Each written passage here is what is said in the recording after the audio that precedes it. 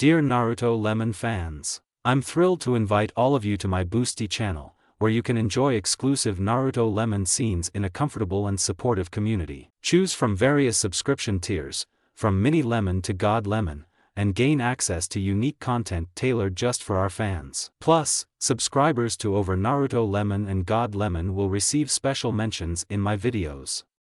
Support my channel and dive deeper into the world of Naruto today. Dare.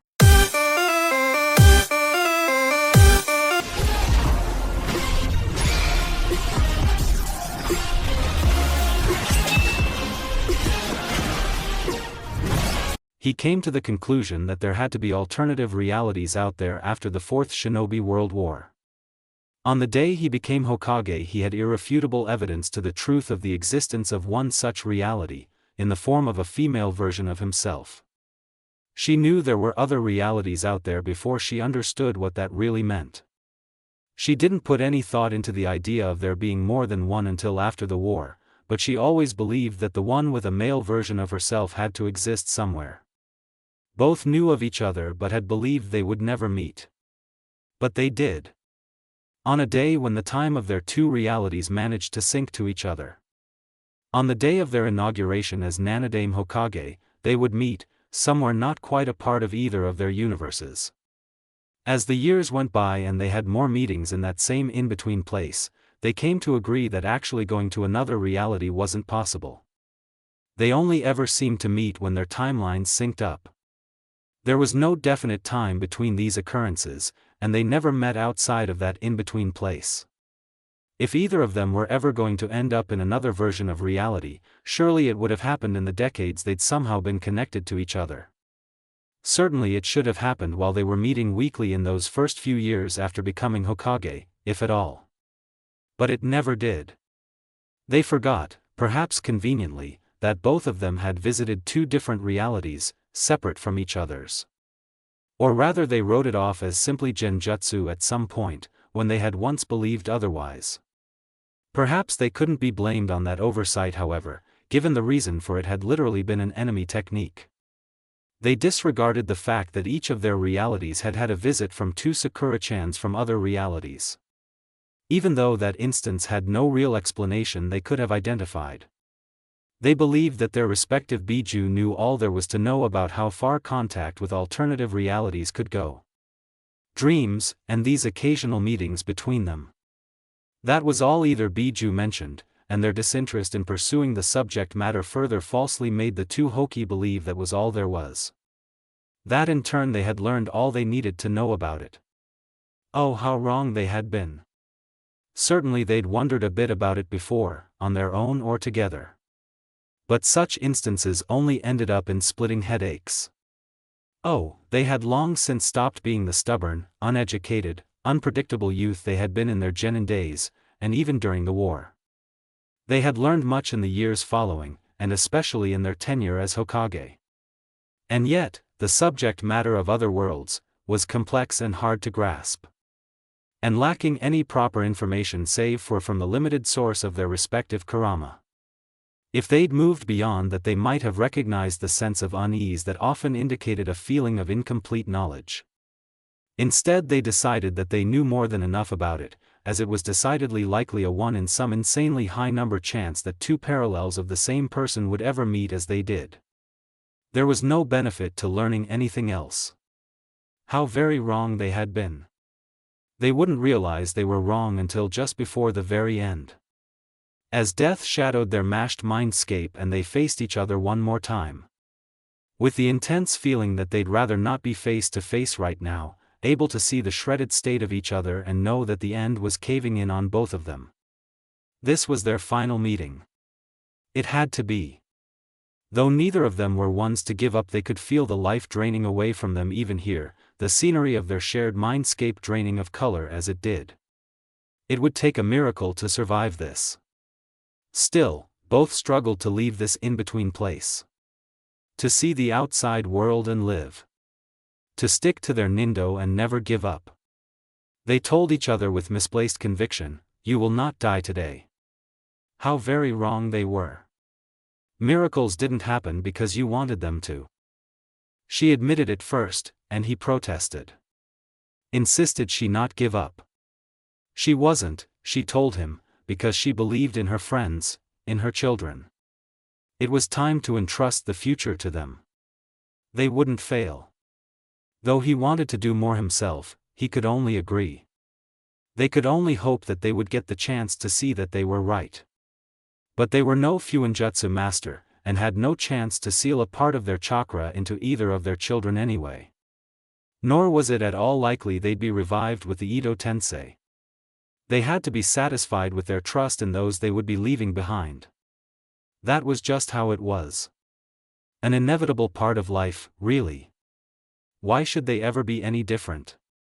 Just because they knew of cases that had gone against the norm, a healthy handful of them, had never meant that they would be among them. Again they were wrong. As everything around them bled from various shades of grays to ink black, they said their final farewell to each other and waited for oblivion. It never came. Instead was the awareness that there was still water below their feet, and the strange familiarity of the black expanse before them. This could be only one place. A place neither had ever expected to be again. Clearly they had been wrong. Drip. The sound of a single water droplet echoed around him, but it shouldn't have. Drip. Another one, yet everything was dark, and all other sensations had left him. Drip, drip. Naruto? Soft. Unsure. Another sound that should not have been there. Drip. Naruko? Just as unsure, and clearly confused. There was slight sloshing now that he never would have noticed if the world hadn't been so void of everything else. "We're supposed to be dead, right?" the now tremulous female voice asked. Light splashing sounds could be heard as feet moved along the surface of the water below them. Sound was returning, slowly. Or maybe it had never really left. I thought that's what would happen when it went pitch black. The soprano voice grew a bit louder, and the feet moved faster on the water's surface. Dead means not feeling anything anymore, right? Or like, going to the pure world, or something that this clearly isn't, Databeo. The feet stopped shifting, and silence stretched until they were aware of each other's breathing. Breathing that had been heavy before from phantom pains, emotion, exaggeration, and the weight of finality that came with the end. Breathing that was now only slightly troubled by one of those things. Maybe this is what it's like to be dead? Naruto found himself responding. He could feel the frown on his face, but he still couldn't see anything at all. Not even the blonde woman he knew was only a few feet in front of him. There was a scoff, unmistakably from that woman. An eternity in our darkened mindscape mashup? Sorry, but I don't buy it, Tibeo, the woman responded, and he could practically picture her rolling her eyes. But there was something else he came to the realization of. Her voice was smooth, although still confused. It showed none of the fatigue and pain that had been there before all fell into complete darkness. Much as those things were absent from their breaths. I like you and all Naru and I, but we're a bit too alike to get along for an eternity here in the dark. Naruto grimaced at the idea. She was definitely right. If the lack of sight didn't drive either of them crazy, then that coupled with spending the rest of eternity with someone annoyingly similar to yourself was sure to drive a person crazy. Sure, Naruto was fond enough of Naruko, his female counterpart. He thought of her like a little sister after all. However, that didn't mean Naruto could stand being around her absolutely every minute of every day. Not even for a few days, let alone with no end. Ever. Oh, he certainly understood where she was coming from. That would be a kind of torture. That would suck, Tibeo, he muttered, but the hum of acknowledgement told him she had heard it anyway. Well, at least you don't sound like you're about to croak anymore. You too, the response came immediately, and there was relief in it. That scratchy croaky voice sounded like crap. She complained. And he found himself slightly reassured by it. By her ease at voicing her complaints despite the circumstances, rather than breaking down. There had been times when they had met, when she'd been terribly overwhelmed, and so had he. He tried to hold that in, but she would let go in this space of theirs, allowing him to do so as well. So yes, her complaints, they were strangely reassuring now, at the end of it all. So aggravating to Bayo. A sigh followed these words, before the sound of feet hitting water reached Naruto's ears again. You looked even worse though, still hurt? She asks him in concern. Naruto shook his head, and then remembered that nothing could be seen. No. The pain stopped a while ago actually. It was the truth after all. When everything had faded to this darkness, the pain and other sensations had gone with it. Me too. So maybe this really is what death is like then. A low groan followed these words, followed by a loud splash that was unmistakably Naruko stomping a foot. Naruto had to bite back a snicker. It had been a while since she'd acted so childishly. But that didn't mean he wanted to set her off on him by letting her catch his amusement. Naruto opened his mouth to respond, but no sound came out. Not because it couldn't, but because he stopped himself, lips still slightly parted, but eyes narrowing against what moments before he thought was impossible. The water was emitting a soft yellow light. Although it wasn't much of a light, it was more than enough to hurt his eyes after the utter darkness of moments before. However, there was another reason why this light made him hesitate. It was all too familiar. The light of his mindscape from years ago. On one specific visit to be exact. Exhaling sharply, Naruto snapped his head to his right, seeking out the figure of Naruko, fearing that she had disappeared and he was now alone. He had to blink his eyes several more times to clear his vision, but the silhouette of someone was definitely there. Yes, she still stood there, her features blurry and indistinguishable, but there. Gradually his vision cleared, or perhaps the light brightened. Naruto wasn't sure which, but he was soon able to make out first her form properly, telling her she was decidedly whole again. Not torn up terribly as she had been when this meeting had started. Then finally he could make out Naruko's expression. Which was just as shocked and confused as his. Only she wasn't looking at him, but ahead of her. Who? The question that the blonde woman posed was too soft to have been intentional, but it hung in the air nonetheless. And had Naruto's gaze flying back ahead of him, searching. Two figures that were little more than silhouettes were before them. One standing, the other sitting. Both didn't touch the surface of the water, floating just above it. But what stuck out the most was what both figures had in common. They either had horned head plates adorning their brows, or they actually had horns. And both had spheres floating around them. The horns immediately made him think of the Otsutsuki. A possibility that initially brought forth wariness and anger both. The majority he had met had not at all been a good thing for his world. The spheres made him think of the truth-seeker orbs. Which was also not a good thing, but they hinted at a less troubling possibility. Pulled at a memory. A memory linked to the glow. The anger ebbed away. Hagoromo Ojiji? Naruko's clear but confused tone broke the silence, voicing what Naruto had been thinking. There was a light laugh, as the features of the man who was floating in a seated position began to come into view. It wasn't long until he could make out the faded, once brown hair of the man, and then the Rinnegan's purple hues in the shadowed face. Indeed. Moments later they could clearly make out the aged face of the Sage of Six Paths, who almost appeared to be grinning. And one you do not yet know, but know of. He raised an inquisitive brow. Again with the confusing speech, Bayo and Naruko muttered, but her attention had clearly already gone to the yet-to-be-identified figure. Well, judging by the orbs and horns and stuff. You're another Otsutsuki. And the only one that I can think of that I just know of would be Hamura. That would be myself, the second figure spoke, and slowly his pale features came into focus as well. White skin. Pale Byakugan eyes, and age that seemed to rival his older brother. Wait, no, those eyes, that was not the Byakugan. Tensegan? Yes, that had to be it, that was what matched with the feeling the eyes gave him. He'd never thought he'd ever see that again. Naruto furrowed his brow in utter confusion. What are you two doing here? I mean, last time I saw Ojiji over there was during the war, he stated point blank, pointing a finger at the older, yet younger appearing, brother. And I only thought I was dead then. So, are we not dead? Hagoromo's expression sobered, although it wasn't a frown either.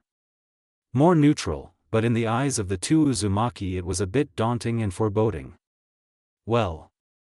Not yet at least. The sage answered, but there was no hope in those words. But this time I am afraid I must inform you both that there will be no recovery to fight again in either of your worlds. A sharp intake of breath. A slow exhale.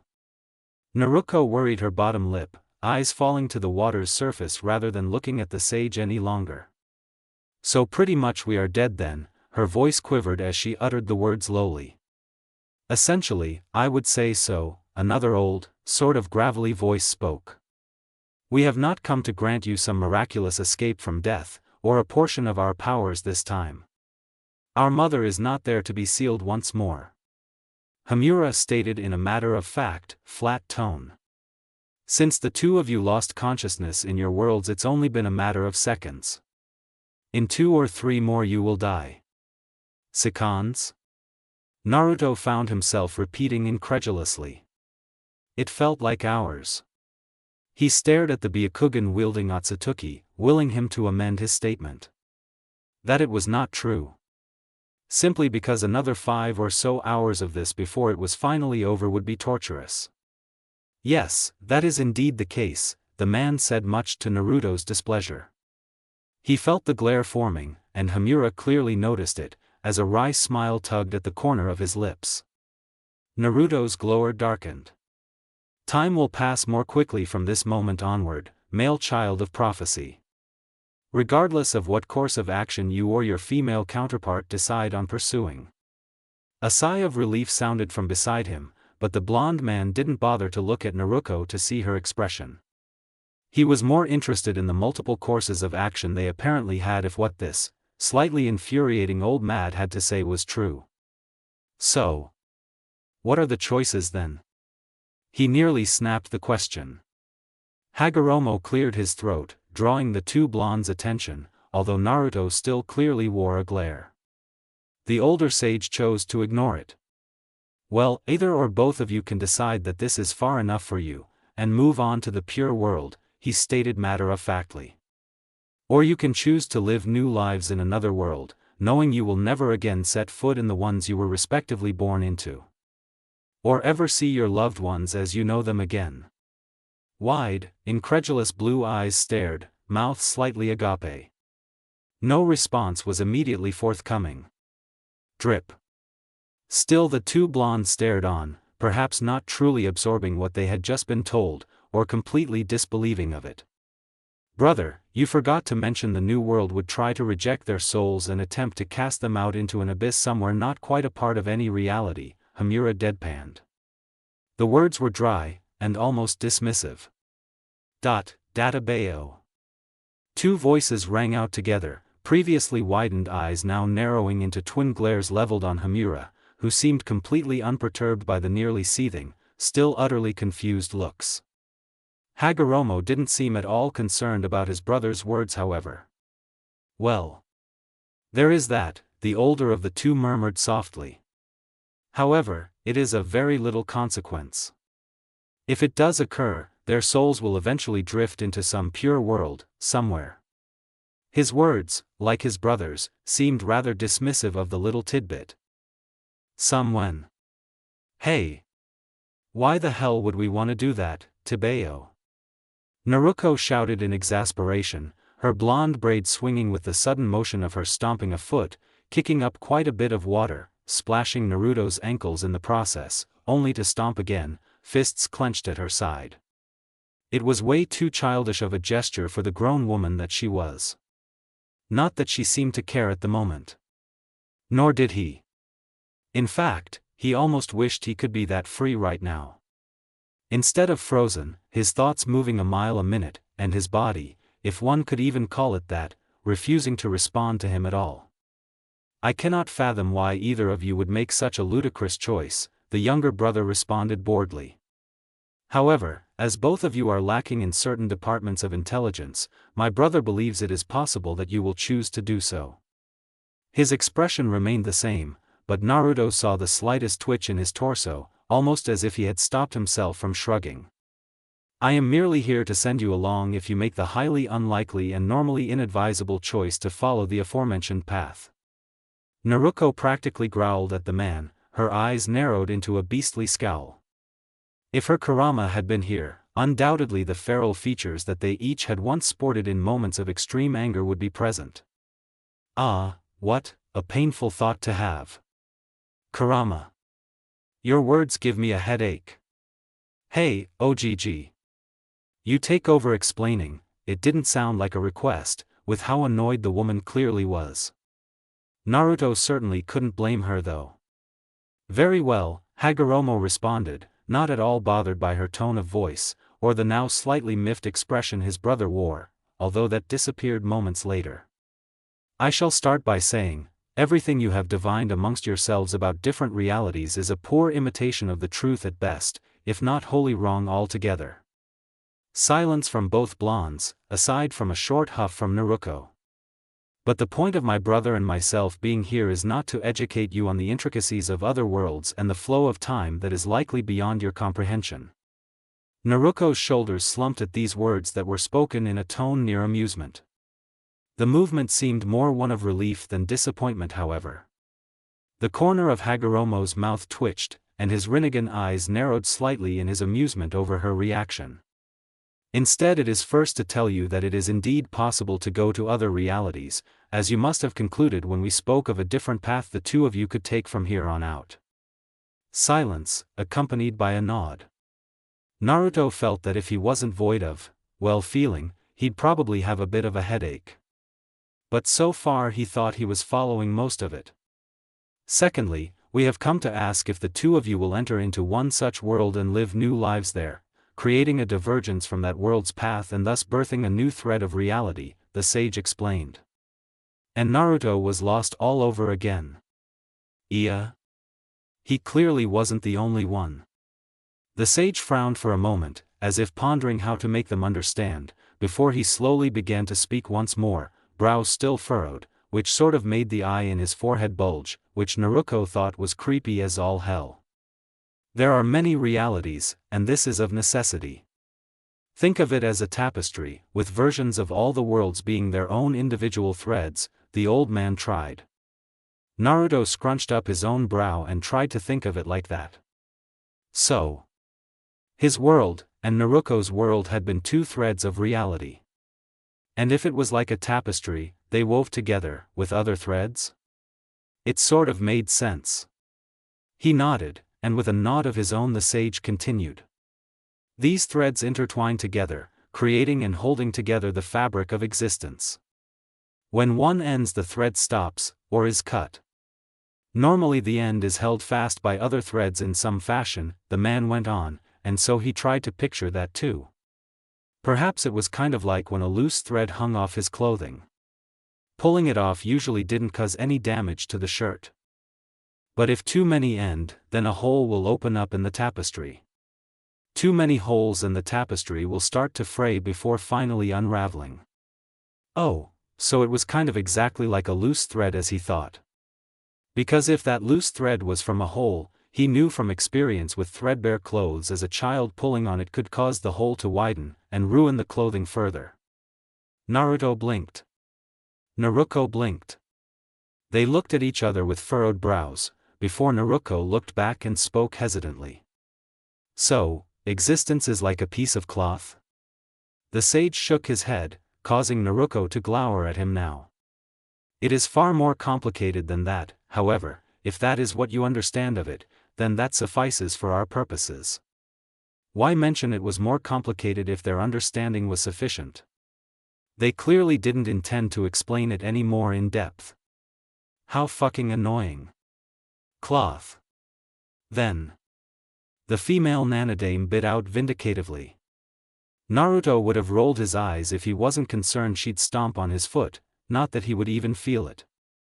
So, there was a hole already, and one of the worlds that came to an end and opened this reality hole bigger.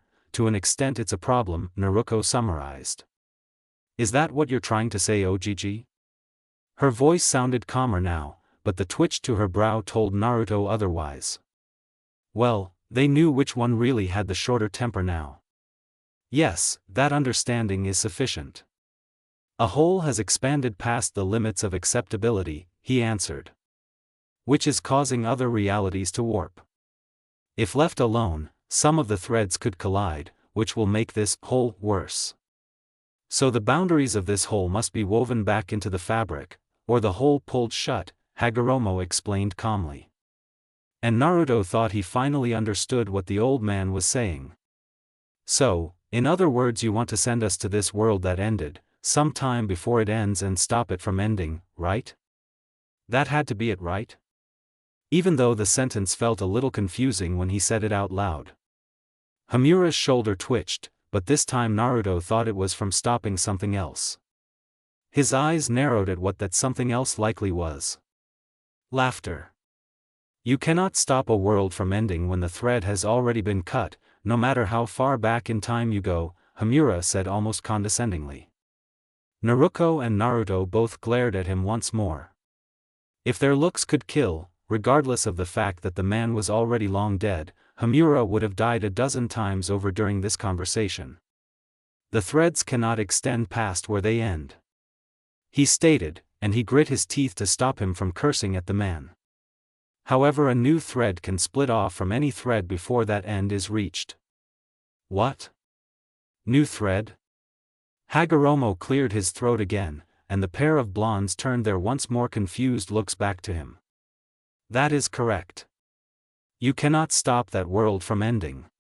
We want you to instead create a new world thread that branches off from the one that has been cut. Silence again.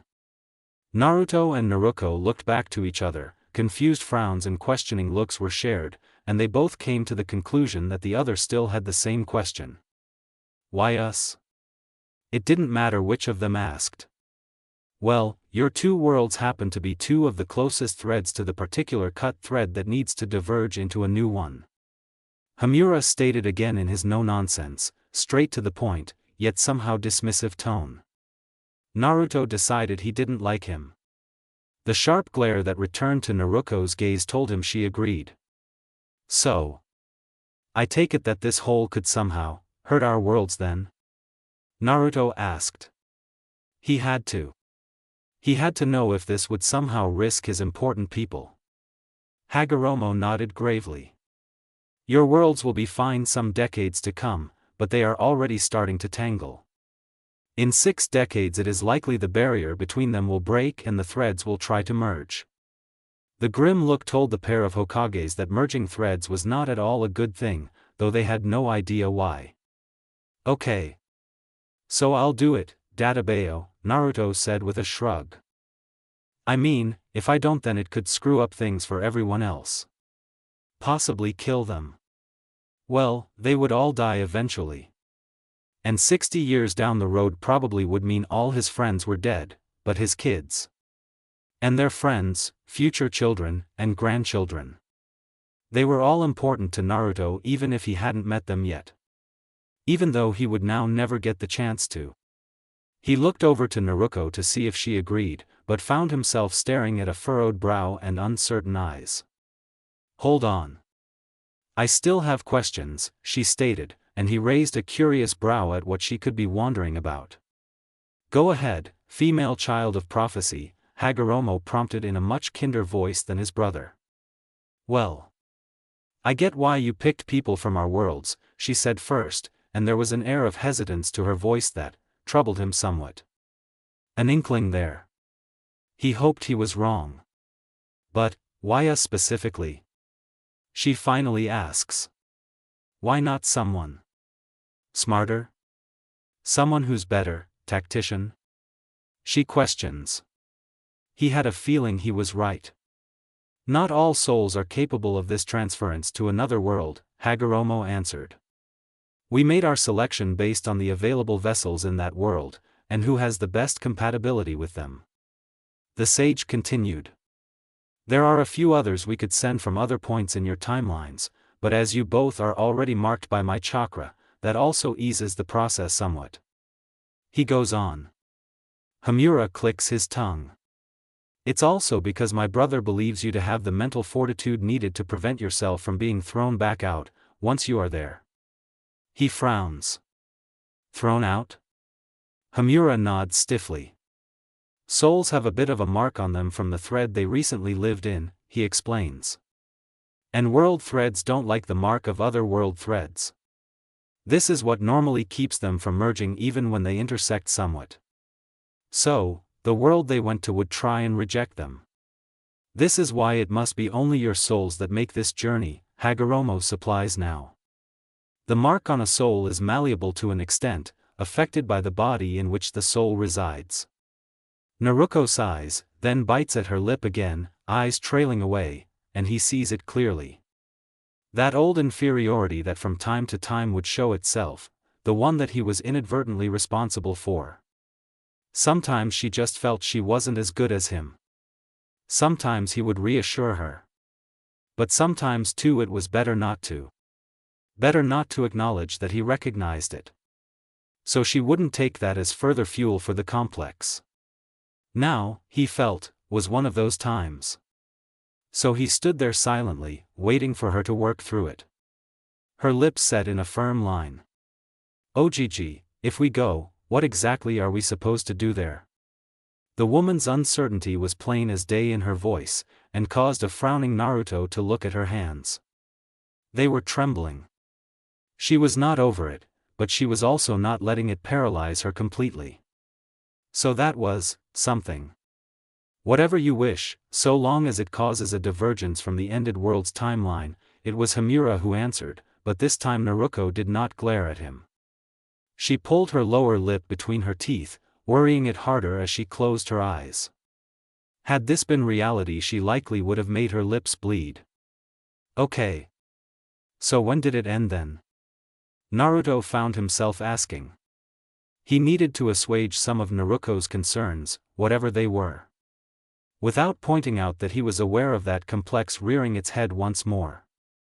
The concerns that had nothing to do with it. So she could make the choice for herself, whatever her decision might be. 6 decades hence from your deaths, again, Hamura. He pissed Naruto off. Wait, what? How the hell are we supposed to stop something that happened after we died, Databayo? These Otsutsuki needed to stop catching him off guard with crazy words, and ridiculous expectations. Naruto, calm down, Hagoromo spoke gently, and with a sigh, the blue-eyed man turned his attention back to the sage. It is very simple. You two will be sent back to a time before your births. Before their births? How is that simple? That was even further from the point of the world ending. But the sage continued on, heedless of his confusion. This world, like Naruko's and your own, originated from the same thread. It split from that thread in a time before your two worlds split when your genders were determined. What? That's supposed to mean what, Gigi? He was losing his patience. Though he didn't quite glare, all the glaring and confusion was honestly wearing him out. Odd, could a nearly dead person in their mindscape really experience fatigue when they felt no pain? It means that it has not been separate from your world long enough to have a drastically changed history. In fact, the history is a near clone of the two of yours, with only a few, not as significant changes, such as personalities, again, Hamura. Shut up, Byakugan GG. Which means? His irritation laced his voice heavily, although he didn't glare at the other old man this time. His eyes remained fixed on the sage instead. Change a major part of the history you know, and you will create a divergence, and there it was. At last. Change the history that he knew. Right. Simple enough, he supposed. Maybe? Depending on how far back they were sent. because he wasn't a history buff. But, if this thread was one that split from the same place as his and Naruko's, which seemed to have split, from what he could assume, hold on. Does it take time for splits to set or something? He asks, an idea forming in his mind. Hamura let out a surprised sort of laugh. Well, that is an insight I could not expect. Yes, it can take time. The Byakugan GG agreed. It could take time, so the split between his and Naruko's thread. It was likely set sometime between the birth of Nagato and him. Sometime between two of the most possible Yajin no Ko that Jiraiya sensei had trained. Because pain in Naruko's thread had been a Nanako, rather than Nagato, and they had never been able to discover if Nanako had been born in his timeline or not. And that left a wide range of history that this earlier split could have occurred, didn't it? But Hamura had said the split had occurred when his and Naruko's genders had been determined. That in itself he thought likely hinted that the split was closer to his birth than Nagato's, so Nanako had probably existed, and died young enough Nagato didn't remember, or didn't remember enough to feel it was something he should mention to him. Sometime before his parents were killed by Konoha shinobi then. He took in a long breath, and then released it in a heavy, steadying sigh. Still this meant that they were going back to a time he might not be that familiar with. Yet what did that matter? Because if he didn't do it, who would? Well, there had been the implication made that others could be sent. And honestly, perhaps others would be sent to other threads, all things considered. But the sage, and his brother, believed him and Naruko to be the best ones sent to this thread. He didn't think that highly of Hamura, given how things had gone on the moon, and his attitude now. But Rikudo Sennin, the sage of 6 paths. He did think highly of that man. The man who had seen much of shinobi history from after his death, the man who realized his mistakes with his sons. A man who was powerful, despite being incorporeal, yet humble, to a point, and trusting of the people left behind in the world. Even if they had taken a path he hadn't wished for, with ninjutsu. He trusted Otsutsuki Hagoromo. Naruto nodded. Never giving up was who he was. He was going to do this. Will you go, female child of prophecy? Hamura. Again. Seriously. Naruko's eyes snapped open, and she glared into the pale ones of the younger brother. Straight, I'm going. Now shut up and send us, Databayo. The shoulders of both Otsutsuki lowered slightly in something he thought might be relief. Then a blinding array of markings spread out over the inky water below him and Naruko, as the Hagoromo explained, and Hamura seemed to be muttering. The last thing he sees is the eerie sort of glow of the Tensigan overtaking that of the water, and the array, until everything at all was consumed. The first time she was able to see again, she screamed out her intense relief. Or she tried to. All that met her ears was a wail. An infant's wail. And then there was a blurred face and soothing murmurs that soon turned into frantic whispers to, "Be calm, girl," as the wailing continued despite her not attempting to make any sound at all. All too soon after that she was back in the dark again. Alone. She knew it couldn't have been that long. She knew what she'd been told before this lack of all surroundings had blanketed her, and the one she thought of as a brother faded from sight. You have to be born there. The pale-eyed geezer had told them, just before he actually activated that massive, hauntingly beautiful array. Naruko had just about had kittens. It must be only your souls that make this journey. Ogg had informed them, even before they learned they would have to be born there. So she should have known before it was said, yet. That didn't make it any better. Because honestly, there was likely a lot the two had not told them. A lot she probably should have asked, perhaps. The sage had said that they would seal away their respective personas in the back of their infant minds until their new bodies could handle them being in control, supposedly so that the years it would take to be functional would pass seemingly as days. But her first sight of the new world had been from the eyes of a baby. A baby with the lungs of a newborn, judging from that wail. Did that mean the new world was already trying to toss her out? Just before they had disappeared, the Horn brothers had issued some sort of warning about the seal's rate of deterioration being sensitive to the world's reaction to the foreign mark that would be upon their souls for at least some years after the transfer. She thought they had mentioned that it was possible the seal could break before their bodies reached the projected age. Not that she knew when that was supposed to be. The whole lot of it had been too confusing for her to properly understand. Plus there had been the shock of it all. And she'd technically had just died. Been killed. She shouldn't dwell on that. This was a new life now. However, there was nothing she could do with a body that only ate, slept and. This could end up being a pathetically short second life. But if this was just the first signs of the seal deteriorating, maybe there was time left for her to gain the needed motor functions to do something else aside from those three things. She had no idea how this seal thing worked, or even what the Byakugan GG had meant by the world rejecting their souls. So she really had no idea what to expect. Or rather, how the world would reject them. What form the rejection would take, what the process that would attempt to extricate her soul from this world thread might be like. Was it something she could even really perceive? It wasn't as though she knew what the pure world was actually like after all, since the two Otsutsuki had sent them from their worlds literal seconds before death actually claimed them. So how did she know she was still in the other world thread? Was that what had happened?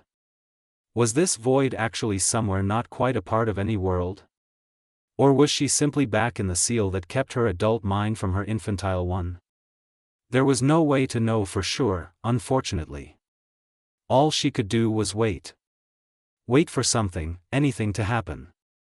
No, that was not entirely correct. Something else was said. An implication that the way to fight against the new world rejecting their souls was connected to willpower. She calmed herself, forcefully, taking advantage of her years as a shinobi, as a Hokage. Because that was literally all she could do in these circumstances, aside from waiting. For the first time since her academy days, trying to put herself in Narunaru's shoes would do her absolutely no good. He was in the same boat as she was, though she didn't know where. He was starting as a baby just like she was. So instead she fervently hoped that Naruto was having better luck than her. The first comprehensible words he heard reached him while he was in the darkness. He had no idea if his infant shell was awake or not. The words didn't start off comprehensible either. At first he was simply aware of a smooth, calculating male baritone. And then there was a voice he thought sounded similar to the one that had soothed the baby boy the only other time he had been aware of what was going on in the outside world. In contrast to the soothing, quiet tone of that instance, however, her voice was harsh, and most certainly a touch above regular speaking volume. They've just been born. There's no way to know yet. Just born? He'd hoped that it had at least been a couple months. Although maybe she wasn't talking about him in particular. This could be a hospital, couldn't it? Or healers of some sort, depending on how far back it was from his original time. She could be a mednin or some other sort of healer, in charge of tending to infants, and for some reason he was still in her care even at maybe half a year or a year old. Wishful thinking. Wait, no, what exactly? Whatever it was, the woman's voice was rather hostile about the subject. Just got one of them, the man spoke, a dangerous edge now to his voice.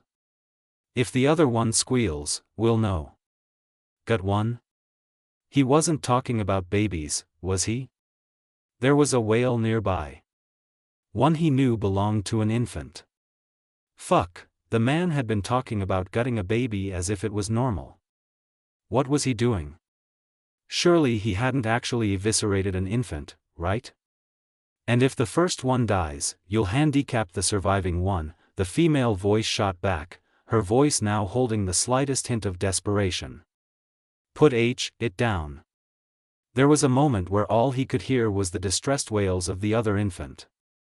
He had no idea if the man had put it down, or how he'd been holding it to begin with. Somehow, he couldn't picture the owner of the cold voice to have been holding the infant properly. However, the fact that the baby was still crying meant that he couldn't have cut its stomach open. An infant would have probably died by now if he had. Then there was a resounding thwack. It took him a moment to realize that someone had just been hit. "Don't take that tone with me," the man's voice spat. Obviously it was him who had hit the woman. And he did so again, he believed, by the sound. He vaguely thought he heard the woman doing her best to hold back a cry, and the sound of a body hitting the ground. "Silence it. Or I will gut it." Then once more it was just the wails that met his ears. Nearly a minute passed before he heard anything else again. Some shuffling, a sharp intake of breath, and the vaguest hint of the coppery smell of blood. "Hush, girl. You must be quiet," came the woman's voice. It was a gentler tone, but it showed no attachment. The tone was clearly only soft to try and get the infant to be quiet, not because there was any affection for the baby from the speaker. So the other infant was a girl? And he and the girl had both been born just recently. Could they be twins? That's what made the most sense. It was either that or there were other infants here who were just born and he was older, back to the wishful thinking on that one. But since no other babies had started crying at all, the racket, chances were slim. It was more likely that it was just the two of them. But why would they both be together with just this woman and the dangerous-sounding man? Were the two their parents? Naruto hoped not, even though that meant that they'd been snatched away from whomever their real parents in this world were. Being an infant was far from pleasant on the nose. She could really stink up a room. It didn't help that she was always next to another baby either. Who could make a stink just as well as her? She thought he was worse actually. But it wasn't as bad as what had to be done whenever she made that stink. Wearing a diaper was embarrassing. And very uncomfortable. It didn't help that there must only be a total of 4 cloth diapers for the two infants. Sometimes it would be over an hour that she'd be aware of the world, while enduring a full, sodden diaper. And then the diaper that replaced it would still be damp from washing. It was a miracle that her baby shell hadn't gotten deathly ill from the unsanitary and cold state she was often left in. Were these people doing? This was no way to treat a pair of babies. They needed to be kept clean and warm. And fed. Hunger was becoming an all too familiar feeling for her to wake up to. The poor baby's wails for attention usually only got an embrace and soothing words, or an urgent request to be quiet. Naruko felt that the baby was barely being fed enough to survive. It really was a miracle that she hadn't died yet. The other baby wasn't being treated much better, as far as she could tell. He wailed just as much as she did. And that wasn't the worst of it. On several occasions she'd had the sensation of being upside down, hanging above something that smelt heavily of death and decay. A cold voice always accompanied these occasions. A threat. And a progressively more desperate plea not to drop the infant each time this had occurred. Whoever the man was, she positively hated him already. She hoped he was not her father. The woman who tended to them was a little less distant compared to what she had been in the start. Still, it seemed to Naruko that she had no love for the two infants. She hoped she was not her mother. Through it all, Naruko kept asking two questions. Where were her parents in this world? This first question was something she was familiar with. She'd asked it many times when she'd been growing up the first time. Something that now had a part of her wondering darkly, was she not permitted to know what it was like to have a family? Was there some other mark on her soul, aside from the one that indicated it came from a different thread, that meant she was fated to a loveless childhood? Or the even more sinister line of thought, was that some strategy of the world thread to expel the foreign entity that was her soul? She never dwelled on these thoughts, when she could help it. Instead distracting herself with her second prevalent question. Where was Naruto? Catching snatches of the outside world in sight, sound and smell was nothing short of frustrating. He couldn't actually do anything, he was simply along for the ride. He had no sense of how long it had been either.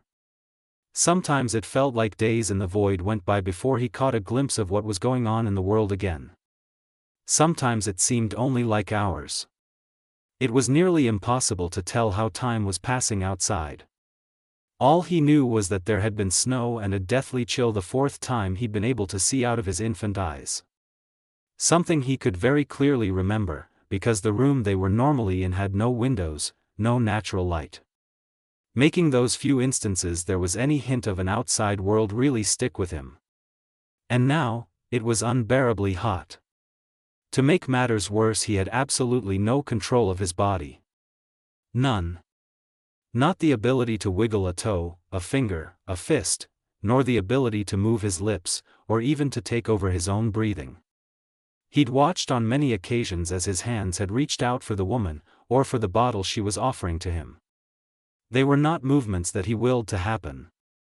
Nor could he stop himself from crying at hunger or the discomfort of his diaper. Being trapped in a baby's head was going to drive him absolutely crazy. At least he must be nearing a year old now, right? There had been some baby talk, some attempts at real words, and a bit of crawling, though no attempts at walking. Plus he suspected it had been fall, maybe very early winter, when they'd been born, and now it appeared to be summer if the heat was any indication. Only something felt off about that assessment. Something about the way his eyes watered. The way his body was coughing more. Something about that acrid smell. Smoke? That's exactly what it was. There was a fire.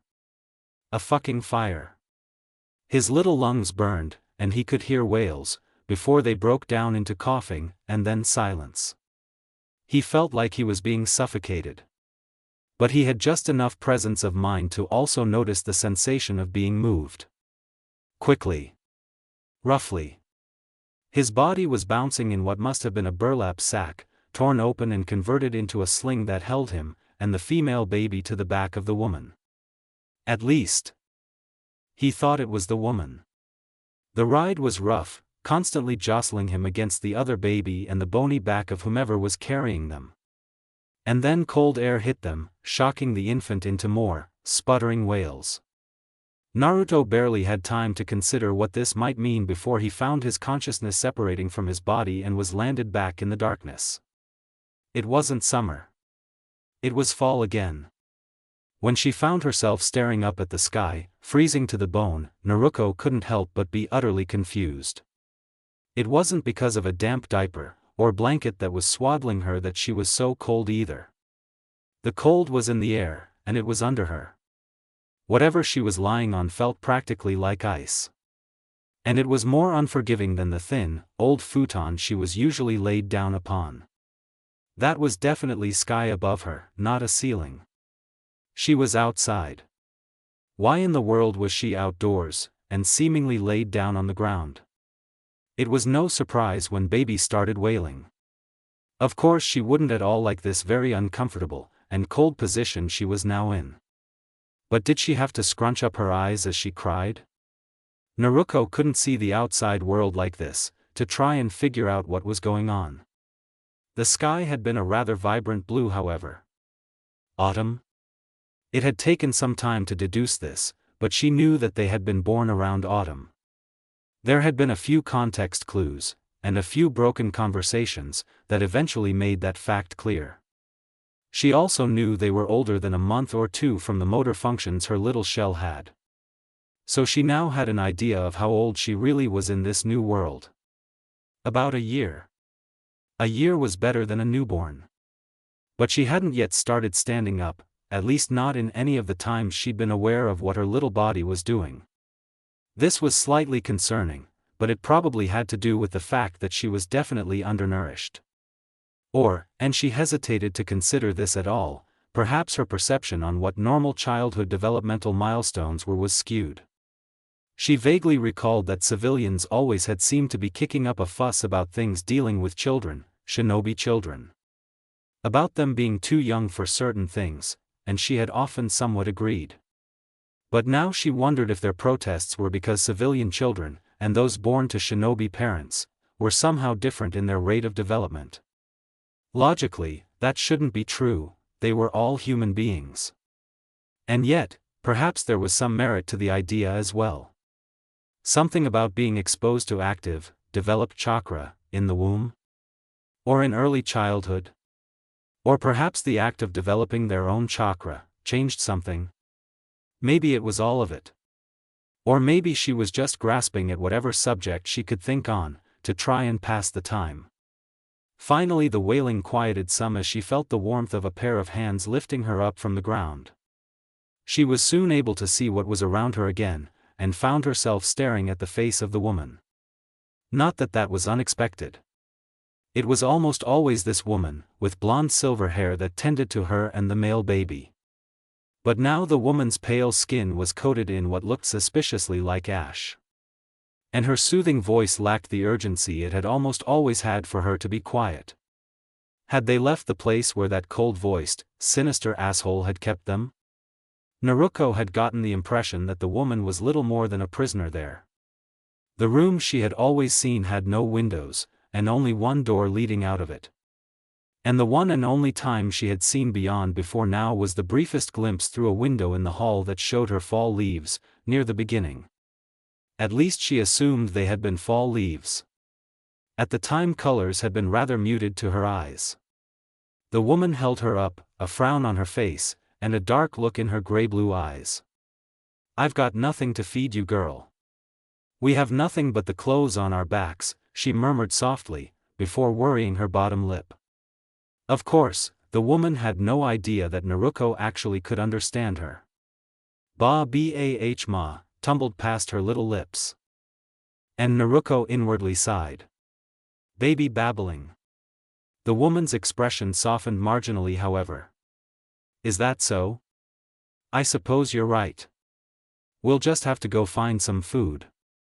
Of course, she was more talking to herself than responding to anything intelligent, but clearly the silly baby talk had eased the woman's tension some. Okay, maybe baby babbling wasn't so bad. Not for the first time, and likely not the last, Naruko found herself wondering if the woman was their mother. From what she had seen looking at the other baby, he had blonde hair and blue eyes like the woman. His hair was too dirty to tell what shade of blonde. Maybe when she started really talking, and could control it, she'd be able to find out from the woman herself. Ooh. Ooh ga, fell past her lips, sounding like more senseless babbling. But Naruko started, that had been her. Her lips had moved on her desire to try and say oka, to find out once and for all the identity of the woman. "Now then, let's gather up your the boy and get going," the woman spoke as if the baby in her arms had not just attempted to call her mother. Either she didn't notice, or chose to ignore it. However, Naruko didn't fail to catch the word the woman had almost said. Brother. Well, at least she finally knew she and the male baby were actually related. Twins, in fact. Goodness. You look terrible. A concerned voice rang out from nearby, rousing the babe from slumber and pulling Naruto's consciousness into high alert. This was the first new voice he'd heard in what must have been at least 2 weeks. "Oh. Oh my, you have children," the concerned female voice grew in pitch. Unfortunately Naruto could not see the speaker, his eyes staring at the grimy cloth of the woman's shirt. "Please come in. We need to get you 3 cleaned up and fed. Those poor dears." The female carried on, clearly ushering them indoors. Finally they were out of the bitter cold. It was still a little chilly, however, and he knew that was likely because this was some small home in a village that relied on wood, or coal, to keep warm. He could smell the hint of it in the air, nothing like the overwhelming acrid scent from the day of their escape, but still a little irritating to his young nose. What in the world were you thinking, traveling about with 2 small ones like that, without a coin to your name by the looks of it? This was now admonishing, disapproving. "We hadn't expected twins, all our savings ran out months ago," the woman started, and Naruto knew that the emotions were exaggerated. She sounded so forlorn. "My husband wanted to move to a new village where he would have more work, but he was killed on our travels," she went on, her voice sounding totally devastated. You could hear the tears, seemingly choking the words. I've been doing what I could, but nowhere I've passed through since I would employ a woman with 2 infants. She was really laying it on thick, but it would work. just as it had the last time the woman had used this sort of ploy. "Oh, I'm so sorry dear," came the now pitying tone of the other woman. "What a terrible tragedy. Well, don't you worry about a thing now. We don't have a lot to spare, but I can ask around town. We'll get you back on your feet, you'll see." Thank you so much," the woman gushed in feigned gratitude. But Naruto already knew that they wouldn't be sticking around here. This wasn't the first place where the woman had taken advantage of the pity and kindness of others. It had been a while since the last time, certainly, but this woman was no stranger to pulling at the heartstrings of others to get things they desperately needed, and then leaving without a word. They'd probably be gone before this woman woke in the morning, like they had done several times before now. It wasn't going to be the last time, either.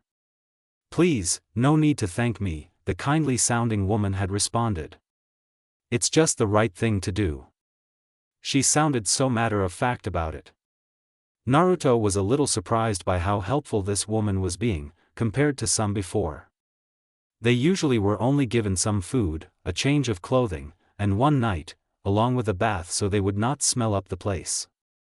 "By the way, are they both boys?" the woman asked curiously. "Oh, no. The smaller one is a girl. She was born second," the woman replied back with a more cheerful, relieved-sounding voice. This wasn't the first time this question had been asked. It wasn't the first time the woman had responded this way either. With every other question her answer changed for each new home that offered them hospitality. Something years of training told him served one purpose: to avoid a sort of word-of-mouth trail that could be left in their wake.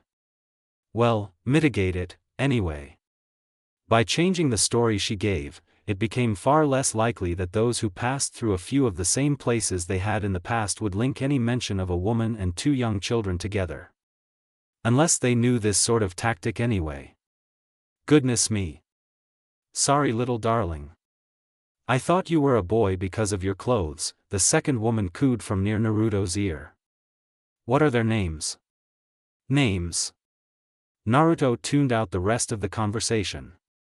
After all, whatever names the woman gave would be different from the ones she'd given last time, and the ones that would follow. They didn't have names. At least he had solved the mystery of which of them was older. Probably. Who would have thought that feeling your body walk so unsteadily, while you couldn't actually control it, would be so utterly terrifying? Or a baby, well, toddler, being just that. Being only a spectator as your body toddled and tumbled about, dangerously close to drop-offs, running water, or other hazards commonly found outside. Well, a child's curiosity stopped feeling like a good, or simply annoying, thing and turned into something highly undesirable. You'd think, given how malnourished she was, that she would run out of energy a lot sooner than she seemed to. Her little body could go. And the woman was far from impressed once she got away from her. Or when both of them did. Sure, they were both still learning how to motor about, but that honestly made watching it from the sidelines more nerve-wracking. Toddlers simply didn't know their limits. Apparently underfed and underweight toddlers were not much different. After her little body had taken its first shaky steps, it almost immediately tried to run. Which of course had resulted in her little face being introduced to the dirt. Naruko wanted more than anything to be properly mobile and in control of her little body, if only there was a way to skip over this toddling stage. At least the baby talk was slowly giving way to actual words now. If only she'd been able to choose her first word. But alas, it had been beyond her control, like almost everything had been so far. At least the word wasn't an embarrassing first word. In fact, it was kind of disappointing. And quickly becoming aggravatingly annoying. Boy, came an excited squeal that she recognized as her own, as her little feet hastily moved to try and chase down her blonde-haired brother, hands stretched out in front of her. Seriously, it sounded as if that was his name. Did her shell actually think that? The division between herself and the toddler on the outside was becoming increasingly worrisome. What would she do if this toddler formed a whole personality of its own? Would that mean she'd be stuck on the inside? She sincerely hoped that wouldn't be the case. But, what if there was a whole other soul involved in this? Would it be right? She always cut that line of question off before it continued further. It was not something she felt ready to truly examine. Because she was here now, and whatever occurred, she was just going to have to make the best of it. The first time he was able to control his new eyelids, he had opened them to the sight of a face he had already learned. He didn't actually know who the woman was, just that she was tired-looking, with dull blue eyes, deep frown and worry lines marking her face, framed by silvering blonde hair, the color masked by days of dirt and grime from sleeping in various out-of-doors hideaways. Her skin was pale from stress and poor health, dark circles hallowing her weary eyes. These features were not as well masked by the state of uncleanliness the woman was coated in.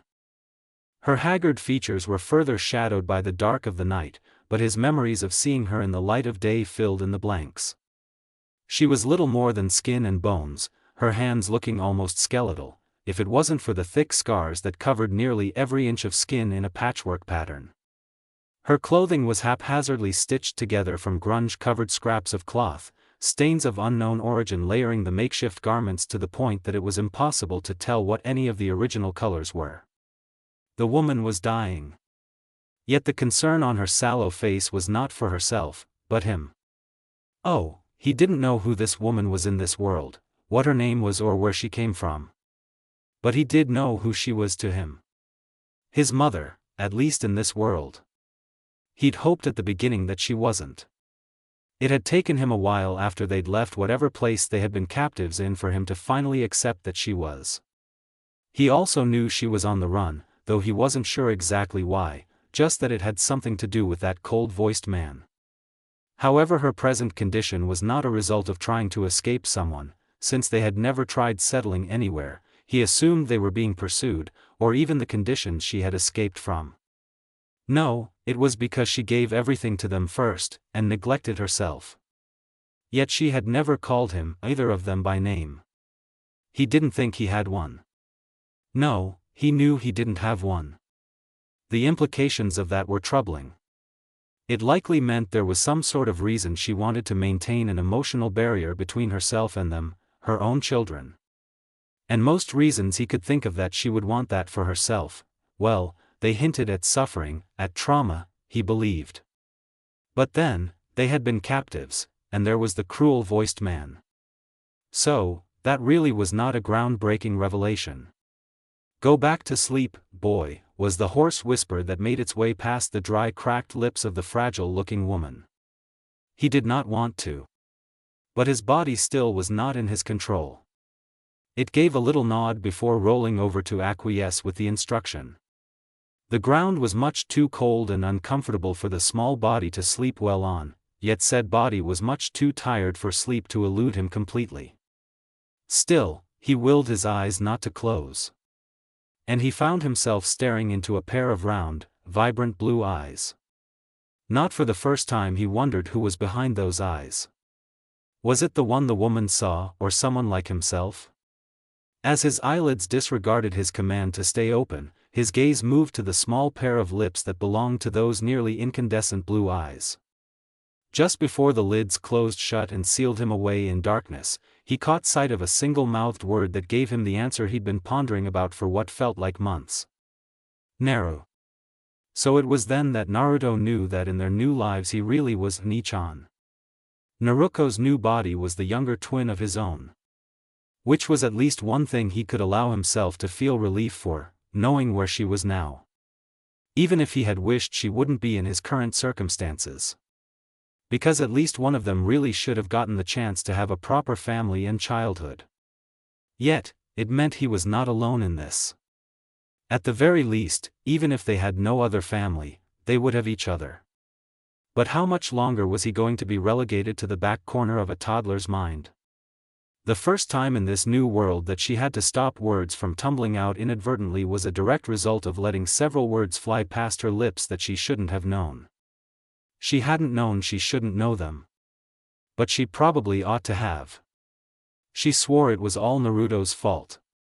even as some part of her recognized how childish that was of her. It had started with her exercising her newfound ability to control her tiny mouth whenever she was actually aware of the outside world, which she estimated was nearly 3/4 of the time that her little body was awake. Naruto hadn't responded to boy. Boy was all the woman ever called him, like she was simply girl. That was also all their little voices had called each other.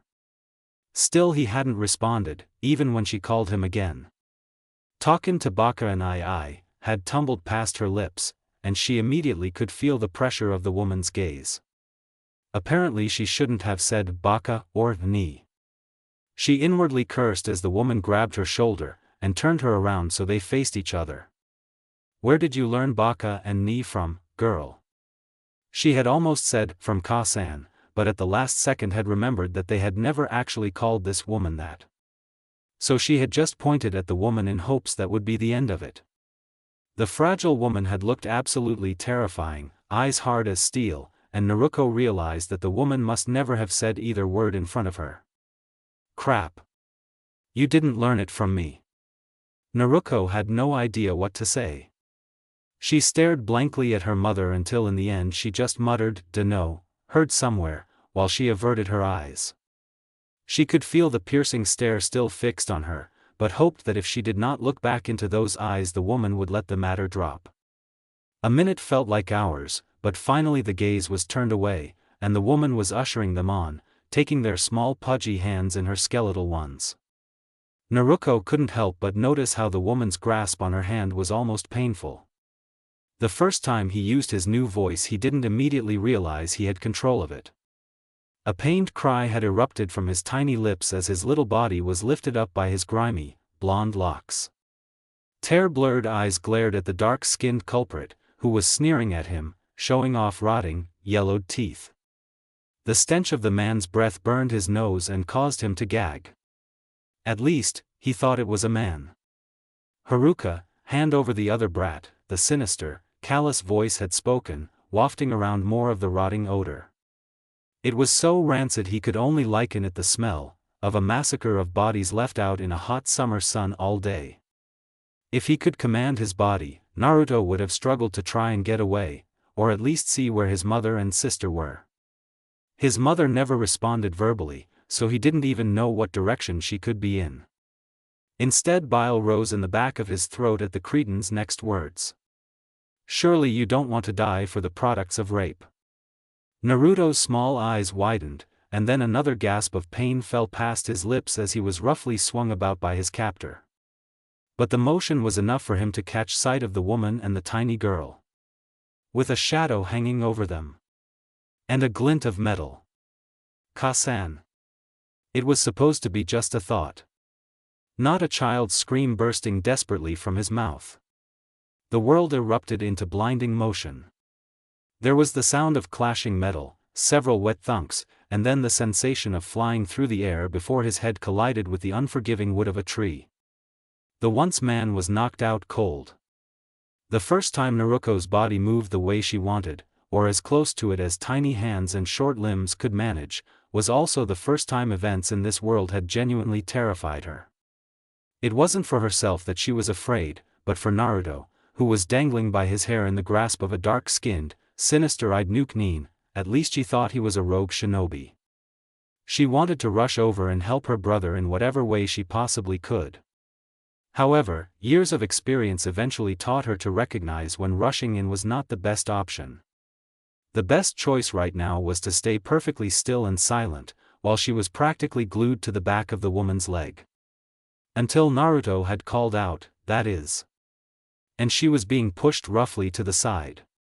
Instinct kicked in, and her child's body did its best to follow through, twisting awkwardly as her hands thrust out to catch herself before her face could meet the dirt.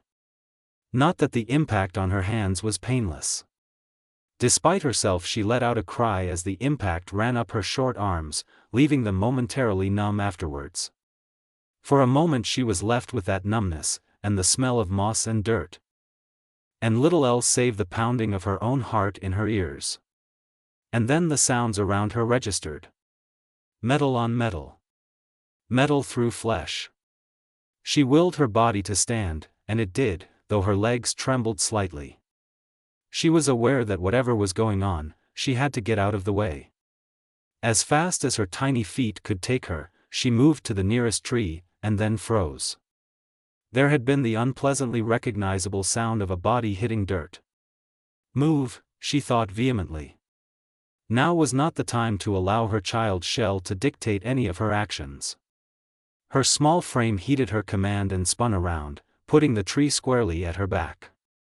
It was not the most defensible place, not when other ambushers could be up in the branches of the trees. But it was the best that was available to her. Her eyes quickly sought out the fallen, needing to know who it was. A sigh of relief very nearly escaped her lips when her eyes landed upon the who. It was the fiend that had held her brother hostage. With his partner's kunai buried in his throat. Painted red from the blood. Staining the dirt and the grass. Spreading. She had to fight against the child's urge to scream and cover her eyes as the man drew his final, gurgling breath. Then the light from his eyes faded, and he was dead.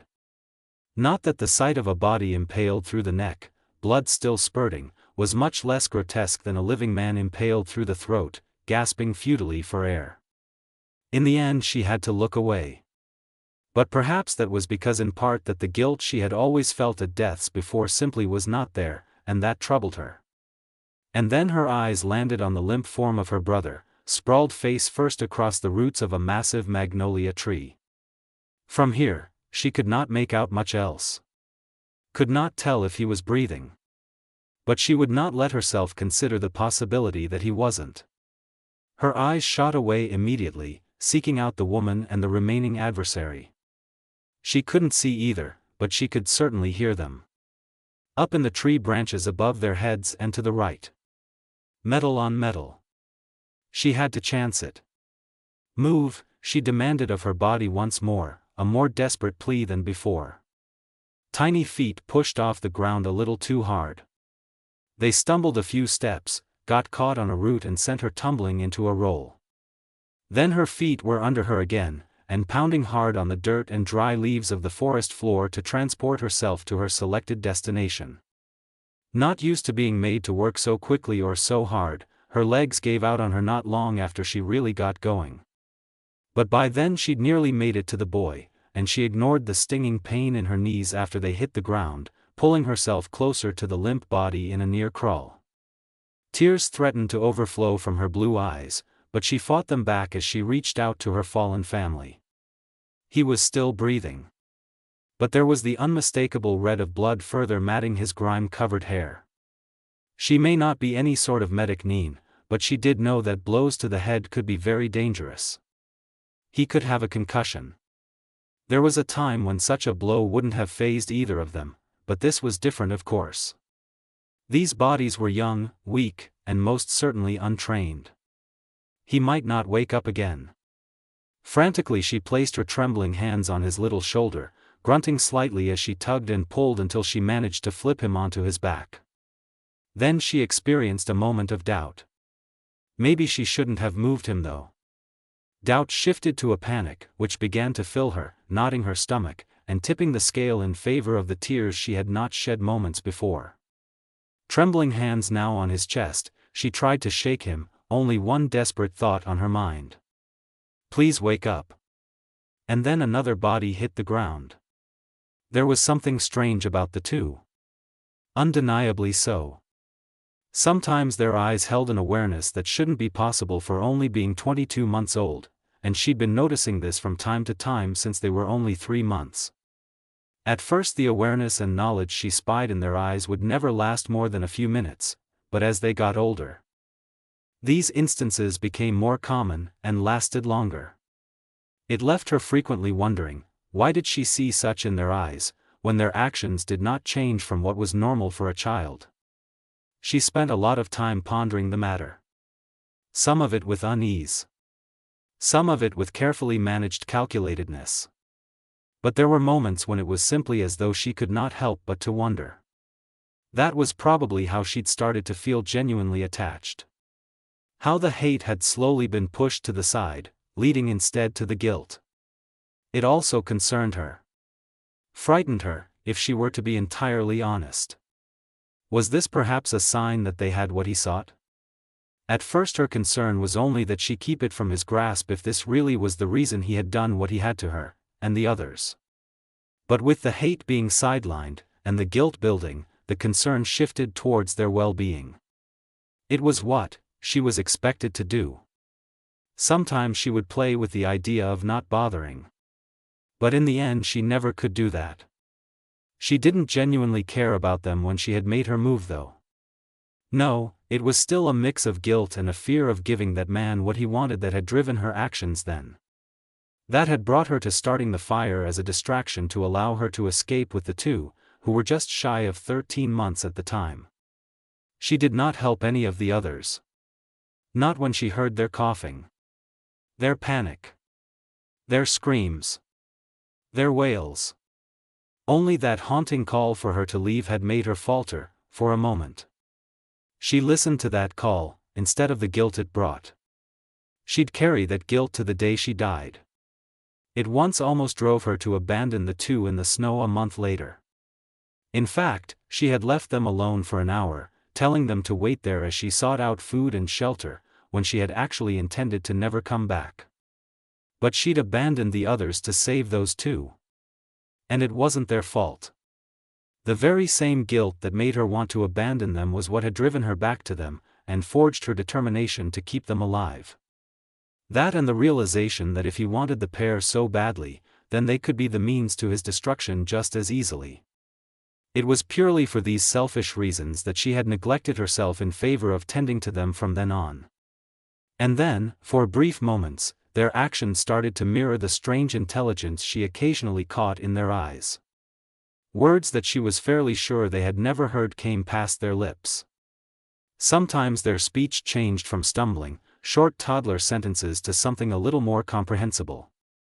And then there was the sense that they knew she was their mother, though she never said it. Never referred to them as her children after they'd started to learn to talk. She hadn't even named them. They were just boy and girl. Not naming them was an effort to distance herself from them. First, so as not to pin all her hate for that man on the two infants whose only crime was coming from the seed of that filth. Now in an effort to prevent her from growing more attached, from genuinely caring. It was a losing battle. They were special. There was just something different about them. The occasional sad smiles she spied on one of their faces. The knowing eyes when she denied them comfort. The concern for her when she offered them food and went without. It was unnerving. There was just something distinctly not toddler about her two toddlers. One moment the brats were as brats should be. Full of aggravating energy and curiosity, and then suddenly they were subdued and thoughtful. They watched her with eyes that seemed to know everything, and yet were filled with questions. Questions they never asked. As time went on, they'd become less normal toddler and more of that strange intelligent something. They fussed less, until eventually it seemed as though nothing would make them succumb to a temper tantrum. It was strange. Unnatural. Heartbreaking. But nothing that had happened before today's events made her wonder as much as what had occurred in the last few hours. The boy had called her Ka-san. It wasn't a word she had ever taught them, nor one she believed they had ever heard. She knew of course that they knew she was their mother. That didn't mean they could have the word for it. She'd been fairly certain they'd always been asleep when she'd taken advantage of the kindness of strangers, which was the only way they could have possibly heard some of these words she'd never taught them. Then there was the girl, who had not frozen up as most children should have given the situation. As she listened to the sounds of battle and face-down violence, the girl had moved with purpose, although awkwardly so, to put her back to a tree, and then later to her brother when she saw his unconscious form. She shouldn't have been watching the girl so acutely. Shouldn't have allowed herself to be so distracted. If she had been paying attention to the second man more closely, she wouldn't have endangered the pair even more. But she also wouldn't have seen that. She'd glanced at the girl and boy in concern one too many times. Left herself open. And her opponent had taken that opening, kicking her hard in the ribs and sending her crashing to the ground next them. The girl had let out a startled squeak. The boy had woken up. She caught a glimpse of his blurry eyes just as she heard the whirring sound of metal. A kunai. Flying right towards the boy. He caught it. Not without slicing his hand open in the process and covering his arm in his own blood. But he still caught the thing. He wasn't yet 2 years old, had only been walking for the last 5 months, and had never received any sort of training. Less than 2 was a bit young for training in any case. But he had caught a kunai aimed to incapacitate. Meant to seriously harm. Most children who had the training and could manage to do that were at least twice his age. They weren't barely toddlers, they'd learned to move well enough that they certainly didn't awkwardly toddle about like the boy and girl did. It made no sense. And yet it made her feel more certain as well. Instead of the fear and unease that had been prevalent most of the time, she considered how un-toddler her 2 toddlers were. Her adversary had been just as shocked as her at what the boy had accomplished. She'd had the presence of mind to use the opening this provided to end it. The kunai was out of the boy's hand and into her own as she ignored the pain in her own body to push herself back to her feet and launch herself at the dark-robed figure. By the time he realized what she was about, the kunai was pressed against his chest, ready to sink into his flesh. Hot blood splattered against her face and hands as she yanked the blade out before driving it back into him again and releasing the kunai from her grasp. But she'd stayed there for several more moments, staring at the man until she was certain he was well and truly dead. Neither the boy nor girl flinched when they saw the blood. Their eyes just took it in, almost sadly. The twins, her son and daughter, were very peculiar. She'd never really thought the woman had it in her to put up a fight. Clearly she had been wrong. Despite her fragile, wasted frame, their new mother could fight. Could kill. Naruko hated death. Hated killing. Oh, she'd killed before, but she'd always tried to find a solution that didn't involve killing her opponent first. When she had the time. When doing so wouldn't mean someone else died. So it wasn't really always in the end. She hated that fact. She hated more the truth that she felt no remorse for the death of their 2 assailants. None. She should feel some. She always had before. Her thoughts would be drawn to the family or other important people the now deceased might have, and she had silently wept for them in her thoughts. Sometimes she actually did weep, once she was alone. There was also the regret that more hatred had been sown. She felt none of that now. She felt like she was losing grasp on herself. Thoughts of those the 2 men could have considered important were twisted into their probably just as bad as them. The stark difference from her usual thoughts left her dumbfounded, eyes wide as they stared at her mother and the man she had just killed. The woman, however, was looking past her, her blood-covered face turned towards Naruto. Slowly Naruko followed the woman's gaze, looking to the boy that her counterpart now was. A shuddering gasp escaped her lips at the sight that met her. Naruto's right arm was covered in blood. Yet his eyes were wide and alert, despite the fact that he was slightly swaying and looked sickly pale. They held the woman's. Haruka's gaze firmly, yet with a hint of resignation. Why? Hoping to find the answer to this question, the woman-girl turned her attention back to her mother. The woman's eyes were steely. Concerned. Suspicious. Oh. Haruka suspected something. She had for a while, Naruko knew. How couldn't she? The pair of them acted rather strangely for toddlers at times. But being grown adults, it was so hard to try and imitate the proper behavior of small toddlers whenever they did have control of their bodies. At least, Naruko thought so. They weren't the most mature, but she couldn't even remember what she acted like as a toddler. And, besides that, they weren't in a typical environment for children to be raised in. They knew that there were dangers. It seemed her unease, her wariness, perhaps even her shinobi training, affected what her body did even before she had any sort of control of it. But perhaps it had been a mistake to not rein in her emotions on all of that, to allow it to affect her toddler self so much. Even though Naruto had appeared to have done the same. She and Naruto hadn't tried to discuss anything yet. With good reason. It was important they didn't make the woman suspect anything remotely close to what was really going on. As it was, she suspected something too much. They might not be able to play it off as simply being genius little toddlers. Their lack of an act of any sort until now, it could come to bite them in the ass. She knew that painfully well in this moment. She could still hope though. Please don't ask anything, she thought. When the woman moved she couldn't help but tense.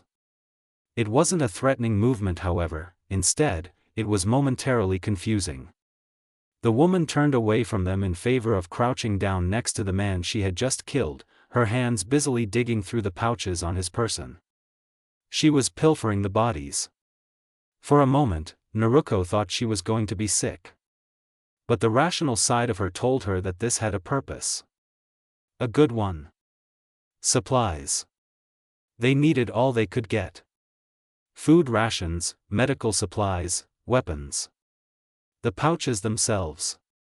So it was absolutely no surprise when the woman began removing the pouches off the fallen man, after she had pulled out a roll of bandaging and several small ointment tubs. Her eyes flickered over towards Naruto, who was still somehow standing, and so she had continued what she was doing unhurriedly. She didn't move over to the first fallen man when she was done however, but gathered up the medical supplies she had pulled out, as well as the bamboo water canteen the man had been carrying. The later item she opened, took a sniff of it, and then a swig. Testing for poison. Naruko swallowed, concerned it actually was poisoned when Haruka continued to stand there for what felt like minutes. Then Haruka walked over to the pair of toddlers, knelt between them, and held out the bandages to Naruko.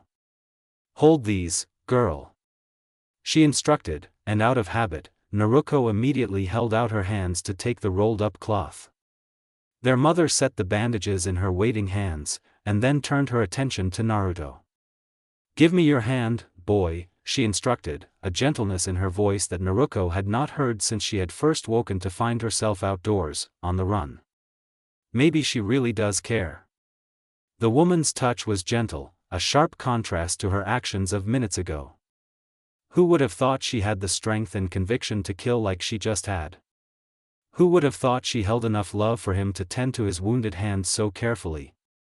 Naruto couldn't help but be surprised. Couldn't help but stare in shock as his mother cleaned the cut along his hand. He'd not failed to spot the suspicion, mixed with concern that had been in her gaze. Yet her first priority was to deal with the wound he'd given himself, rather than ask about how he'd managed to do what he did. It had been entirely a gut reaction. He'd seen the kunai flying towards him and he'd reached to catch it. However, his brain had overcompensated for the slower movement his toddler body could handle, and he'd caught it by the blade, his palm sliced open. When the woman had taken it from him, somehow she was able to do it without damaging his small hand further. Naruto had no idea how she managed it. One moment the blade was biting into his little hand, and the next it was in hers, ready to pierce a man's flesh. And now her hands were gently, deftly, wrapping up his hand and tying the bandaging in place. Although that last bit hurt. Just a bit. He grimaced despite himself, but the woman made no comment. He was starting to wonder why she wasn't calling out his weird behavior. He was a toddler with a sliced open hand and all he did was grimace. He wasn't bawling his eyes out over his injury like most toddlers would be. If they even remained conscious. Of course, he was actually struggling a bit with that himself. His vision swam, and his body swayed, making him feel sick to his stomach. But he refused to let himself succumb to it. He would stay conscious. He flinched then as he felt a hand under his chin, before he relaxed, realizing it was just Haruka's bony fingers. She tilted his head upwards, presumably to look into his eyes. He couldn't exactly discern the features of her face at the moment. You must stay awake, boy, the woman said softly after a moment. Concussion? Well, he had hit his head on that tree pretty hard. He nodded, and then groaned as this sent a wave of nausea rushing through him. Now that the adrenaline had passed, his head and hand pounded with pain. Tears gathered in his eyes. Sure, on the inside he was a seasoned shinobi of many years, and this shouldn't be much to him. However, his body was different. It couldn't tolerate what he could have in his past life, and his reactions were not entirely in his control. In fact, most of them weren't. So this being the greatest pain his current body had ever faced, it should be at least somewhat understandable it would cry. Still, he refused to actually cry. "Girl, come here," the woman called out softly, and he made out the blurry movements of the other toddler. Then he felt his hand being placed in the girl's before the woman before him stood. "Stay awake, boy," she repeated softly, before she was moving away. He couldn't really see what she was doing as she knelt next to the blurry form of the first fallen man. The one who had held a kunai to his throat. But he could hear the shuffling of fabric, much like he heard before she'd come over to tend to his hand. His conclusion made the nausea worse. Another gut reaction he told himself he could not control. The woman was pilfering the body for useful supplies. He couldn't blame her. They needed them. But that didn't make him feel any better about it. So instead he tried to push the knowledge to the back of his mind and concentrate on staying awake. It was actually really hard.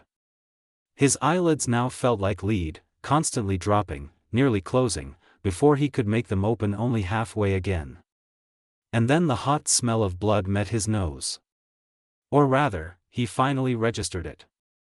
It had been hanging in the air for some time now, but his brain just hadn't had the capacity to process its presence. He gagged. Naruko squeezed his left hand lightly. He'd really like to get away from the smell. "Come along now," the woman's voice reached his ear, and he felt Naruko tug lightly on his hand, guiding him towards the woman. Then his hand had been pulled away from the girl's to be held instead by his mother's. It was the first time her grasp actually felt like that of a mother's. Her feelings were nothing but contradictions. She cared about the two. Cared about her children. A mother should. But she hated that she cared, at the same time as accepting that it had been an inevitable development. She had been a caring, hard-on-her-sleeve type of woman before. She'd thrived on caring. Giving her affection freely to those around her. And then she'd been beaten down again and again. Her gentle smiles had been shattered, her caring heart battered, but she still cared. No matter how much she tried to shelter that part of herself, she really couldn't help it. Perhaps she should not have become a shinobi. Perhaps her father had been right about that, if nothing else. At the same time she'd become bitter. Bitter and angry and hateful. She hated that man. She hated what he'd done to her. She hated those who worked for him. She even hated the other victims who had wailed and wallowed in self-pity before simply losing the will to care about anything. But most of all, she hated herself for breaking in the first place. She lamented over what had been done to her. Over everything she had lost. Never being able to see her firstborn grow up, the child she had wanted. The child that had been her entire world, after that loss, before everything had gone terribly wrong. Before she'd betrayed everything because of a rumor. A rumor meant to lure her. She had been so gullible.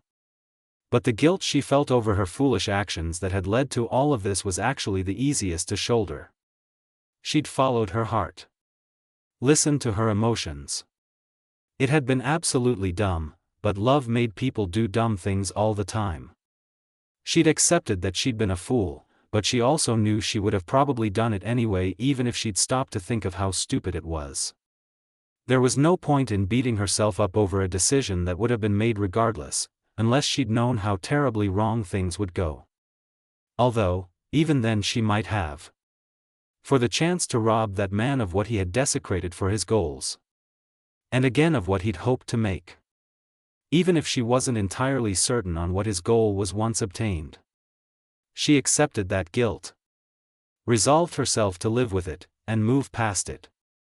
She could not so easily move past the guilt she felt about abandoning the other women in the fire that she had started.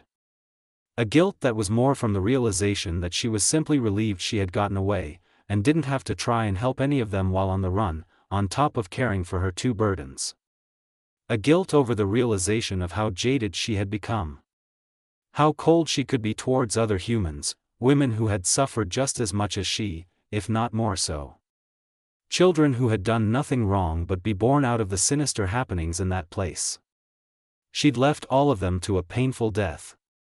Or worse. She had done that. Something she couldn't take back. With only a moment's hesitation brought on by someone asking her to do so themselves. If they hadn't, she wouldn't have even maintained that bit of her humanity that she'd found in the moment of her hesitance. Oh, she was a shinobi. Well and truly. In the worst ways, she couldn't help but feel. And then there was how she felt about the twins. The girl and boy she refused to name. She hated them because all she could see was their father, that disgusting, manipulative, treasonous pig. But she loved them because they were hers, they were innocent, and it wasn't their fault. She could see in them what she once was, and she could also see in them what her first child had been before they had become lost to her. She both loved and hated them for that. It was painful, bittersweet, to think of her first child. But they were not children she had wanted. They were not her precious firstborn. She felt guilty for being there, giving them the attention that should belong to the child that came first. But she couldn't abandon them. She couldn't leave them out in the world, while they were being sought after by that swine, and were too small to fend for themselves, let alone protect each other. She loved them because despite it all, she could see they were concerned for her. See that they cared. And that they knew she was so terribly conflicted. She hated them because they, in those strange moments, seemed to see right through her. She hated them for keeping her from going back to her child. But she knew it wasn't actually their fault, and hated herself for being bitter and immature enough to blame them for even a moment. But mostly she hated how soothing it was to watch the two now sleeping children cuddle up to each other for warmth. They looked so peaceful, so innocent, and so very precious. Even with the boy's hand wrapped in white bandages that were stained slightly red along his palm.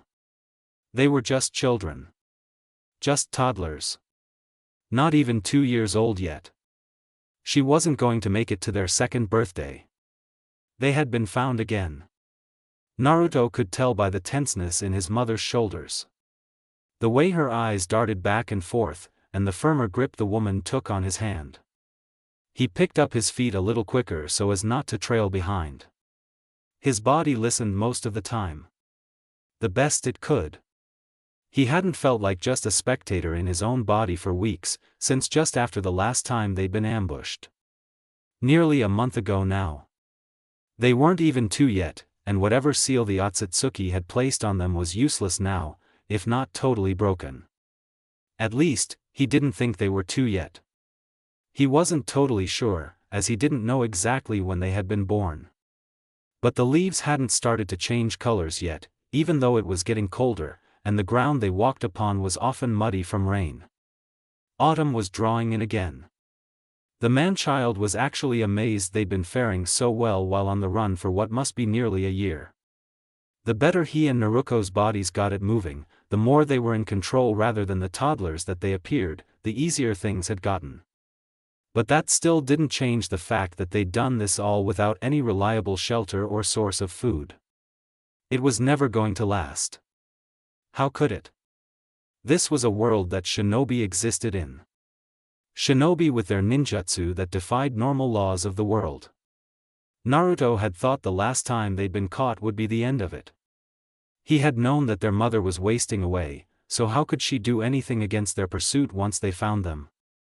And then the woman had fought, and he realized that she must have had shinobi training. Until then he'd never considered his mother to be anything but a civilian who'd been captured and abused by a group of missing nin. How painfully naive that was of him. If it was true, they'd have died of starvation, the elements, or have been captured by now. Not that he thought they could avoid one of those fates much longer. Haruka was tired. He could tell by the way her feet barely lifted enough not to drag. The way her lips were pursed in a thin line, and her eyes, though alert, were half-lidded.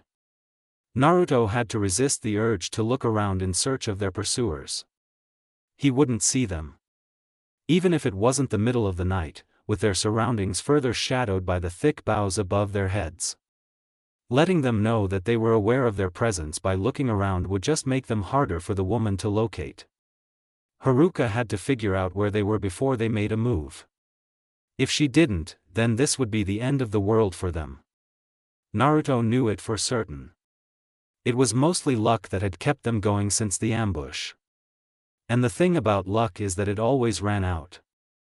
But their mother clearly had more cards to play than he thought.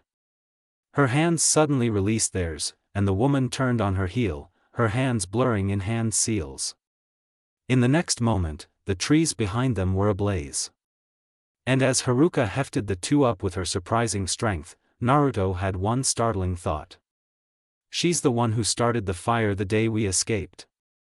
She had to bite back a surprised, frightened squeal when she was suddenly scooped up after the woman between them had set the trees on fire. What a crazy, desperate thing to do. But they were desperate, and she knew it. And it worked. At least for now. She just made out 3 shadows behind them as they were rushing away from the fire. 3 shadows that seemed hesitant in what to do, standing among the flames. It almost seemed as if they were debating putting them out or pursuing their prey. To her utter amazement they chose the first option, rather than the latter. Why? Naruko couldn't believe her eyes as she watched them perform water jutsu to put out the flame. These people didn't strike her as forest conservationists after all. They worked for, or with, a man who raped their mother and wanted something with the pair of them. Caring about the environment just didn't mesh very well with that image. Unless they were putting it out so it wouldn't attract the attention of other people? Could that be it? Was this just a tactic to slow them down, or was it meant to draw people towards them? Did Haruka know people in the area? That would be a first. Naruko had never seen or heard familiarity in the way people had addressed her mother on their journey. Although their journey might have stopped if they had come across someone the woman knew, so it was perhaps not so strange. Not for the first time, Naruko wished she had some idea on where they were. Then perhaps she'd be able to figure out if they were heading towards a specific somewhere, or simply trying to keep ahead of their pursuit. She didn't have much more time to consider the matter however, as her stomach dropped down into her knees, her vision blurring due to the speed of motion that they could not follow. And then they were in the trees, the woman jumping from branch to branch with ease, the 2 of them under her arms. Turning her gaze to the side, Naruko saw that her brother was facing forward, rather than facing backward like she was. And strangely she felt a slight sting of embarrassment at that. It took her a moment to process why. Naruto must have resisted the urge to look behind them, when she had failed to do so. What use was her shinobi training if she didn't use it? She needed to pull herself together. Behind them she could still see the red glow of the flames, but they were already too far for her to make out anything beyond that. How much further were they going to go? As far as Haruka could get them, she answered herself immediately. It wouldn't make sense not to. Either they would get to whatever populated area Haruka was trying to get to, or simply until she couldn't go any further without using what strength she would need to fend off an ambush should they catch up to them. Not that Haruka would be able to hold off 3 of them without harm coming to the 2 toddlers, or one of them being snatched. 2 had been a problem last time. It was only because they'd underestimated what strength the wasting woman still had that she'd been able to fell the first one and turn the odds in her favor. It would not happen again. It was only a matter of time before they were caught or killed. Haruka would keep trying to remain a step ahead of them anyway. After spending so much effort, and neglecting herself to this extent, she knew the woman had resolved herself to keep them away from the man until her dying breath at least. Which could very well be tonight. Naruko couldn't help the bitterness that rose in her at that knowledge. It was all too ironic in a sense. Kushina Uzumaki had died to ensure she survived the day she was born, for the sake of her becoming the Jinchuriki of Kurama, so she could fulfill the destiny of the child of prophecy. Now, Haruka was throwing away her own life for the sake of hers and Naruto's. Am I not allowed to know what it's like to grow up with a mother? She burned. Her lungs felt on fire as she tried to take in even breaths to keep herself moving. Her muscles screamed in protest as she pumped chakra into them to keep them going, functioning. Her feet pounded dully as once more they impacted hardwood before pushing off to send her flying through the air again. None of it was going to be enough. She could no longer feel the heat of the fire she started on her back, but she knew that could just as easily be because they had already put out the flames. She'd only bought them some time. It wasn't enough to get away. It would never be enough. Her body was starting to give up on her. She couldn't keep pushing it in her mad dash to get to safety. She wouldn't make it. Wouldn't even make it close enough to be found before they had a chance to kill her and take the brats. Running was not what she needed to be doing. It's what the two small bodies under her arms needed to be doing. She needed to be creating one hell of a distraction so that they could get away.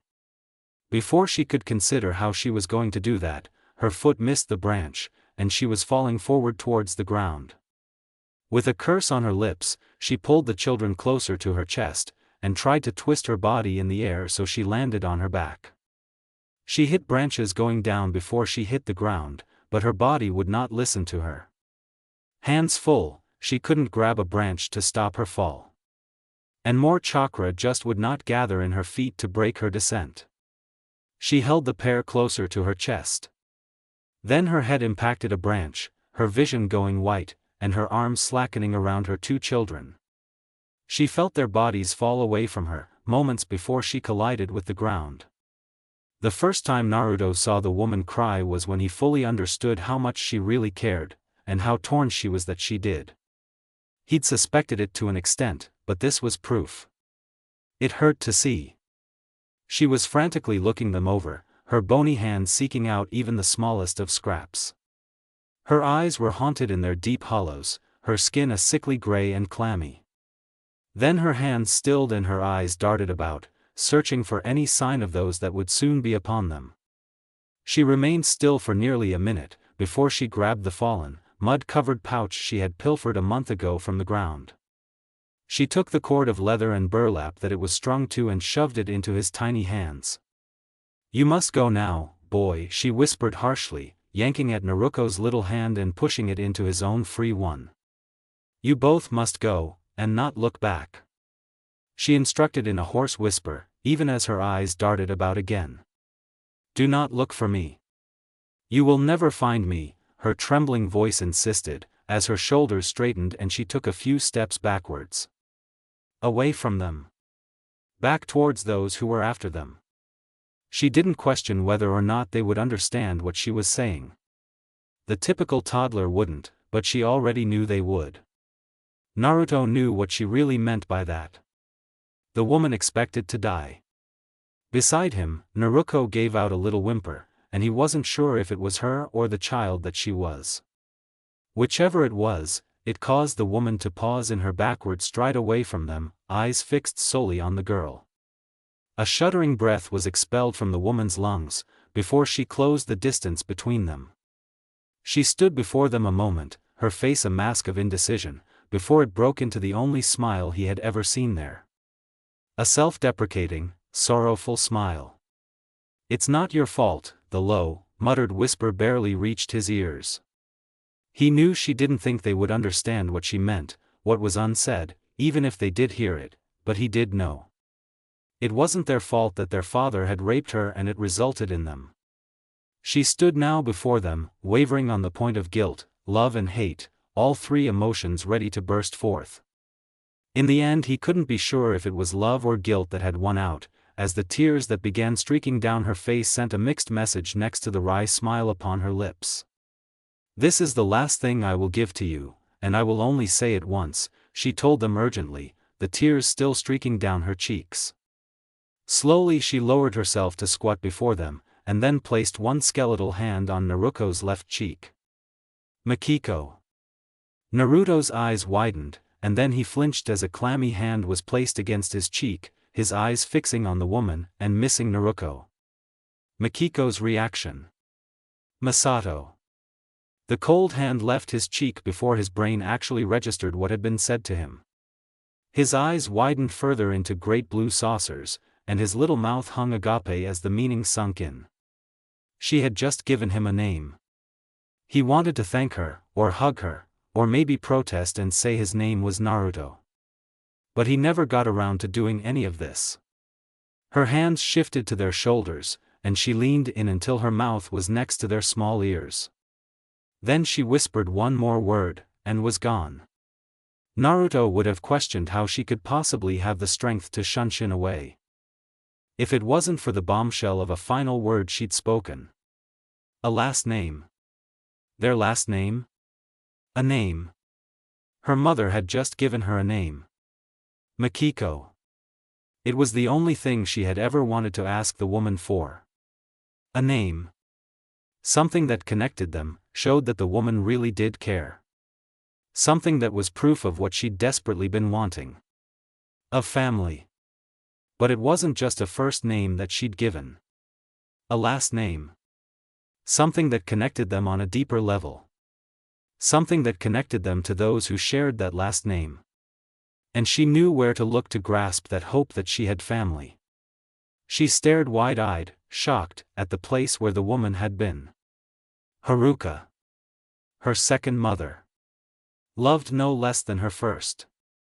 But the name she had wanted was also a farewell. Haruka was gone. Intent on throwing her life away so that they had a chance.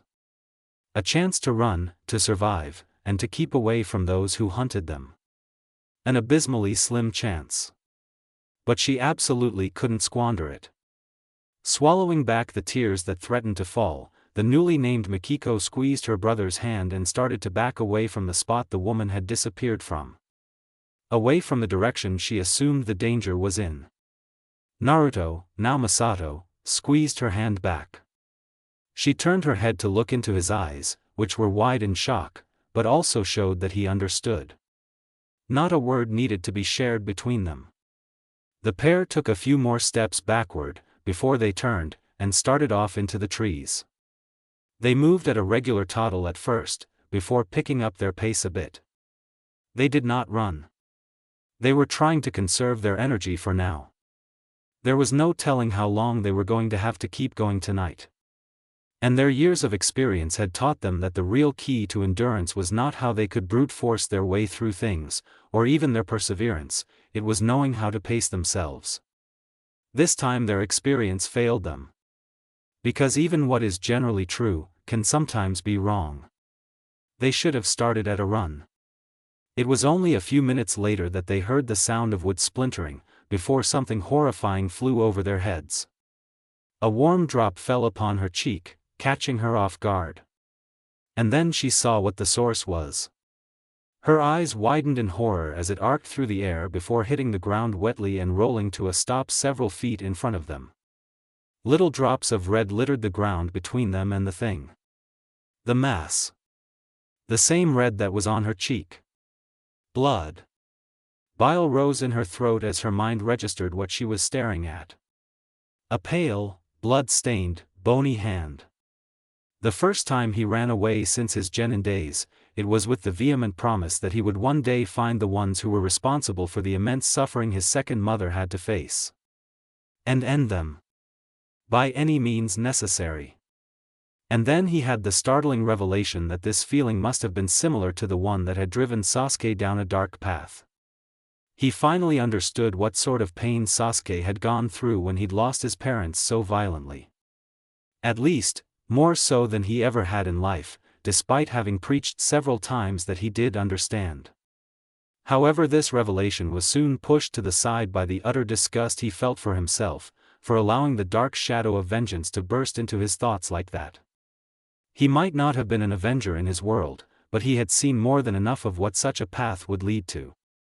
So he ought to know that would be the opposite of saving this world. Still, he would find them. Maybe he would end them too.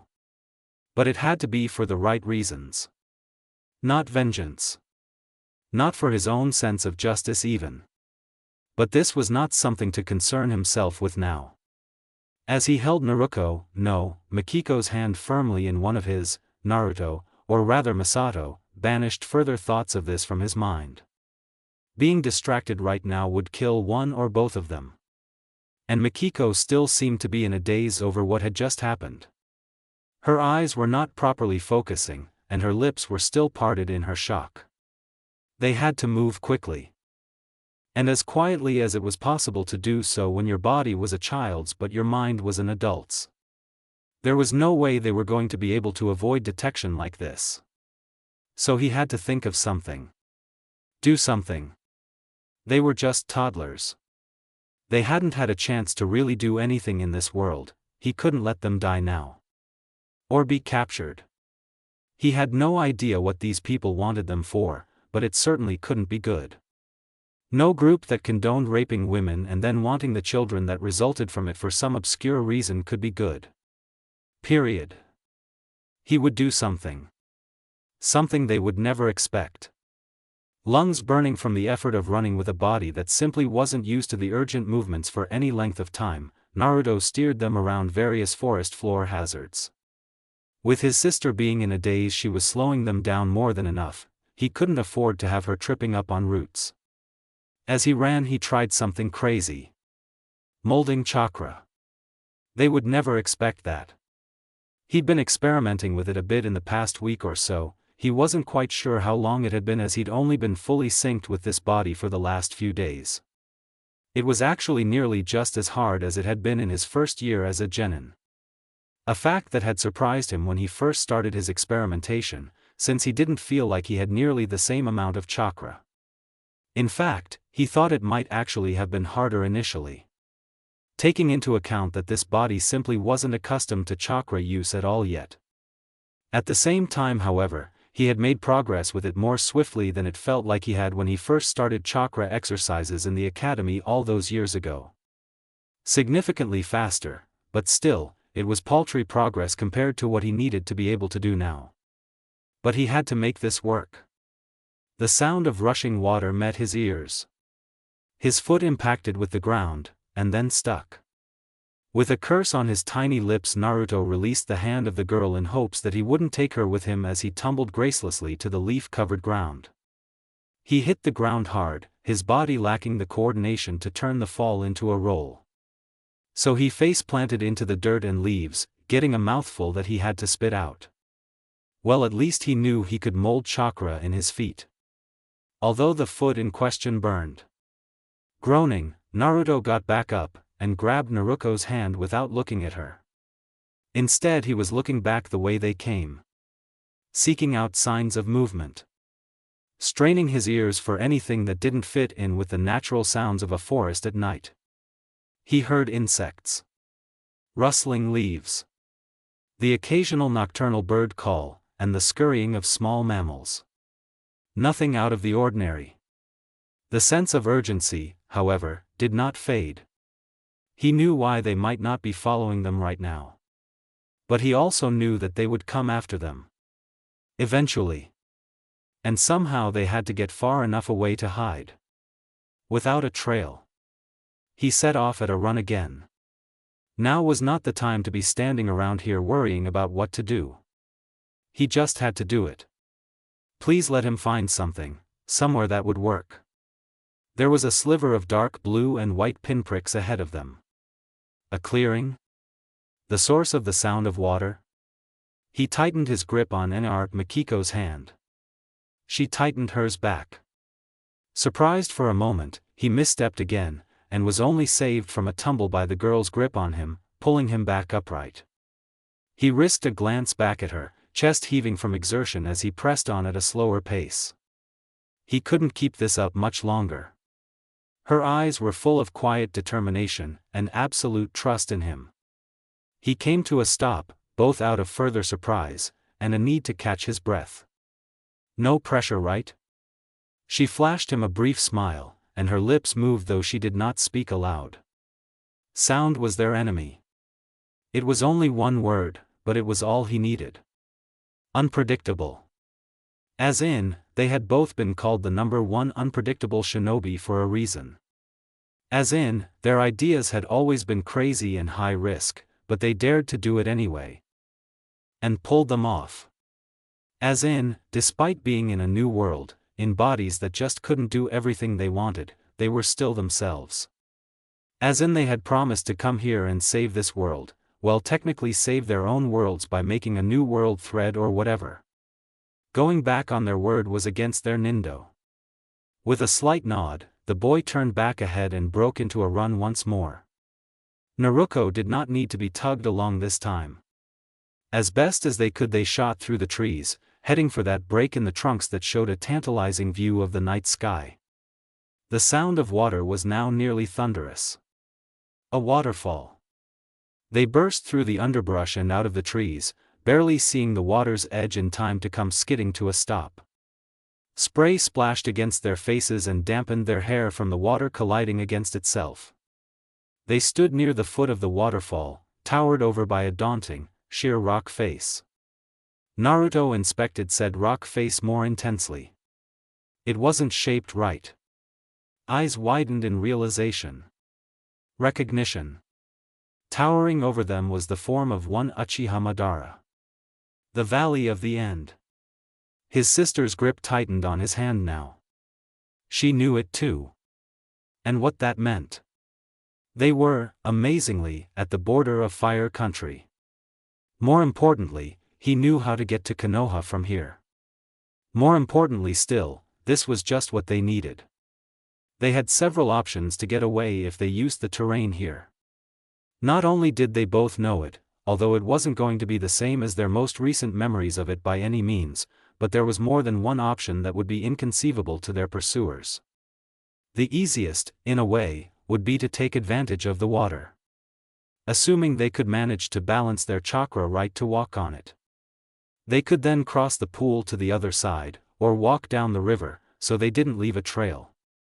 However, if their concentration lapsed for even a moment once they were away from the shore, that would be the end for them, and it wouldn't be a quick one. It was risky. And while it was unthinkable to their pursuers, they could be found anyway, just because they may expect them to have fallen into the water and get washed downstream. So for them there was only one real choice. The best chance, the one that they would never expect in a million years, could also get them both killed in a heartbeat. It was no safer at all to execute. Perhaps it was even more dangerous, as there was a slim chance they could get washed up back onto land before they drowned if they fell into the water, but there was no chance they would survive if they messed up this particular option. And Naruko knew it too. He could feel her apprehension through their joined hands. But as he made his way towards Madara's stone feet, she followed him with no protest. They had to do it. Go up. Concentrating hard on his feet, the boy stopped before the rock that was going to serve as their escape way. Hopefully. Slowly he lifted his own foot and touched it to the cold stone, trying to put his weight on it. It slid. He concentrated harder and tried again. It stuck. Only for a second. Gritting his teeth, the boy-man tried one more time. Leaves swayed, some falling loose and drifting to the ground. Aged wood groaned softly at the sudden weight that came to rest upon 4 branches among the maze of wooden limbs. Pairs of sandaled feet rested atop these branches, belonging to 4 cloaked figures. Some distance away a red glow lit up the night sky. The lead figure signaled to the other 3 with one hand. Leaves swayed, shook loose, and fluttered to the forest floor. The figures were gone. Her brow was furrowed and covered in sweat, teeth gritting together in concentration as she raised one foot before pushing it up against the rock. It slid a fraction of a centimeter and then properly stuck. The next foot followed, though this one did not slip. Don't look down, she told herself. Not because she was afraid of heights, but because she didn't want to grow frustrated over how little distance she'd covered since the last time she looked down. Instead, she kept her eyes focused above her. On the little hand that was now stretching out, a foot above her, offering her assistance. There was a time when she had been impressed with how he seemed just a little bit quicker at accomplishing things than her. There were also times when it had left her feeling inadequate and a little depressed. Now was neither of those times. She was angry. Scowling up at the boy who was now kneeling on the wrist of the stone figure they were climbing, she tightly clenched her jaw, and continued the tedious task of controlling her chakra to take one step after another up the stone. Her feet burned. Recognizing that despite her frustration, she really did need the boy's help to get herself up onto that blasted wrist so she could rest, she stretched out her right hand. Their fingers touched. She forced chakra into her left hand, and placed it against the rock, above her head, before raising her right foot as high as she could reach and sticking it there. With a little grunt after unsticking her left foot, she hoisted herself up as far as she could. Naruto's hand closed tightly around her own. She squeezed it tightly, half out of necessity in order to pull herself up that much sooner, and half simply out of a childish need to cause him discomfort. He grimaced, but pulled her up onto the rock appendage anyway. A relieved exhale left her lips, as she knelt on her hands and knees, feet still hanging over the edge of the rock. With a second exhale she lowered herself to lay on her stomach, still trying to catch her breath. Blurry eyes turned to her side to look at her brother. All she saw was his heels. "Naruto," she groaned, pushing herself back up onto her knees and seeking him out. He paused where he was, standing in front of the sleeve with his hands placed against the rock. He looked over his shoulder at her, a frown upon his lips. "Masato," was all he said, before he awkwardly began pulling himself up onto the sleeve, presumably so he could walk up Madara's arm. All her aggravation with the boy left her with that single word. Instead, tears gathered in the corner of her eyes as her thoughts were directed to the names they'd received what could not have been more than a half hour ago. The final thing their mother in this world had given them before. A choked sob slipped past her lips, a few tears escaping her eyes and streaking down her little cheeks. Masato gave a great heave and pulled himself up onto the sleeve before looking back at her. Once more he stretched out a hand towards her. "Makiko." More tears slid down her cheeks, but she resolutely pushed herself onto her feet to make her way over to his outstretched hand. Naruto had decided that he was Masato now. That he was Haruka's son, and he would cherish the name she had given him before sacrificing herself. That he would strive to live, and be worthy of her love that had led her to sacrifice everything for them. Who was Naruko to do anything different? Naruto and Naruko Uzumaki had had their lives in their own worlds. They'd done everything they could for their loved ones, and lived by their nindo. It was imparted upon their souls, but it wasn't who they were now. Who this world required them to be. She wouldn't forget her old life, ever, and she would use what she'd learned in it to help her in this new world. She'd stick to her nindo in this life too. But she was now a different person. Naruko, as of this moment, was no more. She was Makiko from now on. Ignoring the painful chakra burns on hand and foot, the girl reached out for her brother's hand once more, placing her right foot against the rock and using both as leverage to haul herself upwards before using her left to anchor herself so she could take another step up the stone. Then she was atop the sleeve next to the boy, her breathing ragged from the exertion, but there. Masato's hand remained around her own this time, the small boy's chest heaving from his own exertion. Together the two sat for a moment, eyes meeting and searching the other. She saw understanding in his. He knew what she had been thinking. No words needed to be shared. Naruto was no more. Now he was Masato. It was somehow fitting that they came to this new beginning here of all places. The place where they'd gone from two major endings to two new beginnings in their old lives. The place where they were truly acknowledged by Sasuke, and then the place where they finally, really got through to him. This place where a major chapter in their lives had come full circle. Masato gave her hand a slight squeeze, and she offered him a small smile in return. Then she looked cautiously over the edge of the sleeve to scan the ground below them for any signs of those who had been pursuing the little family. Tree tops below them rustled in the wind. Insects chirped. There was no sign of human life aside from themselves. Masato tugged lightly on her hand, and she gave a slight nod before rising to her feet next to him. Even though it seemed that no one was around, it didn't mean that they could afford to stop here for long. They were completely exposed here. If those who were trying to capture them came out of the trees at this very moment, it wouldn't be hard to spot them, despite the dark. They'd be in total disbelief that the two had climbed halfway up the carved figure of the famous Uchiha, but that was unlikely to stop them from jumping up there themselves to grab the toddlers. There was nothing they could do to outrun them. They had to hide in a place they would never think to look for them.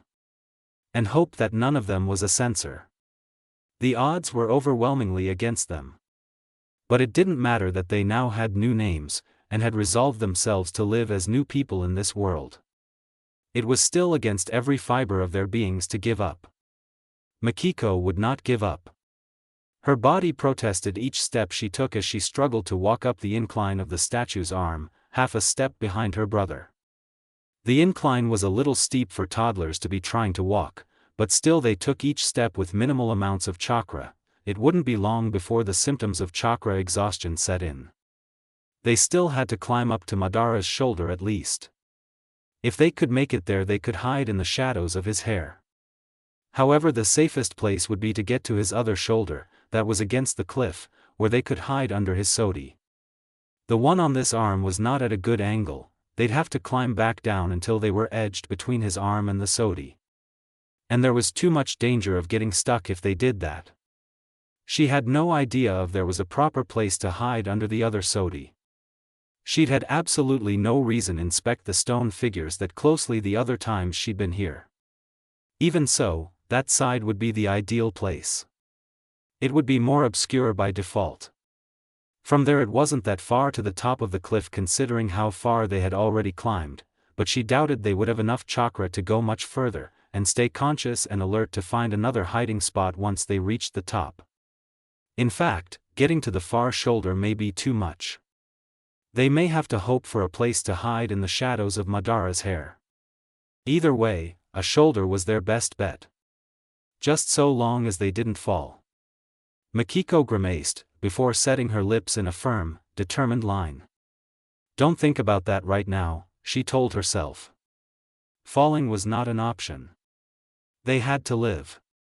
So she placed one foot in front of the other in repetition, molding chakra into the burning soles of her feet as the incline became too steep.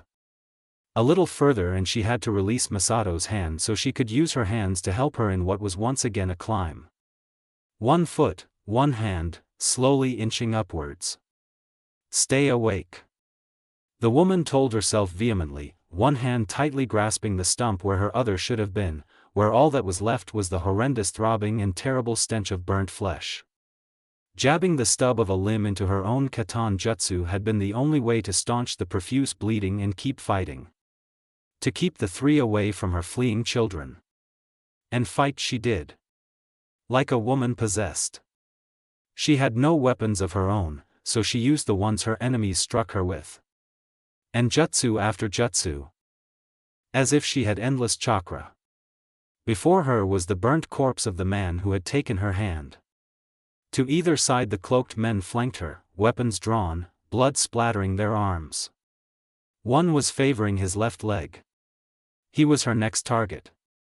There was no way she was going to survive her injuries and be able to go find her 2 children again. But she could take these 2 down with her, and die knowing her final endeavor to keep them out of his hands just a little bit longer was a success. Another katan jutsu wouldn't be enough to catch either of them now. She'd used it against them 3 times already.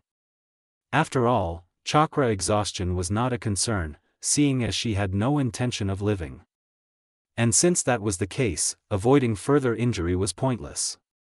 All she had to do was remain conscious long enough to kill the other 2. She hadn't bothered to move when they had come at her again. Instead she allowed a kunai to bury itself in the shoulder of her injured arm, and the tanto of her other adversary to slip between 2 of her ribs, likely piercing her kidney. Instead she ignored the new pain and sent a kick into the man's injured leg.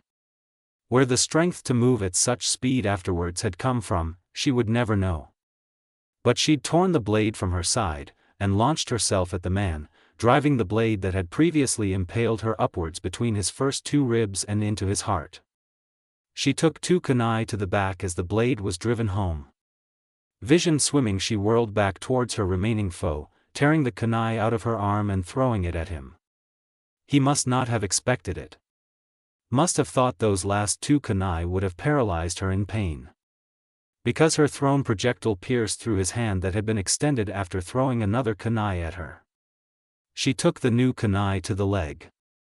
It was just as quickly in her hand before being tossed back towards the man who was foolishly paying more attention to the blade in his throwing hand than to her. Briefly she had the thought that these men were terribly trained. A genin was less foolish, harder to catch off guard than they were. Miraculously her aim was true. The man fell. The battle was over. It was over. And she was still alive. Stay awake, she told herself again. But this time, she did not know why. It would be so easy to just let herself fall. Instead she turned awkwardly, and limped away through the forest. Towards the sound of rushing water. With war looming on the horizon, it was imperative that their borders remained secure. Especially when there were potential enemies in almost all directions. But with such a vast border, it was impractical to send their most talented and experienced shinobi on border patrol. They'd lose too much manpower they could use elsewhere. It was also inadvisable to send the young and inexperienced without proper guidance. While the budding front lines with Iwagakure and Sunagakure were the most dangerous, border patrols could quickly escalate to A, or even S-rank missions should there actually be an enemy encountered. So they settled on sending squads like his. Genin teams with an experienced jonin captain, and talented, promising genin pupils. Unfortunately, there weren't many shinobi sensei pupil squads that fit into this category. Which meant that his squad had already been on this northern stretch of border for 3 weeks. A relief squad was finally en route. But that didn't mean he could allow his little subordinates to slack off because they only had a day or 2 left of this. They had a job to do, and it was important. And right now they had to check out what was going on just north of the border. The glow they had spotted earlier was unmistakably that of a fire. And a fire near the border could mean several things, most of them linked to an enemy trying to cross the border. The one that worried him most, however, was that it was a distraction. That didn't mean they could ignore it. So he had made the call to change their regular route to go investigate, although not before he'd made sure the nearest other patrolling squad was made aware of what was going on. The glow was diminishing, however. The fire was being put out. Which didn't add up at all with any of the theories he had. He slowed for a moment, until he noticed that one of his little genin had picked up pace. The boy must think that this meant the fire was more akin to a signal. Or a call for help. And if there was one thing he knew about this boy, it was that he never ignored a call for help. He wasn't about to let that get the child killed, though. He rather liked teaching him. So he picked up his own pace, keeping himself ahead of the shinobi youth. Having come this far, however, he already realized that the fire was on the other side of the border, although only by about 1 kilometer. But their orders expressly forbid them from crossing the border. Even if this particular stretch of border wasn't with a nation that had a shinobi village of its own. Most of the skirmishes that had broken out already were taking place in smaller countries, like AIM to the south. There wasn't any fighting going on in Rice Country right now, which was the border they were patrolling, but that could change at the drop of a hat. They were getting closer to the river, closer to the actual boundary between Fire Country and Rice, the trees parting way to a river with a rocky shore. And then he spotted the stumbling figure on the opposite shore. Pale-skinned, smeared in ash and splattered with blood. Notably missing a hand. They looked like an unfortunate victim of these near-war times. A civilian who had got caught in something terrible, or a shinobi who had run away because they didn't want to die fighting in the grim battles ahead. Shinobi, he amended moments later, as they stumbled out onto the surface of the water. His sunshine blonde student jumped out of the branches and onto the shore, attention clearly fixed upon the stumbling individual. He followed suit, keeping pace with his pupil, ready to place a halting hand on the boy's shoulder. But against his expectations, the young genin did not rush out towards the stumbling figure, instead continuing along the shore. The shredded individual moved up the riverbank, and towards this shore. They seemed totally unaware of their surroundings, however. And then the stone figures of the two founding fathers of Konoha came into view. The figure collapsed to the ground on this shore, and his little subordinate rushed towards them, before freezing completely a few feet away.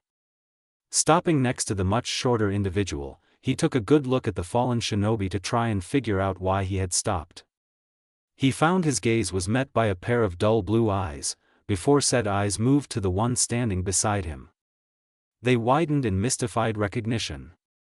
Minato? His eyes widened in incredulity. This person, a woman he realized by her roughened, likely once soprano voice, knew Namake's Minato? The fact that she knew his genin's name was of concern. One that caused him to examine her even more closely, while he moved closer, and readied himself to subdue or kill her if she made any sort of threatening movement. Slightly he tilted his head so he could examine the young man's reaction out of the corner of his eye, while not taking his attention away from her. Minato looked nothing short of gobsmacked. His incredulous expression soon shifted to a confused frown, and then to something he had never thought he'd see on the Namake's boy. Anger. But as quickly as he had noticed it, it was gone, and the boy's expression took on a neutral mask. The jonin barely registered the sound of his other two genin jumping to the ground behind him, as he was too intent on trying to read Minato's now astoundingly controlled expression. Somehow that was more disconcerting than the boy actually showing anger had been. Clearly Minato knew this woman, and he wasn't exactly pleased about it, though he couldn't tell if it was because of the terrible condition she was in, or because of who she was. He turned his gaze fully back to the woman, who was supporting her upper body with her only hand, her arm trembling from even the slight weight of her bony frame. Her face was sallow, and her hair too full of grime for him to be sure if the color really was gray, or some other shade. Ha-ho. The one word, spoken in an uncharacteristically cold voice, told him all he needed to know. This was Namake's Haruka, Minato's mother. A missing nin who had sold out her squad during a mission 3 years ago. A mission that was meant to try and prevent the impending war that was now almost certain. A betrayal that there were now a few whispers about it having helped to perpetuate the fall of Uzushio. The biggest reason relations between Konoha and other shinobi villages had soured to this point. There was no real evidence of that accusation. But it was undoubtedly recorded that Haruka had defected 3 years and some months ago. This knowledge caused the jonin to tense. After all, even if Haruka looked as if she would die any minute, she was still an A-ranked criminal in their bingo book, and he had in tow a trio of young genin. She could have allies around as well, seeing as she had defected. No, he amended immediately, she had no allies around. Not when she looked like she'd been wasting away for at least a year. The woman was little more than bones by the look of it. However, enemies nearby, she almost certainly had those. For those injuries of hers were fresh. Still bleeding. You have every right to hate me, she choked out, a self-loathing smile that twisted into a grimace on her bloody lips. I deserve it. But they don't, Minato, the woman continued on, the act of speaking clearly a massive undertaking for her now. And no wonder, it looked like she'd been stabbed in the side, judging by how coated in blood she was from the waist down. Likely her kidney and liver had been run through. Possibly there was damage to a lung. The pain alone would interfere with her breathing, and thus her speech. No amount of shinobi training would allow one to fully ignore that kind of internal damage. They're just, to dash, and she coughed violently, spewing bits of blood and phlegm. He couldn't help but grimace at the sight as it painted the rocky shore. Though it was for the effect the scene may have on his chargers, rather than being that disturbed himself. He had been a shinobi long enough to be desensitized to such a scene. Just toddlers. Wait. Toddlers? What was she talking about? Was she even slightly coherent? Minato seemed to be wondering the same thing, as the look on his face shifted back to one of confusion now, breaking the emotionless mask he had been wearing, and allowing his companion to see that he didn't simply hate the woman, but was concerned and devastated by her condition as well. The poor boy likely had a lot of emotions to unpack when it came to his mother. "What are you talking about?" the blond boy asked, his voice losing the hard edge. The smile-turned-grimace came back, this time looking, impossibly, more sorrowful. "Yo, your brother and SI sister." Minato's jaw wasn't the only one that slackened. His entire little body ached, burned, or just plain hurt. His feet throbbed and smarted from chakra burns and scrapes from the slipping on the rock. His hands were worse, his nails also bloody and splitting from gripping and scraping on stone to try and lever himself up that much sooner. What meager muscles his 2-year-old body had were screaming in protest from the strain they'd been put through. But he'd made it. Panting heavily, he still leaned over to stretch his right hand out towards his sister. He anchored himself in place by pushing more chakra into his left hand, despite how much it absolutely burned. His little hand closed around Mikiko's when she reached upward, and he pulled as hard as he could to help her up the last foot onto the stone shoulder. They had made it. The boy allowed himself to fall onto his back, eyes staring blurrily up at the dark sky. Still night time. That in itself was actually amazing. It felt like they'd been at the climb for hours. It ought to be morning by now, at least. Yet there wasn't even a hint of warm hues on the horizon that would signify the approach of dawn. Not that he was complaining. Since it was still dark out, there was less chance that they could be seen sprawled on their backs on the shoulder of one of Konoha's stone founding fathers. Their chests heaved as their lungs greedily took in much-needed oxygen. "Stay awake," he told himself weakly. Even though they were finally up upon Madara's cold shoulder, that didn't mean he could succumb to the exhaustion and sleep. He had to make sure they were out of sight. Which might mean they'd have to climb around to the other shoulder. But, hopefully, the hair would be enough to hide them. He'd check. Just as soon as he caught his breath and could move his leaden limbs. Beside him Mikiko shifted slightly, rolling onto her side. He didn't even have the strength to turn his head to see what it was she was doing or why. He just stared upwards, his eyes half-lidded, as he fought to keep himself conscious. "Masa and I," the girl breathed out, and he felt her little hand on his bare forearm, slick with sweat and specks of blood. "Wadash," was all he could manage to force out, his head falling to the side to try and look at her, but his vision was too blurry now to really make her out. "Masato," she said more urgently, now shaking his arm with what little strength she could muster. "Look down." The growing urgency in her voice caused his eyes to snap open wide, newfound energy entering his limbs. The boy rolled onto his stomach, and pushed himself up on his elbows, blinking his eyes several times to try and clear his vision. As the world came back into focus he looked directly down, at the feet of the figure they were perched on, but Mikiko's hand was back on his arm moments later, shaking insistently. "No. There." He glanced over at her to see where her small hand was pointing. Across the water on the opposite shore. Squinting he turned his eyes in that direction and tried to make out whatever it was she had seen. It took him a few precious moments to realize what he was looking at. 2 blotches that looked suspiciously like people, and a third slightly closer, right on the water's edge, that might be someone who had fallen. He couldn't help but curse in alarm. There were people down there. That was too close for comfort. Even if it seemed they hadn't noticed them yet. Now wide awake, the boy grabbed Mikiko's hand, and looked around the stone they were perched on for a place to hide. "Move," he commanded the girl. There was no time to climb around, and glancing over at Madara's hair, he didn't think that would be quite an obscure enough place. So, there was only one, risky option left. Mikiko didn't need to be told, and started shuffling towards the sodi next to him.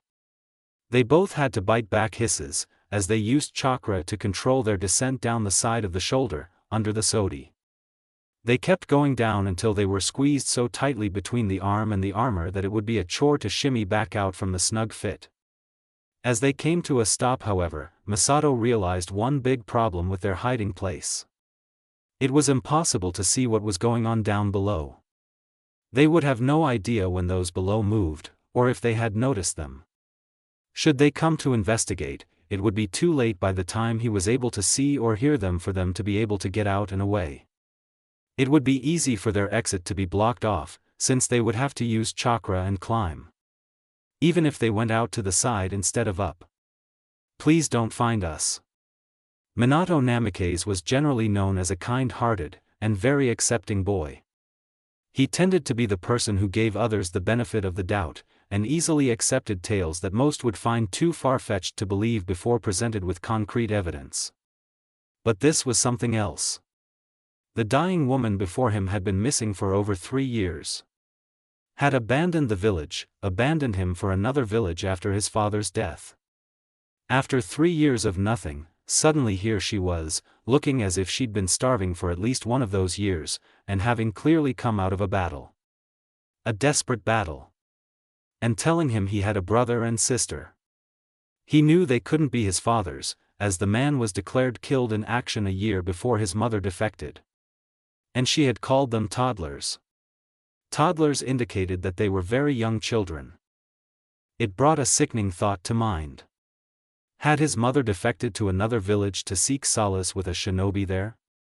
Had the painful sorrow he remembered seeing in her eyes back then not been because she wasn't over his father's death, but because she could not be with her new lover? He'd felt abandoned, and hurt by his mother's defection. Even terribly angry. But he hadn't held any hate for her.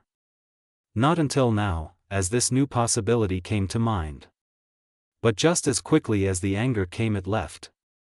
The scenario didn't make any sense after all. His mother had hardly left the village that year following his father's death. When could she have met a foreign shinobi and fallen in love?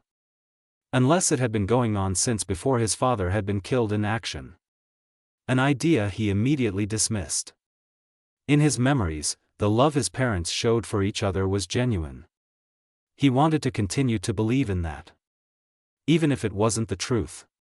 Doing his best to rein in his emotions, Minato pressed his lips into a firm line, regarding the woman before him more closely. Her condition was dreadful. She was all skin, bones, soot and grime. Looking beyond the blood and grime, it was easy to see she wouldn't survive much longer even if it wasn't for her injuries. One did not waste away to this degree from not eating properly for a month or 2. No, her current state had to be due to a year or more of starvation, and likely a lack of proper sleep. The grime was old, and her smell was rancid. Like she hadn't bathed in a week. This combination of things led him to believe the woman had been out of doors this entire time. With the toddlers she mentioned? But if she couldn't feed herself as she traveled, how could she have fed and cared for 2 toddlers? By starving herself. That was the best explanation. She was in this state out of self-neglect in order to take care of these 2 toddlers. But that didn't answer all of the questions he had for her, not even close. Where had she been all this time? Why had she left? Who did she have these toddlers with? And why had she been in a situation where she had to neglect herself so badly in order to care for 2 young children who she shouldn't have been traveling around with in the first place? Where were these 2 toddlers now? He took in a sharp intake of breath, blue eyes immediately flicking about his surroundings seeking any sign of 2 toddlers. Had she hidden them somewhere before whatever battle she had been in had broken out? Whether that was the case or not, the boy saw no sign of them. All there was to see was that his sensei and 2 teammates were all looking at him, and the woman, in confusion or shock, or both. So he turned his attention back to the woman, whose eyes were now half-lidded. She wouldn't be able to maintain consciousness much longer. There was so much he wanted to ask, but he didn't have the time.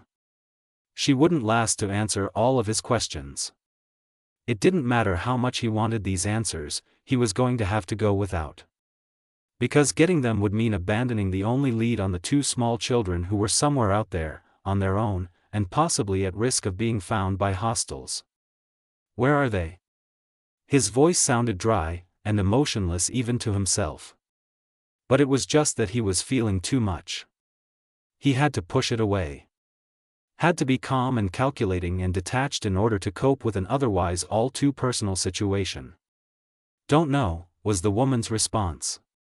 In contrast to his own voice, however, hers was filled with emotion. Bitter, angry, concerned, fearful. "They caught up to us. I knew I couldn't take all of them out while protecting the brats. Told them to run. They ran this way." Minato let out a slow, calculated breath before closing the distance between him and the woman. He lowered himself into a squat in front of her, so their eyes were on the same level. "How old?" the boy asked. "What are their names?" The woman regarded him with weary eyes for a moment before answering in little more than a whisper. Her throat could no longer handle anything harsher. 2 in a month. Masato and Mikiko. It's been 2 hours. 2 hours. If the pair were under 2 years old, they really couldn't have gotten far in 2 hours. But any number of things could have happened to them. They could have tumbled down a drop, fallen in the river, or even been attacked by the more violent wildlife. "Inoru-san," he called back to his other blonde-haired teammate, who was behind him and to the right. However, his eyes remained fixed on the woman in front of him. She was still a criminal. He wasn't about to open his back to her. "See if you can sense anyone else in the area." This caused a heavy sigh to fall past the lips of his sensei, and the boy knew why. But he didn't bother to look at the white-haired jonin. He could hear the man's feet on the stone-littered shore, as the older shinobi moved towards him. "Minato, we can't be crossing the border," the white-haired shinobi reminded him. Minato didn't even spare him a glance over his shoulder at that statement. "We can't abandon a pair of toddlers without even trying to figure out where they are, sensei," he replied back coldly. The man was silent for several moments before speaking again, though not to Minato. "Go ahead, Inoru." And the other boy gave a soft, "Yes, sensei." Then Minato felt a large, firm hand on his shoulder. "Even if he finds them, you're staying here with your teammates, Minato. If it's close, I'll leave a toad with you and go check it out myself," the man was telling him. Minato gritted his teeth and nodded. Although, he wasn't so sure he could stop himself. Silence fell over them then.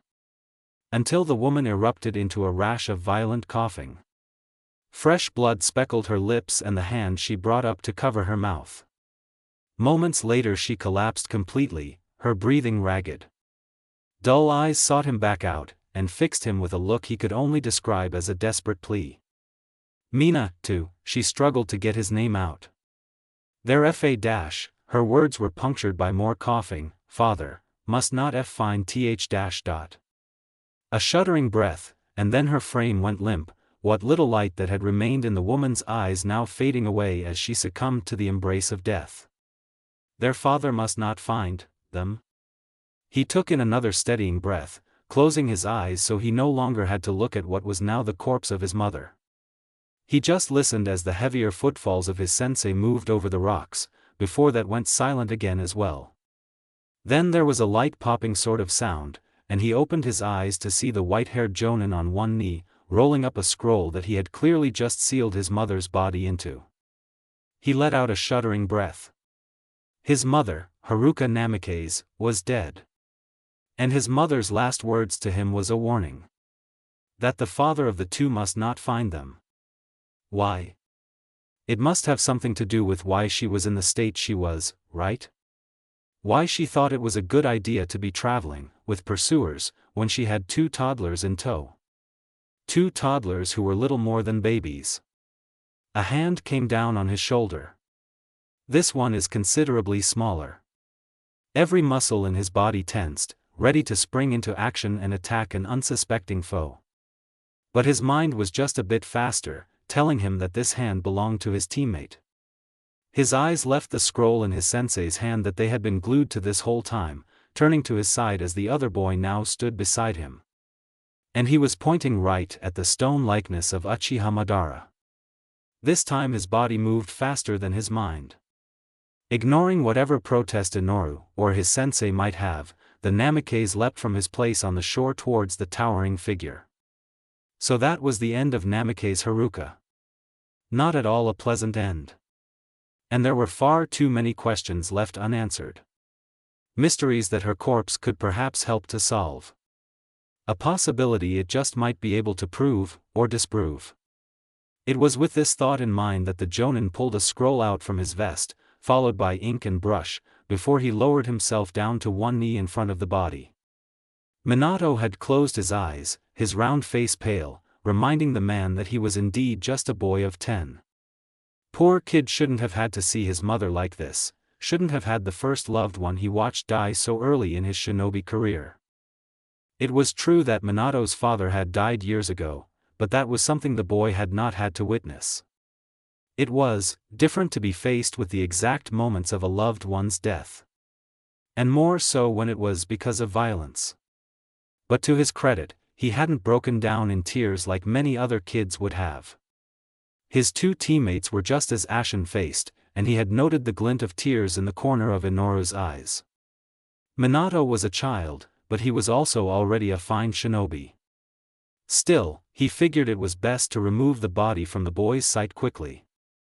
He considered removing the one kunai that was still lodged in one of the woman's back injuries, but ultimately decided not to, as he wished to bring it back anyway, on the chance that there was a way to track it back to the shinobi group who had attacked Haruka. It was a slim chance, but not one worth disregarding. And as there may be poison involved, the best thing to do would be to seal it away along with the body. Ink went onto the brush, and from there onto the scroll, before more was applied to the body, followed by a few quick hand signs. Then the body was gone, now sealed within the scroll. The sunshine blonde's eyes snapped open at the sound the sealing made, and fixed upon the scroll in his hands. As he straightened, the boy's gaze naturally followed the item, causing a frown of concern to slide over the Jonin's face. Poor kid. And then Inoru's hand landed on Minato's shoulder, and the emotionally high-strung boy nearly attacked his teammate. He could see it in the way the genin tensed. However, he was able to stop himself, turning instead to see what Inoru wanted. The white-haired shinobi took this opportunity to slide the scroll into his pouch. And then Minato was on the move. It took him a precious second to realize what had just happened. Inoru's hand was pointing towards the great stone figure of Uchiha Madara. The two toddlers were there. The man cursed softly, before biting down on his thumb and performing the hand seals to summon a toad. He didn't even properly greet the toad who appeared. "Gamma, stay with Inoru and Kenta," was all he said to the toad before he leaped after his wayward student. "Minato!" He admonished harshly as he caught up to the boy when he landed by the foot of the stone figure, his hand firmly taking hold of the boy's to keep him rooted in place. Minato, not at all unexpectedly, swatted the man's large hand away. The glower he sent at him though was a bit unexpected. Thankfully though, the boy remained standing where he was. He fixed him with a stern, disapproving stare, but the boy would not back down. Finally, he let out a soft sigh. "All right, they are your siblings," he muttered softly. "If that is who Inoru sensed. Stay behind me until I've verified who's really up there." Minato continued to hold his gaze unblinkingly, before he finally nodded with a low, "Fine." Then the two of them pushed chakra into their legs, and began to jump their way up the statue. She had to stay awake. Masato had lost consciousness not long after they'd squeezed into their hiding place. Worriedly she glanced over at him, and then once more debated if she should shuffle out to see if the people she'd spotted down below were gone or not. But if they weren't, she could end up getting them caught, when those people might not have found them otherwise. If she didn't check, they could be stuck here, sandwiched in by cold stone, for the remainder of the night, when the coast was already clear. There was no way to know if it was safe to come out or not without crawling up to look. A part of her knew it hadn't been long enough for it to be safe to peek yet. But she was growing impatient with not being able to see what was going on. She hated it. Absolutely. It made her feel more helpless than she already did by being trapped in such a young, awkward body. And her hands and feet stung. Her head throbbed, and her knees and elbows burned. She hurt all over and she felt helpless and afraid. Afraid like the child she appeared to be. And she couldn't do anything about any of it, which made it that much worse. Her breathing sounded thunderous to her own ears. Like the child she now was, she found herself attempting to hold her breath. Until her thoughts caught up with the action and she realized that it was absolutely foolish. She couldn't hold her breath for hours as an adult. No one could. It was simply impossible and illogical to attempt the feat with a child's much smaller lung capacity. Glancing over at Masato, she squinted to try and make out his face in the dark. She couldn't really see much aside from that his eyes were closed. Squirming so her arm was no longer pressed between her body and the stone, she reached towards the boy. His skin was hot and clammy. Alarmed, she jerked her hand back, biting her lip at what that likely meant. His chakra exhaustion had driven him into a feverish state. Pressed between cold stone was only going to exasperate it. Her autumnal blue eyes moved back to the sliver of starry sky she could see, and then returned to the ill boy as she tried to decide what to do. And then, with much squirming and muffled grunts, she maneuvered herself off of her side and onto her stomach, so she could start pulling herself out. The stone chafed against her knees and exposed forearms as she pulled herself along. And then she was holding her breath once again, as two pairs of feet in dark-colored sandals came into view at the opening of their hiding place. She was staring at the back of someone's heels, barely 2 feet away from her little face. She didn't dare move a muscle even as the feet slowly moved away several feet before coming to a stop. "Masato," a man's voice rang out. Her eyes widened. "Makiko?" This time the voice sounded like a child's, perhaps a boy. Despite herself, a small gasp pushed past her lips. She immediately covered her treacherous mouth with one of her hands, and attempted to shrink back downwards. How do they know our names? They'd just gotten them. The only way this person could know them was if he'd overheard their mother giving them their names, or he'd gotten it from the woman after the fact. She couldn't see their pursuers having even thought about them having names. So someone the woman had told willingly? It wasn't safe to simply assume that was so, however. The feet turned, moving back towards them. Obviously they had heard her. And then she was looking at one of the man's knees, and his hand, before the silhouette of his face came into view. It was nearly impossible to make out any detail in the dark, however no darkness could hide white hair. But it was something else entirely that really caught her attention. The glint of metal on his forehead. This man wore a Hittite. Something that had been absent on those who had pursued them before. Not that that meant this person wasn't a threat. At all. She couldn't see the symbol on that headband. And even if she could, she leaked any information on who her mother's allies might be. "It's okay," the man spoke softly, trying to soothe whom he thought to be a very small child. "I'm not going to hurt you. I want to help." The more he spoke, the more she thought the voice sounded familiar, and yet. Someone trying to lure a pair of children into a false sense of security would say that. The gentle concern in his voice meant nothing. She shrank back further. In response, the man straightened, and took a few steps back, before lowering himself to sit upon the rock. "All right, we'll wait right here until you're ready to come out," he said just as softly. A moment later she watched as the owner of the smaller set of feet sat beside him. They were too far away from her to be able to tell if it was a boy or a girl. Surely they would lose patience after a while and try to grab them, she thought. Then at least she'd know that they were the bad guys. So she shuffled backwards until she could no longer see either of them, and she was close enough she could reach her brother with a little careful maneuvering. 10 minutes passed. Neither had moved. At least, not that she could hear, and she didn't see them at the gap above her either. 15 minutes passed.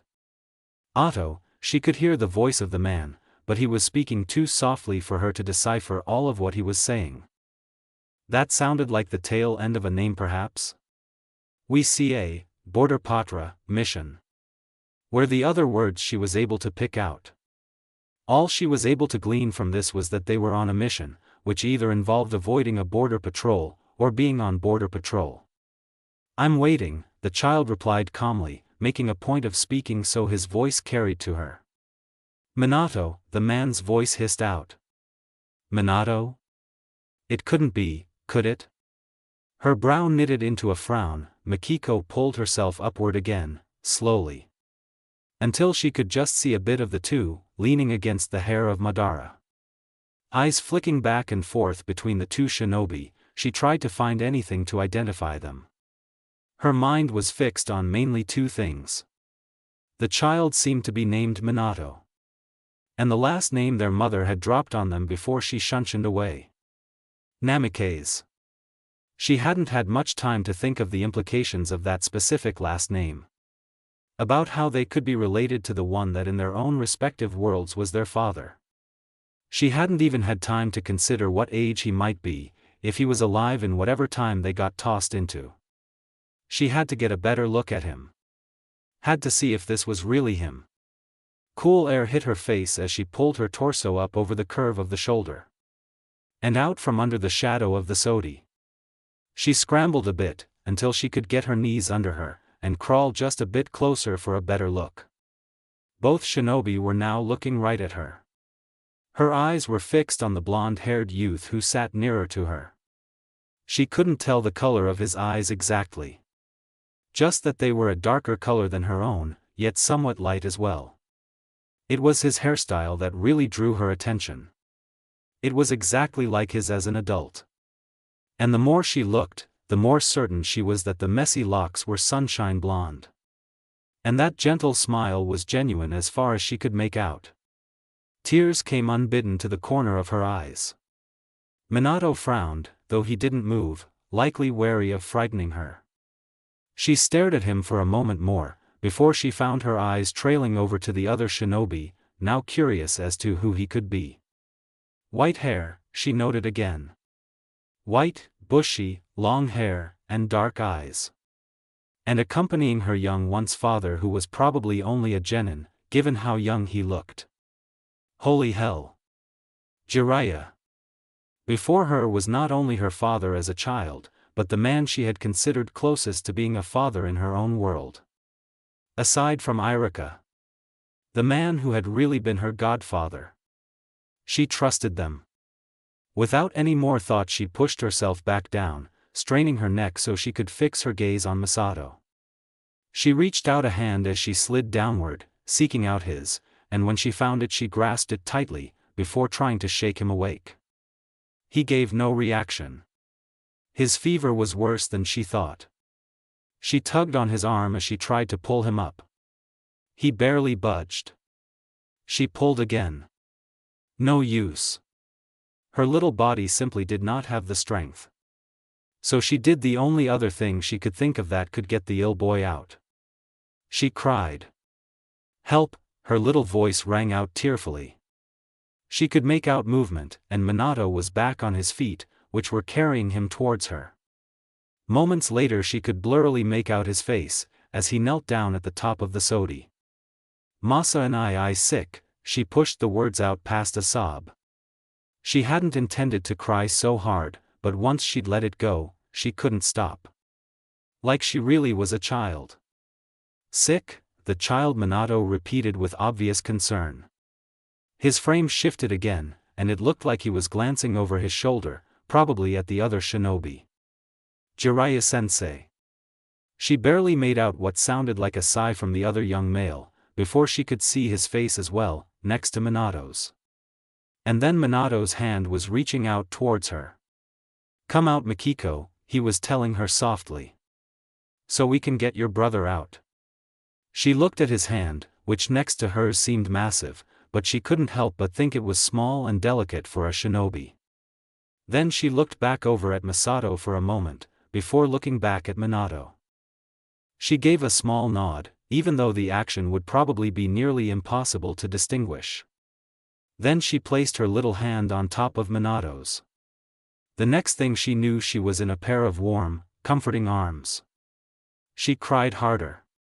It was evident that he had somehow managed to win the little girl's full trust soon after he'd pulled her out from between the stone of the sodi and the shoulder, and into his arms. When he tried to put her back down again, she clung to him fiercely as she cried into his chest. Attempting to hand her off to Jiraiya had earned him and the other shinobi a baleful glare before she had reburied her face. Jiraiya solved the potential problem by using some sort of variance of a combative jutsu with his hair that he had seen one time before. The white locks moved under direction of chakra, and allowed the jonin to reach into a space that was too tight for him to fit, to grab Masato and pull him out. Mikiko had lifted her head at this, turning her eyes back onto the white-haired jonin in what was unmistakably a measuring look. Like she was trying to find something in the man's appearance that told her whether or not he could be trusted with her brother. Mikiko-chan. Jiraiya-sensei just wants to help Masato-kun, he tried reasoning with the girl finally. To his surprise, the little girl gave a small nod, before her little face was once more hidden in his tracksuit. And although she didn't look at him again, he felt the movement in her head that signified a second nod. He nearly let out a relieved sigh, arms instinctively tightening around her slight body.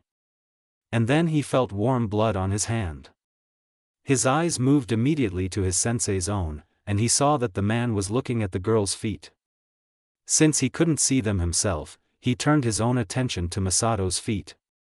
They were bare, bloody and raw. A concerned frown marred his young face, and he shifted the girl's weight in his arms, so he was supporting her with just his left, leaving his right free to gently take one of her hands. Her nails were cracked, lifting, and bloody. Her palms scraped and nearly as raw-looking as her feet. An impossible thought came to mind. Did they climb up here?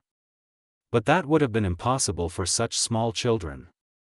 Even children twice their age wouldn't have been able to do it, or at least, not without having extremely exceptional chakra control for their age. And yet a closer inspection of her hand made him reconsider the impossibility. That looked suspiciously like chakra burns. And, of course, there was the simple fact of where they had hidden, and that Mikiko had climbed up the shoulder to look at them earlier. He had dismissed it before, subconsciously believing there must be some sort of hand and foot holds on the stone, but now he had to acknowledge that no, there was no such thing. Masa and I, the girl said insistently, turning her hand over to wrap her little fingers around one of his so she could tug just as insistently at him. Her head was back up, blue eyes fixed on him in another glare. He pushed a smile onto his face, and very gently pulled his hand away, patting her gently on the top of her matted hair. "Hang on, Mikiko-chan, we're going down," he told the girl softly, before his eyes met the onyx ones of Jiraiya once more. The man's expression was grim. The look spoke volumes. Jiraiya didn't think taking the two was exactly smart, but he also didn't seem to want to leave them out here on their own. Of course, Minato didn't care if it was smart or not. These two were his family, right? The very last of his family. Without a word, the two shinobi leapt from the stone shoulder of the famous Uchiha, back across the border into Hai no Kuni. As his feet touched back down on the rocky shore once more, Jiraiya ignored the curious and concerned stares of his two other students. The boy in his arms was quite ill, and despite his reservations in taking the two toddlers along with him, they would surely die if they were left alone. A fact that he couldn't ignore. Considering it for a moment told him he would regret it. Not that he was a stranger to regret. Masato would probably be gone to his fever before tomorrow night. To make it worse, they were far too underweight for children their age. He could tell that, even though he didn't have any reliable knowledge on what was a healthy weight for children to be. There was also the possibility there could be answers to be had from these two, if their mother's body didn't provide. If he didn't get the boy proper care soon, he would die anyway. The girl's prospects were better, but what were the chances she wouldn't succumb to a fever of her own? Her hands and feet were just as banged up, and those were definitely chakra burns he spied. The chakra fatigue could easily be fatal for both toddlers. Thanks Gamma, he dismissed his summons a bit absently, and the toad disappeared in a puff. Shifting the boy's weight to one arm, he dug out 2 small scrolls and ink, but he was going to need both his hands. His gaze immediately turned back to Minato. After all, given the girl's reactions earlier, he doubted she would be alright with him handing the boy off to Inoru or Kenta. Minato seemed to understand, and once more shifted Mikiko's weight to his left arm, before he extended his right to accept Masato. At any other time, Jiraiya might have thought it a comical sight to see the boy balancing 2 toddlers. Now was no time to be amused, however. As quickly as he could, he scrawled out a message to Konoha, and then one meant for the patrol that was on its way to relieve them, before he summoned 2 messenger toads. He gave them the scrolls and sent them on their way, before finally turning his gaze to Inoru and Kenta, who had wisely kept quiet the whole time. Get as much fresh water as you can, he instructed the 2 boys, who immediately jumped to attention, and Kenta pulled out his bamboo canteen before accepting Jiraiya's. Jiraiya took the boy back from Minato, who immediately dug out his own canteen and handed it to Inoru. The lighter blonde moved over to the water's edge after Kenta, and the 2 boys quickly filled the water containers. As he waited for them to finish, Jiraiya's gaze flicked about, his senses on high alert. Haruka's wounds had been fresh enough that the ones who caused it couldn't have been that far away. It was dangerous to assume that she had killed them. Given the way Minato was shifting from foot to foot, the boy was clearly thinking along the same lines as himself. And clearly the other 2 boys could sense as much, as they filled the canteens with haste before returning. He'd already decided what they were going to do in order to open up as much distance between themselves and this location as possible, while still giving the sick boy enough care that he should, hopefully, make it through to proper medical aid. However, he didn't bother to explain it to the trio of genin, simply signaling them to follow before he leapt back into the trees, heading for the point in their patrol route that was closest to Konoha, as this was where their relief was supposed to meet them. He didn't need to look to know that Minato followed directly behind him, Inoru and Kenta at the rear. Nor did he need to see their faces to know that the lot of them were gritting their teeth at the pace he had set. But he knew his genin. They could maintain the pace just as long as he needed them to. She really hadn't meant to fall asleep. Tried so hard to stay awake. But after being told by Minato to hold on, the world around her had continued to drift out of focus. She was aware of motion for a time, and then nothing at all. And then there was a pain like she had never felt. She could see nothing. Hear nothing. Feel nothing but this all-consuming pain that seemed to tear through her very soul. She tried to scream, but no sound ever came. The agony continued relentlessly, until the only thing her mind could register beyond it was the desperate desire for it to stop. And then the excruciating monotony was broken by a faint, gentle light, fading in and out. It seemed so far away, but where the light touched she felt slight relief. She reached for it. Strained to get to it, and the end it promised.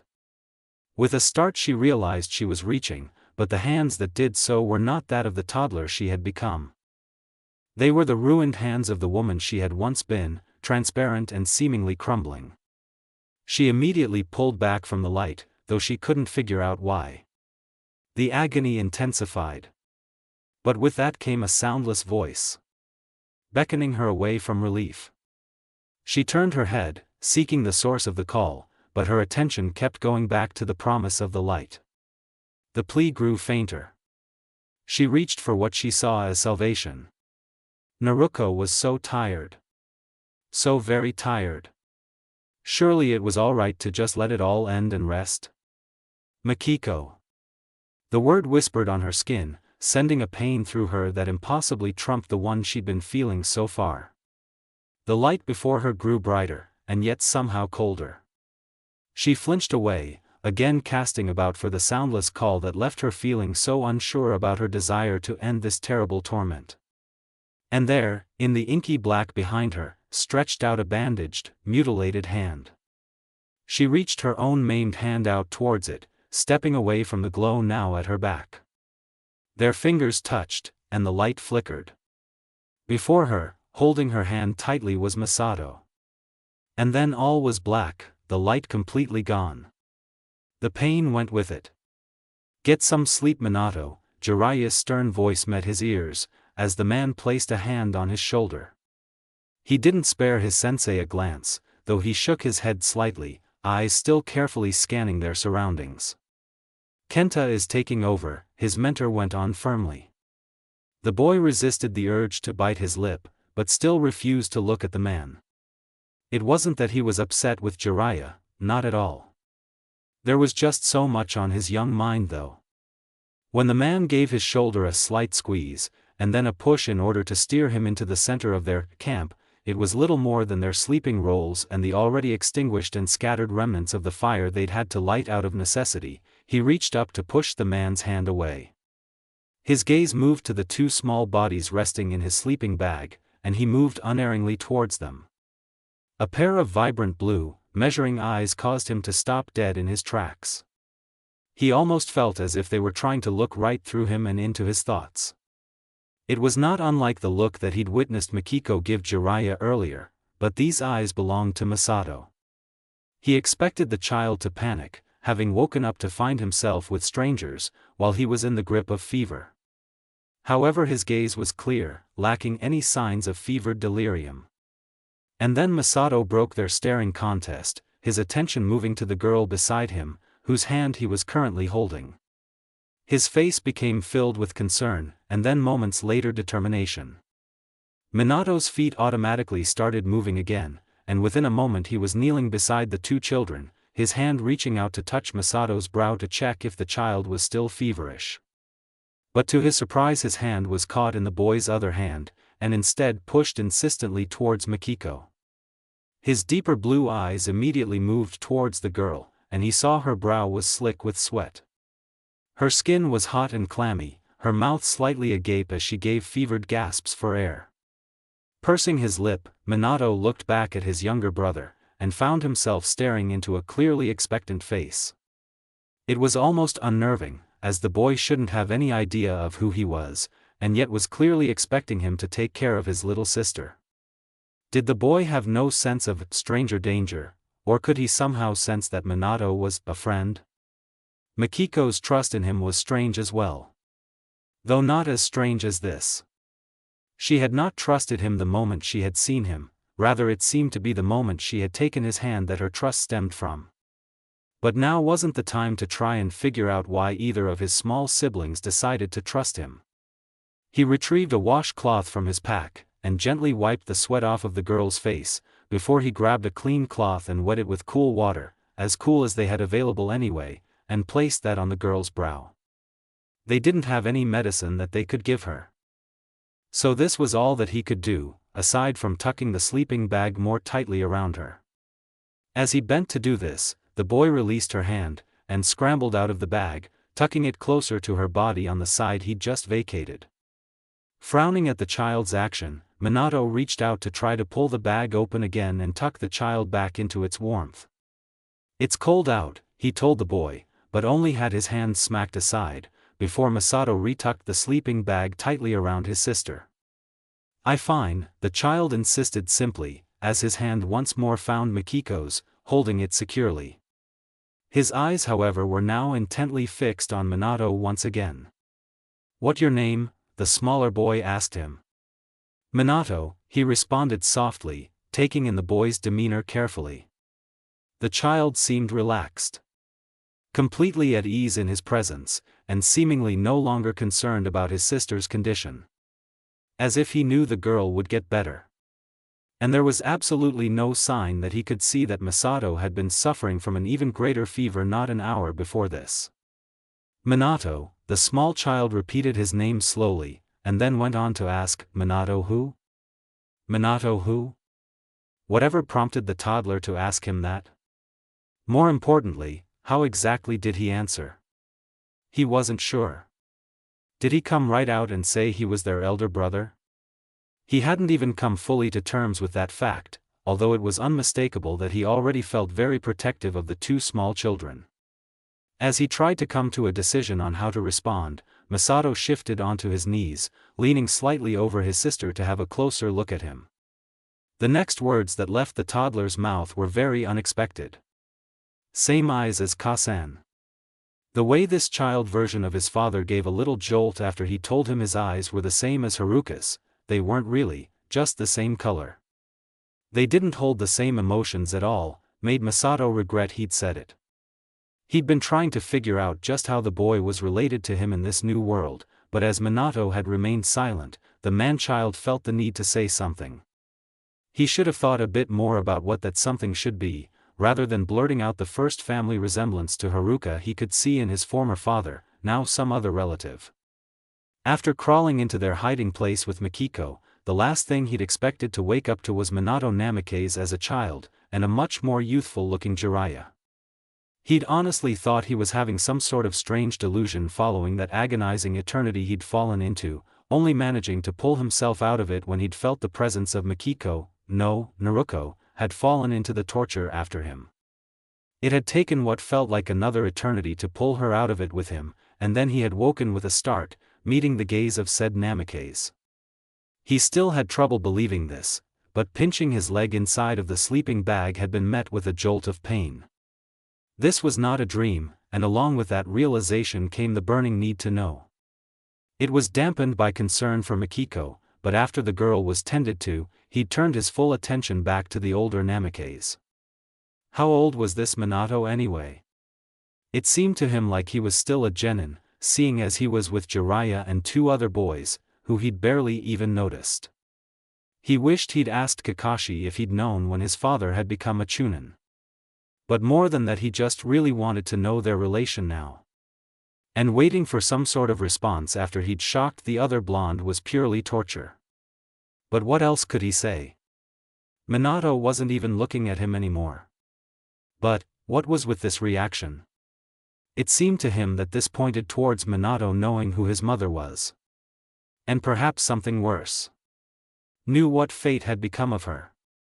Which would perhaps explain why they were now in the company of the future yondaime and his teacher. Ka-san is gone now, isn't she? He found himself asking, again without thinking.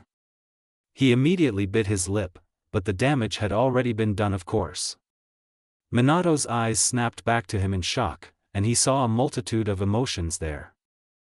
Anger, sorrow, hurt, confusion, and a hint of wariness. All he could do was unwaveringly meet the other boy's eyes. Yes, was the older boy's eventual, low response.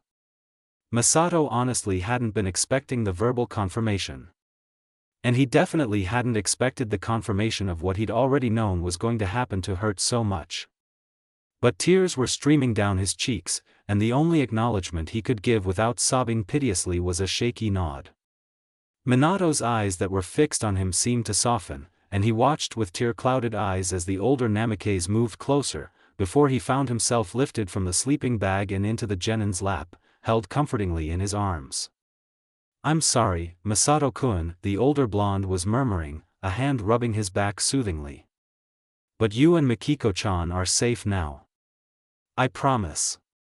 The use of his name made him stiffen, before pushing on Minato's chest so he could look at the other male's face. "Did Ka-san tell names?" Minato had a sad smile on his face, but he gently wiped away the tear stains on Masato's cheeks. "Yes," was the genin's simple response. "She wanted me to find you too and take you home." Masato wondered if Haruka had really said as much to Minato, but he figured the part about her telling him their names at least had to be true. How else could he know? "Why?" he questioned, hoping it came off as something a toddler would normally ask in such a situation. Minato patted his head lightly, but was frowning thoughtfully, clearly trying to decide how he wanted to answer the question. "Well," he began slowly. "We're family," he continued, hesitance lacing his voice. "Family?" He had to continue to probe. Get the full truth out of the boy. Minato perhaps realized what he was doing, as rather than answering he fell silent for some time. After several minutes, Masato tiredly leaned back into the other Namikaze. He felt absolutely drained, to be honest. And his hands and feet, which must have been bandaged by the shinobi at some point, ached slightly. He knew his little body desperately needed rest to recover. And then Minato was shifting him, and he found himself once more laid in the sleeping bag, next to his sister. His eyes snapped to the other boy, and he sat up in protest. He needed rest, but he wanted his answers first. Minato pushed him back down, pulling the sleeping bag up to the toddler's chin. Then Minato sat back down, one leg up, his arm draped over his knee as he locked eyes with him. "Your Ka-san was mine too," Minato spoke softly, so low that Masato was unsure if he'd even heard it. "Do you know what that means, Masato?" Haruka Namikaze was Minato's mother. Oh yes, he knew exactly what that meant. He nodded, and then turned on his side, hand grabbing Mikiko's again. Reassuring himself that it was still warm, still too warm actually, and not cold in death. "Good night, Minato-ni," he murmured. Then he allowed his eyes to close, falling into a dreamless slumber. Jiraiya stayed off to the side as he watched the exchange between Minato and his little brother. His mind was racing with the information he'd gleaned from their interactions. First was the strange mystery that was the boy's seemingly unfevered state when he'd woken up. And then there had been the intelligence he'd caught in the toddler's eyes. It was only for a moment, but it was significantly more than a toddler should have. There was also the way it seemed like the toddler was trying to direct the conversation. As if the boy had already made the connection that he was somehow related to Minato, just not exactly how. Nor was it normal that the toddler clearly had a good understanding of death, even if he didn't have the right word for it. The tears clearly showed that he knew Minato's answer to his question about his mother meant he would never see the woman again. There was something very un-toddler about Masato. And Minato clearly saw it himself, as he continued to hesitate on how to respond to the boy. Certainly a part of it was Minato genuinely being confused on how he should feel in this situation. It was easy for the sage to spot this in the boy's tense shoulders. But his eyes showed wariness when he caught a glimpse of them. Masato had kept probing however, and finally the older Namikaze had all but said he was the twins' older brother. Masato calling him "ni" had clearly not been expected by his genin pupil. Minato still sat beside his sleeping bag, eyes wide in surprise, not really seeing the curled-up boy.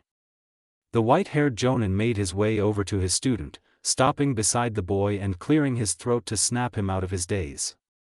Minato started, but his eyes moved to hold his own gaze. "Get some sleep. We're leaving as soon as the sun finishes rising," he told the boy. Minato needed to get what rest he could so they could continue on their way. Even with Masato recovering from his fever, for now, Mikiko was now ill. Given their condition, it seemed reasonable to be concerned that Masato could fall ill again. They really did need to proceed to Konoha as quickly as possible, which started with rendezvousing with their relief. Finally Minato looked away, nodding slightly. However, rather than going to borrow Kenta's sleeping bag, he pulled out his cloak, and laid on his side next to his two little siblings. Jiraiya almost sighed. But he knew the boy would get enough sleep even like this, so long as he didn't keep himself up with his thoughts. A sleeping bag would not help with that particular issue, but being able to gaze upon the two sleeping toddlers might. With a single word, Masato had made Minato wholeheartedly accept being the older brother of these two, and the responsibilities that came with it. Responsibilities Jiraiya knew Minato didn't fully understand the weight of. But he also knew the Namikaze would rise to the occasion. He could be quite stubborn. There was an unmistakable tenderness in the child's eyes as he reached out to lightly push Mikiko's hair out of her face. Watching the scene, Jiraiya found himself hit with the desire to keep this little family together. And so, he decided to file his observations of Masato away. If he spoke of them to the wrong people, Minato would find his little brother and sister taken away from him. "Sensei?" Minato's voice reached him, though the boy didn't roll over to look at him. "What?" the Konoha shinobi asked, though he really just wanted the boy to sleep. "What happens when we get back to Konoha?" Jiraiya exhaled sharply at the unexpected question, which caused the boy's shoulders to tense, before Minato sat up again, blue eyes seeking out his black ones. After a moment, he put on a smile for the boy. Just be their brother. Jaw said in a firm line. The sunshine blonde shinobi came to a careful stop. Unsurprisingly, Jiraiya noticed immediately and waved the other two genin to a halt as well. His onyx eyes met his pupil's blue ones questioningly. Minato held his sensei's gaze for a moment, before he turned his full attention to the child he'd been carrying on his back. Her grasp had slackened on his shoulders, telling him the toddler was unconscious. As carefully as he could, he shifted the toddler's slight weight into his arms, and then balanced her on his left so he could feel for a temperature. He felt the tension rush out of him when her skin felt normal. She was just tired. He wished he could let her continue sleeping. Makiko-chan, he called lightly, not wanting to raise his voice too much. He tried shaking the girl's shoulder when she did not respond to her name, and when that still didn't wake her, he called to her just a little louder. Makiko-chan, wake up. The little toddler let out a soft whine as she stirred, her eyes blinking open and her lips pulling into a clearly grumpy frown. Makiko-chan. I need you to stay awake and hold on tight, he told the girl in what he hoped was a soft and soothing voice. She screwed up her eyes and practically glared at him for a moment, but then her expression slackened, and she gave him a slight nod.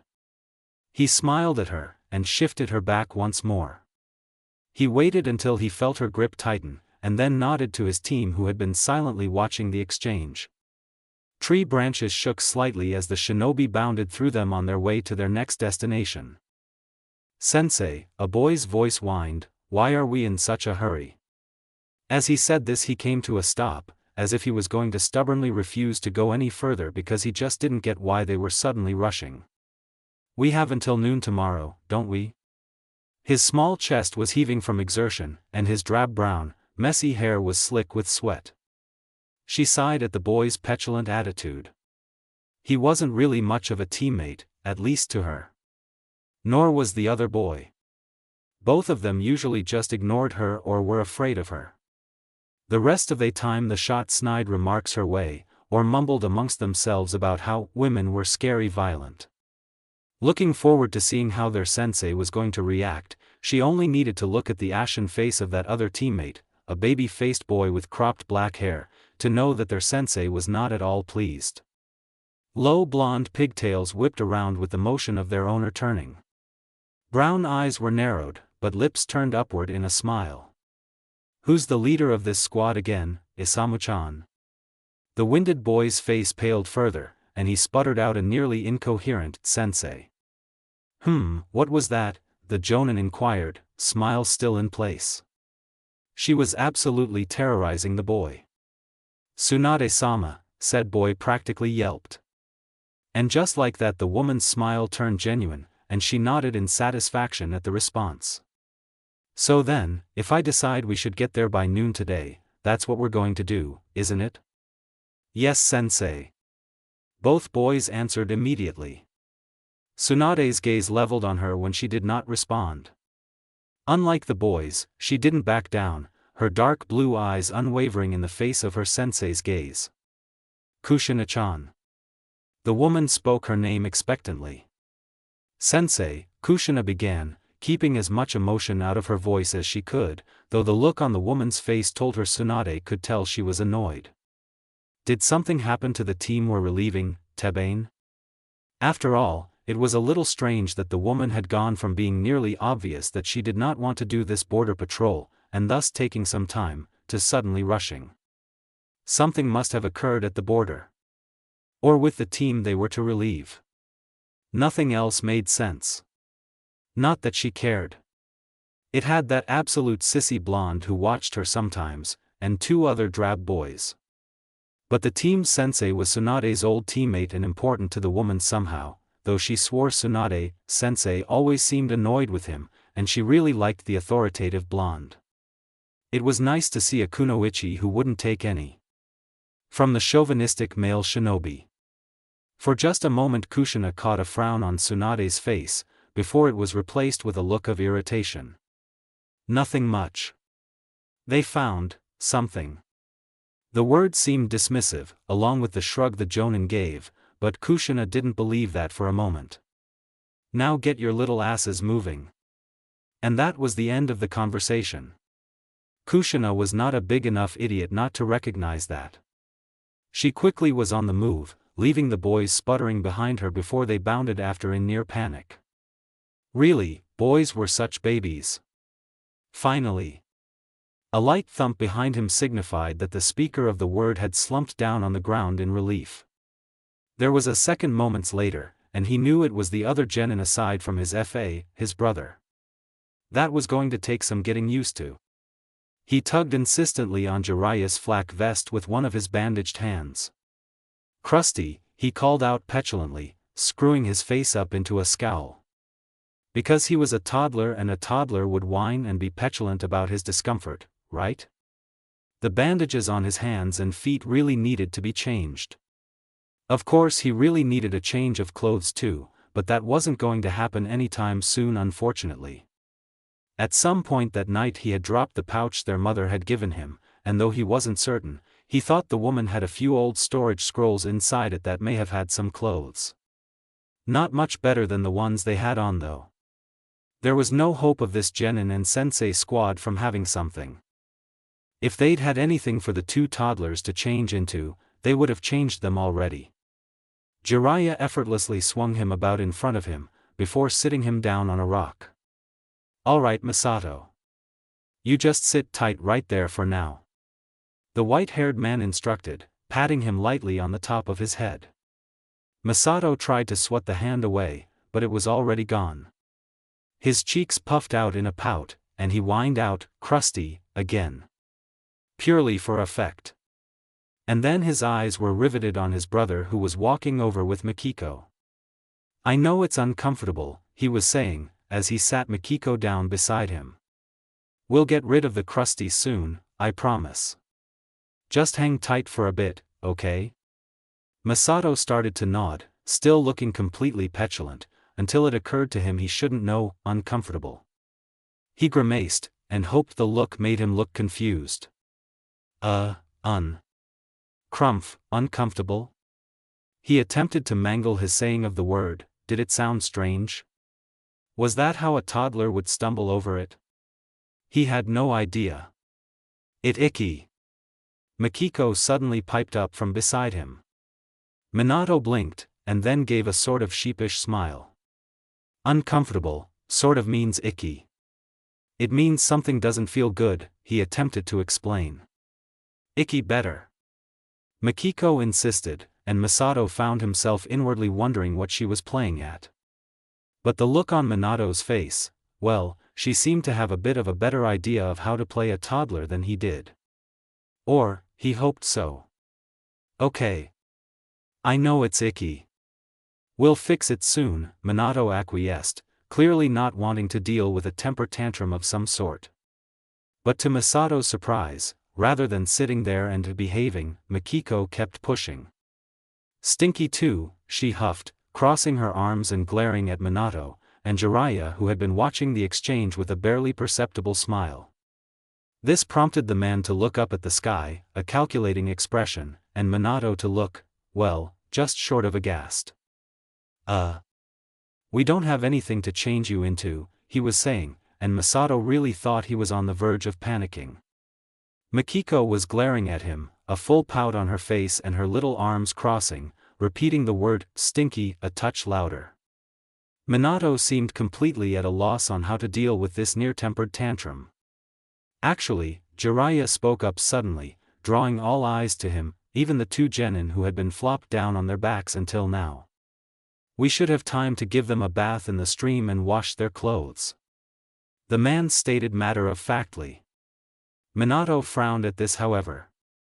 But sensei, we don't have anything to put them in while their clothes dry, he pointed out. They could catch a cold. Masato's head was moving back and forth between his now brother, and once mentor. Jiraiya simply shrugged with a, we can just wrap them up in our cloaks for a while. To which Minato didn't respond, but remained looking rather troubled. Makiko didn't pipe back up in a petulant tone again, so he was left looking between the two, waiting for some sort of agreement that seemed might not come for a while. In reality, not even a minute of silence had passed yet. The water of a stream would be really cold, but to be clean again. Well, cleaner, anyway. That would be amazing, honestly. It had been what, a week since they'd last got a bath? Longer maybe? And that bath had been just cold water, which did get most of the grime, but not all of it.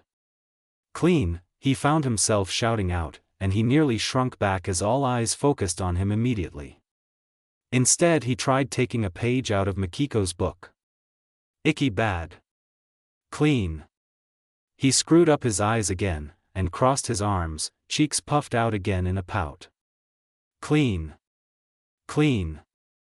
Makiko repeated insistently. Their brother pursed his lips for a moment, and then his expression broke, a sigh slipping past his lips. All right. Let's get you two clean, the boy relented. Masato reached out towards him immediately with a Minato nii. Then he felt the little hand of Makiko on his shoulder, her face now in a confused frown rather than a petulant one. Minato nii, she said the name and honorific questioningly, and he immediately realized his mistake.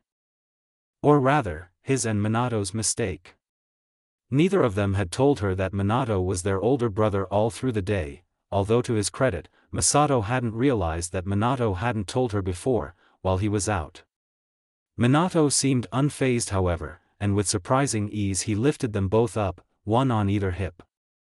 Your Ka-sen was also mine, Makiko-chan, he explained simply as he balanced the two. Masato clutched at his shirt, as the sensation of being carried still sometimes was a bit off-putting. He'd rather use his own feet, but he had no footwear and they had already taken quite the beating. So that makes me your older brother. Masa nii older brother, the girl stated, and now Masato was wondering if somehow it was really a toddler mind in control of her words right now. Was Makiko not as in control as he was? Because, why else would she be resistant to the idea of Minato being her older brother? She certainly would understand the concept of having multiple siblings. But perhaps it was an act? Though for what purpose? You can have more than one older brother, Minato explained with a slight smile, even as he started walking towards the sound of a burbling stream. Makiko was silent for a time, and then buried her face into Minato's shoulder. He was just able to make out the two words she murmured. Okay, Ni-san. Older brother. That was honestly not the relation to Minato she'd been expecting. Of course, she hadn't had time or the presence of mind to wonder about it when she'd first seen him. She'd been more concerned with Masato. Today though, while she rode on his back, she had spent a little time pondering it. She hadn't really thought Haruka was old enough to have a child of Minato's age, which she'd put in the range of 10 to 12 since she remembered her mother saying he'd been small for his age until into his teens. And while Haruka's hair had definitely been graying, she thought her look of age was more stress-induced than actual age. She wasn't exactly sure how she felt about having two older brothers in this new life. She'd lived her first essentially wishing she had an older brother, and thus deciding rather selfishly to view her male counterpart as one. As well as adopt Sasuke as a sort of brother, and even think of the late Itachi as a kind of family once or twice. And now she had one of the three as her real older brother, well, assumed real older brother. They'd never actually found out which was truly the older twin, but since Haruka never corrected her when she called him Nii, they'd silently agreed to just go with that. After all, it was easy to think of Masato as her older brother, when she had thought of Naruto in that way for most of her life. She also had the man she once knew as her father as her 8 to 10 years older brother. She'd never gotten to know him as her father, but thinking of him as her brother now was strange to say the least. But an uncle who was only 8, 9, or 10 years older than you would get kind of annoying, wouldn't it? A cousin would kind of just be like an older brother if he was all the family you had left, and 8 years older wasn't that bad. It was the kind of age gap of a real older sibling who would look out for you and take care of you. At least that's how she saw it. It wasn't that far outside of the 5-year gap between Sasuke and Itachi, provided it was on the lower end. Not that that was a great example. Still, Itachi had done a lot for the sake of his brother, even if some of it had been misguided. But again, this man, boy, was her father in her original world. It wasn't so easy to look past that. Still, she should just be happy they were closely related once more, shouldn't she? That she would get a taste of what being a family was like. Even if that family didn't have parents, it was still loads better than how she grew up the first time, wasn't it? Yes, it was. It had to be. That decided, she pulled her face out of Minato's shoulder and turned it towards the sound of water. Her blue eyes fixed on the happily gurgling stream that was their destination. The water looked cold. She shivered. A sigh of relief escaped the genin's mouth as he tucked his sleeping bag around the now sleeping toddlers. Trying to bathe 2 toddlers in a stream, without someone else to help, was hard to put it lightly. The 2 decided to try and have a water fight, and for a while there it was all he could do to keep them from toddling out into water that was too deep for them.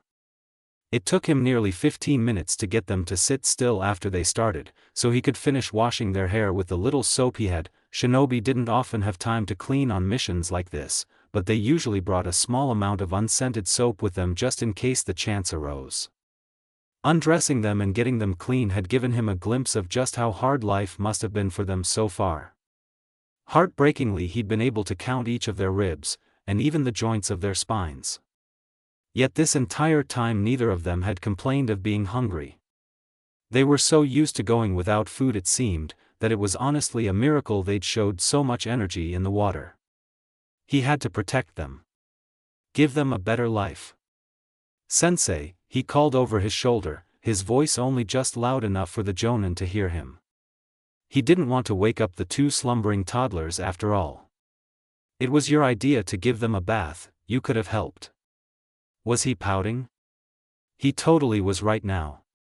He schooled his face immediately, hoping Jiraiya hadn't caught his lip being jut out. If the man did, he didn't mention it. He just laughed at him. You're their brother, Minato, the white-haired shinobi stated simply, as if that obviously made it his job. Although, that wasn't entirely incorrect. He was the oldest relative they had, aside from that father that must not find them. Minato wanted to sigh, but forced it back when there was some rustling in the bushes nearby. His eyes snapped that way, but he immediately relaxed when he saw it was just Kenta and Inoru returning from the stream with the damp clothes the 2 toddlers had been wearing. They were grumbling about having to wash them, but still hung them by the smokeless fire their sensei had lit while they'd all be busy at the stream. Anyway, Jiraiya-sensei, Minato continued, eyes moving back to the jonin. What do you make of this? He asked, his head gesturing to the 2 twins. Jiraiya frowned, and stood from where he'd been lounging, walking over to see what his sunshine blonde pupil was on about. Their hair, he added, pointing towards the mismatched patch of hair that sat to the left of Masato's brow. Both twins had messily chopped, shoulder-length hair, and the stuff was terribly unruly, in a mainly sunshine blonde like his own. Both also had a patch of hair that stood out from the rest that more or less framed the left side of their little face. That was where the similarity stopped, however. Masato's patch of hair was darker. A medium brown that stood out starkly from the rest of his hair. He'd almost missed Mikiko's at first, but now clean and reflecting the sunlight, it too was an unmistakably different color from the rest of her hair. A pure white. Jiraiya squatted next to the sleeping barely toddlers, and gently pushed the hair to the side at Masato's scalp, before doing the same with the small girl. Birthmarks, he said simply. Their scalps are miscolored in relation to the hair. Minato allowed himself to sigh this time. Sensei, they are in the same spot. What are the chances of twins having 2 or more identically placed birthmarks? 2 or more. Oh, right, he hadn't gotten that far yet. On their stomachs, the right side. It starts at their hip kind of like a curved gash, and ends in something more akin to a puncture. There's even a roundish mark on their backs that matches up. As if they'd been impaled by a sword that was then twisted in the wound. That's what it had made him think of immediately when he'd seen it on Mikiko, the light color seeming to him like it was a scar. But the skin was smooth, and the darker mark on Masato definitely wasn't the right color to be a scar. Not of that sort, anyway. Jiraiya looked thoughtful for a moment, but then shrugged dismissively, much to Minato's displeasure. I wouldn't worry about it, kid. Birthmarks have never hurt anyone. But Jiraiya's eyes had lingered another moment on the mismatched hair, cheapening the words. Right. The boy muttered, completely unconvinced that there was nothing there. No meaning behind these nearly identical birthmarks that his two little siblings shared. All right, Minato, go find some food. Jiraiya's next words caused him to start. Food? Why would they need food? We've got ration bars, sensei. He reminded the Jounin, and then realized it was kind of foolish to do so. There was no way Jiraiya didn't know that. You really think they've got strong enough teeth to eat shinobi ration bars, was the man's response, and Minato went from feeling foolish to completely chagrined. Right, he muttered again, and got to his feet quickly. He needed something that could be mashed up for them to eat, probably. Minato was finally beginning to realize how much work it was going to be to take care of a pair of toddlers. Could he handle it? He didn't really have a choice, did he? He had to. Tsunade ignored the pleas for a break that the two boys in her little squad had started to make over the last 30 minutes. Seriously, what was old man Hiruzen thinking giving her a genin squad with two whiny boys? Giving her a trio of genin at all seemed senseless enough. Honestly, she had reservations about kids their age being made shinobi. She wasn't really one to talk when she'd become a shinobi at 6. Sure, the birth rates in Konoha were strong, but putting their younger generations in harm's way was a good way to create a population crisis. During peacetime it wasn't such an issue, but considering there was an impending war. They were also almost to their destination, which meant if she pushed them a little further then she could finally have peace and quiet from their whinging. At least Kushina was silent, and easily keeping pace. The Uzumaki girl was a fiery one, that was for sure. And had boundless energy. But she brought her own fair share of troubles to the team. Tsunade was hoping they'd all reach Chunin soon so she could be rid of the boys at least. First was the fact that being fiery meant she had quite the temper, not unlike her own. She terrorized the two boys more than Tsunade herself. So the team dynamic was unbalanced, to put it nicely. However, there was also the concern that enemy Nin would target the girl, seeing as she was an Uzumaki, her bright red hair all but giving that fact away. And why had Konoha taken in an Uzumaki from Yuzushiogakure? Why had Yuzushiogakure sent one to Konoha, on her own? It wasn't purely because the two villages got along so well, she knew, although others might not make the connections she did. Her grandmother was nearing the end of her life, the Uzumaki brat would be her replacement as Jinchuriki. Though she knew this, she didn't tell Hiruzen she was aware, the old man probably already knew. Since he made no mention of it, Tsunade decided the best course of action was to keep the knowledge to herself. Kushina, who was already at odds with the majority of the male population around her age, did not need the added stigma the Kyubi would bring her if the population at large knew what Tsunade did. Though, after that week of Kushina being utterly unbearable to be around, Tsunade had a feeling the girl knew what her future held. She also believed the redhead had yet to come fully to terms with it. Another good reason to keep her knowledge about it to herself, at least for now. Really, the girl on her team was causing her more stress than the two infantile boys combined. But, she did like her, unlike the boys who might as well be non-entities, and a source of stress. She wasn't about to let young Genin die on her watch. And then there was the fact that not one of them was interested in Iri ninjutsu. Just what had Hiruzen been thinking? And why the hell had she agreed to this? It was too bloody late to get out of it now, short of them being promoted of course. But, she really wanted to, at times. Tsunade almost sighed, but instead yanked herself out of her internal reverie when she caught the sounds of grumbling boys. It wasn't from behind her however, but ahead of them. With a final leap she passed through the cover of foliage and touched down in a clearing. Eyes immediately pinpointed the two grumbling boys, who were now utterly silent. She didn't spare them more than that glance, instead moving her attention to the white-haired man who sat beside a smokeless fire, and the sleeping bag that was next to him.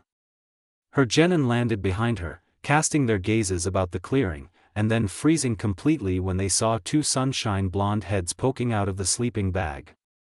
Honestly, Tsunade was a little bit surprised herself for a split second. Sure, she'd read Jiraiya's message, but she'd half expected it to be some sort of a prank. Even though it had been years since he pulled such a prank on a mission. With the two little heads squarely fixed in her vision, the blonde made a beeline for Jiraiya. "Where's the Namikaze brat?" Jiraiya, who hadn't even looked up when she arrived, finally lifted his head, only to find her eyes weren't even on him. "Gone to look for something we can feed the mini Namikaze brats."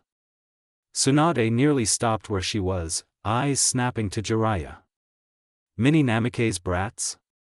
Certainly, Jiraiya had to be brief with his words when he'd sent the toad to her, and one back to Konoha she assumed, but the fact that the two toddlers they'd found were related to Minato was important.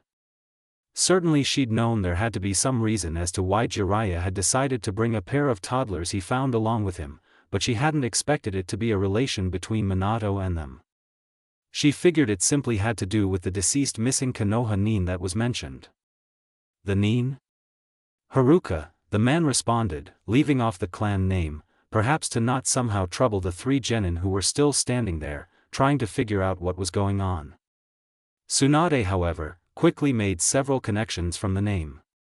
Namikaze Haruka, Minato's mother, and it seemed, the mother of the two toddlers. Her gaze returned to the sleeping bag, as she knelt on the ground beside it. Their hair was just slightly damp, she noted, before her attention moved to the discolored strands. Strange, was what she'd read about actually possible? She filed this tidbit away for later perusal, and instead carefully peeled back the sleeping bag, only to find their slight bodies were wrapped up further in Konoha-issue traveling cloaks. "How old?" she asked, slipping easily into medic mode as she went about unwrapping the sleeping toddlers so she could better examine them.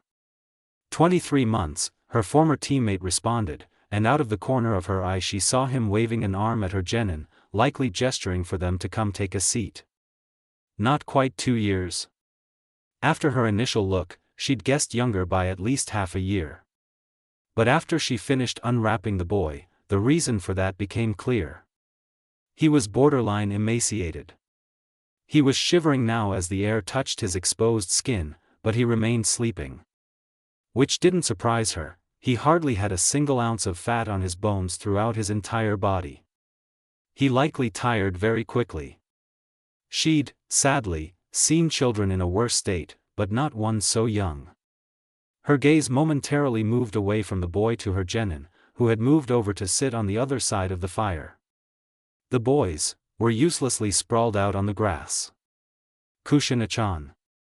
The girl was sitting, but she looked alert, unlike her teammates. "Yes, sensei," the girl immediately responded. Tsunade turned her eyes back to what she was doing, her attention now on the boy's bandaged hands. "Help the Namikaze brat in finding some food. Berries, mushrooms, herbs if you can find any. Nuts would take too long to crush," she instructed of the girl, even as she shifted back from the twins in the sleeping bag slightly, pulled out a scroll and tore a bit off to quickly scrawl out what herbs and other foods that might be found the forest that Kushina should not bring back. "As long as it's edible though, if it's not on this list, it should be fine," she added. She didn't need to look to know the girl was already on her feet again, although the reply she gave sounded just slightly annoyed. She put that to the girl finding Minato annoying, although in a different way to other boys. Still Kushina approached her, snatched the scrap of paper, and then stomped off into the trees, leaving her to look back at the boy. She examined him for a few more minutes. Satisfied with what she'd gleaned so far, she wrapped the boy back up since it would be bad if he got sick from the chill. His immune system would have no strength at all given how undernourished he was. What happened to their hands and feet? she asked Jiraiya as she inspected the girl, immediately noting said appendages were also bandaged. The girl wasn't much better off than the boy, having only a little more meat on her bones than he did, but her knees also being wrapped in bandaging. They were on the run, barefoot, was the man's response, and it told her very little to be honest. It explained the state of their feet, but not exactly their hands, or the girl's knees. She couldn't imagine they'd been on the run crawling after all. She glanced at Jiraiya sharply, expecting him to elaborate, but the man simply met her gaze. Frowning, the woman turned back to the girl, and reached for the hand closest to her, deftly loosening and unraveling the wrapping from her tiny hand. When she'd exposed the girl's palm, she found herself staring at the most unexpected thing yet. Among the scrapes that littered the small palm and fingers, there were patches of raw skin from what was unmistakably chakra burns. She nearly cursed, but realizing just why Jiraiya had not told her about this, she bit back the swear on her lips. These two, most likely, had climbed something with the use of chakra. While she was certain Jiraiya would be forthright with the Hokage, there were other individuals in the village that very well could take cruel measures in reaction to this knowledge. To her, these were just two terribly neglected, and likely amazingly prodigious, toddlers. To others they'd be seen as a raw resource to be forged into superb shinobi tools, if not a downright threat, considering who their mother was. And sure, the 4 genin there answered to them, but could they be trusted not to mention this to someone? Not really, they were just kids, even if they were shinobi. It was just as likely as not that they would say something they didn't realize was bad for the toddlers, as keep their mouths shut. And even if they could keep their mouths shut, they were only genin, and if anyone of a higher rank demanded information, or, well, used more physical methods of demanding, they would undoubtedly talk. Tsunade sent her gaze back to Jiraiya sharply, the man meeting it for a moment before giving her a nearly imperceptible nod. She returned it. Jiraiya had clearly decided to do what was right, though she wondered if his reasons were because it was so, or because of Minato, and would be careful with the knowledge. She would do the same. Now, with an entirely new understanding of the situation her former teammate had found himself in, Tsunade bent back down to the child, wrapping up all but the arm she was inspecting, and then pulling out some supplies from her pouch. If she treated the chakra burns now, then a less practiced medic would hopefully mistake them as regular burns that had been healing for a while. It seemed that Jiraiya's knack for getting into bizarre and tight situations was rubbing off on Namikaze's Minato. Hopefully the blonde was better at getting out of them than his sensei. "There you are, Namikaze." The unexpected, feminine voice almost caused Minato to jump. He whirled around, his body tensing, until he saw a head of gorgeous red hair. "Oh. Kushina. Uzumaki-san." He sputtered out, completely at a loss now. In fact, it was a bit amazing he'd managed not to drop the berries he'd gathered so far. The girl was marching towards him, her own arms cradling various scavengeables as well. "Show me what you've got, Tebane," she barked at him, but didn't wait for any sort of response, leaning over to look at what he had. What did he do? She was way too close. Before he was able to try and figure anything out, the girl had straightened with a sigh, and gave him what he thought was a disapproving look. What had he done wrong? He immediately averted his eyes. Was he blushing? He was, wasn't he? Just berries. "You suck, Tebane," the girl stated simply, and then he caught a movement out of the corner of his eye that he figured was her shrugging. "Oh well, I got enough other stuff. This should do, I think." Tsunade-sensei mentioned once that eating too much after starving for a long time will make a person sick, Tebane. Did she know that her Tebanes were adorable? "Earth to the sissy!" Kushina nearly shouted. His eyes refocused and snapped to her. She was clearly glaring at him now. "Let's get back, Tebane." Feeling a little bewildered, the boy followed after her. She talked on and on, much to his surprise, as he'd never seen her talk that much to any of their classmates in the academy. Her words were riddled with the occasional Tebane, and he felt like his cheeks were nearly on fire with the adorableness of it, coupled with her breathtaking red hair, and just being in her presence this long. He'd never been this close to her before, had he? As another tebane fell past her lips, Minato decided that no, she had no idea how adorable it was. Red. Every muscle in her body tensed as the single word met her ears. With a huff she slammed down the mortar and pestle Tsunade-sensei had given her to mash up the berries, mushrooms and herbs they'd found to feed the two toddlers. Her eyes snapped in the direction the word had come from, and she found herself staring at the brilliant blue eyes of one of said toddlers. Was it the girl or the boy? Pretty Red, the smiling child chirped as she pulled the cloak that was covering her closer to her chest with one hand, and reached out towards Kushina with the other. Pretty? She elbowed the wussy Namikaze in his side, hissing out a, "Which one is that?" under her breath. She heard the boy placing down the mortar and pestle he'd been using. He hadn't been doing a very good job of it though, constantly stopping, and his movements jerky. Mikiko-chan, the boy stuttered out, and she almost rolled her eyes at him. Did he have a speech impediment? He always seemed to be stuttering. Not that that was a bad thing exactly. It annoyed her to no end, but the world took all kinds of people, and she wasn't going to pick on him for something that might not even be his fault. She'd just pick on his general sissiness instead. Not right now though, as her attention needed to be on the toddler that had just called her hair pretty. Or at least she thought that was what the girl had said. She grabbed the glop she'd made, as well as a spoon, again courtesy of Tsunade, who carried two for the purpose of spoon-feeding some medicines that couldn't be dissolved in water. "Hey Mikiko-chan," she called out lightly, moving over to the sleeping bag and sitting down beside the girl. She briefly glanced over at the boy, but turned her full attention back to Mikiko when she noted he was still sleeping. "You think my hair is pretty?"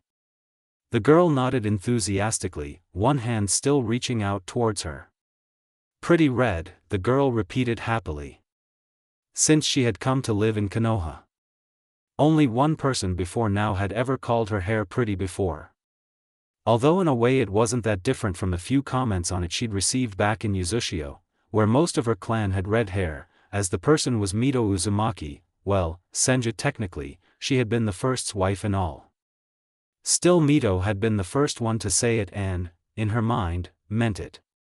Back in Uzushio it was more like, they wanted her to be proud of her Uzumaki features, and it was just the norm for Uzumaki to have red hair, so it wasn't so much directed at her as an individual. It was strange to hear now, from an innocent child who knew none of that, but perhaps that very reason was why it brought a slight smile to her face. "Thanks, Tebane," she responded, before effortlessly lifting the girl into her lap. "Are you hungry, Mikiko-chan?" The girl now sitting on one of her knees, Kushina sat cross-legged, screwed up her little face in thought before nodding and announcing loudly, "Very." Kushina almost laughed at the child's enthusiasm, as she scooped a spoonful of the berry goop. "Okay Maki-chan, can I call you Maki-chan, Tebane?" she asked the child, simply because she thought it was cute. Hey, she was allowed to like cute things too, Tebane. The girl nodded happily, and then opened her mouth expectantly.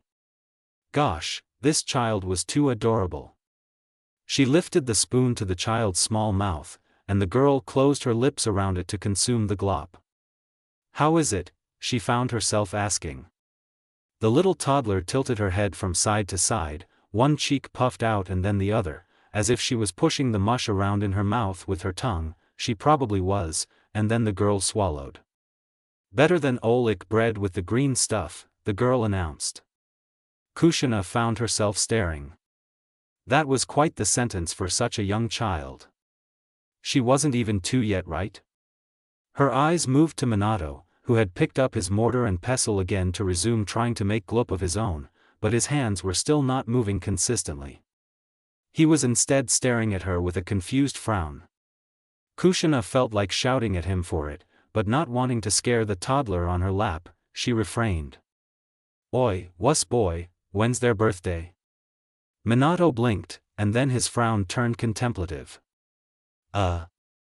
October 15th, I guess."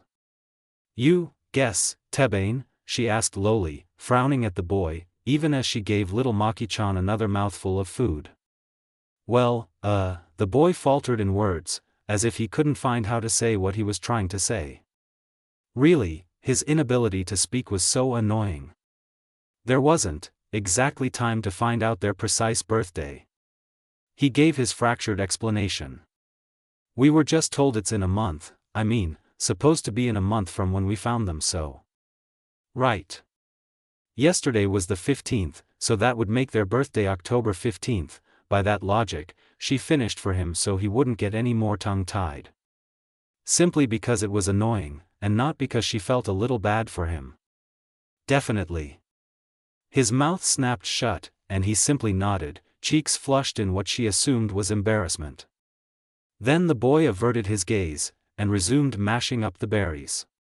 Well, at least Minato Namikaze was different from other boys. He was an unbearable wuss, but he didn't pick fights with her. In fact, his wussiness was kind of cute. Jiraiya was having a hard time not bursting out into near hysterical laughter. He'd known for a while that Minato had it bad for the red-headed genin who'd been put under Tsunadeheim. He was still trying to figure out what Hiruzen was thinking with that one. This, however, well, the boy had it a lot worse than he had thought. He was hopelessly enamored with the girl, to the point where he probably couldn't tell which foot was left and which was right. He was doing a great job of making a fool of himself, really. His eyes moved away from his abashed student, and to the red-haired girl.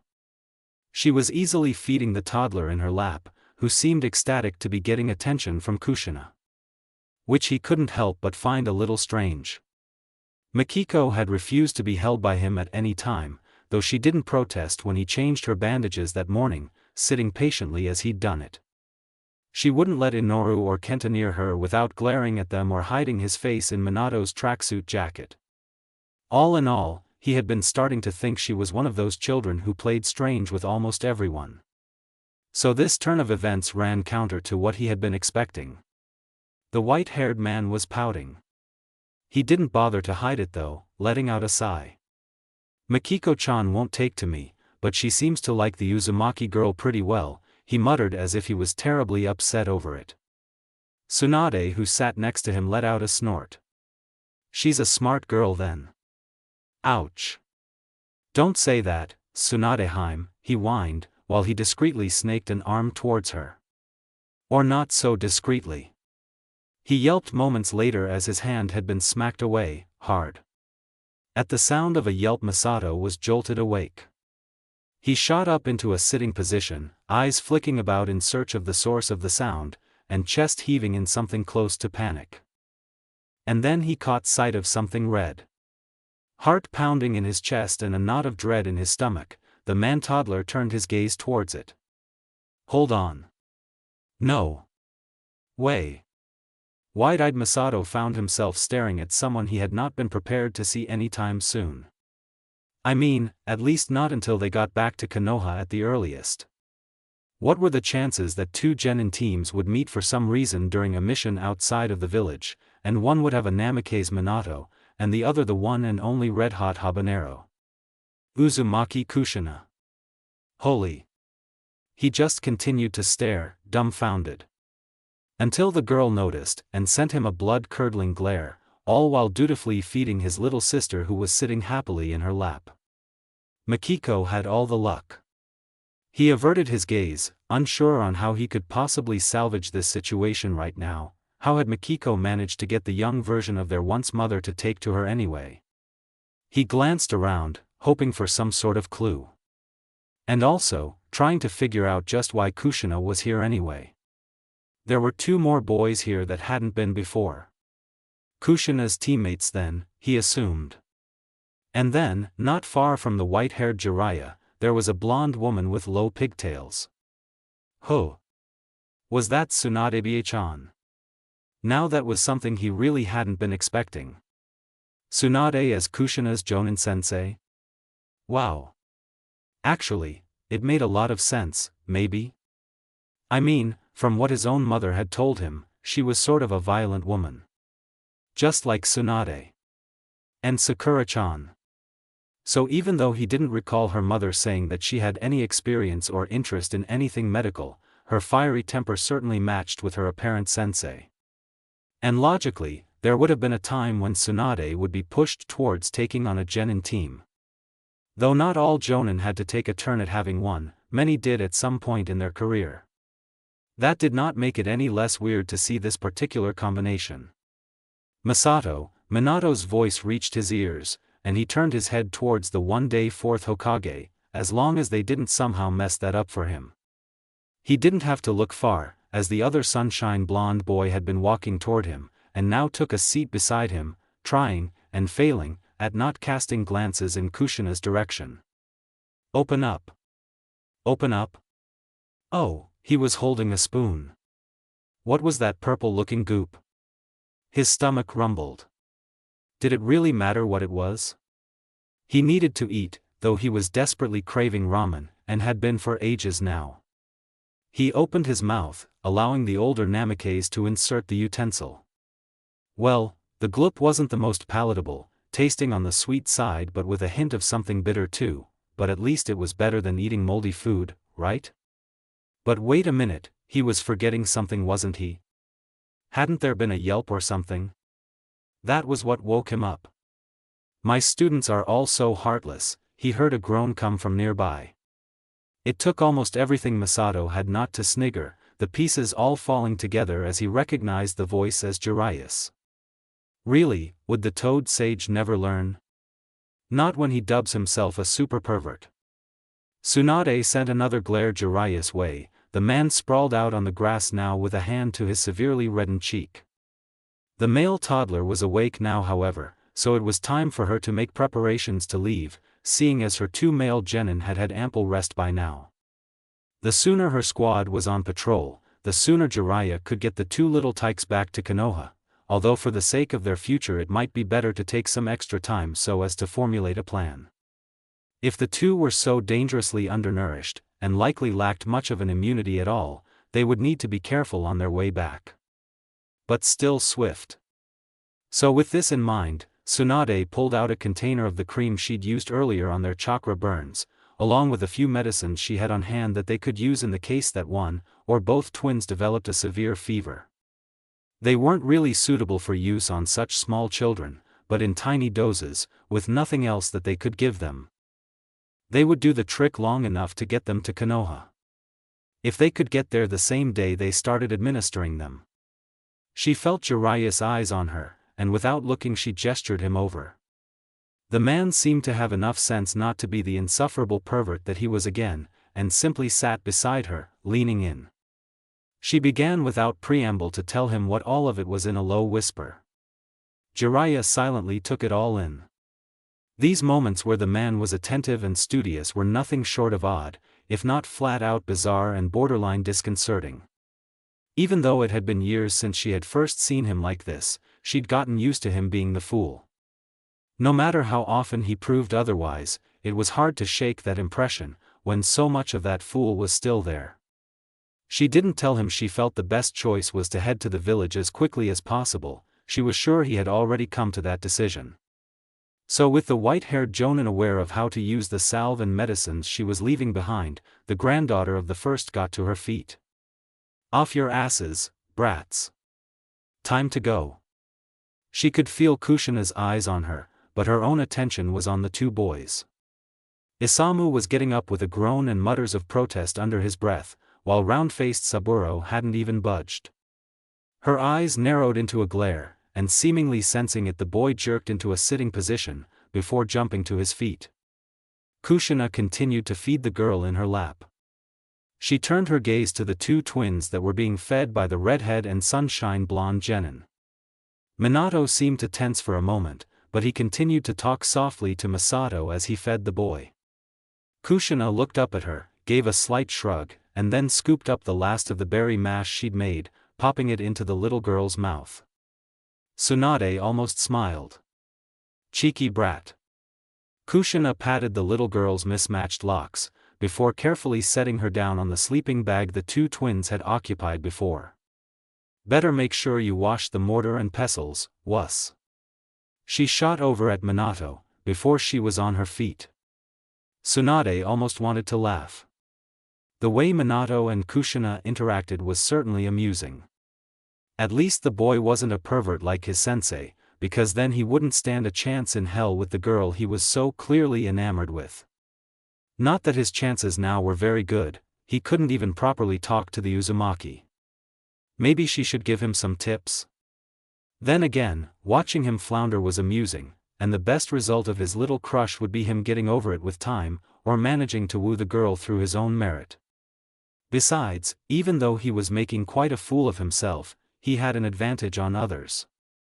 Kushina clearly acted differently with him than her other male peers, who were either afraid of her, or trying to pick fights with her. So really, it was certainly a possibility that this could go somewhere. Or end rather explosively. Either way, she'd have plenty of entertainment. Minato felt his brother pull insistently at his sleeve, and snapped his eyes away from the swaying red hair of Kushina as she followed her sensei into the trees. His face still felt like it was on fire from blushing so much, but he went back to feeding the boy who had clearly grown annoyed with waiting for the next mouthful. The boy made quick work of what remained of the mash, and Minato for a moment wondered if he should make more.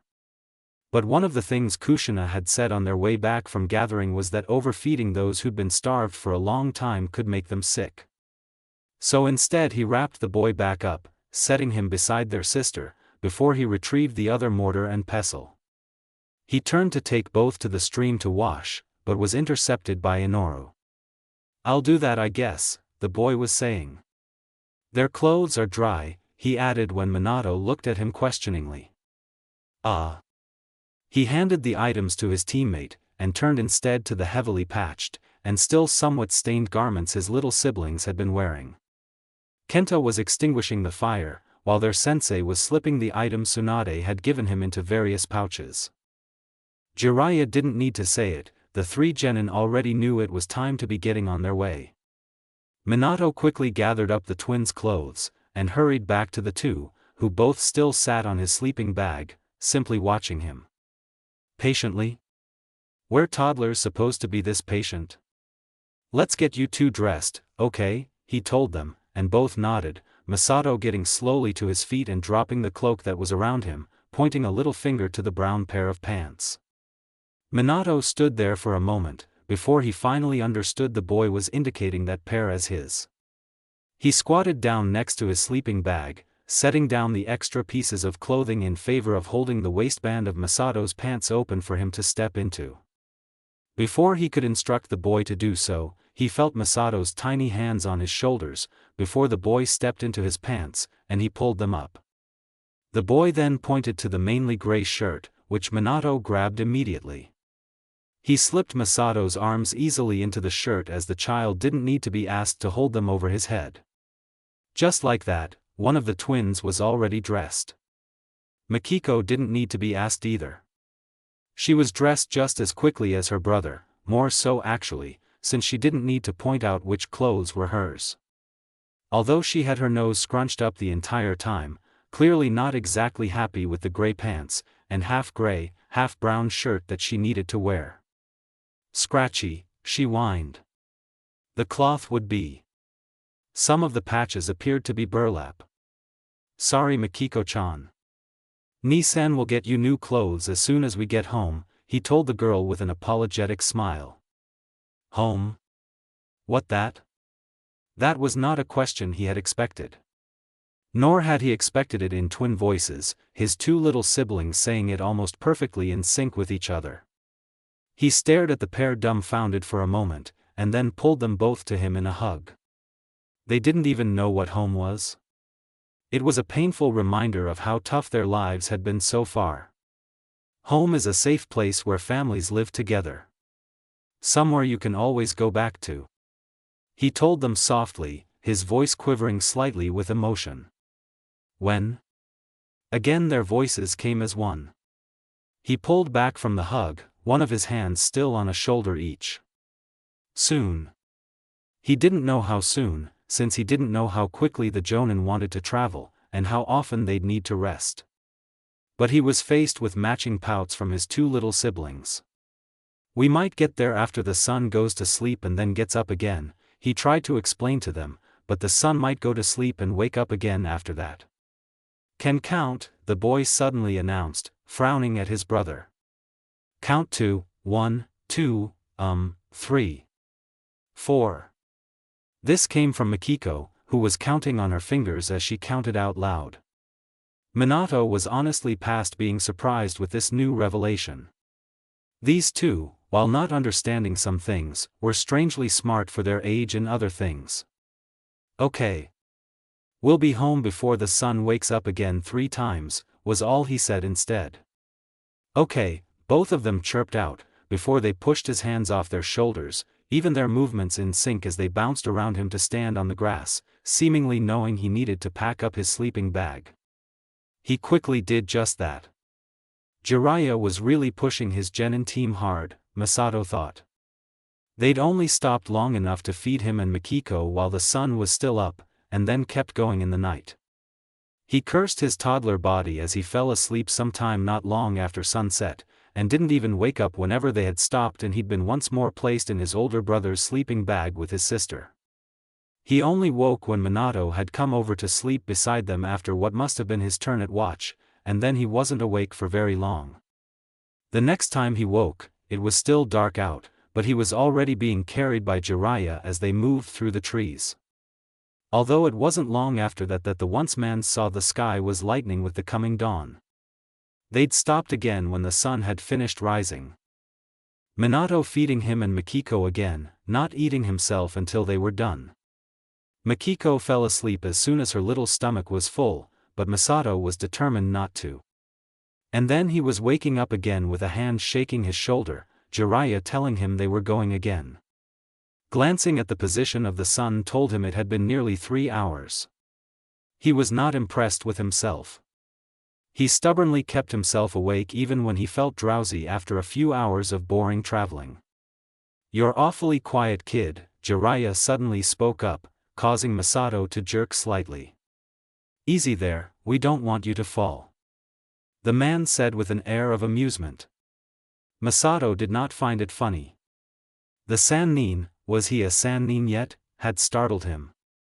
His shinobi senses had totally dulled in this new body. "I need be quiet," he finally responded to the man. "Right," he added that on as an afterthought.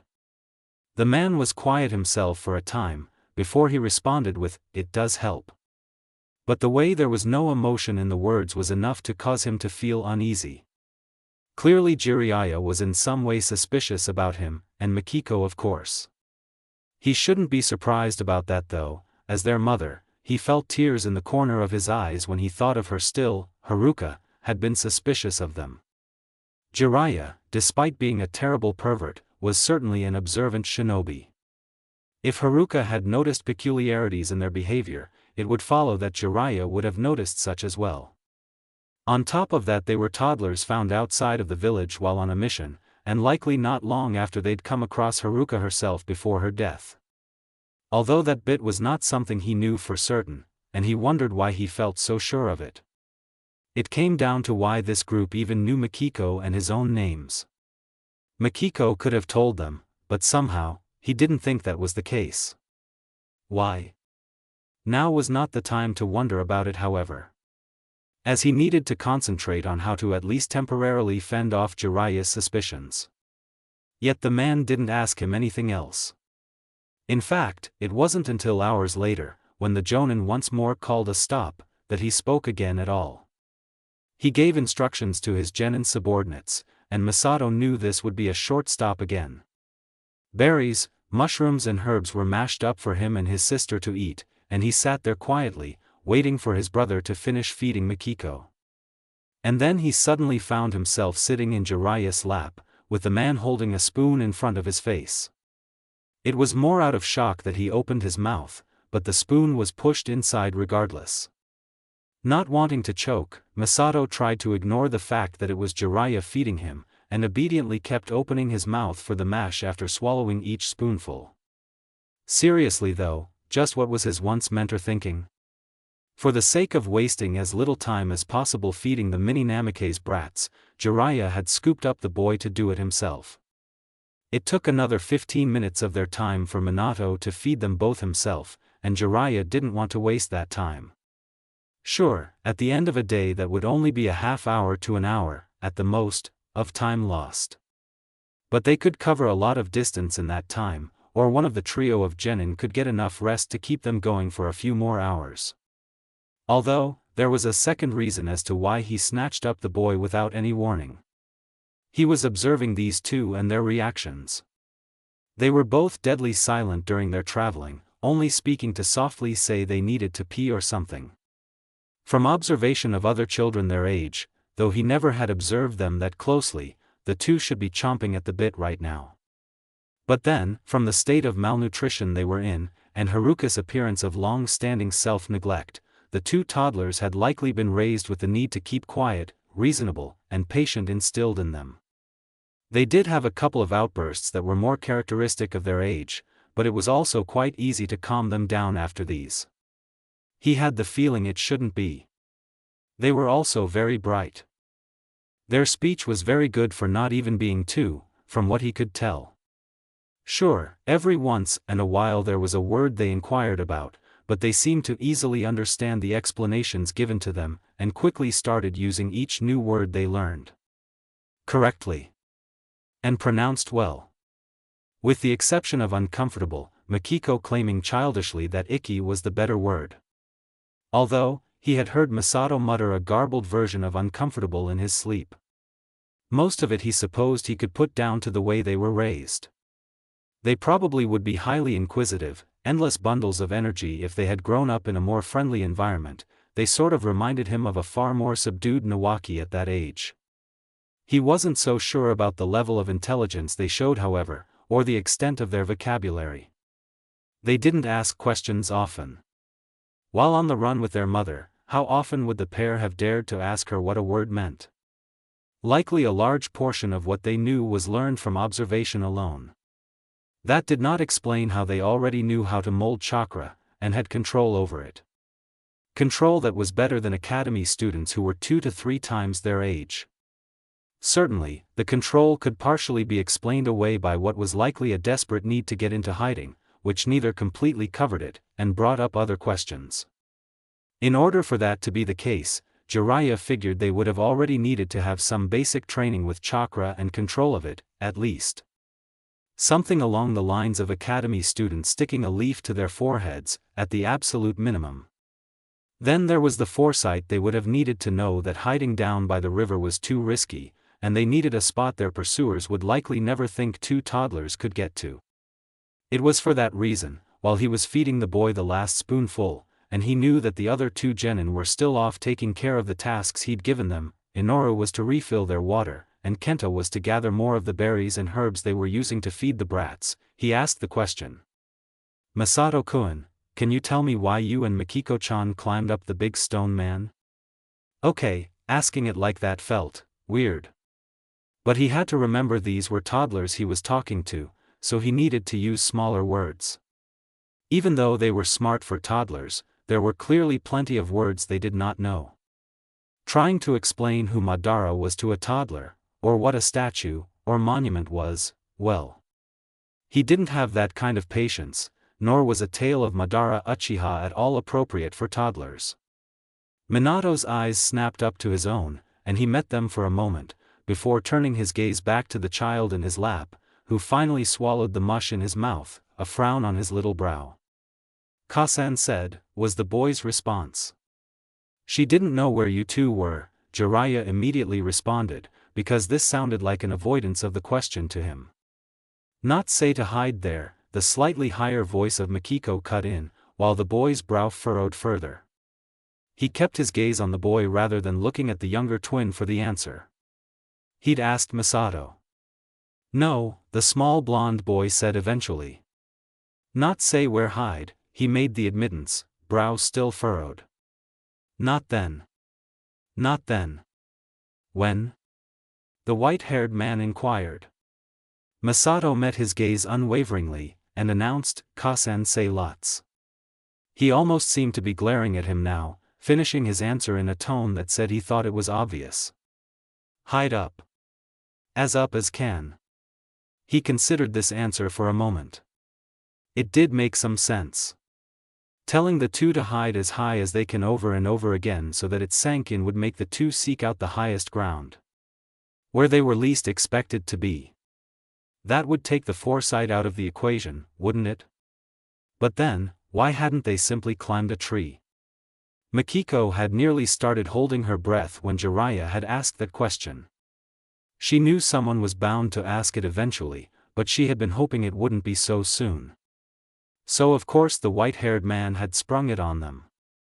She had stilled immediately in Minato's lap, only remembering to swallow what was in her mouth when she felt him tense, concerned on how Masato would respond. If this had been her back in the days of, say, a genin naruko, she would have cursed at his answer, if she'd made the connection that it was bad. She was barely able to stop herself from blurting out something as it was. And then Jiraiya had called Masato out on it, and she did blurt out something. She had barely managed to edit her words to something that hopefully was more appropriate to her apparent age. Her heart had beat wildly in her chest following this. Jiraiya hadn't even looked at her, keeping his eyes on Masato and waiting for him to say something. And he did, though at first it got him nowhere. He was fumbling trying to play along with what she'd said. But he'd got it in the end, and she allowed herself to relax. Jiraiya seemed satisfied, but still slightly suspicious of them. However, he didn't ask anything else of her twin. So, for now, the crisis had been averted. Minato, he called instead to her older brother. Hurry up and wash up. I'd like to leave again as soon as your teammates get back. She pushed lightly on her brother's arm, expecting him to let her crawl off his lap, but found he did not budge. She looked up at him curiously, spying a frown on his face before the expression became neutral as he regarded the toad Sennin. Finally he let her go, and she immediately toddled over towards Jiraiya, hands reaching out towards Masato. Masato in turn squirmed in Jiraiya's lap, the man allowing him to slip away immediately.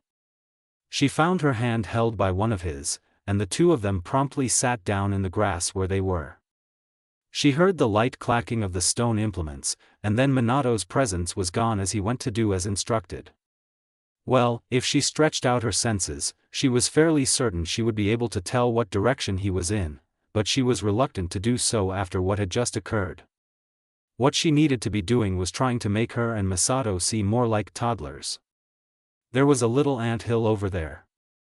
She tugged on Masato's hand. Masa and I, she said in what she hoped was quiet, barely contained excitement, her free hand stretched out, pointing towards the insect mound. Masato's eyes easily found it, and without missing a beat he was pulling her back to her feet and toddling towards it with a close look. He had a wide, childish grin on his face, and as he tugged her along behind him, he stooped down to grab a stick, which he promptly started using to block the path of various ants. She giggled at his antics, and even as she came aware of the perplexed look Jiraiya was now giving them, before his expression was masked of course, she couldn't help but to keep giggling. It was supposed to be for the act, but now it seemed out of her control. It felt like it had been so long since she'd been able to laugh like this. It had been years in fact. Sure, while they weren't quite in control of themselves, their little toddler shells had laughed and had fun. However, for her it had been years ago that she'd last laughed so easily. Even the last few years of Naruko's life. Well, as the world of peace she'd worked so hard to build had started to crumble, how could she possibly truly laugh? And this one, they'd been on the run. They'd had to watch and listen to the terrible way these little toddler bodies had to live. With the mandate given to them by the Otsutsuki brothers constantly on their mind, along with the constant worry of the world somehow trying to toss them out. Their new life had been anything but fun for the reborn pair. They'd just lost their mother not even 2 full days ago. As Red spread along the ground, her giggling was mangled by the sob that pushed past her lips. This immediately drew the attention of Masato, and the white-haired jonin. Masato froze, stick buried inches into the anthill. Maki? More and more red poured out from the hill, and seemed to bleed over her entire vision, painting everything in a vaguely grotesque shade. Her shoulders started to shake, as her little frame was racked with more sobbing. Just yesterday they had a water fight, and laughed so carefree, and now today the silly scene of Masato playing with ants, and she genuinely found it a little fun. The toddler shell was seriously affecting her emotions. But Haruka had sacrificed herself for them. And if Naruko and Naruto had not come to this world, had not been born into the bodies of Haruka's children, the woman might still be alive right now. Or maybe all three of them would be dead. But the woman had sacrificed herself for the twins she thought of as her children. And they weren't, were they? Hadn't she and Naruto stolen the bodies, the future of the twins? She tried to pull her hand out of Masato's as she let her knees give out, tears streaking down her cheeks as she continued to sob. Masato. Naruto was saying the name of her shell more insistently, clearly alarmed, as he knelt in front of her. But she couldn't even see him anymore. All she saw was that red. Nor did she hear the approach of Jiraiya. Keo-chan, his voice met her ears, sounding terribly far away. But she didn't need to hear it properly to know what he had said. What's wrong, Mikiko-chan? But it was the wrong name. She had stolen Mikiko's future. She was Naruko, someone who should be here. What's wrong, Naruko-chan? Her shoulders jerked, as her mind supplied the question with her original name, but the voice was not Jiraiya's. It was Naruto's. When Mikiko had started giggling at her twins' antics, it seemed off. Or, rather, Jiraiya had a feeling that she wasn't laughing so much at Masato playing with ants, as something else. There was a hidden truth behind the childish mirth. Something that the girl was trying to hide, perhaps? He'd watched the pair carefully as they played, but he still wasn't quite prepared for the sudden breakdown of the girl. Her giggling that had filled the air moments before morphed into sobs and tears seemingly out of the blue. Masato couldn't get her to respond to his words. She didn't even seem to realize he had dropped his stick, now standing next to her with one hand in his as he kept trying to get her attention. He tried asking her what was wrong twice, with no response either. The question was barely past his lips a third time when she suddenly fell silent. Blank eyes stared right ahead of her, no sign of her distress in that moment aside from the tear stains on her cheeks. And then, just as suddenly, she simply collapsed. The toad sage moved on pure instinct, catching her small frame before she could hit the dirt. And then he nearly dropped her. She was burning up.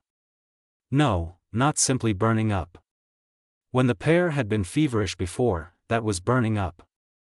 Skin hot and clammy to the touch. But this? Her skin was hot enough that contact caused significant discomfort. For a brief moment he thought he'd actually been burned. Sensei. Minato's voice reached his ears, and he could hear the boy hurrying over. What happened? It occurred to him then that Minato had likely returned in time to see his little sister collapse. Raising his eyes from the very sick child, he sought out the other two genin. Both were standing nearby, but with confused and concerned expressions.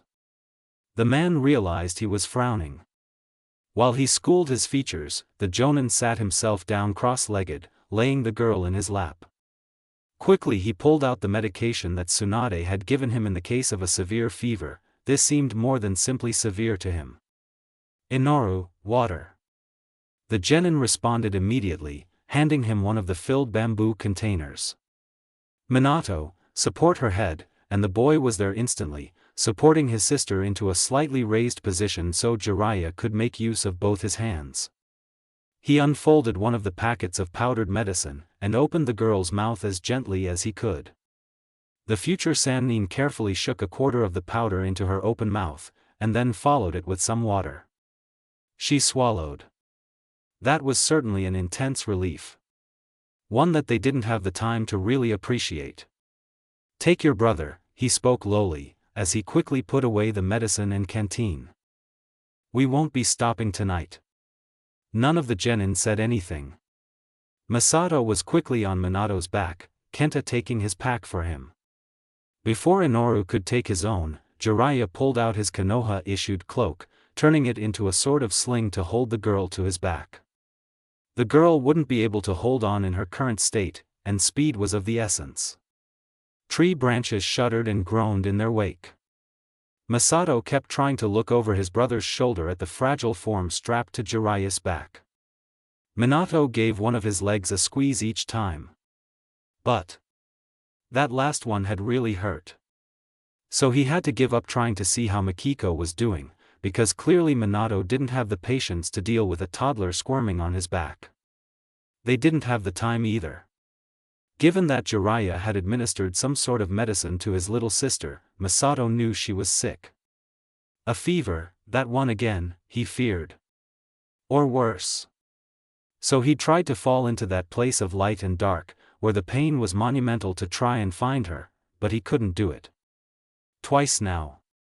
He'd even fallen asleep on Minato's back. The moon was high in the sky, and the night almost silent aside from the regular sounds of nocturnal life. They'd only stopped once since they stated, that he knew of, long enough for him to be fed and for more medicine to be given to his sister. Jiraiya's carefully maintained mask of neutrality at the time told him she hadn't improved. 3 times now Kenta had come up beside Minato and popped a soldier pill into the other boy's mouth. Masato had even spied Jiraiya eating one when he was still trying to look over Minato's shoulder.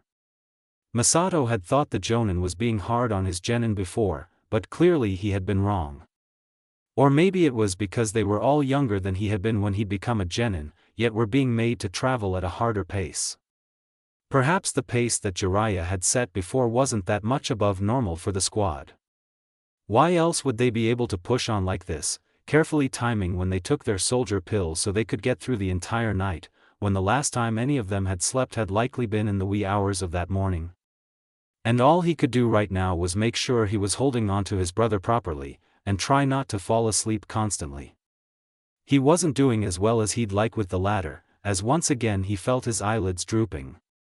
He was so tired. But he didn't want to be sleeping. He couldn't get them to Konoha any quicker, but he was never one to just do nothing when there was something he could be doing. Even if it might not make much of a difference, or not be connected in the end at all. He had to get back to that place. Had to see if Mikiko was there again. Because if that was what he thought it was, and she was there, then... Masato tried to reason with himself, to allow himself more rest and ease his nerves. Why would she have gone back there? They'd both pulled out. But he knew, that was not a place either of them could escape so easily in this life. They were warned about it, it wasn't a place at all, but a boundary really. Between this world and a void in between worlds. It was this world trying to throw out their souls that it recognized as not belonging.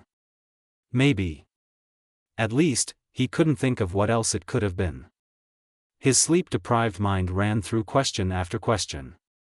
Why would she have been there so soon after the last time, when he himself was fine? Why had she so suddenly come down with a fever? Why had she started sobbing out of the blue? Why hadn't she responded to anything that was said to her? Why had he heard that just before she'd collapsed? His former name. Oh, he hadn't heard it out loud. No, this was like a whisper directly into his mind. A forlorn, broken whisper. Had it really sounded sort of like Naruko, or was that just his mind playing tricks on him? Was it anything at all aside from that? Was there any way to know? He was just so tired. He had been for a long time. Not just in this new life. For years as Naruto, the 7th Hokage, he just felt tired. Well, not simply tired, like the endless mountains of paperwork would leave any man, or woman. He was emotionally tired, watching the hairline cracks in the peaceful world he and his companions had worked so hard to build, spread.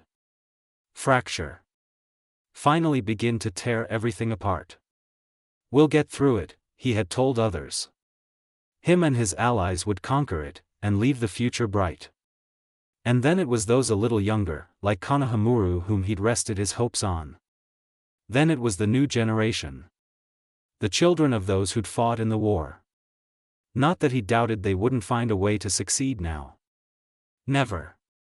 He had utmost faith that those he'd left behind in his old world would fight, survive, and eventually win back peace. But he was never going to see it. Peace for him had been too short-lived. Sure, his generation had experienced more years of peace than any shinobi before that, but it was still too short. Especially now that he knew what time he was in, more or less. He had years of war to look forward to. And it wasn't a war like he'd fought before.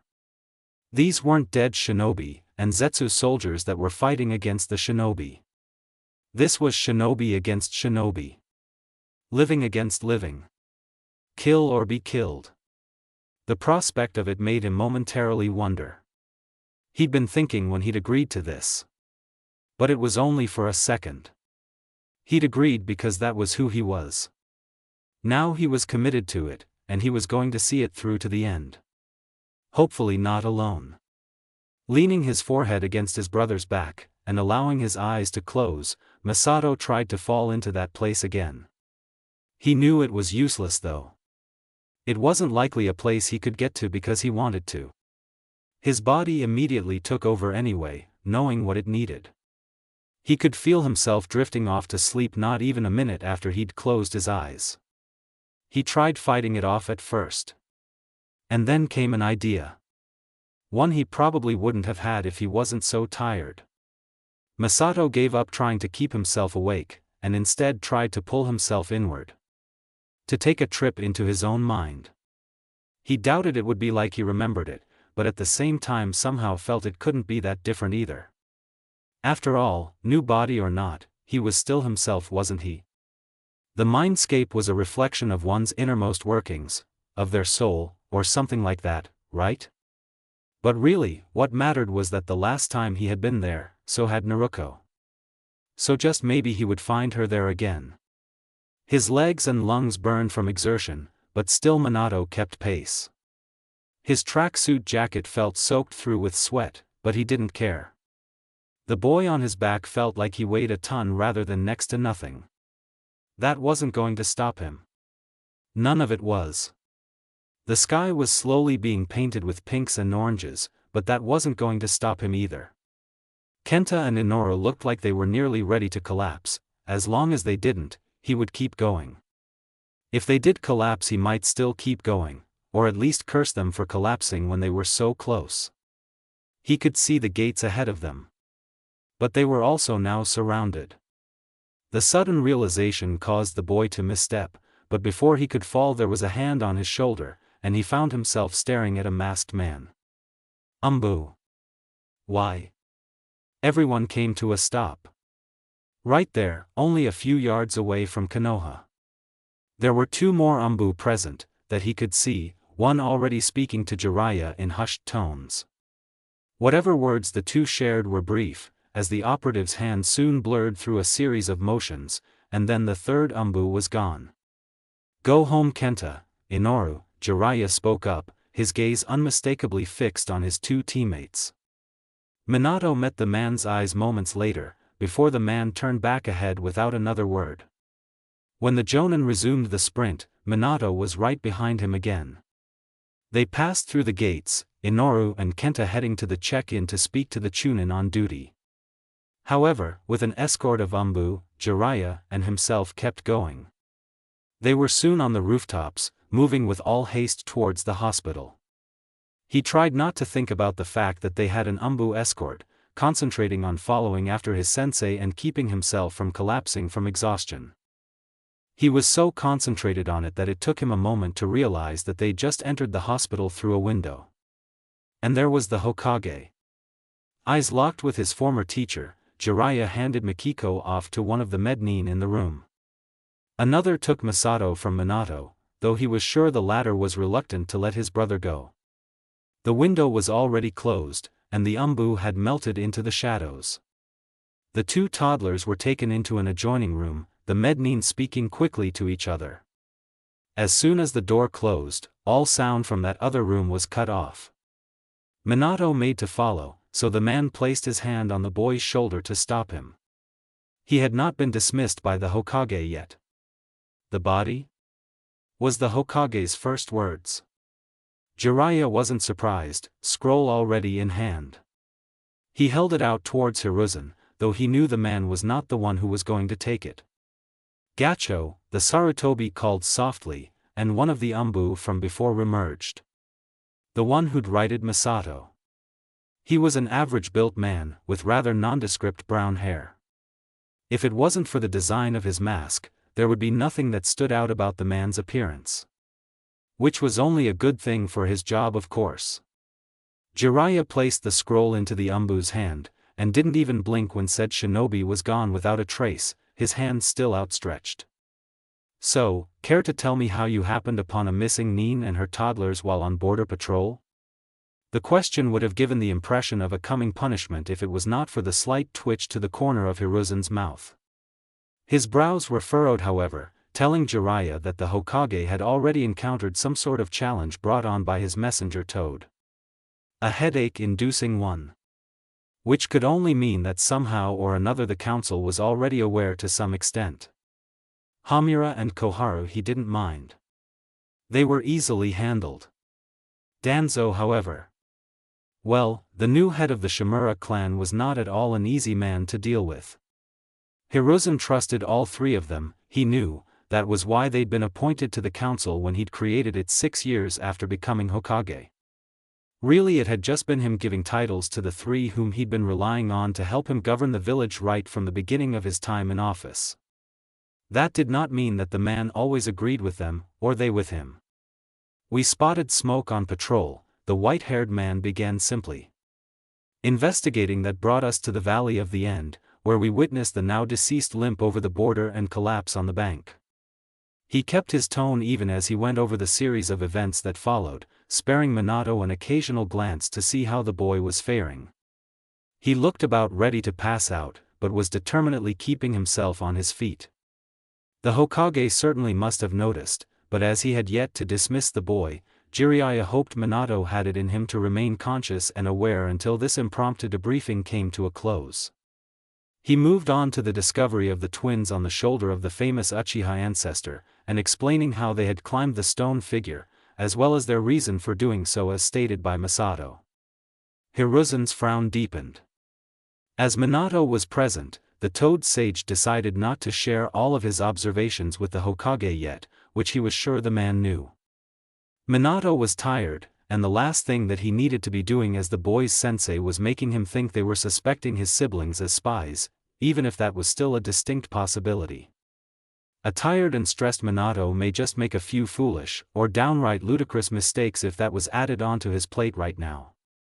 Though he knew Minato was good at distancing himself from his more troublesome thoughts and emotions during missions, he couldn't be sure that would hold true in the boy's current state.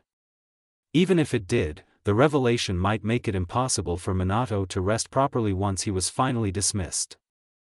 "Minato Namikaze," the Hokage finally addressed the boy after the white-haired shinobi finished explaining the strange behavior Mikiko had exhibited before her collapse. The genin stood straighter. "I would advise you to learn to better control your emotions while on missions. You were given instructions not to cross the border but disobeyed that in the heat of the moment. It could have gotten you killed." It was a harsh warning, but a true one. Because as good as Minato was at reining himself in, he had failed in that moment, and acted before he could really think. Another reason why they didn't need the boy hearing that there may be some suspicions about his siblings. Minato grit his teeth, but bowed his head to the admonishment. "Yes, Sandame-sama." The boy knew the words were correct. Not that that was stopping him from feeling frustrated and just plain upset with it if his shaking fists at his side while he held his bow were any indication. Sarutobi regarded the bowing boy for nearly a minute, before he nodded back to him. "Head on into the next room and try to get some rest." Minato's head snapped back up in mild surprise, eyes flickering between the Hokage and himself. It seemed to him for a moment that the boy might actually refuse, but then his shoulders slumped and he nodded sluggishly. "Yes sir," he breathed out, before walking with slow, measured steps out of the room. Jiraiya was impressed he didn't stumble, to be honest. Silence stretched between the two men following the genin's departure. They regarded each other for several quiet minutes before the Hokage let out a tired sigh, and lowered himself into a chair in the small room. So, what are you not telling me about these twins? Right to the point, of course. Squinting his eyes against the bright light in this room, in contrast to the dark of the one he'd just left, Minato tried to take in the details. It appeared as a rather typical hospital room, honestly, aside from the fact that it had what he thought might be an office space next to it, with an adjoining door. The only reasonable explanation for this was that the room served as a place for shinobi to report on missions, while admitted into the hospital was preventing them from going to the tower. Sensitive missions that couldn't be reported on in the hospital room itself. That troubled him. There were 3 beds in the room, with curtains that could be pulled shut around each bed for privacy. Currently, however, they were open. The bed in the middle of the room had Masato tucked into it, the boy sleeping soundly. The one farthest from the window had a pair of Mednin next to it, who were speaking softly to each other as they fussed over the feverish Mikiko. He wanted to ask them how his sister was doing, but couldn't make his mouth move to do so. Even if he could, it was probably for the best he didn't, so as not to distract them. So instead his gaze moved back to the door behind him, and he strained his ears to see if he could hear anything. Not a sound from the other side. He tried pressing his ear against the wood of the door. Still nothing. Biting back a sigh, the blond boy moved to the bed by the window, removing his sandals and stripping his jacket off, placing the first neatly under the chair next to the bed, and the latter over the back of it. Debating for a moment whether or not to take off his pants, leaving him only in his boxers and mesh undershirt, or to leave them on to sleep, the boy looked over at the pair of Mednin. Both were women, but he was so tired of the dirty pants. Finally he decided it was better to just take them off, because these were Mednin, they were professionals and so wouldn't care. So his pants joined his jacket over the back of the chair. One of the women looked up over at him, but she only gave him a brief smile, before going back to whatever it was she was doing. Part of him wanted to try and stay awake until they were done. Just so he would be sure that Mikiko was okay. But he knew that today there was going to be an actual debriefing. People were going to ask him questions. Maybe even suspect the twins or himself. And if they didn't, there was going to be plenty that had to be discussed regarding where the twins were going to be situated, how they were going to be cared for. And by whom. The idea that the village might try and put his siblings into the orphanage or foster care made him sick to his stomach. They weren't without family. They had him. And even though he knew it was going to be hard, he was going to be responsible for them.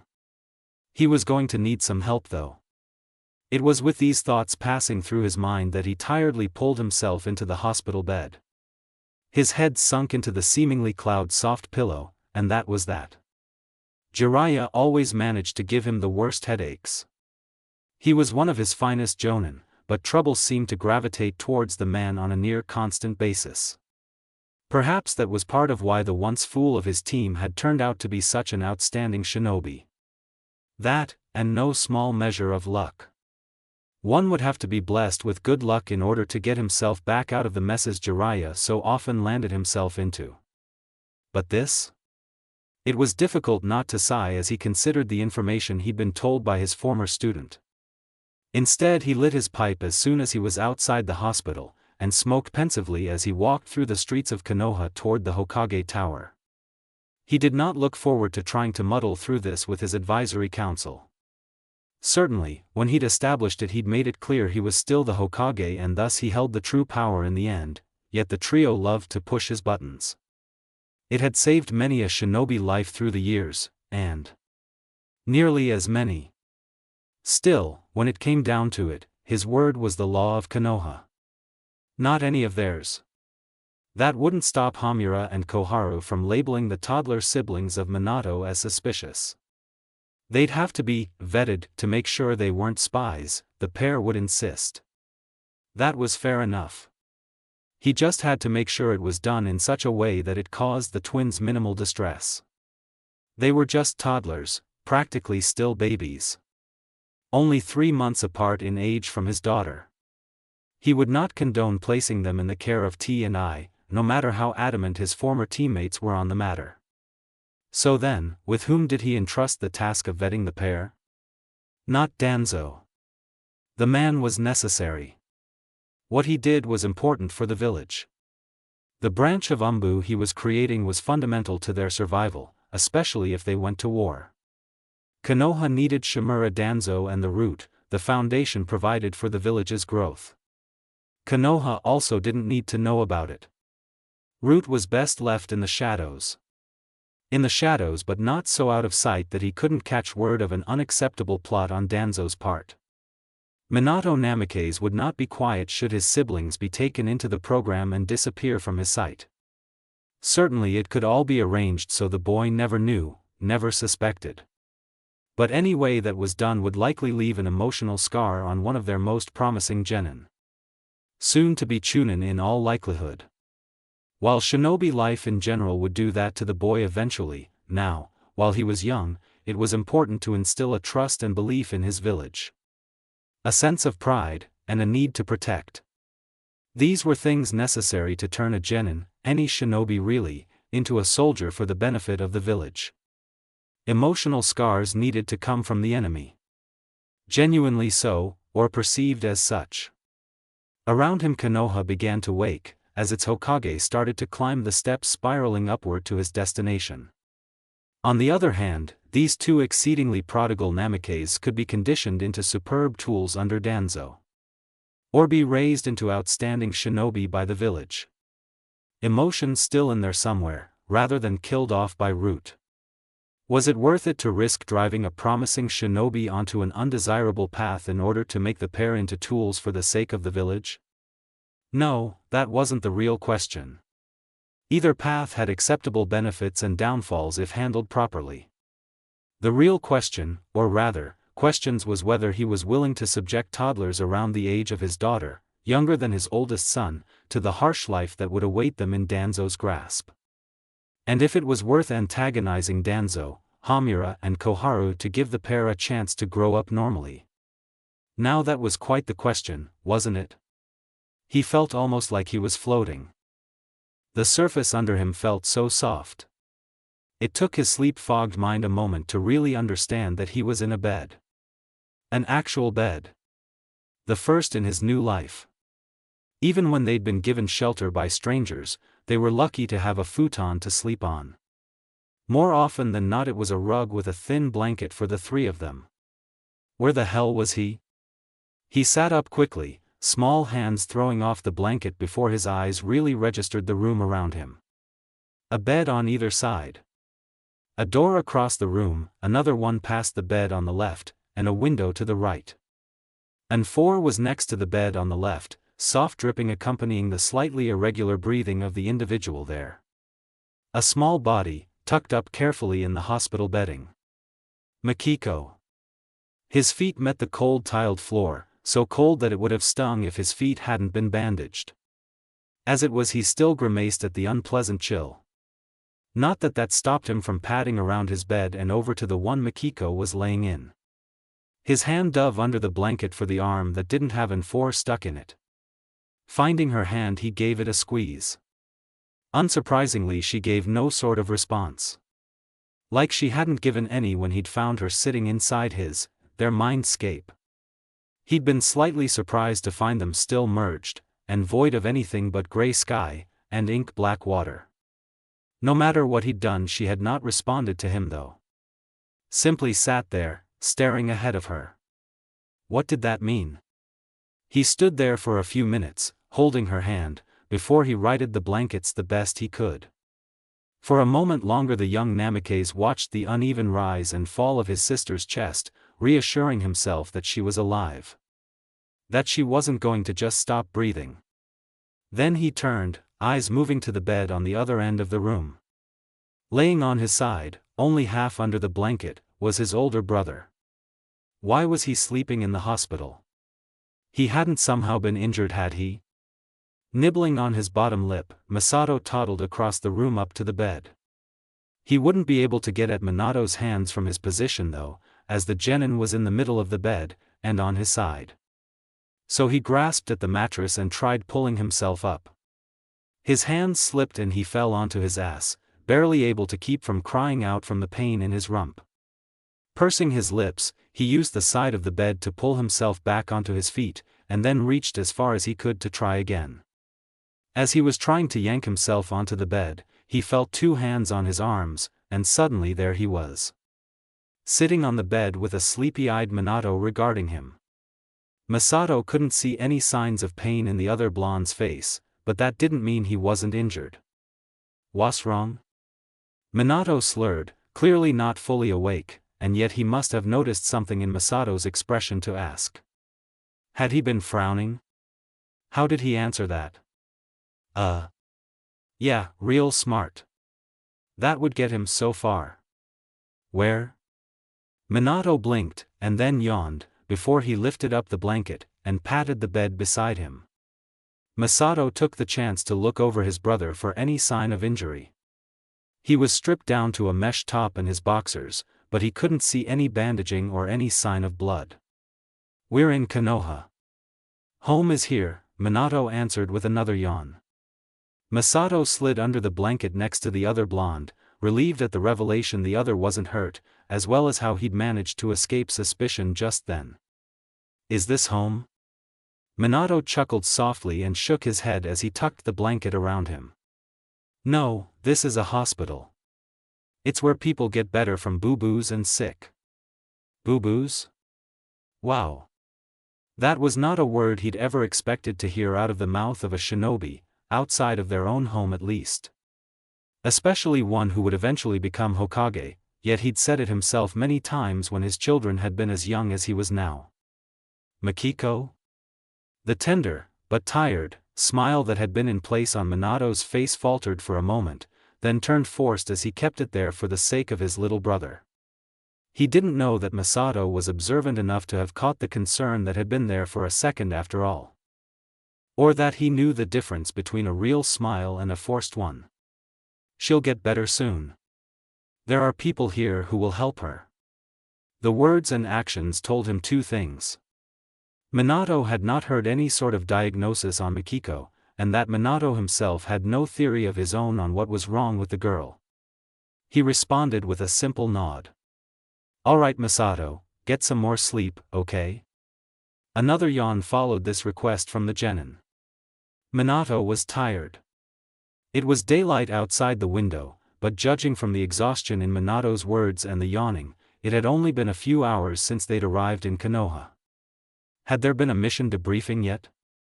"Good night," he murmured, and cuddled up to the boy, closing his eyes to feign sleep. In order to make it convincing he evened his breathing, all while listening to the sounds in the room. Beyond the room, the hospital din could be heard outside the door. Soft conversations between medics. Soothing words spoken to patients.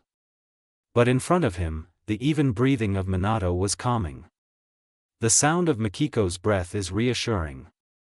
The soft bed under him is a luxury. It didn't take long for his act to become the real thing. When next Minato woke it was to the sound of a door sliding open. His eyes snapped open, seeking out the individual who had entered the room. His blue eyes landed on Jiraiya, and his shoulders relaxed, a breath rushing out of him that he hadn't realized he was holding. The man's gaze moved from his to the small form of Masato who was curled into his chest. "Go home and get cleaned up, kid," Jiraiya instructed, his voice holding a hint of a bit-back sigh. "Then get yourself up to the Hokage Tower." The tower. In other words, leave his siblings behind here in the hospital and get himself presentable for seeing the Hokage. Without thought, he opened his mouth to protest. "The twins will be fine," Jiraiya cut off the attempt, low voice now stern. "Get going, Namikaze." His mouth snapped shut, and he glared at the man for a moment, before he carefully settled his brother away from him. "Yes sensei," he bit out, his bitterness clear in the words. Quickly he redressed himself, and then followed his sensei out when the man turned and slipped back into the hallway. He jammed his hands into the pockets of his jacket, and stubbornly kept his eyes locked onto the Jonin's back, rather than letting them fall to the floor like they wanted to do. Unsurprisingly, as soon as they left the hospital, the white-haired man was gone, leaving the boy to his own thoughts as he took measured steps away from the building. He was half tempted to just go back and stay with the twins, but he knew better than to give in to the childish desire. The Hokage was expecting him, and you did not blow off the man if you were a Konoha shinobi. Not if you didn't want Umbu detaining you or something. Well, that was extreme. It would more likely be the Konoha police force given he was just a genin. Still, he moved unhurriedly through the streets towards his house. The same house he'd grown up in, as when his mother defected it was decided all the Namikaze funds, as well as the home would be granted to Minato.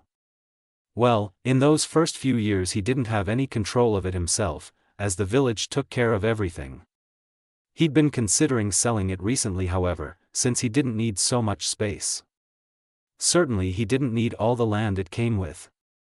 Besides, now that he was a genin he finally had full control of the estate, since a shinobi was considered an adult in most legal terms as soon as they became a genin. Plus he had his own income, so it would be a simple matter to rent something much smaller for himself. But now he had 2 siblings, and something smaller was not an option. He stared up at the front door of his house, expression pensive. Was the home big enough?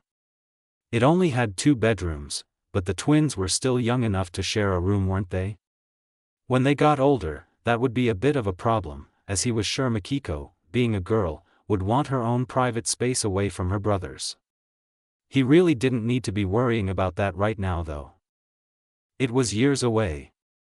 The boy pulled himself up the steps to his front door, digging out his keys to unlock it and enter. His lips twitched with the want to say, "I'm back," but for once he bit the words back. No one was going to answer him, but he'd been saying it anyway. At first in a childish hope that one day someone would, and then out of force of habit.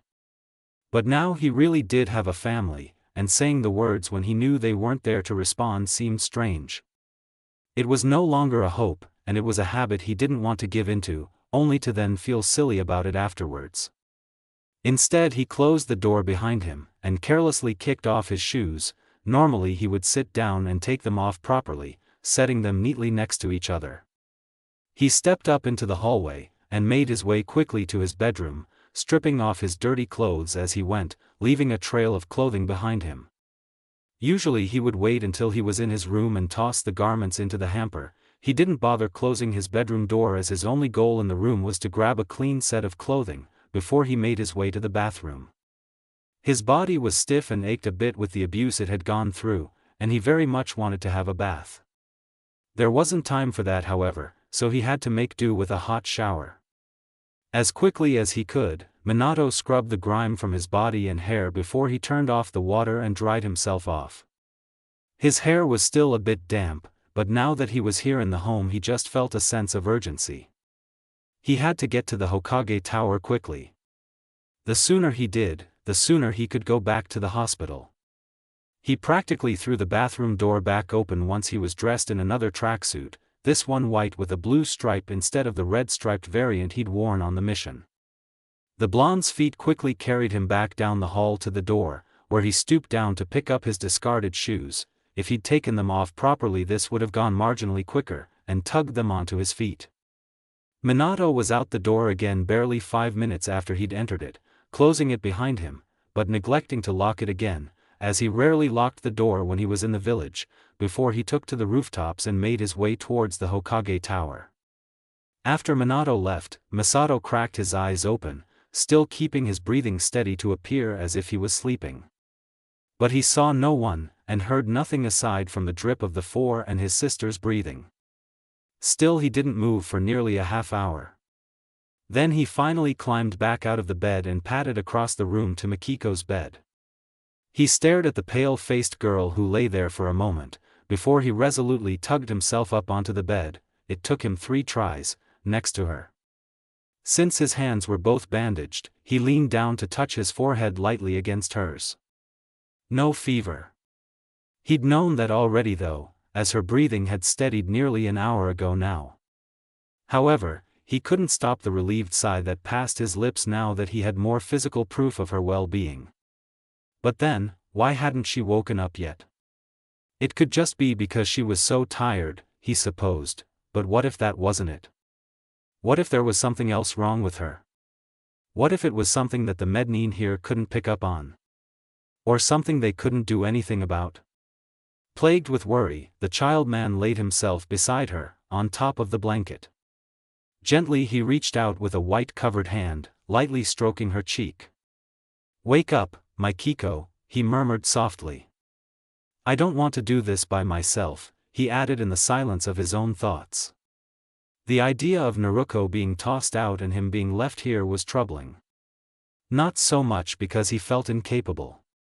More because he was her brother. Had been even before they were actually related by blood.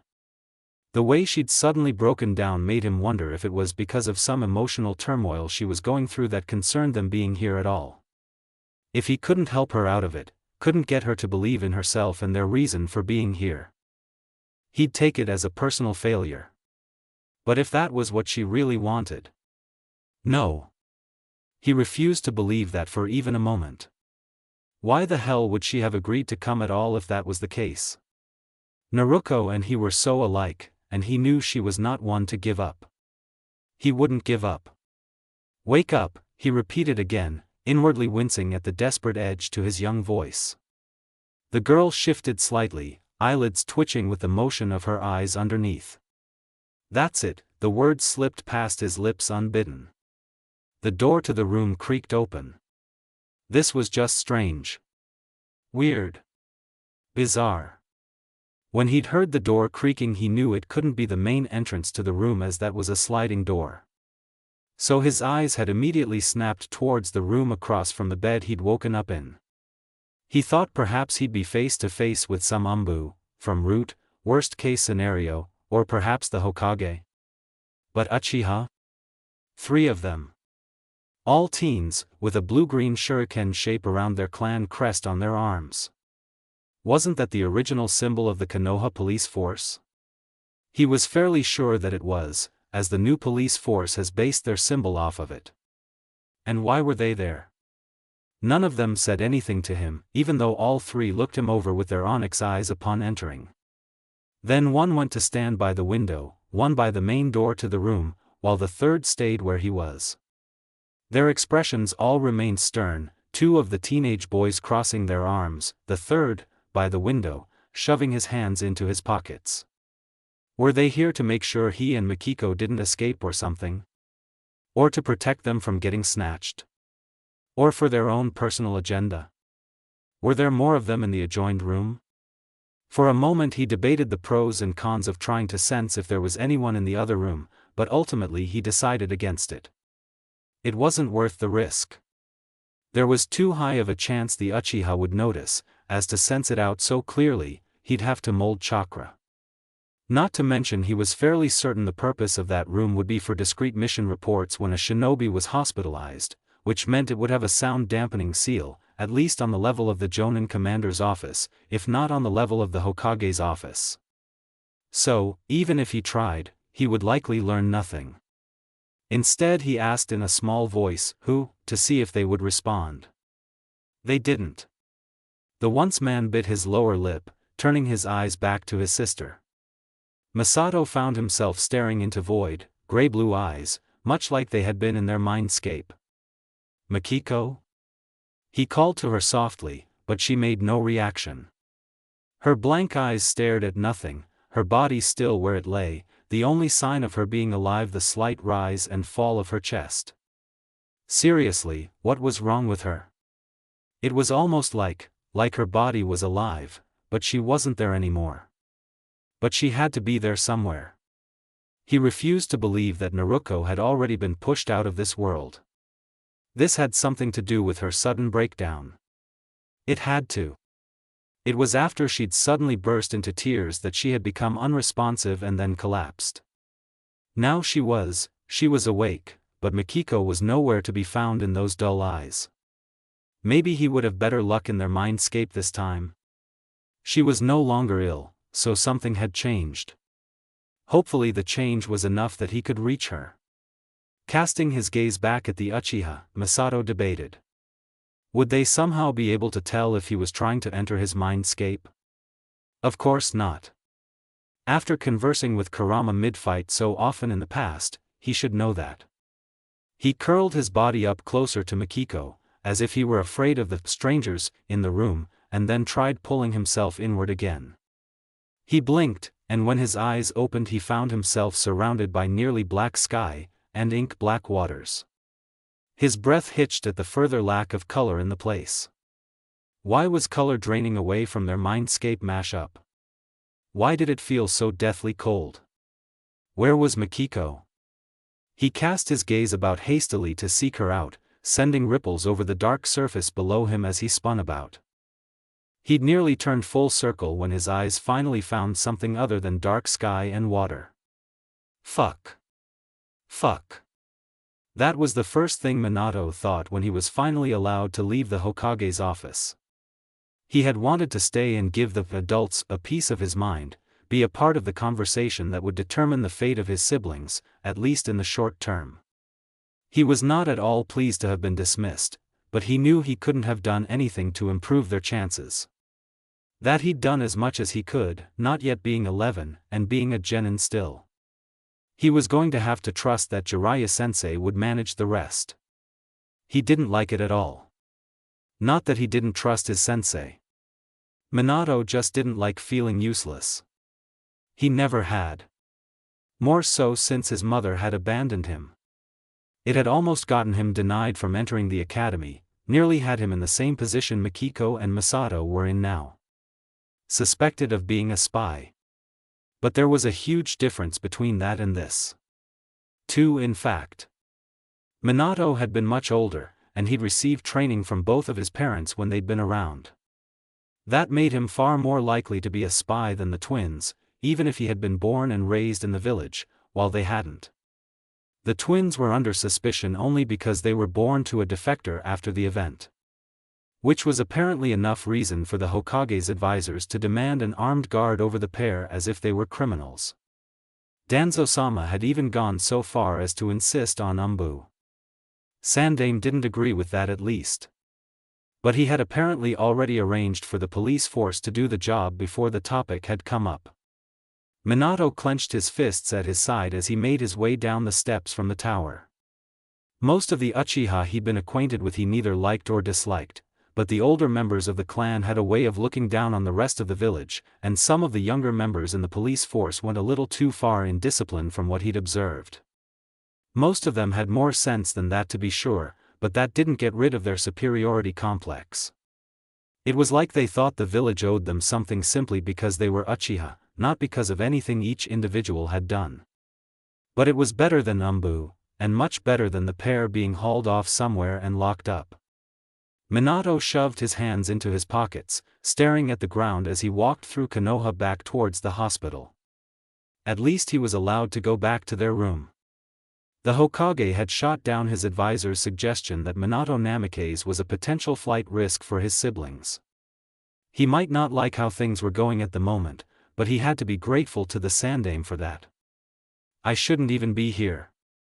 The words had rang out in her mind before everything around her had gone black. She had no sense of time, no sensation at all actually. It was just her and her thoughts. Thoughts about how she'd stolen the future of a little girl. How could she have? She should have thought of this before she agreed to come here. She hadn't wanted to squash any chance of a life that this little girl might have had. But she didn't want the future of her kids, her grandchildren, and all their friends to be burnt out because she refused to do something that she was given the chance to do. So where did that leave her? There was no way to do the latter without doing the first, according to the Otsutsuki brothers. Why had they chosen this girl as her vessel though? The younger sister of someone who would have otherwise been her father? Oh, she knew why, but as distraught as she was, she ignored that fact. Would it have been okay if the vessel wasn't a Namikaze? Her own voice. Sort of it. It was hers as she knew it now, which meant it was Mikiko's. But Mikiko was a toddler, she couldn't have spoken so clearly. Couldn't have known the word vessel, right? Of course it wouldn't have been okay. Again the tiny voice echoed without sound. It was right. If the vessel was some other little girl, this still wouldn't have felt right to her. She just shouldn't be here. What if the vessel had no future? What did that mean? No future? Everyone had a future, she denied vehemently. A chance at one. If not robbed of it by death or by their body being stolen. What if she already died? What? No. No. No, her voice ripped out of her mouth, and with the single word sensation returned to her. Her pant legs felt soaked through, and around her was gray skies. Under her soaked knees was black water, and she got the impression of unfathomable depths. She stared at the glass-like surface below her, but it showed her no reflection. No. Mikiko Namikaze was not dead. The real one was alive. What makes you so sure? Because she had to be alive. Naruko had to believe that she could give the girl back her future. And throw away the future of at least 2 other worlds? Tears were streaming down her cheeks. She didn't want to condemn all those she loved, but surely Naruto could do it. Naruto would accomplish what they'd come here to do. He didn't need her help. Because unlike her, he had never needed dream encouragement from someone else. So it's okay for him to rob a child of his future? A strangled sob slipped past her lips. No, it wasn't okay, but someone had to. Only one of them was better than both of them. The smallest sacrifice. Neither had a future. Ignore it, she told herself. She would release the girl. It was the right thing to do. You're going back on your word. But she had to. It was a word she shouldn't have given in the first place. Don't abandon your Nindo. No. It wasn't hers. It was Naruto's, and she'd only copied it all this time. It was okay, she could be herself in these last moments. It was the right thing to do. She had to give up and let Mikiko have her life back. Naru and I would handle everything. He always found a way. Yes. The voice was gone now. She was right. She knew it. A smile slid over her lips, as she felt sensation leaving her again. But this was a little different. She was floating. Away from the child she'd nearly taken everything from. This was the right thing to do, she knew it. She could see the girl's hair below her. Looking up she could see a familiar white light above her, calling to her. There was no pain this time. Yes, this was right. Naruko. Look down. She had to look down. Move, for fuck's sake. He commanded his body for the umpteenth time, but since he'd seen the light above her, Naruto had been unable to make himself move.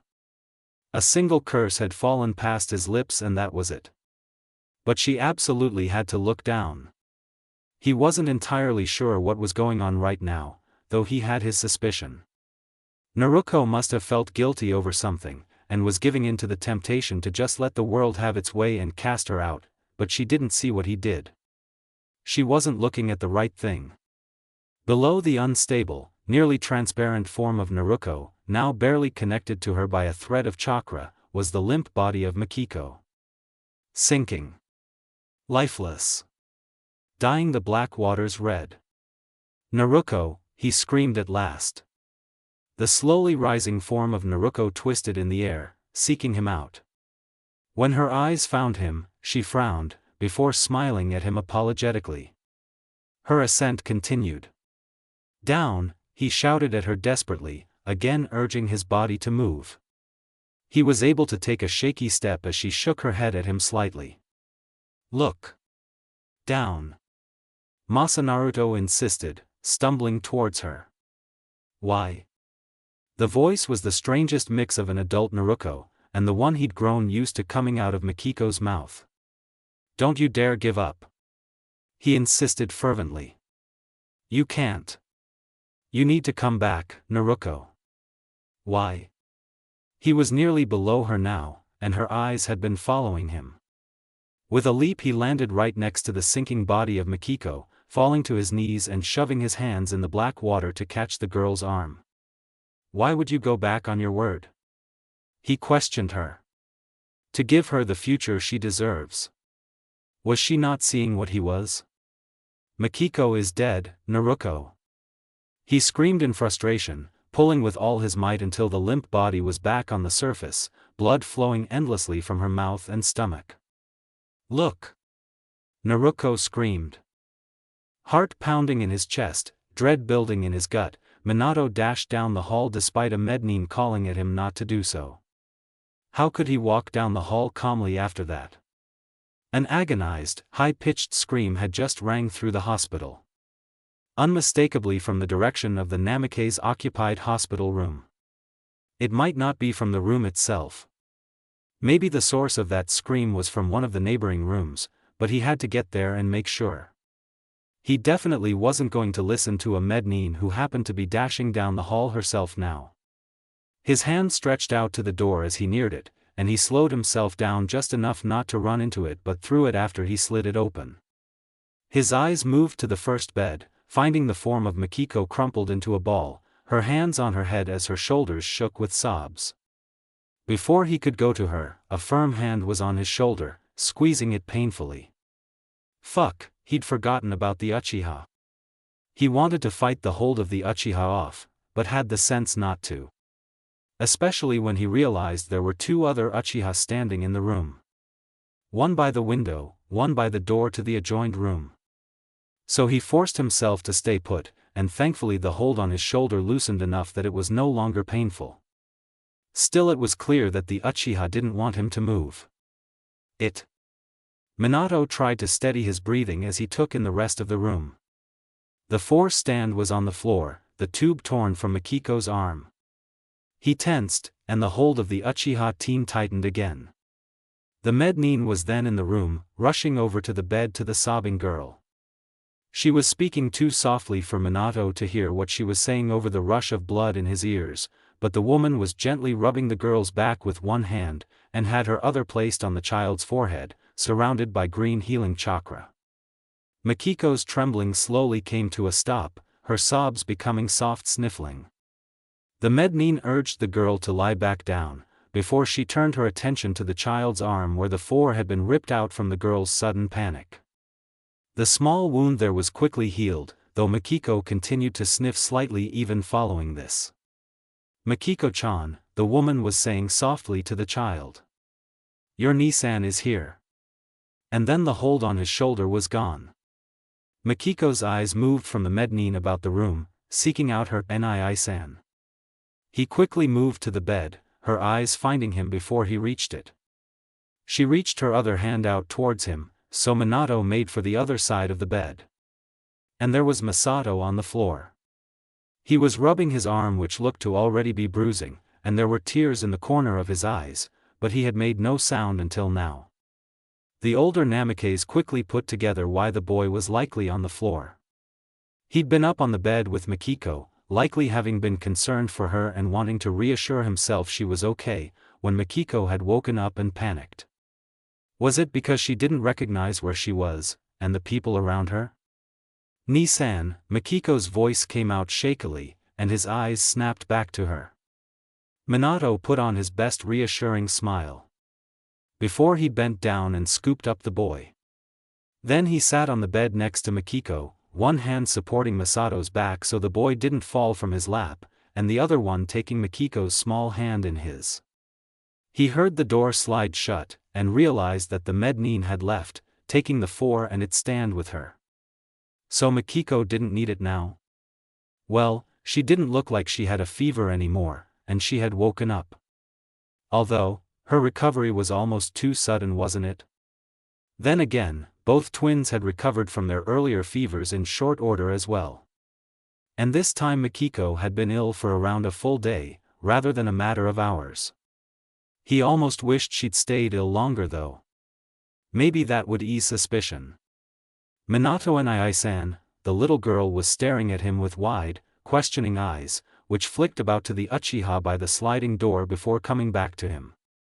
Masato was shifting about on his lap, and before he could stop the boy he'd crawled onto the bed and next to his sister.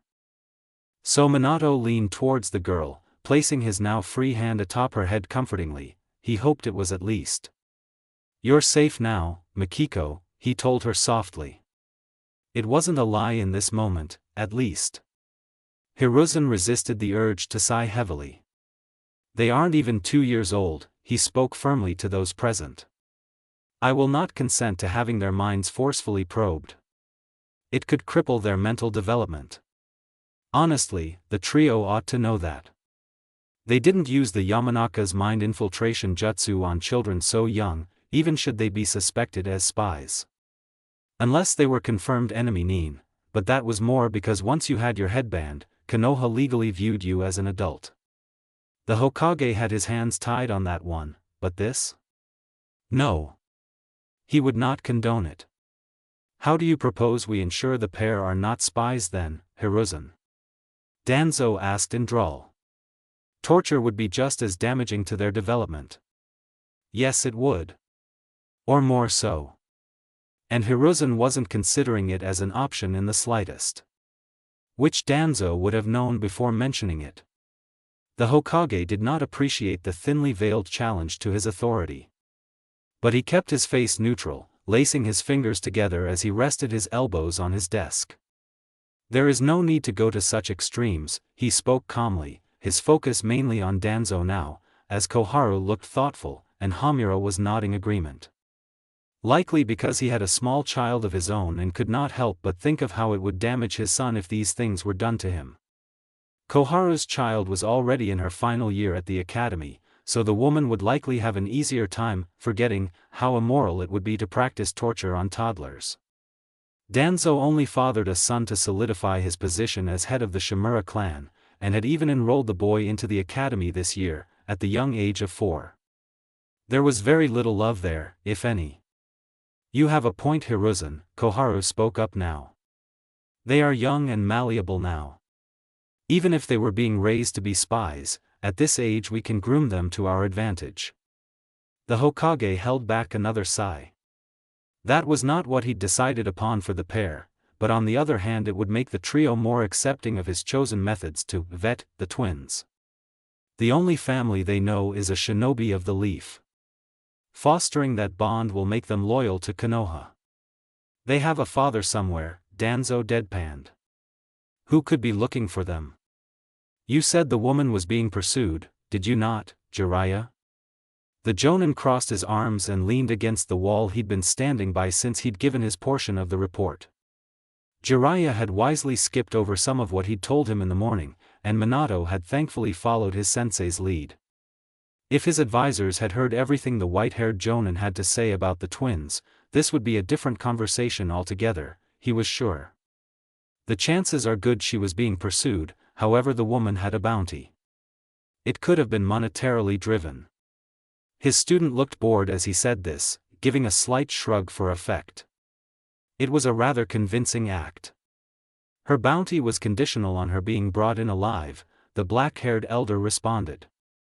"True," Hiruzen cut in quickly, "yet everyone here is well aware she wouldn't have allowed herself to be captured without a fight. Probably she was spotted by some bounty hunters who thought to take the opportunity, and underestimated her," Jiraiya added with a shrug.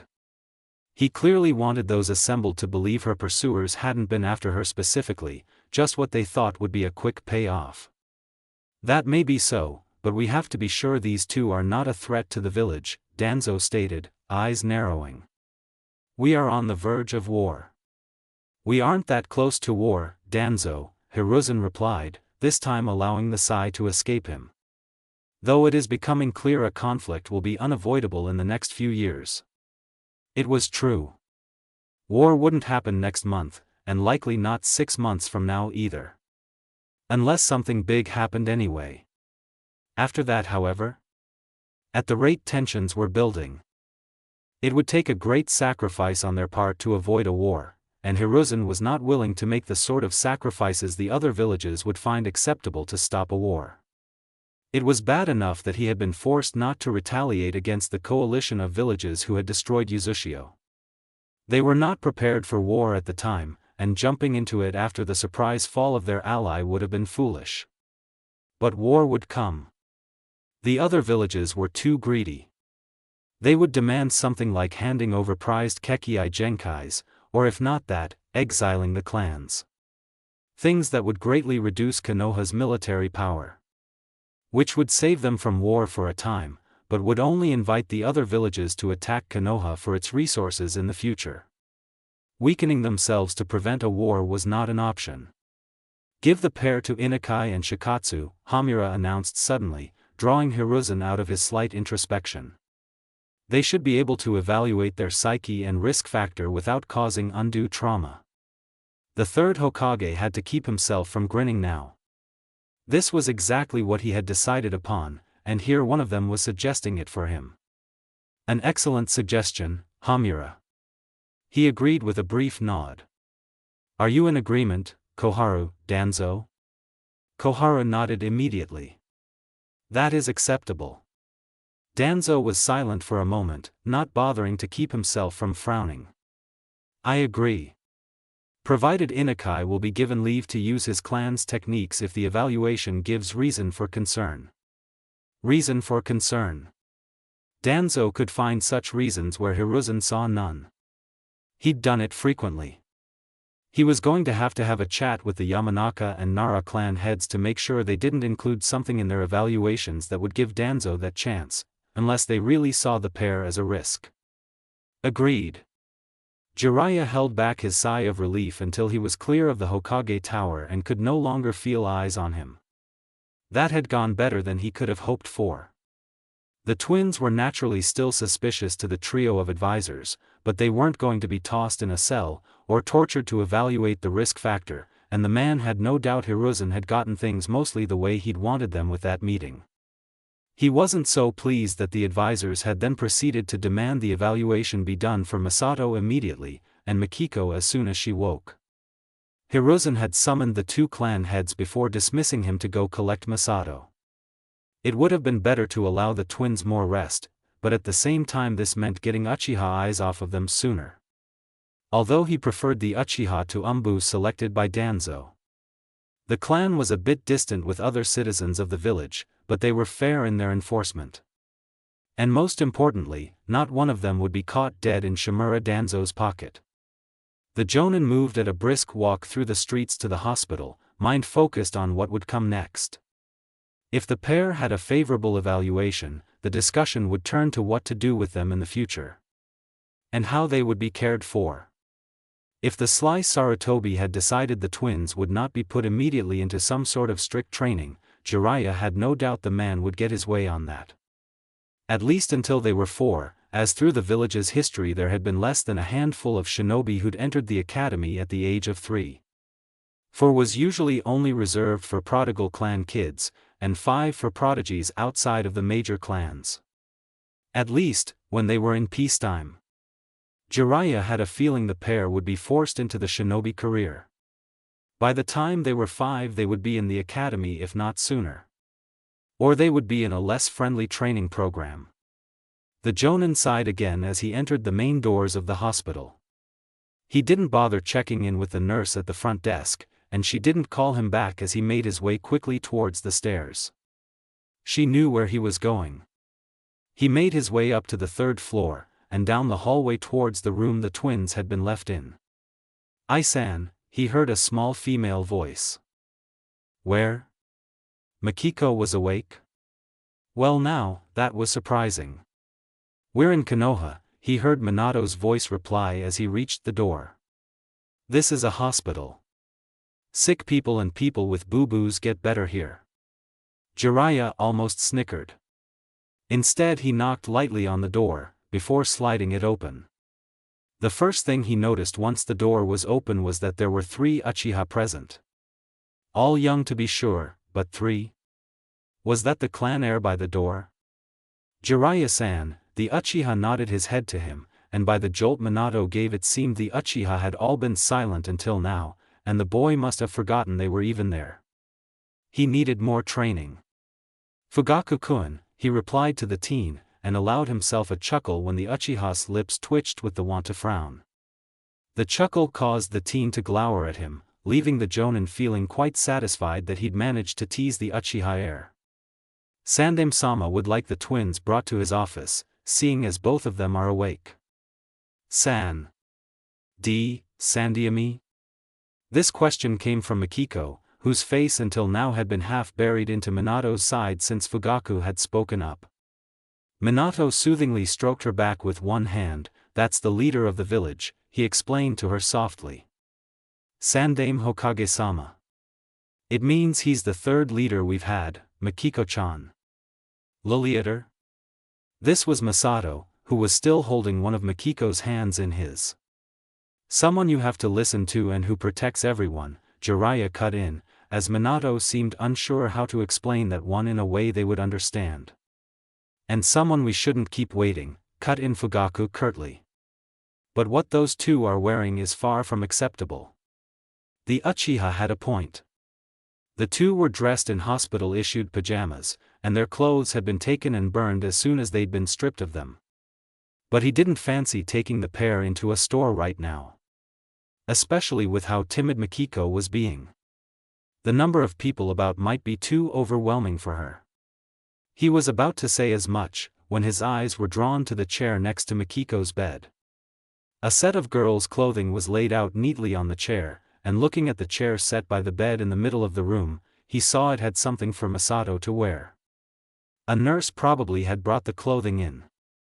Alright, Simir Masato, he spoke authoritatively, walking to the bed to pick up the child. Masato reluctantly let go of Maki's hand, before he reached out towards Jiraiya and he scooped him up under the arms. Jiraiya had honestly never thought he'd have to dress a child. Minato was having a hard time not laughing at Jiraiya as he tried to convince Masato to put his foot into the right pant leg instead of the left one. Mikiko on the other hand was holding her arms up over her head expectantly, waiting for him to slip the dress over her head. The clothing they'd been given was clearly second or maybe even third hand, judging by the few patches here and there. But it was clean, and the patches were well sewn on. Maki had on a long-sleeved shirt in a cream color, and a pair of black leggings, and now the brown, sleeveless dress he'd pulled over her head. Masato was still attempting to get Jiraiya to put a black pair of pants on him backwards. "Sit tight for a minute, Maki-chan," he said softly to her, patting her hair down, before he turned to his sensei. "Masato, that's the wrong foot," he said matter-of-factly, even though Jiraiya had said so multiple times already. "Really?" Until now the boy had stubbornly responded with, "Is not."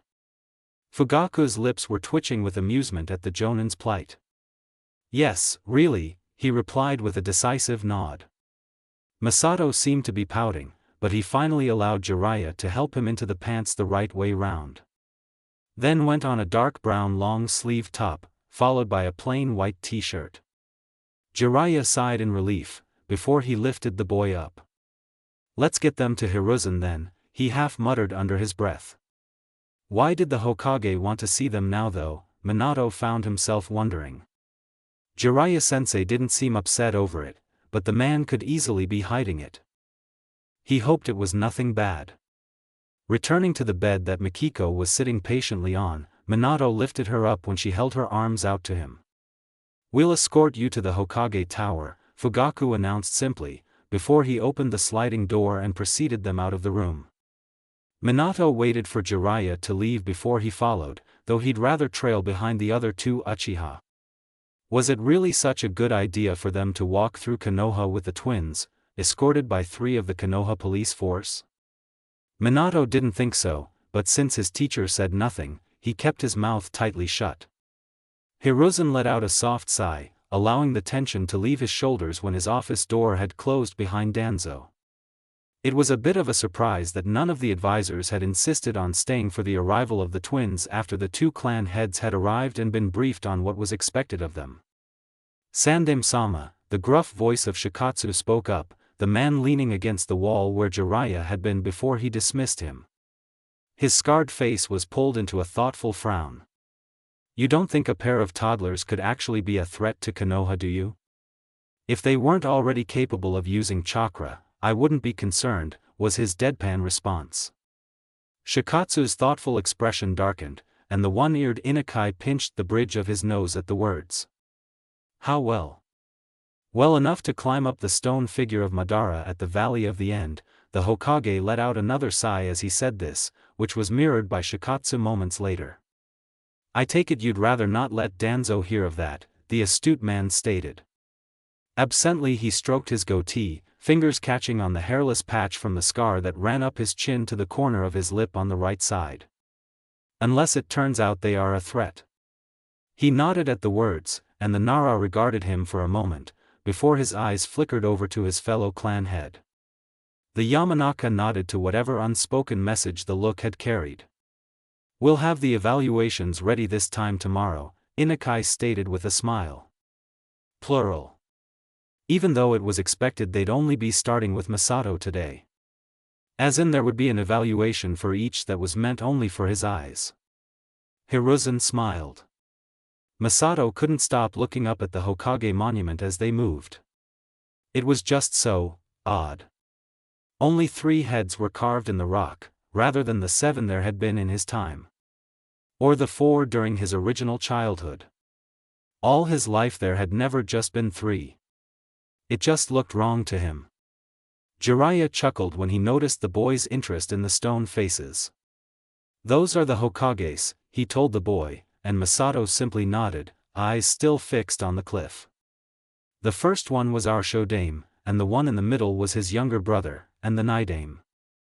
The Jonin kept speaking, clearly thinking Masato was enthralled with the information. That means the first and second Hokage. So. That one is the Sandaime? He pointed towards the rock face of the man he'd once referred to as Gigi. That's right. The Toad Sage confirmed enthusiastically. He was my teacher when I was smaller than your big brother. He must be really old then, came the soft voice of Mikiko. A grandpa. Jiraiya just about snorted. Masato didn't bother stopping himself from laughing. Gigi. Well, actually he's just a Tusan, Jiraiya came to his teacher's defense, although he was quite amused by the impression the two had. Although his oldest son is older than Minato, he's also got a little girl just around your age, and a newborn son. A newborn son? Wasn't the old man Asuma's father? And he was sure Asuma hadn't been that old when he died. He was around the same age as Kakashi-sensei, wasn't he? They were older than Asuma. Holy crap. Had Kakashi even been born yet? Or Kurenai, or Guy? Irika was younger than all of them, wasn't he? What about Ibiki, or Shizune, or, like, all the shinobi who were adults when he was a kid? How many of them was he going to be older than now? How many of them might not be born if they changed something this early on? This was just bizarre. Being Hokage had taught him Konoha ran on clan dynamics. Progressively less so following the war, but the clans could still throw their weight around when they had wanted things to go their way. They were less prevalent, but no less powerful. At least that was the impression he had had. Most clan shinobi were easy to pick out from regular shinobi, especially clans like the Akamichi, Hyuga and Inazuka who had unique physical traits when compared to the everyday person. Then there were clans like the Nara and Uchiha who you could pick out simply because of the way they carried themselves. They had similar common traits as each other, dark hair and eyes, but you would never mistake one for the other. The air about them was just too different. Other clans didn't stand out much on the street at all. The main family of the Yamanakas were easy to spot, but he'd never been able to pin down common features prevalent to the rest of the clan. If it wasn't for the way they dressed, the Aburame would likely fall in this category as well. The few he'd met that weren't shinobi didn't stand out amidst a crowd. There were also clans that once had been large and prosperous, names still well known, but their status in his Konoha rather obscure. Like the Senju and Sarutobi clans. They were both huge contributors to Konoha history, yet he could barely name a handful of each. Then there were clans that he hadn't even realized existed until he had become Hokage. Some quite powerful, despite being small and obscure. Like the Shimura, who by the time he got into office were being heavily persecuted by the villagers. Illegally prosecuted. That had been a mess and a half to clean up, even though Kakashi had already been working on it his entire time in office. However, seeing Konoha of what was at least 25 years prior to him making genin, well, he didn't recognize it at all. It wasn't the layout of the village that was throwing him off either. Konoha's streets had changed significantly on him quite frequently in his life, and he knew much of the village had to be rebuilt after the Kyuubi attack the day he was born. Something that had not happened in this version of Konoha yet. It was the realization that Konoha had even more clans than he'd found in the word work in his time. On their way towards the Hokage Tower, once he finally tore his eyes away from the Hokage monument, the man-boy started to pick out small walled-off estates with roughly half a dozen homes in each, unknown clan symbols featured on wooden gates. A few looked half-abandoned, but even these were well kept up, the only sign of decline being boarded-up windows on the smaller buildings. Some of these estates looked like they'd once been larger estates, but had gotten divided up for one reason or another through the years. He knew Konoha grew in the beginning by clan alliances, but he'd never really pictured what that would look like, construction-wise. Konoha of the now seemed so much stiffer compared to what it became after the Kyuubi attack. Oh, the people had the same friendly smiles, but when you put actual physical lines up between different groups, that naturally made everything feel more regimented. What had it been like in the beginning? When all of the shinobi were from a clan? What had happened to all of these small clans that they were nowhere to be visibly seen in his last life? Why the hell did they have to keep taking cross streets to get from the hospital to the Hokage Tower? Why were they even walking the streets instead of taking to the rooftops? Seriously, in his time in office, he swore no one had ever kept him waiting as much as they were keeping the old man waiting now. Except Kakashi-sensei, of course. Minato had been about to ask the twins why they were so totally enthralled with the Hokage monument when his sensei had started telling Masato about it. Mikiko's eyes had torn away from the stone faces to the back of Jiraiya, and then returned to the rock as he spoke. Soon after, however, the rock seemed to lose her interest, as her head started turning from side to side. Her eyes were wide as she'd taken in the village around them. Her lips parted in what he thought was likely to be surprise, maybe a bit of awe. Seeing that it was already well into the afternoon, the streets were abundant with shinobi and civilians alike. Some were bustling to and fro, taking care of errands, and others were standing around in groups enjoying friendly conversations. Quite a few of them looked at their escort with a frown, and every time she saw that, Mikiko's shoulders tensed. But it didn't stop her from continuing to cast her gaze about, trying to take in everything. So he started pointing at things she might find interesting, like stalls that lined the streets, various shops, and some restaurants. He told her what they were, and her eyes widened further, her little head nodding at each new tidbit, and her small voice tossing out some questions here and there. Masato was soon looking back at him as well, trying to see what he was talking about, and with a chuckle Jiraiya had changed his pace so he was walking beside him instead. "That's a tea house called Okuhadu," he told them, pointing to the tea house ahead of them on the right. "This time of year they serve the best ohagi I've ever had." "Ohagi?" the little girl asked him, turning her big round eyes back to his face. "What that?" "It's a type of sweet," he answered a little lamely, not really sure how he could explain it satisfactorily. "What a sweet?" This question came from Masato, and the older Namikaze found himself at a loss for words. They didn't know what a sweet was, probably had no idea that food came in a vast variety of different types and flavors, that there was more to eating than necessity. They'd probably never even been in a settlement this big before either.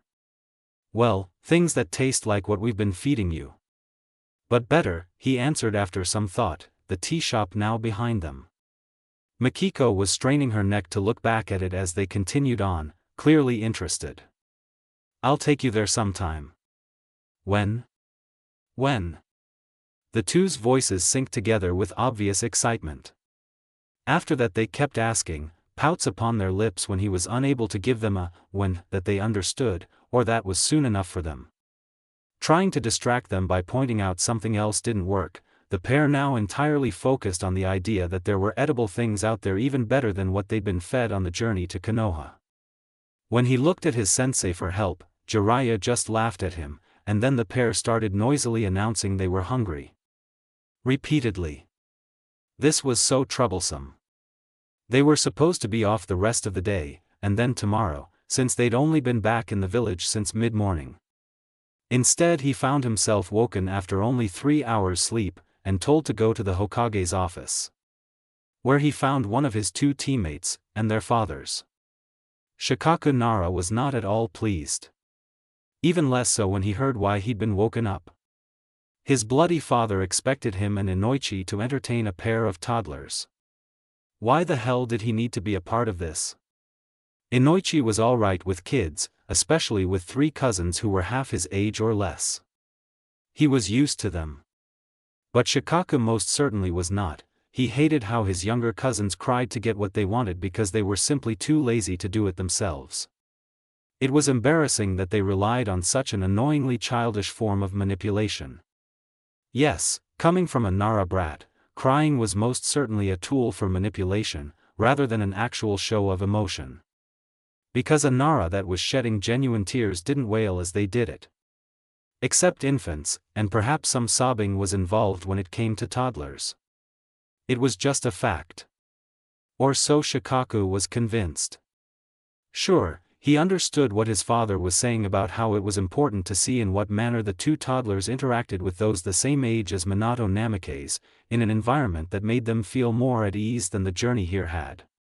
But why did his dad have to drag him into it? Why not one of Minato's teammates? Like Inoichi's cousin, Inoru?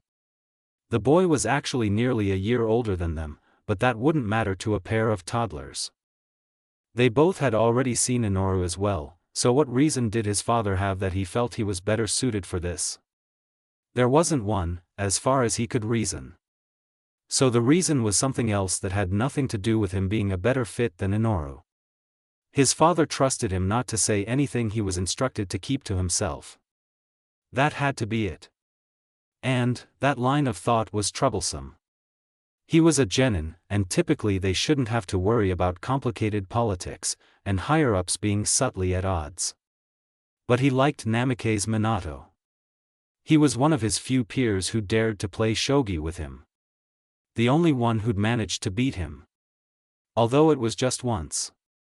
Still, he was by far his most challenging shogi opponent, aside from the adults in his clan, and some of them weren't really that challenging anymore either. And if the evaluation of his friend's newfound sibling somehow got the 2 taken away from him, Shikaku had no doubt Minato would turn moody for quite some time. Shogi would be out of the question. Now that would be troublesome. Was she in denial? Probably.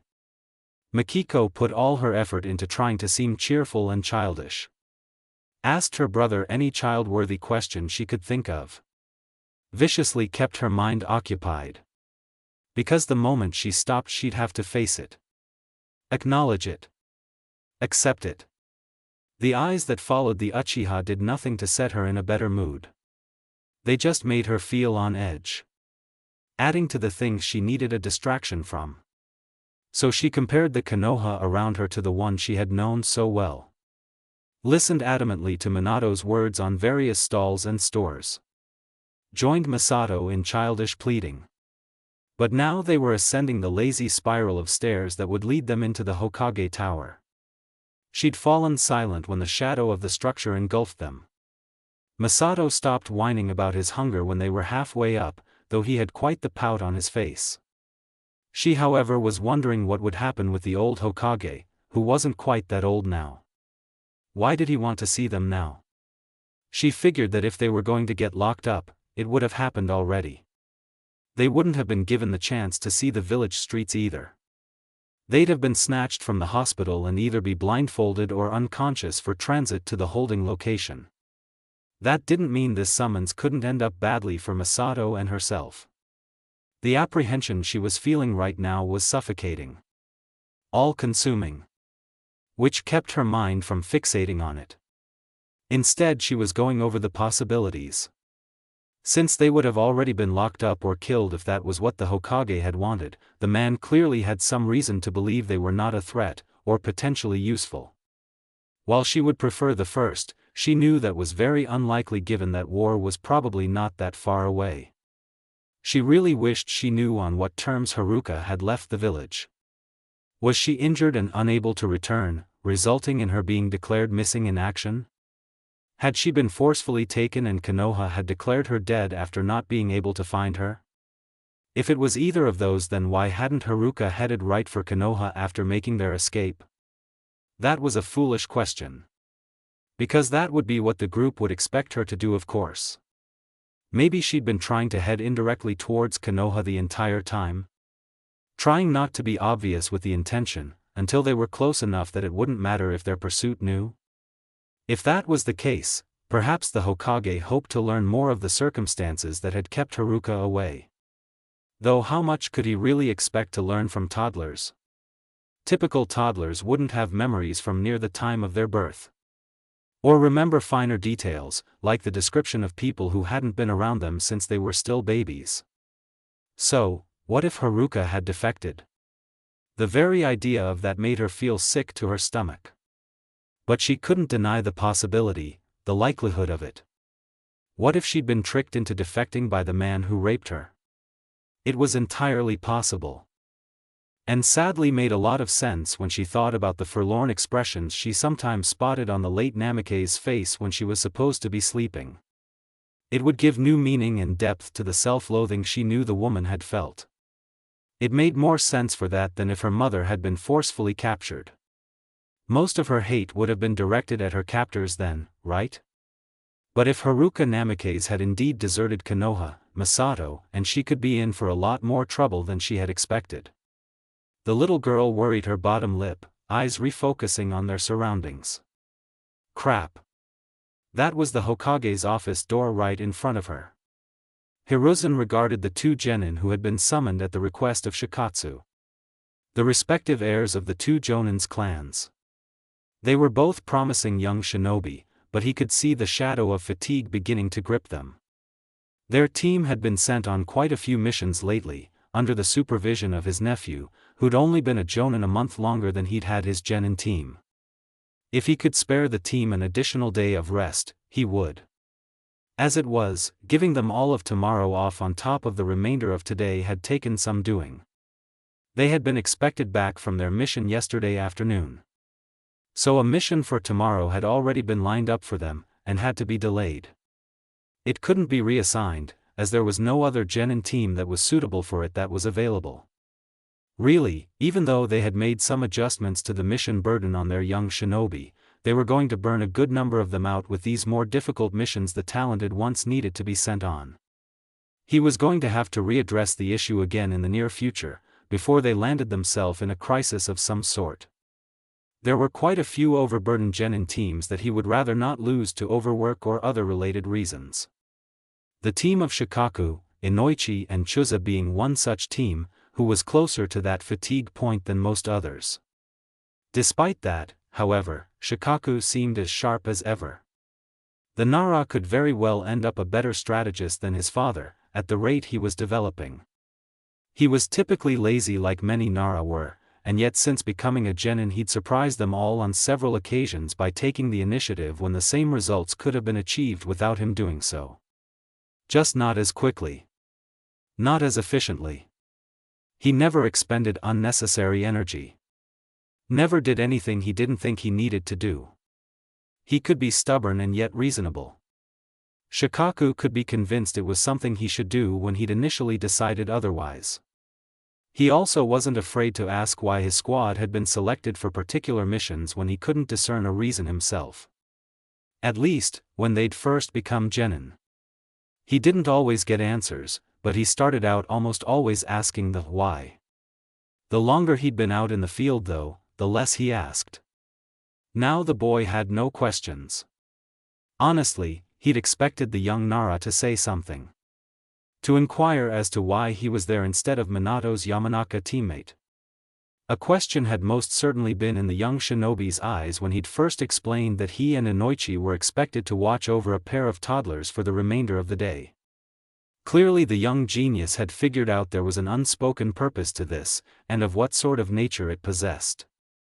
The Nara neither questioned nor protested his new instructions. In contrast, Inoichi looked more than a little confused. However, he took cues from Shikaku, and remained silent, waiting patiently for the arrival of the Namikaze siblings. When the door opened he had visual confirmation of what one of his umbu had told him. Mikiko had indeed recovered from her fever and looked quite well as an underweight toddler could. Minato was carrying her on his hip, rather than his back, which must have made it difficult for him to walk about considering he was a rather small boy for being 10. Masato was carried in a similar fashion by Jiraiya, and although it was strange to see his perverted student carrying a child, it did not look as comical as Minato and Mikiko. The fact that Mikiko had recovered so quickly was both a relief and a headache, however.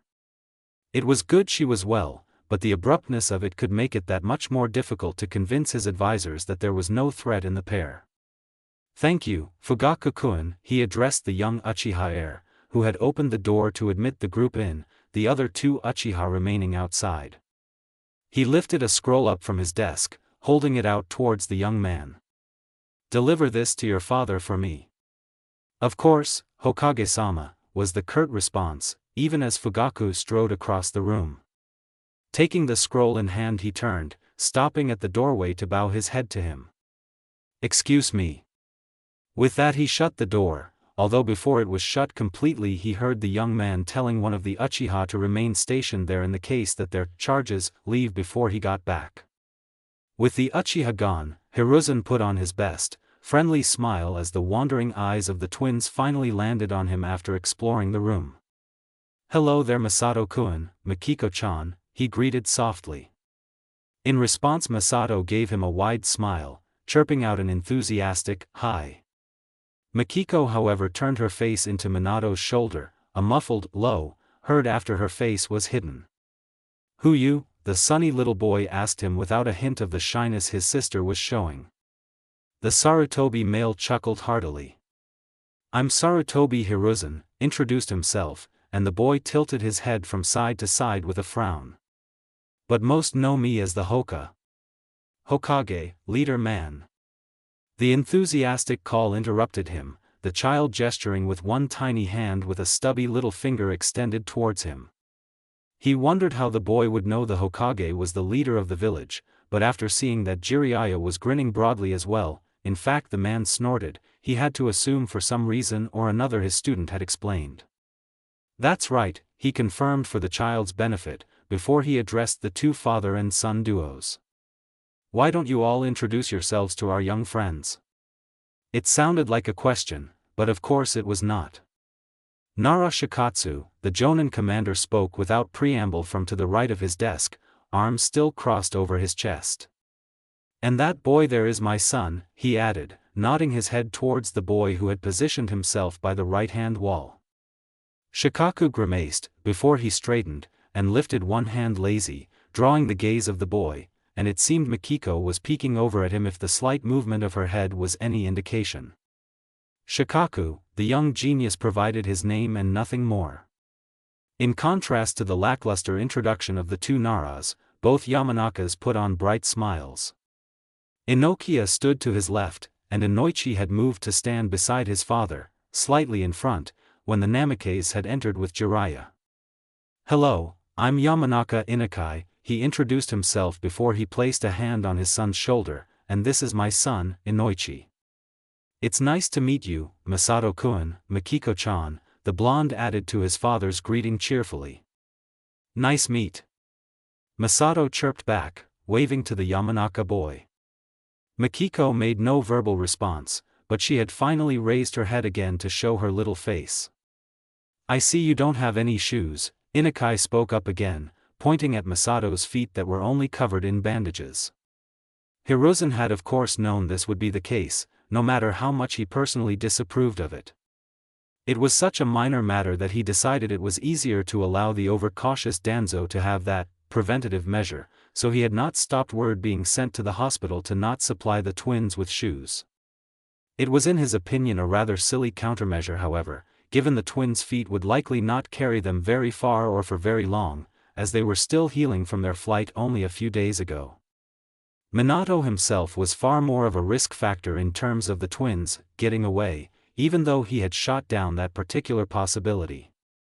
"Shikaku, go and buy them some shoes," the Nara patriarch spoke up. 5.5 and 6. Trust a Nara to be able to measure out what size of shoe would be needed at a glance. "Minato, Inoichi, why don't you go with them?" Hiruzen added. It would be a great opportunity to ask the twins a few questions while the trio of boys ran the errand. "If Mikiko-chan will go to anyone else here, that is," he added on when he saw the intense frown that knitted the older brother's face. Shikaku let out a sigh, clearly not too happy about being sent on the errand. But he asked no question, instead shoving his hands in his pockets before he made his way to the door. One hand on the knob, the boy tossed a "I'll wait outside" over his shoulder before the wooden object was pulled open and he disappeared beyond it. Inoichi looked after his teammate, then at his father, before he followed after the dark-haired genin. Hiruzen met the gaze of the eldest Namikaze, who held it determinedly for a moment. Then the boy's eyes lowered slightly, his shoulders slackening in what almost seemed like defeat. He lowered his sister so she was standing on her own, and then he squatted so he was around her eye level. "Maki-chan, will you be okay if Enai-san leaves for a little bit?" he asked her softly. The girl looked almost ready to cry, one of her hands grasping at his sleeve. "Enai-san come back?" The question was desperately insistent, her voice laced with unmistakable fear. It wasn't a fear of her brother leaving itself, but seemed more to be about a fear he would not come back. "Not like Ka-san. Enai-san come back?" The Hokage felt a stab of pity for the child's words, and sympathy for Minato, whose eyes had gone as wide as dinner plates. His eyes turned glassy with the threat of tears, as he pulled the girl into a tight hug. "Enai-san will definitely come back. I promise," the boy spoke with vehement conviction as he pulled back from the hug. The boy was clearly smitten with his new siblings. Hiruzen really did hope things turned out favorably for the little family, after that scene. The girl accepted her brother's words with a nod, a promise. "Remember," and it was the most energetic she had sounded so far. Then she shrugged away from Minato's hands on her shoulders before she toddled over to Jiraiya and promptly attached herself to his pant leg. Hiruzen chuckled at the flabbergasted expression on the genin's face, the boy standing there stunned until Inoichi poked his head back in the room with a query on whether or not the Namikaze would be joining them. Minato left the room looking over his shoulder at his sister up until the moment the door was closed. "And here I thought she didn't like me. You're going to fall."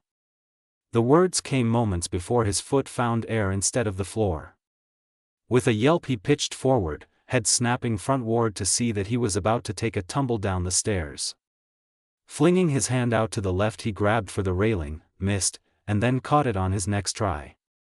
His right foot found the step 2 down, but his left heel caught on the edge of the step above, nearly catapulting him forward, but instead jerking his arm rather painfully. Grimacing at the pain and the embarrassing incident, he righted himself before he started to rub his shoulder with his right hand. "Maybe warn me before I reach the steps next time?" Shikaku snorted, proceeding down the stairs in front of him. "Why? Going to make a habit of looking behind you while you walk?" Feeling his cheeks flush in embarrassment, he muttered a "no," before he continued down the stairs behind the Nara, pointedly ignoring the muffled laughing of Inoichi behind him. He didn't like this though, leaving his siblings alone in the Hokage's office. Was it really necessary? Getting them shoes was clearly an excuse to get the genin out of the room for a bit, but for what purpose? And why had Shikaku and Inoichi been there anyway? Had they been called for the purpose of keeping him distracted and away from the twins while they questioned them? Or herded them off somewhere? He clenched his fists at his side, biting his lower lip. No. That wasn't it, right? He didn't know. He wanted to believe that the pair, whom he considered pretty close friends, wouldn't do that to him. But they were genin, the same as him. He wasn't so naive as to think that because they were friends they would refuse to do a mission asked of them directly by the Hokage. So if that was the case, what did he do? Get the shoes and hurry back to the tower no matter how they tried to distract him. Seems to me like you are making a habit out of not watching where you're going, the Nara's dry voice cut into his thoughts. He blinked several times, and with surprise found that they had already made it to the bottom of the stairs and walked down the main street an entire block. Shikaku was not in front of him, and realizing the words had come from his right, his head snapped that way. Both boys were standing there with an amused expression, where a side street cut off. The store we want is this way, Minato-san, Inoichi explained, his voice hinting at barely restrained laughter. Was he really being that much of a fool? Stupid question. He just about stumbled down the stairs and yet still proceeded not to pay attention to where he was going at all. Right, he mumbled, and hurried after the clan kids as they continued on. Now what was he thinking about? Right. Not falling for attempts to keep him away from the Hokage's office. The best thing to do, he decided, was to go in and grab the first pairs of shoes in the right sizes, and then get out. Not give them time to do something like call a sale attendant, or that he should consider this and that about shoes. Wah! He let out a startled noise as his arm was grabbed and he was tugged to the right. Minato, stop spacing out, Shikaka was saying, Minato's eyes refocusing to catch the other genin's eye rolling. Relax. We aren't trying to keep you away so they can do something to your siblings. He blinked, and then stared. Really? They weren't? Yes, really. Had he said that out loud? Yes, you did. He muttered. Shikaku snorted, his apparent annoyance laced with genuine amusement. It was a peculiar impression to be sure, but Minato knew what it meant. Shikaku was not really annoyed at all. He was just trying to mask the amusement. Right. So, why did you pull me over here? As he spoke his eyes moved about the street to where he'd been pulled to, and he spotted a store with a colorful display of children's clothing. Oh. They had already arrived at the store, apparently. Come on, troublesome airhead, the Nara muttered, releasing his arms so that he could shove his hands back in his pockets. Minato watched him wander lazily through the door before a light pat on his shoulder from Inoichi snapped him into action. He moved at a brisk walk, it was all he could do not to run, or at least jog, into the store, sidestepping Shikaku who had stopped only a few feet inside to wait.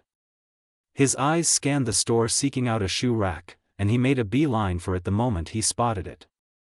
There was a small section for girls first, which while the style was mostly the standard style worn in Konoha, was filled with purple, light blue, and pink sandals, or ones with flowers, and some with little charms on them. Next to that was a smaller section for boys, which featured even more vibrant colors, and rather than flowers there are animals. After that is a single rack labeled as unisex kids, which while it had the standard black and blue colors, also had muted greens and browns, and some less stylized, more common pet animals, like cats and dogs. All these sections seemed to have sizes 5 and 6, and half sizes too. However, it just wasn't right. They seemed too large. Minato, this time it was Inoichi who called out to him, coming around from the other end of the gondola, a pair of tiny black sandals in either hand. You want these? He frowned, accepting the larger pair and examining it. How do you know that? He asked, feeling completely clueless as he carefully inspected the pair of black shoe sandals. 6T, Inoichi responded. What? On the sole. It has a 6 and a T next to it. That means it's for toddlers. Turning the right shoe over to look at the sole, he spotted the small 6T in the center of the item. Now he felt like an idiot. Where else would a shoe size be? He turned the other pair over to look at it, and made out the 5.5T. And black is really the best color to get since they don't have any shoes at all yet, Inoichi was saying. It would be pretty impractical to get them colored footwear, or ones with patterns that wouldn't go with everything. Then you'd be buying a dozen pairs of shoes only for them to grow out of them in months. The entire time he had been speaking, Minato had been staring at the tiny shoes, only half hearing what was being said. But the last bit grabbed his attention, and his blue eyes moved back to the Yamanakas. Few months? Their feet grow that fast? Iniochi nodded, they do.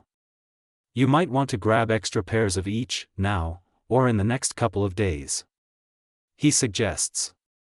Minato frowns in further confusion. Particularly active kids just plain old wear them out. Wear them out. Minato had thought he'd started to understand how much work was going to go into caring for the twins, but now he realized that he still didn't know the half of it. It was going to be expensive. How could he afford it on the pay of a genin?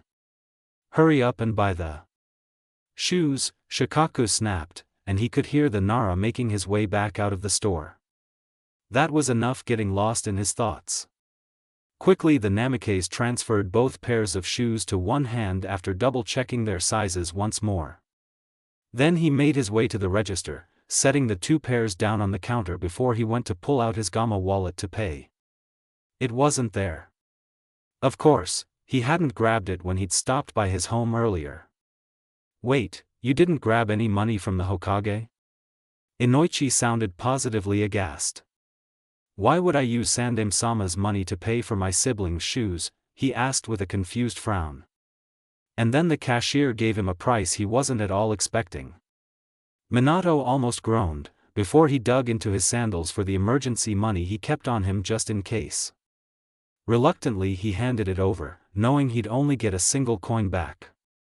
He might just have to sell the house after all, if raising kids was this expensive. Either that or make chunin in quick order. With a toddler clinging to either pant leg, Jiraiya was rather stuck. Whenever he shifted his weight, one or both of them would tighten their grip. Where had Misato's shyness come from?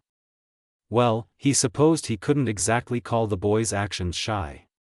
He was answering every question in a clear voice, though he sometimes had to think very hard about it as he did so. It was more like apprehension.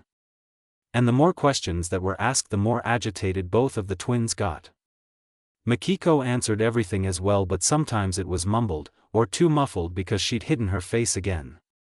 They had to ask her to repeat herself a few times, which had more often than not ended up with Misato telling them all what she had said. He was very in tune with her, it seemed. They were very well in tune with each other actually. Finishing each other's sentences and offering up a word that the other twin was having difficulty saying. And there was no discrepancy between the backgrounds woven by one's word to the other. Usually there would be some, seeing as no one remembered every event in the exact same way. One would say something and the other would contradict it in some small way, and then the individuals would confer or argue about it.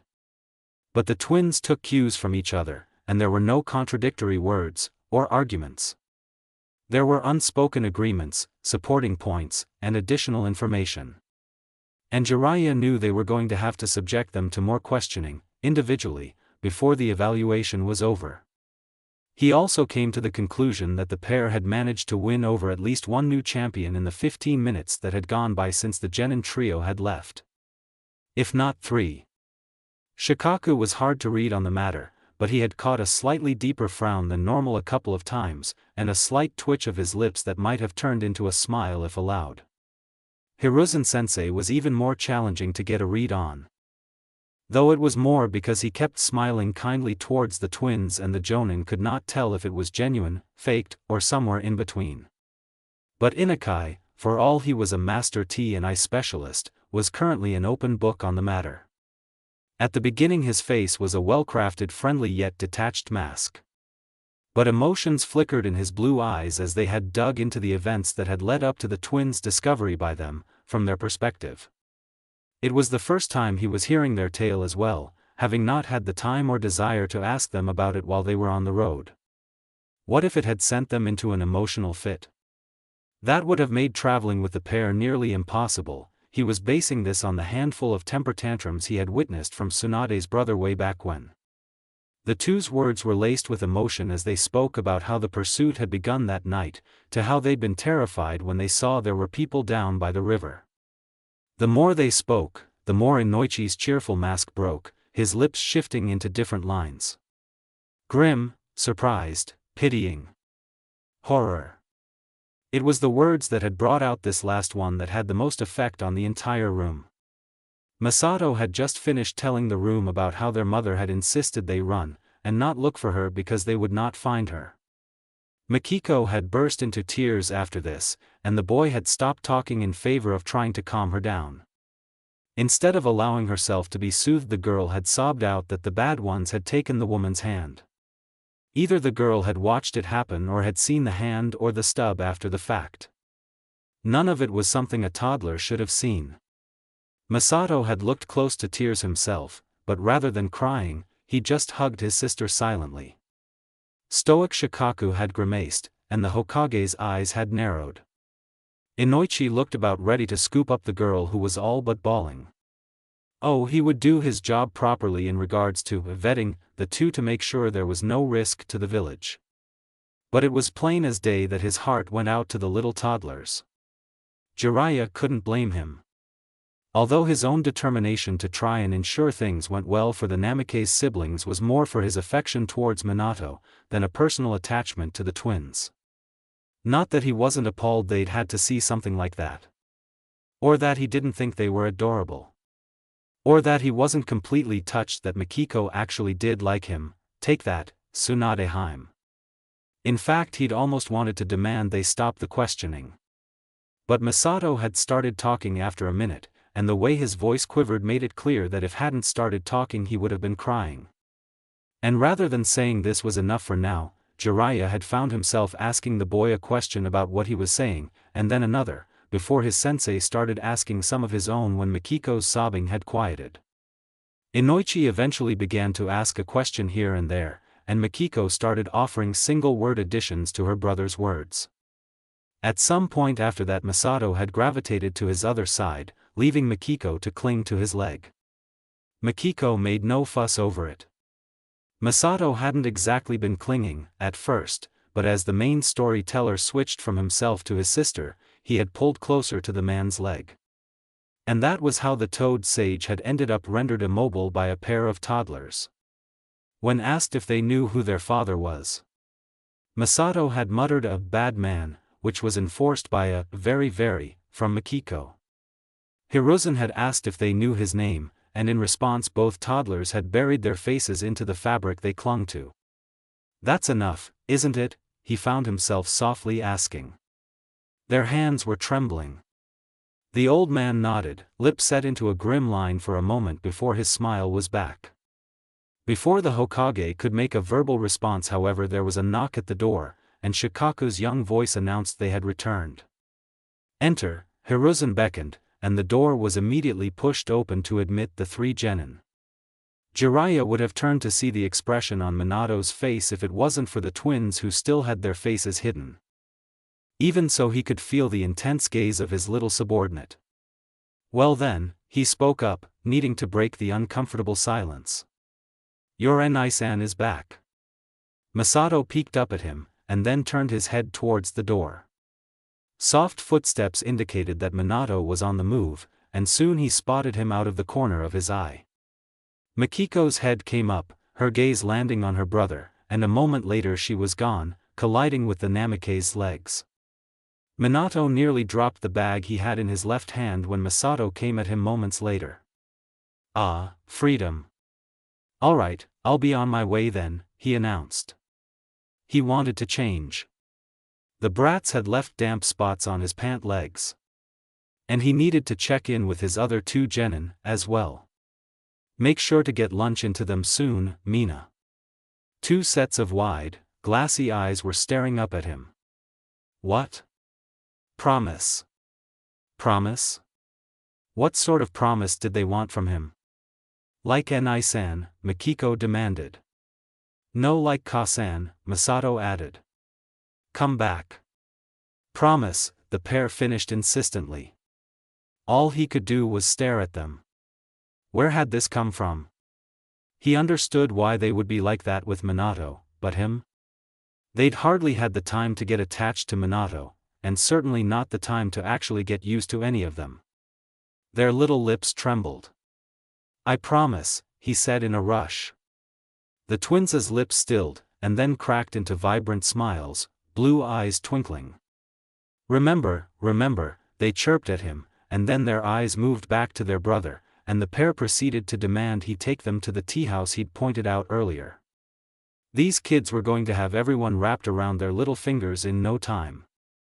Jiraiya was not ashamed to admit that he already was. With new shoes on their little feet, the twins practically pulled him out of the office when Inoichi's father announced he would take them all to a late lunch. They didn't even wait for the Yamanaka to take the lead, enthusiastically trotting down the stairs. His heart pounded in his chest the entire way down, fearing that one or both of them would trip. "Slow down," the genin had tried, but was ignored. And then just as suddenly as they had set off, the pair had come to a complete stop. He would have stumbled at the abrupt loss of their tugging had he not been a shinobi, and even then he just barely managed to maintain his balance. Frowning, he looked down at the pair to try and figure out why they had stopped at the foot of the stairs. Mikiko had her lips pursed, while Misato's head was tilted slightly to one side. And then the pair looked over their shoulders. "Ino dash. Kai dash. San." Mikiko had started, and trailed off as if she was unsure of how the man's name ended, but Misato picked it up immediately, and then Mikiko added on the honorific her brother had left off. Minato looked over his own shoulder to see that the other four had followed after them, with the smiling Yamanaka patriarch being the closest. "Yes," the man asked, eyes doing nothing to hide his amusement with their little antics. "Where go?" the male toddler questioned, with Mikiko echoing the "where" moments afterwards. In response the man allowed himself to chuckle, preceding the words, "Follow me." "Okay." Both twins agreed easily, although it seemed to him they were practically vibrating as they waited for Inukai to head to wherever they were going so they could follow. Their eyes eagerly followed the blond man, and when he was in front of the group they started tugging at his hands again. By now the boy knew it was futile to try and keep them walking at a sedate pace, and followed along after them. Not that he didn't tense whenever one of them stumbled a bit. In fact, by the time they had gone 3 blocks his heart was thundering in his ears again with nerves. It was ridiculous, he knew. By the time they had gone 5 blocks he was counting their steps between each small misstep, trying to identify a pattern where there was none to be found. Through it all the pair was oblivious, happily skipping after the Yamanaka and his son, who had at some point moved to stand next to his father. Inoichi was enthusiastically speaking to the man about his team's latest accomplishments. Or as much as he was allowed to, given that they were mostly mission-related and they were walking down a public street. Despite his best efforts to focus on the conversation instead of on the non-rhythm of his siblings' steps, it proved an impossible feat. The words might as well have been unintelligible gibberish for all he was able to garner from them. Behind him the 2 Nara were useless as a distraction.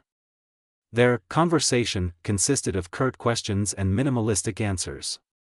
There was so little there that even if he had been able to focus on them, the genin would have had to think very hard on the words to actually be able to decipher just what was being discussed. Not that he didn't try, as that would have been a perfect way to focus his overactive mind on something else. But as he missed the beginning of their conversation, he lacked a vital piece of information needed to identify the subject matter. The Nara swore they didn't speak in code, but the village at large would never believe that. Even if it was true. It was simply that there was so much unsaid between them, because it didn't need to be said to be known. That most certainly didn't classify as a code, no matter how much it sounded like one. 19 steps between Misato's tripping. At the moment it might as well have been an alien cryptogram. 14 steps since Mikiko last stumbled. Were they talking about meals? Or was it about training? 20 more steps for Misato? 7 for Mikiko? Or was it actually about economics somehow? Or all 3? 27 steps since Misato last tripped. No, that was Mikiko. 20, 39. 42 for Masato. This was ridiculous. It was much easier to keep herself distracted with the prospect of food ahead of them, and the ridiculous tension she felt running through Minato's body. It was like he was expecting one of them to face plant at any moment. His eyes were flicking back and forth towards the tops of their heads, his brows slightly drawn together in concentration. What was he doing, counting their steps? He very well might be. How far were they going for food anyway? It had been at least 4 blocks after they had turned down another street. There were restaurants on either side of them now, but Inukai kept walking. Really, wouldn't any of these do? But the Yamanaka led them onward another block before he changed course towards one of the restaurant doors, and Mikiko was struck with the thought that this looked like the biggest one. It was 2 stories. 2. Why? Maybe it wasn't actually as big as it looked, and the people who ran it lived above it or something? She'd be finding out soon enough, as they were already standing just inside the restaurant's genkan. A genkan in a restaurant was a little odd, wasn't it? The rest looked rather odd too, for a place to eat. She didn't see tables at all, just sliding doors down a long hallway. But she definitely heard people beyond those doors, though the sounds were muted by the barrier. Oh. This place gave diners their own room for their meal. Somehow that sounded really expensive to her. Maki-chan, we have to take off your shoes, her brother was saying, as he pulled his hand away from hers. She blinked, eyes moving to the genin, before looking down at her feet. Sit here, okay? The boy was directing her to one of 3 benches in the genkan which were likely meant for patrons to wait for the hostess. And next to the step up there were racks of shoes. Wow, you even had to take off your shoes at this place. That was so posh. Or something. Not that she'd never had to do so at the places she'd eaten once she'd been Hokage. A few of them anyway. When you were dining with the other Kage, something like this restaurant was where you went. Mikiko, Minato's voice broke into her thoughts, as she felt his hands under her arms, lifting her up to set her down on the padded bench in the restaurant entryway. She heard a snicker beside her, and realized that Masato was already seated on the bench, 1 foot free of his shoes thanks to Inukai-san. Clearly he thought it funny that she'd totally spaced out and failed to listen to Minato. She looked back at her older brother feeling a little sheepish. Sorry, Ni-san, she muttered, as the boy gently pulled her shoes off her feet. Minato just smiled at her, ruffling her hair before he slid a pair of slippers on for her. Don't worry about it, he said simply. It was only when he picked her up and set her in the hall next to Shikatsu-san that she realized the hostess must have arrived, because she couldn't see where the slippers were being stored. Minato slipped out of his own shoes as he stepped up into the hall, and then he set his and her shoes on one of the racks. She noted that the others had already done so, even Inukai who'd taken the time to help Masato. Not that it was really surprising. The lot of them were shinobi after all. What did surprise her a bit was the fact that she hadn't even noticed the woman who was likely the hostess until she took this chance to look around again. But there she was, garbed in dark blue, having just finished bowing to Inukai and proceeding to beckon the group to follow her to their room. She was pretty, she supposed, with raven locks expertly twisted into an elegant updo, topped with a flower kanzashi. Her smile was serene, and her gray eyes sincerely welcoming. She moved with well-practiced grace, and Mikiko realized she must have been raised to work here. At least it didn't look like she hated it though, as her welcoming expression remained in place even as she closed the shoji door behind them after leading them to a room on the 2nd floor. Maki blinked, and looked around again. Wow, she hadn't even realized Minato had picked her up, supporting her with one hand as he likely had held Masato's hand with the other on their venture upstairs. She really wasn't being very observant right now, gosh. Almost wanting to pout, the little toddler scanned the room for every detail now. Minato set her down with a soft, "Sit here, Maki-chan," so she absently lowered herself down, which nearly ended up in her falling for not paying attention, stretching her little legs out in front of her as she finished scanning the simple but elegant traditional decor. There were two exterior walls in the room they'd been guided into, one with a sliding door she assumed led out to a little veranda or something. The other had two windows that were letting in the daylight. The room smelled faintly of flora, thanks to the artfully arranged flowers in their delicate glass vases along that wall.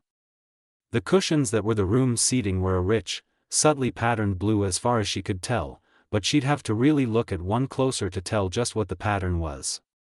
Which didn't exactly seem like a good idea given her current company perhaps. Or rather, it would just look really ridiculous if she practically shoved her nose into one to see what the pattern was. She was sure the adults would put it off as a child's curiosity, but she just felt like such an antic was unworthy of the atmosphere of this place. Which might have been her own imagination really. It was extremely grande when she compared it to anything she'd seen in this life, but if she were to think back to the life of Naruko, it wasn't that fancy. She nearly gasped after that errant thought. No. Do not think about it. Masato was starting to get the impression that Mikiko was trying really hard to keep herself distracted. It was a little bit of a concern, but at the same time he could understand it. She was probably still in shock. He was too, maybe. It had never occurred to him that if he wasn't in this body, Masato might not even be alive right now. Or that him being there had somehow caused the real boy to die, in soul at least. It wasn't at all a pleasant line of thought. Nor was it something he was going to dwell on however, because even if one of those were true, he couldn't change it now. He had to forge ahead. But first he had to get some food in his belly, because they hadn't eaten since yesterday sometime, he was sure. And while it was true that they usually only got to eat once a day during their life on the run, the time traveling with Minato had already gotten him a little used to more frequent, although tiny, meals. And he really wanted something real to eat. Not that his meals hadn't been real, but they weren't very good. And far from a full meal.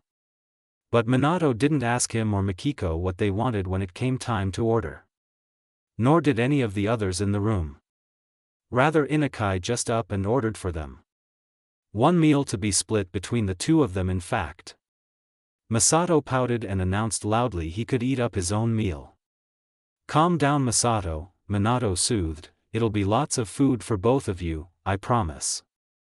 He kept pouting petulantly, even though the words made him remember that he was a malnourished kid who wouldn't be used to eating very much in one sitting at all. And the food would be a lot more than they'd ever eaten in one sitting before. It was a real meal after all.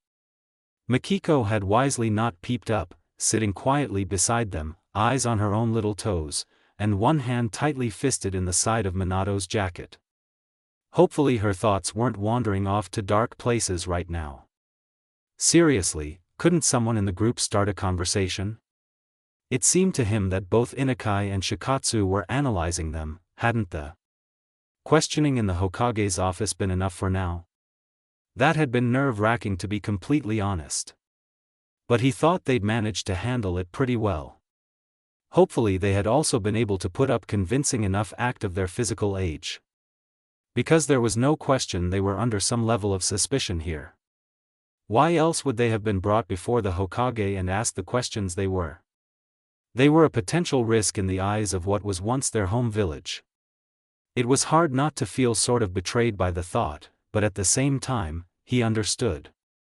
While it never would have happened in his time in office, he knew that it wouldn't have been unheard of even back when he was a genin. And currently they were in an age of war, so anyone brought into the village, regardless of age, would have to be thoroughly investigated to ensure the village was not compromised by them. But seriously, how much of a possible threat could they think a pair of toddlers could possibly pose? Toddlers, even shinobi toddlers, were innocent almost by definition. Had they sent up red flags somehow? Masato-kun, the gentle voice of Inukai called out, and he gave a little start, turning his head to his right to look at the man. Would you like me to show you how to use chopsticks?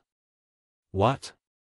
And then he heard a soft voice calling from outside the room, before the door slid open, and the waitress brought in several standing trays of food.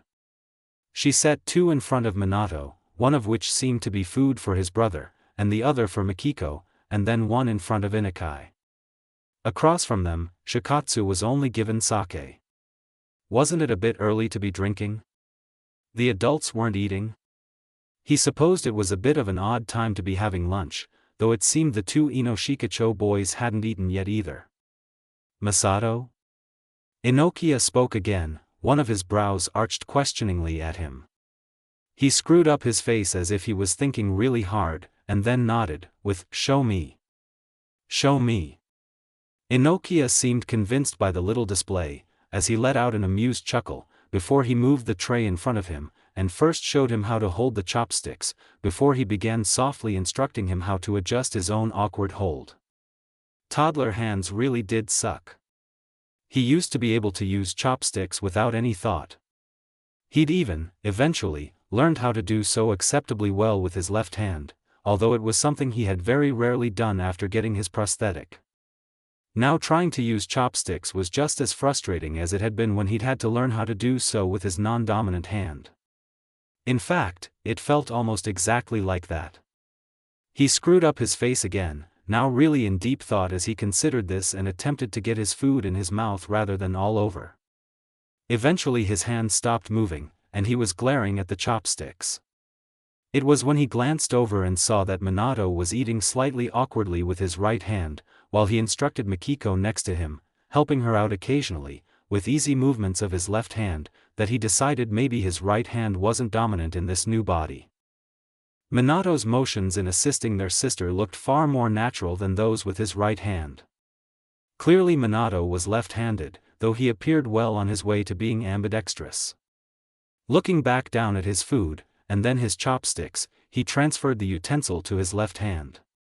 Inukai made no comment on the switch itself, though he did hear the man give a soft before he gently adjusted his grip slightly and told him to give it a try. He did so, and wow, was that so much easier. It still required more concentration than eating really should, but it wasn't nearly as frustrating. He made far less of a mess using his left hand than he had been with his right. Somehow the idea of being left-handed instead of right-handed had never really crossed his mind before now.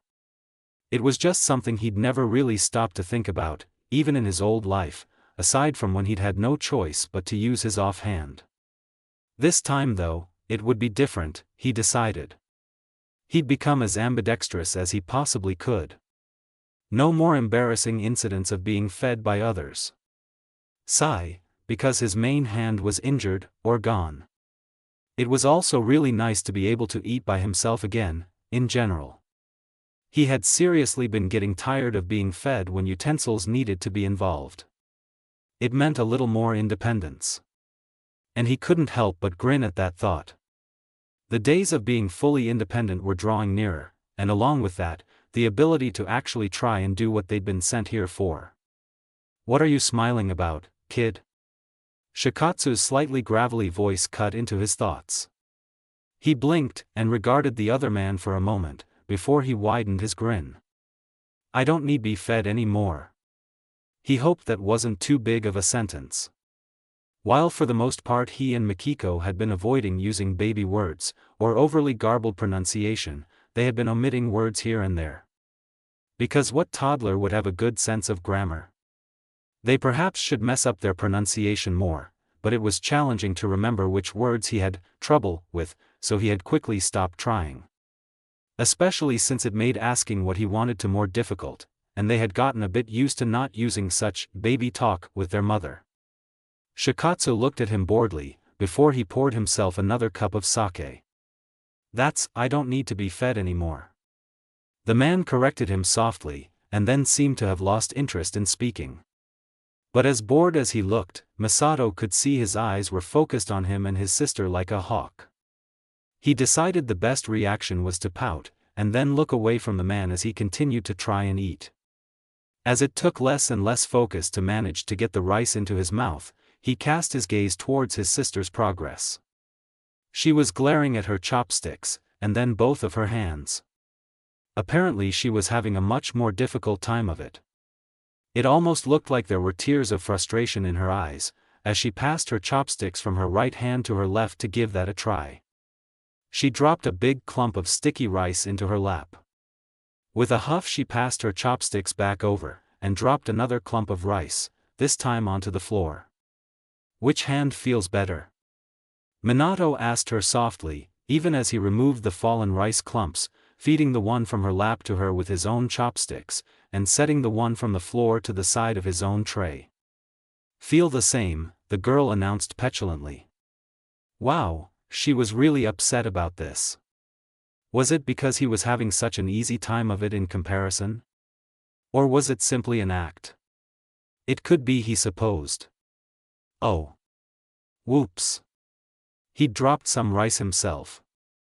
Pay attention to what you're doing, Masato-kun, the Yamanaka man admonished softly. And don't forget to chew. Kai, he responded even as he scrunched up his nose and tuned his gaze back to his own food. His eyes landed on the fish he'd been given, and he was contemplating if he should ask for help or just jab into it, when Inakai's hand was there, separating the fish into manageable portions for him. Thank you, mister, he offered, and then proceeded to polish off his little meal. By the time he was done he felt fit to burst. It was probably the fullest he had ever been since becoming Masato. And while it should have felt like a small achievement to someone who once sealed away Kagaya, he was immensely satisfied with the fact that he hardly dropped any more food after switching to his left hand. Makiko, on the other hand, had switched hands several more times, but kept missing her mouth so much that Minato had to convince her to let him feed her the rest of her food. When they got up to leave the room she had glared at him so fiercely when he went to take Minato's other hand that he'd frozen in place for a moment. In the end he allowed Inakai to take him by the hand when they left the restaurant to wherever they were heading next.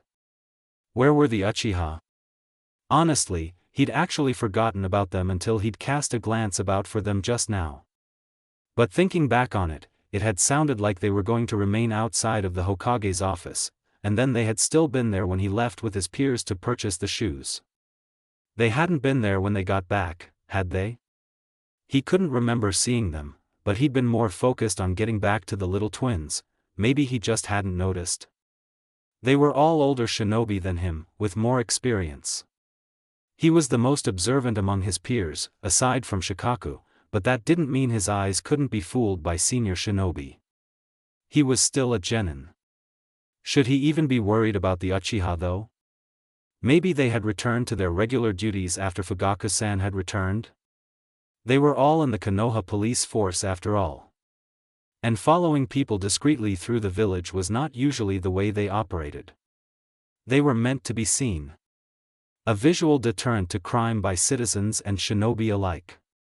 The Hokage hadn't said they were done escorting them, however. Instead, the man had given the young clan heir a scroll to be handed to his father. So him not being able to locate the three had something to do with the scroll. Which he didn't like. Nii-san, Makiko whined, tugging insistently on his hand. He blinked, and came to a stop to look down at the girl who had until now been shooting glares back at her other brother and simply letting him lead her along. What's wrong? He asked her softly, aware that the rest of the group had come to a stop. He could feel the eyes of Inoichi and Inakai-san on him, though the two Naras seemed disinterested as usual.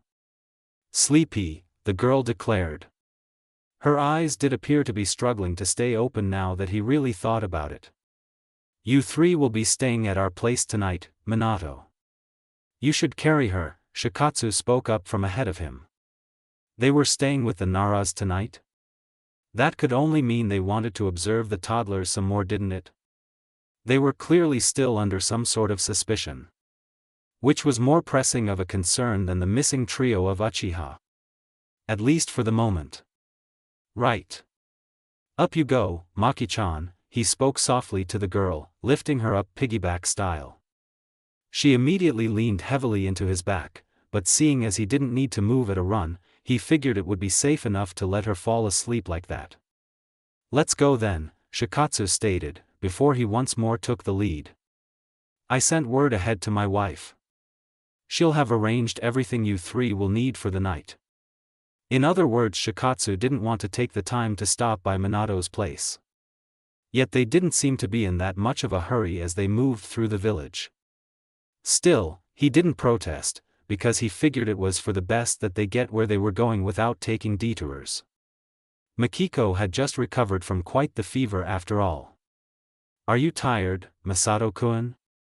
the Yamanaka head asked his brother. The two of them, at some point, had moved in front of him as the group had formed more or less into a line. Behind him Shikaku and Inoichi walked, the latter half a step behind the former. "I'm fine," Masato stated with a shake of his head. To his relief his little brother resisted the urge to look back at him and Mikiko, keeping his eyes forward as he walked. It was a little surprising, and secretly he was a little upset, that Masato had so easily accepted being led by Inukai rather than himself. But then again, Mikiko had looked at him so balefully as they were leaving that he thought his brother wanted to shrink out of existence for a moment. The girl was obviously very jealous that Masato had figured out how to use chopsticks while the art had completely eluded her. It was a little curious that Masato had caught on so quickly, admittedly. Especially the fact that he decided to try using his left hand simply from watching Minato. But then again, young children were prone to trying to mimic others, and maybe it had simply been seeing Minato use Mikiko's chopsticks with his left hand in demonstration, that had triggered the idea in the boy. Although he had more success with his right hand than Mikiko had had with either of hers. Every child was different though. He vaguely remembered attempting to use chopsticks successfully with his right hand for weeks before his father had suggested he try with his left just to see how it felt.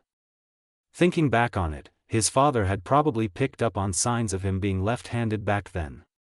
He didn't have the luxury of knowing his siblings long enough to have picked up on the signs of which hand was dominant though. It hadn't even crossed his mind until Masato had started eating with his left. Most people were right-handed after all.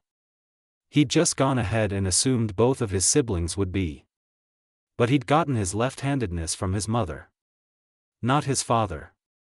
So he really should have considered the possibility. Now that it was on his mind though, he couldn't figure out which hand was more dominant for Mikiko. She was having just as much trouble with both of them. When Masato had switched hands the difference in his motor control had been made clear immediately. He had to bite back a sigh as he walked. Because, there really was a lot more to taking care of, and raising, toddlers than he'd ever imagined. He was probably in over his head, if he was to be honest with himself. Not that that was going to stop him from doing his absolute best. He had a family again, although it wasn't the family he'd been hoping for in his most hidden, childish wishes. He'd wanted his parents back, and maybe a little sibling down the line. Of course, that was impossible, since his father was dead. More realistically he had wished for his mother to come back, but that too was something close to impossible considering the circumstances of her departure. He didn't know exactly what she had done until he became genin, but the suspicion he had faced after he was told his mother wasn't coming home was more than enough to tell him she had likely committed treason. He'd had a foster family from a month after his mother left, to halfway through his first month in the academy. It didn't feel like family at all, and the other kids had wanted little to do with him. They were kids who both parents had died due to some conflict or another among shinobi. He was the kid whose mother had abandoned him. They treated him as if there was no way he could understand how they felt. As if it was his own fault his mother wasn't around. It didn't help that none of them enrolled in the academy. Even his foster parents had tried to get him not to when they got word that he was going to be allowed entrance. That had created quite the fuss, and from then on the man had been borderline sour with him, while the woman had simply been distant. The man would go so far as to forbid him from doing his academy homework in his house, let alone physically practicing anything he had learned. The woman set a strict curfew after he'd stayed out late every night for a week to make sure he was keeping up with everything he wasn't allowed to do at home, so he had to try and get everything done during break times and the scant hour he had after classes. And then after their first aptitude tests following that introductory month, he was told that he was going to be sent back to his family home. That a friend of his father would be in charge of his finances until he became a genin. He didn't know the shinobi very well at the time. But the man frequently dropped by after that, or sent his son along when he was away on missions. It didn't take him long to realize that someone was making sure at least one of them was in the village at all times, so he had someone he could count on. He grew very close with the Hatakis after that. But it still wasn't the same as having a family. Although he was sure Hashiro and Tsukumo wouldn't hesitate to offer him assistance with the twins, he shouldn't get in the way of the Hatakis being a family. Tsukumo had recently gotten married. He'd probably rather be spending his off-duty time with his wife than helping Minato out with the twins. If the pair didn't get taken away from him. Minato, Shikaku's slightly annoyed-sounding voice called from beside him, and he blinked wildly for a moment. The others were not in front of him. Stop spacing out. His friend admonished, sounding as if it was the most annoying that he had to be doing this at all, topped with the muttered, "So troublesome," Minato heard moments later. Shikaku pointed to his right, and he saw that the adults had taken a turn while he'd been lost in his thoughts once again. He tried to brush it off with a laugh, though he was sure it just sounded awkward, even as he moved to catch up with Inukai and Shikatsu. He could hear Inoichi snickering at him from behind him, though Shikaku was now quiet again, probably thinking it was too much trouble to even laugh at this latest mishap of his. He really did need to stop spacing out so much though. Especially with Mikiko on his back. What if he'd tripped and dropped her? Well, she probably wouldn't ever actually hit the ground because he or someone in the group would react quickly enough to catch her, but what if they didn't? She could get hurt because he was being careless. Unacceptable. Determined not to let his own thoughts distract him again, Minato spent the rest of the walk to the Nara estates with his eyes flicking all about, as if looking for some sort of threat towards his two tiny little siblings. Well, that was exactly what he was doing, really. He'd just found them after all, and they were small and precious and innocent, and oh so easy to harm really. And there was still the threat of them being taken from him. He had to do whatever he could to protect his little family. To keep it together. Mikiko and Masato depended on him to do that. Was he going paranoid? Yes, perhaps a little bit. Clearly a lot really. But that was the Namikaze Minato of the day. Doting, protective, paranoid older brother, ridiculously so. How exactly had he ended up playing a game of shogi, badly, with Shikaku while Inoichi played some silly game with his little brother? Minato was honestly not exactly sure. When they'd finally gotten to the Nara estate, Shikatsu's wife had swooped in and whisked Mikiko away. Before he could utter so much as a single word of protest, and the sleeping girl did not so much as stir. Masato had almost immediately taken that chance to abandon Inukai and tug away at his older brother demanding to play, and they were directed to a place where he could let the boy do that, but Minato was completely unable to follow just what sort of game Masato seemed to be playing. Or games? That might be a more apt description really. It was kind of like the boy was switching between made-up games with no warning, and Minato had no time to figure out just what he was supposed to be doing. Masato had loudly declared, "Minato and I wrong." More times than he had cared to count before he had somehow found himself completely benched in the activity of his little brother's play.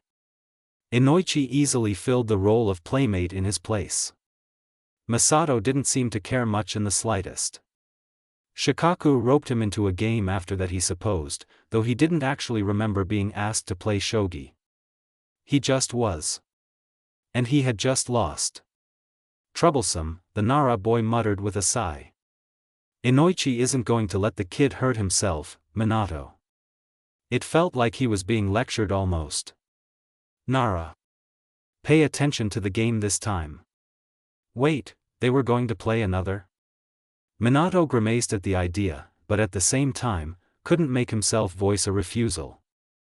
Shikaku was just trying to distract him or something, right?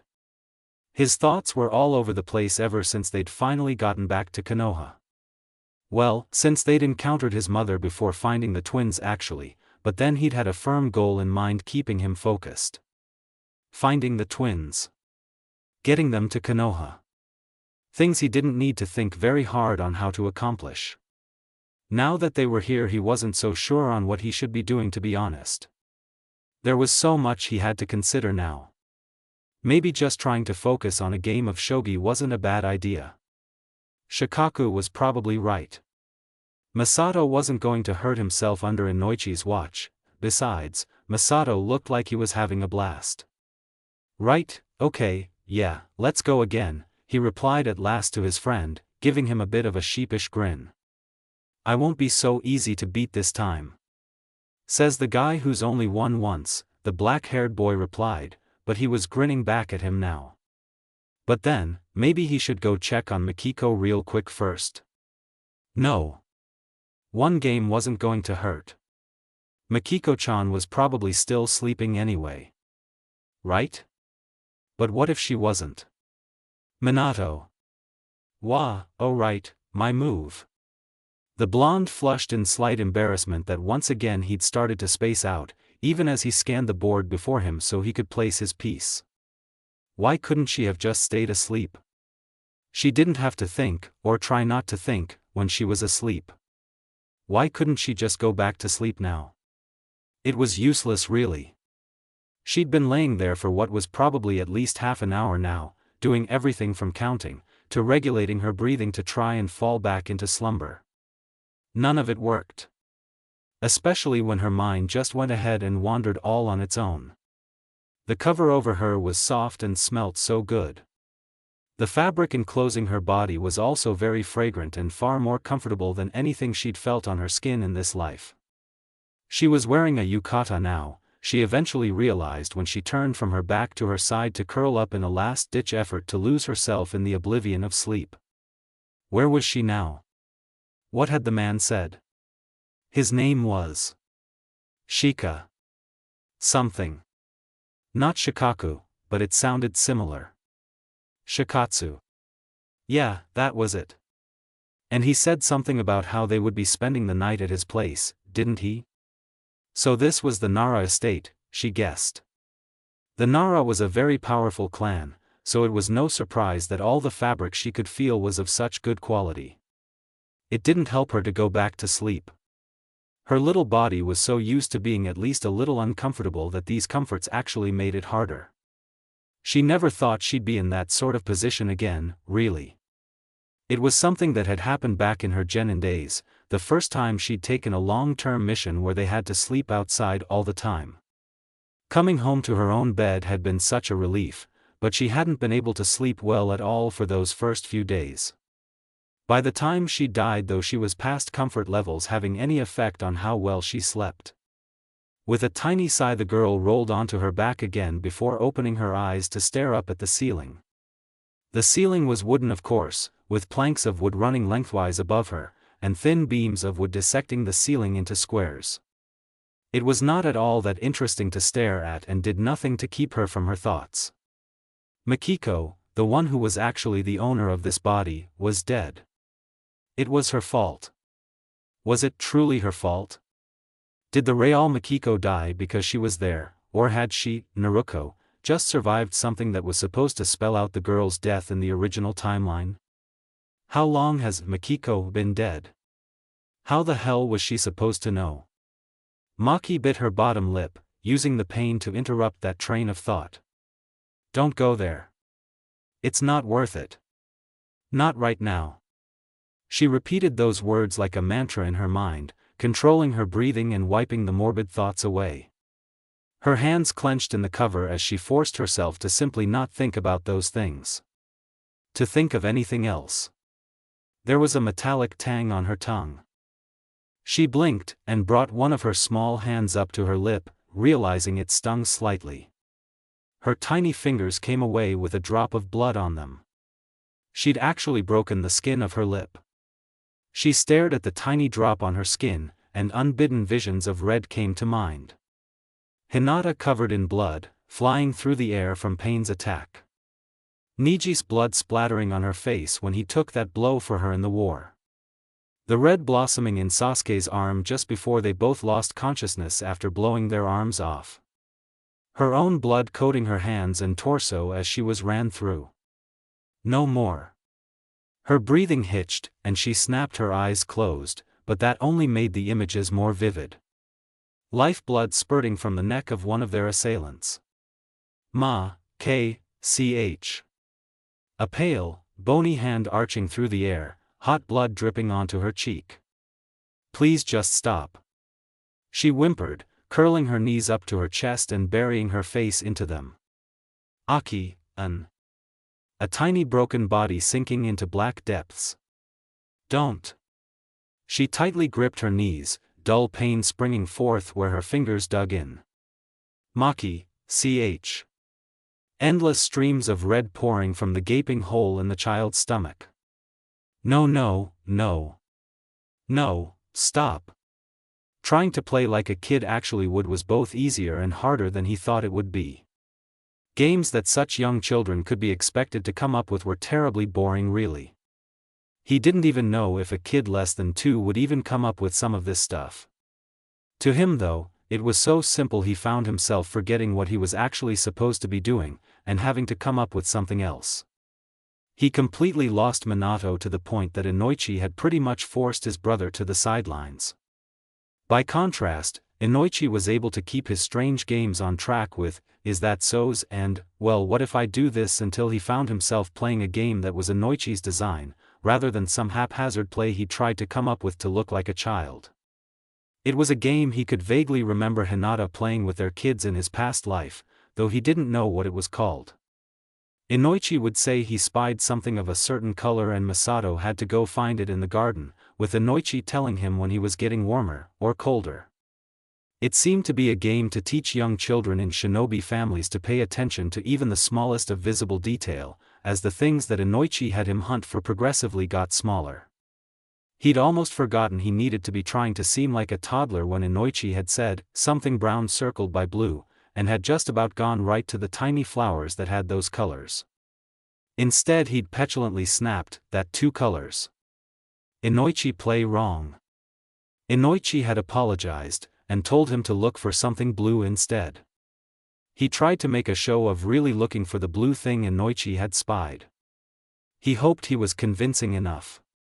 When he finally got to the small flowers that he'd known all along were the target, the Yamanaka boy came over to squat beside him, and pointed out how the center of the flower was brown, and the petals blue. He explained it a little more simply, and slowly, which was annoying, but Masato knew it was because the boy thought he was talking to a toddler. So he couldn't be doing all that bad then. He hoped. And then a wave of negativity invaded his senses, and he tensed, eyes snapping towards the building in search of the source. Masato? Inoichi inquired softly, but concerned over what this was, he ignored him. It felt like Makiko. Makiko was awake. And upset. How the hell did he know that? "Masato-kun, you okay?" Inoichi asked, a hand now on his shoulder. He tried not to frown as he turned to look at Inoichi. "I okay," he assured, and then nearly went on to say that Maki was awake and upset. But realizing he'd then have to explain how he knew, and he just didn't know how he did, he snapped his mouth closed and averted his eyes. "Kind of cold," he muttered, because he had to say something with the way Inoichi was looking at him so intensely he could feel it. It wasn't really that cold out, but he was a little bit chilled from occasionally crawling in the dirt to find what Inoichi was making him hunt for. Looking back at Inoichi revealed the blonde was smiling kindly at him. "It is a little chilly out." "Not really that chilly, although maybe for a child as thin as him." "Are you sleepy at all? Tired?" Well, he wasn't really sleepy, but his body did feel kind of heavy in what he recognized as the beginning of muscle fatigue. He hardly had any muscle mass at all after all. He screwed his face up into a frown. "Just little bit." Inoichi seemed to take that as a child trying to deny how tired he was, as he chuckled, and then gently took one of his hands. "Let's go inside and wash up, okay? After that, maybe you'll be sleepy enough to have a nap." He almost nodded until he realized nap wasn't actually a word he'd heard in this life. "Nap?" he asked with all the child's curiosity that he could muster, while pretending to fight back a yawn for show. "What that?" Inoichi looked thoughtful for a moment as he gently pulled him towards the house. "Well, a nap is what we call sleeping in the daytime." It helps you get through the rest of the day until bedtime at night. He screwed up his face further as if he was trying to comprehend what he had been told, before he gave a tiny nod and a soft, okay. Then he looked up from his feet towards where his brother was playing shogi. Where his brother was supposed to be playing shogi. Shikaku sat by himself in front of the shogi board, a slight scowl on his face. Minato was nowhere to be seen. When had his brother left? Where had he gone? He unknowingly came to a stop, causing Inoichi to look down at him in concern again. What's wrong, Masato-kun? No, Nai-san, he mumbled, and the upset was more genuine sounding than he had meant for it to be. Maybe he was being affected a little by the age of his current body. Maybe Mikiko was as well. It would explain some things. Inoichi gave his hand a slight squeeze and offered him a reassuring smile. Minato isn't far, I promise, he assured before gently lifting him up onto the deck around the house. He's inside checking on Mikiko-chan. Inoichi deftly removed the shoes from his feet, before sitting next to him and taking off his own. After washing up we can go see them. He replied with a nod, letting the other boy take his hand again to lead him through the house. Inoichi clearly knew what he was doing when it came to small kids. Minato couldn't help but be impressed with the way the Yamanaka guided Masato's play into a game to teach observational skills to the children of shinobi families. He would definitely ask him for some pointers later. He was going to need it. Too bad there wasn't really anyone he could ask for additional shogi pointers. He was still losing, though not as badly as he had last time. He could see how he could be beaten in the next 3 moves, and if he stopped that, he was probably going to lose in 5 moves. It was always a little humbling to play shogi with Shikaku, because he started off thinking they were on even terms. Then as they neared the end of the game and he spotted the ways by which he'd just failed to understand Shikaku's strategy, he was reminded of how much of a genius his friend was. Still, he had managed to win once. He was determined to do it again, someday. Today was clearly not that day though. He'd just spotted another opening Shikaku could take, and there was no way he could prevent all 3. Not that he could think of, at least. His friend hadn't preemptively declared himself the winner, telling him there was something he wasn't seeing that Shikaku did. Maybe if You're going to lose again, Shikaku stated flatly after he placed his piece. Of course he was. Minato gave a sigh before asking, what am I not seeing here? Because he really did want to get better at the game and improve his strategy in general. Shikaku just pointed at a spot on the board before muttering that it was too troublesome to explain. Typical Shikaku. Thanks, he murmured back, even as he examined the pieces in that portion of the board and thought about how each of them could be moved and, yup, there it was. 4 turns, 6 turns, or 7 turns. Before he could try and figure out what he could have done to avoid falling into this particular trap, his thoughts were interrupted by Shikatsu's deep voice. Minato. That was all the man said. It was all that needed to be said, as when he looked towards the call of his name he could see the unspoken order to follow the man in his body language. He glanced into the yard to make sure Masato was still happily playing, before he got quickly to his feet. He was led to the room Mikiko had been put down in, and greeted by the sight of the girl curled into her knees and trembling. Inokia was sitting next to her and softly calling her name, but she gave no reaction. The Nara gave him a light push into the room when he momentarily froze at the scene from worry. Just what was wrong with Maki-chan now? Don't touch her, Inakai-san warned as he moved quickly to her side, one hand reaching out towards her. You'll panic her more. You need her to acknowledge your presence first, he said softly. Start by trying to get her attention with her name. Hopefully she'll respond to your voice. Minato swallowed hard, dropping to his knees next to his sister and clutching his hands into fists to keep from pulling her into a hug. Mikiko-chan, he called softly, doing his best to keep his own concern out of his voice and sound as calming and friendly as he could manage. She gave a jolt, and he glanced over at Inakai in further concern. The man smiled back at him and then startled him with words directly into his mind. That's a good sign. Try again. Makiko-chan, he repeated the call, just barely keeping his voice steady. Her head shifted slightly, and it seemed perhaps she was peeking through her hair at him. This was good, right? Makiko-chan, he said again, making himself smile softly at her. Her head lifted slightly, and it was clear she was looking at him now. Her hands slackened around her knees, and then reached towards him shakily, a desperate plea in the form of "Ni-san," slipping from her lips. Ask her if it's alright to hug her before you pick her up. Move slowly, the Yamanaka advised him. He almost had to grit his teeth at this, because Makiko looked as though she would be totally inconsolable if he didn't sweep her into his arms right in that moment. But instead he moved slowly. Would you like a hug, Makiko-chan? He opens his arms slowly in an invitation, resisting his urge to grab her and pull her to him. Makiko made a strange sort of choked humming response before she pressed herself into his open arms and promptly hid her face in his shirt. He slowly closed his arms around her. PTSD, Shikatsu spoke in a whisper, and he was left wondering why he bothered to say it out loud at all. Surely the two clan heads could speak discreetly through the Yamanaka jutsu, just like how Inukai had given him instructions. His eyes snapped over to the man, who was clearly looking at him. Not Inukai. So he was saying it to make it clear to him? He looked to Inukai questioningly. He was the expert, wasn't he? Highly likely, there have been several signs over the last few hours, Inukai agrees. It's still a little early to tell for sure, the man went on to explain softly.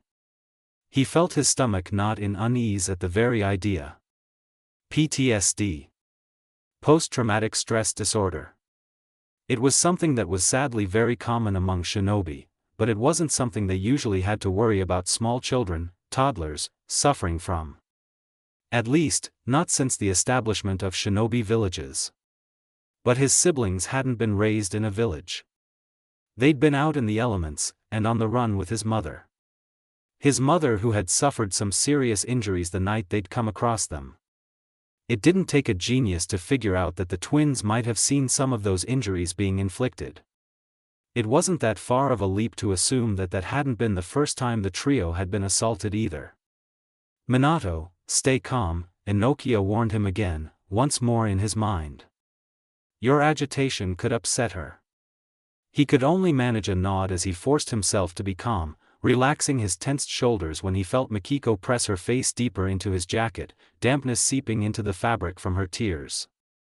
The man then he speak to her, reassuring her that she is safe. He hadn't been sure exactly what to say. But he stumbled through it with as controlled of a voice as he could. The relief he felt when her hands slackened their death grip on his jacket was intense. Good. See if she will stand up for you now. Inukai had suggested next, so he had gently shifted her so she was looking up at him, and he tried to get her to stand. But she only leaned back into him once more, shaking her head, and grasping once more tightly at his jacket. The unease returned in full force. Being an older brother, and the only living relative of Toddlers, really was going to be the biggest challenge he had ever faced in his life. He refused to be daunted. After getting cleaned up and changed into a yukata, Masato allowed himself to be led by Inoichi again, until they passed one of the rooms. The room he got a sense of negative emotion from. He came to an abrupt stop before he realized what he was doing and tugged his hand impetuously away from the older boy. No further. Inoichi looked at him with a look meant to seem coaxing, but he knew he was hiding how troubled he was. Masato-kun, don't you want to have a nap? Makiko first. He insisted. The boy looked for a moment like he was at a loss, before he tried to reason further. Makiko-chan is coming after. She needed the bathroom. It was a lie. But he shouldn't know it was a lie, so how could he say it? Unless they just played it off as some sort of twin thing? Though that might be a bit risky, still, with the negativity he could feel coming from Makiko, she was definitely upset. After what had happened before with her nearly abandoning everything, Masato didn't want to take his chances with letting her wallow in these feelings. Not at all. Clearly Inoichi was hoping he could get him into a futon and that he would be too sleepy once he was in bed to kick up a fuss about Mikiko not being there. He wasn't going to play along. Liar. He snapped, stomping his foot. Inoichi tensed and his eyes narrowed slightly, showing he was now just a little suspicious. Still, Masato had to risk it. Maki dear, he jabbed his finger at the shoji next to them to indicate the room. Masato-kun, I think you're just really tired, Inoichi tried again. Did he honestly think that would convince him? Come on, let's go for a nap. We'll see Mikiko-chan when we wake up, okay? No. Said after wash. See Maki now. Maybe he was playing the act of temper tantrum a little too well, because Inoichi winced, and even sighed in the sort of weary way of someone who had come out on the wrong end of one too many temper tantrums. He opened his mouth to speak again, but the shoji next to them slid open, causing whatever the Yamanaka was about to try and say next to die on his lips. Minato stood there, with Mikiko supported on his hip, her face buried into his shoulder as she clung to him. Masato, calm down, he spoke soothingly, and stretched the hand that he had used to open the shoji out to him. Why don't we all sit together for a few minutes, and then you can go for that nap, alright? He stared up at his brother, then to the form of his sister who hadn't moved to acknowledge him at all, and finally at the proffered hand. He chose to ignore it. Now that she was right there, he could feel grief and guilt rolling off her in waves. Mikiko. He called her name insistently, moving up to his brother and reached up to tug at her leg. Her arms were too high to reach. No response. He glowered, and looked up to Minato again, ignoring the feeling of Inoichi's eyes on him, and the sounds of approaching footsteps. Enai-san, down. Masato, the other Namikaze spoke in a tone he instantly labeled as nearly patronizing, though he probably didn't mean to sound that way. Mikiko-chan doesn't want to be put down. He huffed, and shook his head. Not Maki. Ni-san down. After all, Mikiko was using Minato as a lifeline right now. He remembered Naruko clinging to him when she'd been the most upset in their Mindscape meetups that now felt like an eternity ago. She wouldn't let go until she was snapped out of what she was feeling, and she wasn't just going to come out of it very quickly on her own. That was okay. He'd just give her a push in the right direction. He'd done it so many times before. Even before they'd actually met. Enai-san. Minato put on a smile again, and used his free hand to ruffle his hair. He swatted the hand away, continuing to glower even as Minato finally moved to sit down, his legs hanging over the deck edge. He followed his brother, but shook his head vehemently when Minato softly invited, "Sit here," with a pat of his hand to his other side. Instead he made a grab for Mikiko's closest hand. He didn't try and pry it away, just wrapped his own hand around the back of hers. Mikiko. He repeated her name again, and her hand twitched, but he wouldn't have even noticed that reaction if he hadn't had his hand over hers to feel it. She was purposefully ignoring him calling her name. Bakamaki. Her hand clenched. But she still didn't turn to look at him. Stubborn little sister. Minato was frowning at him in disapproval, and he felt his brother put a restraining hand on his shoulder. He quickly swatted it away. Now was not the time to play it nice. He was going to get through Mikiko's thick fucking skull and wake her up if it was the last thing he did. He was angry despite himself. Girl. Oh. He should not have said that. Minato's eyes were wide in shock. Inoichi's eyes burned into the back of his skull. And two more sets of eyes burrowed into his frame coldly. Calculatingly. But Mikiko had jerked, her hand loosening its hold in shock, and he tugged on it, because despite having done something that was absolutely stupid and was definitely going to cause even more suspicion, she'd finally fucking reacted and he wasn't going to miss this chance. Even though it really stung when her head finally turned towards him and there were fresh tears sliding down her cheeks. Tears he had just caused by calling her girl. But he couldn't apologize just yet. "Look," he shouted at her, tugging at her hand again, before he pointed roughly with his other at the blue sky that was just starting to get painted with pinks on the horizon. "Blue. Bright," he continued. Fuck, having to talk like a toddler was making this pretty difficult. "Always come back," he went on to insist as her wide eyes flicked between him and the sky in confusion. "Forget those dark skies. Forget the dark waters. Forget the blood that stained them." He willed. Tried to communicate with his eyes. "Dark always go away. Paint them all blue again. And if dark not go, I make go. I'll help you." The assembled adults simply stared. He wasn't sure if it was because they didn't know what to do, if they were waiting to see how this played out, or a combination of both. Minato was simply too shocked by his outburst, it seemed, and the fact that Mikiko had finally lifted her face out of his jacket. "But what if I can't?" More tears streamed down her cheeks, and she vehemently shook her head. "Boo. No, but..." He cut off her protest swiftly.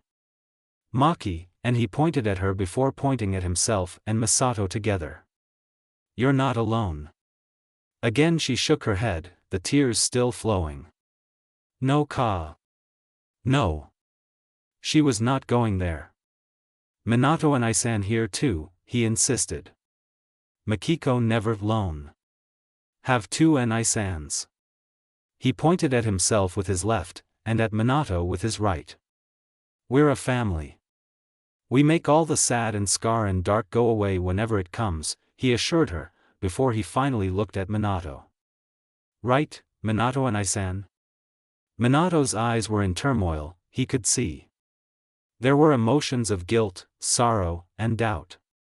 But with the question, they hardened, and all he saw was a dauntless determination as his older brother's lips curved back upwards into a confident smile.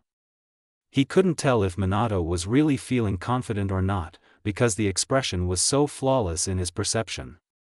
He didn't have that kind of confidence in what he was doing until he'd been Hokage for a few years. It could be just airs, but that didn't matter though. He'd known for a long time that his will to never give up hadn't only come from his mother, after all.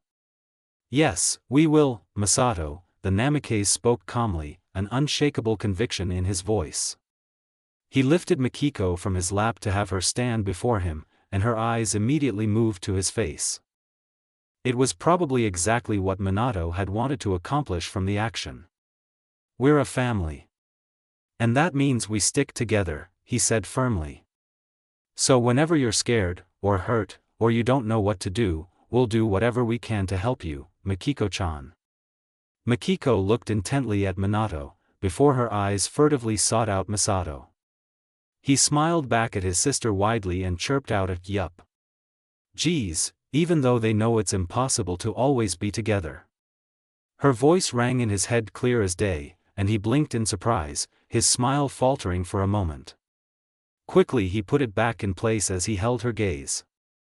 "Well, obviously we both just have to learn the Hiration whenever N-I-san makes his version of it."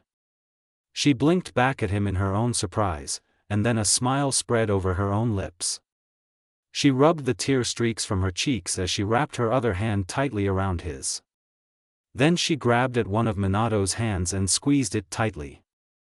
"Okay." Her voice shook slightly, but her smile widened. "But Mikiko wants to help Masa and N-I-san too." Minato looked clearly relieved as she spoke the first sentence he'd heard from her since the meeting with the Hokage. "That's what family is for," he assured her brightly. "Now, let's go have a nap, okay?" This was more directed at him, so he nodded in acquiescence. Mikiko nodded too, after a moment of thought however, not that he was surprised. Her panic had probably worn her right out again. Minato got easily to his feet, and took hold of his free hand before he ushered them both into the room. There was only one futon, but Maki insisted they could sleep together, so they both settled in next to each other. He didn't mind really. There was plenty of room. But the measuring looks of the two adults continued to linger right up until the shoji was slid closed again. Fuck. They definitely suspected something. Minato let out a sigh of relief when both of the twins' breathing finally evened out into the easy rhythm of sleep. Carefully he disengaged his hand from Mikiko, wary that he would wake her. When she continued to sleep easily, he rose silently to his feet to slip out of the room. That had been nerve-wracking. When he'd heard Masato making a fuss over seeing Mikiko, he'd hoped that showing his brother the girl was okay would stop the brewing temper tantrum in its tracks. He had not expected the way Masato had tried to get Mikiko's attention with a one-track mind. He sure as hell hadn't thought the boy would start shouting at her either. That was the least of his worries about the scene though. He needed to talk to Inukai, and probably Shikatsu as well. Because the way Masato had spoken to their sister made him suspect this wasn't the first time he'd seen her in that state. And that he understood, in some way, what had triggered it. There was also the possibility of Mikiko having PTSD, which was brought up before. And then there was how Masato had finally gotten a reaction out of his sister, and how she'd reacted to it. It was almost like she was used to being called that. Girl. Yet she'd started crying again because of it, so somehow it was also upsetting. It was made stranger because Masato had called her baka, and the way it had made her tense slightly had made it obvious she had some understanding of what that word meant. Where could she have learned that? Did children learn such insults so young? And why would she be used to being called girl? Why had that managed to get her to react when she'd been clearly ignoring calls of her name from Masato? Did he really want to know? No, it didn't matter if he wanted to or not. If the reason was something that was causing Maki emotional duress, he needed to know it. No matter how unpleasant. Just like he needed to know whatever traumatic event she'd seen or been through, and whatever had triggered her today. How could he avoid a trigger if he didn't know what it was? Or help her overcome it if he needed to? How could he help her without knowing what was wrong to begin with? So he would find out. And he wasn't going to let the adults reason that he was too young. He was a shinobi. He may be just a genin. But a shinobi was considered an adult. And they were his siblings. It was his fucking business. He wasn't going to back down. He wasn't going to be made to back off. And he sure as hell was not going to sit around anymore feeling indecisive and lost on what to do. That wasn't going to get him anywhere, and was just a pathetic waste of time. He'd kept himself together when his dying mother appeared before him. Managed to keep himself going and focused in the following days to get the small Namikes to Konoha. Now was not any different. He had to help his siblings. Had to make sure he was there to care for them, protect them, and to help them heal, as was now painfully obvious. Yes. He had a mission. One he couldn't afford to fail. No. Namikaze Minato would succeed. When they'd agreed to go on this crazy, no chance to return mission, she hadn't thought they'd end up back here. No doubt he hadn't thought so either, and yet here they were. It wasn't the same as it had been, certainly, but there was no mistaking what this was. He may be standing there, on the gray water, in the form of a toddler, and she in a body to match, but this was their mindscape mashup. She hadn't really thought to question why she'd been here before, she wasn't really in a frame of mind to even make the realization. Naruto. Masato looked like he hadn't really thought about it either. Are we just going to stand here staring? She heard her child's voice ask. Or are we going to try and work out what to do? You called me girl. The man-boy grimaced, and then glowered at her. Well, if you hadn't been all stubborn gloom and doom, I wouldn't have had to. He sounded every bit the petulant child, even though he spoke clearly. You didn't have to. She snapped back in return. Yeah, I did. The male hissed back.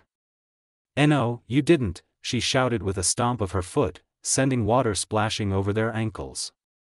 They both stared at each other, eyes blinking, as it registered for them how ridiculous this was. She let out a snort first, breaking the silence. Then both of them were laughing, much of the tension that had built up falling away. We sound like 5-year-olds. Well, that's pretty mature of us, Masato replied with a snicker. We're actually 2-year-olds.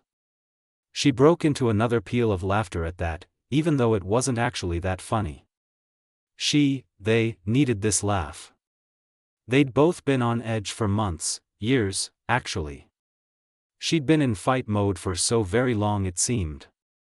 But could they really let themselves relax completely? She wiped laugh tears from her eyes, clamping down further jovial sounds as she regarded her brother with a serious expression that just looked out of place on her tiny face. I get why you said it, Masato, but how the hell are we supposed to explain that one? He grimaced again. Well, maybe they won't ask? But he didn't sound sure of that at all. Oh yeah, and maybe Jiraiya will be miraculously cured of his perverseness, she muttered sarcastically. Come on, Masato. You know as well as I that calling me girl was suspicious, and trained shinobi aren't going to just disregard it. The blonde boy sighed, and plopped himself down on the water's surface. Yeah, I know, but maybe it's not that big a deal. That was wishful thinking. It will be, if we can't figure out how to make it fit, she huffed, squatting in front of him with her arms resting on her knees. Masato, to her utter shock, shrugged. You're thinking about it too hard, Maki. We should just tell them the truth. What? She stared wide-eyed, and opened her mouth to protest the thoughtless statement that had just fallen out of her brother's mouth like an afterthought. But seeing the look on her face, he held up his hands in a sort of defense. Wait, hear me out, Mikiko. She snapped her mouth shut and glared at him, waiting. This better be good. He remained silent for a few moments more, as if expecting that she wouldn't wait for him to speak after all. Then he put on a grin. Well, for one thing, it's not like I said another name. I did what kids do when talking to kids they don't know, you know, call them boy, girl, kid, you, or something else along those lines. That might be true. But it hardly meant anything in this situation. They couldn't act as if they'd only just met each other and learned each other's names. They were twins. Mikiko, relax, okay? Look. I know it's kind of strange, but they probably aren't thinking, hey, maybe Mikiko and Masato aren't their names, just because I called you girl. That was true, she supposed, but they were definitely suspicious about it. But if they think we just recently got our names, then me calling you girl when I got worked up would make sense. She blinked, caught a little off guard by such a simple solution. It did make sense though, not that she thought it was exactly the best course of action. But then that would beg the question of why we just got our names. Masato nodded. That's the point though. What? Weren't you trying to figure out how to let them know Haruka was raped? Well, yeah, but what has that go, oh. Masato grinned, and she couldn't help but to smile back. That was rather ingenious of him really. So, if they ask us about you calling me girl, we say that we just got our names not that long ago. The other blonde nodded and continued. Then they'll start to wonder why that was. Maybe we can find a way to throw the word rape out there, but even if we don't, I think they'll suspect it as a possibility. He was right. They probably would suspect it as being possible just from the knowledge that they had been called girl and boy for a large portion of their young lives. It would make the implication that their mother hadn't wanted to give them names, and why wouldn't she want to name them? Because she didn't want them. And any kunoichi worth her salt would never end up pregnant accidentally, let alone go through the pregnancy if by some fluke she did. Why take herself out of action for a year or more in order to give birth to a child she didn't even want? It didn't make sense. Okay, you're right. It's not that bad, Mikiko admitted, and then she reached out to poke him with her right hand. But be more careful not to slip up like that again. He grinned back at her, rubbing the back of his neck with one hand. We'll be fine. She wished she could be as optimistic as he was. If you say so, but, well, what are we even supposed to be doing? He blinked, a little surprised by the question. Ojiji said we had to change a major part in history. She rolled her eyes. I was there too, you know, I heard that same as you. But, how do we even go about doing that? He shrugged. We've got time, Makiko. We'll figure something out. We always do. Time. We don't really. We don't even know what year this is, and I don't think you can wing changing history, Masa and I. She was starting to feel anxious again. They'd managed to figure out how to solve one problem, but this one, she didn't even know where to begin. Maki, you're thinking about it too much again. She was not. Seeming to know what she just thought, he rolled his eyes at her. You are. We've got lots of time on this end of history, you know. The history we really know won't even start for over a decade, aside from a few things. I mean, I never did study history that thoroughly. She hadn't either. So you're saying we can't even do anything until after our counterpart here is born? He shook his head, and then once more shrugged. I'm saying that we can't really change history, we don't know that well. So the logical thing to do is to plan for things we do know a lot about. Things they did know a lot about. That was basically the same thing. She almost said as much, until she recalled that she'd grown familiar with a few points in history that had happened before she was born, almost as well as if she'd lived through them. The Kyubi attack on the night she was born, well, she actually did live through that one. The ambush of the original Akatsuki by Aim and Danzo. Kanabi Bridge. Did you find anything? The toad looked up at him, blinking slowly, and croaked, 3 bodies. 3 of them. That was a little disconcerting. But he nodded nonetheless. How far across the border? A kilometer, was the croaked reply. He let out a low breath. They'd managed to move a kilometer in the middle of the night. Barefooted, and then climbed the statue of Madara. It sounded downright far-fetched. Then again, Haruka could have moved the 3 men away from the border while the twins ran. If those 3 men were indeed who she had so clearly fought. There was a good chance they were, given that they'd never been pursued during their trip back to Konoha, but it never paid to assume. Show me, he commanded the red-skinned toad. It nodded, and hopped off without a word, the white-haired shinobi a step behind. We're not trying to keep you in the dark, Minato, the bored tone of Shikatsu drawled. He continued to fix the man with a glare, because wasn't that exactly what they were doing by telling him they wanted to question his siblings individually? Without him.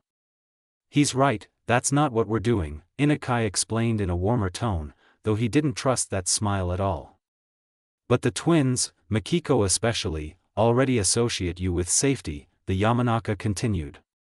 If a question upsets them somehow, they'll likely just latch on to you, and expect you'll make whatever they didn't like about it go away. Why was that a bad thing? Okay, he knew why that was a bad thing. But he didn't like it one bit. Why did they need to ask questions that might upset his little siblings? He knew the reason for that too, but still, why now? He clenched his hands at his side, still glaring at Shikatsu as he bit out a fine. Because he knew the answer to that question too. He really didn't like it, but he knew it. He'd known it since they'd been told to bring Maki and Masa to the Hokage. Makiko had just had what had all but been confirmed as a PTSD episode of some sort. Who was to say that Masato didn't have triggers of his own? Either of them could be set off by this questioning.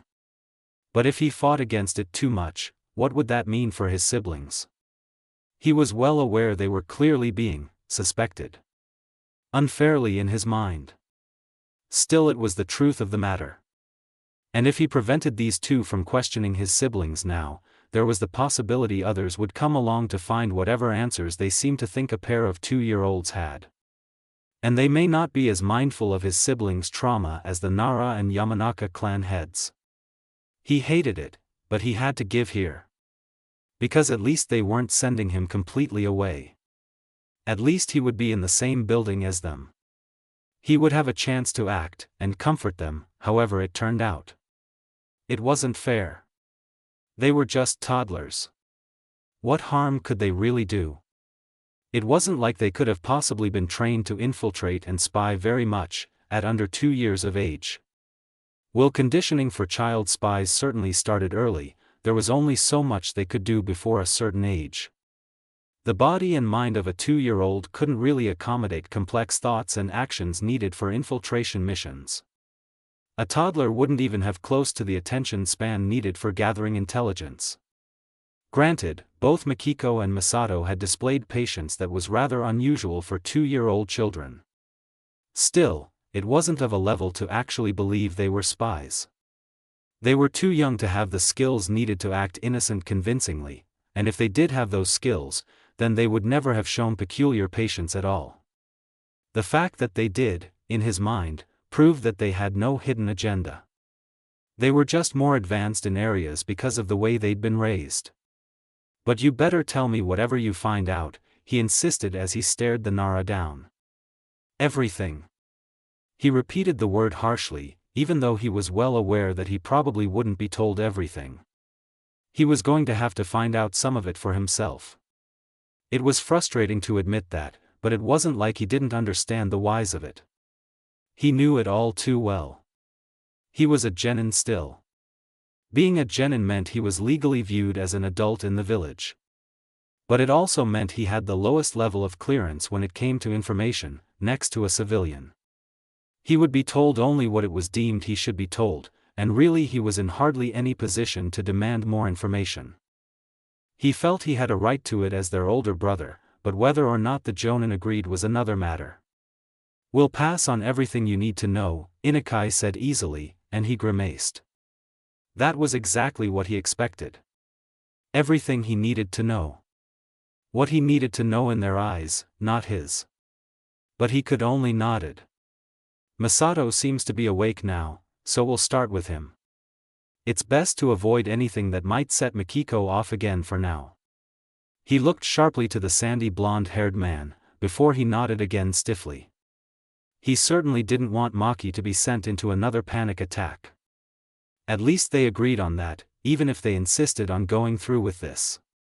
Questioning and treating the little namikazes as if they were trained shinobi. "I'm going to take Mikiko into the garden," he muttered before he turned his back on the two to head back to the room where he'd left his siblings. "Put a jacket on her. It's a little chilly out," was Inukai's response. He paused for a moment, and then nodded again. The man was right. It wasn't actually that cold, to him, but the twins had hardly any fat on them, and being so young they were probably more sensitive to changing temperatures anyway. He didn't want her to catch a cold. Especially considering she'd just gotten over a fever earlier that day.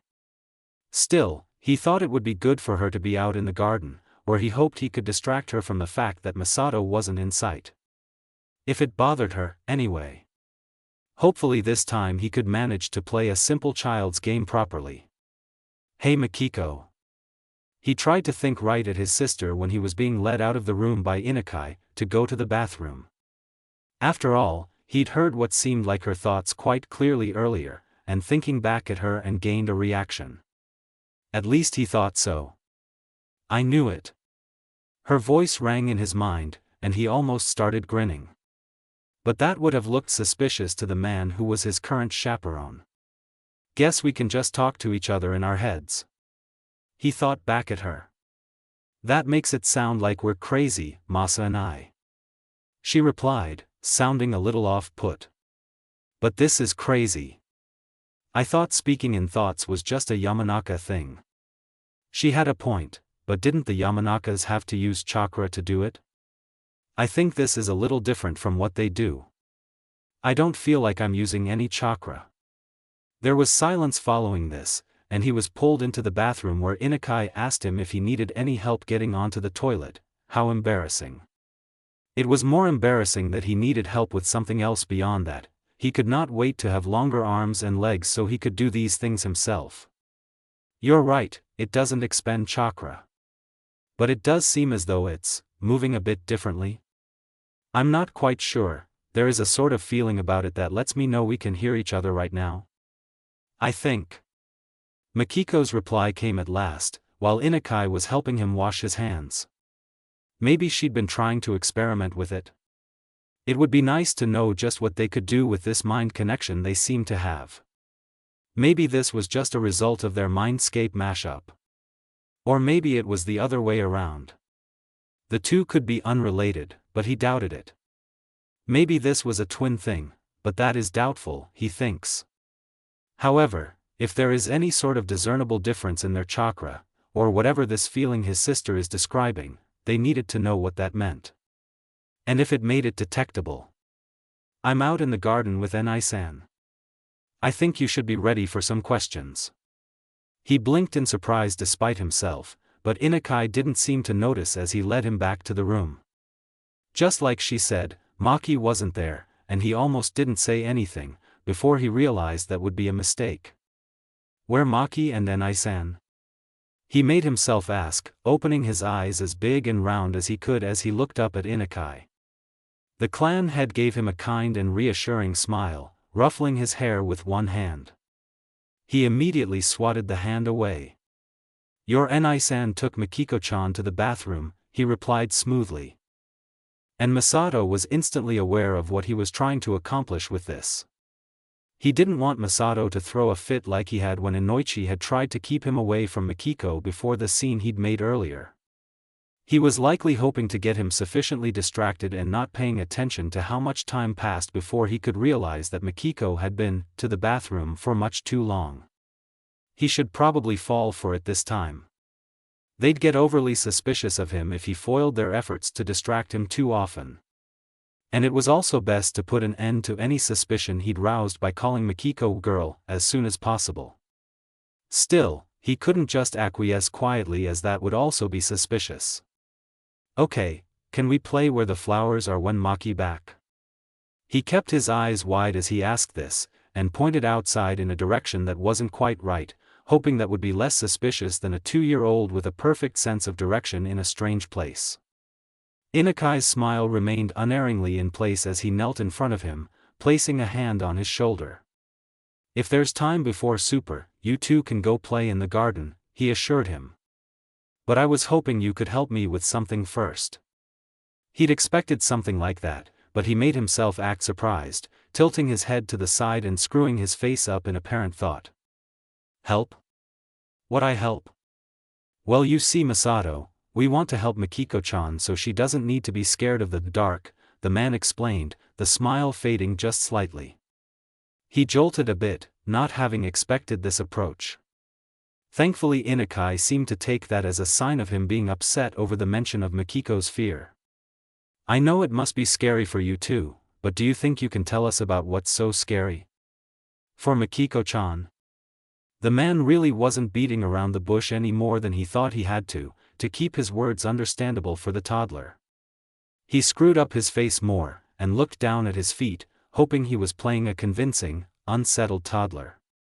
Can really help Maki if I say? He asked in a small voice, clenching his fists into the fabric of his yukata as if he really didn't want to do it, but the man had struck a chord by appealing to a brotherly instinct to help Mikiko. You think they're trying to interrogate us separately? He thought back to Mikiko as he waited for Inakai to respond. The man's response came in the form of him ruffling his hair again, and this time, he didn't swat his hand away. I can't say there won't be scary things for her ever again, the man was explaining, being surprisingly candid with that, given he was talking to a toddler. But we can make the scary things less scary just a little bit at a time, so that maybe one day they won't be scary anymore. That would be a lot to comprehend for a toddler, wouldn't it? At the same time, he didn't want to have to make the man explain it any simpler.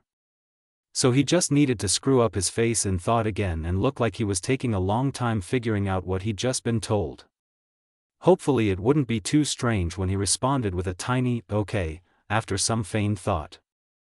Well, they could be. They aren't trying to ask me questions now though. Maybe they have Enai-san playing a distraction. Probably. He did his best not to outwardly react to his silent conversation with Maki, and made himself look up at Inakai through his bangs instead. The man was giving him a reassuring smile, and gently took one of his hands again. Thank you, Masato, he said softly, and led him over to the futon he'd slept on with Mikiko. He lowered himself into a sitting position, cross-legged, so he figured he should sit down too. If something is too scary to say right now though, you don't have to. Huh. As if they'd just ask Mikiko about it. Or he'd have to sit through an interrogation on it later. An actual, proper shinobi interrogation, perhaps. That was something they would need to try and avoid. Don't blow our cover. He almost scowled. Hey, give me some credit. The door to the room slid shut with a thwack, and he jolted at the unexpected sound, eyes snapping towards it. It was just the Nara patriarch. He should have expected that.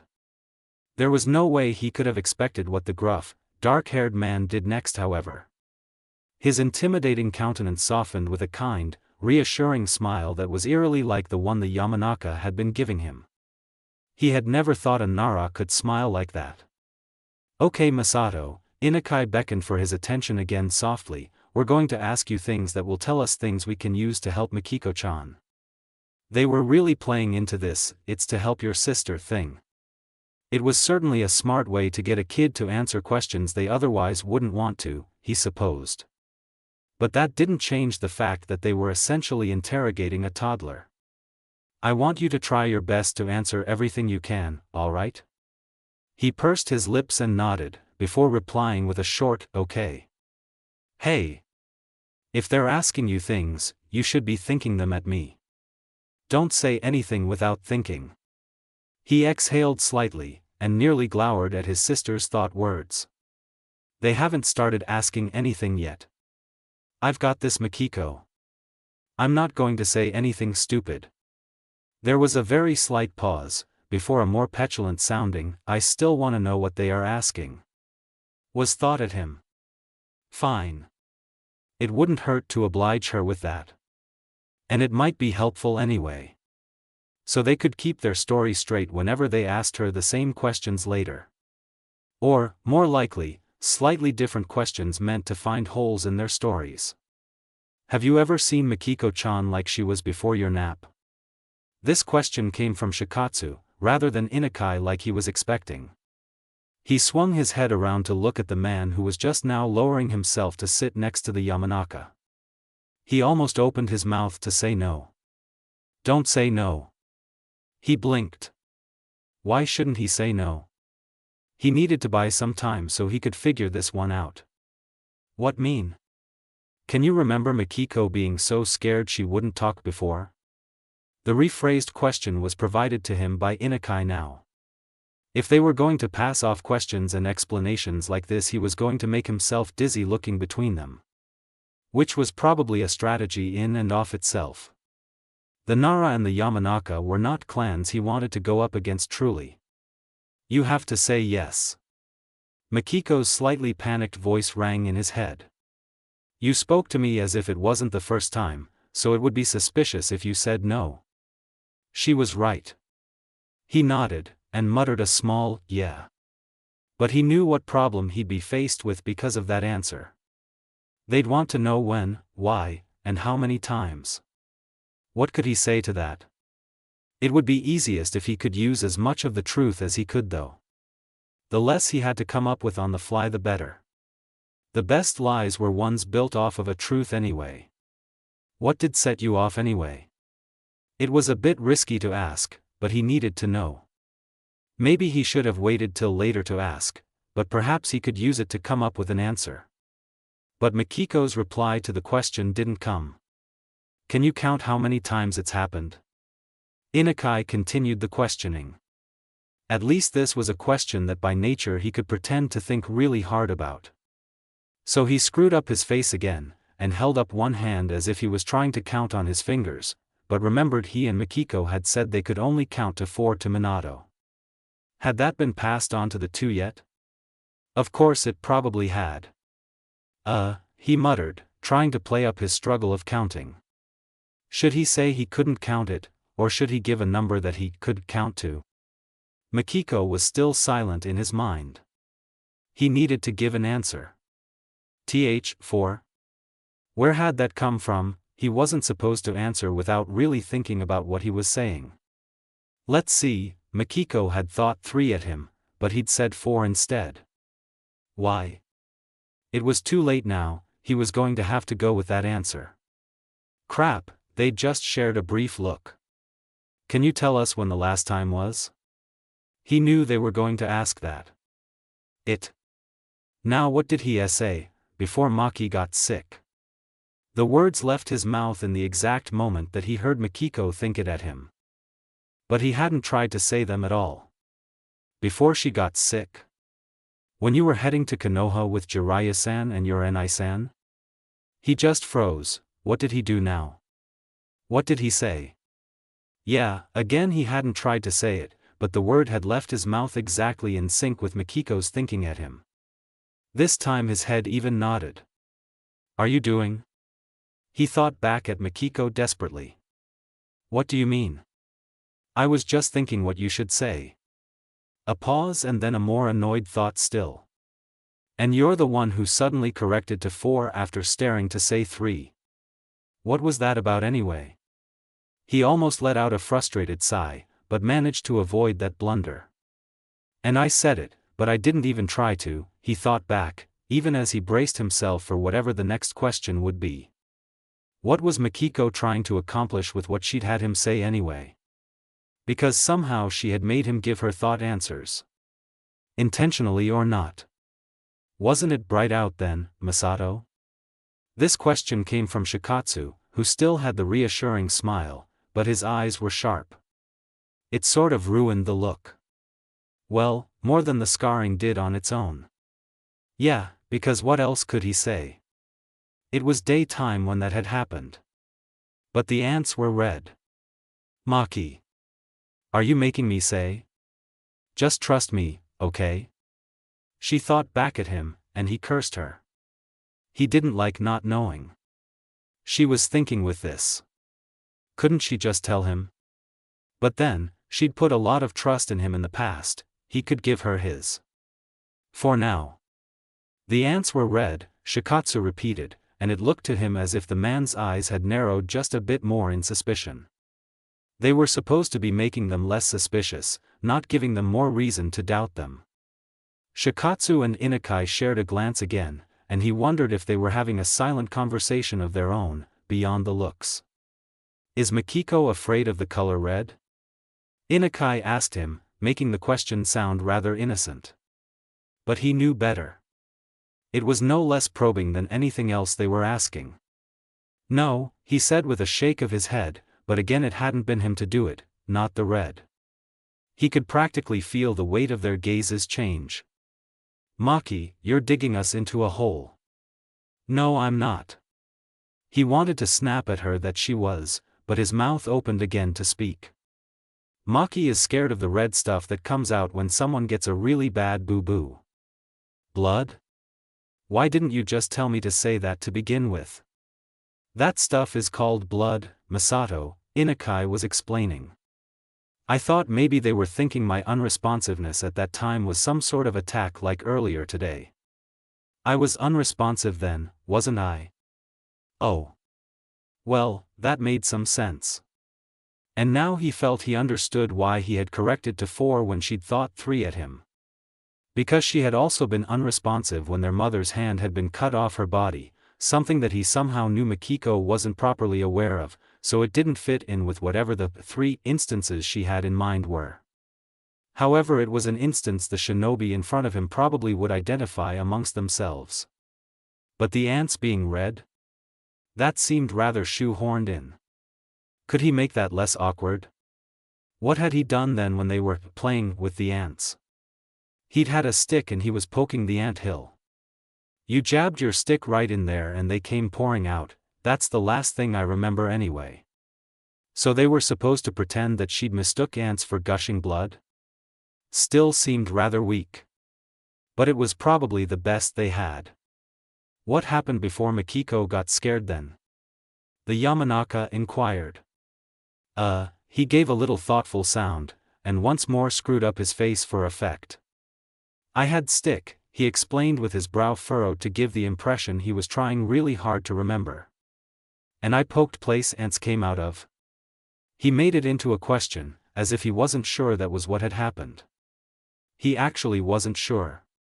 He hoped it was, because they would probably ask Jiraiya to clarify the sequence of events, if they hadn't already. Ants all came out. Then Maki started crying. Inukai nodded, and Shikatsu's gaze seemed to soften, as if they'd made a connection with that.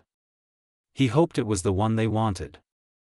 That the mass of ants had looked like a lot of blood, and that triggered his sister. He still didn't know what that had actually been about. They seriously needed to talk after this. Can you remember how long ago Makiko started being afraid of blood? This was Shikatsu again, who was still regarding him carefully even if it didn't seem like he was condemning him anymore. Lots of days, can't count that many, he replied back almost immediately, and then realized he shouldn't have said it. He should have made a show of thinking about it, or say he couldn't remember when it started. Though not remembering when it started would be a little strange seeing as he had told them he remembered her being scared like that 4 times. If they thought his quick response was strange, they made no indication of it however. That only worried him more. Can you remember what happened then? The Nara pressed. Of course he would ask that. So what did he say? He couldn't say the one event they probably already picked out for themselves was the start, because there wasn't enough time between it, and when they were found by their older brother and Jiraiya. It had to be before then. And it had to be violent enough to traumatize? Or close enough to trauma. But true enough to fool them. Remember just about a month ago, when we were attacked by those missing nin? One of them had a kunai embedded in his throat and it sprayed everywhere. Oh. He didn't remember that exactly, but he remembered that encounter. He'd caught a kunai and cut his hand in the process. But how could he use, that was it. My hand had really bad OE, he explained with a little grimace, and held up his right hand. He pointed at the white line across the palm with his left hand. Lots of red, blood, he pretended to struggle over saying the new word. Kasan put white thing on, Maki got scared when she saw Kasan take white off. Maybe he'd explained that too well. This acting like a convincing toddler was really challenging. Both of them were looking at the scar on his hand now, before Inukai turned his gaze back to him, still smiling. He knew the smile's purpose was to keep him, who they thought to be a child, from getting too uneasy, but it rather had the opposite effect. He felt it meant the man didn't trust what he was saying at all. That probably wasn't the case in actuality, he knew, but he had to be on guard for that possibility. How did you hurt your hand? He'd expected that question too of course, but how did he tell them about it? Although, this could be a much-needed chance to bring up the idea of their mother being raped. They'd already decided to be truthful to an extent on why he'd called her girl, so he might as well apply it here as well. He looked down, lowering his hand and clenching his fists as if he really didn't like remembering this. I not heard it, he murmured softly, knowing the 2 men would have no trouble hearing it. Someone else did? Inukai provided without missing a beat. He gave a very tiny nod to the words. Can you tell me about that? He made himself wince as if the idea of talking about it scared him, and looked up at the man through his bangs again. Really bad man, 2 bad mans, he told them with hesitance in his voice. Grab me. Say things that make Kasan have really mean face. Meanest face. He turned his head downward again, and made his body tremble slightly to further support the idea of him being afraid of the memory. Cold and pointy thing give owie, Kasan took and gave them lots of bad owies. Bad mans no move after. You're brilliant. He grimaced at Makiko's mental comment, but thankfully it would probably have just looked like it had been at the memory. Hey, don't distract me. I'm acting. Inukai was nodding, and actually looked like he'd had a sort of epiphany. He probably thought he'd just figured out the puzzle of Makiko's earlier panic attack now. He hoped that's what the man thought, anyway. Thank you Masato. That's really helpful. You don't have to tell us any more about that, okay? He nodded meekly as if he was super relieved. In reality he was disappointed they'd never asked about what the men had said that had made their mother put on the meanest face. It wasn't much of a hint he supposed, but it was the best he could come up with for the time being. "I do have another question for you though," the gruff voice of Shikaku stated. "Can you try and answer it for me?" It was just bizarre to hear the man speak like that without much changing his tone of voice. He gave another tiny nod, and waited for the question. "When Mikiko-chan wouldn't respond, you called her girl. Why'd you do that, Masato-kun?" The Nara's eyes were unreadable with that question. At least, he couldn't read him from what he could see looking up through his bangs. But this was the question he'd been expecting at the beginning. The one they'd actually been prepared for. He looked up and frowned at the man.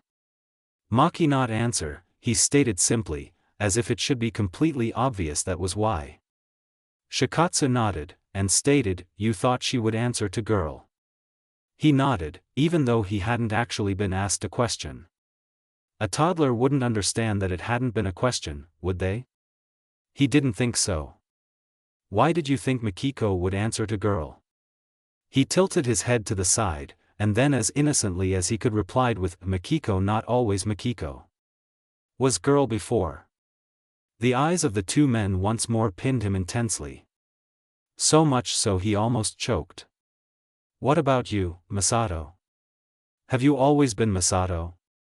This was Inukai, as the Nara continued to regard him calculatingly. "No," he answered with a shake of his head. "Masato was boy, then Ka-san call boy Masato, girl Mikiko." Again Inukai nodded, as if he'd been given a key piece of a puzzle. "When did your Ka-san call you Masato and Mikiko the first time?" He screwed up his face again at that question, as he was actually trying to think of how to answer it. It didn't hurt to show his uncertainty here, at least he didn't think so. It would hopefully just make his toddler act more convincing. But when should he say it started? He couldn't say the truth this time, because they would think it strange they so easily took to the new names. There needed to be enough time for them to have gotten used to the names so that they called each other them, and not boy and girl. Yet short enough of a time that it would explain why he called his sister girl when he got worked up with her not responding to him. "Just show them your scar again," Mikiko suggested. That wasn't a bad idea.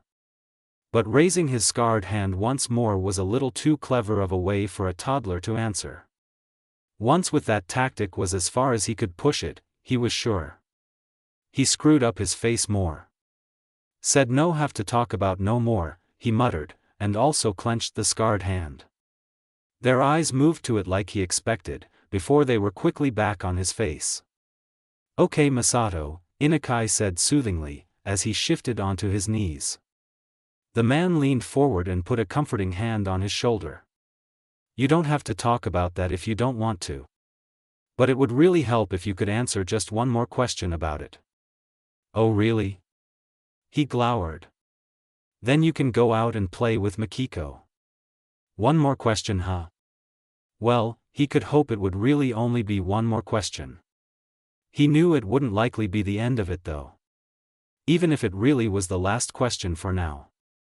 "What?" he muttered, not really sounding like he wanted to answer the question, but more that he wanted this to be over with the prospect of being able to go play. "You said the really bad men said things to your Ka-san that made her put on her meanest face," Inukai broached, and Masato felt a surge of satisfaction at where this was probably going. He had to keep himself from smiling in triumph and continue to glower. "Can you remember what that was? Even just a little bit is fine." He made a show of thinking really hard again, clenching and unclenching his hands as if he was considering not saying anything because he didn't want to think about it. Then he lowered his eyes back to his knees. "Big word I not know," he pushed out. "And a RRR word made Ka-san really mean." He played at trying to get the correct sound for the beginning of the word. He wanted them to guess at it without him saying it, because a toddler knowing the word rape? That would be pretty suspicious in his mind. A word with the RR sound? Can you remember any other sound in it? This came from Shikatsu. He shot his gaze over at the man and openly glared. Said one more. Not two. He hoped the act, which felt right in the moment, wouldn't make them give up just yet. Inukai in front of him gave his shoulder a little squeeze. Sorry Masato. It would help us if you could try and remember the word though. Would you do that for Mikiko? Trying to appeal to brotherly instinct again were they? Well, he'd play along with it. This was something they were hoping for anyway. So he tilted his head, looking back at Inukai with a frown. Ah sound, he answered brokenly. Inukai nodded. Alright Masato. I know we already asked one more, can you do just one more thing for us? He glowered again, but slowly nodded. All you have to do is nod yes, or shake no, if the word I say is the one you heard, okay? Inwardly Masato was grinning. K. Then go play. Then you can go play, Inukai confirmed. I promise. He nodded to the man's promise. Alright, ready for the word? He nodded again, and prepared himself to wince for effect when the word was said. R.A. She jolted at the sudden contact of a hand on her shoulder, and blinked her eyes back into focus. Mikiko, you need to be careful, Minato was admonishing her, and she realized she'd let herself get pulled into what was happening with Masato so deep that she'd not been paying attention to her own feet. She'd almost tripped over a rock, it looked like. Sorry Anai-san, she murmured, looking down at her feet guiltily. The boy sighed. That's okay, Maki, just be careful now okay? He looked quite concerned as he squatted down to her level to meet her gaze. She blinked, and then nodded at him, which brought a smile to his face. Alright, you're looking for something yellow. Right. She was supposed to be playing a game. She nodded again at her brother, before she cast her gaze about the garden. Yellow, she voiced, as if that would make the yellow thing jump out at her. Yellow. There was a lot of yellow in the garden. What had she already tried? She couldn't remember. She didn't even remember when he'd told the next thing was yellow. There were some yellow flowers right behind the rock she'd almost tripped on though, so she carefully moved around it. Colder. It was very hard to keep her mind from drifting back to whatever might be going on with Masato. She knew what was being asked, but she didn't know the tone of voice, or the expressions on their faces. That wasn't conveyed with just the words that he thought to her, after all. Well, he did his best to mimic the tone, but she was losing something, not actually being there. She could only hope that it was going well. At the same time she couldn't let the distraction show. She had to be present enough to not raise any red flags. Even so, when he had conveyed that Inukai had guessed correctly, she stumbled. It was as if almost all her strength suddenly had left her in that moment, as she fell to her knees. Mikiko, her new older brother called with a hint of panic in his voice, while he closed the distance between them practically in an instant. Are you okay? He asked her, as he seemed to be examining her knees and hands for any scrapes. On her part she was wondering where the speed he'd just shown had come from. Had Minato really been that fast as a child? It wasn't the kind of reaction speed she suspected he had as an adult, and of course he hadn't learned and improved the Hiraition yet, but it seemed he was already just as fast as Kakashi-sensei had been when she'd first been a genin. And no one seemed surprised. She had a fever up until earlier today, didn't she? Inoichi spoke now from not all that far away. She was looking at her brother's concerned face though as she reached for him. It took a lot more effort to do it than it should. She's still recovering, so it's not so strange she'd run out of energy quickly. She had to silently thank Inoichi for explaining her collapse away for her. It made things easier. Besides, he could probably be right. For the barest of moments she saw Minato purse his lips, but then it was gone as he scooped her up. He placed one hand on her forehead, checking for a temperature, and then some tension seemed to leave his body. Let's wash up and rest before dinner, okay Maki-chan?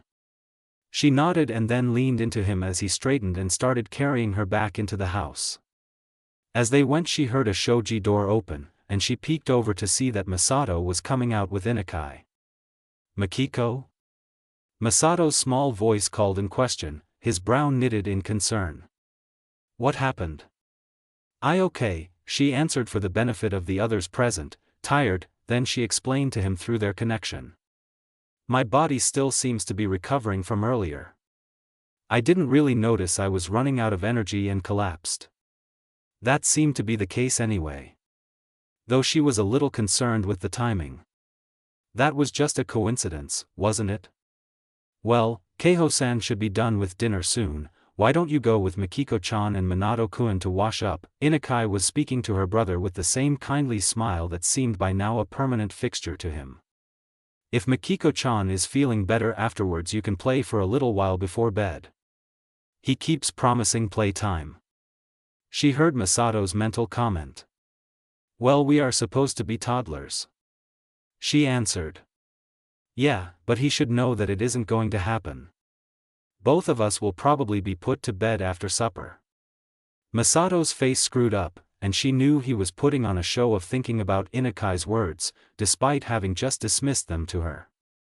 There wasn't really anything to think, of course. "Okay," he finally said, before pulling away from the Yamanaka to come to their side. Minato shifted her weight to one arm, so that he could hold Masato's hand with his other one. She hid her face in her oldest brother's jacket so that the adults wouldn't see the slight frown that formed on her lips. "I don't know about that. I have a feeling they might try and interrogate me next," she countered. She could practically feel Masato scoff, though she hoped he wasn't showing a sign outwardly. "Maybe if you hadn't collapsed. They're probably too worried that you aren't fully recovered and could become feverish again." He had a point.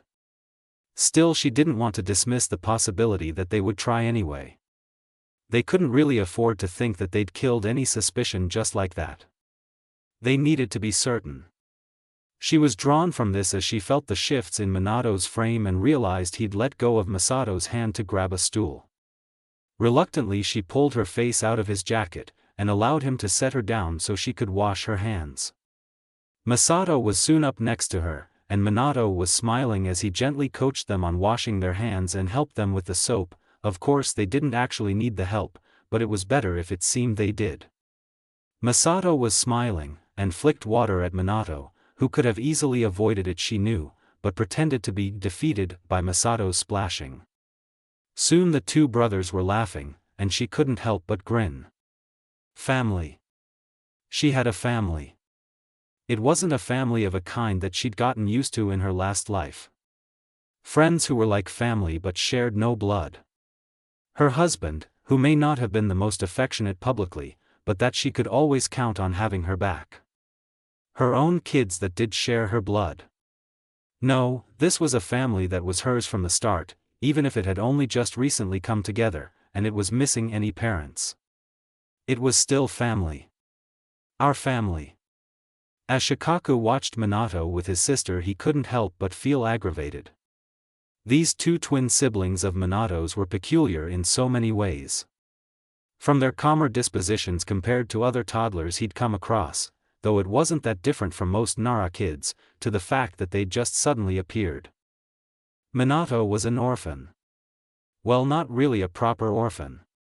While the rest of their peers might not know the information, it wasn't exactly hidden either that Minato's mother wasn't dead. She just wasn't in the village. It probably was a secret that she was a Nukenin and had betrayed the village. However, it wasn't hard for him to make that connection once he discovered that there was no gravestone for Minato's mother anywhere, no name carved on the monument for those killed in action either, and yet knowing that she was part of a clan. Her family, her and her son, had been the last of the Namikaze clan within Konoha, and perhaps the last altogether, as far as all the information he could find said. While it was possible some Namikaze had left the village in the past, or never came along with the clan when the Namikaze first joined Konoha, chances were slim. There were no records he could find of a Namikaze leaving or going MIA aside from Haruka herself, and history told him that clans back in those days stuck together like glue. Hell, they still did, for the most part. So then, how did two twins who were related to Minato show up? He wasn't a fool. This was something he wasn't supposed to know or ask about. But he also knew several important things. First, Minato was definitely committed to Konoha. He wasn't a spy. Shikaku was absolutely certain of that fact after years of knowing the other boy.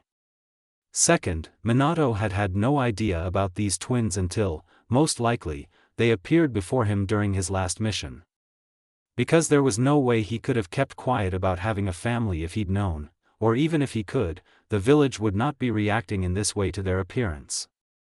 And Minato, as good as he already was, wouldn't be able to hide prior knowledge from Inukai and his father for very long. Thirdly, despite the short time he'd known them, Minato was already hopelessly attached.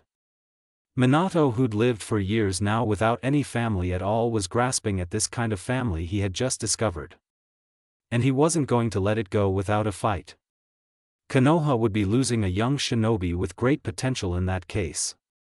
The speed Minato had already was frankly frightening considering he was only 10. Silently he made his way towards the dining table and took his seat, his eyes trailing over to the cushion that Minato would be seated at when he came along with the twin blondes. He was worried. Fourth, he knew that Mikiko and Masato weren't that old. He didn't know exactly since he hadn't really been told much of anything and had been left to hypothesize what was going on himself. However, given that they could walk and speak well, yet were fairly small, 2 was his best guess. At most they were small 3-year-olds. So they were 2 or 3. Both were ages he'd never once come across any mention of being successful spies. Yet he couldn't deny that the way Mikiko had been acting was a little off. She'd been distracted. A glimpse of her eyes just before she fell had told him she'd been focused on something that wasn't in front of her. And that was a concerning tidbit of knowledge no matter what the reason.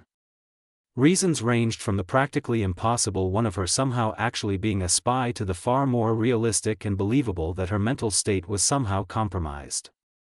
Whether permanently, temporarily, by birth, or by trauma, he would not even hazard a guess. He had too little information.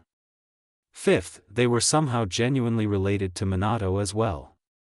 Because those were Namikaze's features. The sunshine blonde hair, slightly darker skin tone, and the blue eyes.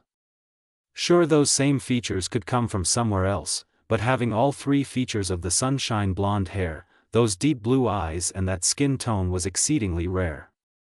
Even the similar features in the Yamanaka of blonde hair and blue eyes were entirely different shades, and they were fair-skinned in comparison. Besides, even as malnourished as they were, he could see such a strong resemblance to Minato in them that he was nearly 100% certain they were not just related to him, but some fucking how his actual siblings. Shikaku didn't want to be the reason why his friend lost the only family he had. On the other hand, his father would know if he was lying or not telling everything he had seen while observing the Namikazes. And even though the fit sheet had earlier supported the idea that it was because of mental trauma that she'd looked like that, he couldn't so easily write off the very slim chance that she was some kind of threat. Sixth, if Minato's new siblings were taken away from him and Minato ever thought it was because of something he had said, well, he could kiss their shogi matches goodbye at the very least.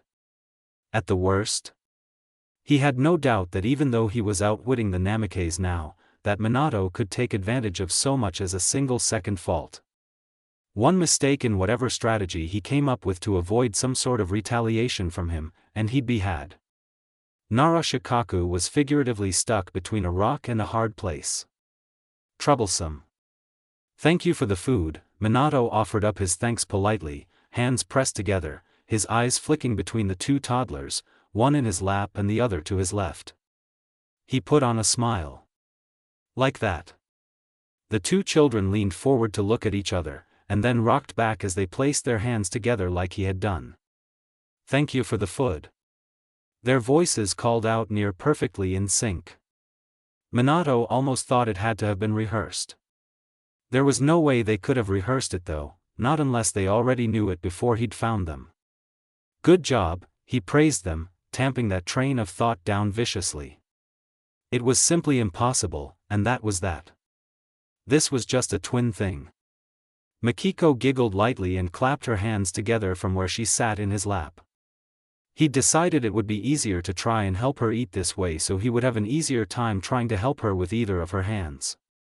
Masato already had his chopsticks in hand, a look of concentration on his face as he brought the tip of them to his rice to work on getting his first mouthful. He watched the boy with one eye as he helped Makiko with her right hand when she finally decided to start with that one. Makiko was still struggling. But Masato was very quickly improving in the task of using chopsticks. Was that normal? He didn't really think it was, but the twins hadn't been raised so far in a normal and healthy environment. They'd had to be more mature than their age. At least it stood to reason, given that they'd been on the run with their mother for, he didn't know how long actually. He doubted they'd be able to really tell them. "Enai-san," Makiko called to him softly, her hand stilling, as she leaned back to look up at him, her lips twisted in a pout. "Yes, Maki-chan," the older brother inquired, wondering what she was pouting about.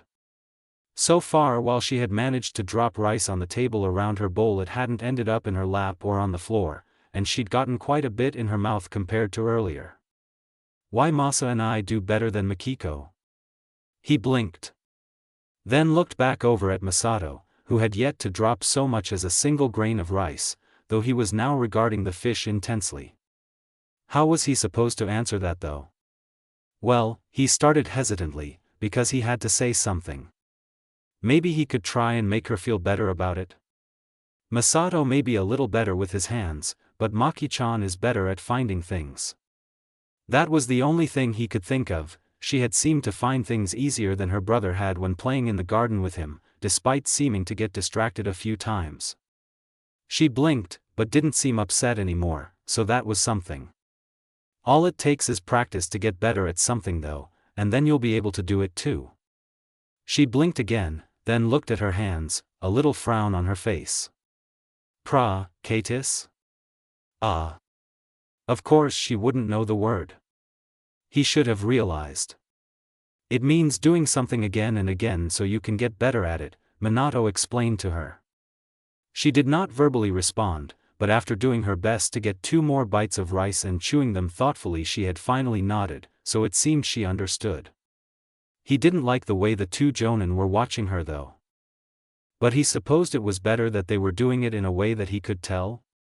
If they were really worried she was a threat, he was sure he wouldn't be able to read anything from them at all, most likely. They were fully trained jonin and he was just a genin. So whatever concern they had, it wasn't important enough to hide it from him. Where did that leave him though? He did his best not to sigh. Especially when Inukai evidently noticed his own unease and smiled at him reassuringly. Or it was supposed to be, he knew. He did not relax at all. After all, he knew why he and his siblings were here. The 2 jonin were in charge of evaluating the risk level of the toddlers. It wasn't that hard for him to piece that together at all, given the information he did have. As well as the simple fact that these 2 men were the head of their clans and very loyal shinobi to the Hokage. Why would people like that be involved with him and his siblings if it wasn't for an evaluation of them? He didn't even have to consider the fact they had been insistent on asking the twins questions separately. The fact that Sandem-sama chose such prominent figures to take on this task, well, that was disconcerting. What would he do if the village took his siblings away from him because they deemed them a threat? Or just because they decided, being only a genin and 10 years of age, he couldn't take care of them properly? What if they placed them in the orphanage? Or with a foster family? Or even adopted them out to someone? No, they wouldn't adopt them out. He could counter that. When his father died, the Namikaze clan was declared inactive even though he and his mother were still around, and his father was only a Namikaze by marriage. Konoha required at least 3 living members for a clan to be considered active. But since he was still alive, it was still a registered clan. With Makiko and Masato, he could declare it active again, and adoptions between clans was nearly impossible, while non-clans simply couldn't adopt those from a clan. So the twins would retain their Namikaze name at least. Provided he could get the twins legally recognized as namikes to begin with. Because even though he was legally an adult in most matters, being a genin, in matters of his clan things were different, because he was only a genin. "Enai-san?" Makiko called to him again, and he felt her small hand placed on top of his shaking left hand. He hadn't even noticed the tension in it. "Are you alright?" Maki-chan was sharp. Really, she was. And he couldn't help but wish she wasn't quite so sharp. Because maybe then he wouldn't be worried about all this, because the village could accept the two toddlers as what they were. Toddlers. Still, he put on a smile. "I'm okay," he assured her. She kept looking up at him for a while, like she was unsure if she could believe him. Finally she nodded again and went back to the task of eating. Although she switched to her left hand to try with that again. What if she tried to mimic him and her brother and try to be left-handed when she was naturally right-handed? Would that be bad for her? He very nearly decided to try and switch her back to her right hand. "Let her experiment," Inukai spoke softly, stopping him. He looked up at the man, trying very hard not to frown, holding his lighter blue gaze. For a moment he really wanted to protest. But then he reminded himself that Inukai would know much better than him about the development of a kid. He was a parent for one, and also an uncle to some quite young children to be sure. Maybe he wasn't an expert on kids like he heard his wife was, but he definitely would know better than Minato himself did. He looked away, turning his attention back to his siblings as he absently fed himself. He tuned out the conversation around the table, though he knew he probably should try and involve himself. He just wasn't interested in playing nice with these people right now. With a word, the two jonin could tear apart the family he'd just gotten. He couldn't really be blamed for feeling frustrated being here, right? That wasn't true. It was terribly immature of him and he knew it. He needed to grow up. For his brother and sister's sake. There was no way he'd be able to take care of them properly if he let the negative emotions take hold of him like this. Still, the frustration didn't ease. These men would give the information to the Hokage and let him decide. While it could be what they said that tore him apart from his siblings, it was on the Hokage's word.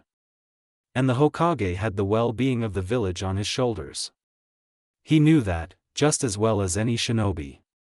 Maybe better than some. He wanted to be the Hokage someday, though it wasn't something he really shared with many. Still, he wanted the hat so he could try and change the village for the better. Kind of a naive reason as well. He'd grown to understand since his mother had left the village that while there were things going on that he had a hard time stomaching, probably even more than he knew, the Hokage really was doing it for the sake of the village. The village that was a military organization at its core.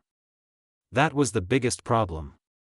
Minato imagined that every decision was made with careful consideration of that fact and what it would mean if their power weakened. The way the shinobi world was right now, the Hokage couldn't really make decisions that would weaken the village. They were pretty well on the verge of war. The way some had initially treated him after his mother left was understandable. He didn't hold it against Konoha at all. Even though at the time he nearly did. It had been frustrating, and it wasn't until he finally got into the academy that he came to terms with it. However, the way Kushina had been treated when she first arrived. How she was still treated. And the distrust in toddlers who they ought to know couldn't even possibly be a threat given their age.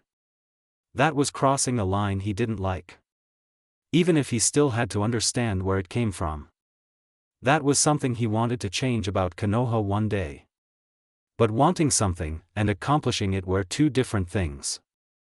Shinobi being what they were, he knew that it would be impossible to change it completely. And certainly any change that could be made wouldn't happen quickly. He was going to try anyway. Try and hope that those who came afterwards didn't just reverse everything he did manage to accomplish. Minato was agitated. Very agitated. There was worry, frustration, and confusion. However, there was also an underlying determination. Something that he had caught glimpses of in the past day, and he could feel strengthening through the meal. He didn't know how he could tell that, but he could. Inoichi seemed to have some confusion as well. And Shikaku seemed a bit annoyed but also accepting.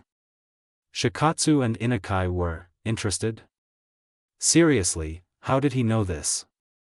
It took a lot of effort not to look around the room as he continued to eat the meal provided to him.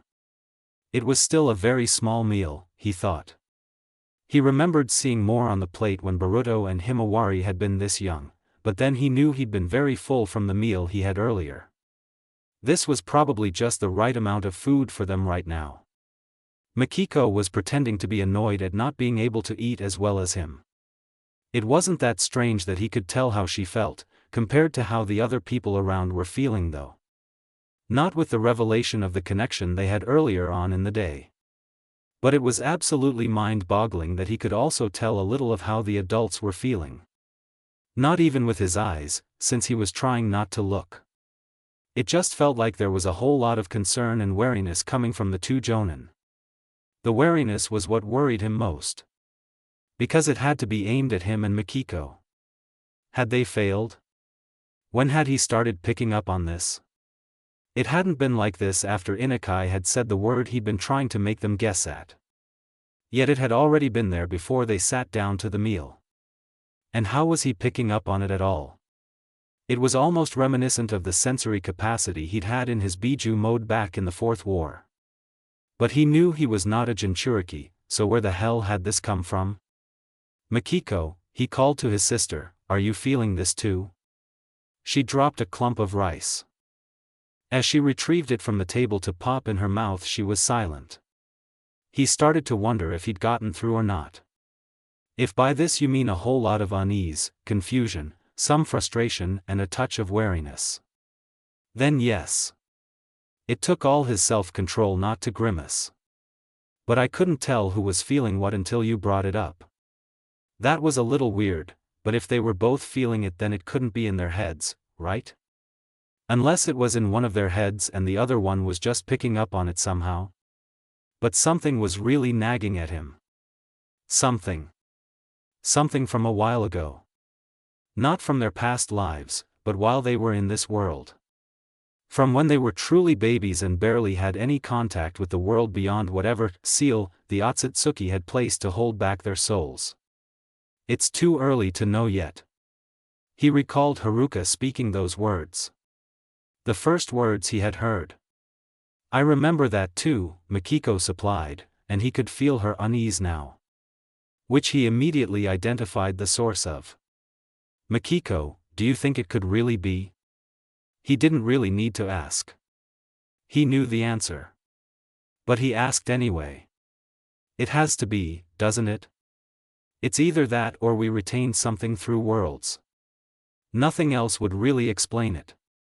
They weren't Jinchuriki here, so this strange sort of sensing ability couldn't be related to the Biju mode in any way whatsoever.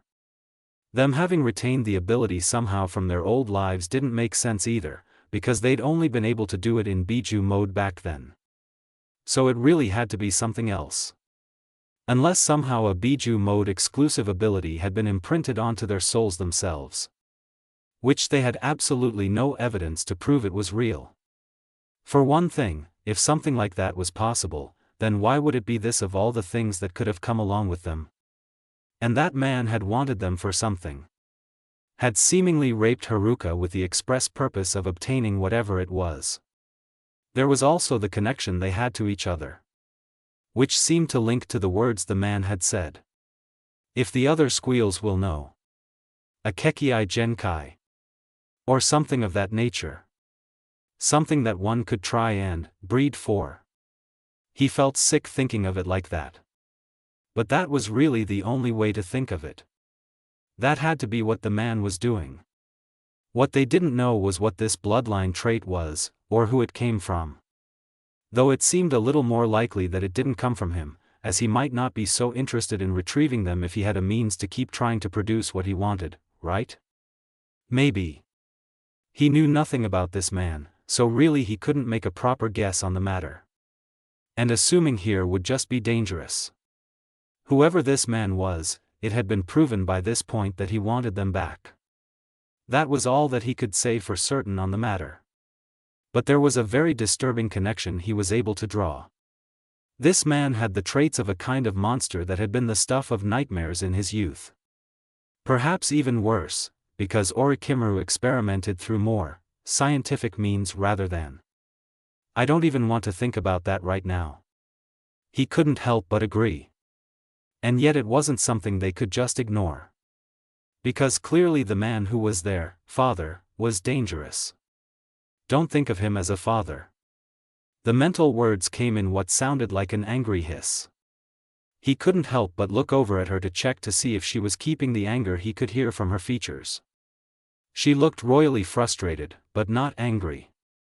Hopefully it would just be filed away at being over her difficulty with the chopsticks. Why do you think that is anyway? He looked back to his own nearly finished meal and proceeded to polish off the fish as he wondered about that. He couldn't really think of much. The biggest difference between them had always been their gender though, and in the past they'd written off different things about them that they couldn't explain that way. It felt wrong to do so now though. I don't know. Kids all seem to develop at their own pace though, don't they? And we are now in the same world rather than counterparts of each other. So is it really that strange that our bodies aren't developing at the same rate as each other? Silence. But he got the feeling that she seemed to agree. Well, at least she wasn't annoyed at his success with the chopsticks anymore. But trying to change things is going to be so much easier when we can be independent. He almost looked back at her sharply, and unfortunately jerked. Something wrong, Masato-kun? Hands. Say they hurt or something. Sorry. Hands? They did actually ache, come to think of it. They were still recovering from climbing up the stone Madara. Hand, he murmured, putting on a frown. If only he could make it a teary one. Kinda ouchy. He placed his chopsticks down on the table, making sure not to put them down where he was supposed to, as that would be weird for a toddler to have proper table manners that way. Minato reached over to place the chopsticks neatly in their place as he rubbed at the palm of his left hand with his right a bit and tried flexing the hand. It was sore, so he grimaced, hoping to make his early slip-up really seem like it was because of his hand. You've just used it a little too much, Inukai was saying with his usual smile. Your hand should be fine tomorrow, but if it isn't, make sure you tell someone, alright? K, he answered softly, though he wasn't really sure if he would say or not. He could probably ignore it, honestly speaking. He'd not even really noticed it. Masato, we can't exactly ignore what our bodies tell us. He looked over at Mikiko, who was trying to finish off her own food. That's rich, coming from the girl who collapsed because she didn't notice her body was too tired. She dropped a chunk of fish into her lap. You should take your time, Maki-chan, Minato said tenderly, as he grabbed the fish and set it off to the side on her place setting. Mikiko scrunched up her face, but continued eating. I'm not saying I didn't mess up that way myself. I'm saying we can't afford to continue to mess up like that. It's either going to make people suspicious of us, or just plain old be bad for our health. We are actual toddlers right now. Actual toddlers. Yeah. They were. If he ignored pain because it was below his pain tolerance built up over decades, then he could easily be ignoring something that could cause his current, and comparatively utterly fragile body permanent harm. He glanced back over at his sister, who was now finally just about done with her food. Everyone else had finished a while ago, except for Minato, who was just chewing his last bite now. That was likely because he'd been more focused on making sure they ate than feeding himself. He absently shifted slightly, because sitting on his knees like this wasn't all that comfortable yet. Are you tired, Masato-chan? The serene feminine voice of Shikatsu's wife inquired. Did she have to call him Chan though? He looked at her and shook his head emphatically. Nope. No? She seemed skeptical, but she was still smiling. It was a true smile though, unlike the one that Inukai had been wearing. She was a pretty enough woman too, he supposed, with long dark brown hair that was dead straight, and chocolate brown eyes. Do you need the bathroom? Bathroom?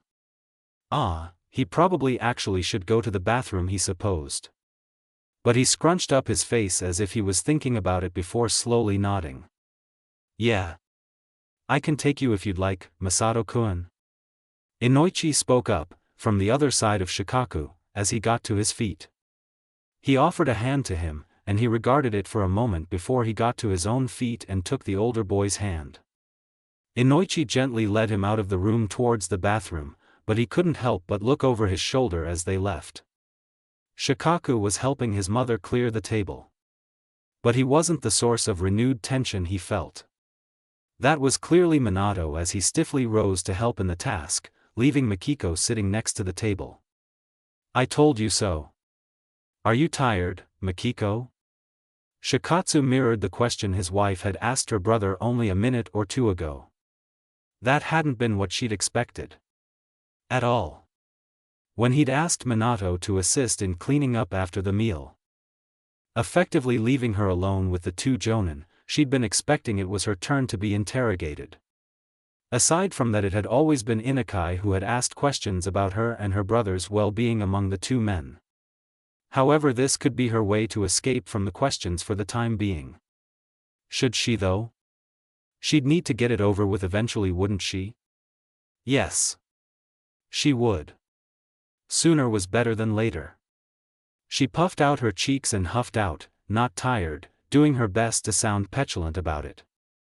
Would you like to play a little game with me then? The Nara inquired evenly, with no real outward reaction to her protest of the notion of being tired. Again, she hadn't been expecting this, and she blinked in confusion. Game? Shikatsu nodded simply. I heard you have learned how to count a little. Count? Was he suspecting her of lying on how knowledgeable she was, and trying to catch her? Can count to 4, she declared, though she was rather confused about where he was going with this. That's impressive, Inukai declared from where he sat across from her. She didn't want to look away from Nara, but she knew she needed to acknowledge the praise, so she had to. Mikiko turned to the other blonde and put on a huge smile. Somehow she managed to keep it in place when Masato's voice rang out in her mind. What's happening, Maki? Can you tell me how many Yamanaka are in this house? Shikatsu suddenly asked her. Shikaku has suggested some sort of game, actually, to do with numbers. She thought back to her twin.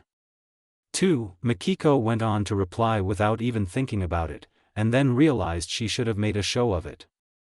Did you just mess up?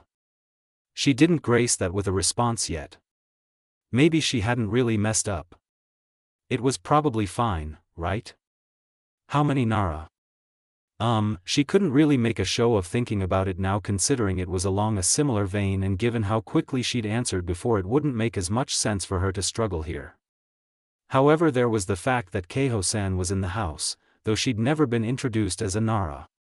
However, Shikaku had called her mother.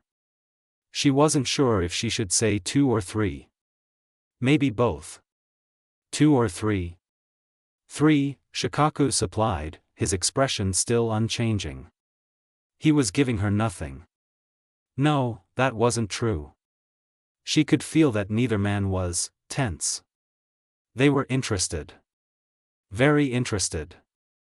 That was about all she could feel, though. Nothing to indicate why. There was nothing that felt like it could be a bad thing for her, however. I think it might be okay. They don't feel accusing or anything like that. She finally replied to her fellow time traveler. Namikaze? Shikatsu just proceeded to the next question. This one should be seen as just as easy as the other two had been, if not more so.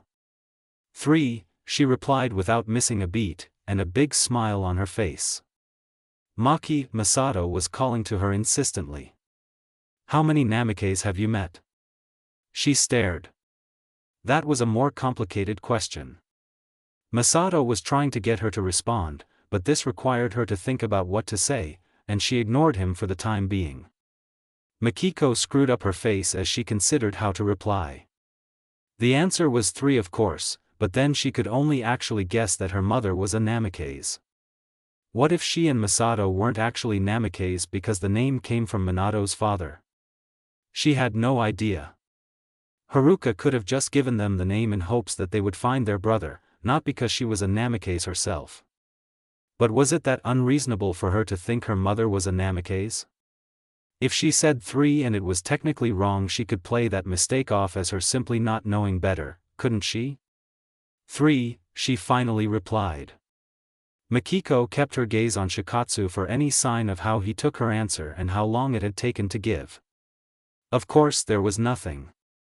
The atmosphere of the room didn't change either. Hey, Maki.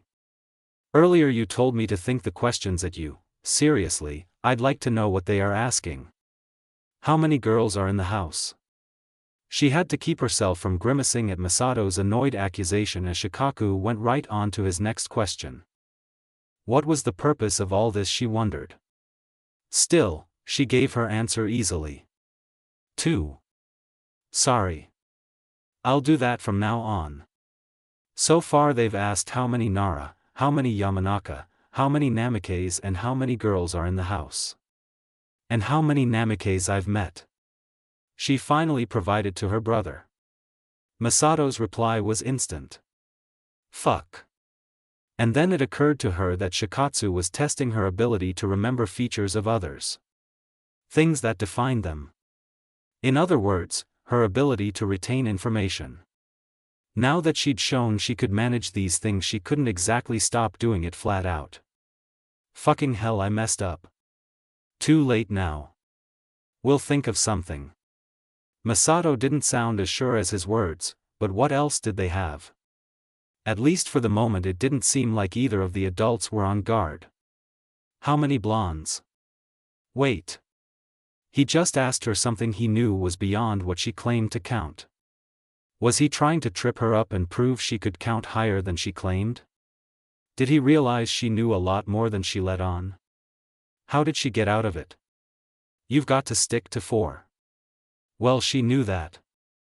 It wasn't really an option there. But that didn't really help her either. She puffed out her cheeks in a pout to try and gain more time, and pulled up her hands to look at them. The 2 men were watching her so closely. She could feel them analyzing her. At a loss for what to do, she counted with her fingers. And then stared at the fact that for some reason she'd kept her thumb and index finger tucked in on her right hand and raised her middle and ring finger on her left hand rather than the full 5 fingers of one hand. Girl, how many fingers is this? Haruka held up 3 fingers on one hand, and 2 on the other, her hands raised before her so that the palms faced the girl, and there were 2 hand lengths between them. The 3 fingers were raised on the hand to her right, and the 2 on the hand to her left. 3 and 2, the small child chirped. 3 and 2. Shikatsu's voice cut through the memory, and the air around her grew heavier. It wasn't menacing or anything. Well, it wasn't that he was trying to be menacing, at least. It was more like he'd only been half focused on her before, but now he had leveled her with his full attention. Inakai on the other hand now felt seriously thoughtful. Maki, you can't speak without thinking.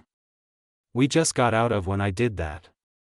And Mikiko realized with a sense of dread that she'd said the words she'd spoken in the memory when she'd been caught up in it. But it wasn't her memory exactly, because until just now she couldn't remember this having happened. She didn't remember actually being taught how to count by Haruka. Now there seemed to be a plethora of counting memories in her subconscious that she couldn't quite make sense of. 3 and 2, she repeated, because she honestly had no choice. Masato, do you remember being taught how to count by Kasan? She thought to her brother, because she seriously needed his backup. Ni-san, Masa and I and Maki, she counted down the 3 fingers as she listed off the individuals. This was the only way she could try and play it off after all. Inoichi-san and Inakai-san. I didn't. She didn't really like that response. The implication that it seemed he now could recall instances of it, while he knew that he hadn't before. Just like she herself. What could that possibly mean? She didn't have time to try and figure it out right now. Inakai raised his hands, and her eyes moved to them on their own accord. Maki wasn't seeing his hands, however. Again an image of Haruka's skeletal ones had been conjured, holding up one finger to her right, and three to her left. The hands were almost touching each other. 1-3. The world around her seemed to be fading slowly away, everything dark but seemingly her mother's hands before her. Hands moving, fingers going up and down. 1-2-0 and 3-2-2 and 4-2-1 and 1-4-3-1 and 4. Stop. Take a breath. Count to 4 silently in your head. And then continue. It continued on and on it seemed. A string of sequences, shown with thin fingers and accurately judging the distance between the hands. Sometimes it felt as if the pale digits were moving faster and faster until everything blurred together. And yet always there was the movement of her own lips in response. It just continued. Before, finally, even the hands faded away into the darkness and she knew no more. Of course things continued to grow more troublesome. What had he honestly expected? Minato had been sent along with him to clear the dishes and help his mother, until she had decided she didn't want them in the kitchen and sent them off to check on Masato. As in, not to go back to where Mikiko was. Minato had not at all been happy with that and he had thought for a moment he'd have to drag the other genin along. But then he heard Inoichi calling to the toddler he'd taken to the bathroom in concern, and off Minato went. They'd found Inoichi and Masato just a few steps outside of the bathroom, Masato standing still and his eyes glazed over. Inoichi had shot him a look that told him there was more to this than the boy just suddenly spacing out. More meant that there was something wrong with the boy. He didn't look flushed from fever, nor was his breathing labored from sickness or some sort of stress. So what did that leave him with? Something that Inoichi could pick up on when there was no obvious sign as to what was wrong. A change in Masato's chakra. Problem with that theory was that the most likely cause of that was genjutsu. And how the hell could that be? What did that mean? An intruder in the village? Maybe it wasn't so bad as that, but if genjutsu was the reason then it certainly wasn't in any way a good thing. And then Masato had started to rattle off a series of numbers. The string consisted of numbers from 1 through 4, dotted with occasional O's he figured meant 0, consecutively or separated with ants. As the boy stringed these numbers together in a monotone, Shikaku committed them all to memory while continuing to try and puzzle out just what was going on here. Just like that, this whole little Namikaze twin business got a whole lot more convoluted. Even as he obtained a critical piece to tell him what was really going on. Every piece of intel he'd had before led down paths of possibilities that seemed to continue to divaricate to the point that he couldn't come to even a few firm, but varying theories. Now however he had a few directions he could focus on, leading him to 3 feasible suppositions that stood out from the rest. He could be wrong with these theories, but if he wasn't then this changed things. As soon as Masato stopped speaking and slumped forward, Minato blurring to the toddler to catch him, Shikaku fixed his gaze back on Inoichi. There wasn't one, Inoichi spoke softly, answering the question that he'd had before he spoke it. No trigger. No immediately obvious trigger, as there had to be a trigger. Not his second option then. He could only hope that it also wasn't the third. He pursed his lips, and turned away from the trio of other boys to head back to the dining room. If he was right on either count after all then he needed to pass along the sequence to his father. Even if he lacked a key piece of information regarding it. As he arrived the shoji slid open with a thwack before he could reach out to it. Inakai-san came out, holding an unconscious Mikiko. His eyes snapped to the girl to study her features. There was no real sign of some sort of duress there, she appeared asleep honestly.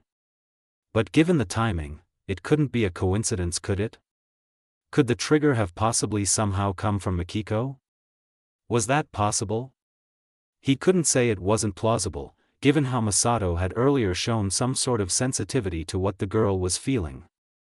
The boy had even realized where Mikiko was and had refused to be convinced otherwise. The smallest sunshine blonde guests in his home were simply not the typical set of young siblings. Old man, you need to hear this. He spoke flatly as Inakai stepped around him, leaving him looking at his father sitting at the table in deep thought. The older Nara's sober countenance remained unchanged. His father didn't so much as open his eyes to look at him, simply gesturing him into the room with the smallest of movements of his left hand. If he hadn't been analyzing Shikatsu's demeanor so carefully, he wouldn't even have noticed it. He hesitated for a moment. But he knew now was not the time to be taciturn or reticent. Shikaku closed the shoji behind him as he stepped fully into the room. Minato looked worriedly at his younger brother in his arms. When Mikiko had collapsed without warning, she'd had a terrible fever. But he'd already felt for a temperature.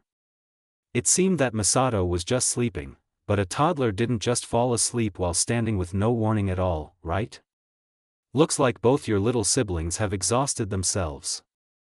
Inakai's kindly voice had drawn his attention, and he turned to see the man holding an apparently slumbering Mikiko.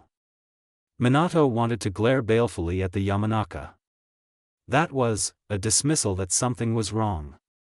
Both twins were unconscious, and seemingly it had happened at the same time. He held Masato closer to him subconsciously. Let's get them settled into their futon for the night. It's been a very eventful day for them, the man continued in the same tone, with that same smile that he was growing to heavily dislike. Minato wanted to protest, because he wanted answers. But it actually was better to get the twins settled in first before he tried to go after them. So he stiffly nodded, and turned from Inakai to head back to the room the twins had slept in earlier. The futon was still laid out, but atop it were two small jinbei sets he figured was sleeping attire laid out by Keiho-san, and a note he barely glanced at as he gently set Masato down. You can keep the jinbei. I've gathered some other old clothes from our relatives if you'd like as well. He should thank her later. For now he concentrated on undressing Masato, who really did seem like he was just sleeping. And yet, it wasn't right. And what about Mikiko? Concern overtook him, and he looked sharply over at Mikiko, who was being dressed in a jinbei with an apricot and salmon caterfoil pattern by Inakai. The man caught his gaze and smiled reassuringly, a look he almost wanted to knock off the jonin's face. There's no fever. He allowed himself a sigh of relief before he finished undressing Masato by pulling off his pants. That done, he carefully slid the chevron-striped, umber and burnt orange jinbei top onto his brother before sliding on the matching shorts. Inakai pulled the cover of the futon back, and they settled the twins next to each other. As if sensing each other's warmth, they instantly turned inward to face one another, snuggling closer together. He would have been able to recognize it as adorable if he wasn't so high-strung right now. He could tell that the Yamanaka was molding chakra, even though he appeared quite relaxed. The oldest Namikaze grit his teeth for a moment, before breathing in deeply. What happened? He honestly had tried to sound neutral rather than let any of his current frustration and wariness show in his voice. He didn't quite succeed, making him sound annoyed, but just that was better than broadcasting everything else he was feeling at the moment. I can't give you all the details, the man stated simply, but just telling him that was more than Minato had expected. He'd thought the man would shrug him off and give him some honestly weak explanation for why whatever happened had happened. At some point a subtle genjutsu seems to have been placed on the twins, which we triggered in conversation with Mikiko. Genjutsu. He hadn't wanted to entertain that thought, even though he had sensed a change in Masato's chakra after catching the exchange of looks between Inakai and Shikaku just before the boy had started spouting off numbers. He just hadn't wanted to believe it, because the chances of that being a bad thing for the future of the twins was just too high. Minato clenched his fists on his knees, still staring Inakai down. But the man offered no further explanation. He got the impression Inakai had only told him this much because the man was very much aware that Minato could figure it out on his own. So who could have placed it on them? An enemy? One of those who had been pursuing his mother? But when could they have possibly gotten the chance? Haruka wouldn't have allowed it. It would have had to have been by someone not openly hostile when they were on the run from, supposedly, the father of Masato and Mikiko. Or before they'd even gone on the run. There were too many unknowns. However, there was also the possibility it had been his mother herself.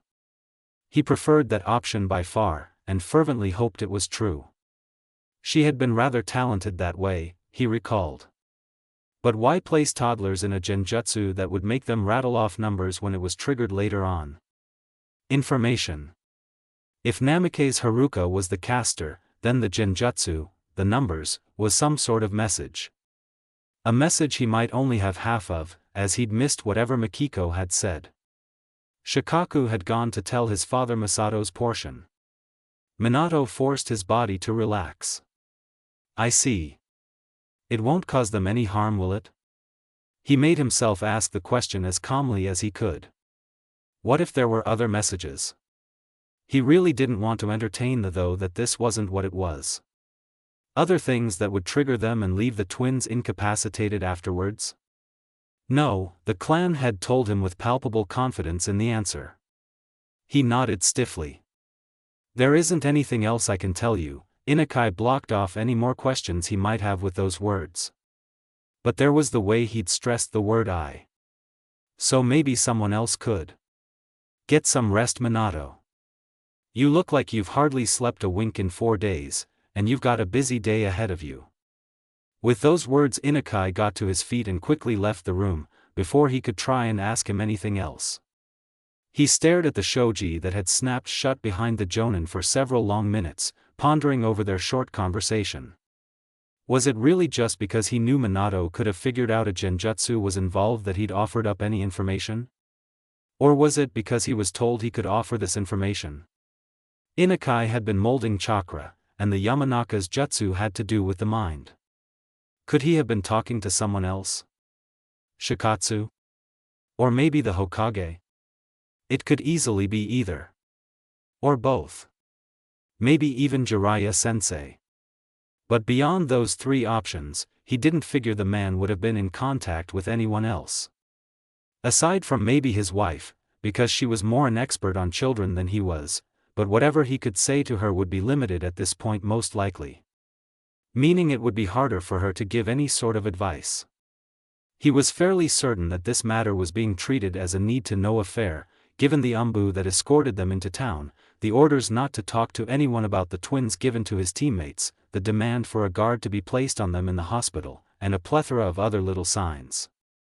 Absently he got to his feet so he could lay out the second futon that had been placed in the room, a gray-striped jinbei that was probably one of Shikaku's atop it. Of course, the fact that Shikaku and Inoichi had been involved slightly contradicted the situation being need-to-know. Only marginally though, as the 2 boys were, supposedly, under the control of their fathers. One might be able to argue the same for Inukai's wife. Minato sighed heavily, pinching the bridge of his nose after he finished with the futon. For being shinobi, the life of a leaf genin had been pretty straightforward. You didn't have clearance to know anything really. Go on missions, follow orders and protocols. You didn't make decisions but followed the orders of someone else. Of course you had to be alert, and you had to be prepared for the unexpected.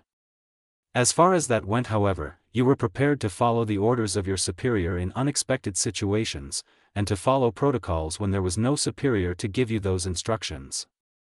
Minato stripped off his track suit in favor of the garment provided him, as it would be a lot more comfortable to sleep in than his shinobi gear. He knew he needed a good rest. The kind one couldn't get on missions.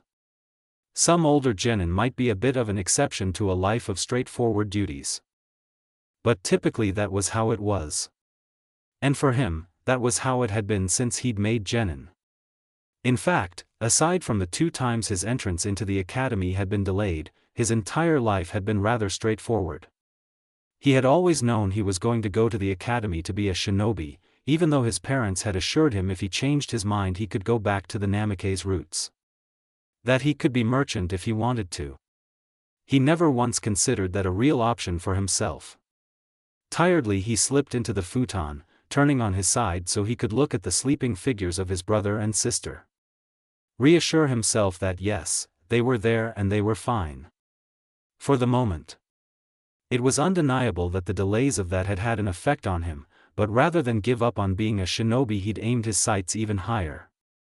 Graduate in a year with the top marks to make up for the delay. Then quickest promotion to jonin since his father, a homage to the man he still missed dearly. And then the goal was Hokage, in the aftermath of his mother's defection. He'd always had a goal in mind that kept him focused. Sure, he had a few minor goals along the way, but most of them were all to further his end goal. Or conditional of reaching a milestone. Such as confessing to Kushina. Now, however, in the course of only 4 days he found himself right smack dab in the middle of a web of complexity surrounding his family that he needed to desperately get a grasp on before it was too late. And he might have to do it without having all the information. Granted, the goal was still pretty straightforward. Keep the Namikazes together. Accomplishing it could be anything but. Sandem-sama, I have an urgent report.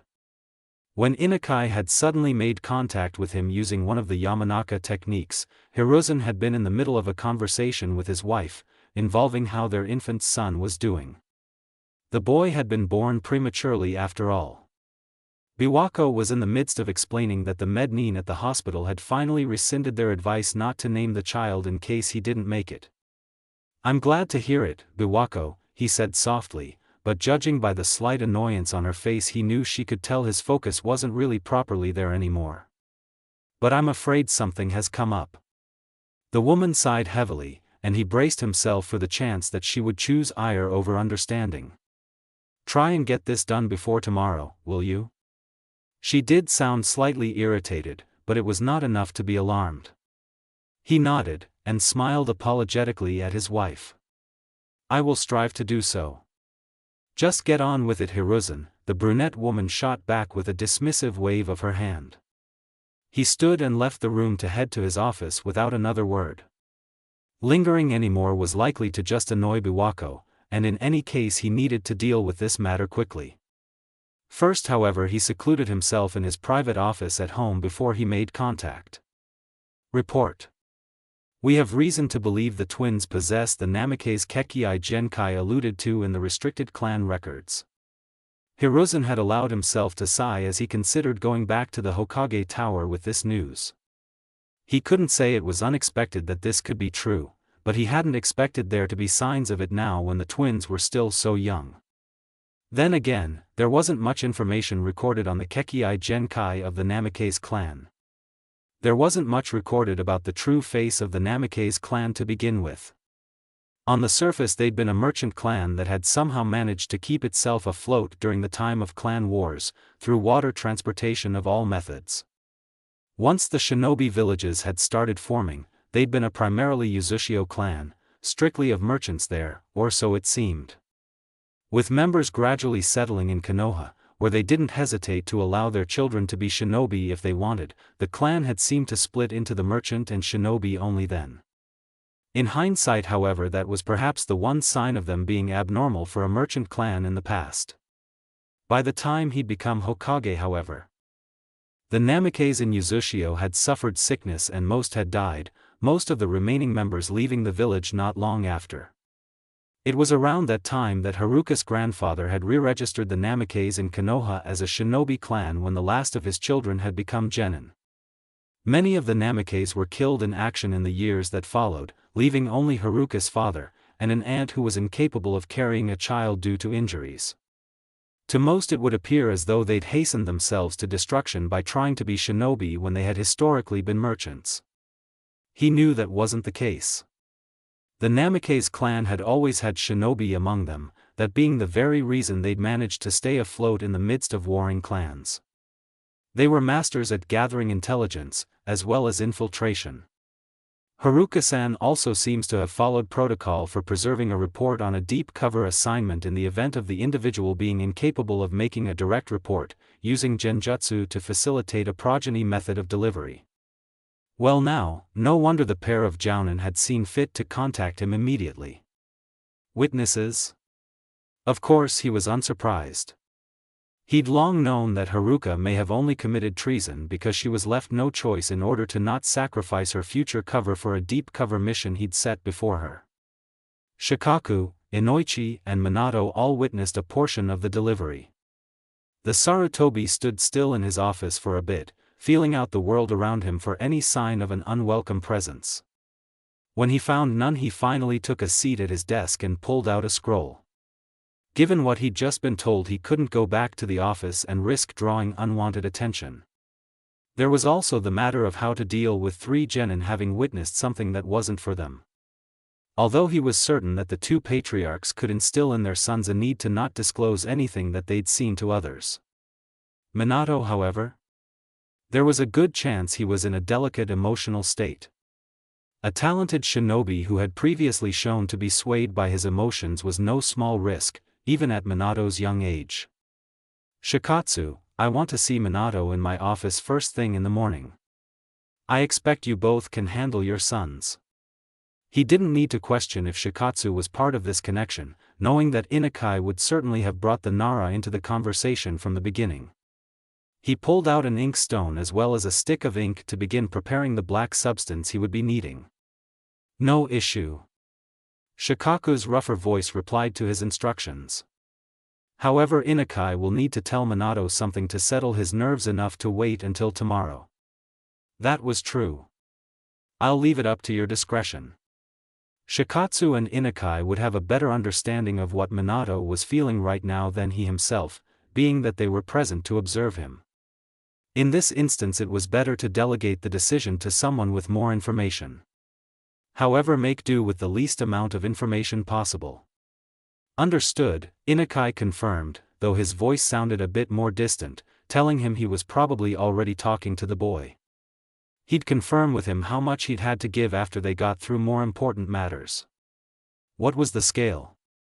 He inquired as he returned the ink stick to the drawer he'd gotten it, now satisfied with the amount of ink he had. 0 to 4, sir. 0 to 4.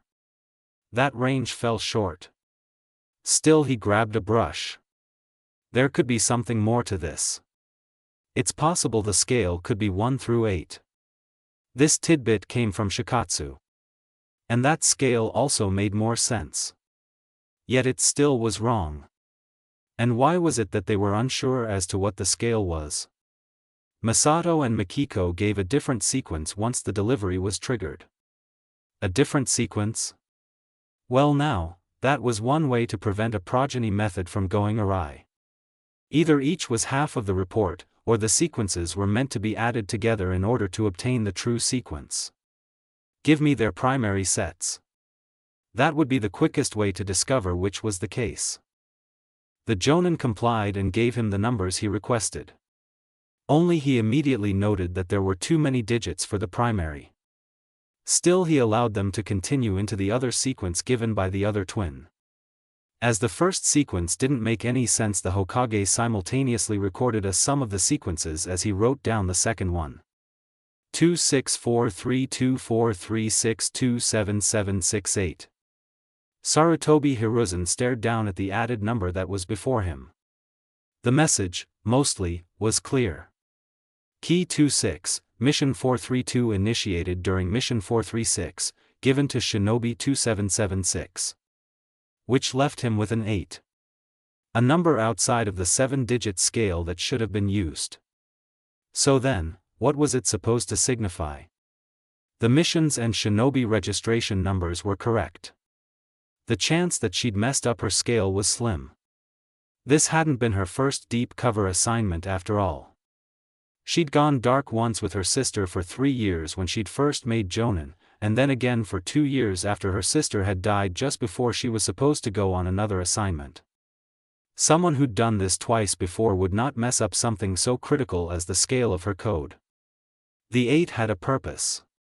There were 3 possibilities, 2 of which could mean trouble. The monkey summoner pursed his lips, and allowed himself a moment to rest his eyes. He messaged the bridge of his nose against the coming headache, letting silence stretch for a bare minute. He couldn't afford any more time than that. Proceed with the rest.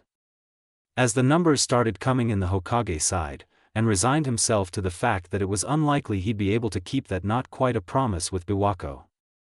He was back on the dark waters, with the endless expanse of gray skies. Only it wasn't endless. There was a sort of dark wall running through it, that was semi-transparent. Enough for him to see that it seemed to be the same expanse on the other side. It was almost like looking into a mirror while it was dark, without his reflection being there. He'd looked around for Mikiko, but she was nowhere to be seen. He tried calling her but she didn't answer. He kept trying and trying until he was forced to admit he wasn't going to be able to make contact with her. Which left him wondering about what had happened before he'd wound up here. That memory of his mother's hands, displaying fingers and stringing together some sort of number. Some sort of code. It tugged at something in his other memory. From a time before he was here, near the beginning of his tenure as Hokage. Records he'd come across that were only for the Hokage. At least the ones that he could get access to. Given that the old man hadn't named another successor, and his father hadn't either, both dying out of the blue, the personal Hokage records were lost. Those had to be properly passed on to someone. The only time that had happened before Kakashi took office was when his father had taken the hat. That left them with only the general records, and a series of 3 Hokage who had tried, and failed, to gain access to the other archives. No one could get past his father's seals. The only man to have probably seen them all up until his own was probably Minato himself. However, the general Hokage archives had been filled with secrets on its own. Reports from missions shinobi had gone undercover for. Even a very tiny hint at the truth of the Uchiha massacre had been there. Among these dusty scrolls there had been protocols for special circumstances in SSS-ranked missions. S-ranked secrets, he remembered, were for the eyes of the higher-ups, including the council, but also any head of a pertinent body, such as the Jonin or Umbu commanders. SS-ranked secrets did not go beyond the council. Which left him to assume that SSS was for the Hokage's eyes only. He'd never once classified something to that extreme level. It was almost more than he could bear holding on to most of the SSS secrets he had come across there. There had been one protocol there that he'd vowed never to facilitate the necessity of himself, though he'd memorized every detail of it, just in case. The reporting of a deep cover mission via progeny method. Numbers. Haruka had taught them in a very deliberate way, he remembered now. The fact that he also couldn't remember before might not be because it had been taught to his shell. Before becoming Masato he'd been someone who couldn't be caught in most genjutsu anymore, but he wasn't that man anymore, and he'd never been very good when it came to genjutsu. His talent at escaping them had really come from Kurama once they connected, and the sixth path's chakra he had. He had neither of those things now. And he'd just started using chakra. It wasn't so strange to think that Haruka had managed to put him and Mikiko under a genjutsu that would be triggered by particular hand positioning. It wasn't the most secure way, as it was possible to trigger it by chance.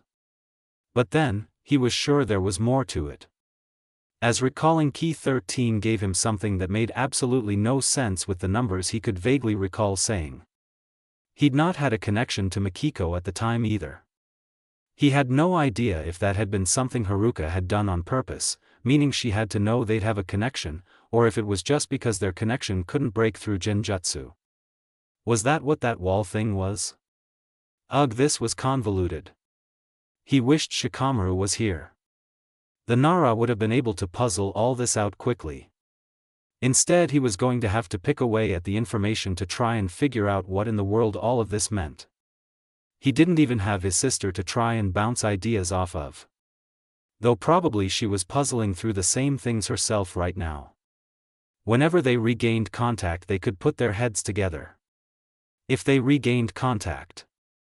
Uneasily he glanced at the strange wall again. Was that permanent? Had he been cut off from Mikiko? Had this world finally managed to toss one of them out? Jiraiya let out a low whistle when he finally came to the third body. This one had been a bit separated from the other two, but it certainly looked like it could be Haruka's handiwork. Either the first, or the last one that she had killed. More likely the first given the direction the battle seemed to have headed in from what he could decipher. Unfortunately, just like the first two, this body hadn't escaped scavengers. Still, at least it was mostly there. He put the body in a scroll like he had the others, and then turned his gaze to the surroundings, taking in details. Broken branches, disturbed earth, a little soot, and other signs of the battle that would have taken place here that weather had yet to claim. And then he saw it. For a moment even he felt as if he could be sick, because the sight brought back the haunted description given by the two toddlers who shouldn't have seen it at all. It wasn't at all the most gruesome thing he had seen, it was quite mild in that department for him really. But the looks on the faces of Masato and Mikiko, the horror. That really got to him now. He had found Haruka's hand, well, the remains of it. A scavenger had gnawed away most of the flesh, leaving cracked and fragmented bones that he identified as her thumb and forefinger. He was struck with the notion then that Haruka's bingo book entry had been wrong in classing her as A-ranked. This woman, who had been wasting away and was at death's door, had managed to fight off 3 shinobi and let her toddlers get away from them at a toddler's speed, when they had actually caught up to them already. Or close to it, unless whoever had been gnawing on that hand had moved it quite far. Even if these men hadn't been the greatest of shinobi, it would take an immense amount of skill, willpower, and intelligence to manage what she did in the condition they could assume Haruka had been in. The feat was made even more impressive by the sheer amount of blood he'd seen staining the tree trunks on his path from the other 2 bodies to here. Chances were not all of it was from her opponents, if any. Her injuries had been quite extensive. She'd also expended quite a bit of chakra. There were scorch marks and burned trees from katan jutsu that she had likely flung at her adversaries. At least, he assumed it was her, though there was no way to be certain. One or more of the trackers could have used katan jutsu as well. However, Haruka was known to have the fire affinity, whereas these 3 individuals were unknowns. Truly, Namikaze Haruka had been a superb kunoichi, who could probably be listed as an S-rank shinobi had more people witnessed her skills when she was well. Why hadn't that occurred though? Had she improved so much since she'd defected? Or was there another reason for it? He couldn't really recall hearing about any particularly impressive feats she'd accomplished, but he had heard other kunoichi speak of her. It was a little curious now that he thought about it. And then of course there was the fact that the Namikaze clan had been a merchant clan through most of its history. How was it that she came from such a clan? One that was just starting out its shinobi career with most of them getting killed early on while they were doing it? Well, it was certainly impressive. But then again he'd known her aunt, who wasn't that much older than Haruka if he recalled. He'd known much more of what she was capable of than Haruka herself, having actually been on a few missions with her. As such, he'd been utterly shocked when he'd heard the woman had been killed on what should have been a routine mission. She'd been a very talented shinobi despite her nearly civilian upbringing. As the other Namikaze shinobi went though, he couldn't say he'd come across Haruka's sister much, but he'd heard a kunoichi mention once that she wished she could measure up to the Namikaze kunoichi, so she must have had considerable skill as well. Similar to how he'd sometimes heard talk of Haruka. And that was without mentioning Haruka's father, who had accomplished some quite amazing things as he heard it. He'd never met the man, but he'd seen a few bingo book entries of him from other nations that he'd found on enemy Nin. An S rank was not assigned to a shinobi in a bingo book lightly. One shinobi out of a civilian family turning out to be extremely talented in the trade might be a little uncommon, but it was also reasonable to expect it could happen from time to time, especially in a family that had had a few shinobi to teach the talented one and ease the way. However, 4 or 5 of them? One could try and say it was as simple as Haruka's father and aunt both being talented and succeeding thanks to the few shinobi already in the family who weren't that good. That it progressed from there to Haruka and her sister, and then to Minato himself. But then add into the equation how naturally talented Minato was.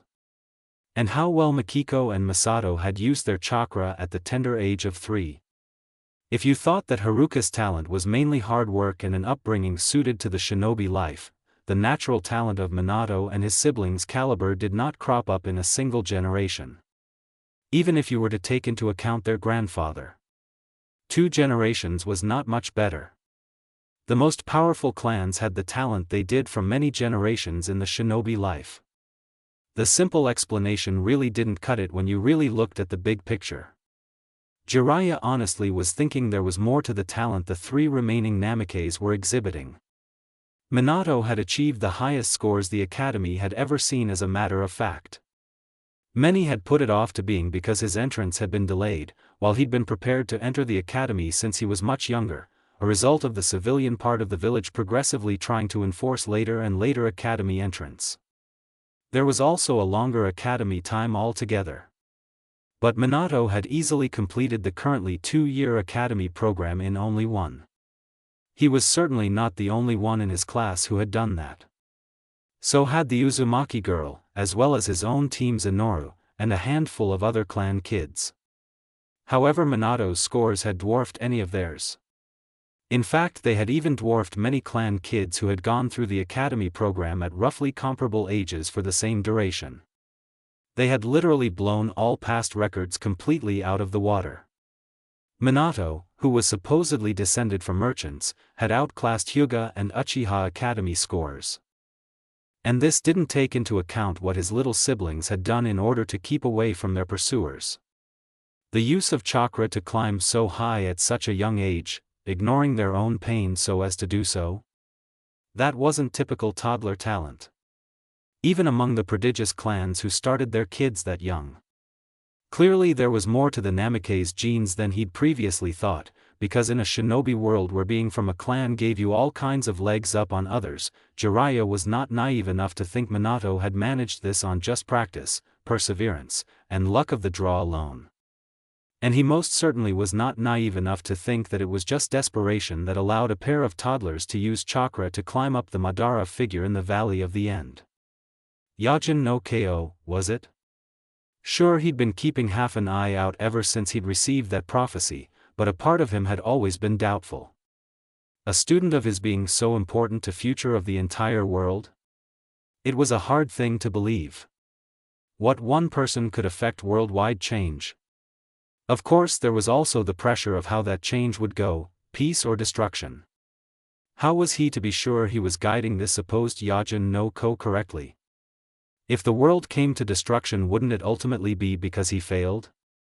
But if perhaps it was Minato, or one of his little siblings, though he wasn't teaching either of them now.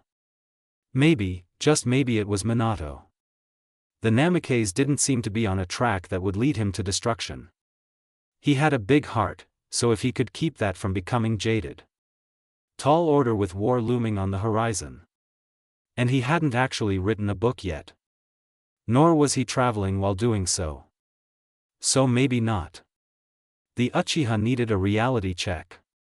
I leave the Hokage's request in your capable hands. Fugaku, Kenzen Uchiha, head of the clan, had waved off his son when he attempted to hand the scroll entrusted to him over to the man. With all due respect, father, it appears to be a matter of clan-level asset protection. He'd tried to get the man to at least have a look. Naturally that had not gotten him anywhere, and it was nearly wasted effort that he had tried. Still, he had to keep doing so. And? If it is not an Uchiha matter, then surely the clan heir is more than enough to handle it. I haven't the time for babysitting brats from other clans that man dares to think could be as important to Konoha as the Uchiha. Kenzen had looked at his son with narrow eyes, red with the Sharingan. Intimidation had always been his ploy, so Fugaku wasn't surprised. But the man clearly was blind. One clan didn't make a village. Fugaku held back a sigh, and once more held out the scroll to his father, who glared at him openly now. I need your stamp of approval to take command over this matter. Of course that had been the best he could do after that, because although he was set on continuing to try and get the man to see more clearly, there was only so far it was reasonable to try and push the matter. The older Uchiha held his gaze for a moment, before roughly taking the scroll, opening it and quickly indicating that it would be Fugaku who handled it all. He didn't even read the contents there, handing it back to his son the moment he was finished. All the same, he bowed his head to the patriarch as he reclaimed the scroll. I'll be sure to handle the matter accordingly. Then he turned to leave. Fugaku. Remember, our reputation is more important than requests from the Hokage. Fugaku nearly sighed again. Even his own father disliked the man, though he wasn't sure why. That just seemed to be the way of the older Uchiha. Too proud. To be certain they deserved more power in Konoha, politics on many instances. However, what they seemed to want went well and above that. If they wanted such complete power over the village, then why were they a part of it at all? Old fools. He had left his father's office feeling annoyed, dissatisfied, and worried. But that was not something he showed to his men, or anyone else, as he'd gone about the rest of his duties that day, and ensured their newest charges would be well watched until he could make the necessary arrangements. It was a lot of paperwork, truth be told. The clan heir rubbed at the bridge of his nose. If only the only problem the Uchiha had was its elder members. Though they had respect for the Hokage at the very least, even the younger Uchiha were too entitled. Sure, they were the Uchiha, one of the two clans that had made founding Konoha possible at all. But when you looked at it, how much power did the Senju have in the village compared to them? They'd been gradually sliding further and further into the woodwork, declining in numbers as they did. Well, declining wasn't precisely true, they'd melted into other clans, really, abandoning their names, and styling themselves simply Konohan, rather than Senju. Still, the Uchiha were still here and strong, and in charge of the security of the village within its borders. They had their due. For now at least. Who was to say it would stay this way? Tensions grew and dwindled, but never fully abated. If things were to continue the way they had been, then it was only a matter of time before someone within the Uchiha clan gave the rest of Konoha a reason to be concerned about them. Once tensions reached that point on both sides, there wouldn't be an easy way to go back. Yes, the Uchiha needed a reality check. Both old and young. And here I was hoping we'd have a more interesting assignment than Bratwatch today, one of his subordinates muttered as he entered the room, all eyes fixed now on the paperwork he held. Fugaku snapped his gaze to him. Feel free to take the day off then. I'm sure your parents will understand why you chose to put that perfect record of yours to rest, Toriumi. Said Toriumi. An Uchiha with cropped black hair paled and shook his head. Sorry, Fugaku-sama. Whatever the assignment, I'm prepared to serve. Fugaku nodded in satisfaction at that, before he looked to the other man, and the one woman in the room. 3 of his direct subordinates. He commanded others in the police force, but it was merely instructing them where to patrol, as well as assigning them to guard those assets his father had been forcing onto him ever since he'd been appointed vice commander of the police force last year. Anyone else have a complaint they would like to voice? No, sir. Both replied. Good. On to business then. Kokono, select reliable recruits to replace Kurumi, Kajitsu and Hento on their respective assignments. Inform them they have a new assignment starting tomorrow, and today they will bring their replacements up to speed. He pulled some of the files from under his arm and handed them to the short woman. Once you have completed that, join Toriumi and Otaki on assignment for the day. He looked over to Toriumi with a bit of a smile now, a continuation of yesterday's Bratwatch. Toriumi grimaced but nodded in understanding of his assignment. He and the brunette Otaki took their leave. The black-haired woman nodded as she slid the files under her own arm. Understood, then she too took her leave. He didn't waste time himself, leaving the police headquarters. He had someone to collect and bring to the Hokage within the hour. Now then. Where was he to look? That was simple. The clan head wasn't in the village at the moment, which meant his quarry was the man's son, who just recently married that woman he'd been courting for the last year or so, if his memory served him. Which it always did. Chances were he'd be at home with his new wife, seeing as he wasn't on a mission. If he wasn't home, then the woman could point him in the right direction. So it was off to the Hataki compound, if you could even call it that. You've barely been home, Sakumo, surely you can spare a little more time for your wife? A platinum blonde woman stood by the table, having just set down breakfast. What's so important you can't even enjoy breakfast with me? I made your favorite, you know. The white-haired Sakumo shifted slightly, looking away from his wife as he tried to come up with a way to explain that she would accept. In the end he sighed, rubbing the back of his head. I just want to run over and check on Minato. He returned early from his patrol mission, I hear. It wasn't just that, he'd heard something about him being seen with young little blonde toddlers. Tsukumo was both confused and concerned for the Namikaze. It won't take long, Minori-chan. He held up a hand and bowed his head a little apologetically. Minori pulled out his chair in response. If something serious had happened to Minato, you'd have heard about it by now, Tsukumo. Whatever's got you worried can wait until after you eat. Her voice was authoritative. Now, sit down. You're not letting my cooking go to waste, you hear me? His wife did have a point. Alright, if you insist, dear. Tsukumo gave in, taking his seat to enjoy her well-made traditional breakfast. I most certainly do, the woman replied before she slid into her own seat to partake in the meal as well. Whatever has you worried about Minato now anyway? He's a genin, and quite a capable one at that. The boy can manage his own affairs now. Tsukumo looked to his wife with narrowed eyes.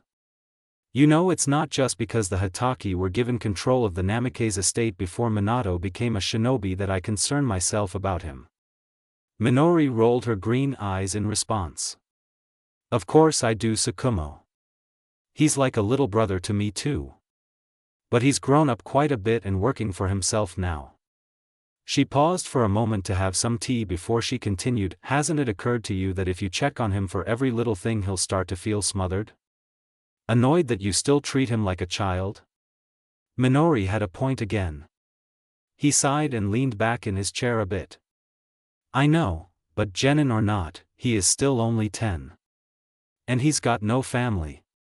Is it wrong to want to offer him a place that cares about him over his usefulness as a shinobi? Minori's face gentled into a smile. Of course not. But you should try and give him some space too.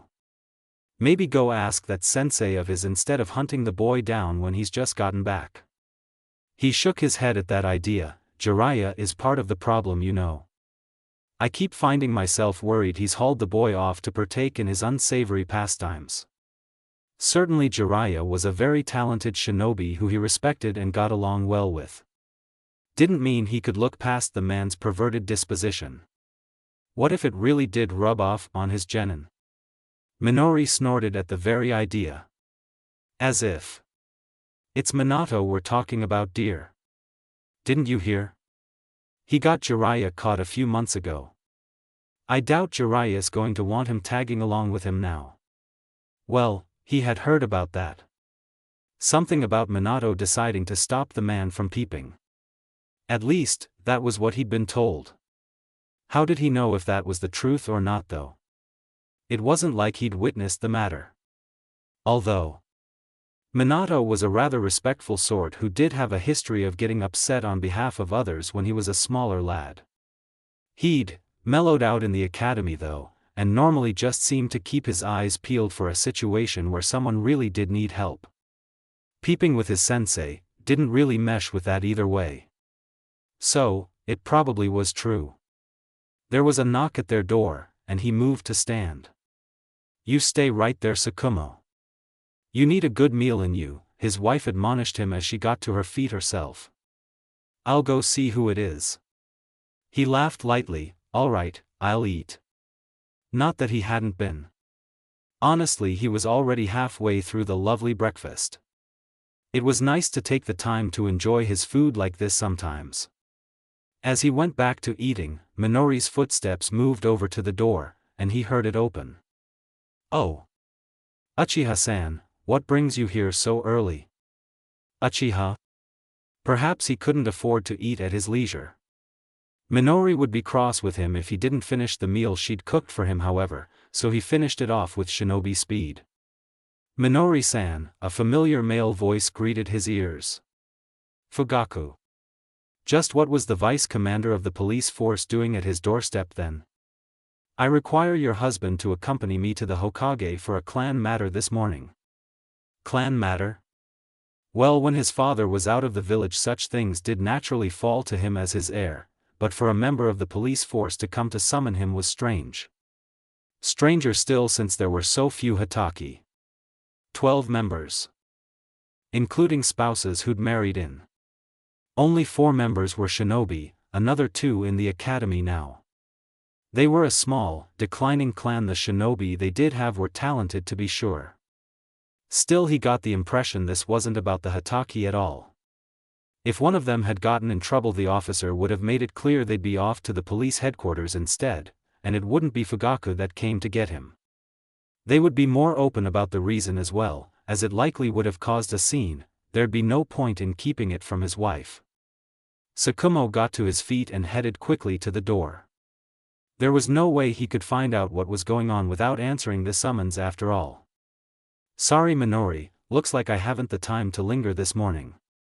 Breakfast was wonderful, thank you, the white-haired man spoke to his wife gently as he came up behind her, lightly touching the small of her back and giving her a brief smile. She looked only slightly upset, but with an understanding smile on her face. That's a little unfortunate, but you have your duties. Just try and make time to share at least one meal with me today, will you? The blonde looked at him hopefully. I promise I'll try, he answered her and then bent down to give her a kiss on the brow. He could only try after all. There was never any telling when he'd be required and for how long. He didn't like making promises to her that he couldn't keep in the end. Tsukumo turned his full attention to Fugaku then. Fugaku-san. Fugaku gave the slightest incline of his head. Polite of him, most Uchiha wouldn't offer that sort of acknowledgement to most shinobi of other clans. Tsukumo-san. That was all that was said between them. Silently he left the house, his wife watching him walk beside the Uchiha as they made their way towards the Hokage tower. Well, they only walked until they were out of sight of his home, at which point Fugaku took to the roofs and he was quick to follow suit. You didn't keep the Hokage waiting after all. So we are in agreement that there is no threat posed to our village by the twin Namikes. Hiruzen spoke calmly to his assembled council and the 2 clan patriarchs who had given their report. Well, their third report now, this one being the one for council ears. Agreed, Hamura and Kohara voiced one after the other. Which left Danzo. The man looked too thoughtful for the Hokage's liking. I agree that the 2 twins discovered on patrol are no threat to our village, Danzo voiced. He narrowed his eyes at the man, knowing exactly what was left unsaid with those words. That he thought they shouldn't acknowledge them as Namikes. However, they show aptitude we shouldn't squander. They should be placed where they can learn to be an asset to Konoha. In other words, Danzo wanted them. He'd thought the man might, either because he realized Hiruzen had stopped some truths from reaching his ears, or because he was genuinely interested in what he could make the pair into. Perhaps both. The Namikes is a clan at risk, we can't place 2/3 of it wherever it pleases us. Hamura spoke up. He was once again glad that someone else said what he was thinking. It always made it easier when they decided on things that were in line with his own plans. The Namikes is an inactive clan, was the Shimura's smooth response to that. Inactive, and so not to be concerned with, he meant.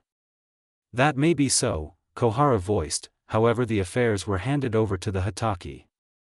It would be going against our own constitutions to expel them from their birthright without receiving the approval of the Hataki first. It was Danzo's turn to narrow his eyes, though his look was at Shikatsu and Inukai. It wasn't hard for Hiruzen to guess that it was displeasure at their continued presence. If they weren't there, then he was sure that Danzo would suggest that they simply sweep that under the rug, what the Hataki didn't know and all. And certainly they could do that, even with the fact that several people could tell the Hataki the truth. They could simply deny it, and what could the Hataki do with no paperwork to prove it? Which was exactly why he'd not dismissed Shikatsu or Inukai. To prevent Danzo from being able to voice that option with an opening that might sway Koharu. He was sure Hamura would be on his side in the matter, and he had other safeguards to ensure things didn't go the way Danzo clearly wanted, but he'd rather not have to go to such lengths if he didn't need to. Better to resolve this matter as quickly as possible. That was a stopgap for Namikaze Minato, until he became a shinobi, Danzo finally voiced. The boy is now a genin and in charge of his own estate. So his game now was to try and strong-arm Minato into agreeing to it. Sure, they could do this as well, but it wasn't strictly legal either. In charge of his own finances, yes, Hiruzen spoke. However, need I remind you that he doesn't meet all the requirements to take the mantle of clan head under Konoha laws. In order to protect clans whose next head was young and naive from being strong-armed into deals that only harmed them, Tobirama had set in place a law that one could not be head of their clan without being recognized as at least a Chunin-class shinobi of age 16, or a jonin at any age. Minato was neither of these clearly. As such, the Hatake remain in control over such Namikaze clan matters that require executive authority. He could practically see the gears spinning in Danzo's head. Hiruzen assumed his next move would be to suggest he go retrieve Tsukumo so that he could talk the man to his side of the court. Well then, why don't we summon Tsukumo and discuss it with him? Koharu was the one to pipe up instead. A marvelous idea, the Hokage answered with a smile. Inukai, would you mind doing so?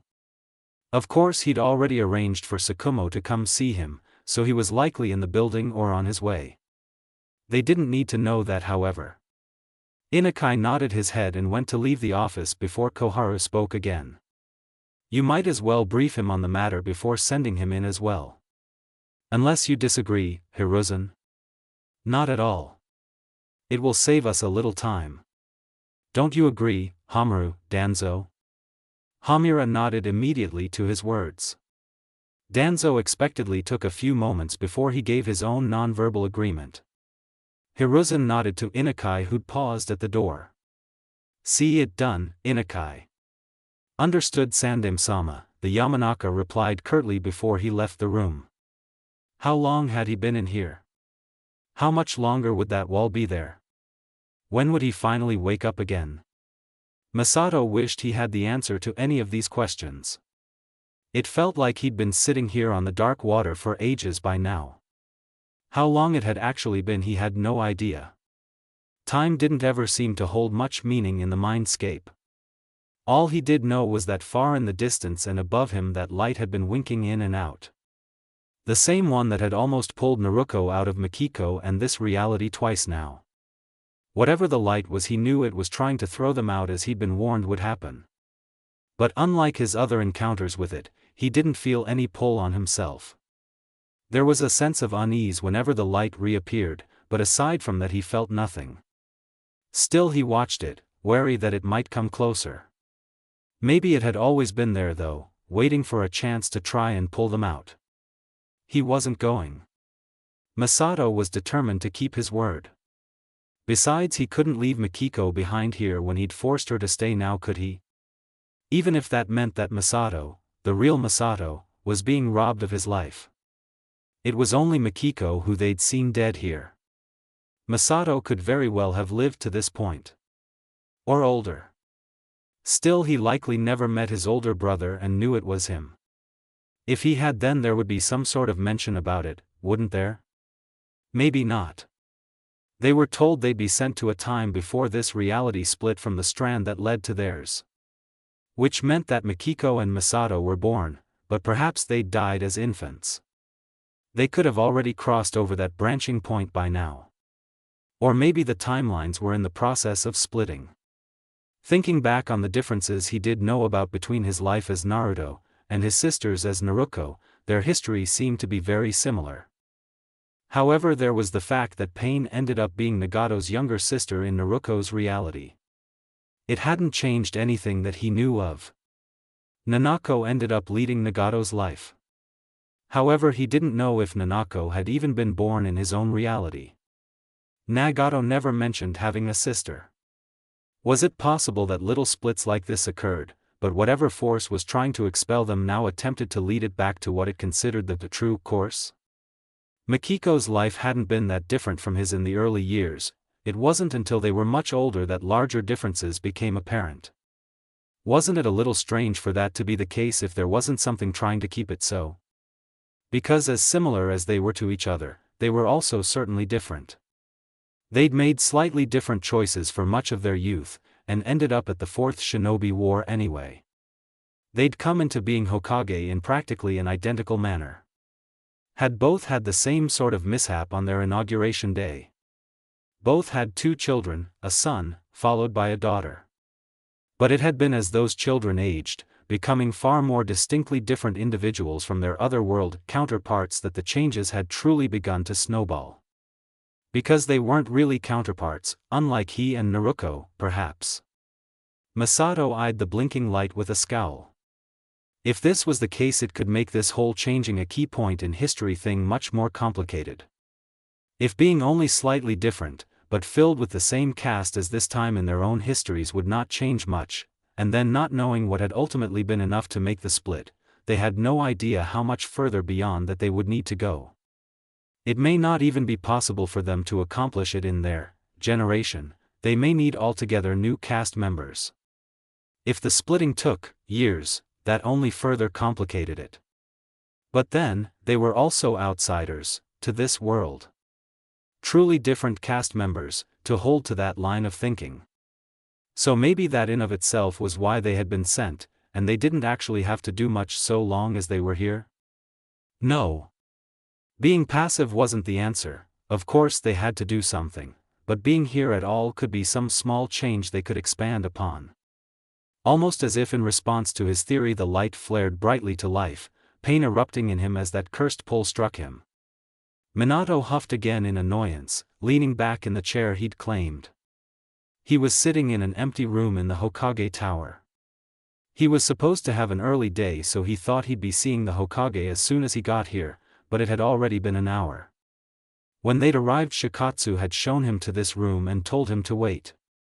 He'd left behind some reading materials for him, but it was stuff he was already familiar with. He'd read some of it, of course, but it had only taken 20 minutes before he couldn't concentrate on it any longer. Sure, it was still early in the morning to be sure. They'd arrived at the tower at 0500 sharp. What was really irking him is that they'd left Masato and Mikiko at the Nara compound in the care of Keiho-san. If he'd known he'd be away from them for this long, he would have insisted they take them along, even if they were both still sleeping. How much longer was he going to have to wait? He glanced down to the material Shikatsu had left again. Laws related to clan management in Konoha. This was frustrating too. If they intended for him to have his brother and sister registered and the clan status changed today, couldn't they have just sent him off to fetch Hashiro or Tsukumo so they could do the paperwork? He was half tempted to leave to do that.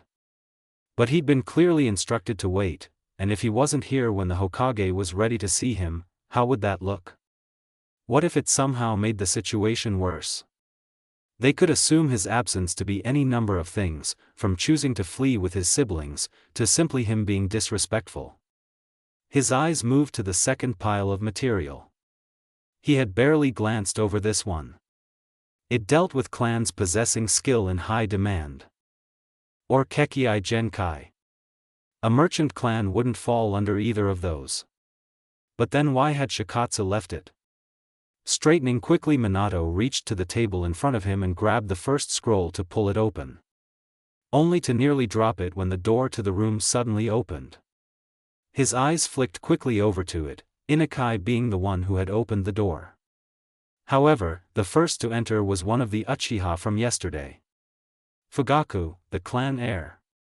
The second was Tsukumo. Minato, the Hatake, greeted him, but he seemed to be in a bit of a hurry. Inukai has explained the situation concerning your siblings. His voice and face was serious as he came over to sit across from him. The Hokage and council would like me to decide if they should be registered in the clan or not. What do you want? The blonde let out a tense breath he'd been holding since the door had opened. He let himself relax marginally. Tsukumo, unlike everyone else since they'd arrived in Konoha, had asked him what he wanted. And if it was now just a question of whether to register them or not, then that meant at least one hurdle had been overcome. However, it also meant that someone thought they shouldn't be recognized as Namikes, for whatever reason. An implication he very much did not like. Masato and Mikiko are my brother and sister. It's their birthright, he said as evenly as he could. And we're the only family the three of us have. This he said a little softer, but he held Tsukumo's gaze determinedly. In response Tsukumo smiled. It's decided then. His eyes turned to Fugaku then. Fugaku-san, did you happen to bring the paperwork along with you? The Uchiha in response stepped up to the table and set down 3 forms. A registration form for each, and a request form to change clan status.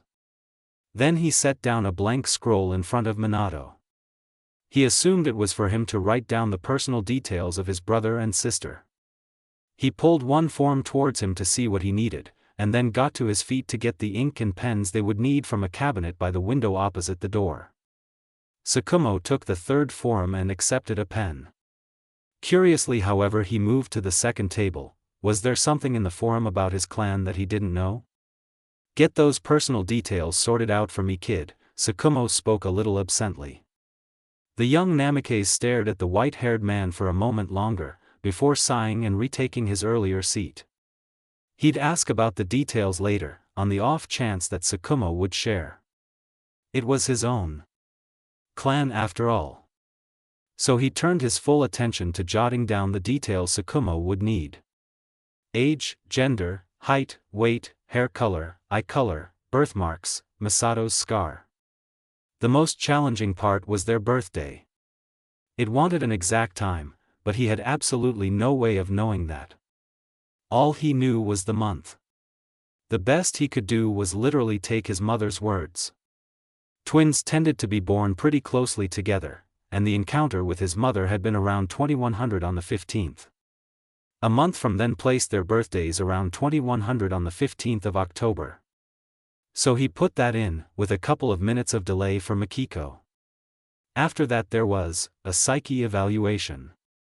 Which clearly wasn't something he could fill out. Nor Tsukumo. He slid the form and the scroll over to the other side of the table along with his pen. Unsurprisingly, Inukai slid into the seat across from him, filling in the psyche section on the 2 forms.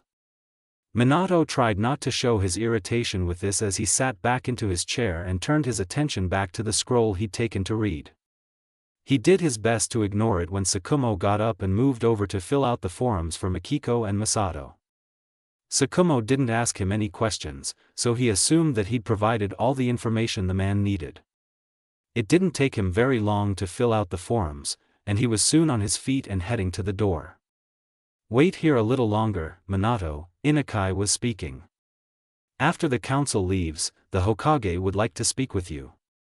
The boy had to grit his teeth against the want to declare he'd rather wait back with his brother and sister. Understood, he intoned flatly instead. The door to the room snapped closed. Forcing his eyes to remain on the scroll, he continued reading. Now where was he?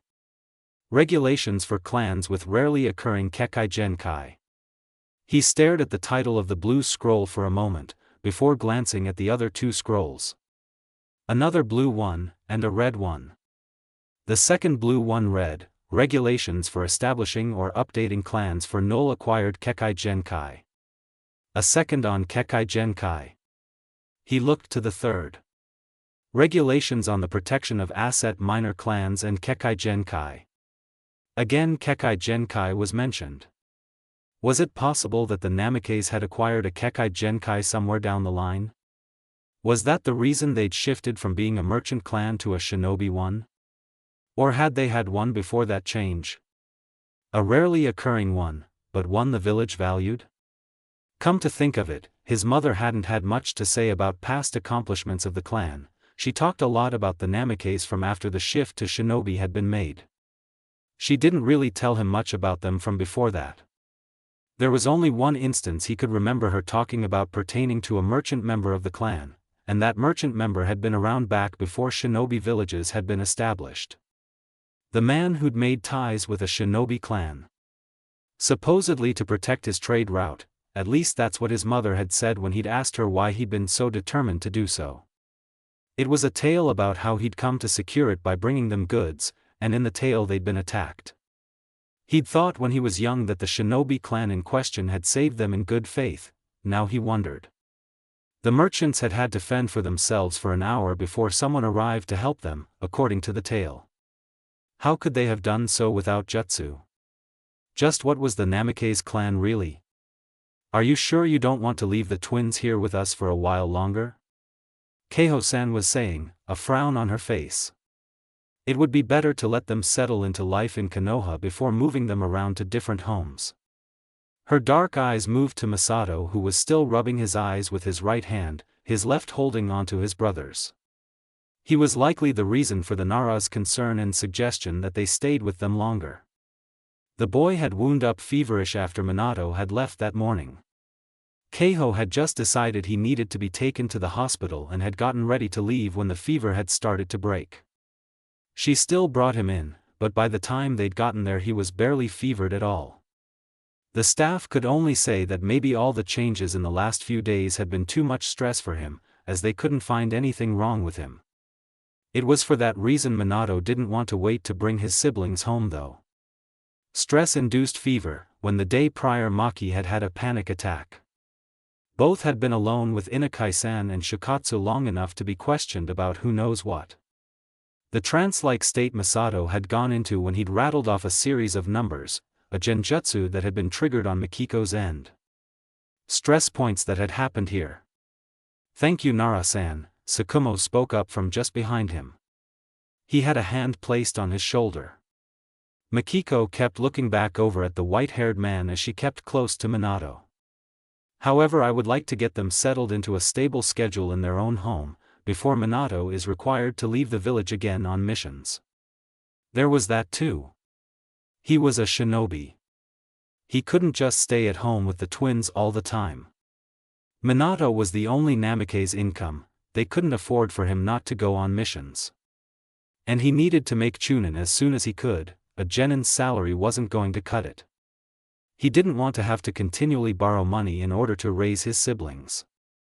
Thank you for your hospitality, Minato added politely, his usual smile in place.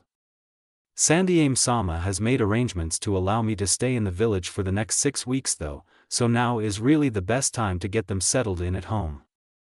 After 6 weeks he'd certainly be back on missions that took him out of Konoha one way or another.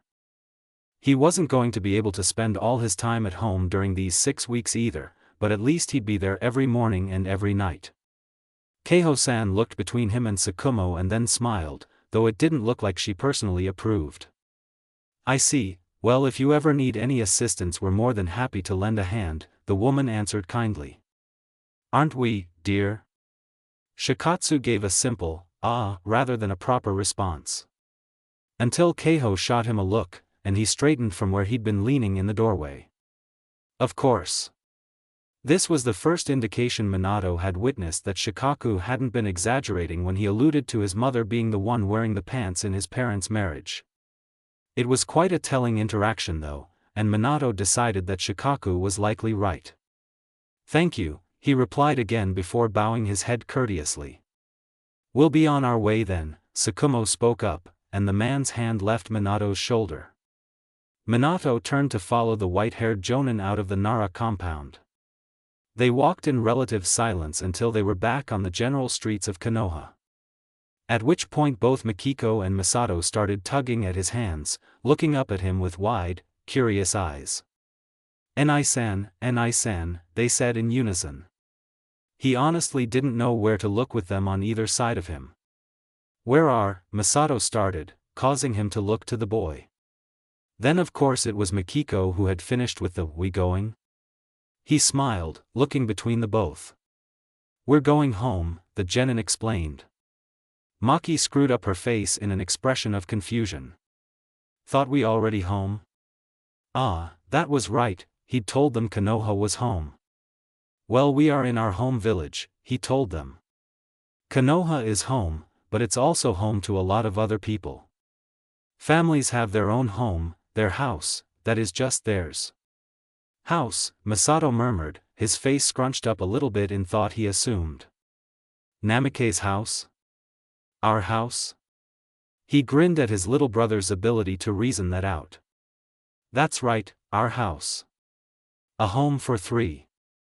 Home for three. It had always been that. Even after his father had died, after his mother had left. It never felt comfortable to him again once he was living there alone. But it was still home. An empty home that was missing something important, only having memories to give him the warmth of a family. A home wasn't much without a family. Not to Minato anyway. But now there would be 3 Namikes under its roof again. What had been little more than a place to rest his head when he wasn't on a mission would truly be a home again. A home for 3 like it always had been. Masato seemed very excited. Maki. Maki, he was chanting his sister's name with a huge grin on his face. We have a house. We have a house. If he hadn't known that they'd been living off the land while on the run, it would have been an innocent enough thing to say. It was pretty common for young families to live in apartments rather than their own house within a settlement as big as Konoha. Young families anyway. But Minato knew that wasn't it. While he kept his smile in place, it was difficult. His siblings had never had a place to come back to before. A place that they could feel safe and comfortable in. Somewhere that was theirs. A house, a house. Maki exclaimed back, just as excited. He turned his full attention back to the road, listening to his siblings excitedly enthuse over the idea of having their own house. He caught Tsukumo's gaze as the man walked ahead of them. It was just for a moment, but the look was certainly a knowing one.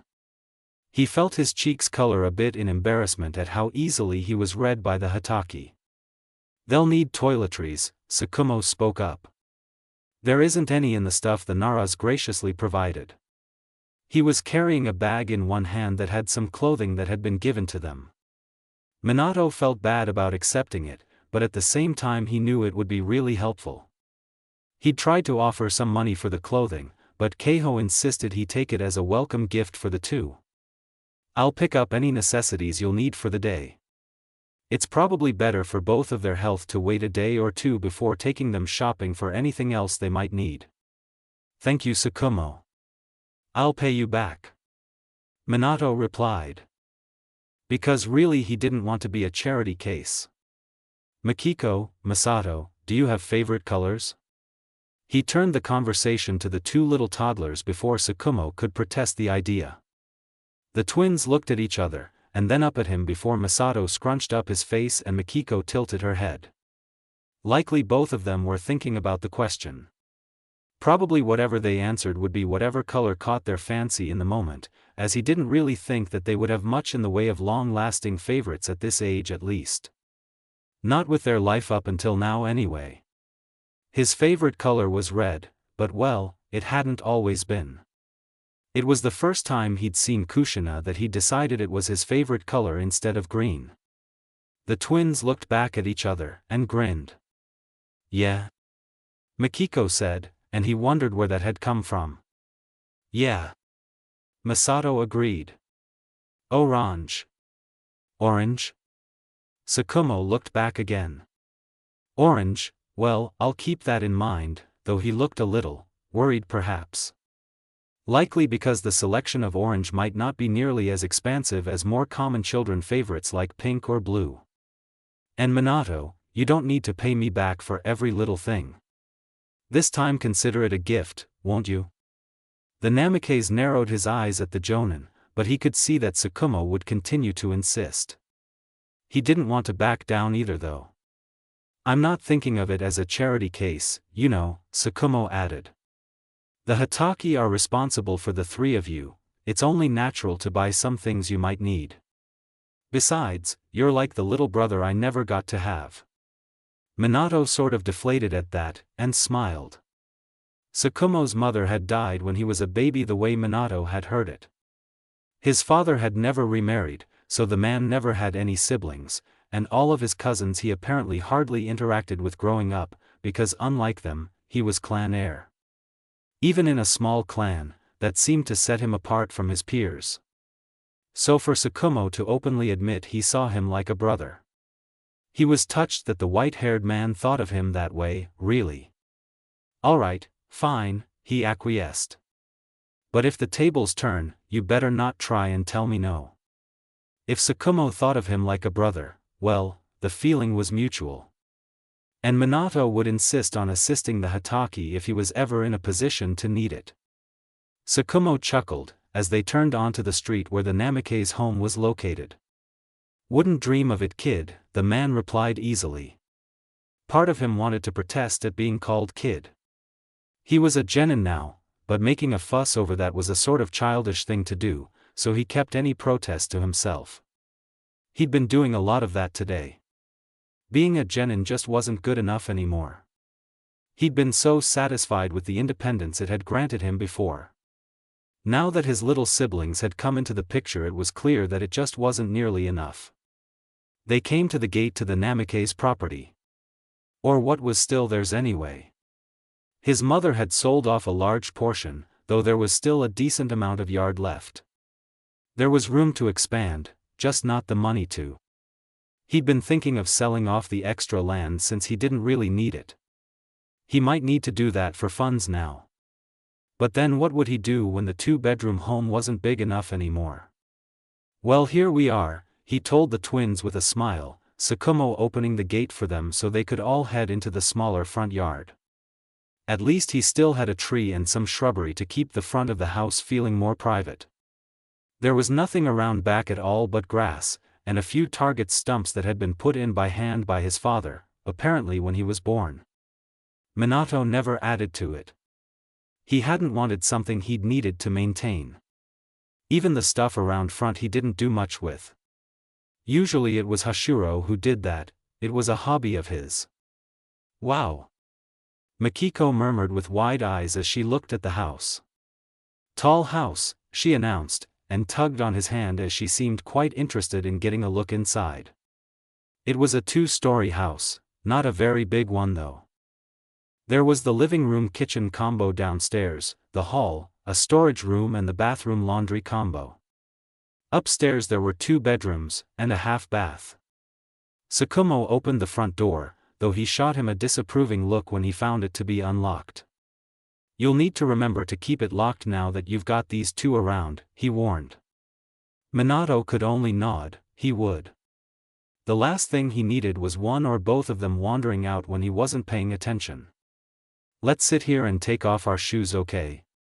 He instructed his siblings to sit with him before stepping up in the hall. Tsukumo pulled out 2 pairs of slippers from the bags he'd brought, handing him 1 pair before he squatted to help Masato take his shoes off and put the slippers on. Minato helped Mikiko since she seemed a lot more wary about letting other people help her with things than her brother did. "What other favorites do you have?" Tsukumo was asking Masato as he assisted the boy. "Favorite animal?" "Froggies," the boy announced without missing a beat. "Froggies and foxes." Mikiko chirped though she hadn't been asked. "Yeah. Foxes too." Masato readily agreed with his sister. Come to think of it, some of those patches on their clothing had been vaguely shaped like animals. It was a little strange they liked those 2 animals, but maybe those were the ones they could remember if Haruka had actually told them the patches were animals. She'd used to patch his clothes with little frog appliques when he was that small. Tsukumo laughed. "Frogs, huh? Your Enai-san likes them too, did he tell you?" the white-haired man told the 2 siblings who looked at him with wide eyes before giggling and clinging onto him. "Froggies are great," they said in unison, and he couldn't help but laugh with them. "Yeah, they are pretty cool," he found himself saying. It wasn't a lie either. It was fascinating how they went from being born in the water like a little fish to becoming hopping creatures, losing their tail for 4 legs instead. The Namikaze could see that the Hatake didn't agree, but that was no surprise. Tsukumo had summoned trained Ninken. The Hatake were a dog family. Not like the Inuzuka, who usually only had 1 dog, that could grow quite large and were mostly of the same breed. The Hatake made their name in training any dog, and sometimes other animals, and finding a way to be able to summon them so they didn't have to be with the shinobi all the time. Their Ninken weren't like a regular summons, but they weren't like the Inuzuka Ninken either. He wouldn't have minded having one if he could, but there was no way the Hataki would impart the secret that allowed them to summon their furry companions with someone from another clan. A clan needed to hold on to whatever speciality it had, or there was no point of them being there. Nothing setting them apart. Then again, that was a path purposefully chosen by some clans when they joined the village. They were talked about in history classes, but you never heard about anyone who descended from them now, or you rarely did. What did the Namikaze have that set them apart though? How were they able to become a shinobi clan from a merchant one, on the surface level? They had always been at least partly a shinobi clan, wearing a merchant face, and he'd never even suspected it until today. Some shinobi he was turning out to be, to not have noticed something about his own family until someone outright said it. There was really so much he'd not even considered until today. And he may not have even thought of some of it for days, weeks, or months longer, if it wasn't for the older shinobi around him. As annoying as the morning had been, it was also informative. Finally the door to the room opened again after he finished reading and then rereading the 3 scrolls he'd previously ignored. The person at the door was the Uchiha again. Protection of asset clans. The reason why Fugaku was there could be related to that. If it was just about the paperwork, then someone as high up in the police force chain as the clan's heir wasn't really necessary, right? Not if his clan was just one of the other small clans that really didn't have anything that special about them when you compared them to the big names in the village that held enough weight for political positions to be granted to them, or in the Uchihas. Home security. The Uchiha were also apparently involved in efforts to preserve clans that were in danger of being lost. Protecting them from larger clans perhaps, he wasn't entirely sure. That wasn't the only precaution though. The whole thing about him not being able to head up his clan until he reached Chunin and 16, or Jonin at any age seemed to be because of this as well. There was still a lot to consider about what he'd read in those scrolls, and about the presence of Fugaku. And not all of it would be pertinent, of course. He had to also separate what actually was of value in his circumstances, from everything else. The Namikaze clan had to be more than he had ever thought. And more than he even suspected as the day started. There was clearly so much left for him to figure out. Namikaze, Fugaku spoke lowly. Sandem-sama is ready for you. Ah. Fugaku as the messenger of the Hokage? Yeah, that was certainly a bit strange in his mind. Still he got to his feet, both annoyed and relieved that finally he was going to see the Hokage. Hopefully he'd get some answers about all of this. He followed Fugaku to the Hokage's office, and then preceded him inside. Tsukumo was still there, but when he met his gaze he didn't smile like Minato half expected him to. Well, that just meant that whatever this was about was going to be a serious discussion. Whether that was bad or good for him he'd have to wait and find out.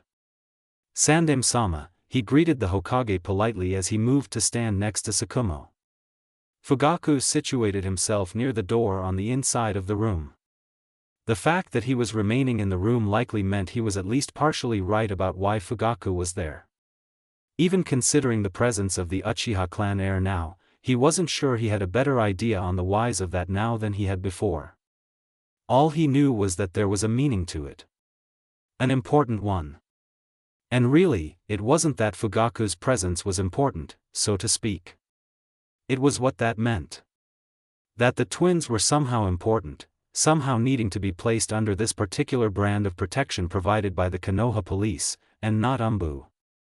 So it was sensitive, but not of such immediate importance as to require the highly secretive Umbu who answered directly to the Hokage. And he needed to know why. Despite everyone acting as though he was too young to be privy to those details. Namikaze Minato, the man responded evenly, his usual smile replaced with a more neutral expression. I apologize for having you wait so long, however you'll be pleased to know your brother and sister have been officially recognized as Namikaze, and your clan re-registered among Konoha's active clans. Well, he'd guessed that was what was going to happen when the paperwork had been brought in earlier. Still, hearing it said by the Hokage was a lot more reassuring than just guessing that was going to be the case. His siblings weren't going to be taken away from him, for now at least. Thank you, Hokage-sama, he voiced as he was sure the man expected him to say something. For a moment he smiled before he continued on to inquire.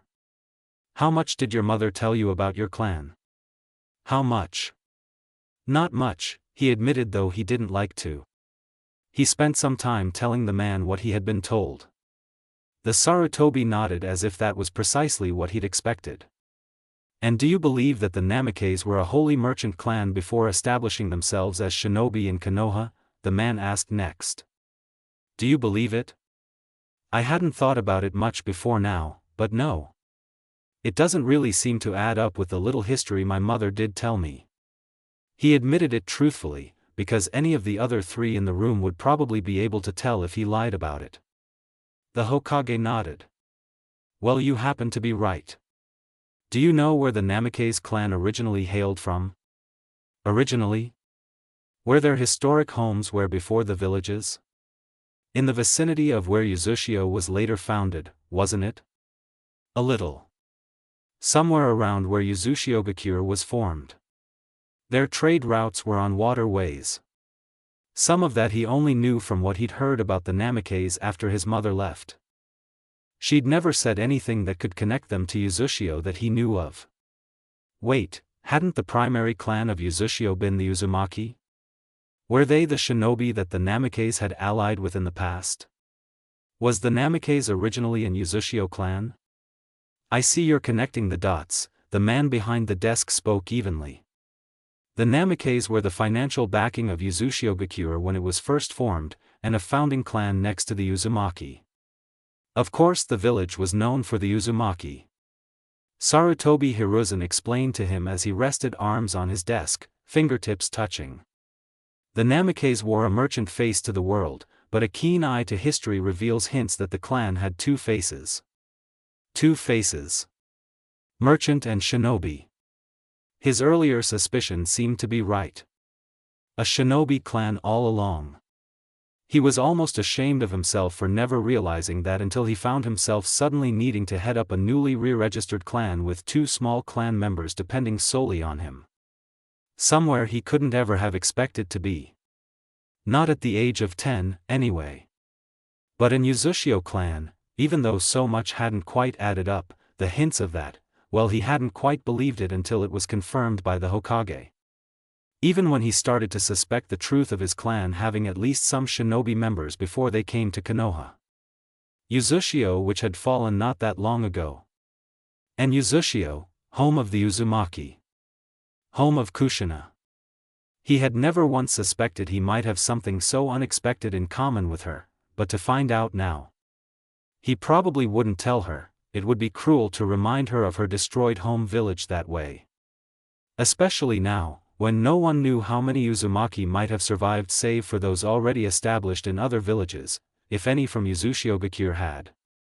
And he also felt a little ashamed, because he didn't know that much about Uzushio-gakure, where his clan was from, one more thing about his own clan that he didn't properly know about. How they were in the village, how many there knew they were not just merchants. Even the Hokage didn't seem to know.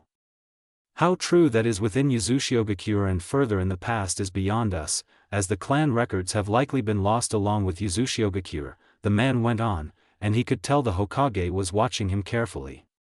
He frowned and turned his eyes away for a moment. He remembered when he'd heard that Uzushio had been attacked and destroyed only a few months ago. It was what had set them off on these border patrols in anticipation of war, as Uzushio was Konoha's closest ally. The only one that had been their ally from founding. Before then, to an extent, as the Senju and Uzumaki were supposedly related to some extent. But Uzushio was gone. And if the Namikaze were from there originally, that very well could mean their history was gone now as well. His heritage. They'd only have whatever had made it to Konoha. Sure, there could be other Namikaze out in the world somewhere, but they might not have any information on the clan's past. If they did, there was no guarantee at all that they would share it, or even be on friendly terms with Konoha. However, the leader of the village went on, drawing Minato back out of his thoughts. There are still some clan records here in Konoha. While you aren't the clan head, you are the current heir of the Namikaze clan leadership, and as such there is one scroll you can be permitted to read. He looked intently at the Hokage at this news. There was something he could read that might have some answers. However, I must caution you against attempting to dig for more information. It wouldn't be wise for you to attract more attention to your little family with your twin siblings having just arrived in Konoha. With these words, the Hokage's tone of voice and his expression remained unchanged. But Minato couldn't help but feel like the words were very nearly a threat. He clenched his hands beside him. When you wish to read the scroll, ask Tsukumo to bring you to the clan archives. He has the authority to retrieve it for you. So he couldn't even retrieve it himself. There had been a moment then he had almost spoken back to the Hokage. Because the restrictions on him for his age and rank had never felt more unwarranted, unfair, than they did in that moment. To be denied the ability to even look into his own clan records. As one of the few surviving members of the clan in this village, it had rankled. But he had already been warned by the Hokage to keep his emotions in check. To not act upon them recklessly again. So he bit his tongue. Answers as was expected. He'd play by the rules. Or at least, he'd try to. I understand, he said lowly, though he really wasn't happy about it. All he had learned about his own family was that they had always been shinobi and had hid that fact. There were any number of things that fact could mean. For him. For his siblings. For the reason why Fugaku was present. Good, the brunette man answered with a nod. Now, on the matter of supporting your siblings and seeing they are well taken care of while you take missions. Hiruzen changed the subject. Currently we have reassigned D-rank missions to the academy students due to the rising tensions with other villages. In a few months' time we will hold the Chunin exams again, and I'm sure you would like to achieve the promotion in quick order for the monetary benefits. Minato couldn't help but raise a curious brow at this. D ranks being reassigned, preceding a mention of the Chunin promotion exam being held soon. It was a strange combination.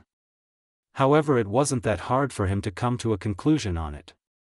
Are you suggesting I stay in Konoha and supervise academy students on their D-rank missions, for leadership experience prior to the exams? Hiruzen smiled now. You are a bright young genin, he said with approval. Yes, that is one option you can take. You've enough missions under your belt to qualify for the exams. This offer from the Hokage had been a needed windfall for him. Though he was frustrated it was necessary, and that it was also yet one more way he was being treated as, well, almost like a child, due to his rank. But he couldn't argue with the logic, even now.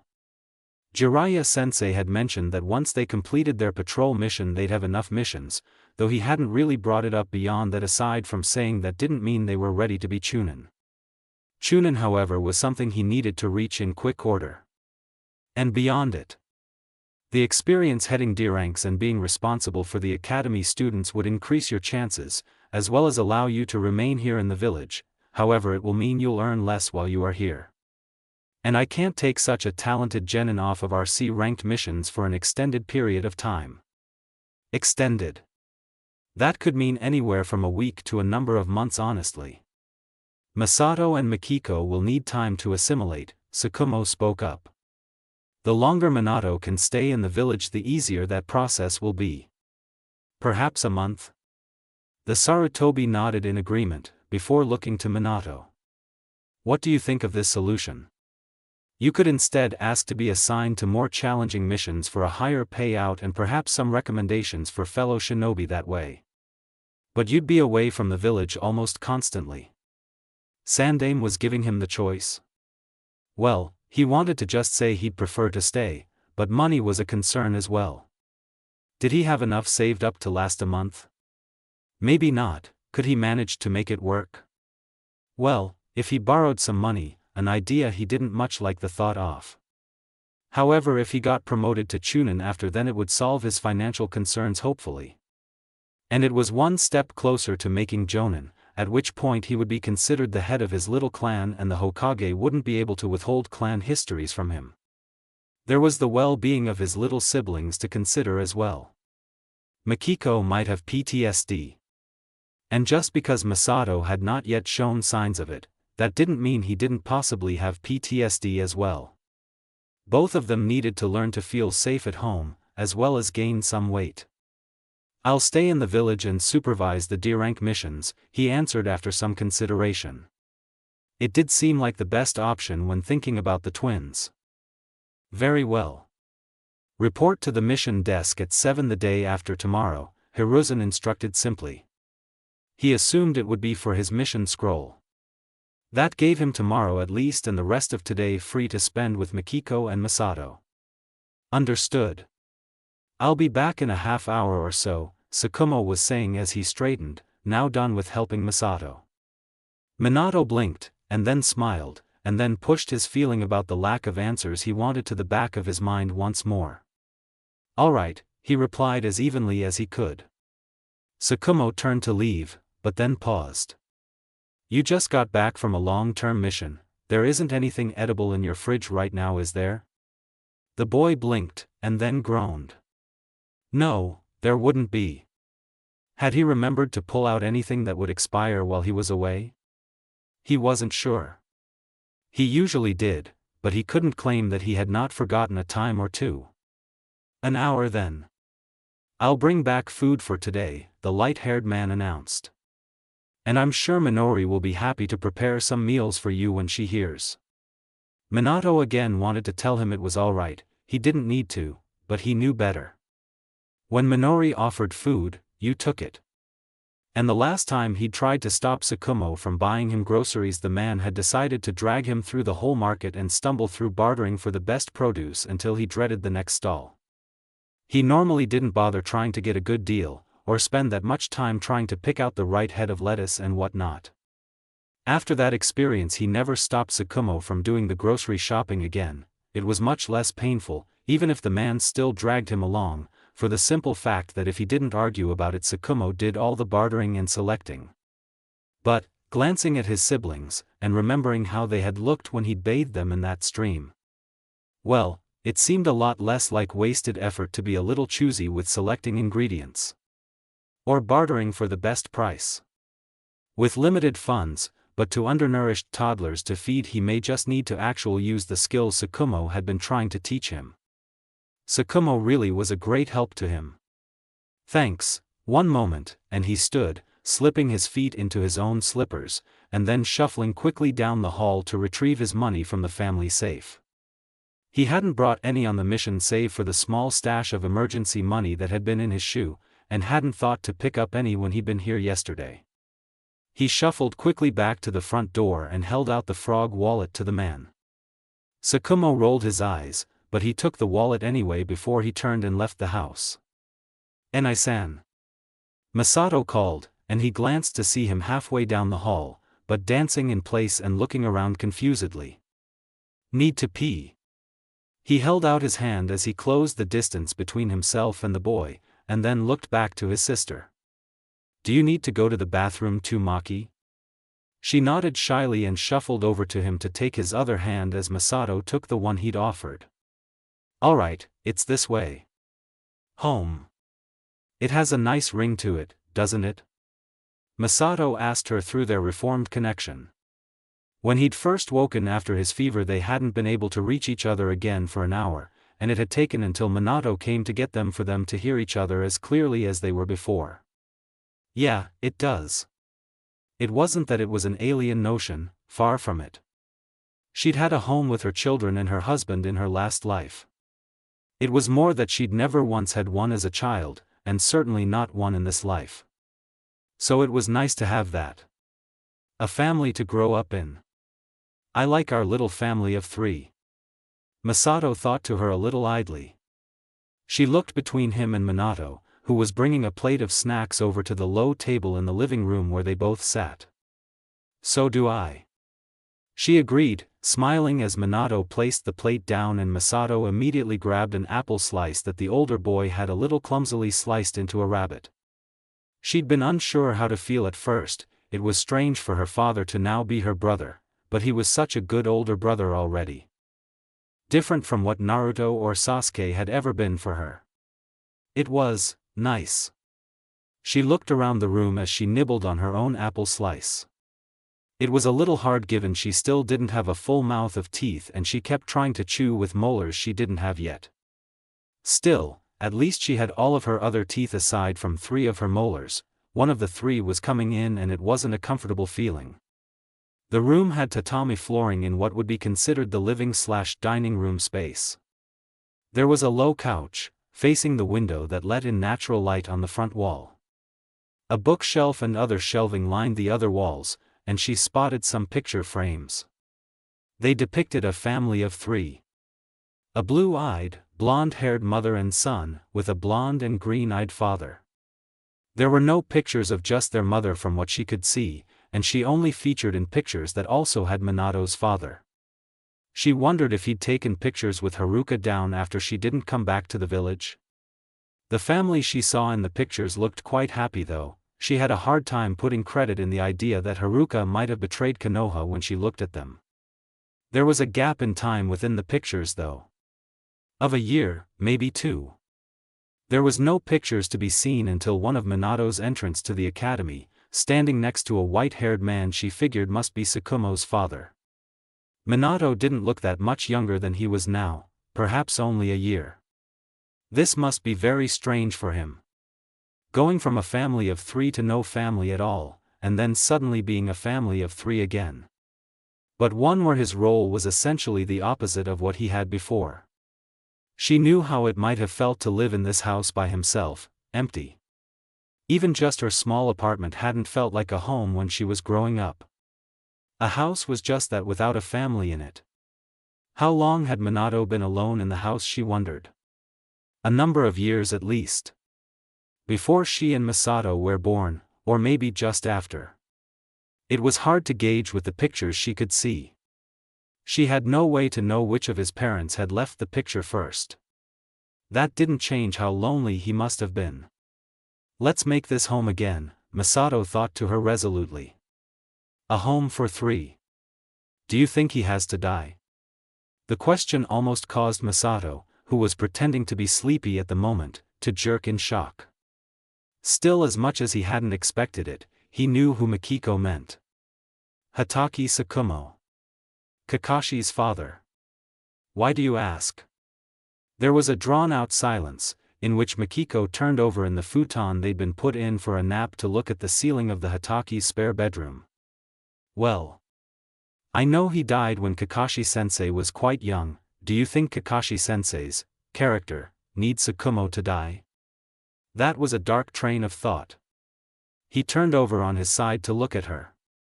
I don't know. I never really dug into it when I saw the record stated Tsukumo's death as suicide. And he hadn't, it just felt wrong to dig into something so personal for curiosity. A curiosity that had started when he'd wondered where the rest of the Hatake clan had gone. He'd discovered that there was actually a decent amount of Hatake blood still about the village, and instead the members had all chosen to take on the last names of their spouses when they got married. A trend that he'd traced back to the same year as Hatake Tsukumo's suicide. I didn't really either, but now I kind of wish I had. Mikiko thought at him, rolling onto her side as well now. They looked at each other for a moment before she closed her eyes. What if Kakashi-sensei doesn't learn our golden shinobi rule if his father doesn't die? Or if Obito doesn't get crushed under that rock? Or to Enai-san and Kushina don't die? Masato allowed himself to frown, and took his sister's hands. None of them has to die. If Kakashi doesn't learn, then we'll find a way to teach it to him. But he was actually worried that if they tried to prevent those deaths someone else would die. Something else would happen to Kakashi.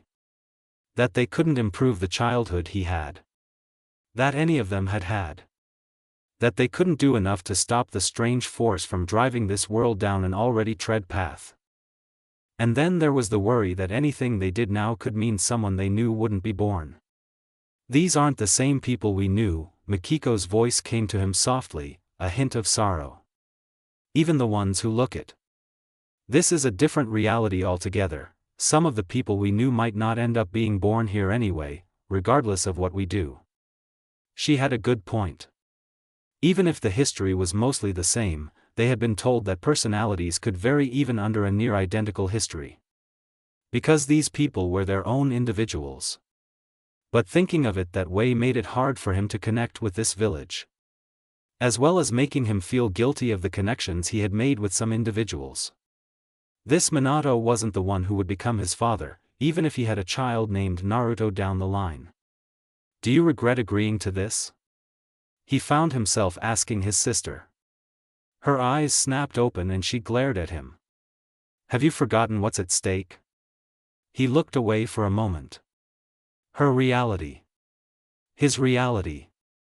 Both of them would end because of a hole caused by the ending of this one ending. 3 worlds filled with people. Villages. Families. Makiko reached over and pinched his arm. It's bigger than that. Bigger? You know what happens when you rip cloth and don't fix it, that could happen here too. One hole could cause the entire thing to unravel. Masato felt for a moment as if he would choke.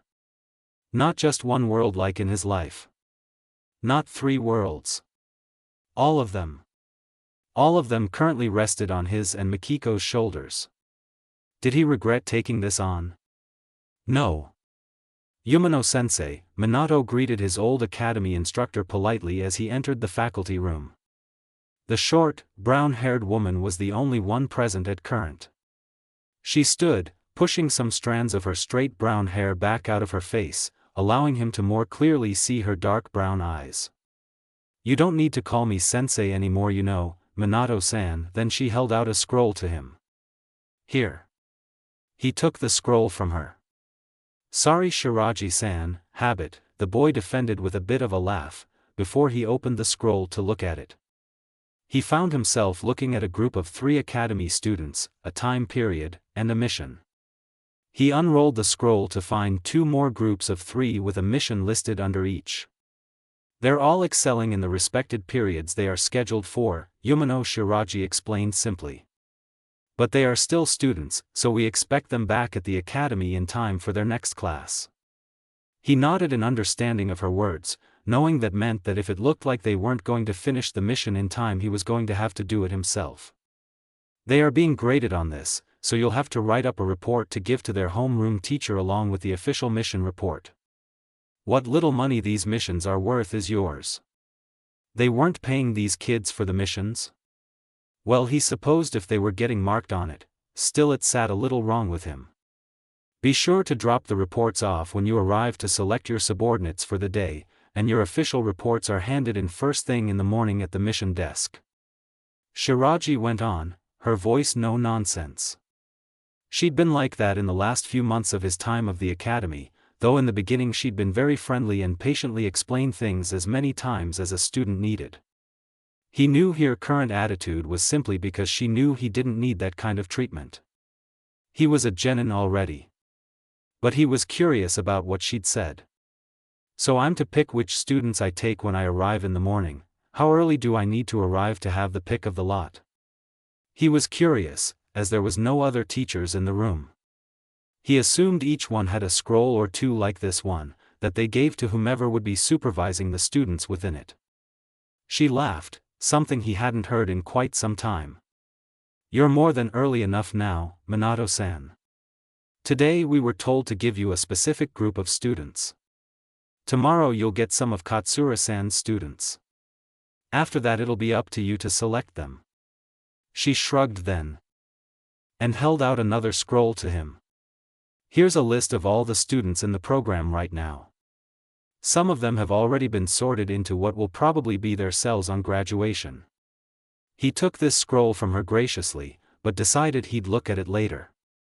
Most of the genin and chunin doing this tend to wander in around 7:30 to 7:45. So as long as you're earlier than that you'll have plenty of choices. He smiled at the woman, genuinely thankful for her advice.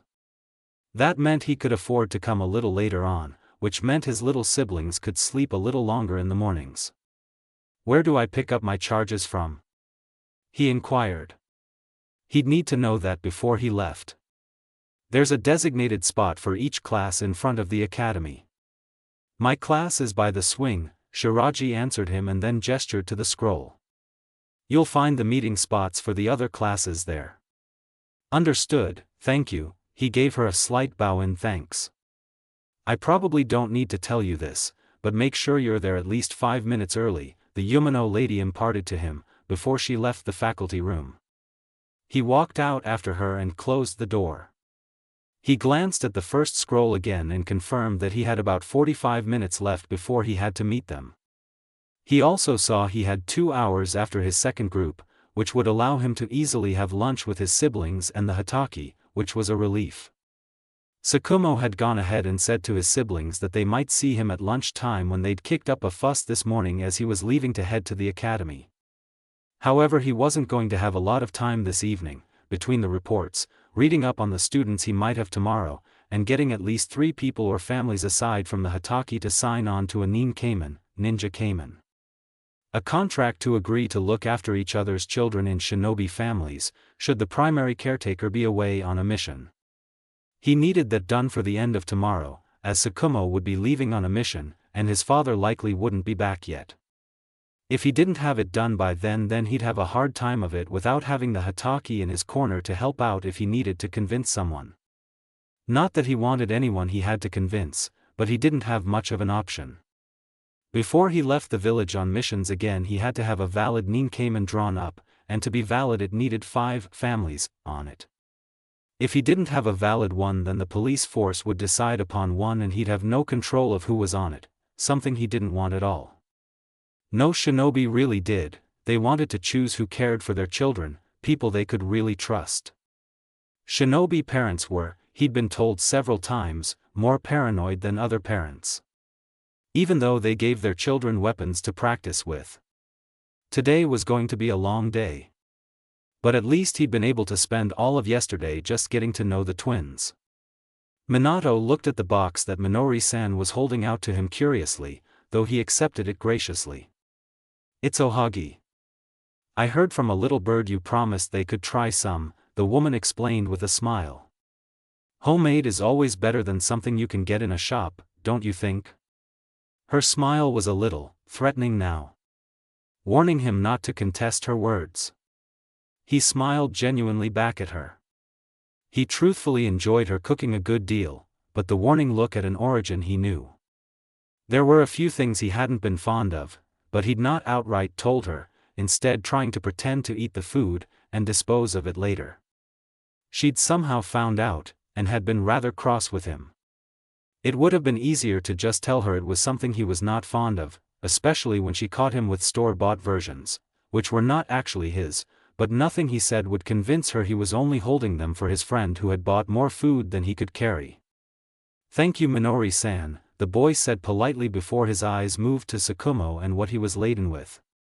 Realizing it was likely meals for them, he stepped aside for them to come in. Please come in, would you like some tea? Yes, thank you, the Hataki woman replied as she stepped into his home and removed her shoes, sliding into one of his extra pairs of slippers for guests. And I'll use your kitchen to warm up some lunch. He knew better than to protest that idea. Alright, I'll just go get Maki and Masato. They were having a nap, but they should be awake again by now. He'd just about gone to make lunch himself before the arrival of the Hataki, knowing his siblings would probably be hungry when they woke. He heard a door open upstairs, and almost laughed.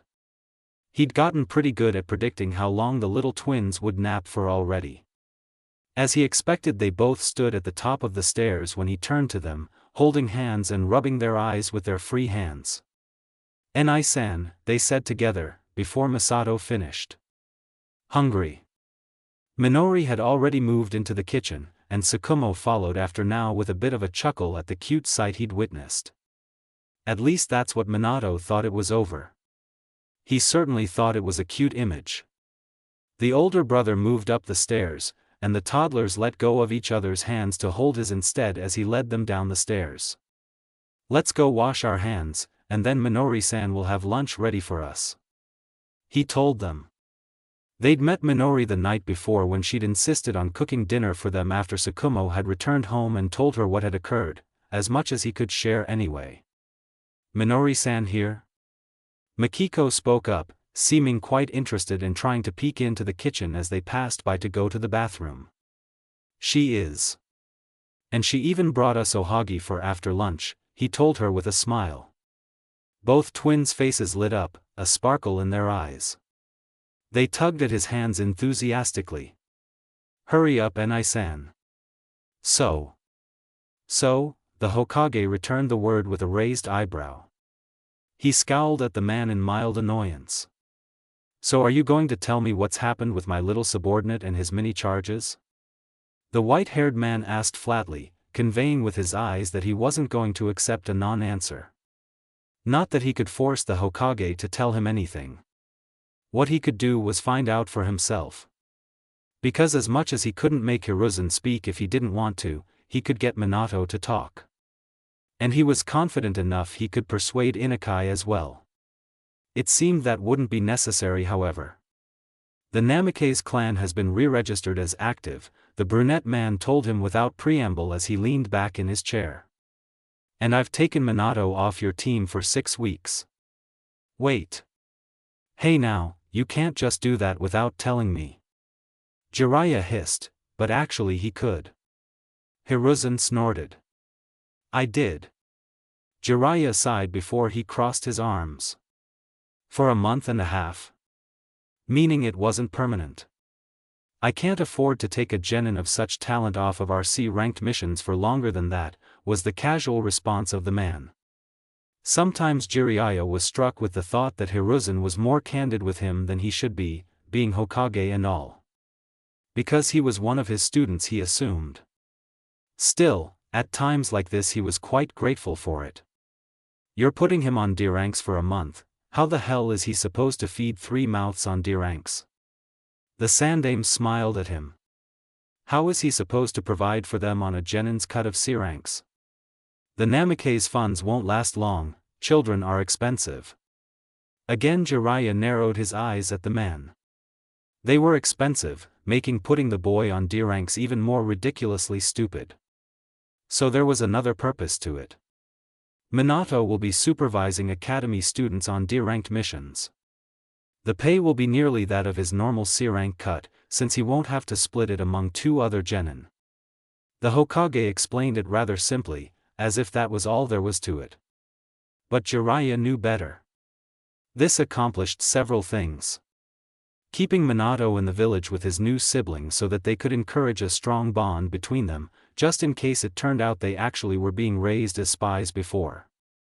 However, it also meant that the village was saving money on D ranks. A large portion of the village's cut from missions was set aside to pay the jonin who took their little squads on paltry D-ranked and supplement C-ranked missions, to ensure the jounin was always paid enough to meet their financial needs, not a cent more however. Having academy students do the D-ranked missions meant not having to pay them should it be made part of their mark. None of the shinobi parents would complain about that, though civilian parents of academy students might have some issue with it. Likely they wouldn't be the kids taking these missions however, as it was bound to be limited to students doing well enough in their classes they could afford to miss some of them. Clan kids for the most part. This meant the money the village usually had to set aside for jonin with a genin squad could be used elsewhere.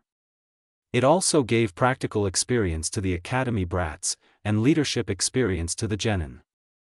Minato couldn't raise his little siblings, and provide for himself on a genin's income. Chunin. The Hokage was looking at Minato as a promotion candidate to fill out the ranks of Chunin before a war started.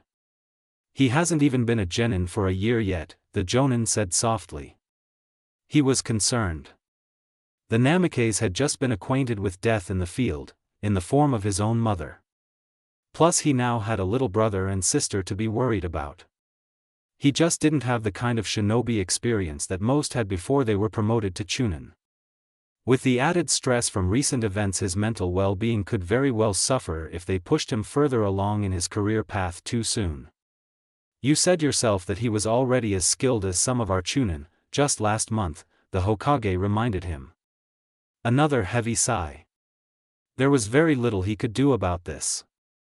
Minato would probably be furious with him if he got in the way of him being promoted. He needed the money after all. I know, he answered lowly, but that doesn't mean he can't break. He was still only 10 years old. Sure, he himself had become a genin at 6, but those had been different times. Well, not so different anymore. Ohagi wasn't her dessert of choice. There were other sweet things she preferred, traditional or not. She'd tried a lot of different sweet treats thanks to her friends all having a different taste. Different dango and mochi. And mitsu. Different daifuku. Yokan. Ice cream, crepes, cakes, cotton candy. And more, of course.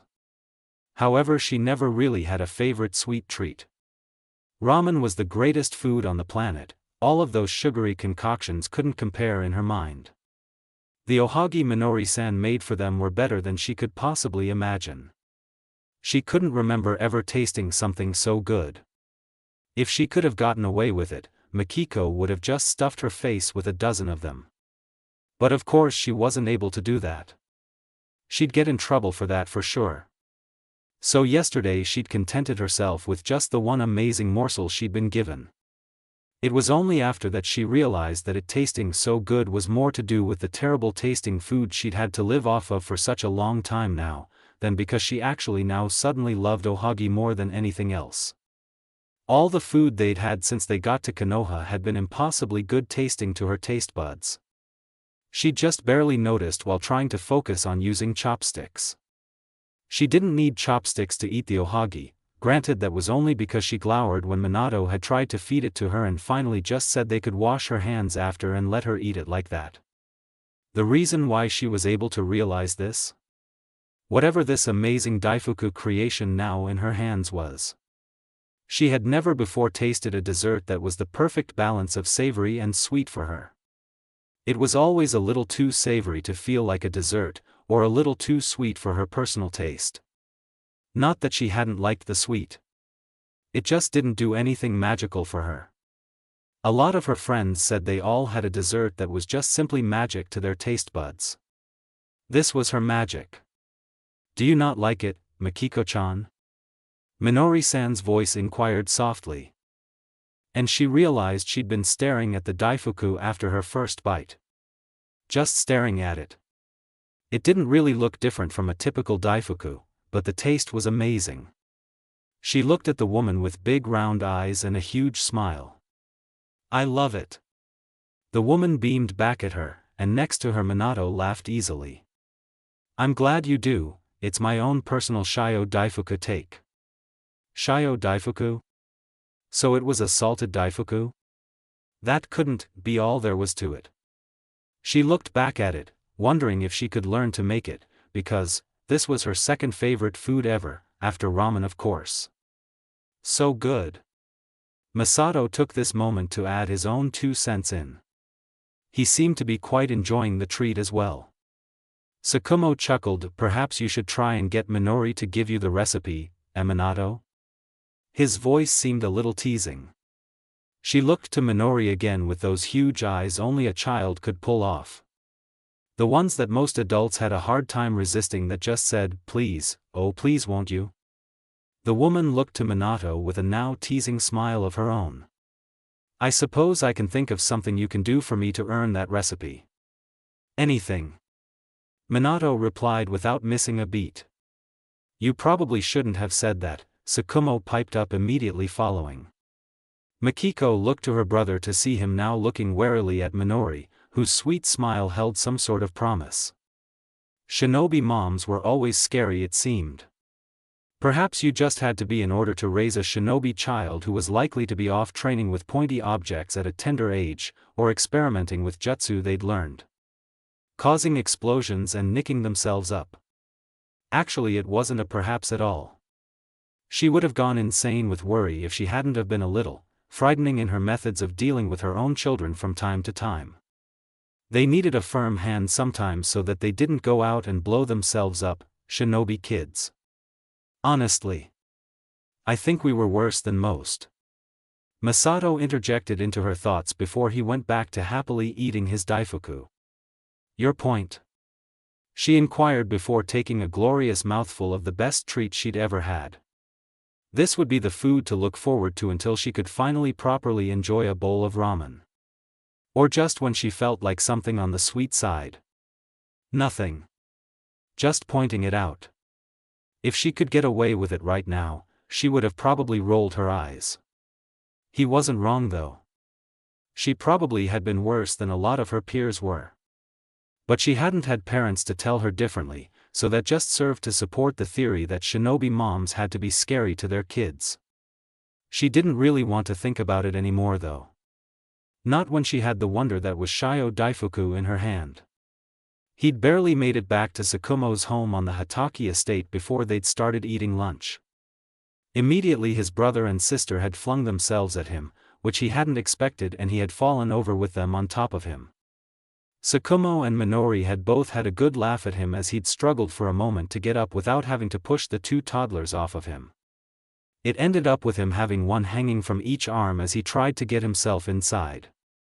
Finally Tsukumo had cleared his throat and told them they needed to wash up before lunch, which they couldn't do hanging from their brother. He'd lowered his arms so that they didn't fall when they let go of him, and then the three of them went to wash their hands. Lunch had been good, as expected. Minori was an excellent cook. Afterwards she'd brought out her Shio Daifuku. He liked them, but it wasn't his favorite of the sweets she'd given him before. In fact, he preferred the ohagi they'd had yesterday. But Misato and Mikiko had seemed so excited to try something new. And then Mikiko had stared at it once she'd taken a bite. He'd been worried she'd spit it out and call it yucky, incurring Minori's wrath. Which would naturally fall on him rather than the little girl. But instead she declared she loved it. Quite a lot it would seem, with how she savored every bite, her eyes filled with such joy that he almost forgot that she'd had such a hard time in her short life so far. And then he'd gotten roped into agreeing to do some unknown task in order to learn the recipe. Or tasks, more like it. He inwardly groaned, but in the end he thought it would be worth it. It was the first time he'd seen both his brother and sister so blissfully happy since he'd met them. Unfortunately he didn't have the time to enjoy it for long. Tsukumo cleared his throat again and reminded him of the time. In a hurry he'd had to leave to grab his third team of the day and take them on their mission. Thankfully he'd gotten to the academy in time. Barely. He'd have to be more careful in the future. In contrast to his first two groups, however, these kids didn't even bother pretending to like him. They were mostly younger than the other kids had been too. The first group, all boys, had been an 8-year-old, and 2 9-year-olds. Being that they were in Shiraji-san's class, and he didn't recognize them, they must have started their first academy year when he graduated in the spring. However, it would be naive of him to think they had a year and a half left in their academy career. These were the kids doing well enough in a class they could miss it. They could graduate in one like he had. Genin were getting younger again. It was a little bit of a worrying trend, but not something he could personally do anything about. His second group of the day had been a Hyuga girl, and 2 Aburame boys. All only 7 years old. However, they were fairly talented, and listened well to instructions, even if they sometimes shot him an annoyed look like, "You're not that much older than me, stop bossing me around." The last group, however, had him shocked. Sure, he'd read it in the scroll, but reading it and seeing it were two different matters. The first problem with them was that they had just been grouped together because everyone else they'd been with had complained vehemently about it. This wasn't their finalized cell according to the scroll. Second was that they were all clan kids, and it was noted they were too prideful for their own good. The first one wasn't really an issue compared to the other two. She was a brunette Inuzuka with purple face paint, who glowered at him simply because she could smell a Hataki off of him or something. It was well known that as kids the Inuzuka and the Hataki didn't get along, but they were quite friendly with each other once they got over their childish "my ninken using family is better than yours" idea. However, she and her dog Kuramaru had calmed down once they'd established that he wasn't a Hataki. Yes, Inuzuka Tsum was the least of his problems in this group. For starters, she was the oldest of the three, being 8. The second one was a lighter-haired than normal Uchiha, and initially Minato thought they could wind up being the most challenging one he had to deal with, simply being an Uchiha. The few he'd come across in the academy had always acted better than the other students, and when someone bested them they would fall back on, "Well, you'll never beat me when I get my Sharingan." The 6-year-old Uchiha Kotomi wasn't quite what he'd been expecting. She didn't seem to mind Tsum at all, in fact, aside from when she was loud, which clearly annoyed her. But she didn't once tell her to shut up, or glare at her, just suffered through it with a sigh, or winding her fingers through her dark brown ponytail in nerves. However, she didn't seem to really like him. And it did have to do with the Sharingan, just not in the way he'd expected. She'd snapped at him that she wasn't all about her eyes, so stop looking at them. How could he be polite and look at her without looking at her eyes though? A tough one.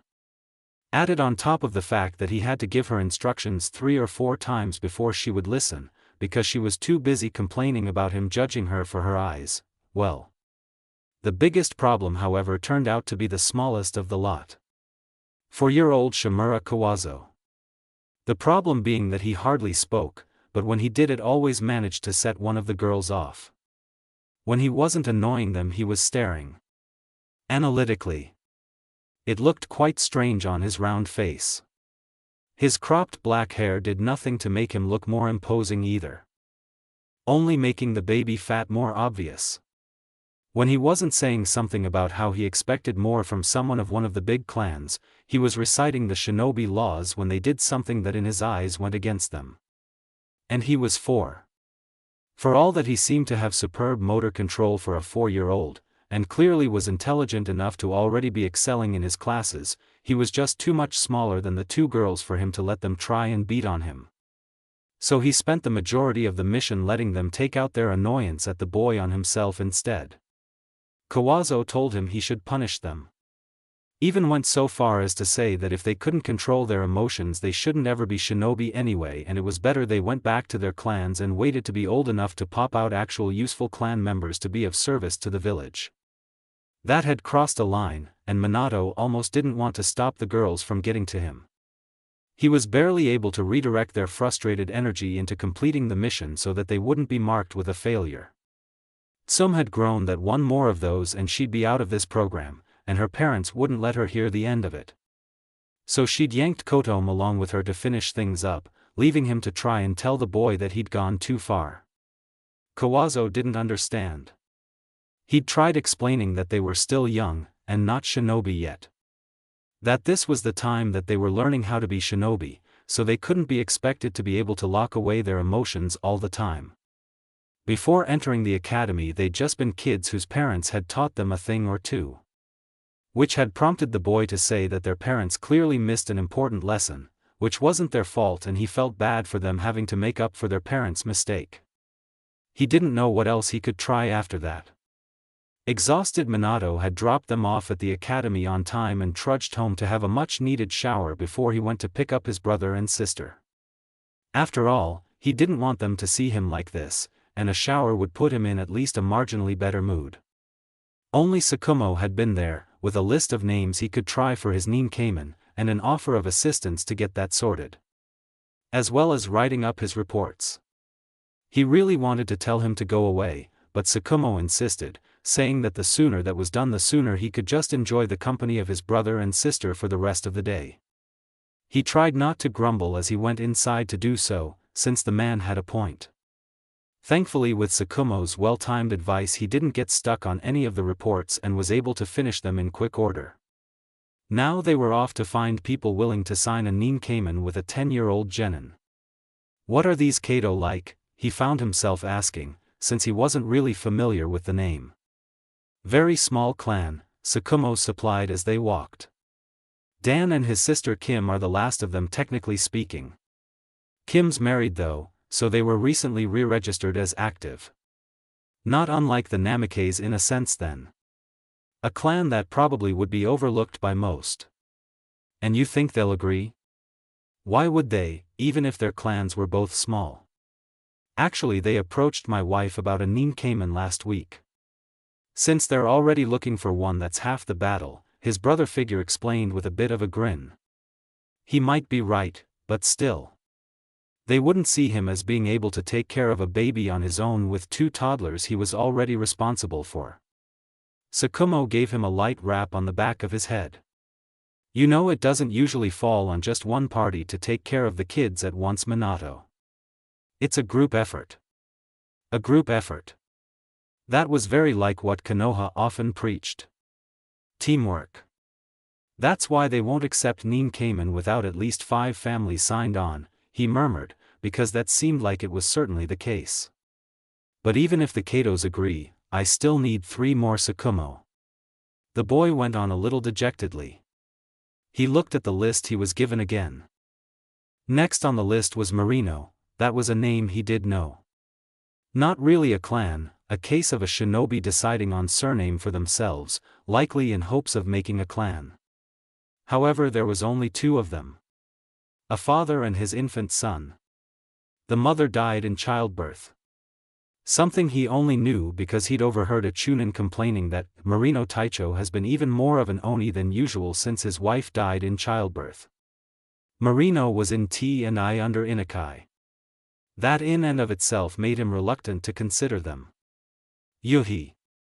A name he connected to Shinku. A shinobi who was apparently from 2 different clans but chose not to be a part of either, at least that was the rumor. He came in as a guest instructor at the academy sometimes, but mainly he instructed the genin corps from what he heard about the man. He'd not had a problem with him the few times he had met him though.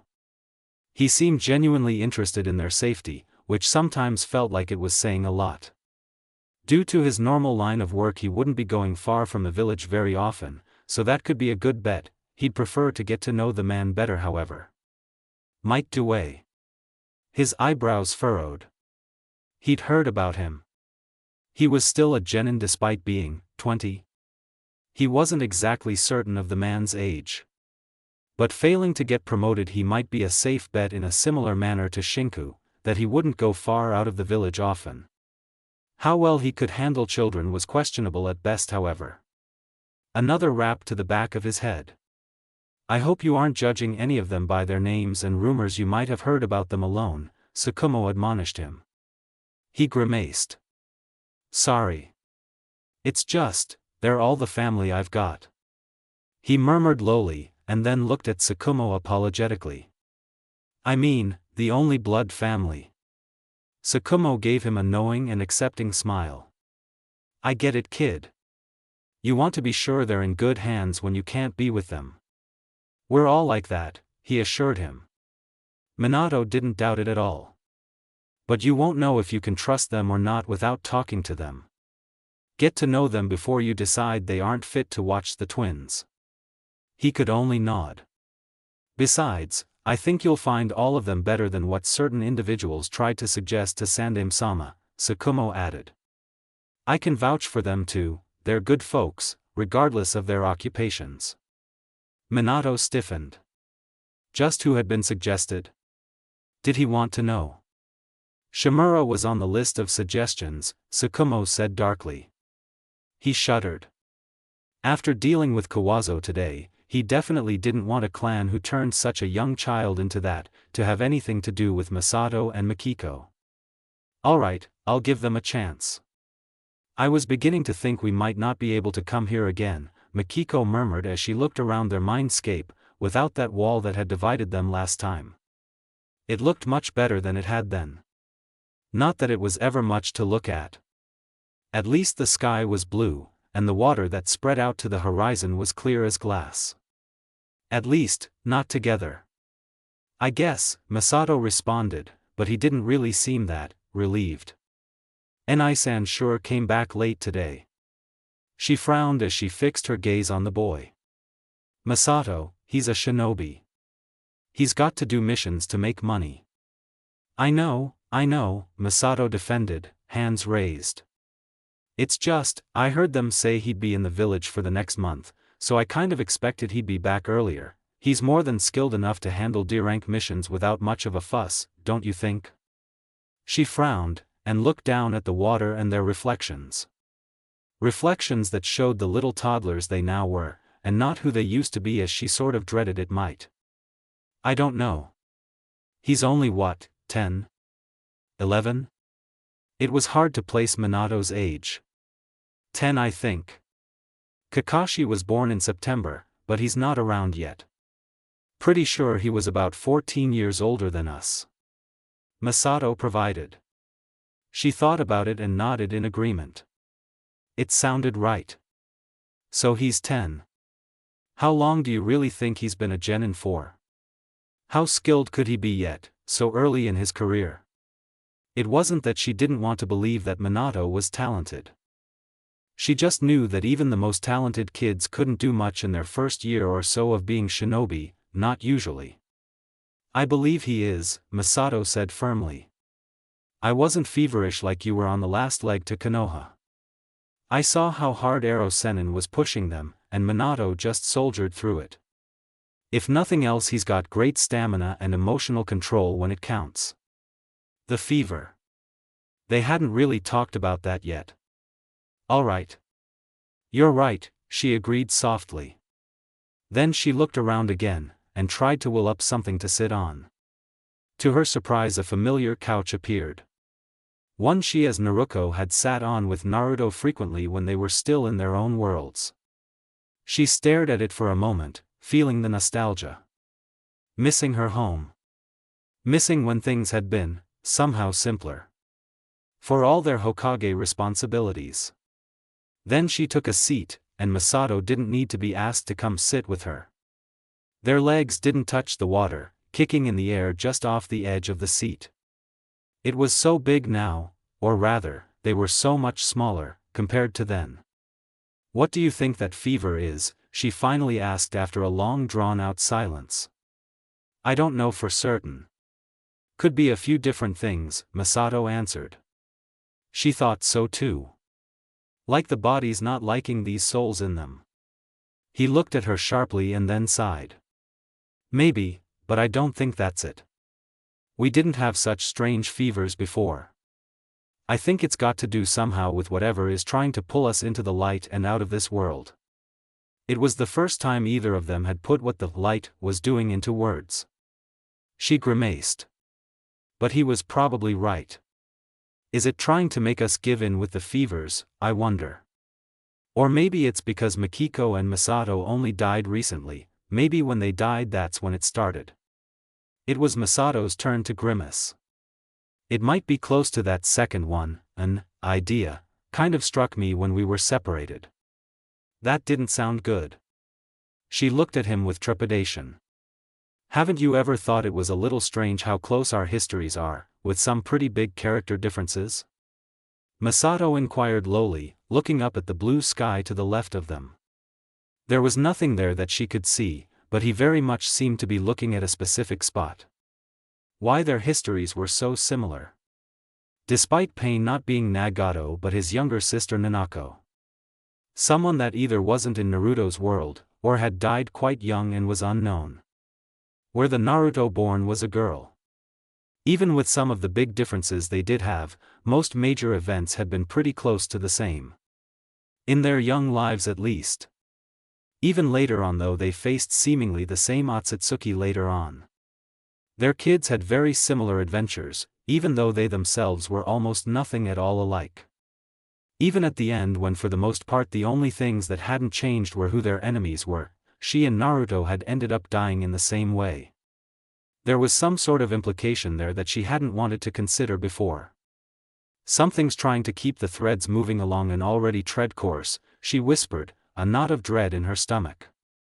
That meant Tsukumo's suicide and Kakashi's suffering. Obito falling into Madara's hands. The Kyuubi attack on the village. Minato and Kushina's deaths. The Uchiha unrest that would lead to Danzo stealing one of Shirsue's eyes, and the later dying. Itachi having to kill his clan but not being able to kill Sasuke. Everything that had happened before they'd become genin that had set up the Fourth Shinobi World War. Kagaya's freedom. You know. I don't think I'm ever going to agree to do something for those Otsutsuki again, she spoke with bravado she didn't feel. They made it sound like it would be, not easy, but straightforward in a way.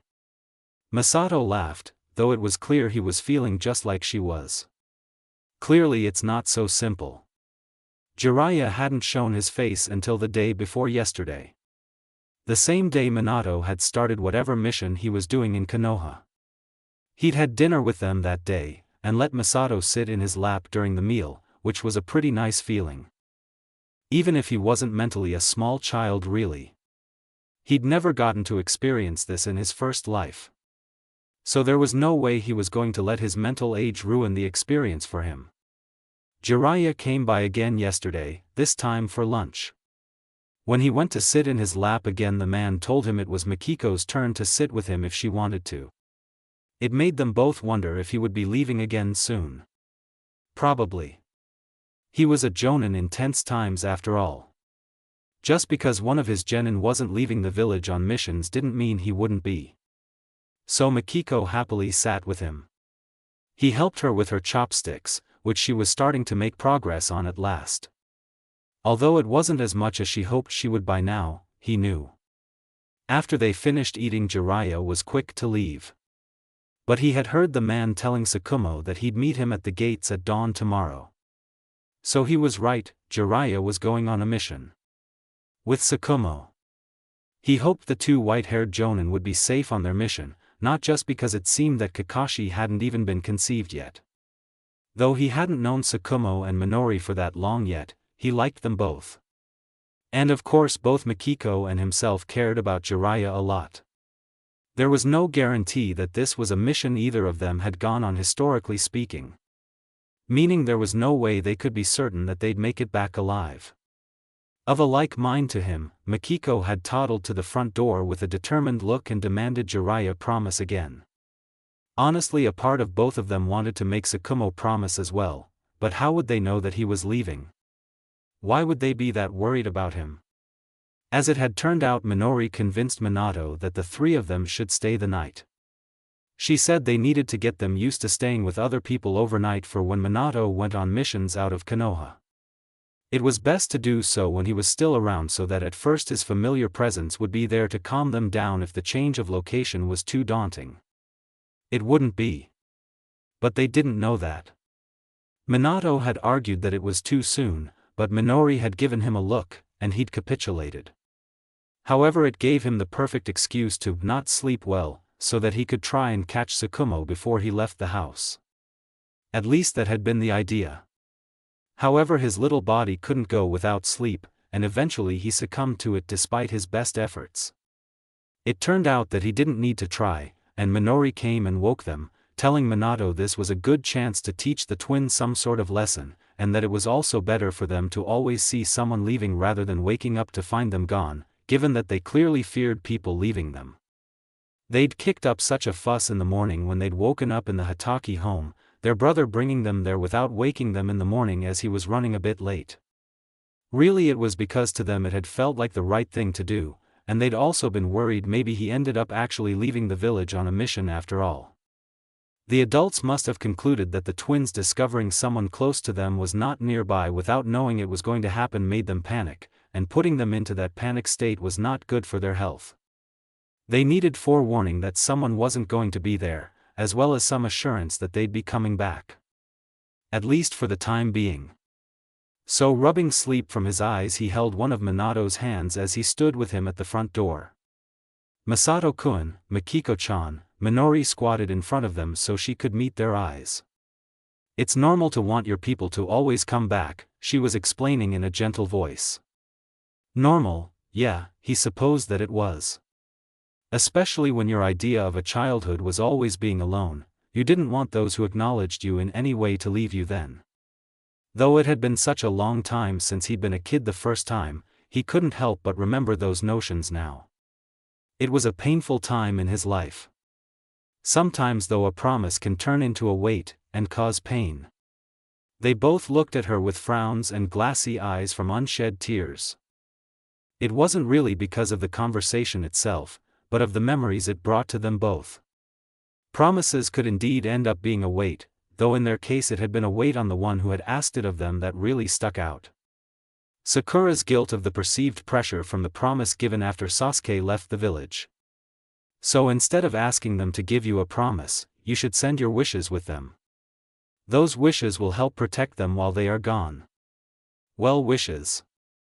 A hope for someone to come back without making them promise. Letting them know you cared, and believed in them.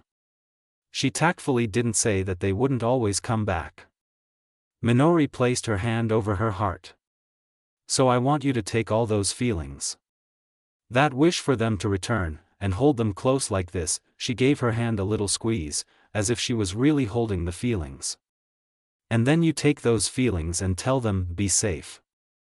These are magic words if you put your wish for them to come back into them. Idly Masato found himself wondering if this was why Hinata had always insisted on seeing him off when he left the house, no matter what time it was. He'd not had a family growing up, so it had seemed a little much to him at first, when she kept insisting he always say goodbye before he went anywhere. Maybe this was the norm for a shinobi family, one of the ways they coped with the worry that a family member wouldn't return from their mission. Now you try it with me, Minori coaxed them. Minato let go of both of their hands, and Minori once more placed her hand over her heart. She reached out to direct Mikiko's to the right spot, while Minato guided his own hand. There, do you feel that? That thumping is your heart. It's where all your feelings are. He nodded a bit, and closed his hand into a fist, Mikiko doing the same. Now let's look at Tsukumo-san and give him our wishes, alright? Maki murmured softly. Minori looked up to her husband then, who was smiling at them all kindly. Be safe, the four of them said more or less together. Tsukumo raised his hand and closed it in a fist before laying it over his own heart, as if he had caught something. I will. He shared one last look with Minori then, before he was out the door. They stood there and watched until he was out of sight. Although when you're a shinobi it doesn't take that long to be out of sight. As it turned out, Minato found he didn't mind any of Tsukumo's suggestions. Even Marino Ibushi, who had apparently already had a full ninkamen for his infant son once before. He went and rescinded the entire thing when he discovered those on it had taken the baby to the training ground so they could get their daily training in daylight. A shuriken had apparently come close to little Ibiki's resting place, and someone had told the baby's father about it. Honestly, that was a more than reasonable issue to have with them, and a perfectly valid reason to end it. Others seemed to think that it was the other people in the agreement who ended it for Ibushi's attitude. It just went to show that you really couldn't trust everything you heard. No wonder he'd been difficult to deal with. After that, and having lost his wife, the man would be under a lot of emotional strain. And yet when he and Tsukumo went to talk to him he was able to smile slightly and hold a friendly conversation. Of course then he'd proceeded to interview both him and Tsukumo to determine their suitability for watching his precious son when he couldn't. Which flowed into questions about the twins. The end result was that he said he would consider it, and since Minato had some time before he would need it, that would give him time to evaluate the other families, that apparently being the biggest reason why he wouldn't sign on for it right now. The second biggest being that it would be important for him to know of any allergies or other health concerns the twins had. Because there would be no preventable medical emergencies under his watch. Minato decided he could trust the man. Though he wasn't sure how fun he could be for a pair of toddlers. At least he would make sure they were safe. He had hit it off with the Katos right away, and after they saw Tsukumo's other suggestions they agreed to sign on once they had a chance to chat with Marino Ibushi, as they seemed to already be well enough acquainted with the others. They didn't have a child that they needed cared for at current, but Kimi was pregnant. The baby was due in a couple of months. As for Maitya, he wasn't what he'd expected either. Apparently the reason he was looking for a ninkamen was due to his girlfriend. Well, ex-girlfriend, a civilian that he had gotten pregnant and wasn't ready to have a child. She didn't want to abort though, so she was going to put the baby up for adoption until Dai said he would like to raise it. The baby wasn't due until late December, but Dai was apparently never one to dally on things.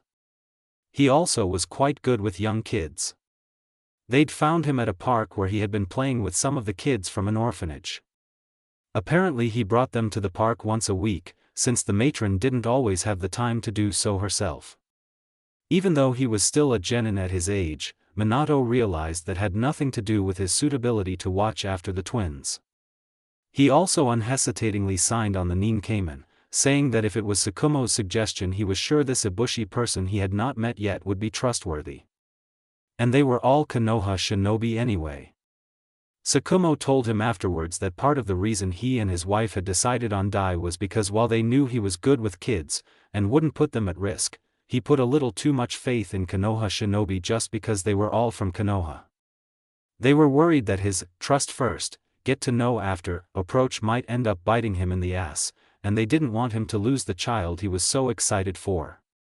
Which was a little concerning, but the Hatake seemed confident that Dai wouldn't trust people not on the Ninkamen to assist him in caring for any of the kids.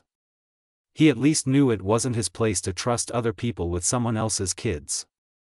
The one he ended up feeling the most unsure about at the end of the day wound up being the one he'd thought he'd be the most willing to trust. Yuhi Shinku was nice enough. But he'd made a comment about how starting a kid early reduced their chances of winding up dead when they became genin. He didn't know how to feel about that, and Shinku noticed. He'd explained that he didn't mean actual training, but games that would help sharpen a kid's reflexes and mind so that when they were old enough to train they would hurt themselves less, and be more productive. He still hadn't known what to think about that, so Shinku proposed he bring the twins around on the academy's day off, and he'd show him the games he was talking about. He also firmly stated that 2 was too young for training. That made him feel marginally better, so he decided to withhold his judgment. He did have a caring wife who scolded him for making Minato worry, and a darling baby daughter. Points in his favor he supposed. In the end though, if one or both of the twins didn't like one of the families, Minato wouldn't feel comfortable leaving them under their care. So he needed to arrange for them to meet each family. First would be the Yuhis, since Shinku went ahead and arranged a time for himself. Still Minato was rather nervous about it. The twins at this point had hardly enough time to get used to just being there, and to the Hatakes. Sure, they seemed to be doing fine, but he was worried that every new introduction could be too much for them. Even though there hadn't been any sudden fevers since the day he'd left them at the Nara's estate, he was still worried about it. There was also the unexpected concern that they might get attached like they had to Jiraiya-sensei. Not that he didn't want them to like other people, but when those other people were shinobi who he couldn't guarantee would always come back from their missions? Really, how had his parents coped with that when he was younger? How did any shinobi parent cope with that?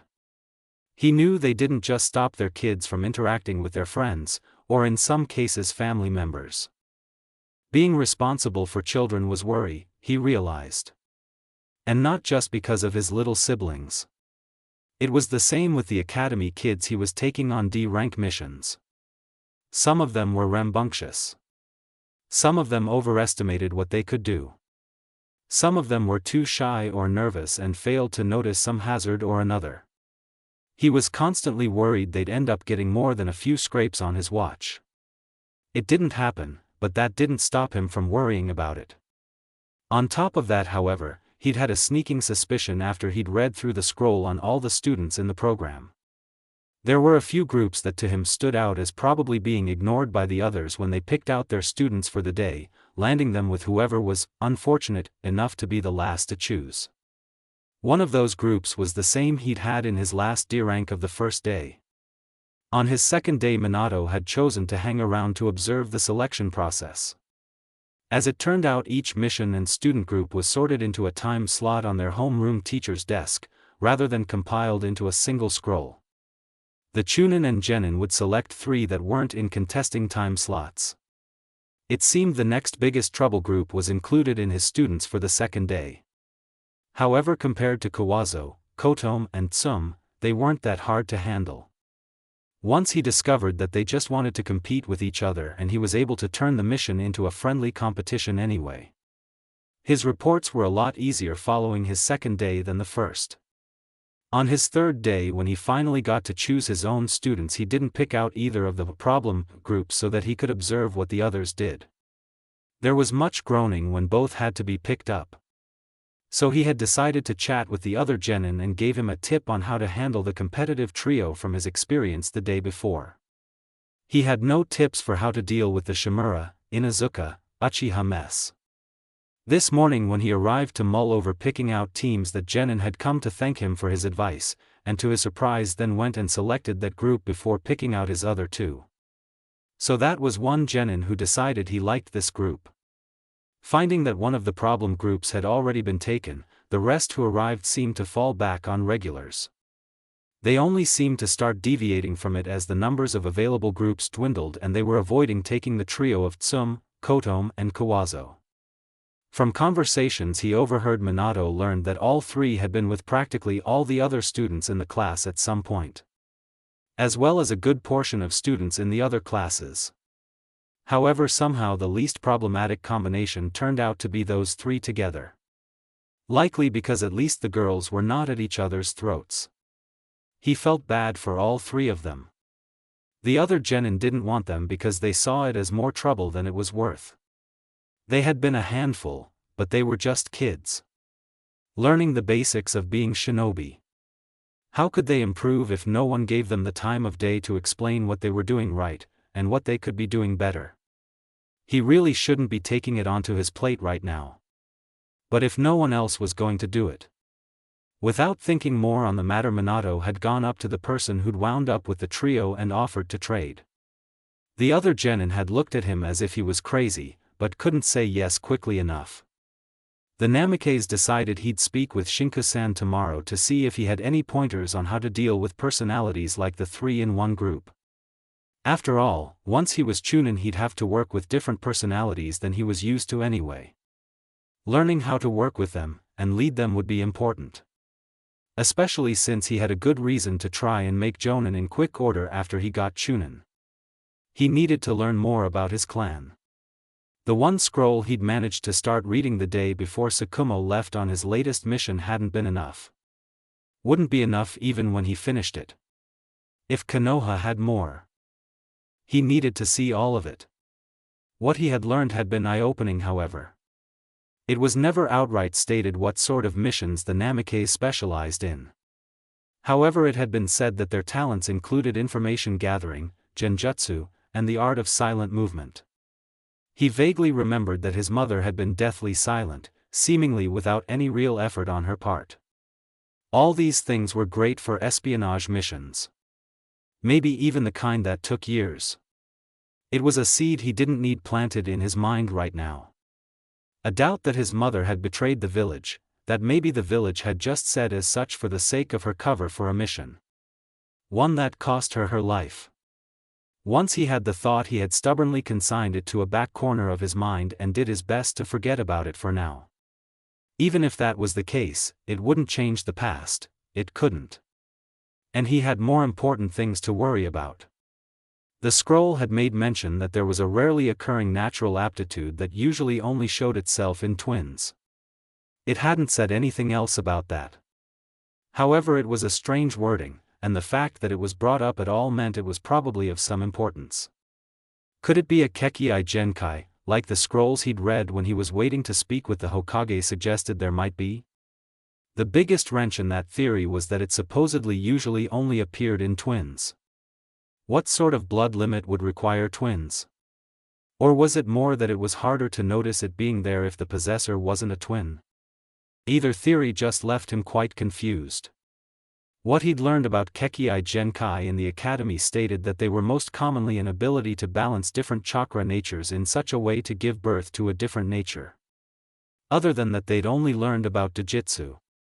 Namely, what the Hyuga and Uchiha had allowed the academy to teach its students about their eyes. Which wasn't much. The idea of a Kekii Genkai that needed or benefited from twins didn't fit in either mold. At least not easily. He needed more information. To get it, he needed to be promoted. To be promoted, he needed to gain experience here, and then go on to pass the Chunin exam. There was no time for him to be concerned about others, honestly. So why had he decided to take on this team today? Tsum. How many times do I have to tell you, you can't just start beating up your teammate on a mission, he called out to the Inuzuka who looked like she had been about to hit Kawazo. The girl froze in place, fists still clamped tightly. She clucked her tongue. Fine, I'll wait until we have taijutsu. She relaxed, turned away from the boy, and went back to weeding. Well, that was the first time she'd stopped trying to hit the boy without him getting in the way physically, so maybe he was making some sort of progress. Didn't you just hear what Taicho said? Kawazo's flat voice rang out, and Minato looked over to see that Kotomi had grabbed his hair and was glaring at him. Minato groaned. Just what had he gotten himself into? Today was not a fun day. Mikiko currently was laying on her stomach next to Masato, as they looked at a picture book. This wasn't really bad. But it wasn't entertaining either, as much as she was pretending to be enamored with the book. They were currently in a little room with a colorful matted floor, a glass wall and door on one side that led into a sterile white room. In that room there was an examination table, a counter, desk, cabinets, and 3 chairs. In this room there were 2 more chairs, a blinking red button next to them, and several toys and books that would be easy to sterilize. Plastic and rubber things. Laminated pages that wouldn't be damaged with a disinfectant wipe. It was meant to look exciting to small children, she knew. The room was how they'd used to do child examinations for things like allergies. At least, that's what it seemed to her. It was similar to the pediatric center that Sakura-chan had created, but on a much smaller and less interesting scale. There were only 3 room combos like this as far as she could tell. And back in her world and time, they'd streamlined testing so that it wasn't necessary to have the children wait so long in these rooms, as well as had other ways to sterilize the space so they weren't as limited in what they could provide for entertainment in the shorter time frame the children had to be there. She and Masato had been here for nearly 3 hours now, and they'd only managed to get through the most common food allergies in that time. Now they were testing food allergies that had been indicated to have occurred in family members. Bananas and lemons, apparently. The timer finally went off. She almost jumped up to rush out of the room, but that wouldn't be very childlike, so she waited for Minori-san to call them before she looked over. "It's time for Hiruna-sensei to check your arms again," Minori explained. "And once she's done that we can go home and start making supper for when Minato gets back." They both pushed themselves off the floor. "Kay," she exclaimed with a bit of excitement, and quickly toddled over to the woman, as the doctor returned to the exam room next door. The 3 of them went into the room, and she was set on the exam table. After some questions and tests, it was Masato's turn up on the table. Finally the female med-nin marked off on their allergy booklets that had been issued today, and then handed them to Minori. "Let us know if they ever show any sort of reaction to another food," the woman was saying. "It's safe to say they aren't allergic to any of the foods we tested today though." "Good. A food allergy would have been terrible. You should make sure they get an appointment for next month so we can check contact allergies. They'll need those checked before they can be enrolled in the academy if they are going to be. Better to get it out of the way sooner rather than later." Contact allergies? So, like an allergy to a certain type of metal? Minori was looking over the booklets. "Of course, I'll make sure that's arranged for soon," she replied as she scanned the paperwork. "I see here there is already some medications marked off as non-allergies for Mikiko-chan." The med-nin nodded to this with a bit of a smile. They were administered Mikiko when she was in with a fever, as well as on their way back to Konoha from what I understand. She didn't have any sort of unexpected reaction to the medications, so we can be sure she's not allergic to them. You could be allergic to medicines? Wow, she really hadn't given Sakura credit for how hard it must have been to be in charge of other people's health. Is it common for twins to have the same allergies, or lack thereof? The blonde-haired woman inquired of the medic. "We don't have a lot of data on twins honestly, but from what we do have, most twins seem to wind up with the same allergy profile," the other woman explained. "Still, it's safer not to assume one isn't allergic to something because the other isn't. Especially since we are clearly dealing with fraternal twins, and not identical twins, in this case. Recent data leads us to believe they are no more similar to each other than non-twin siblings would be." Again Minori nodded, and then bowed in thanks to the woman. They finally left the exam room. A sterile hall stretched out in front of them, and they moved down it back to the entrance of the hospital. Really, that was quite a small pediatric wing. It was kind of sad the village didn't have more space dedicated specifically to the health of children. She made herself look around curiously as they walked back to the Hitaki compound. There really wasn't anything that interesting to see since she'd already seen it on the way there. But a toddler's memory was not that good, so it wouldn't make sense if she didn't look at all. When they arrived at the compound, however, she was more interested in looking at her surroundings. She'd only been able to see so much each time they'd come here, as she was normally half asleep. Minato scolded them when they tried to look behind them when they walked, so she didn't really try to do that. She didn't want the adults worrying about her tripping all the time. It was kind of annoying. Now she was getting a really good look at it. It was larger than most, even though it seemed like there might not be that many members left. However, there was a lot of space between the different buildings, and plenty of tree coverage, obscuring homes a little from each other, she assumed. She counted 6 other roofs aside from the home of Tsukumo and Minori. One of them was probably communal to the Hitaki in some way. Maybe a kennel where they housed dogs they were training? Because she always seemed to hear some barking in the morning and evening at rather regular times. That could suggest they were feeding the dogs there. She wondered how many of the other buildings actually had someone living there. See if you can find a trail, Oraku. The black-furred dog didn't even look up in response, instead going right to work, sniffing the air and ground in the area. I can smell the little human scent from earlier, he commented, though he still didn't look back at his summoner. An adult female, and 3 adult males.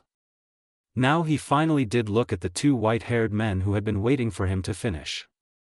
We want to try and trace those males back to where they came from, his summoner was saying. He looked quite grim and focused. This appeared to be a little personal to him. Oraku would get it out of Tsukumo as to why that was later. For now he had a job to do. He put his nose back to work, focusing on the smells as his other senses wouldn't do him any good in tracking since these people were long gone. Dead by the smell of blood that barely lingered in places. Not that he wasn't also alert for anyone approaching his 2 humans. He let out a low growl when he finally found a faint trail, leaping up the trees to get onto a branch so he could follow it. The 2 humans didn't need to be prompted to follow him. He'd never worked with the other white-haired man before, but his brother had and only had good things to say. Well, almost only good things.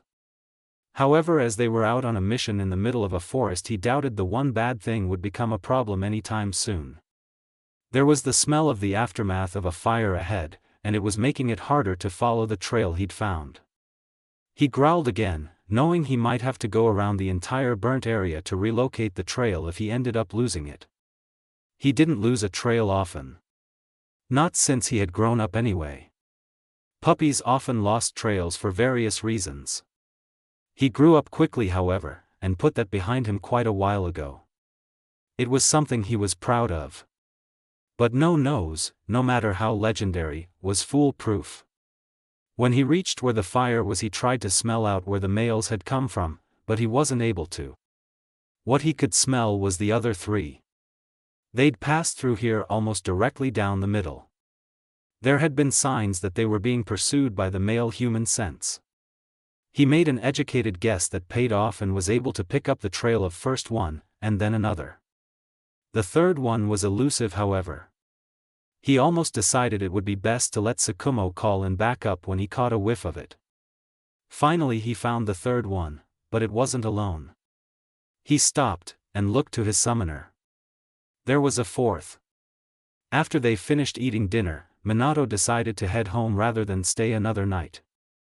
Minori assured him they were more than welcome, but he explained since they would be meeting some new people tomorrow, he'd like for them to sleep in their own futon tonight. She blessedly hadn't argued that point. So they'd walked through the village to head back home. He hadn't expected to come across the green-garbed guy walking on his hands in a lap around some part of the village. Or an attempted lap. It didn't look like he was managing to stay on his hands the entire way, as he was covered in dirt from falling over one way or another. Dai had decided to call out to him in greeting, and promptly fell over to one side. Mikiko and Masato had stared at him. Then he was back up and had walked over to them on his hands to try and converse. It was a little awkward. Mikiko started giggling, however, so he decided to hold in his desire to end the conversation as quickly as possible. Dai, the man was enunciating. Masato had a frown on his face. Guy sounds better, he announced. Apparently they both had decided the man's name was Guy when he first introduced himself, and he'd spent most of the conversation trying to get them to say his name properly. Well, Guy does sound like a good name, doesn't it? The man had replied. Full of youth. Guy.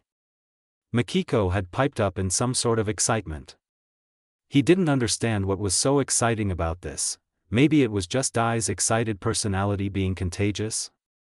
It's not my name, but it would be a good name for my child if they are a boy, the black-haired man was declaring. Wait, was he letting a pair of 2-year-olds talk him into a name for his unborn kid? The perfect name for a boy's springtime of youth. Spring. Dai-san, what if you have a daughter? He found himself questioning. He almost immediately regretted it. Dai. Guy. Kai. Nai, Tai. My.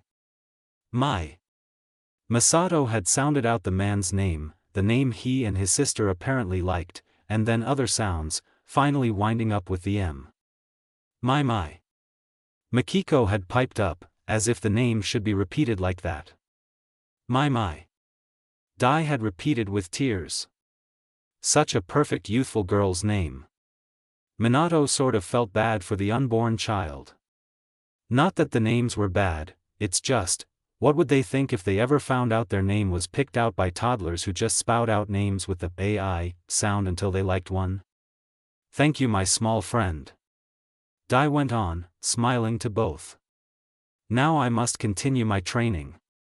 I will see you soon, and then he'd turned off onto another street, where he'd immediately fallen on his face. Well, that was interesting. Alright, you two, let's get home and have a bath. They needed one before it got too late after all. Bath, they chorused together, and tugged on his hands to speed him along towards home. It wasn't that much longer before the Namikaze property came into view, and soon they were inside, hopping up and down in front of the bathroom as they waited for him to sort out a change of clothing for each of them. Hurry up, Enai-san. Masato voiced in childish impatience. Icky. Mikiko had added, her nose wrinkled in disgust. Wanna be clean? He couldn't help himself but to laugh a little. It was so similar, and yet different to that first time they'd gotten a bath. They weren't out in the wilderness having to bathe in a stream after all. And their complexion was better than it had been then. Had that really only been a week ago now? They still looked too thin, but already it wasn't as bad as it had been that day. Their hair wasn't a matted mess and you could clearly tell its color. They were dressed in clean clothes, and though there was a patch on Masato's knee, the clothes weren't in tatters either. They'd come so far in such a short amount of time. Not that getting here had been easy. But seeing them now made it easy for Minato to believe that things really would turn out all right for his little family. It would take hard work, of course. And he couldn't always be there. However, the twins were a lot tougher than they looked. They'd survived out there on the run until now. Things might be new and strange to them. They might still be adjusting. But each day he saw more smiles. Saw a little more healthy color in their cheeks. Saw them eating when before they likely would have gone hungry. Their appetite had increased gradually since they'd arrived too. They were eating the recommended serving sizes for children their age now. Although there were a lot of new things he was worried about now, they were things that seemed like they were probably normal for someone to worry about when it came to kids. It wasn't those heartbreaking concerns he had before. That they'd be taken away from him. That he'd lose them to the fever. That they would be too weak from malnutrition. He smiled at them both, placing a hand on both of their heads and ruffling their hair. Really, he wanted to hug them right now, but he resisted. There would be time to cuddle with them when it was bedtime. "Alright, let's get out of these clothes," he announced, and helped them take off their clothes so he could put them in the hamper. He took off his own to throw in as well before they stepped into the bathing part of the bathroom. "Now remember, if we can keep this towel here dry before we get out of the bath, then you each get to pick your own nighttime snack." A trick that Minori had shown him to help deal with all the splashing the twins liked to get up to. A towel was placed by the door to the bathing room, and if it got soaked from splashing, then they couldn't pick their own snacks. Of course, the choice was sort of an illusion too, as they had to pick out the one suggested to them, but that didn't seem to bother them. Any choice seemed to make them ecstatic. The twins readily agreed before sitting down on their little stool so he could wash them up before they got into the tub for a soak. During which they of course splashed. The floor was nearly a puddle. And yet somehow that towel was only damp from the steam in the room. He was left wondering how in the world they had accomplished that one. But true to his word, he let them choose their snacks out of 3 options, both of them ending up going with apple. As they sat down in the living room, he had set out a picture book for them to look at, wondering if he could manage to get some work done on the last of his reports while they ate their apple slices and looked at the book. To his surprise, neither of them bothered him at all until the plate was empty and they'd flipped through the book twice, talking to each other about various things in it. "Enai-san?" It was Masato who had finally broken the silence, just as he'd finished off the last official report. There was just one report for the academy left now. "Yes, Masato?" he asked the boy with a raised brow. "Can Enai-san show us more numbers?" He blinked. Of all the things he'd expected the kid to ask, being asked to teach them more numbers was not one of them. "Why?" the oldest blonde asked before he could stop himself. In response, the boy huffed and held up his hands. "Have more fingers than can count." "Don't like." Whatever response he expected, that wasn't it either. Holding back laughter, he started teaching them their numbers up to 10. It wasn't until after he put the twins to bed that he was finally able to start work on that last report. It was midnight by the time he managed to finish it to his satisfaction. He ended up sleeping in. Meeting the parents of adults he'd known when he was a kid the first time around was certainly strange. Some he could really pick out how their kids had taken after them in his world, whereas others not so much. It had been challenging to spot any similarity between Kakashi and his parents, aside from appearance. So far all he'd come up with was that Tsukumo's favorite food was the same as he'd eventually learned Kakashi's to be. That and the way they smiled was similar, though this was much harder to pick out since Kakashi had almost always worn a mask. Of course, these similarities might not even have been the case in his own world. Tsukumo's personality there could have been different. However, when it came to the similarities between Guy and his father, there were many. The way the man spoke was very much like how the guy he knew spoke, though with fewer exaggerated movements to accompany the words. It really did feel like speaking to a more mature guy. A funny thought, since the guy he knew had never matured to the point Guy appeared to be at. He did resemble Lee, well, Rock, when he'd become a father, however. Perhaps it was his impending parenthood that caused Guy to mature. Although he actually wasn't sure exactly when Guy had been born. It was close, like perhaps half a year to a year away, but beyond that? Masato was unsure. When it came to the next family he met, however, the similarities, and differences, to those he knew hit a little harder.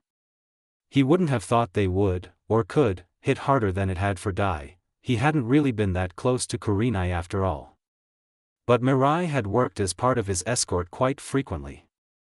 When they first arrived at the Yuhi house just after lunch today, he hadn't realized they were going to be meeting Kurenai's family. Yuhi wasn't a name he really remembered after all. For a long time Kurenai had gone by Sarutobi. Her mother had died during the Third Shinobi War, and her father died sometime during his training with Jiraiya. Not that he'd known those facts until he got to know Mirai a little more after she became Chunin. What he did recall easily of Kurenai herself was that she was a caring, almost sisterly figure back in their young genin days. Her mother was very much like that. However, she was also quite cheerful like Mirai had been. Kurenai's father on the other hand came off as being very dutiful at first, but under that it became quite obvious that he was also just as caring as his wife and daughter. His sense of duty was strong though, reminding him of the times Mirai's sense of responsibility had been too strong for her own good. By far the most unexpected parallel he was able to draw between Shinku and his once granddaughter, however, was a love of challenges. It hadn't really been overt challenges really. When they'd first arrived, Minato had quietly mentioned that he, Masato, was showing an easier time of focusing on a task, but he wasn't as observant, while Mikiko was the opposite. There had been a glint of something in the man's crimson eyes, before he'd led them into his yard to try playing a game with them. It reminded him of Mirai's own love for challenges, but in a more playful sense. Certainly not what he expected from the initial duty-bound impression he'd gotten from Shinku. The game they were playing was the same one they'd played in the garden at Narashikatsu's home. At first anyway. He just seemed to be testing how well they could find things, and how fine of detail he could give to them, before he introduced another set of rules to it. Or rather a point system. It was a rather simplistic 1-to-3 system, where he used rocks to represent the tally for them. Whoever found the thing they were looking for first would get a rock, and the first to get 3 would get to choose which fruit they had for their snack, between peaches and banana. He much preferred banana over peach, but he knew Mikiko was the opposite. One of the peculiar differences between them they discovered during their between-world meetups. Minato had softly mentioned that Mikiko would probably end up winning, but to this Shinku had replied the winner depended on who he himself decided would win. Their older brother looked disbelieving of this, to which the man declared he'd make it a draw. Mikiko found a yellow and blue flower, before he found a specked orange leafy plant. Then he found a blue flower, and she found a purple one after that. The whole time both of them had been wondering how Shinku was going to make it a draw. He told them the next thing they were looking for was a tall flower. That was all he said. But at the same time they'd both pointed, in different directions, to the first tall flower they saw. Or rather, the tallest one they saw. There. He'd declared, while Mikiko had announced, that one. Correct, the man had answered. No clarification of who was correct as he had given before. He'd looked at him curiously, and then over at his sister. She was pointing at another of the same flower he was. Masato turned his gaze to his sister, who looked back at him. It was clear at this point what Shinku had done. He had used the other flowers they were looking for to get them both facing towards different directions, where they would have the same type of flower in sight when he gave the final objective. "We win," they both called out enthusiastically as they rushed over to their rocks, placing a third with the other two both already had. "Indeed you do," Shinku replied with a smile, waving them over. "So which fruit do each of you want?" "Banana," Masato announced without missing a beat as he hurried over to the man and his brother. "Peach," Mikiko provided as she followed. Minato looked at them both a little bewildered. "I think that's the first time they haven't agreed on what they wanted to eat." Shinku chuckled in response. "They may be twins, Minato-kun, but they are also their own little people. There's bound to be a few things that sets them apart aside from their hair and gender. They won't be joined at the hip forever. I think we might surprise him with how like we end up being." Mikiko thought to him as she was helped into the house. "Now then, why don't you two go get washed up? I'll have your snacks ready for you when you're done," Shinku was saying as he stood now. "Okay," they both replied, before Minato helped him inside and then led them both to the washroom to wash their hands. "Maybe. But think of how much more surprised they'll be to find out how similar we are to Kushina." Mikiko looked over at him as they walked. "We don't know if she was ever a prankster, you know." He mentally snickered. "Even if she wasn't, I bet we could convince her to be one here." Well now, that was an idea, wasn't it? Kushina, their once mother, his sister and him, pranking the whole of Konoha. If he could outrun trained shinobi and manage grand pranks like painting the Hokage monument on his own, what greater heights could he reach Makiko and Kushina helping him out? Oh, what fun they would have. After they had come across Might Die by chance, it seemed like they did a lot of meeting people. The next day they met Kurenai's father, baby Kurenai herself, and her mother. They were a good family, though she could tell Shinku-san was a very keen shinobi who had been evaluating them while they were there as well. At the end of their visit to the Yuhis, Minato had handed a scroll over to Shinku, and the man had appeared to sign it. Makiko wondered for a moment as to what it was, before it clicked into place. A Ninkamen, they were rare in the Konoha she was Hokage of. Those were more peaceful times. Or, had been. And when they weren't anymore, everyone was there for everyone's children without question. There wasn't time to worry about such a formal agreement. She didn't want to continue thinking about that, so she occupied herself instead on wondering who else might be on the Ninkamen. The Hatakis certainly, but was there anyone else whose name she'd recognize? The following day brought her some answers. At lunchtime, just after they'd all sat down, there was a knock at the door. Minori had gone to see who it was, but almost immediately called for Minato, who with a frown had gone to speak to the person.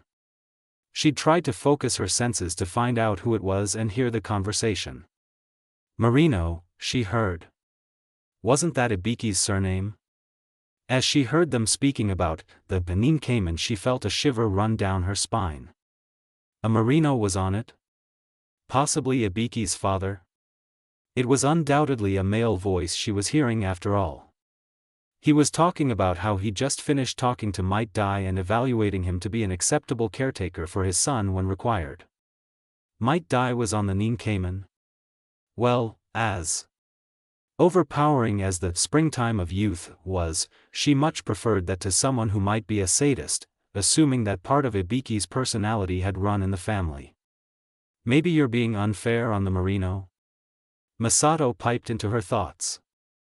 It was sometimes a little annoying that he could do that honestly, but then she did it to him too, so she had nothing to complain about.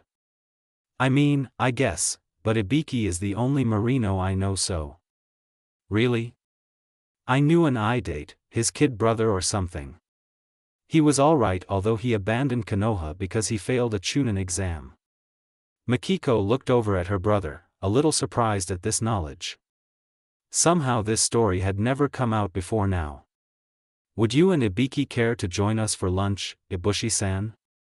She heard Minori asking from over by the door. There's plenty. There was a pause in which she assumed this Ibushi person was considering the offer. I might as well. Minato only has a few more weeks before he has to return to regular missions from what I understand of the situation. She heard footsteps of the three heading towards the dining room where Masato and herself sat staring at each other. Do you have their health papers on hand? I might as well have a look at them while I'm here. Of course, it was Minori who replied. I'll grab them after the meal. Do you need anything for little Ibiki-kun? No, thank you. I have some food with me should he wake up, came Ibushi's reply. Alright then.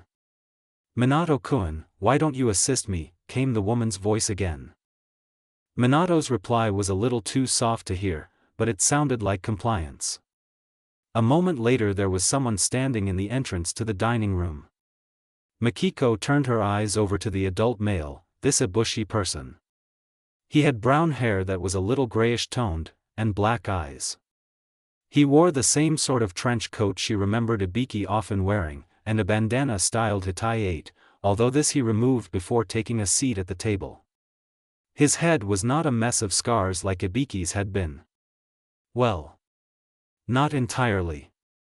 There was a large patch of hair missing on the left side of his head, a large portion of the left ear missing, and a scar very apparent on his flesh. It wasn't a pretty sight to be sure. However, what shocked her the most though was that he looked back at her and gave a smile. It was a very small smile. But still a smile. One that was not hiding a promise of pain like Ibiki's smiles tended to. You must be Mikiko. He spoke to her easily, his tone of voice not changing from what it had been in conversation with Minato. Not that she expected it to, even if most people tended to do so when speaking to a child. This was the father of Ibiki, maybe her concern wasn't as unfounded as Masato thought. Yes, she answered. I'm Namikaze Mikiko. She went on to properly introduce herself. Can I ask who you are, sir? Minori had been teaching them manners, well, not that they actually needed to learn them. She'd had to learn how to be polite in order to be a successful Hokage. But Minori teaching them gave her an excuse to stop speaking in a more childish manner all the time. Marino Ibushi, he supplied, though he had smiled again, perhaps impressed by her manners. Then he reached behind him, shifting a bundle she hadn't really noticed before. It turned out to be a sleeping baby, who had been settled snugly in a sling on his father's back. This is my son Ibiki. She looked in surprise at the baby who had just a little bit of brown hair on his head, and honestly looked so adorable sleeping in his father's arms. She couldn't really make the connection between the baby and Ibiki at all. It's nice to meet you and your son, Ibushi-san, she uttered a little breathlessly, eyes flicking back to him only while she spoke before she was again looking at the baby. Really, it was almost a crime for Ibiki to be that cute as a baby, knowing the terror he had been to many in adulthood. Ibushi's gaze moved to her brother sitting on the other side of Minato's place. Minato came into the room a moment later, setting down a setting in Tsukumo's usual spot, seeing as the man wasn't currently there. Ibushi unhesitatingly took the spot, sitting on the cushion as his eyes remained on Masato. He was expecting an introduction, she realized. Oh, Masato murmured softly as he realized the same thing. I'm Namikaze Masato. It's nice to meet you, Ibushi-san. The man nodded. It's nice to meet you both, he replied to their introduction simply, before looking to Minato, who had moved to take his spot between her and Masato. Their manners are excellent. Hard to believe they're just under 2. She had to put a lot of effort into not tensing at that. I've been told their advanced skills come from the stressful environment of constant travel they were raised in, Minato replied. It seemed well rehearsed. Ibushi regarded all 3 of the Namikaze, before nodding. Minori made her way to her spot then, and they all said their thanks for the food before they started eating. It was silent and awkward. She kept dropping her rice and glaring at it in frustration.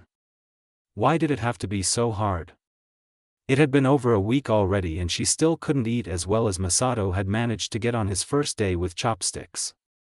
Right now all it felt like she'd managed to establish was that yes, her right hand felt marginally better.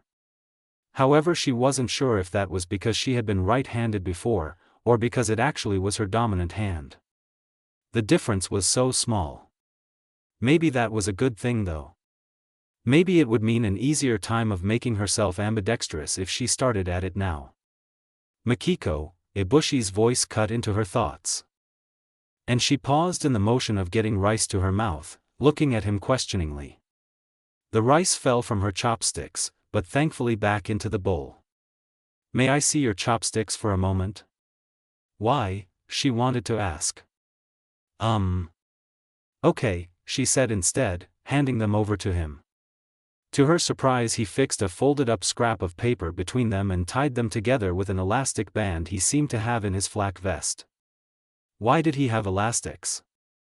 And why was he doing that anyway? He handed the chopsticks back to her. Try now. That should help until you get more used to using them. She blinked and looked at the chopsticks, before shifting them in her hand to hold them properly and trying again. To her surprise, it did in fact help. She didn't have to try as hard for each mouthful, meaning she could eat just as fast as Masato now. She looked back to the man with a smile. Thank you, Ibushi-san. She had certainly not expected he could solve her eating problem, of all people to do it. But she wasn't going to complain. This was perfect. It also told her what the problem really was. Her hand strength wasn't up to the same level of Masato's. Something she could work on. In the meantime she'd be able to eat properly without getting frustrated. "You're welcome," Ibushi replied rather flatly, though the smile he gave seemed a little warmer than his earlier ones. Maybe he wasn't as bad as she was fearing after all. "See, we shouldn't judge him just by his last name." She would have rolled her eyes if that wouldn't have brought attention to her. Instead she proceeded to eat her meal with a smile now that she could do it with relative ease thanks to this simple little trick. "I mean, I didn't judge him. Just braced myself for the worst." She defended herself. "Sure," was the other time traveler's sarcastic response. After that Masato had dared to try talking to Ibushi, and to her surprise the man had replied easily to the question. The quiet meal soon became one filled with conversation. By the end of the meal she came to the conclusion that there was no way Ibushi was a sadist like his son. Or if he was, it was only selectively so. There was a warmth to the man that was well hidden, but there nonetheless. He seemed to have a tender spot for children. One she suspected he would deny if anyone ever pointed it out. Maybe it wasn't bad at all that he would be one of the adults she had to look forward to spending time with when her brother was out of the village. And baby Ibiki, even knowing who he had become in her world, was absolutely adorable. She could get used to the cute baby. It totally wasn't because she was thinking about all the ways she could possibly embarrass him in the future by gaining an honorary "Nei-san" title. Not one bit. Makiko had unexpectedly taken to Ibushi-san quite well. He'd hardly had the time to feel taken aback by it, as the interaction had shifted from question after question concerning babies and Ibiki in particular, to Makiko sitting in Ibushi's lap as he instructed her on how to hold the infant while feeding him. In the end Minato had run out of time while Ibushi was still there, and he'd had to leave first. He hadn't really liked that at all. Once he'd gotten back to work, however, he simply didn't have time to think about the strange occurrence. Not when his afternoon consisted of trying to get his problem trio to work together without one of the girls trying to wring Kawazo's neck. Even if he was getting used to the three of them, and had learned quite a bit on how to keep the girls' tempers from rising too high, he most certainly found the three the most stressful part of each day. He hadn't made much headway with any of Shinku-san's suggestions either. The first of which being to invite the three for some sort of treat if they finished their mission early enough. That had happened a few times, but Kawazo always turned down the invitation and insisted on returning to the academy. Which caused the girls to try and convince him to agree, since he couldn't drop only Kawazo off and then take the girls back out. It hadn't been entirely fruitless though. The two girls had gotten closer. And at least Kotome no longer seemed annoyed with the louder Inuzuka and her dog. Unfortunately that made it more likely that the two would attempt to gang up on Kawazo if he drove one of them too far. Absently he had wondered if it was this difficult for a jonin if they happened to get a team that didn't get along. But then he immediately laughed at himself for having thought it, because a jonin would be more prepared for this than he would. They'd have had leadership experience for some time before they wound up with a genin trio. Kawazo had given him a strange look from where he walked beside him as they headed back to the academy. He'd just smiled and said nothing. There wasn't much point in telling the boy he was laughing at his own thoughts after all. They'd finished a little early today, but not early enough for him to invite them out, so they were already heading back to the academy. Tsum had been complaining, but he didn't even have to explain that she really couldn't be late to return, and it was his responsibility to make sure she got back on time. Kotome was taking care of that instead, and though he should speak up himself, the girl seemed to have figured out how to get Tsum to agree to something she didn't like more efficiently than he himself had. And while he didn't want them to gang up on Kawazo, it did in fact help to have them get along with each other at least. They'd be good teammates if they did wind up on the same team when they graduated. "Minato-san," Kawazo's voice had inquired from beside him, as the academy gates had come into view. He paused to look at the boy, who took that as an okay to continue. "Why have you been inviting us out after our mission?" He raised a brow, having not really expected that question, but he thankfully had an answer. "Because the three of you need to learn teamwork, and as it is, you won't be able to learn how to work together without getting to know each other a little more. Outside missions. Kawazo looked, not surprisingly, unconvinced by the words. The boy fixed him with a very blank look. Emotions and individuality have no place in missions. That's what Oda-sama says. There should be no merit in getting to know each other outside of missions. Well now. Perhaps he could try and make this into an opportunity for the boy. Because Kawazo had typically not offered up a reason, or even mentioned anything along the lines of someone having told him something before now. He cited the shinobi rules, as if that was all the explanation needed. So even though what he was saying was not that much different from how he had been all along, the way he was saying it could mean the boy was thinking a little more for himself. Or even that there may be some doubt there, and he was trying to convince himself. Minato stopped in front of the gate, looking at the two girls who had already passed through. "Tsum, Kotome, report back to your sensei. Will be a few more minutes. Don't dally." The last bit he said in a warning tone, fixing them each with a stern look as they glanced back at him and the younger boy. "Yes, Minato-san," Kotome spoke softly, and then grabbed the other girl's arm. "Come on, Tsum."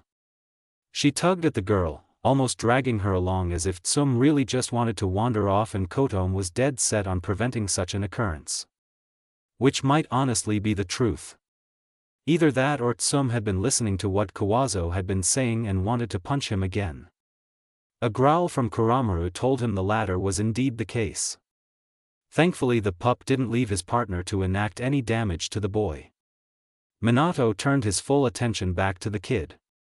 It seemed like it was time for him to take a heavier-handed approach than he had before. He didn't like it at all. Had balked when Shinku had suggested it to him, but the more he'd observed Kawazo, and listened to the boy's reasoning whenever he tried to call out one of the girls on their failures, the more he came to understand that Shinku was almost certainly right about the boy. Kawazo was being indoctrinated by his father. Which Shinku had stated wouldn't be seen as a bad thing by many older shinobi. In fact, it happened all the time. Many shinobi did in fact raise their children to think a certain way, just as Kawazo was, before they became chunin. The difference was that Kawazo wasn't even a genin yet. He wasn't an early entrant into the academy, and he was far more impressionable because he had less experience than a genin fresh out of the academy would. Let alone a seasoned one-up for promotion. He didn't have the life experience to make his own informed judgments on what he was taught. Let alone on other people. He just superimposed the image he'd been given of a proper shinobi on top of his fellow students, and couldn't understand why they weren't fixing the parts that didn't line up with that image. This Kawazo boy is going to get himself killed. If not his entire genin team. Shinku's ominous words would be this boy's future if someone didn't try to give him the chance to think for himself. And since his earlier words just might be a sign of him starting to, Minato needed to act on it. He squatted down to Kawazo's level, the boy looking at him with what he recognized now as confusion. Minato figured that the little Shimura couldn't figure out why he had sent the two girls ahead. That he was currently acting outside of the image of a shinobi that he had. "Kawazo, if you graduated tomorrow and were put on a squad with Tsum and Kotome, what do you think would happen?" "That wouldn't happen," the 4-year-old replied without missing a beat, sounding quite certain. "Inazuka-san and Uchiha-san are not ready to be shinobi. They are too emotional during missions." "And you think you are ready?" the Namikaze asked, keeping his voice as emotionless as possible, tapping into his own training of keeping emotions in check. His face, he knew, was a perfectly expressionless picture. Using this on a child didn't really feel right, but as it fit Kawazo's picture of a shinobi it was necessary for the moment. "No," the boy said in a much smaller voice than he usually used. And there it was. The emotion he'd not managed to get out of the boy until now. Kawazo was trying very hard not to let it show, but he could see it in his eyes. Upset. Frustration. A little fear. The final one made him want to grimace.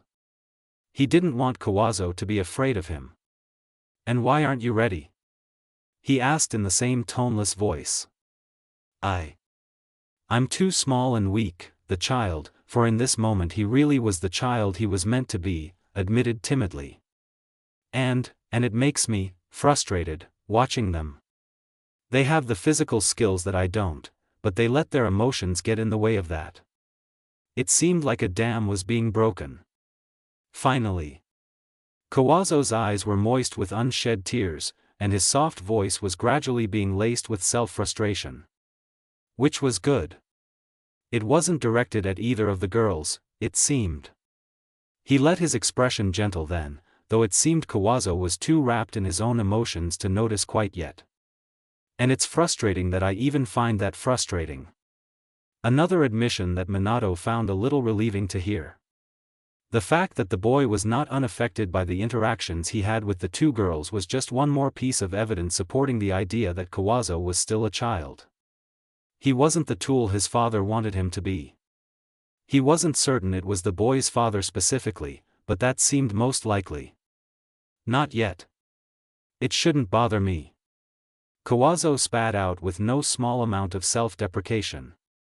He listened even as the boy's eyes watered over and angry tears streaked down his face.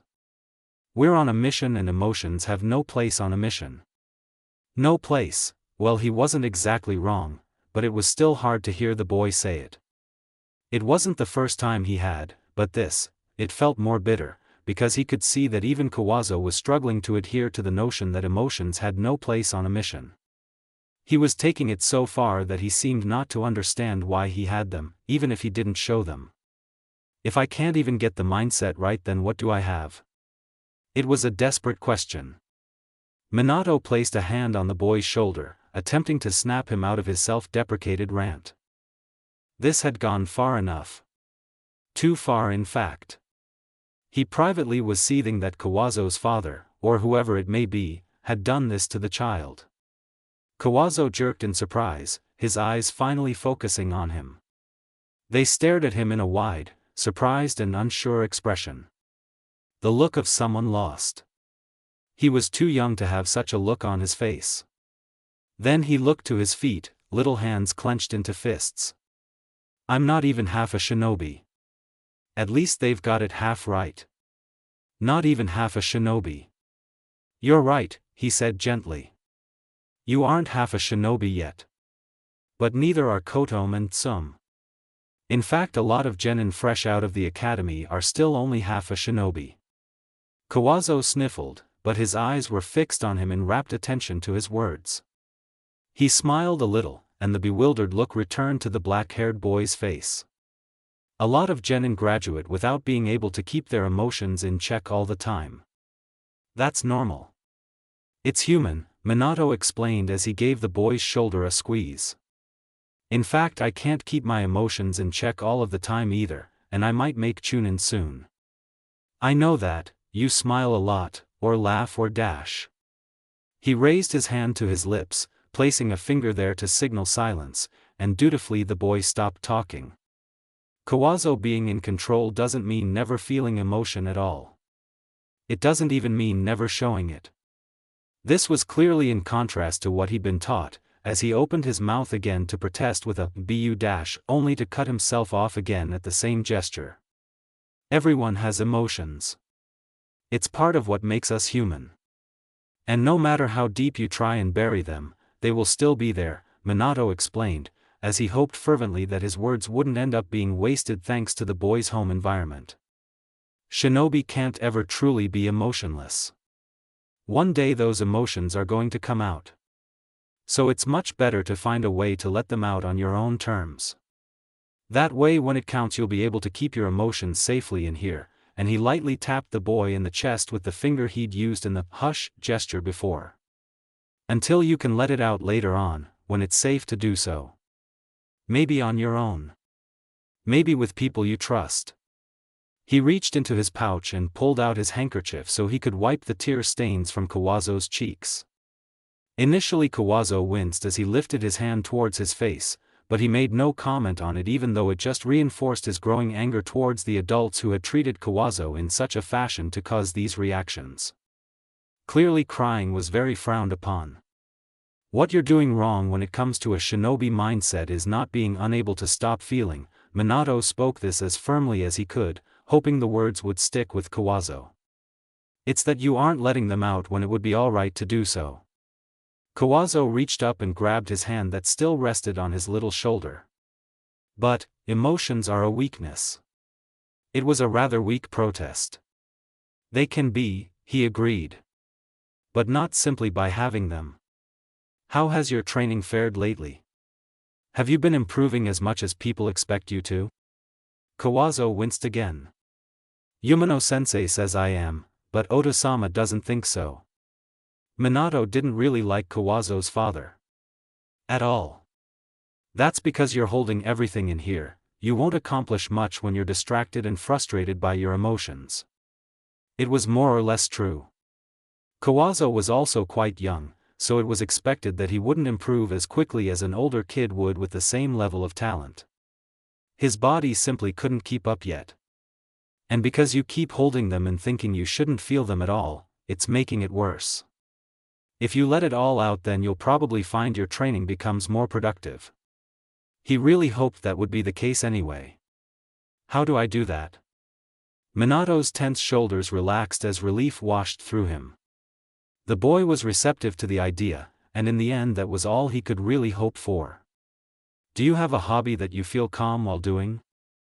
After a short moment of thought, Kawazo finally nodded. Calligraphy. That wasn't the sort of hobby he expected a 4-year-old to have. But it was something. Well then, whenever you feel like you've got too much in here, and he again tapped the boy lightly in the chest, you should do some calligraphy. While you do that, think about what it is that's bothering you. Try and figure out why it's bothering you, and then what you can do to make it better yourself. If you can't, then you find someone you can talk to about it. Kawazo shook his head. I don't have anyone like that. It was depressing hearing the child say that for certain. And reminiscent of his own academy days in a way. When the Hitaki weren't around, he'd not really had anyone he could talk to about his troubles until he became closer with Shikaku at least. Well, I'd be willing to listen, he told the boy with a smile, before he tucked away the handkerchief since he was finished wiping up his cheeks. Though I can't always be in Konoha now that I'm a shinobi. That's why you should try and get to know some of your classmates outside of classes. You might find some that you can talk to about your troubles. Some sort of realization seemed to dawn on Kawazo's face. The gears in his head were clearly turning, and Minato was curious as to what conclusion was forming behind those dark eyes. Finally the boy nodded, and tried to smile. It was a very poor attempt, looking a little more like a grimace, as if he had never learned how to smile before. Another thing to fuel his growing dislike for the Shimura who were raising a 4-year-old boy in such a fashion. So that's one of the other reasons Sensei says we get put on a 3-man squad when we graduate. Kawazo stated this as if he was certain it was true. Sensei asked why we thought that was yesterday, and when I told her what Oda-sama told me, she said there were a couple other reasons. But she wouldn't tell me what they are. She said we had to figure that out for ourselves. Minato almost laughed. He could recall that question being posed to him over a year ago now.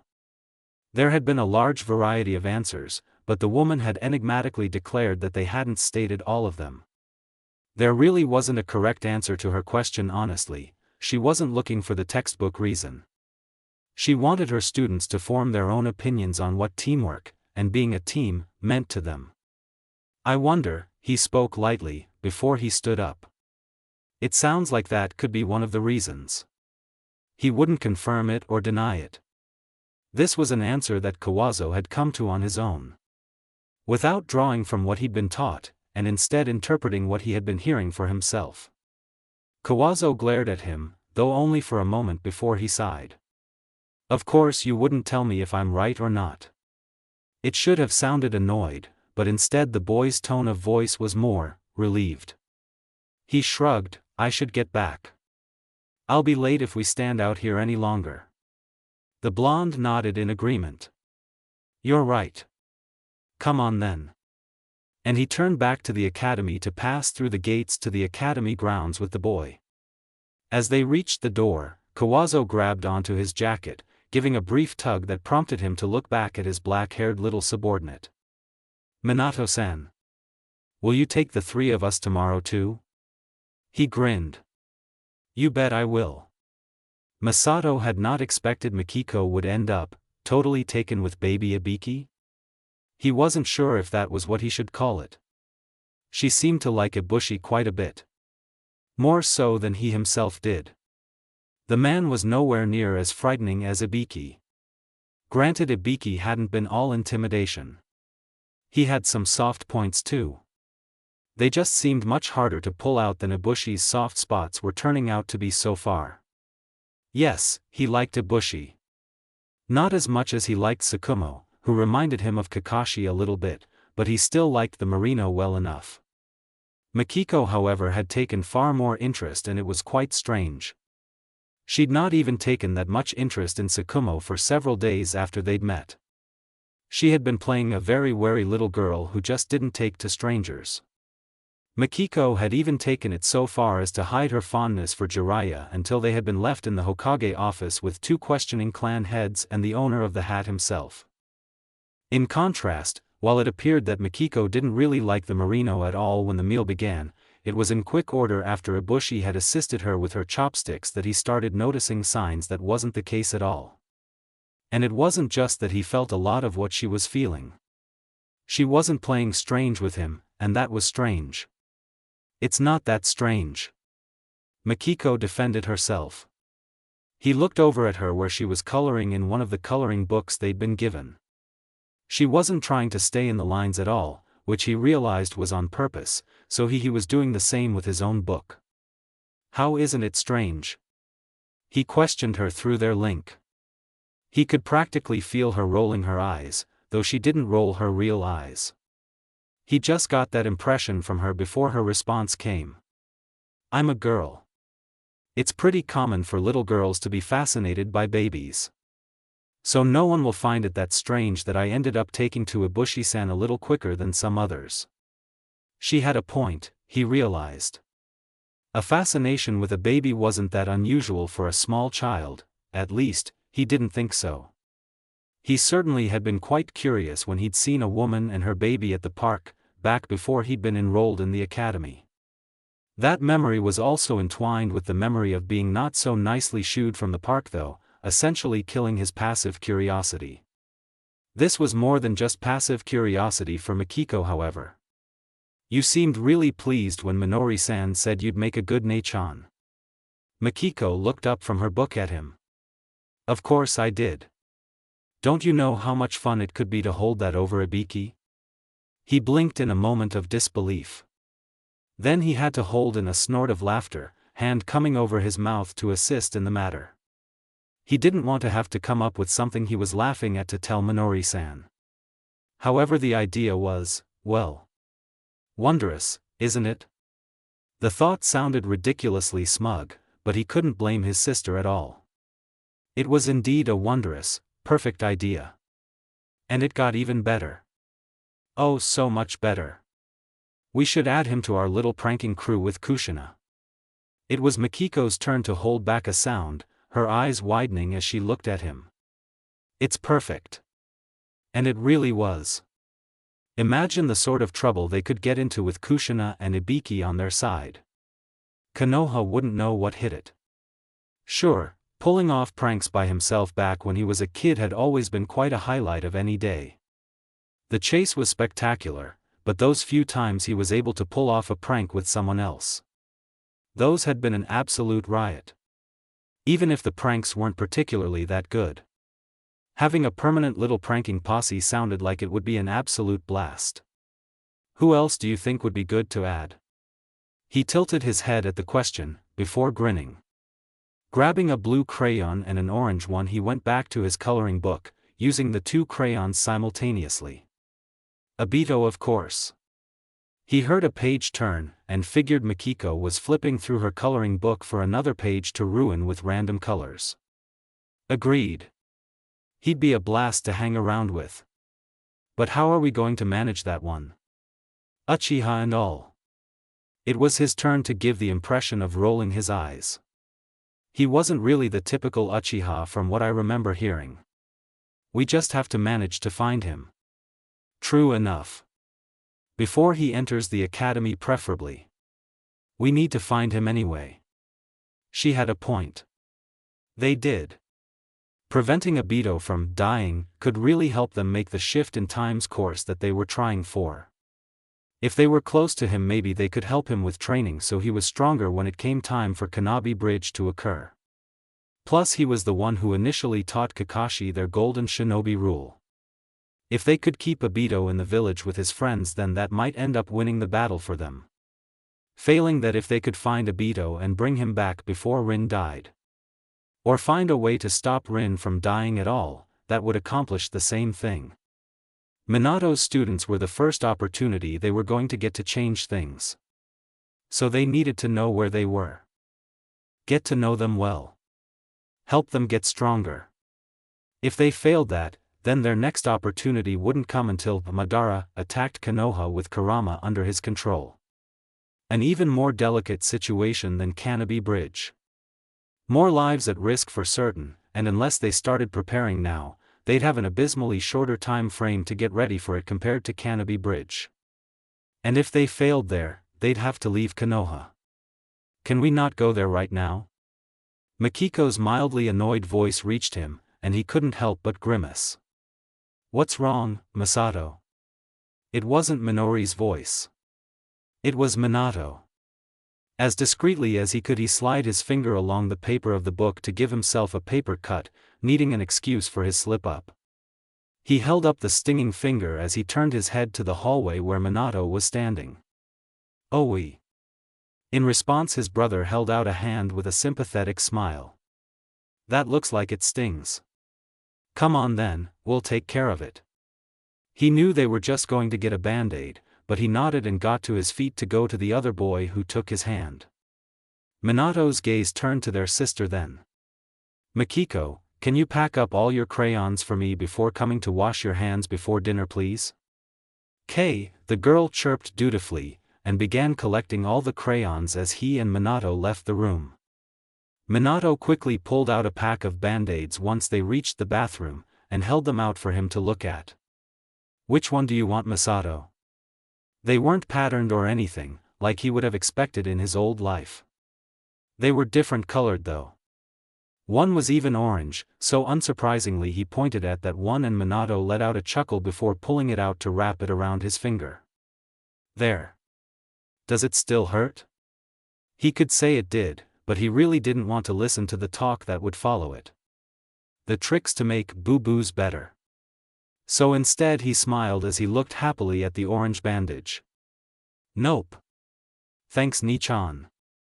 "You're welcome," the other blonde replied easily with his own smile. Only moments later Maki was peeking into the room, and Minato had of course heard her coming as he turned to look at her just as she peeked inside. "Alright then, let's get washed up for dinner. After that, why don't we go to the park for a little while before heading home?" Masato looked to his sister, who met his gaze. Their faces split into twin grins. Okay. Hiruzen was by all accounts a very prominent shinobi in the shinobi world. He'd been made Hokage at a young age, still managed to raise up his own team of shinobi, and had been in the position for years. There wasn't a shinobi village that didn't have him in their bingo book, listed quite high in the majority of cases. He had a large plethora of jutsu under his belt, and a list of accomplishments that in a way rivaled that of the first and second Hokages. But he'd lived in a different time from them. They'd not lasted long into the stability of shinobi militarized nations. Theirs had been lives akin to a constant war until Konoha had finally been established, and even then war had not left them alone, claiming the second and saddling Hiruzen with the hat. Information had always been quite important to any organized shinobi group. But it became more so once clans banded together to form villages. And after so long of just fighting each other to the death, there weren't as many with the more sophisticated espionage skills. Being Hokage in such a different world meant he needed to rely on these other skills. Balance of power was a delicate matter. One that necessitated a variety of strategies. Espionage was bigger now than it ever had been in his predecessor's times. Granted, the second had certainly been more in tune with the changing times than the first. He would have done fine if he'd not been killed, Hiruzen was sure. However, Hiruzen had not been prepared for it himself. He couldn't say that he'd had anything one would describe as a talent for any skill in that regard. Not when he'd taken the hat at least. He'd had to rely on others, as he worked to improve the areas he was lacking in. At times he wished it could have remained that way. However, as the years passed, he came to realize how important it truly was for him to control who got what information.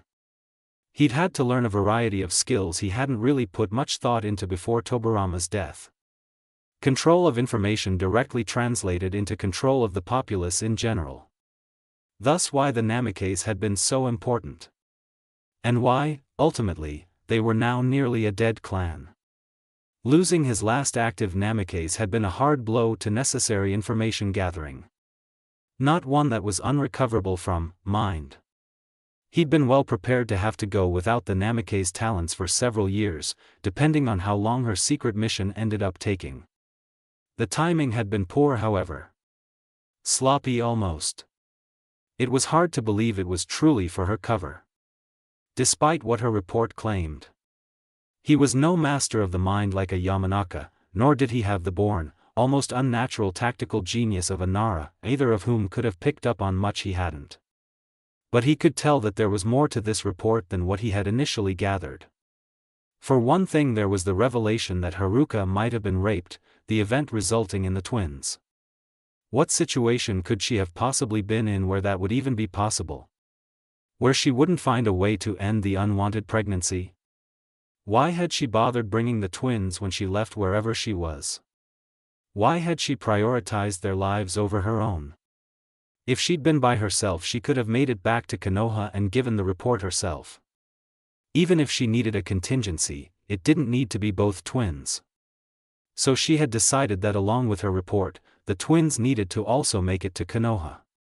Which meant the fire the twins said she started was indeed to attract a Konoha patrol, hoping they would find the twins. And this too was sloppy of her. They were toddlers. She had no guarantee they wouldn't be found by the pursuers first. Or that a patrol would be near enough to see it, and decide to cross the border to check it out.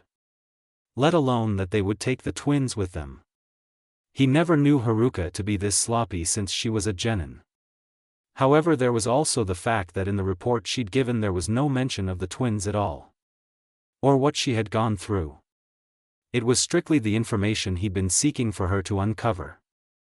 Information that he'd already been given, unknowingly thanks to her. There was an implication in her report that after 3 months she'd completed her mission, and yet had not returned, instead finding a way to get the information into the hands of the next shinobi he had sent to uncover it. Why? And if she could do that, for what reason had she not returned? At that point in time her name had still been clear, the surviving member of her team had not imparted anything that indicated betrayal. No, she got that label through what now appeared to be her efforts to get the intel into a Konoha nin's hands. There was more to her report that he had yet to uncover. There had to be. Even without these discrepancies in her actions, there was that 8 that didn't fit in with her scale. He'd been mulling over it most nights, after Biwako had gone to bed, but he had yet to come to something that truly made sense. Still, it was obvious that there was a double meaning, or more, to the sequence of numbers she'd given. The Hokage was also at the end of his own ability to find her hidden message, frustratingly. Whatever code she'd come up with to keep this intel safe, it seemed he lacked some key information to crack it. Or he was overlooking something. Even though it was possible, he put little merit into the idea that Masato and Mikiko had merely been one of her contingency plans to get the intel to Konoha. Not with the words she'd imparted to Minato about their father. She saw them as important in some way, and it was hard to believe she wouldn't have a way to portray the how to the Hokage should they end up in Konoha. Then again, with the signs of sloppy work on her part, could he really be sure of that? It was hard to say. It could be a sign of a number of things. However, the way she'd had the twins carry and pass on that message was not sloppily done. It was a very well executed use of a triggered genjutsu. The trigger had turned out to be twofold, and the message split so that if you had only one twin the information it held would remain indecipherable. There was of course the chance that she'd placed other genjutsu on the twins, however the triggers he thought would be most likely had turned up nothing. So he'd sent Tsukumo and Jiraiya. There was a chance they could find the missing piece he needed. What they had sent back so far though lent more urgency to the matter. Even with the two talented shinobi on this mission, he couldn't simply trust them to find what information he needed to solve the mystery of the Namikaze twins. It would be foolish. Especially in light of there having been a fourth individual, who was unaccounted for, involved in that final pursuit of the three Namikaze. He'd gotten as far as he could with the sequence. It was time he picked someone else to try and crack any code that was there. And really, there could only be one man that he could trust this to. Said man stood in front of his desk in the Hokage office now, a typically bored expression on his face as his eyes moved over the scroll in his hand. As expected, as soon as he finished reading he promptly handed it back to him. Hiruzen molded chakra as his hands moved swiftly through some signs. With a puff of fire from his mouth the scroll went up in flames. After all, this was not information he wanted put to paper. Not now, at least. Paper was vulnerable. Thus the reason only this man would do for the task at hand. Troublesome.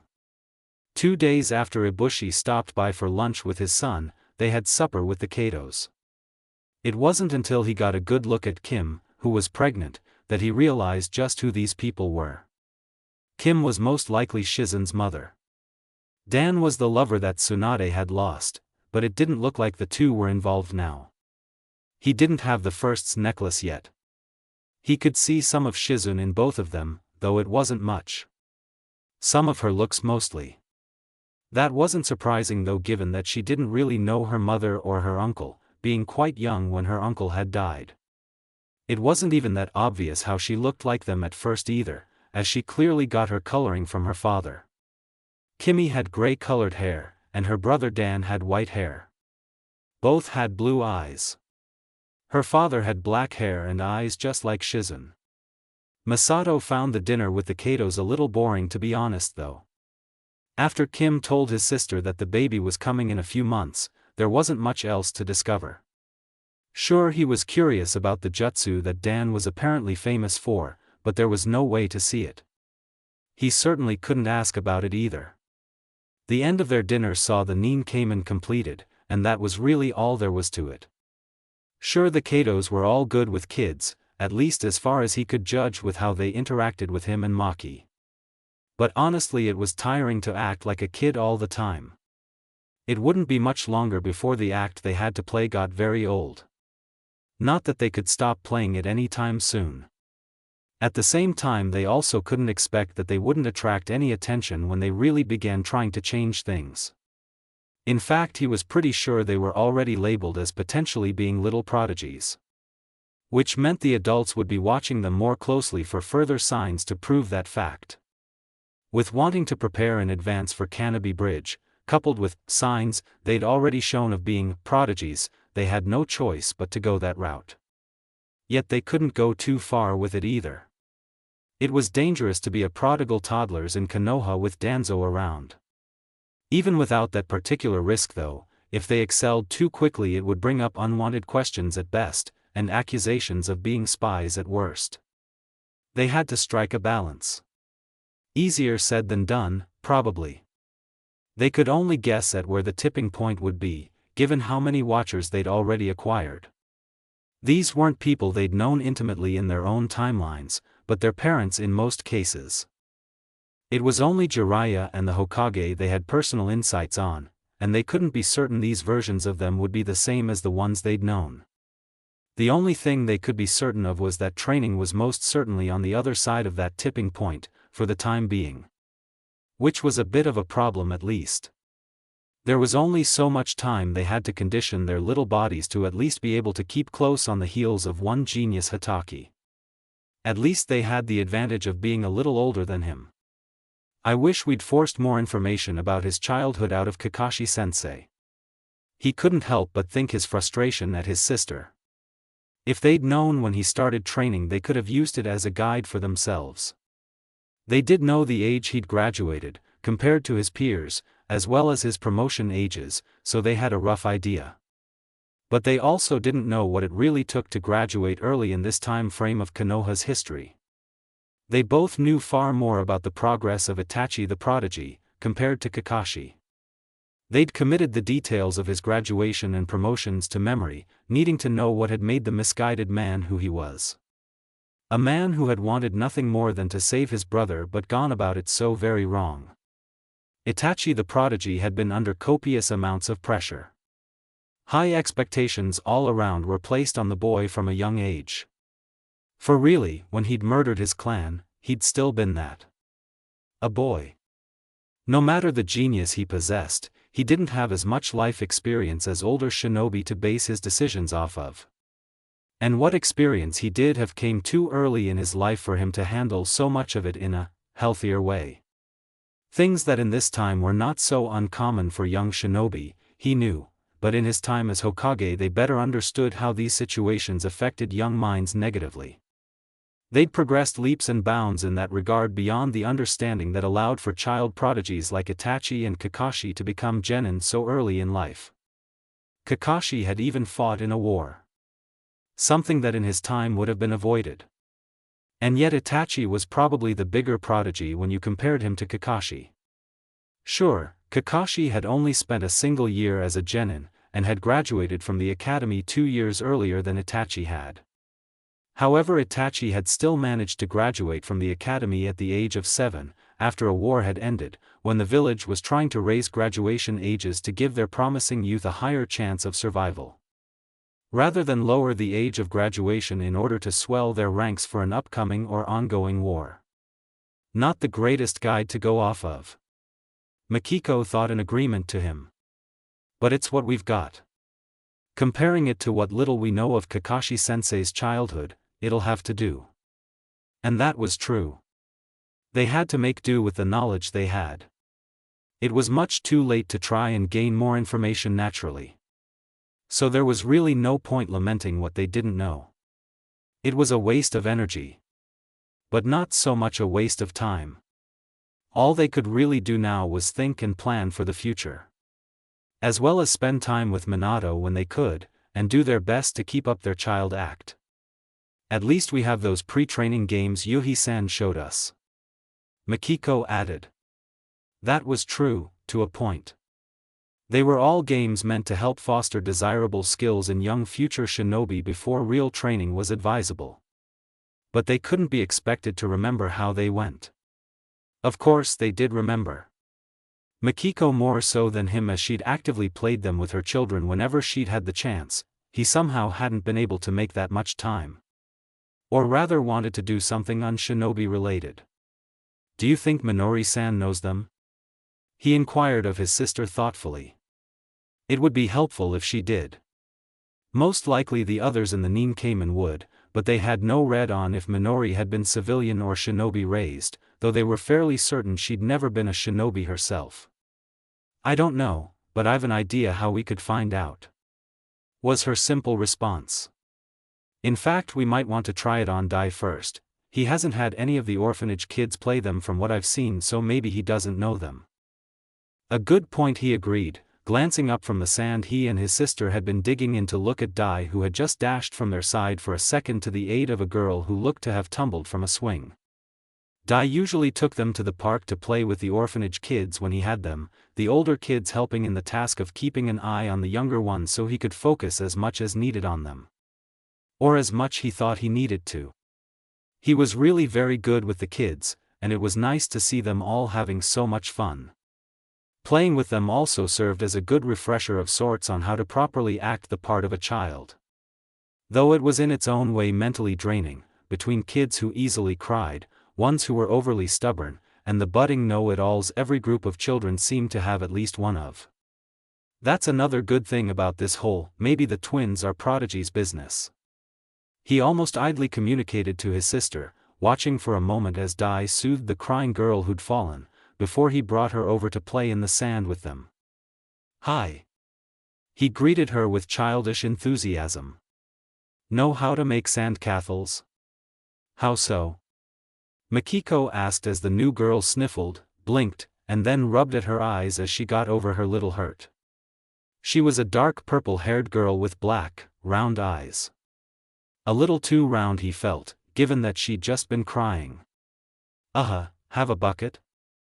She inquired, before rather authoritatively announcing, "It's sand castles, not castles. Since you didn't even know that, you better follow my lead if you want to make one." She sure recovered quickly, didn't she? He couldn't help but think a little sarcastically at his sister. He heard Makiko's mental snigger at the change in attitude from the girl. "Okay," she chirped to the older girl, "I have the bucket," and she held out her bucket that she just struggled to dump the sand out of to the older girl. Some kids bounce back fast, nothing wrong with that. Anyway, what were you meaning? Right. He had been asked a question after all. So while the new girl went about explaining how to properly sand castle, he gave his answer. "Since they think we could be prodigies, then we have some slack to play with in our child act, don't you think? They won't immediately think something is up if we aren't as into playing as other kids our age, or something like that." While Maki appeared to be listening intently to the instructions of the purple-haired girl, she gave a curt reply of "You're probably right." But that being said, they didn't want to push the boundaries too fast or too quickly. What's your name?" he finally asked the girl who was bossing them around.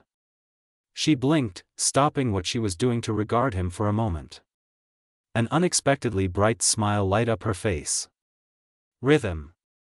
For whatever reason, she seemed very happy to share her name with them. "What about you two?" "Masato," he replied easily before he retrieved his plastic shovel to start filling the bucket Rhythm had put between them. It was a weird name, Rhythm. He didn't know anyone with names like that except the Lee clan. Makiko finished his thought even as she gave her name to the older girl. "I'm Makiko, it's nice to meet you RYT. RYFM, she made a show of stumbling over trying to say the girl's name, which made perfect sense. It wasn't that easy of sound for toddlers, one would think. Rhythm seemed a bit upset at the stumble, however. "It's Rhythm. Rhythm Lee," she said in way of correction, though her voice got quieter when she said her last name. "She is a Lee. So what's she doing with the orphanage?" He really wanted to ask, but he didn't know if she'd be able to answer. She was probably around 7 if he had to guess. She might not understand why she was herself. "I think she understands," Maki pointed out to him. "Sorry RTHM, she said the name very slowly this time as if trying very hard to get it right. "Can I call you Riri?" Wait. What was she doing? Rhythm seemed just as confused as she looked at his sister with a frown. Ri? Yeah. Ri. Riri. The once woman explained, though it wasn't much of an explanation.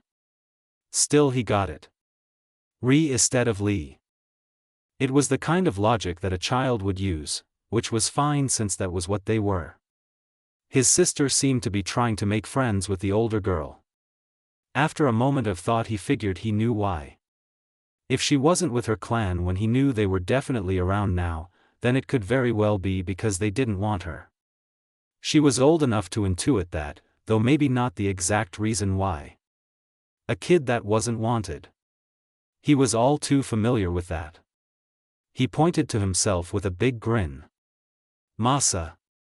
Makiko followed his lead and announced Maki, with quite a bit of excitement before she pointed to the older girl. Riri? Rhythm looked between them wide-eyed, before she let out a laugh and smiled brightly herself, eyes closing for a moment. With her eyes closed she looked quite a lot like someone they used to know, hair color and eyebrows notwithstanding. Okay, Maki, she replied quietly, before ushering them back to their sandcastle building. Though he didn't miss the very soft thanks she uttered on her breath. Still he was more focused on who she'd looked like for that moment. What are the chances that we just made friends with Lee's mom? Before he knew it, the month had changed to October. His little siblings had been in Konoha for 2 weeks, soon to be 3. It was a little bit of a shocking realization, as he'd quite expected time to pass rather slowly while he was doing the D-rank missions. At least after the Ninkamen had been finalized, and he'd had that breakthrough with Kawazo. Perhaps he'd been counting his blessings too soon. Kawazo had improved with how he interacted with his teammates, yes. But it wasn't by that much either. He made some effort to interact with them better, when they had already finished the mission. In turn, Kotome had mostly stopped blowing up at him during the mission, saving her complaints for afterwards, seeming to have realized the change in the boy. Some, however, either hadn't figured it out, or didn't care.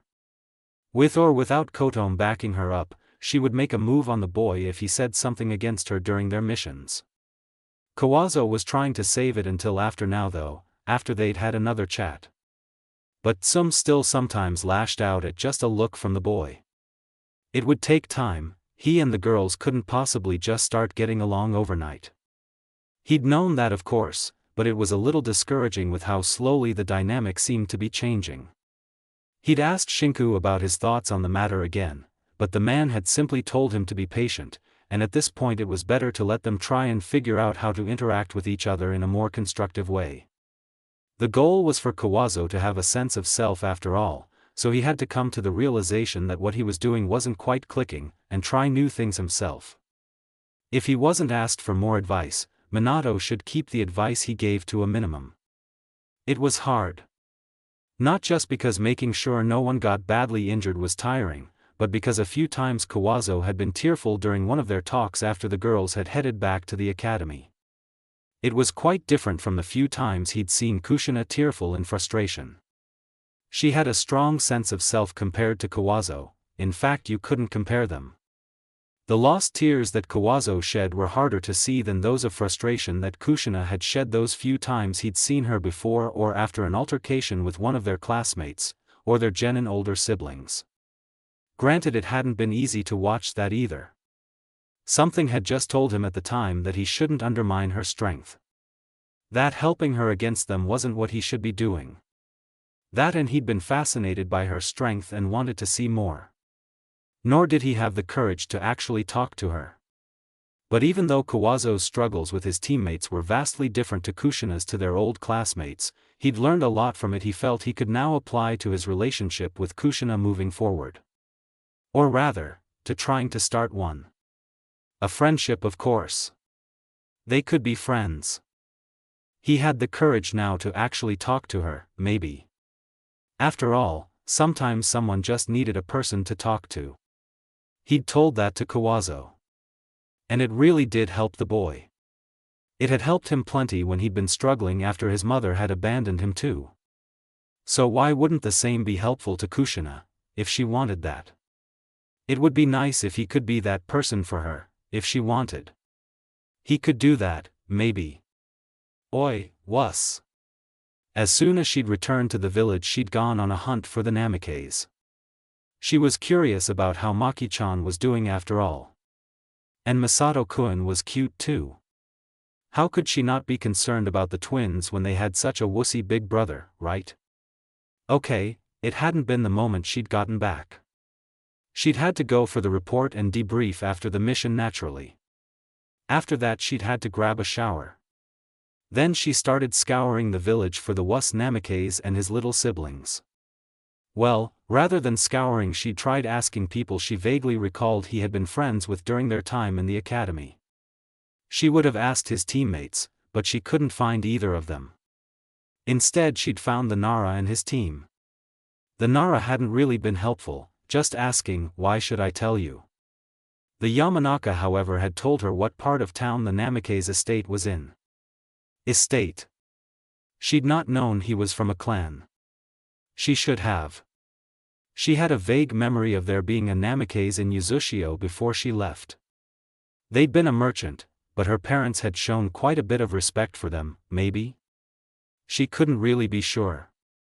It hadn't really been an interesting conversation, so she'd excused herself to wander the village for the 100th time that week. She'd left to go find this estate. She should have listened to whatever else Anoichi had to say though. Or whatever he had the time for before his teammates insisted they get going. It seemed they were leaving for a mission when she found them. So when she found the house that had the Namikaze's name on it, only to discover no one was home, she cursed herself. Her one source of information so far would be long gone on their mission. With a huff she'd racked her brain on who she could try and ask next. Eventually she landed on the Hataki. She'd seen one or two of them come meet Minato after he got out at the academy, hadn't she? She wasn't quite sure, but it was all she had to go off of for now. So she went looking for the Hataki complex, which took at least an hour. Minato was going to get it, for making her put in so much effort to find him. And she was going to beat out of him what that smile Minori-san had had on her face had been all about. She didn't like the expression on the woman's face when she told her where she could find Minato. It was off to the academy then, where she spotted the bus finally, with 3 of the students in tow. It took everything in her to stop from shouting at him until he'd brought the students to what she guessed was their drop-off spot. As soon as he started to turn around though, she decided she'd waited quite long enough and called out to him. "Oi, wuss." She saw him give a bit of a jolt, eyes widening before they even landed on her. Kushina couldn't help but roll her eyes at that. "Kei Uzumaki-san." His voice showed how surprised he was to see her. She supposed it was weird for her to seek a boy out though, so she couldn't really blame him for being surprised. However, he then smiled at her in a friendly manner, which was just odd. He had always been unsure, at least in any interactions with her. "Welcome back." Kushina's eyes expanded into near saucers. No one ever welcomed her back so genuinely, not since she'd come to Konoha. No one but Mitobie. "Thanks," she replied, still feeling a bit bewildered. It took the edge off the frustration she'd been feeling towards him, a little. It wasn't long until she was glaring at him again though. "I've been looking all over for you, Tebane," she huffed out, crossing her arms. Minato looked even more confused, but he was still smiling as he closed the distance between them. "Really?" he asked, and there still wasn't a sign of him stuttering. "That was weird. Oh, were you wondering how Maki-chan was doing?" Wait, had Minato always been that sharp? Actually, she thought maybe he had been. She hadn't paid a ton of attention to him in their classes honestly, but he did seem to catch on to things sooner than a lot of the other students. And he had graduated in a single year too, now that she thought about it. So he was smart. Too bad being such a wuss took away from that. Or, it should. It had. Maybe it would come out a bit more soon. "Well, she has a sissy big brother, so I was worried, Tebane." His brighter blue eyes turned away from her for a moment, and he gave what sounded like a nervous laugh.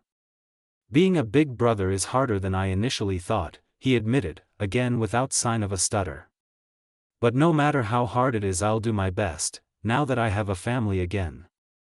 These words were determined, strong. Nothing like a wuss at all. Kushina was a bit at a loss. Now that he had a family again. Well, logically he must not have had one if the Hataki were picking him up at the academy from time to time and stuff like that. She'd never considered it before though. That he was in a way as alone as she was in this village. Because he'd had friends in their class. Among the other genin. She didn't really have much of that herself, and all she had for any sort of family here in Konoha had been Mitobie, who she barely got to see. Okay, that was a lie. Her distant Senju relatives that she'd been living with had been good to her. It just wasn't the same as being with her parents had been, even knowing she could never go back to those days. It'd be the same for him though. Probably.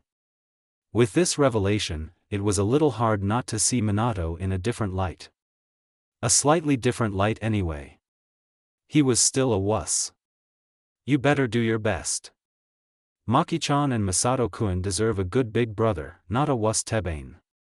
She couldn't help but to prod at him, partly because she didn't like how he just changed her opinion of him, partly because he just wasn't acting how she was used to and it was weird.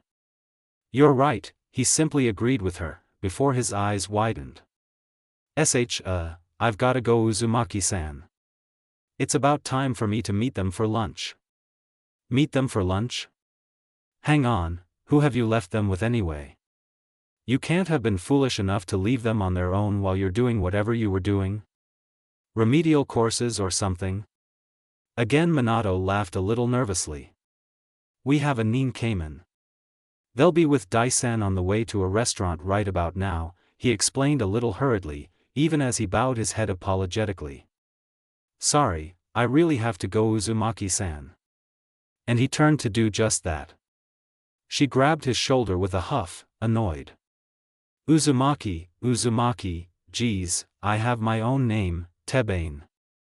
It wasn't that she didn't like being an Uzumaki, it was more that she couldn't help but feel a little upset hearing it. She was one of 2 Uzumaki here in Konoha, and maybe beyond that. Any reminder of Uzushio being gone was painful, and if she was going to continue to talk to the Namikaze then she'd rather not have to keep dealing with that. She hadn't gotten all the information she wanted out of him after all. And I'm not done with you yet. I'll walk with you, Tebane. For a moment it seemed like Minato's eyes had bugged out, and his cheeks might have colored in a bit. Oh, okay. Yuzu, kushina-san. She almost wanted to laugh. There was the stuttering she was used to. Right down to him saying her name sounding like a question. Though she could have done without the san. Oh well. It wasn't like they were friends, so the san made sense. Right, let's go then she stopped herself, maybe she shouldn't always call him wuss. It was a little mean. And despite him being a wuss he hadn't chickened out of using her name when she'd asked, which she had to appreciate if only a little. Minato-kun. In response the boy looked completely frozen in place. Maybe she had been too familiar with him, but she wasn't going to give him a san. He was a wuss. And if she expected him to call her by name then how could she call him by his last name? Right? There was an almost choking-like sound, before Minato's head snapped ahead of them. Right. It's this way, and then rather stiffly he started walking down the street. She giggled to herself and followed after. Minato's reactions were kind of funny on top of his wussiness being a little bit cute. Maybe it wouldn't hurt to get to know him a little better. Where was Minato? It wasn't like him to be late when they were meeting him for lunch. She didn't think he was one to be late for anything normally. So why was it that they were sitting at the barbecue place with no sign of him at all? She wanted to huff in annoyance. They couldn't eat until he got here, and she could smell the food from other tables. Needless to say she felt absolutely famished by this point. He needed to hurry up and get here. Hopefully nothing had happened to him. What could possibly happen to him in the village? Masato challenged her worried thoughts and she wanted to shoot him a glare. He was right though. Nothing untoward was likely to happen to him in Konoha, right? When did you turn into such a worrywart? This time she did shoot him a glare, as Dai was thankfully not looking at either of them. Something wrong, Maki? You forgot Riri was here, idiot. Whoops. Masa bumped me. She said in way of trying to cover up her slip-up, looking across the table to the older girl who was sat next to Dai. Dai had asked the proprietor if it was alright if he took her along with them for lunch since she seemed to have made friends with the twins, and to her surprise the woman had readily agreed, saying Rhythm needed more friends. Seemed like she didn't have a lot of friends among the other orphanage kids on top of not being wanted by her clan. She really felt for the older girl. It seemed her childhood so far had been pretty lonely. It wouldn't be any more though, if she could help it.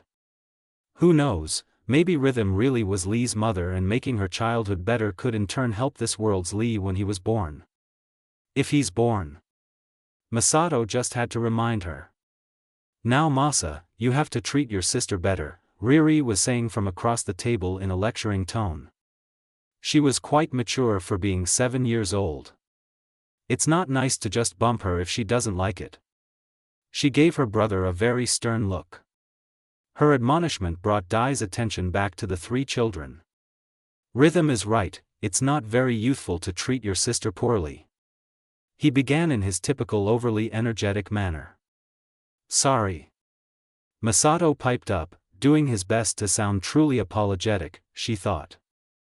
Probably because he didn't want to hear a youthful lecture for something he didn't even do. That was mean. He thought to her a little petulantly, and she wanted to laugh. It's your fault for being a downer. She answered, but then mentally grimaced as Dai went into his lecture anyway. Okay. I'm sorry. I guess I was a downer first. Straight. He agreed, though didn't push the matter further, instead striking up a conversation with Riri, who was more than happy to oblige him since it meant she could distract herself from the youthful lecture going on next to her. Barbecue? Really was? Over the din of the other customers, and the lecture going on, Maki was just able to hear these words. Was that who she thought it was? Trying to find out, she decided to shift in her seat so she could look out over towards the door better. Makiko-chan, be careful, Dai stopped his lecture to warn her. You could fall. Let's sit down properly. Dai was not at all bad at minding children. He was quite good at it. And he had a point. So reluctantly she sat properly in the booth seat. It wasn't my choice, she heard what was definitely Minato's voice now. Makiko and Masato like to try new foods, and when Dai suggested barbecue they just wouldn't hear any other suggestions. What if they leaned into the grill and burnt themselves tebane? She heard the female voice respond just before she spotted her first glimpse of red. So it was kushina after all. They listen pretty well, so I'm sure it'll be fine, was her brother's reassurance. Then they made it to their booth, and he looked away from kushina. She noticed his cheeks were a little flushed. That was cute. Looks like he really was smitten with her for a while. I never doubted it for a second. Though it was true what they saw here didn't mean anything for their own parents. She still chose to believe that it was evidence that Minato had had a crush on kushina since his genin or even academy days at least. It was certainly true here. Ni-san, she and Masato greeted happily. Then she gestured across the table at Rhythm. We made a friend. Riri. Minato blinked, a little surprised, and gave one of his genuine happy smiles. That's great. And he likely thought exactly what he was saying. Rhythm didn't seem to want to be called Riri by their brother though, as she instantly introduced herself. Rhythm. It's nice to meet you, Minato-san. Minato didn't miss a beat. It's nice to meet you, Rhythm-san. Looking at kushina told her she was surprised about something, though she couldn't quite put her finger on what that might be. Is this going to change whether they get together, do you think? Came a worried thought from Masato. She hadn't worried about this herself, but now that he mentioned it.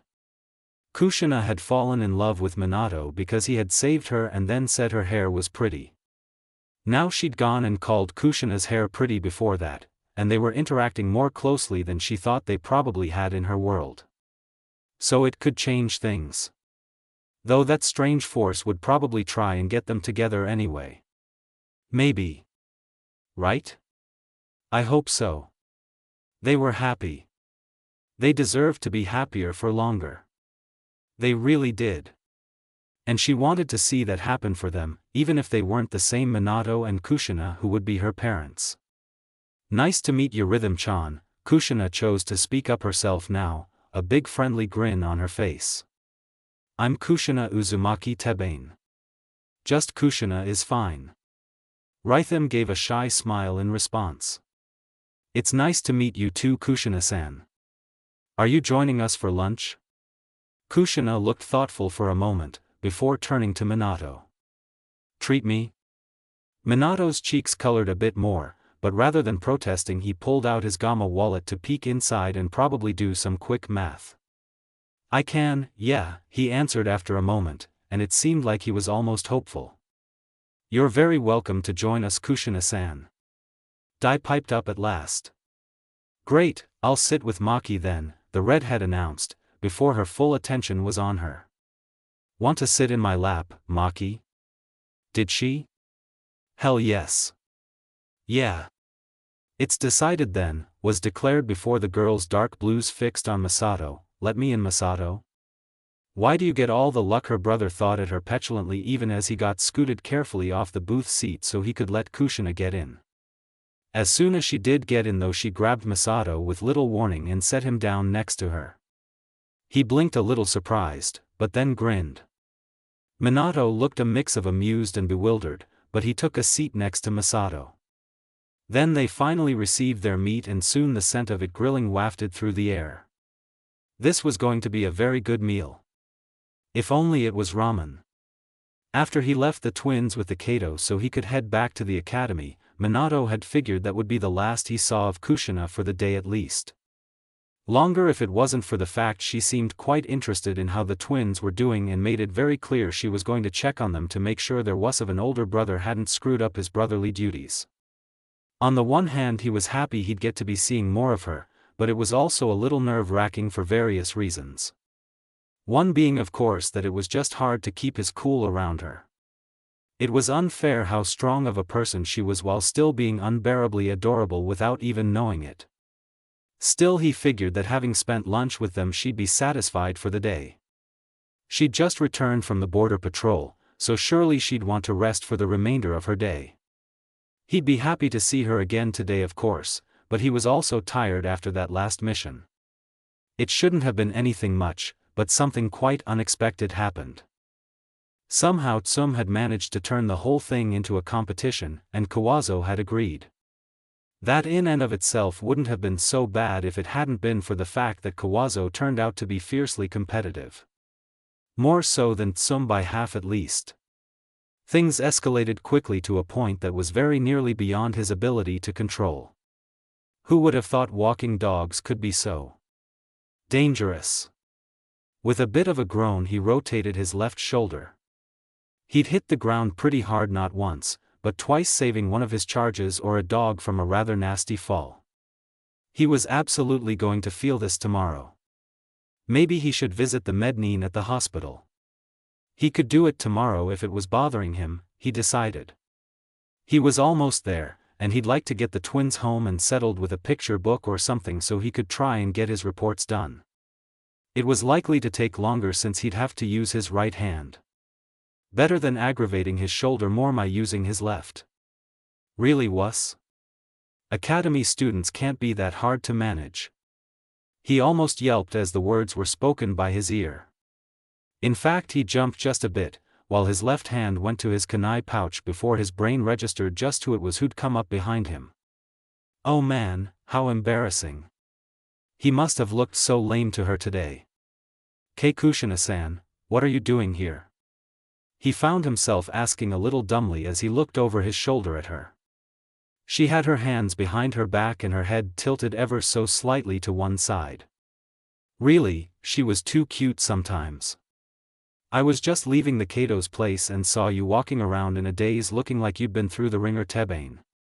She replies simply, shrugging for additional effect. This was a little surprising though. He hadn't expected she'd stay at the Kato's for so long after following him there with the twins. Maybe he should have considered that possibility though. She did seem to really like the twins, and they already seemed to adore her. He was not jealous, really. Oh, left his lips a little lamely, and he looked away. His head hung slightly and his shoulders slumped.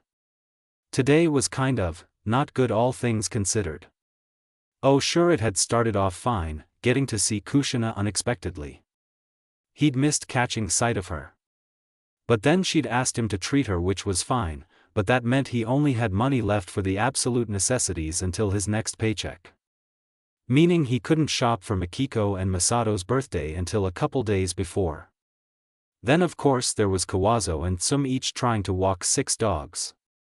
Well, Tsum technically had 7 because of Kuramaru.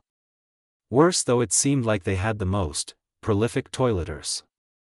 It was like an explosive tag field of dog doo, and every time Tsum or Kawazo went to pick up after their dogs like they were supposed to, they lost control of at least one of their dogs. Minato? So of course they got into a trap training grounds and he'd had to try and herd them all back out again while avoiding actual exploding tags and still making sure none of them got seriously hurt. It was just his luck that Kawazo triggered a pitfall, and then while laughing at him Tsum had triggered another one. Oi, wuss. Pain shot through his shoulder as a hand came down on it to shake him. He grimaced, but his eyes refocused, finding himself looking right at Kushina. She was right there. Wah. She huffed, and took a half step back. You were muttering. Geez. Sounds like you've got a group of little hellions on your hands, Tebane. Oh no.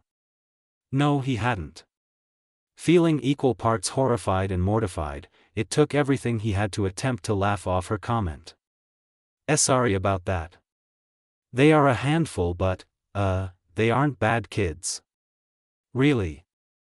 She snorted and rolled her eyes.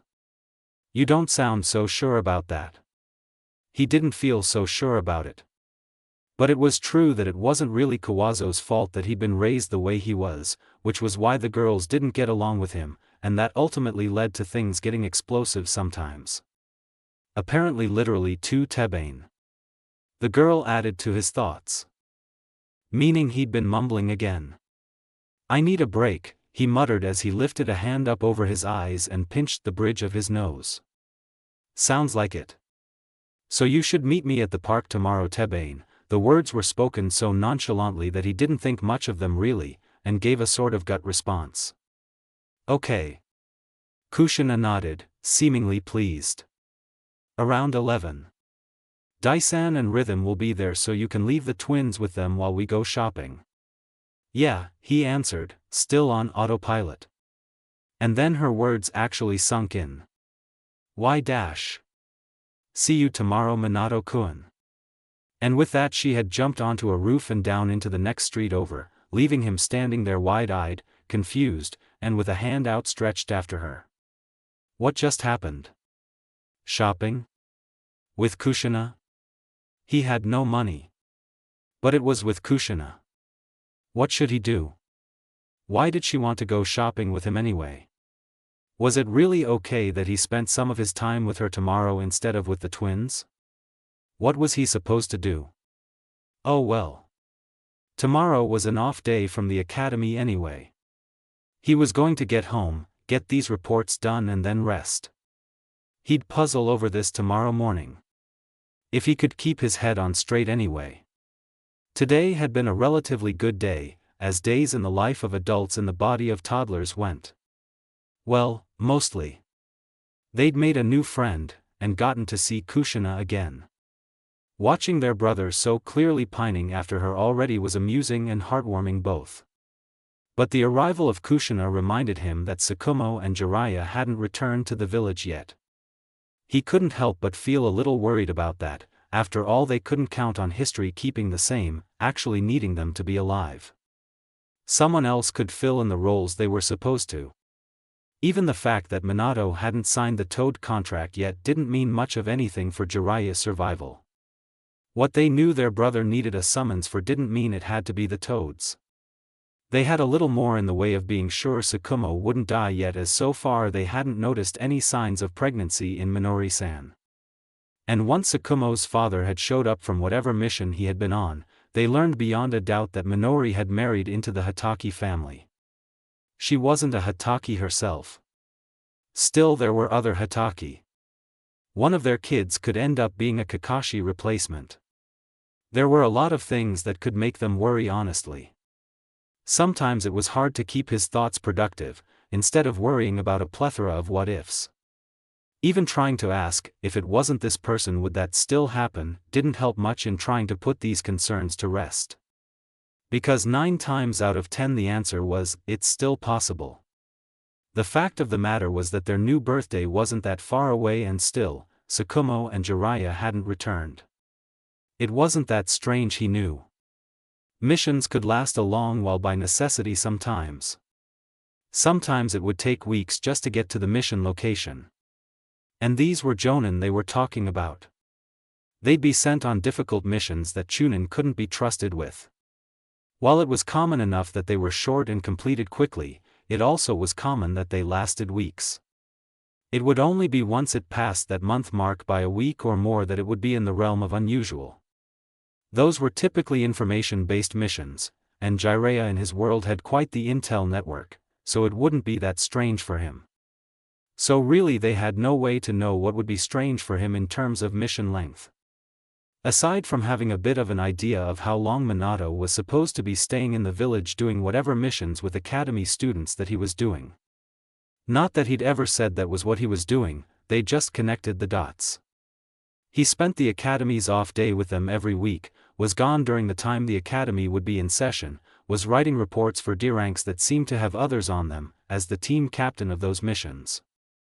It would be strange if he was taking other genin on these missions and was the leader of them. Quite a few genin would kick up a fuss over that. It also didn't match up with the amount of money he seemed to be bringing home from what they could tell.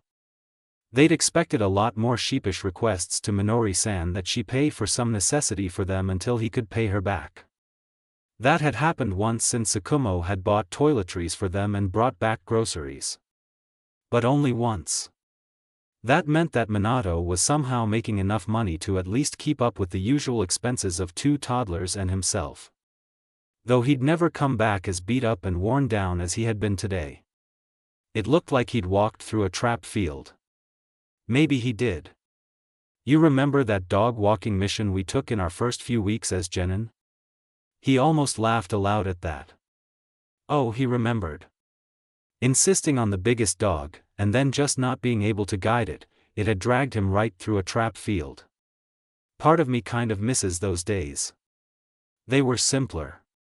He thought back to his sister. They were. She agreed. Much simpler. Something they'd never be able to go back to. No, but we'll get a taste of them again. That was true, they would. Assuming they survived. We should. We will. They held each other's gaze for several long minutes. There was the sound of something clattering to the floor, and a bit of a wet splash. Followed by soft, cut-off curses. Worried, Masato looked behind them to the low table Minato had been filling out reports on, while he and Mikiko had been put to rest on their futon that the older boy had carried down for them. His cheeks and fingers were splattered by black ink. The black substance was also dripping from the edge of the table, where Minato had clearly knocked over his inkwell initially. And then it had fallen to the floor, leaving a dark stain on the tatami. Hey, is it just me, or has Nissan been a bit scatterbrained since earlier? He asks his sister. He has. Do you think it's because of kushina? He wasn't so sure on that point.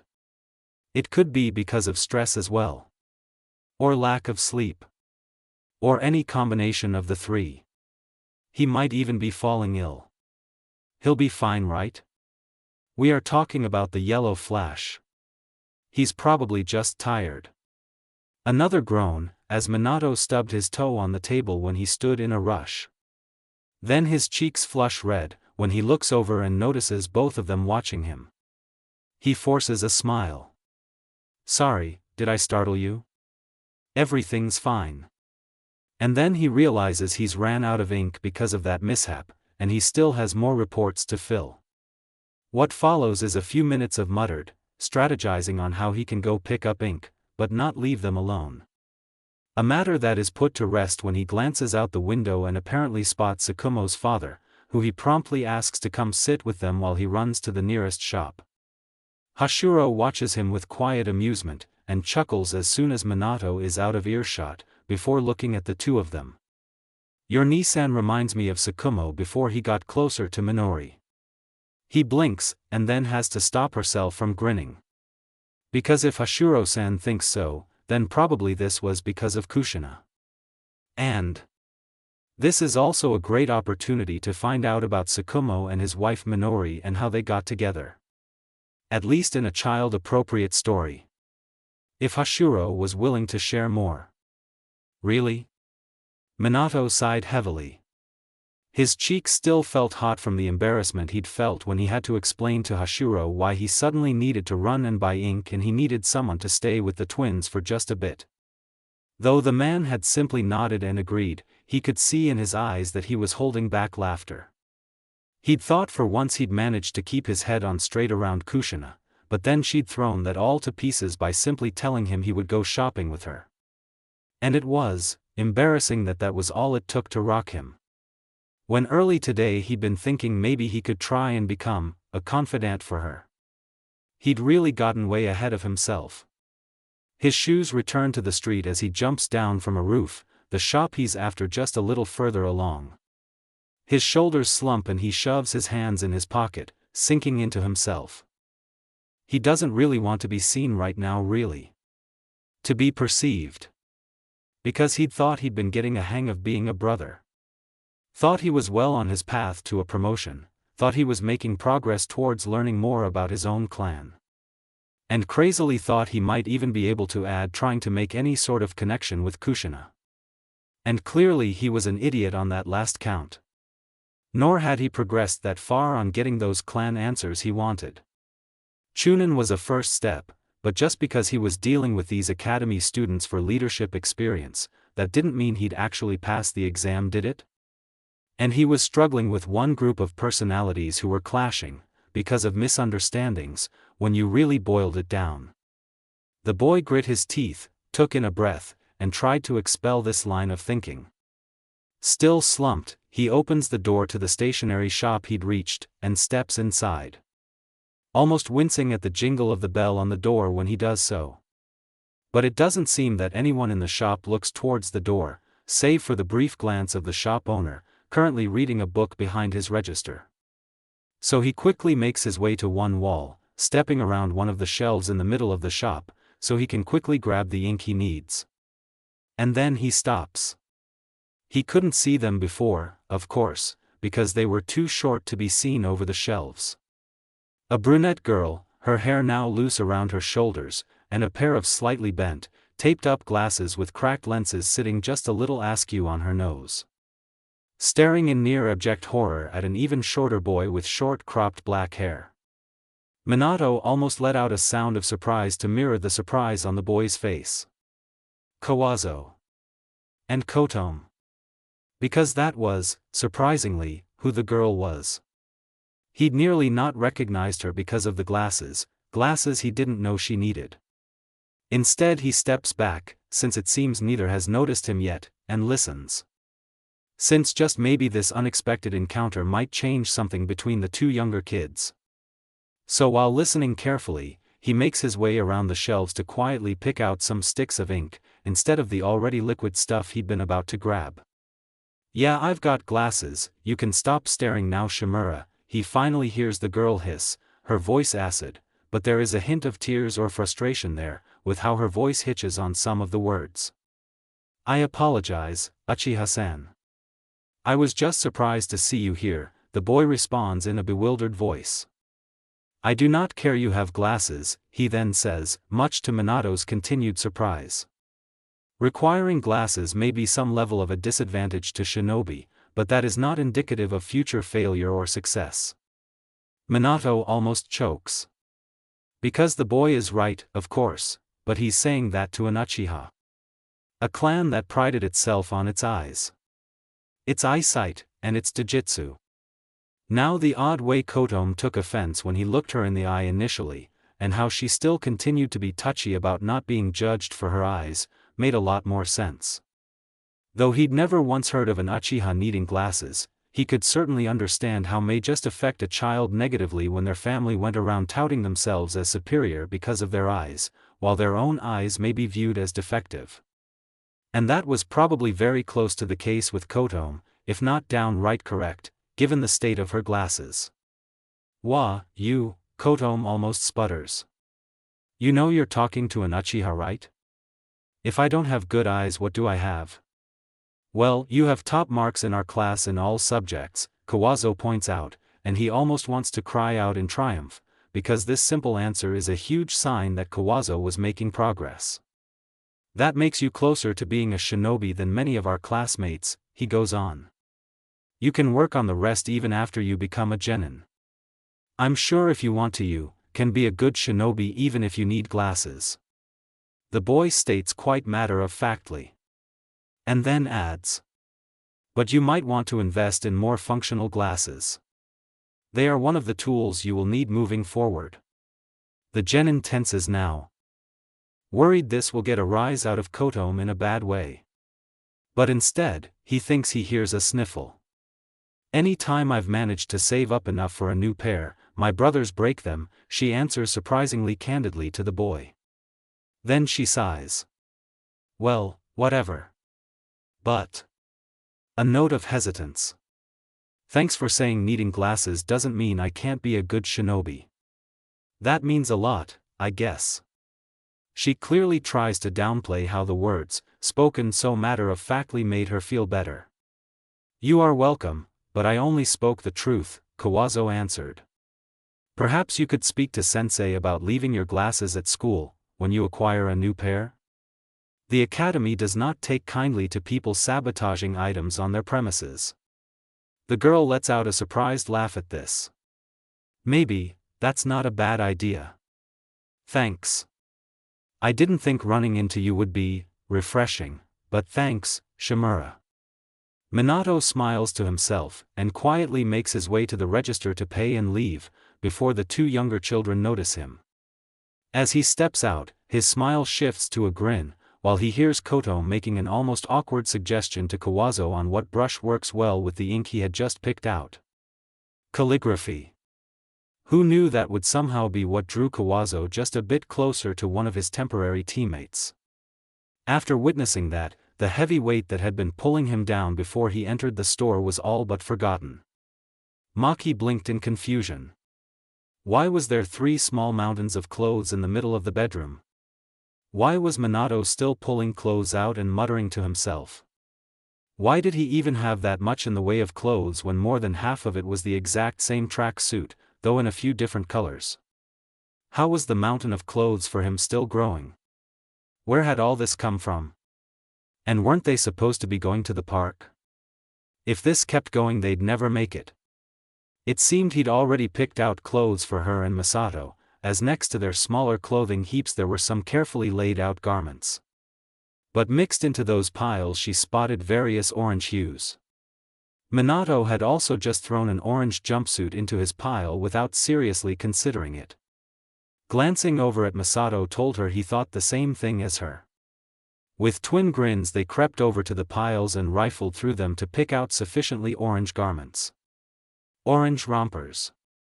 Well, hers was a little closer to salmon while Masato's was definitely a vibrant, near highlighter orange. But these would do. Then they walked over to Minato's pile, holding their rompers in one hand. She pulled on the sleeve of the track suit jacket while Masa took hold of a pant leg. Enai-san. Match match match. Minato turned his attention from the closet that was still somehow not empty to look at them, before his eyes fell to the cloth in their hands. For a moment she could see unbridled horror. Well, it was a rather florid orange color. Why did he even have it though, if he never meant to wear it? Well, yeah, you can wear those rompers today, Minato spoke, clearly trying to avoid the prospect of wearing the tracksuit that they'd found. Enai-san would look better in blue though, don't you think? He reached almost blindly but thankfully pulled out a blue tracksuit from his closet. Well, he did have more blue or white ones than any other color it seemed. This one however was nearly as vibrant as the orange one, and upon seeing it his plastered-on smile visibly faltered. Still he seemed to think it preferable to the orange one. What do you think? She scrunched up her face. No match. Want to match? Enai-san match. Minato was starting to look pale, and he furtively looked into his closet as if it would offer him salvation. Then he paused, and dropping the bright blue tracksuit with its obnoxiously bright pink stripe, he grabbed something else from within. What about this one then? It was technically orange, she supposed. A dark orange. With a blue stripe that was reminiscent of the blue that had been on their old tracksuits as kids. Still, should they cut him some slack? Well, why had he piled up so much clothes?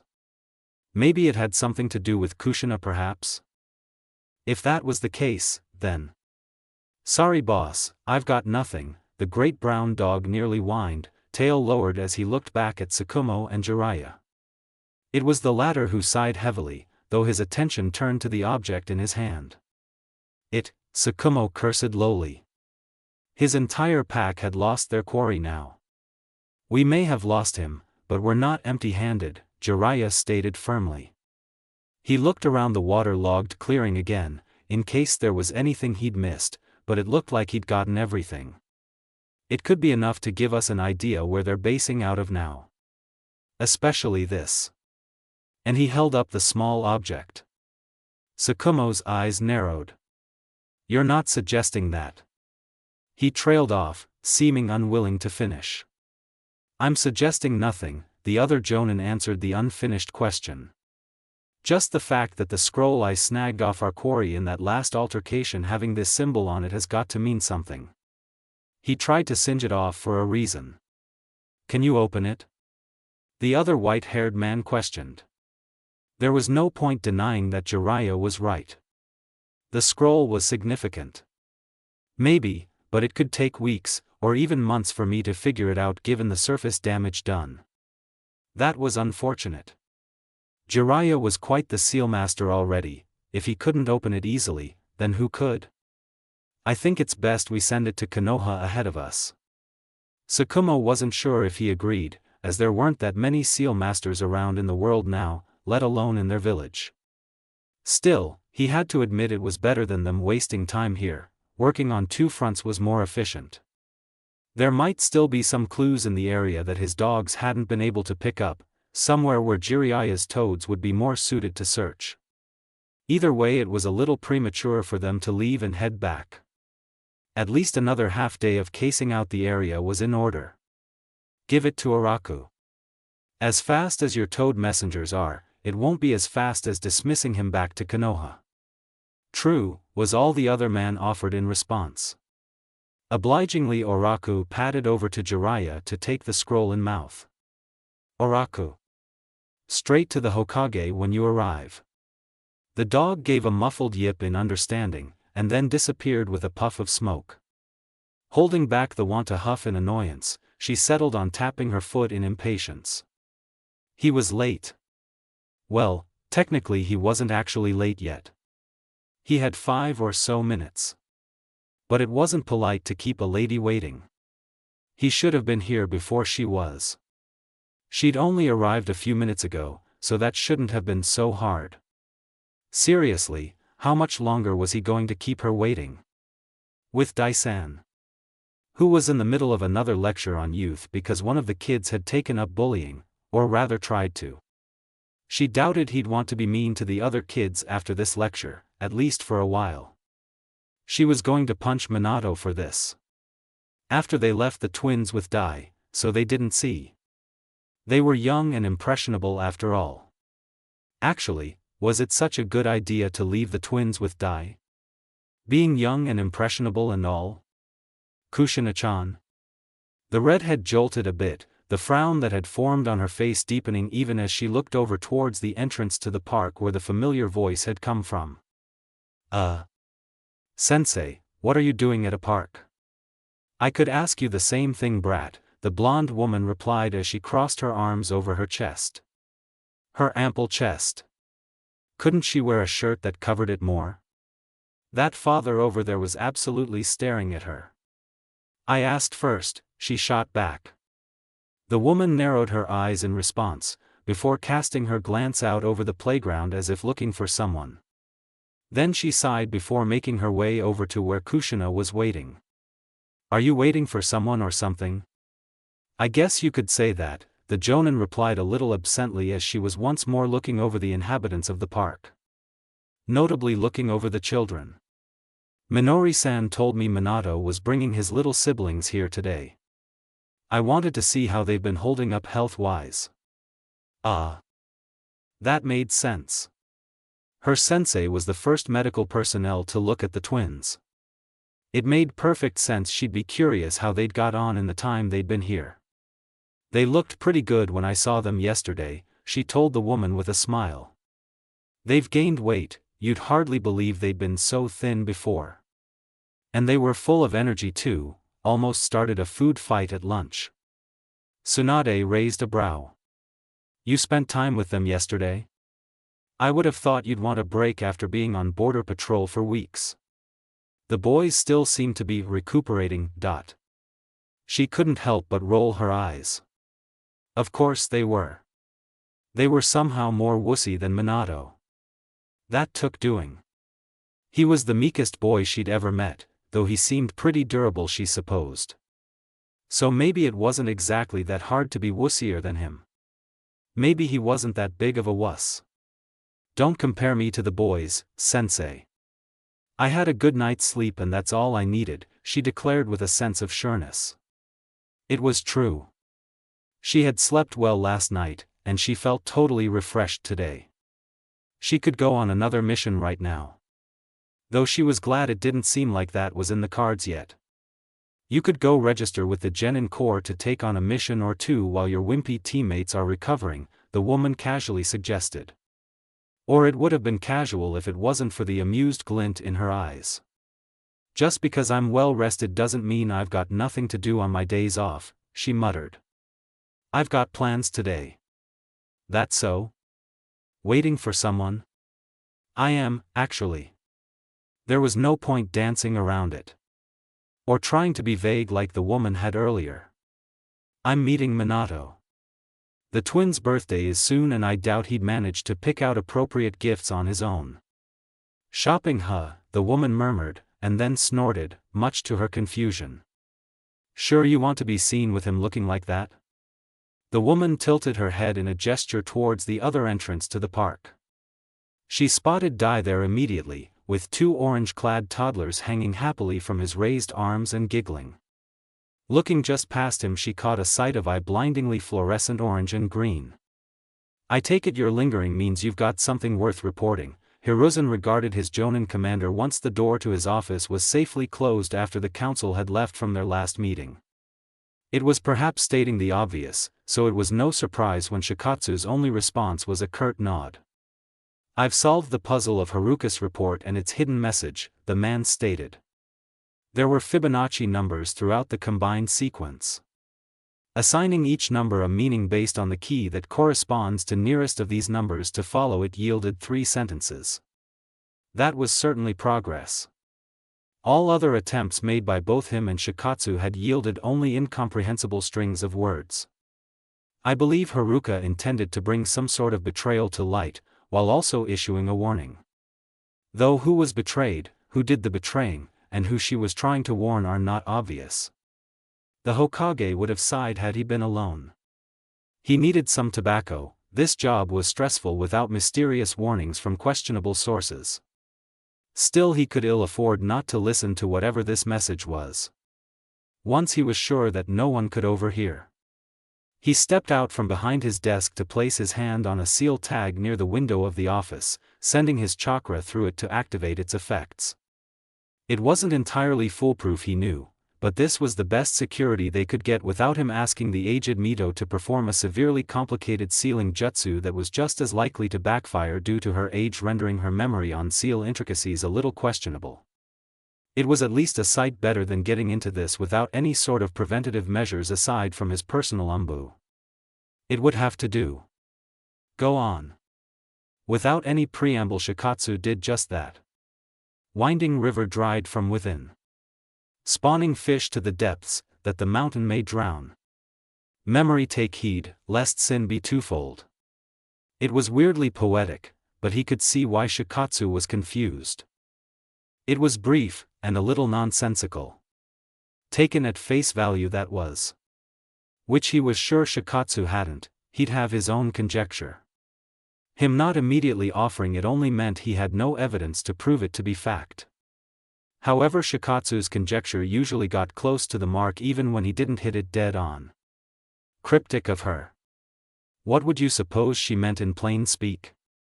The slight narrowing of Shikatsu's eyes told him he doubted that he didn't already have an idea of his own. He happened to be correct, but he wasn't certain either. If Shikatsu was also thinking something along the same lines, then it was that much more likely that he had riddled the cryptic words out correctly. Humor me, if you would. There was no visible reaction to this, but Hiruzen hadn't expected it.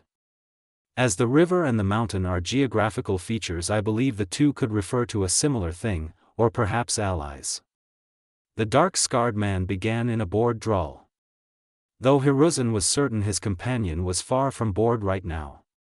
The fish then would be the perpetrator who dried the river from within, and now seeks to drown the mountain. Perhaps by using their progeny, or perhaps by passing their charge on to successive generations. Then Shikatsu crossed his arms, now allowing himself to scowl. The warning would suggest that drowning the mountain would also be caused from within. In so far none of what Shikatsu shared was hard to intuit, or, in Hiruzen's mind, in question. This was likely the correct interpretation of what this warning meant. He was fairly certain that the river and the mountain were allies himself, and that the mentioned progeny would be a tool, if he was correct in what the two geographical features referred to in any case. Still, he was sure Shikatsu had more insight than this to share. And? There was a long drawn-out silence, but not once did the two men turn their gaze away from the other. Given the origins of this cryptic warning, the means of delivery, and the warning given to Minato by his mother, I do have a theory, Shikatsu finally offered after a near minute of the two staring at each other. The river could have referred to the Namikaze clan, as they traditionally transported their goods over river routes. This is still a possibility, but given that the new target of the fish is described as a mountain, I doubt this is the case.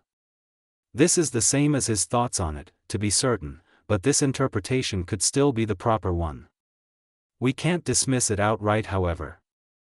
The new target could be another powerful clan. We have no clan that I would liken to a mountain, however. Of course IWA had several, but none of them had ever been on amicable terms with the Namikaze as far as he knew. Agreed, Shikatsu intoned dryly. However, I find it more likely that the river and the mountain refer to an organization bigger than one clan. Shinobi villages, to be precise. Uzushio sat on a winding river. That it did, and was his self-same conclusion. This would most likely mean the mountain was Kyomogakure, or perhaps Iwagakure. Which they were not allies with. So then why would Haruka give them the means to unlock this message? Unless she'd leaked the two keys to one of those villages and meant for the twins to end up there, but then she would not have given a warning to Minato.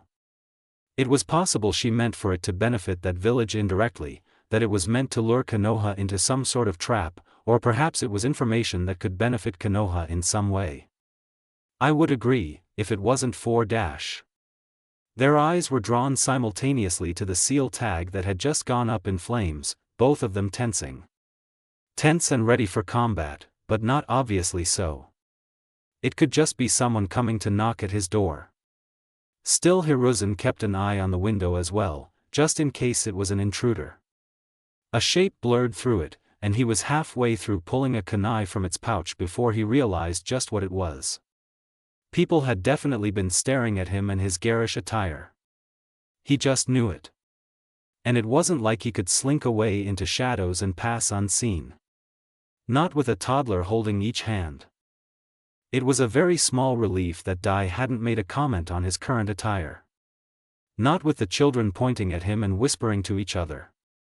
Or at least he thought that was what they were doing. As he spoke to the genin man while his siblings were busy using him like a jungle gym, he cast a glance about for a head of red hair and blessedly didn't see one. It looked like he hadn't arrived yet. So maybe he'd have time to rush back home and put on something less notable. Or at the very least henge himself into something not so obnoxious. That seemed like quite the waste of chakra though, and any shinobi they passed would know. He wasn't sure he could handle the embarrassment much longer. Why had he let them convince him to wear this? I mean, yes, they had looked at him with big willful eyes that looked like they'd brim over with tears if he said no, and the cutest little smiles when he'd said he'd wear it. They'd surely cry or kick up a fuss whenever he returned if he wasn't wearing it, but it wasn't like they'd notice a henge, right? He could just henge his clothes back to this. And suffer through the walk back home where he'd be safely out of sight for the rest of the day. As long as he didn't have any visitors. Yes. That's what he'd do. He thanked Dai and then turned to leave. Only to stop dead in his tracks when he saw a familiar but wholly unexpected child being pushed towards the playground by a woman he assumed was his mother. The black-haired boy looked very uncomfortable, and maybe even a little upset. Kawazo, your father promised I could take you to have fun once every other week. There's nothing to be so worried about. Go on. Play. The woman was saying while trying to get him to move with a hand on his shoulder that didn't seem quite that gentle anymore. Kawazo looked infinitely frustrated. Kasama, you rushed me out before I could grab my Kali dash. Oh, hush you, it's a playground, not a library. It's for playing, not books or calligraphy or whatever. So go play. The woman looked very insistent, but she was barely looking at the boy and instead glancing towards a group of other women who seemed to be impatiently waiting for her. The other mothers are waiting for me. Now be a good boy and just go have fun or something. He narrowed his eyes as he watched this exchange. He could be imagining it, but it almost seemed to him that the woman didn't really bring the boy to the park to play but as an excuse to meet with these women waiting on her. Kawazo seemed to huff, and then looked around. To the genin's horror, the boy's eyes landed right on him. Trying not to look as embarrassed as he felt, he smiled and waved. Kawazo, surprised to see you here. The boy looked him up and down, tilted his head in confusion, then seemed to come to some conclusion before he walked over to him. His mother sighed in relief and turned immediately to go join the group of women. Minato Taicho, what are you doing here? You're already a genin. The question lacked some of his usual deadpan attitude, however, instead sounding like he was about to laugh, which was almost as refreshing coming from the boy as it was embarrassing. You're not trying to train in going unseen with those bright colors, are you? If you are, I'd say you're not doing a very good job of it. Well, now what? Did he admit that he was wearing this because he let Toddlers convince him to? Somehow he couldn't bear to admit that to Kawazo. The respect the boy seemed to have for him now might just be completely ruined. Where would that leave him? He may have managed some sort of reconciliation with Kotom yesterday, but there was still the explosive conflicts with Tsum to be worried about. It may become even more difficult to do anything about that, if Kawazo thought him nothing but a fool who could be manipulated by Toddlers. Well, in order to know how far I have to go to keep concealed in this, I've got to get a feel for how obvious it is first. Though maybe these are a bit too bright for a first try. He pulled at the jacket a bit and then tried to laugh it off. It would be a weak excuse, so to speak, to anyone else, but Kawazo was still an academy student. A young one at that. I guess, the boy murmured. But why a playground? Right. Well, it wasn't like it was a bad thing for Kawazo to know that part. He pointed to Dai and the twins who the man was bringing over to the sandpit where their new friend Rhythm was waiting for them with a big grin. I brought my little brother and sister. Dai-san there is going to watch them for me while I do some shopping. Kawazo was still frowning as he looked over where he pointed.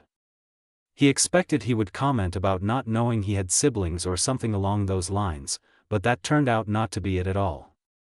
Why didn't your parents or a caretaker bring them instead? Caretaker. Well, maybe Kawazo figured since he had a clan name they'd have one or two. He was from a clan big enough to have staff for more prominent families. But that he didn't know Minato didn't have parents was a little surprising.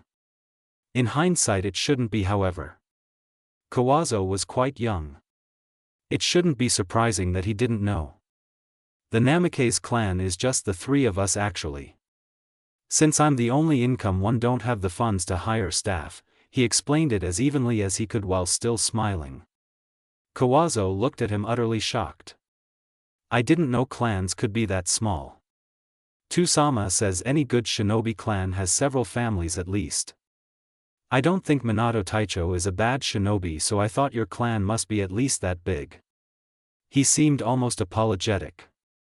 It was hard not to let the anger he felt towards the boy's father surface, as it often was when he was mentioned. Well, he isn't wrong per se, it was hard to admit that. Still, it was true. The smallest a clan can be to be recognized legally is 3 members.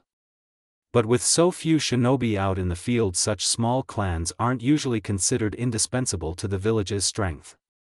Most have to make do without whatever such a small clan could bring to the table after all. Even if those few shinobi are good, or great, at being shinobi. Kawazo listened quietly, and then turned his attention back to watch Mikiko and Masato as they played in the sand. Then he looked a little alarmed, looking back at him worriedly. Are you sure you want to leave your siblings with that man?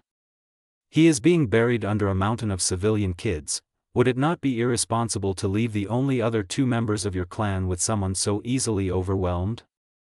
How can you make your clan a good one if you lose them to his irresponsibility? Despite his harsh words, it seemed to him that Kawazo was genuinely concerned. Which would have certainly been the last thing he expected before what he'd witnessed last night. That was the first time he'd seen something that proved the boy had such a capacity, although he was still very awkward about it. Looking over at Dai, he found him to indeed be buried under several kids, but he also could tell the man was focused despite how he was easily entertaining the children. He wasn't worried. Unless a chunin or someone of equal or greater skill came to snatch his siblings, they'd be fine.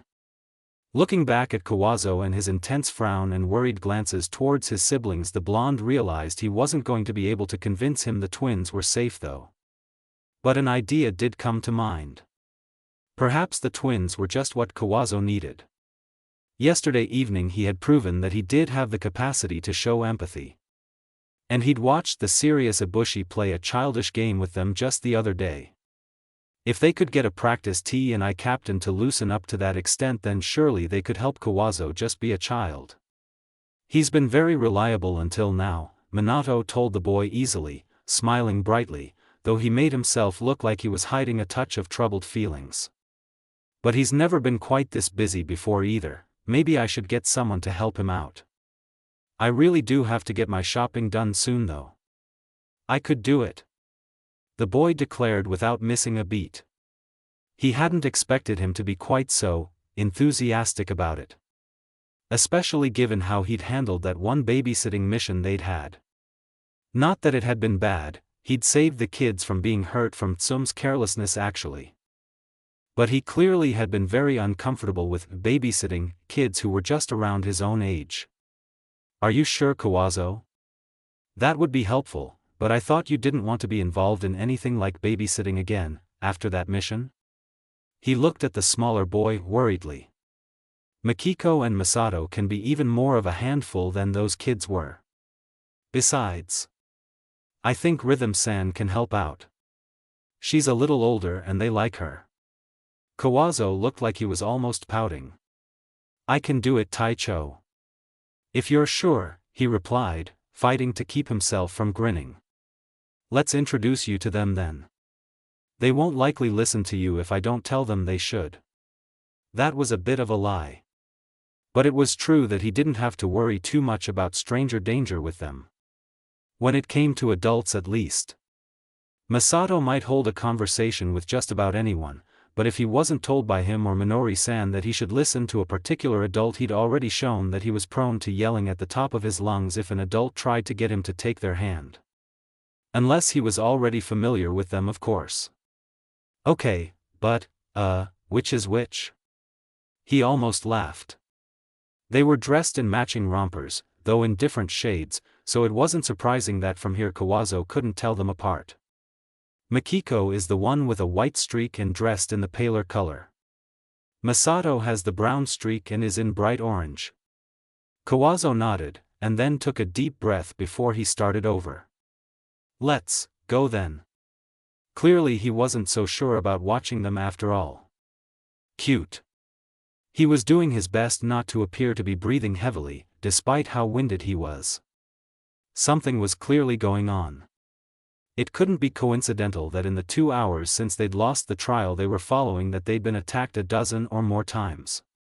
Or that the attacks had started after they'd sent Oraku to the Hokage. That they came whenever Tsukumo tried to summon another Ninken. He had eventually been able to do so, telling Jiraiya that there weren't so many of them that they could keep up their vigil and pestering constantly. But there remained enough of them to try and almost herd them away from Konoha. In a moment of respite he and Tsukumo shared a worried glance. The likely reasoning for these assaults was to keep them from finding their original quarry again, or prevent them from returning to Konoha. Quite possibly both. It was also clear, however, that they didn't want to confront them directly. Any time Tsukumo himself managed to pinpoint one of them, they'd scatter, using stink bombs and sound bombs to try and prevent the men from finding them before they hit again. It was more likely a game of delay for them, as if they could kill or capture them up front they would have done so. A game of delay and attrition. Wearing them down. They couldn't afford to play this game much longer. They'd have to break out, or force them into a head-on confrontation. The latter might be easier to accomplish, but it also meant delaying their return even longer. It was clear in Tsukumo's eyes that he agreed with him. They needed to get back as soon as possible. Or at least one of them did. He could have himself reversed summoned to Konoha, but he couldn't bring Tsukumo along with him. None of Tsukumo's dogs could do that for him. Hashuro's old pug was the only Hitaki Ninken who was capable of that, and there was no guarantee the man was in the village now. If he left, that meant leaving Tsukumo to fend their attackers off on his own. Could he handle that? Would he be leaving the man to his death if he went?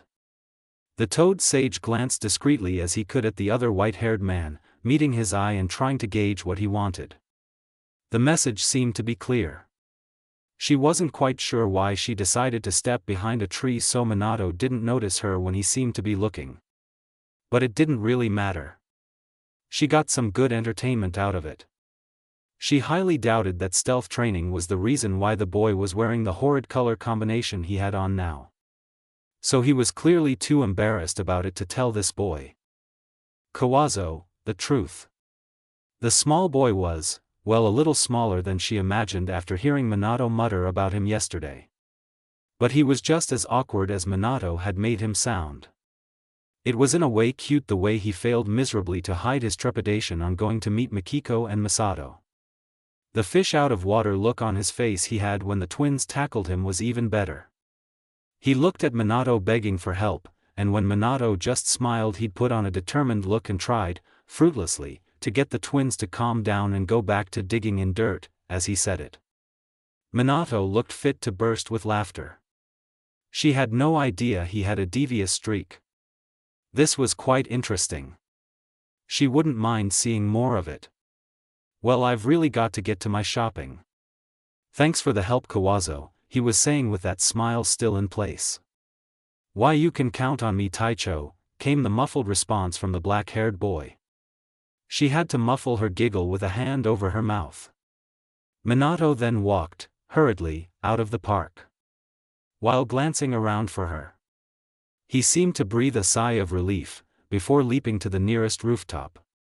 Was he hoping to go change before they went shopping? Then why had he worn that anyway? The twins must have put him up to it. She sniggered, and then followed him as quietly as she could, waiting until she was behind him before she spoke. Are you trying that stealth training now? He almost yelped. She had to reach out to catch him by the shoulder so he didn't tumble off the roof. She hadn't meant to startle him quite that bad, but it was funny nonetheless. More so when she saw the look of embarrassed horror on his face. Kushina-san. Could you please stop sneaking up on me like that? His voice was a little squeaky, as if he was forcing himself to say this through nerves. She was actually surprised he had the balls to say it at all. Why? It's fun. She answered with a big grin. So, what's the real reason you're wearing neon orange and green? His face flushed, and she wondered if it was possible to make it go as red as her hair. Maybe. He scratched at a cheek nervously and averted his gaze. Well. Maki and Masa wanted to match. They were really insistent. And it was so cute that before I knew it I'd left the house like this. She didn't bother stopping the bark of laughter. You're hopeless. To think it just takes them being cute for you to make a complete fool of yourself, Tebane. But the tidbit of them wanting to match was interesting. Perhaps useful. Minato shifted uncomfortably. I guess. Sorry, I should have thought about it more, I don't want you to feel uncomfortable going around with me dressed like this. So I was just gonna ch. She reached out and placed a hand on his shoulder again, half to brace herself as she laughed to herself, and half to shut him up. No, you've got to stay matching with Maki-chan and Masa-kun. They'd be absolutely devastated if they found out you changed Tebane. His face fell further. Well, I was going to change back. Or henge, before picking them up.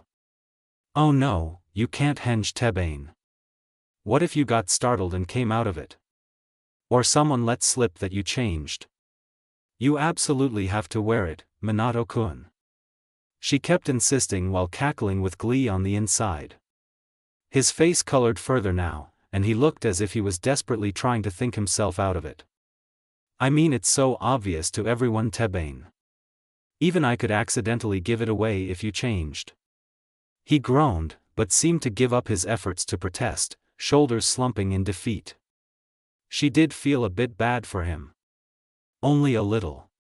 Anyway. Let's get shopping for them. We can find something matching that won't make you look like such a disaster, Tebane. She smiled at him sweetly. Now, maybe then you won't have to do this again, okay? Alright. The look of thankfulness and relief on his face at those words made her feel more guilty. Just a smidge. Tsunade was fit to burst after watching Kushina purposefully hide from Minato and clearly watch him as he interacted with the little boy. Danzo's son, if she remembered correctly. She delivered the boy because that man had managed to drive his wife into premature labor through stress and then claimed she was just making too much fuss out of false labor pains. To the point she'd left and staggered out into the street looking for someone who would believe her. She'd just been passing by when it happened, and it was lucky she had been, or the woman would have had her premature baby right there in the street without any trained assistance. As it was, she still had her baby in the back of a sweets shop, and then Tsunade had had to leave her there while another mednin had arrived on the scene so she could get the tiny baby boy to the hospital and into the NICU.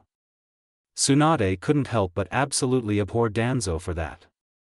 Even more so because he convinced his wife to defend him. Some bull. About him telling her how sorry he was and he'd allow her to take their son out for childish activities from time to time, until he made genin, to make up for it. She was none too happy with the woman for accepting something like that either. She, her son, or both of them could easily have died that day. Seeing the boy now, so clearly unable to act like the child he was, reminded her of that anger, as much as it was amusing to watch him struggle with the twins as he was left by Minato. It marred her amusement as she noticed Kushina pursuing the boy, likely intending to tease him and give him a bit of a scare. He was much too young to have such a hard time interacting with other children.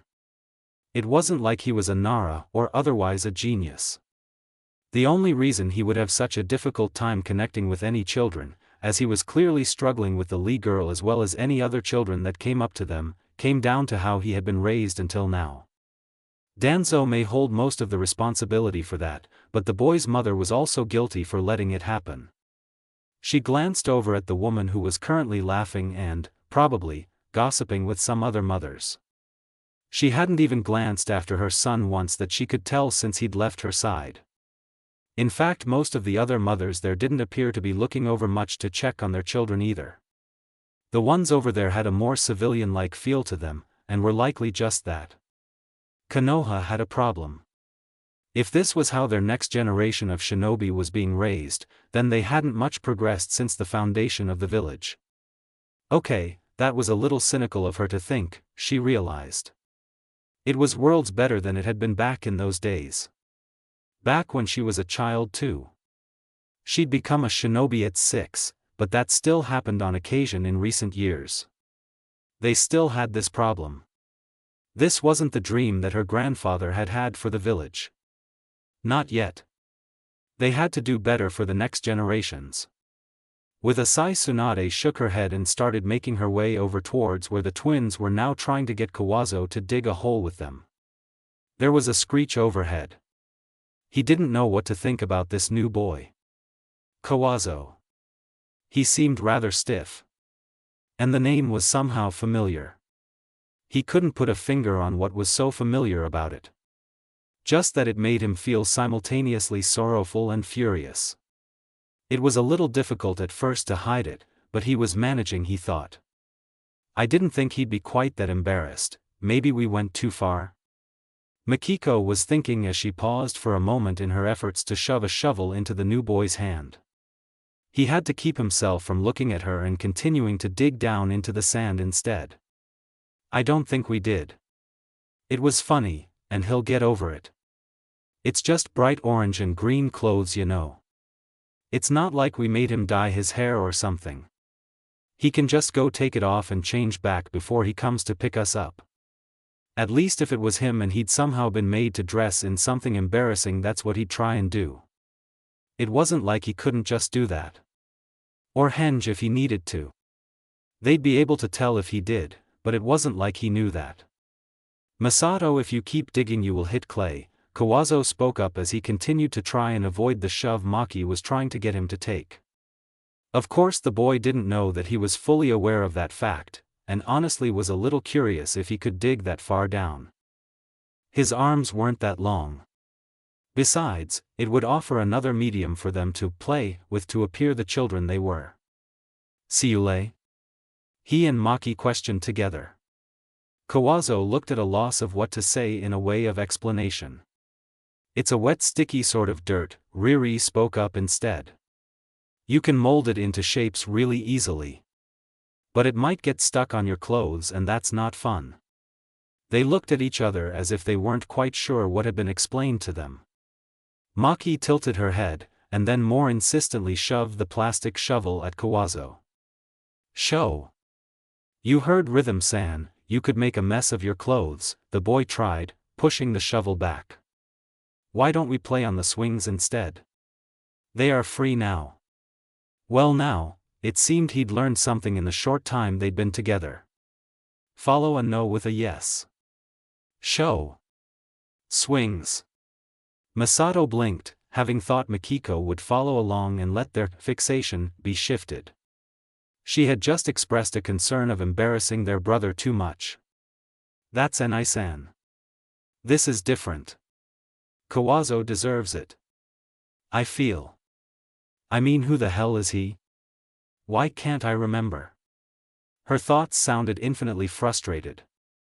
Similar to how he felt on the subject. But now they'd disagreed. So he still turned to glare at her. Swings. Show. It was hard not to burst out laughing, as now they were clearly on the same page. Kawazo looked between them at a loss, and Riri was frowning thoughtfully. Can I have your shovel, Masato? She asked, holding out her hand for it. I'll show you some clay and then we can go over to the swings. Kawazo-san can go save them for us, right? Kawazo looked torn. A mix of relief, and some other emotion. After a moment though, he nodded and got to his feet.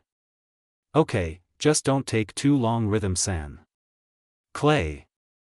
Makiko was chirping happily as Rhythm dug down into the hole he'd been digging in, the pile of sand next to it growing more quickly than it had been for him. Maki clapped her hands as she watched, continuing to chant the word as if she was absolutely ecstatic she was going to see some clay. He decided to let her handle the show for now, piping up in feigned excitement occasionally but otherwise concentrating on everything else around them. How many people were present? How many of the adults seemed to have some level of shinobi training?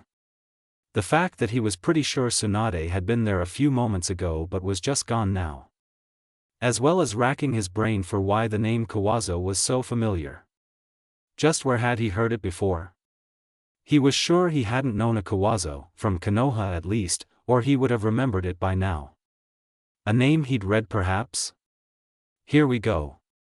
This is clay, Riri was saying, and he refocused his attention on her to see she had already managed to unearth a fist-sized ball of the stuff.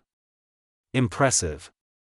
She was even lightly pushing it into a shape. Was that a rib? He started laughing despite himself. Clay rib. Maki announced through her own giggles. Riri flushed a bit, and then laughed it off. I guess it does look like a rib. Anyway, let's go to the swings, alright? K. He got up and brushed some sand off his knees as Mikiko did the same. Riri regarded her hands for a moment before shrugging and wiping them on the sides of her pants. Then she held a hand out to each of them. He reached out to grab the offered hand, knowing she had decided since she was the oldest she was responsible for them, not Kawazo. Why do you think Anai-san brought him over anyway? He found himself asking his sister absently. There was no response. Maki? Riri questioned, looking over to the other girl. Or where she should have been. She had just been there. Maki? That was when the hair on the back of his neck stood on end. His gut told him of danger, and he had no idea what it was. He screamed. Fugaku had been making his usual rounds, checking on those who were guarding various children or injured shinobi who the Hokage had designated needed the protection. Sometimes when he saw the children carelessly playing away he wondered as to why this was necessary. Or when he watched them with their clearly talented and protective parents as they walked through the streets. But there had been a few instances where he had been thankful that the Hokage had asked them to do so. Mostly it had been unrelated to them being a minor clan and being targeted for some reason due to that. Rather drunkards. Kids getting lost. Small things like that. Things that were bound to happen and usually weren't big deals, if it wasn't for the fact that those involved were shinobi. They'd saved one little boy a week ago from being snagged up by a drunk shinobi who had thought he was talking to a young girl and not an even younger boy. That man had obviously been arrested and held on suspicions of having predatory intentions toward a child. Then there was the time a little girl had wandered right out of the village and had gotten lost. Or rather she probably would have been hopelessly lost if his subordinates hadn't been on her tail, and the moment she started crying they'd approached her. It had taken some gentle coaxing to get her to come back to the village with them. Which was actually a good thing. They didn't want their shinobi children just going off with anyone. Still there had been a handful of cases that had been relevant to the reason the Hokage deemed these kids needed protection. Like when the Uzumaki girl had first arrived in the village. She'd nearly been snatched right out of the Senju estate. The time before that had been when he'd been one of those doing this groundwork protection service though. Before that, this arrangement with the police force hadn't started and this was purely umbu work. A lot of children had gone missing. It might have been unrelated to their clans, but missing children were still missing children. As dry as this work normally was for his subordinates, it was good work. If they handled it right it might even begin to mend the straining bonds between them and the rest of the village. Still he hated checking up on his underlings in the field, almost as much as he hated the paperwork this job required. Nothing exciting ever happened whenever he came by. That was a good thing he knew, that their charges were well protected. Safe from abduction and any other possible harm. But it might have been only a matter of time before someone struck out at one of their many charges again. It had been a very routine morning. No anomalies to report. Children right where they should be. Happy. Healthy. Safe. All of that was shattered when he heard a scream while he was speaking with Officer Kurumi who'd been assigned to their latest pair of charges. The Uchiha instantly went on high alert. Yes, children could scream and shout when they played, and they were right by a park. But this wasn't that sort of scream. This was clearly a fearful one. And it had to do with their charges, he was certain. And the moment one of his officers appeared out of the park to report to him, he knew he was right. Fugaku-sama, a shinobi of at least Chunin level, has snatched Mikiko Namikaze. Kajitsu is in pursuit. How the fuck had they gotten into the village, past umbu patrols, and then past his own police to do that? He wanted to be furious with the man reporting to him, but now was not the time for it. Kurumi, Otaki, on the boy, Kokono report to the Hokage. Hento, Toriumi, with me. Yes sir. Enai-san. He froze mid-step, eyes wide and a chill running down his spine. Ahead of him red hair swayed as its owner continued to walk down the street. But that had been. He looked around. No one was reacting. He was just imagining it. It was nerves or something. Trying to make an excuse to bail. Pretty lame of him, honestly. The Namikaze took a deep breath, closing his eyes for a moment as he tried to calm himself down. He couldn't shake a growing feeling of dread, but really it was nothing. Right? They wouldn't have been able to hear the twins from here anyway. They were fine. With Daisan. He had nothing to worry about. Aside from trying not to make even more of a fool of himself in front of Kushina. Said girl seemed to have finally noticed he'd stopped and was frowning at him now with a hand on her hip. What's the hold-up, Minato-kun? He tried to smile as best he could. It's nothing, just thought I heard something. He tried to dismiss his unease with the words as well. The boy jogged to try and catch up with Kushina, but that feeling of unease only grew. He actually shivered, the hair on his left arm standing on end as he felt almost as if the sleeve of his tracksuit had been tugged for a split second. Something couldn't really be wrong, right? Well, it wouldn't hurt to try and check real quick, would it?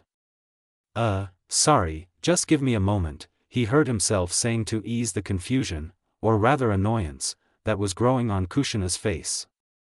The genin focused on trying to sense out the chakra around him. He could swear that there was a chakra signature right next to him. Elp. Ni. With a start he looked to his side, and out of the corner of his eye it really did look like someone was tugging on his sleeve. As soon as he was looking right at it, however, the effect was gone.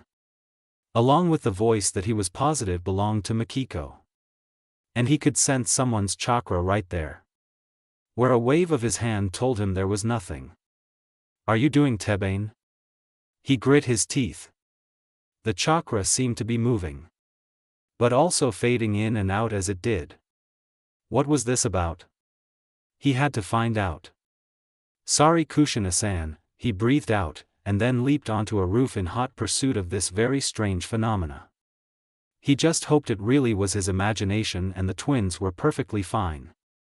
He was just dizzy. Sick to his stomach. Disoriented. All he could figure out is he was in movement. Most certainly being carried. But it seemed as if 1 second he was facing blurring ground, and the next he was carefully in a set of green-clad arms, staring at an equally green chest. On the one side there was garbled speech, and on the other just the sound of his own pulse in his eardrums. Yuha-san, Inkwi shld, ing mao, the hotel, cllyl. Uchiha-san, I think we should be taking Masato to the hospital, he's clearly unwell. It was utterly sickening. Even just breathing was a challenge like this, with every other breath turning into a fruitless gasp.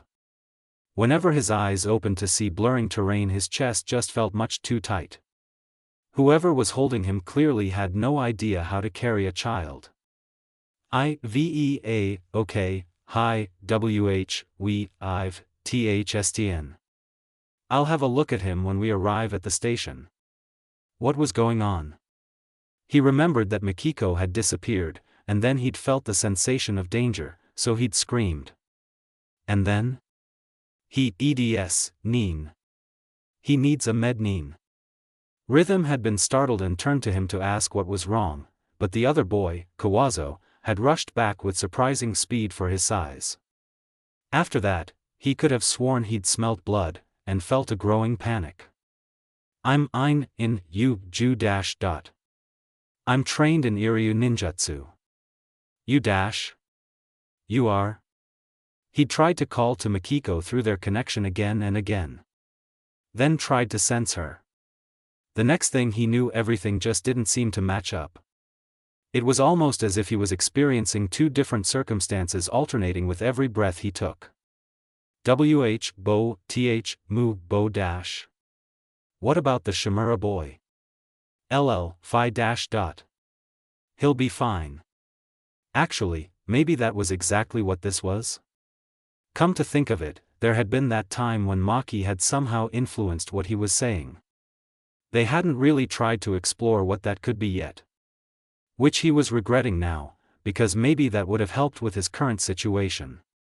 It could be very possible that he was experiencing both what his own body was and what Mikiko was in this moment. Though unlike that time when Mikiko had controlled what he was saying, they seemed unable to talk to each other now. Oku, cha ac6, in, ysai dash. Otaki, there's unstable chakra activity in the boy's brain. It seemed that his body was coming to a stop now. There was a sound of a few doors, he thought. And then he must have been set down, as rather than seeing green he saw frustratingly bright lights. He was being laid down perhaps, and there was someone's fingers probing his scalp. He tried to focus on what was going on with his body. Masa-kun, can you follow my fire?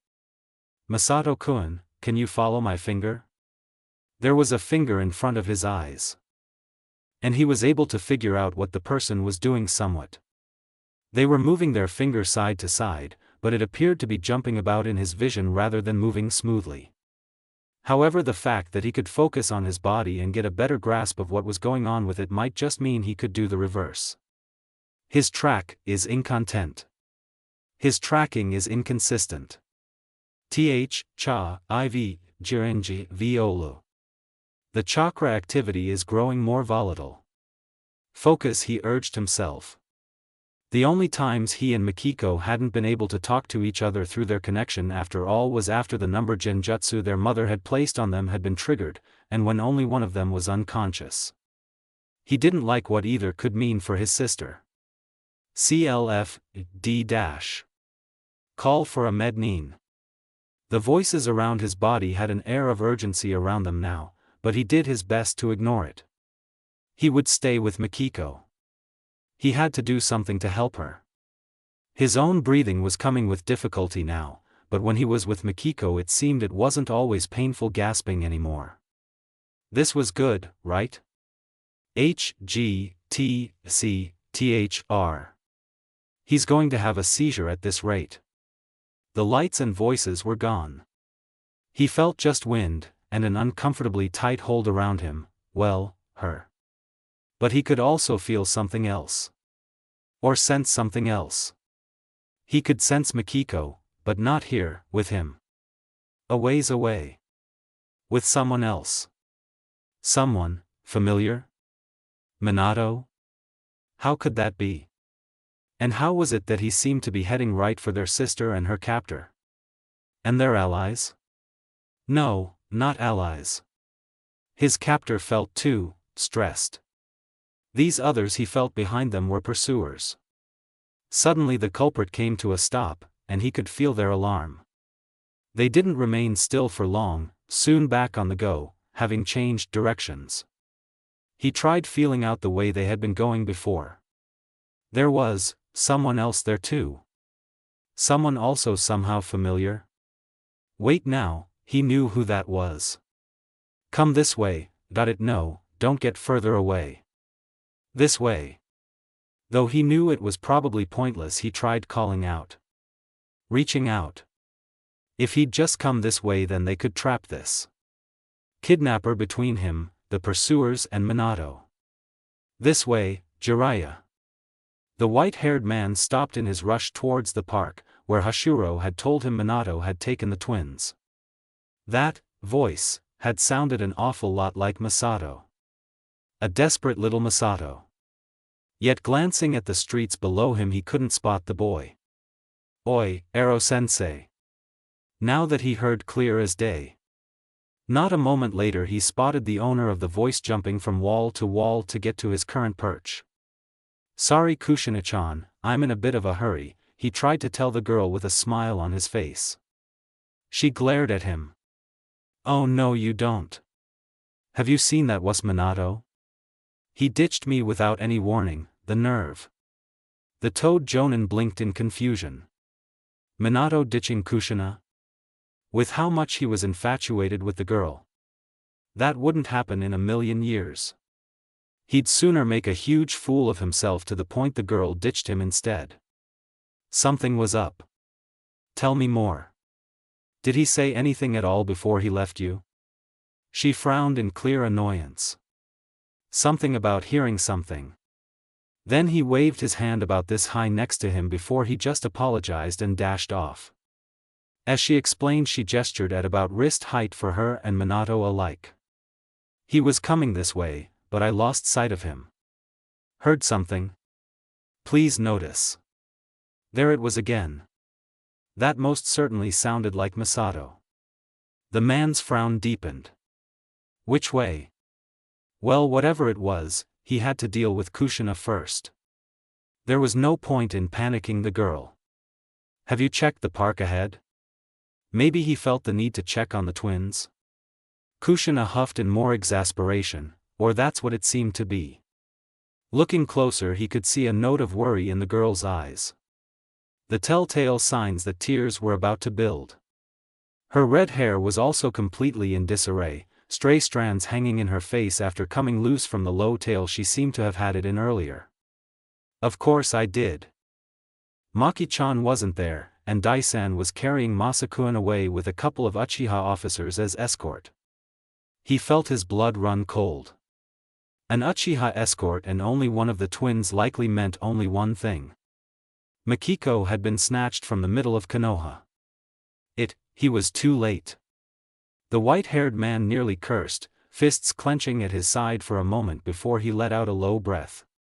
Kushina, I want you to take this key, and he pulled a key from out of his flak vest, which had been given to him by Hashiro in the Hokage's office. It's for Minato's place. I want you to head there and make sure no one has broken in or taken anything, do you understand? If you see any other genin on the way, get them to come with you. If you find no evidence of intrusion, station yourself for surveillance, but if you do, send word to the Hokage Tower immediately.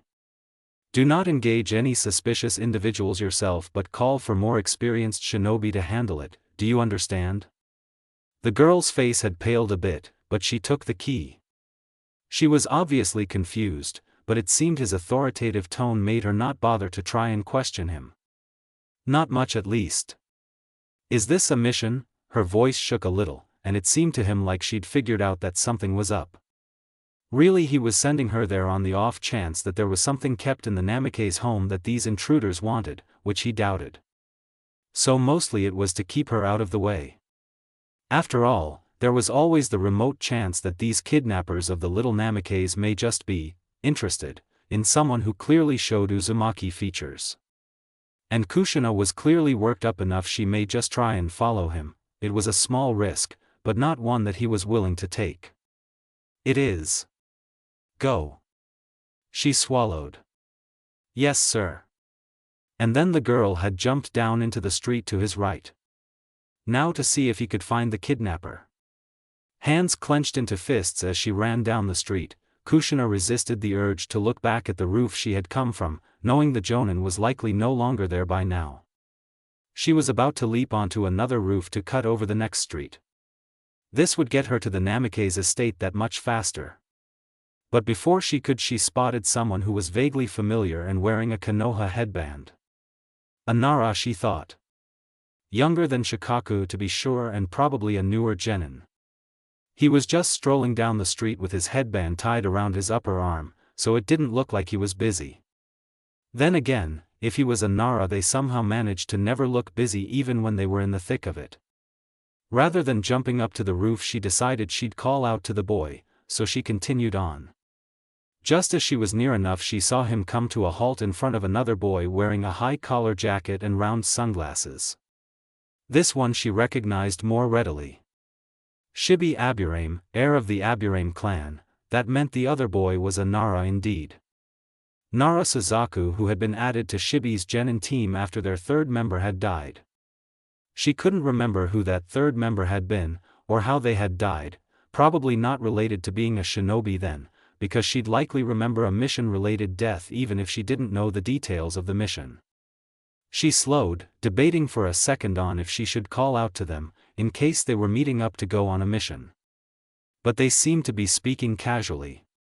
She'd only lose a few more seconds if she asked them, and if there was someone there, having some backup would be reassuring even if they were boys.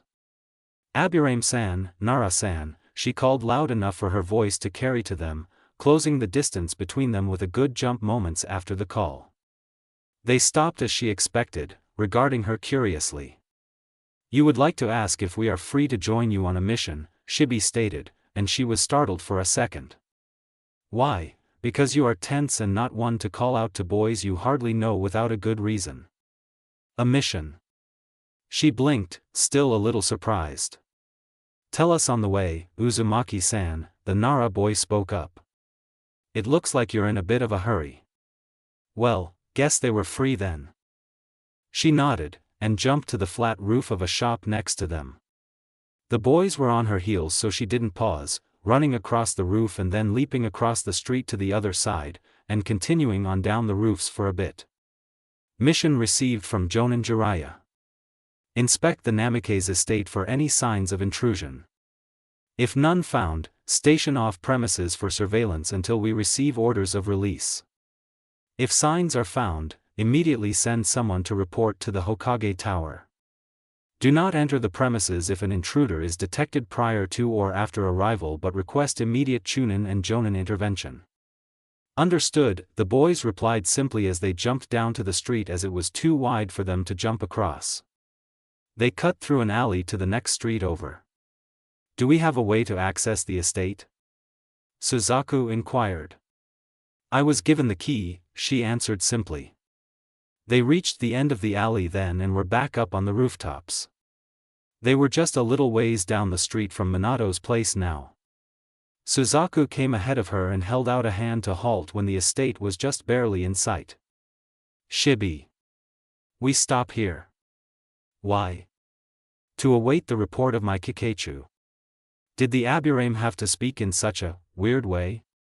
It took her a moment to figure out that he was saying he'd sent his insects on to see if there was in fact an intruder in the estate at that moment. She bit her lower lip, not liking being unable to do anything herself, but she knew it was best to let the Aburame do his thing. So she settled herself in as hidden a place as she could while still having a view of the Namikaze estate, and she waited.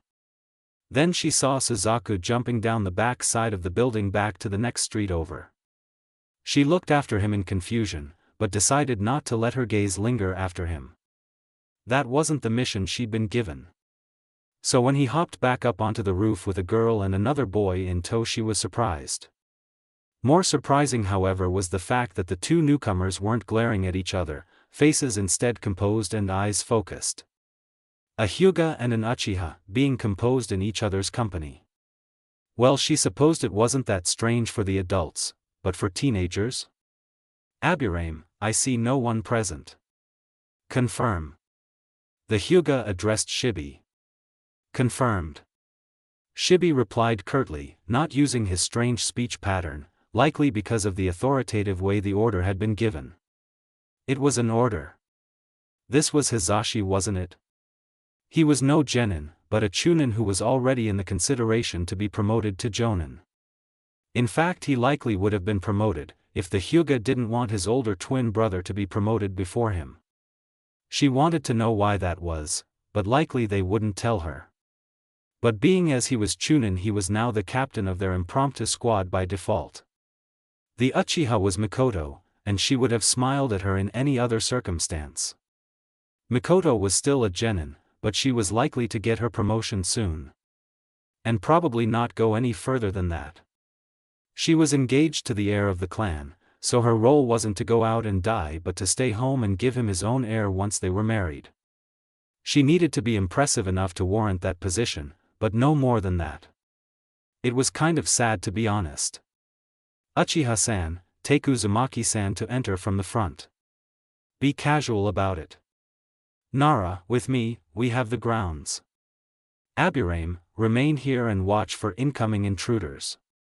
I'll have my Byakugan on you so you can alert me to anything I may not have noticed.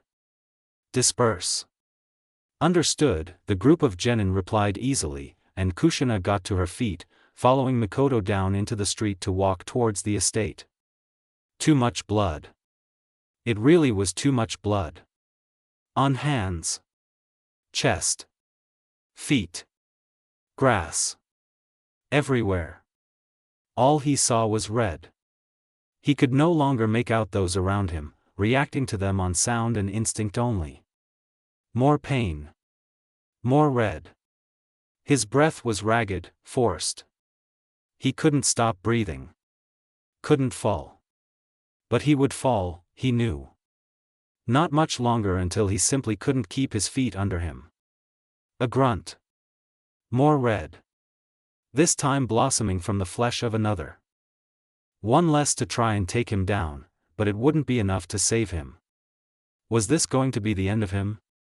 A snarl escaped him, and somehow he made his hands move, avoiding efforts to stop him. He nearly fell to do it, but his hand met the ground, or he thought it was the ground. It, like everything else, was red and slick with blood. More chakra left him than was expected, however, and even the red drained from his vision, leaving him entirely reliant on his ears as he'd lost his sense of smell some time ago. There was far more noise than he expected too. Growls. Barks. Shouts of pain. And then there were hands on him. He tried to strike out with the kunai he'd kept in hand, but the motion was simply too much. Tsukumo lost consciousness at last, his life hanging on by a thread. He grit his teeth for a moment, then forced his jaw to slacken so as not to make unnecessary noise. He really hadn't quite believed that something had happened to Mikiko. Or he'd wanted to be able to disbelieve it. But she really hadn't been at the park, neither had Masato, but he'd seen Dai-san, carrying Kawazo, following a couple of Uchiha, one of which had his brother. He was safe. For the time being. Mikiko was not. Still, he had hoped maybe she'd just wandered off or something. That it wasn't really something so serious. He tried to hold on to that hope desperately. Right up until he caught sight of what looked to be a cloaked figure and a mass under their arm. He knew it was Mikiko. He just knew it.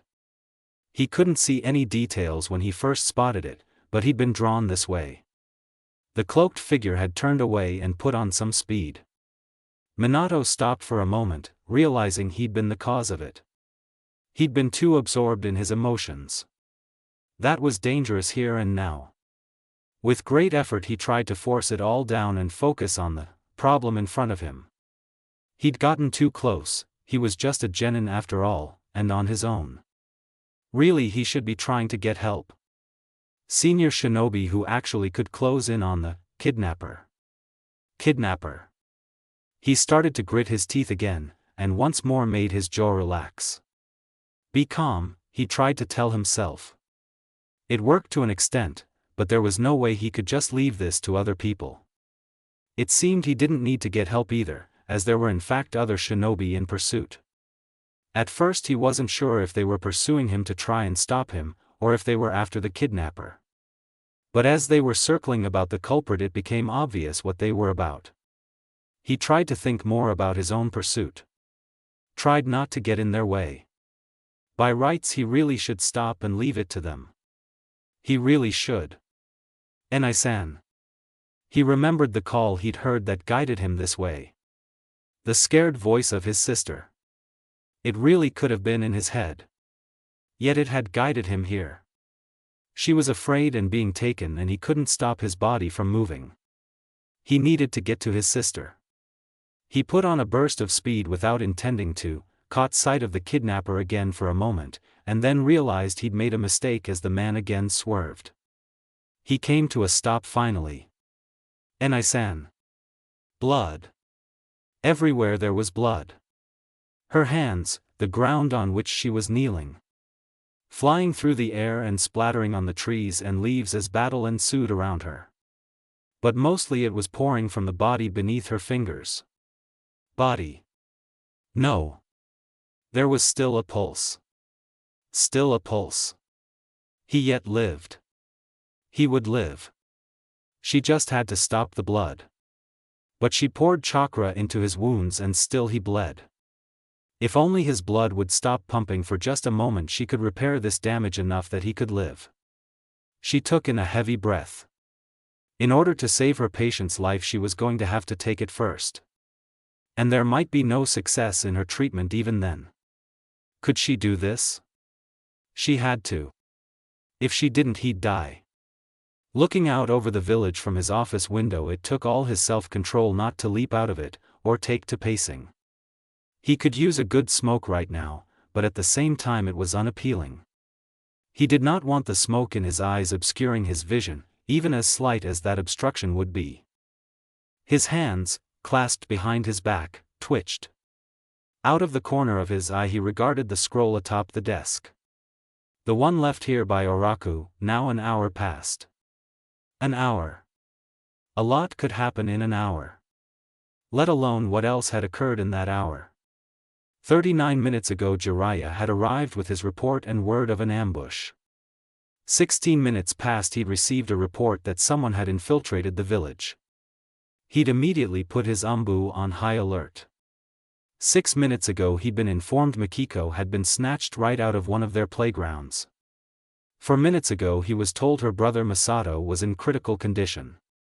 Not even a full minute ago he received a report that while Tsunade had made it to Tsukumo thanks to some questionable summoning and reverse summoning, his life still hung in the balance.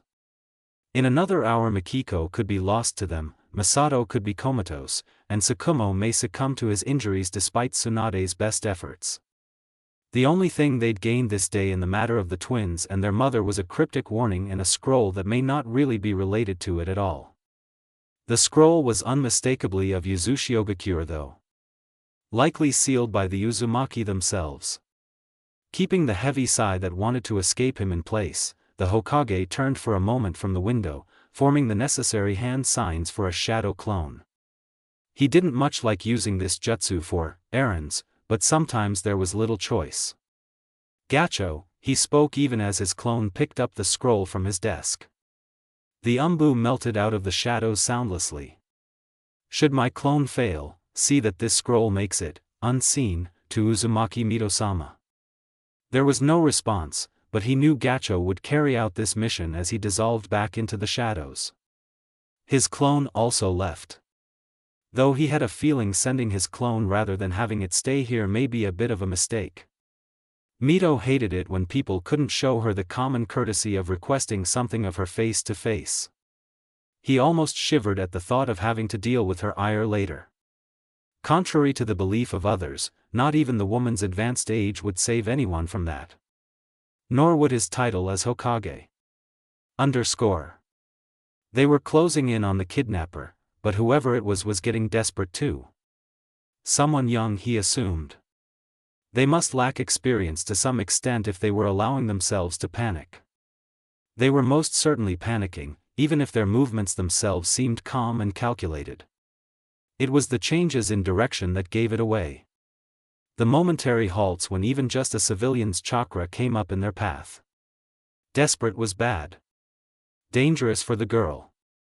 Once the culprit came to the conclusion they couldn't break out from the closing perimeter, whether there really was one or not, they'd turn to the only other means of escape possible. Using the girl against those who would snare them.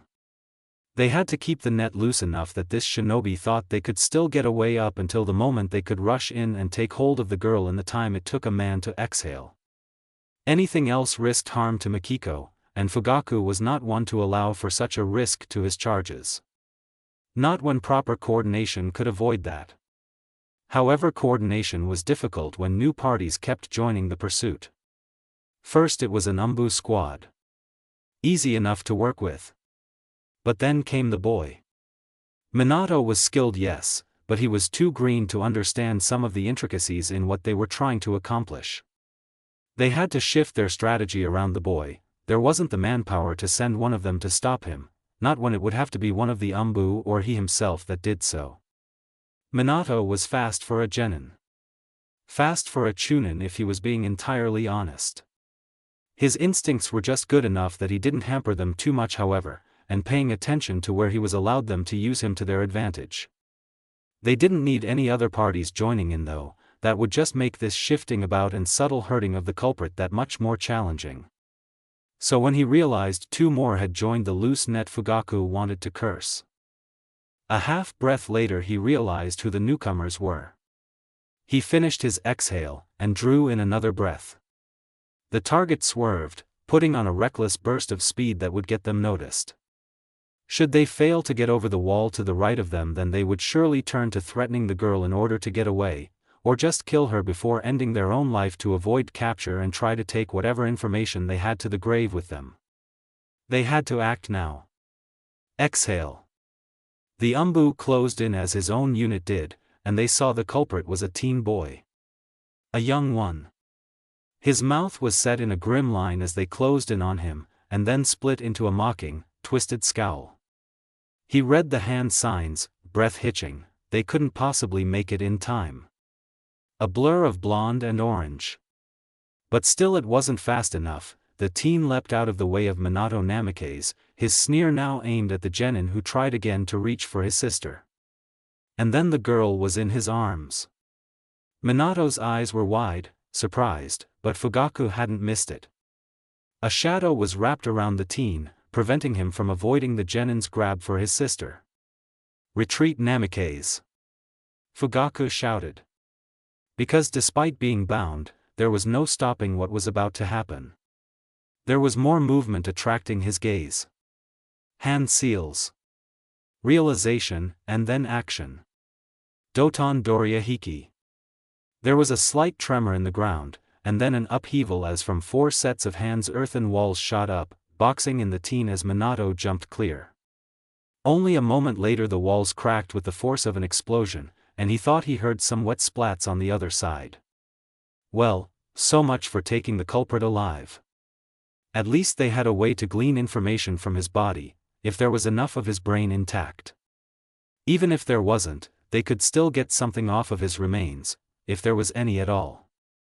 The umbu were over the wall, while he and the other 4 casters of the earthen wall straightened from the ground. Hento and Toriumi were next to Minato, coaxing him to come with them to the hospital, and allowing Toriumi to take Mikiko so as to examine her on the way. Minato hesitated for only a moment but relented, clearly realizing they were there to assist. He glanced over at the white-haired jonin who had used the earth jutsu a moment before the 3 Uchiha. His face showed gratefulness and confusion for a moment, before he schooled his features. The umbu were gone, a scroll with them as they made haste to the Hokage Tower. Shikatsu regarded him and Jiraiya with what looked to be a bored gaze, but the Uchiha knew better. He allowed himself to breathe more easily, and let the Sharingan fall dormant. How long had the chase lasted? Too long, he decided. It seemed it was time to review the training and performance of his men to better ensure the security of his charges. Really, I don't think that was a sign of an intruder at all, she tried again to convince Mikoto. What was it then? Why else would that room be such a mess? The clothes were everywhere, kushina. Currently they were on a roof to the south of the Namikaze estate, having completed their investigation and coming up empty-handed. Well, she knew they'd come up empty-handed, as what Mikoto was describing was likely the aftermath of Minato trying to get his siblings to agree to matching clothes of a different color so he didn't have to leave the house in fluorescent orange and green. Though she had to wonder why he had such vibrantly colored clothes if he didn't want to wear them.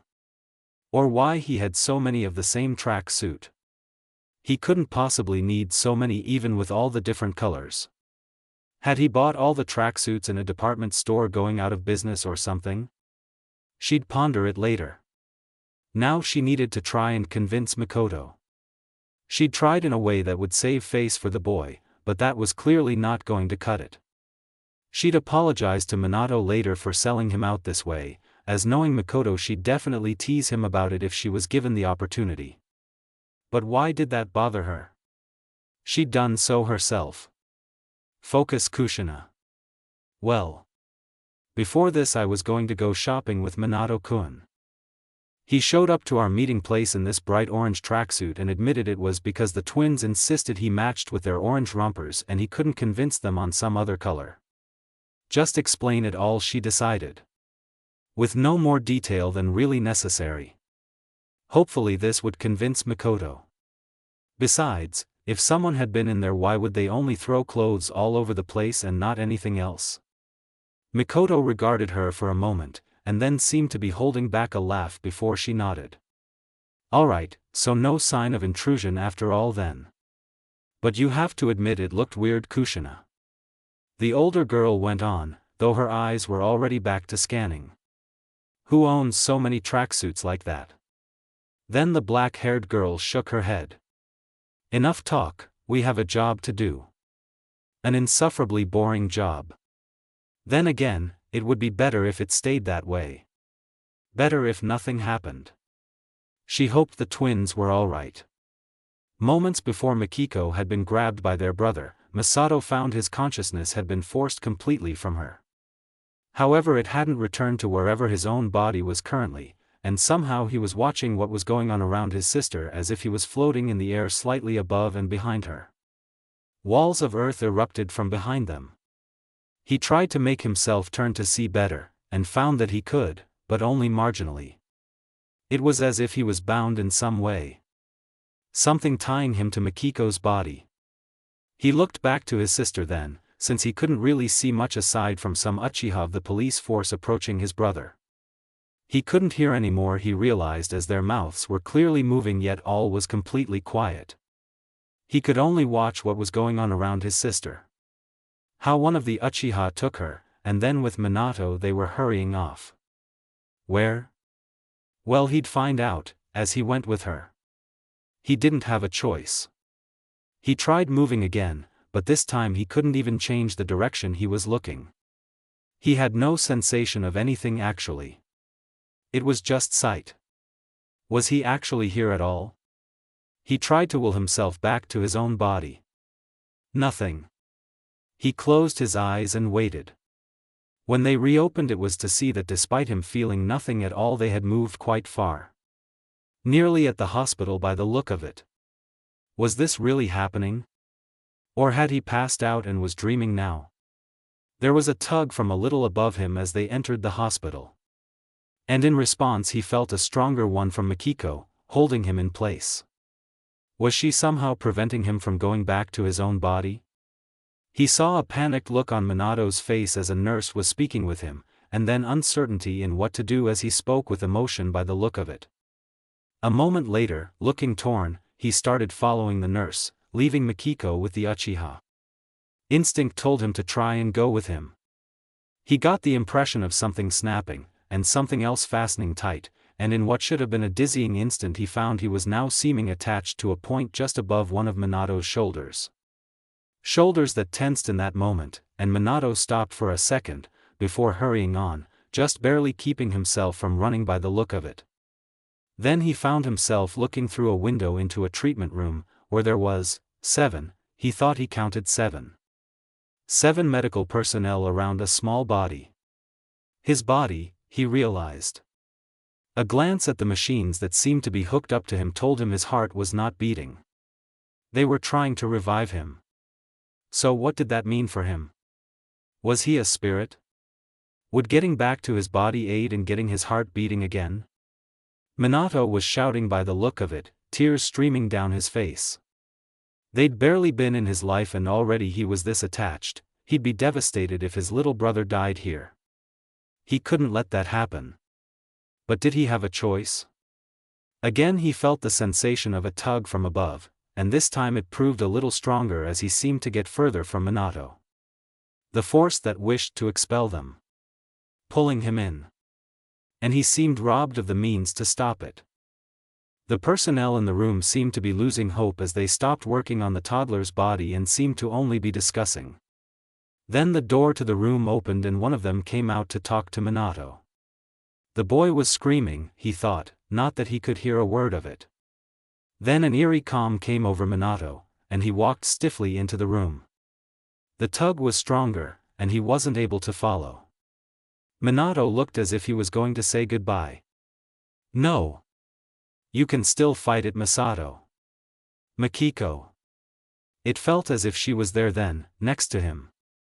But if she was, then it was possible she could be pulled as well. Go back, Mikiko. He can't lose both of us.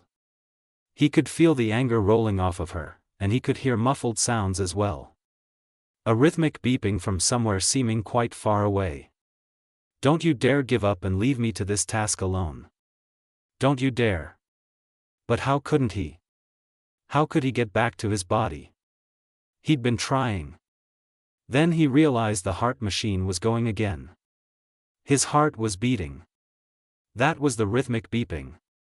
Minato was next to the bed, tears still falling, but his shoulders were slumped in relief as the tension that had built there left them. Footsteps were rushing down the hall. A moment later a bed with a small body was rolled seemingly right through him. Mikiko was on it. She wasn't breathing.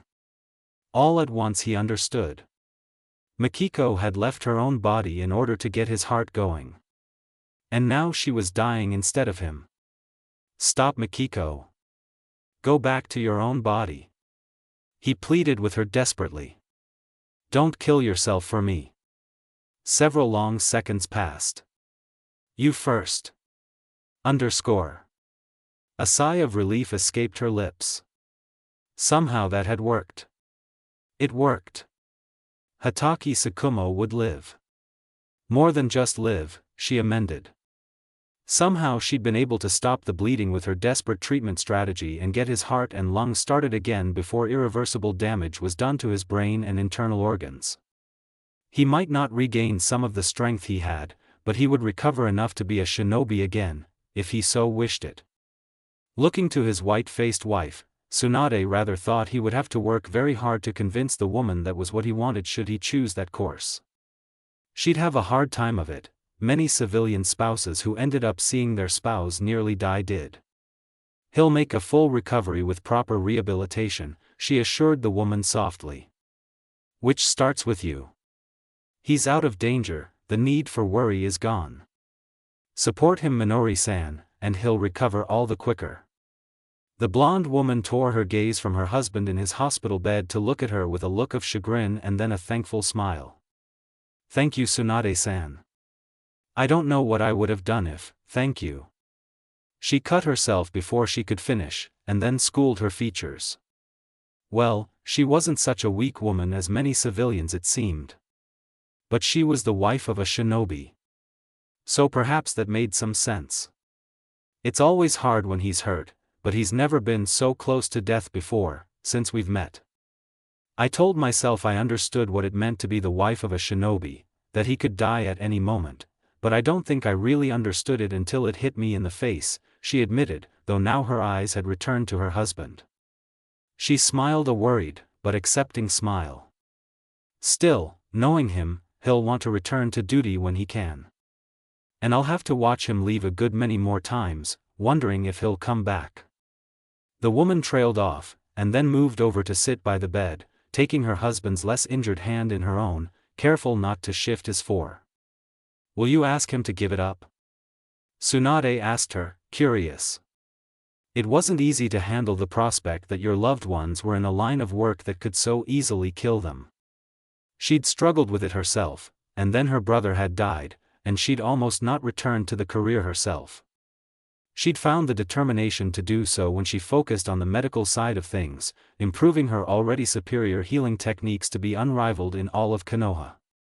To save as many loved ones of the village's citizens as she could. Minori didn't look at her. Closing her eyes for a moment instead. Then she shook her head softly. No. As much as it terrifies me, I can't ask him to give up on his dreams. It would be too selfish of me. I want him to be happy for as long as I have him. No, this woman wasn't a typical civilian at all. She had what it took to be the wife of a shinobi. And Tsunade's heart went out to her. This woman loved her husband so much she was willing to face the fear of losing him every day, just so he would be more satisfied with his life while he had it. She didn't envy her that stance. Nor did it feel right to intrude on this family moment any longer. She'd imparted her diagnosis on the family, and now it was time for her to leave them. It was one more family she'd managed to save the loss. Just one more. And she would always keep striving for another. How had it come to this? He'd just been going shopping, and Mikiko had been snatched, and then Masato had had a seizure, and died. He'd been dead. Dead for a minute before he was revived, only to die again after he'd finally arrived to see him. Before his eyes. He'd never felt such despair as he had in that moment. His little brother was gone. The doctor was saying that at this point there was no hope they could revive him as he wasn't responding to treatment. And then hope as the boy's heart had started again. Weak, but there. He wasn't breathing on his own, hooked to an oxygen machine to make him breathe, but alive. Alive again as he'd walked into the room to say his goodbyes. A miracle. Only for Mikiko to suddenly be in dire straits herself. She'd been breathing just fine when he'd taken her from the kidnapper. How had this happened? Why? The steady beep of the machines hooked to Masato slowed. Red tearshot eyes snapped up to look at his brother in disbelief. Why? He demanded of no one in particular. Why did his siblings have to die? Why did they have to leave him? They were too young. They hadn't really lived at all. How was this fair? Couldn't he at least say farewell properly? Hold them? He had been told not to touch either of them, that the disturbance might. They were already dying, however. He knew it. So at least he wanted to. He choked on a sob, reaching out for Masato's cheek. His cold cheek. His breath hitched. The pulse was stronger. And growing more so. Thank you, Enai-san. He blinked, bewildered and confused, but Masato was breathing again. Trying to at least. And his heart was beating. Suddenly afraid to cause harm, he withdrew his hand. Only to find himself gripped by a terror that the boy would just get weaker again without the contact. It was irrational, he knew. It's okay. Masa and I will be okay now. Mikiko? He looked at her still figure on her own hospital bed. And then to his amazement saw her chest rise and fall. Still, she hadn't spoken, he could tell that much. She just started breathing again. After the staff had all left. He looked to the call button, and quickly got up to press it. It seemed the twins weren't done fighting for their lives, so he wasn't going to let the Irianine give up on them yet. As if to answer his determination, the machines telling him his siblings were alive continued to make their reassuring noises steadily, falling into a natural, healthy rhythm by the time a nurse had rushed into the room, and then surprised had called for a doctor to come right away. Mikiko and Masato would live. Their family would stay together. Are you certain of this? He couldn't help but question, even if they had suspected this already. Positive. He nodded, and then sighed as he turned back towards the window of his office. So it was confirmed then. The twins had the Namikaze Kekii Genkai. The unnamed Kekii Genkai he'd never seen before, had doubted even existed. They'd only had records of it. Cryptic ones. And the word of Mito, who stated it certainly existed. An invaluable tool in Yuzushio when there had been more members who had had it. Before the decline of the Namikaze clan. She'd refused to share more, or rather, claimed she couldn't remember, but he knew she must know something. He just had no evidence to prove as such. He couldn't ask her for information he couldn't prove she had to give. Mito had been a kindly and obliging person in most aspects of her life. For a good many years he had known her, but whenever it came to anything remotely linked to her clan, even before her age seemed to have made her misplace her kindness to some degree, she would clam up. The last non-Uzumaki she discussed any such matters with at length had certainly been Tobarama. But there was nothing to do about that now. He simply had to try what he could to answer his questions, including learning about what he needed to know from other sources. And making an attempt at getting Mito to talk. Now perhaps they would better learn just what this Kekii Genkai really was. How it was possible for it to allow the two twins to push themselves out of their bodies, in a way somewhat like Dan Kato's deadly jutsu, as well as to communicate silently to each other like the Yamanaka could facilitate with proper training and control. And anything else such a bloodline ability could be capable of. Because it was an innate ability they were born into, and not something that could be taught, that much had been proven. He stiffened, memories rushing to him that left a pit of dread in his stomach. It seemed this matter would have to wait. Thank you, Inukai. You are dismissed. Understood, the Yamanaka replied, and left him to his thoughts in the office. Well, that's likely what the man assumed. He was leaving the Hokage too. In reality, however, the Sarutobi had an irate Uzumaki to placate. He'd better send word to his wife that he would be late coming home this evening, very late. After monitoring the Namikaze estate for what was 2.5 boring hours following their sweep of the property, Kushina's nerves were frayed. To the point she'd nearly started shouting at the Umbu who relieved the impromptu mission squad of their duty. Umbu. Umbu Black Ops. An entire 4-man cell of them. She could not be blamed for feeling alarmed about that. But she managed to keep herself from committing that faux pas, and quickly hurried to the tower for the verbal report of the emergency mission. And to be sworn to secrecy on it. Which was something she'd experienced before several times in her career as genin, but in this context, it made her feel even more on edge. She wasn't told she couldn't make contact with the Namikaze though. So as soon as she was dismissed from the tower, she made a beeline for the hospital. All the while hoping she wouldn't find any Namikaze were patients. Although, that wouldn't tell her for certain, so her next destination would be the Hitaki compound in hopes of finding some answers there. She rushed as quickly as she could, over the rooftops, and through alleys.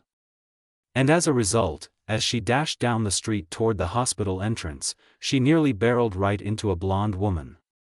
Crap, Tebane. She had cussed as she swerved, almost hit the wall around the hospital grounds, had to run up it several feet, and then flipped back onto the pathway. Then she had turned, cheeks flushed from a mix of embarrassment and exertion, back towards the woman she'd nearly knocked over. "I'm so sorry, Tebane." She breathed out quickly with a bow. "Kushina-chan," the woman's voice spoke softly, though there was something in her voice that hinted she'd cried earlier. And it was a familiar one too. Not overly so, but she'd heard it recently. "Minori-san." She gasped, eyes snapping back up to take in the woman. Her eyes were a little red, another sign she'd been crying. And she looked tired, her shoulders slumped. Her blonde hair was a mess, nearly half of it having failed to be pulled up into her bun, or maybe it had fallen out of it. She took in a breath, the dread she had been feeling deepening. Why was Minori here? Is everything alright, Minori-san?" she asked a little cautiously. The woman gave a slight smile, one that showed true relief, even if it was evident she wasn't entirely at ease.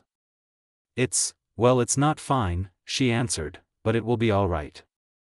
Then the woman regarded her quietly for a moment more, before she glanced away in what Kushina could only suspect to be nerves.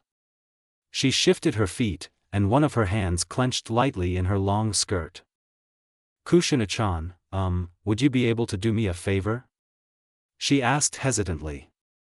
Kushina wanted to say she was in too much of a hurry to find out what was going on with the Namikaze, but she also could tell that Minori likely really could use that favor. That it would ease her current stress. "What is it?" she asked, managing to hold back her verbal tic. Minori licked her lips in further evidence of her nerves. "Well." Then she glanced about at the others on the street, before she seemed to somewhat pull herself together. "Walk with me for a bit?" she asked, and gestured away from the hospital. She reluctantly nodded, unwilling to blow the woman off with how she was acting. Whatever was on her mind, Kushina could tell it was serious. Minori smiled thankfully, and then started to walk down the street. She was quickly able to identify that they were heading towards the Hitaki compound. She fell into step next to the woman, and waited. When they turned down a quieter street, Minori glanced around, before coming to a stop. So to the best of her ability, figuring Minori had wanted to avoid too many people hearing them, she sensed about to see if there were any around who might overhear. No one nearby seemed like a shinobi though. At least, she didn't think so. She wasn't a great sensor though. It was something she needed more work on. "Kushina-chan, do you still have the key Jiraiya-san received from Hashiro-sama?" the woman finally asked. And it hadn't been an expected question. She blinked, and then realized no one had asked for it back. Even though she had mentioned she'd had it during her report at the tower. And the turnover with the umbu. Yes. I still have it. She answers, even though she really wanted to ask who told Minori she had it at all. Would you like it returned? She went on to ask. Minori shook her head. No, that's alright. It's Hashiro-sama's copy, so you can drop it by the Hitaki compound later, but for now, I wonder if you wouldn't mind making use of it for me? The woman dismissed, and then requested. The Namikaze twins, well, they are fine, but the hospital staff want to hold them for a couple days for observation, she explained. Minato-kun isn't handling that well. I don't think he could bring himself to leave the hospital now, and all three of them could use some more comfortable clothes. She went on. Oh. She stiffens, and then has to force herself to relax. This means there had been some sort of medical issue with the twins earlier. Something serious and uncertain enough that the hospital staff felt the need to hold them for observations. So, maybe Minori was hoping she'd do this errand for her, so she could support Minato-kun, who she could imagine was a mess of worry right now. Yes, she answers the woman evenly, calmly. She would have felt proud she was able to speak calmly right now. At any other time, yes, I can do that for you, Minori-san. The woman's shoulders release most of their tension. Oh, thank you, Kushina-chan. That helps a lot, the woman went on. But if you don't mind just a little more, would you stay and talk with Minato a bit when you bring the clothes in? It would really help him, I think, the woman goes on, and then shifts from foot to foot. Well, I feel bad about not being able to commit properly to supporting him right now, but with Tsukumo also admitted I. Wait. Hitaki Tsukumo was in the hospital as well? Her eyes widened in surprise. And now the disarray of the woman makes a lot more sense. And well, I've been taking on the matriarchal duties of the Hitaki, so with Hashiro being so busy at the moment. The woman goes on, shifting again, and it looks as though, for a moment, she is nearly going to start crying. Then she takes in a long steadying breath, and seems to ground herself. Well, I just appreciate this little bit of help. She nods. I don't mind helping at all, she tells the woman. If I can help in any other way at all, please ask, Minori-san, she offers, because she thinks the woman needs that. She might not know her very well, but despite the clear stress she is under, she can see there is a sort of fire in the woman's eyes. One that reminds her just a bit of her late mother. It's a bit of a painful reminder, but she doesn't entirely mind it either. Minori smiles, but shakes her head. Thank you, you're a sweet girl, Kushina-chan, she tells her. But I think just these favors will be enough. It's hard, but I can manage it. I knew what I was getting into when I accepted Tsukumo's proposal, she tells her, her voice now more even than ever. And the strength in her eyes is more evident. Then she inclines her head.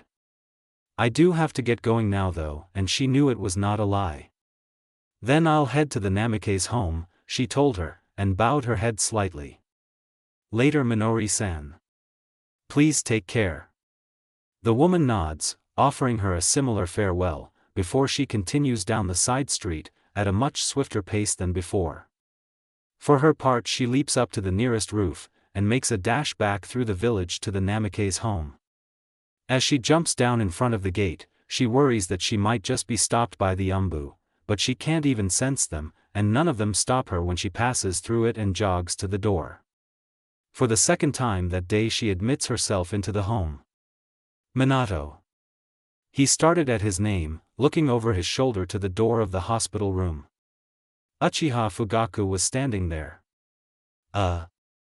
Uchiha-san, he greeted, suddenly self-conscious of how he must look. Or, well, how obvious it must be that he had been crying. And then there was the fact that he'd also foolishly chased after the kidnapper and may have made this man's pursuit more difficult. His mouth was dry. He got quickly to his feet and bowed low to the man. "Thank you," he managed. Silence. He held the bow. Then the other side. "Minato, you don't need to thank me," he said in an even tone. The boy frowned, and straightened slowly, opening his mouth to protest the very idea of not having to thank the Uchiha for their part in saving his sister. Fugaku held up a silencing hand. And then to Minato's great surprise, he bowed just as low as he himself just had. "I must apologize for my complacency in training my officers for their duties." "What?" "Uchiha-san, please, you don't have to apologize," he said in a rush.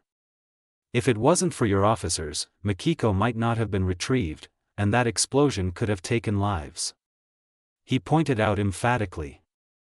"I'm the one who got in the way of the pursuit by being foolish and emotional." Fugaku straightens, regarding him coolly, silently for a few moments. "Call me Fugaku," is not at all what he was expecting to hear from the man. "You're a clan heir yourself, regardless of how small your clan is. And it will get confusing calling me by my last name, given how often we may be in contact from here on out." The Uchiha explained simply. "I will have to be evaluating my officers more thoroughly moving forward, including those assigned to your clan." Minato could only just stare. Because this was, well, it told him a lot of things. Confirmed suspicions. But it was also simply shocking. This was the clan heir of the Uchiha, one of the biggest and most powerful clans in Konoha. Yes, all clans were supposed to be treated equally within the village, as it was village first, but in actuality that was never really the case.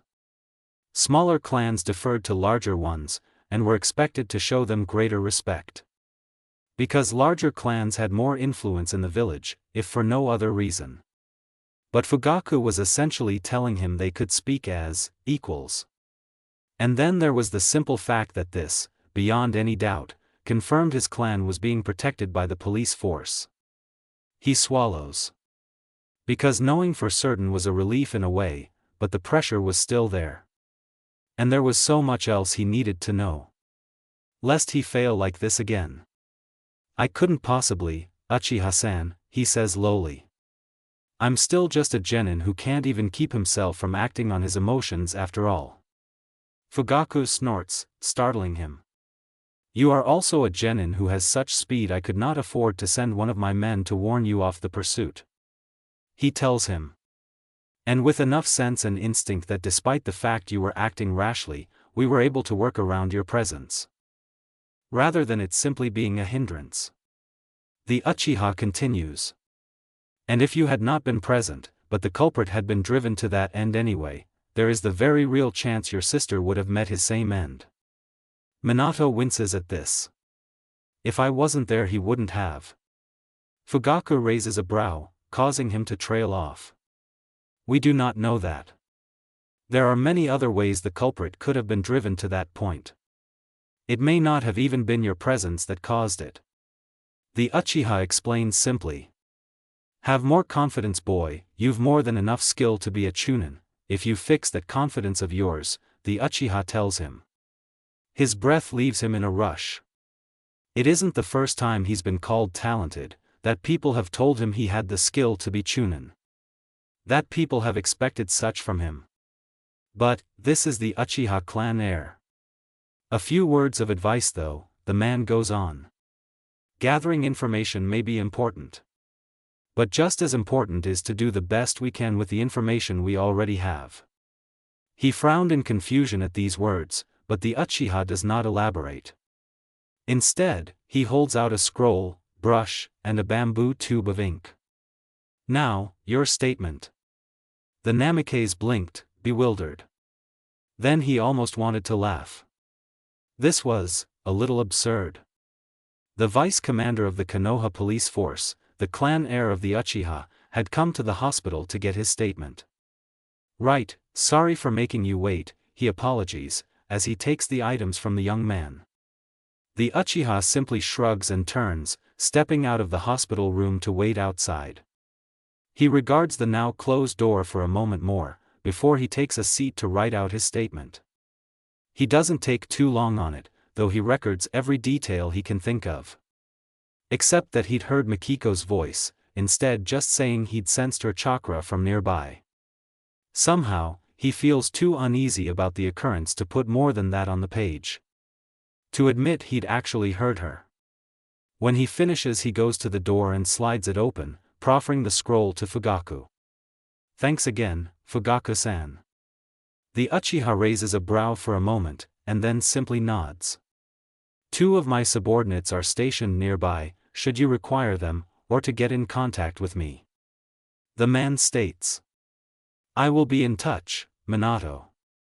And then the Uchiha leaves, unhurriedly. His back is straight and proud, his shoulders unbowed. Yet it no longer feels as if he is looking down on those he walks past, simply by being an Uchiha.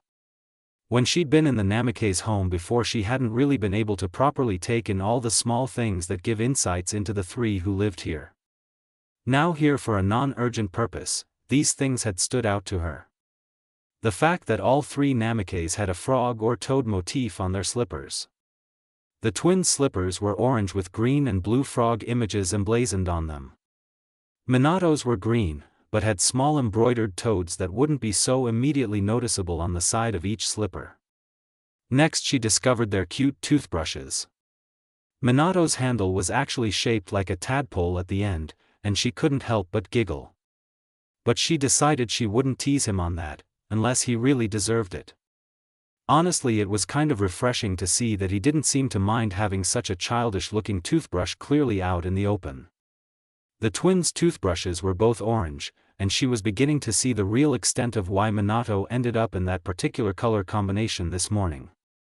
The twins' toothbrushes were simple though, and she only knew they belonged to the twins because they were too small to be Minato's. They did have cute covers though. Or one of them did. The other she chose not to consider too much. One was a frog, unsurprisingly. The other was a fox. She had grabbed all three. Then she had moved on to the bedroom she'd been in earlier, with all the clothes piled up in the middle of the floor. It had been pretty clear before that the three siblings all shared the room, as on top of the folded futon in the closet there had been 3 pillows. One had been in red, but it had the now quite expected frog or toad motif on its edges. And it likely belonged to Minato, since the other 2 pillows were in orange cases. Clearly the twins' favorite color. These 2 pillows had slightly crooked appliques sewn onto them, of frogs and foxes. She wasn't after these though, but clothing. She quickly peeked through the small pile of clothes that belonged to the twins, and found some sort of orange-colored jinbei. So she folded these and set them with what she had gathered before. There wasn't anything else orange in the pile however, so she picked out shades of yellow and red for an additional set of clothes for each twin. Then she had regarded the large mound of Minato's tracksuits. Really, why did he have so many? She had chosen to go to the closet, where a few had remained hanging, instead of digging through the mound. But most of these had various shades of red featured. And those that did, were hung with far more care than those that didn't. A fact that caused her to raise a curious brow. She grabbed a black tracksuit with red trimmings, and then found a gray jinbei that was clearly in Minato's side. Then she'd found where Minato kept his mesh shirts, and added one to the pile of clothes she'd set neatly to the side. And she stared at her haul. How was she going to bring it to the hospital? You were allowed to carry in storage scrolls, for security reasons, as it would take too long to check them to be sure nothing dangerous was being brought into the hospital. She could carry it all she supposed, but she had wanted to bring a few more things that might make the twins more comfortable staying at the hospital for a night. Assuming they were conscious. They'd probably like a book or 2 from the ones she'd seen downstairs. Or maybe a plush. Minato didn't have a bag in his closet that would be big enough to carry the clothing and other items. Understandably so, as he was a shinobi, and it was more efficient to carry one's supplies in scrolls, to take up less space, and so as not to weigh a shinobi down. But perhaps in his parents' room she might find something. They could have had a bag specifically for hospital visits, since the rule not permitting storage scrolls had been around for at least a decade now. So she made her way across the hall to the other bedroom, and hesitated at the door. She hadn't had the time to think on it before, but the room had clearly not been used in years. So it somehow felt a little wrong to enter the room that clearly Minato only entered now to keep the dust at bay. The personal items of his parents were still there, including their clothing. She sighed, and shook her head. It wasn't like she was going to be rifling through their things out of curiosity, let alone to take anything for herself. All she needed was a bag to carry her haul to the hospital for the Namikaze. That was it. She'd be in and out after checking quickly.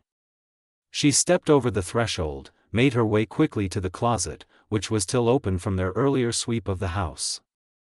There she peeked behind the hung-up clothes, and up on the shelf above them to see if there was a bag she could use. Nothing. But there was some boxes on the floor of the closet. She hesitated a bit, and then gently opened those on top of the two-high pile one at a time to peek inside. She didn't dig through them though, as within each she was greeted with rather personal items. A photo album. Art that Minato had likely made for his parents when he was young. Some childhood crafts, she thought. A small shoe stained in what she figured was paint was at the top of one of the boxes. She hesitated again, not sure if she should look at the boxes underneath. It really did feel like she was invading on Minato's family now. So instead she leaned over the boxes as best she could to peek behind them. "Aha, Tebane!" she cried out in triumph, as she immediately spied the strap of a duffel bag. It was kind of shoved back there, but it was unmistakable. She stretched out her arm, trying not to crush the box she was leaning over, to reach it. She gave a light tug, but it didn't move. Huffing she pulled a little harder, but it still didn't come loose. With a sigh she stepped back. She didn't want to ruin the sentimental trinkets in the boxes. So she would have to move them out of her way, she decided. Carefully she lifted the top two and set them aside, before turning back to the closet and the bag she wanted. She grabbed the handle again, and gave a light tug, now that it had less weight on it. Her hand brushed against the back wall as she did so though, and her skin tingled in instant reaction to something. She froze, and stared. Because that reaction was to a seal. But how had the Byakugan not noticed it? She molded chakra in her hand so she could investigate the back of the closet more closely, and then stopped herself, remembering that there were umbu potentially outside. And it would look suspicious, surely, if she messed around with a mysterious seal she found in the Namikaze home. She could get herself in a lot of trouble. So instead she quickly pulled the bag free, and returned the two boxes she'd taken out back to their places.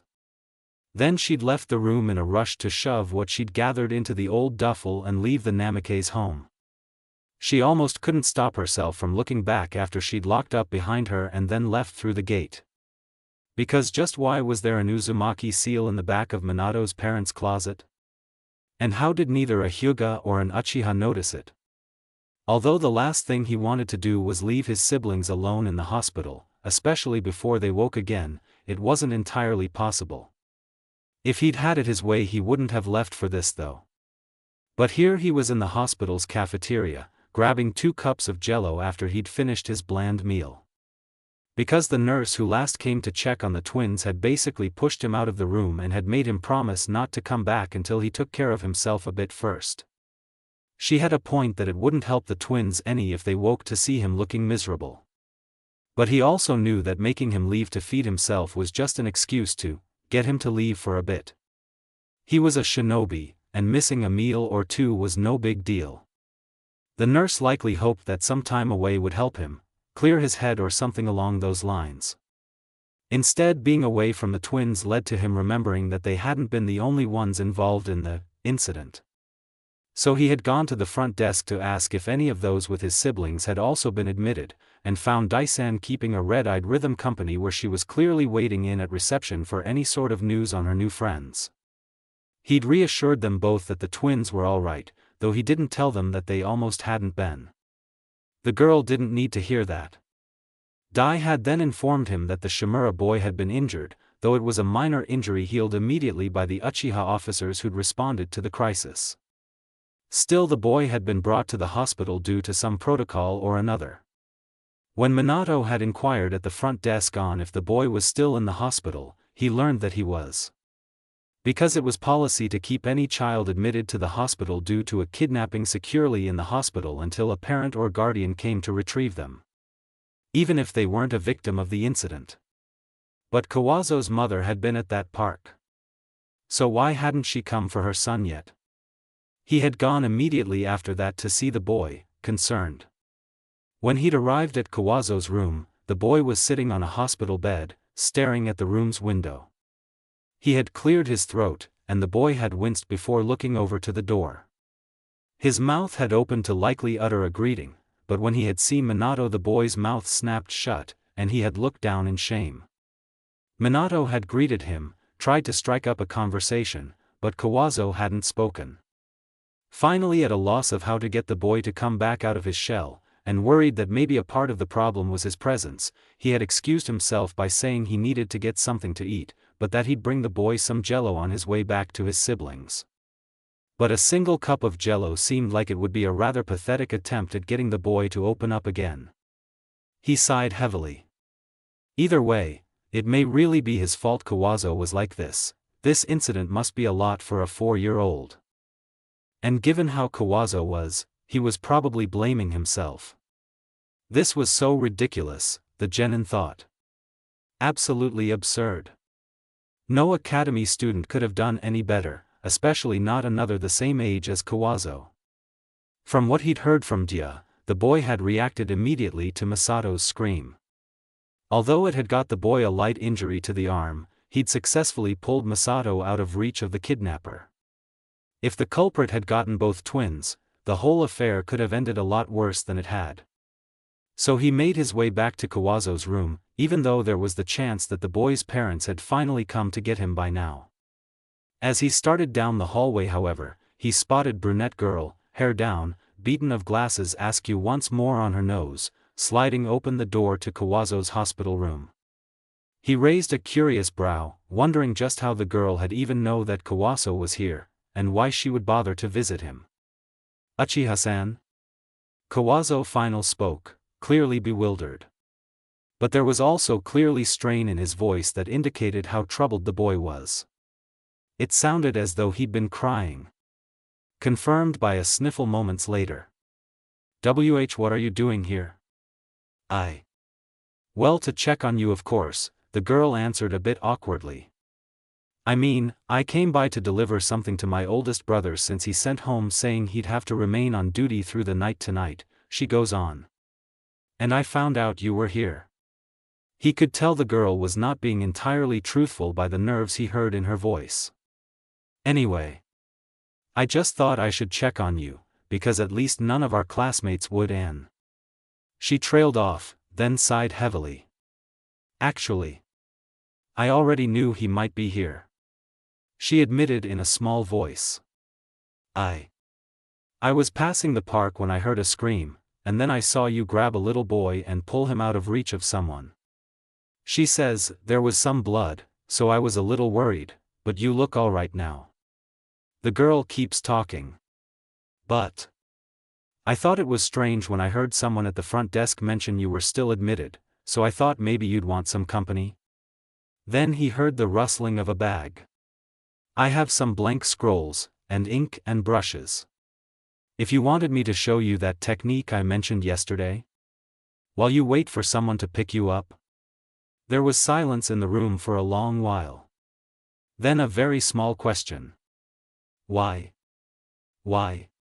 Because Minato-san has been trying to get us to do stuff outside of missions, and I appreciate that you've been trying not to be such a stickler for the rules all the time, she answers candidly.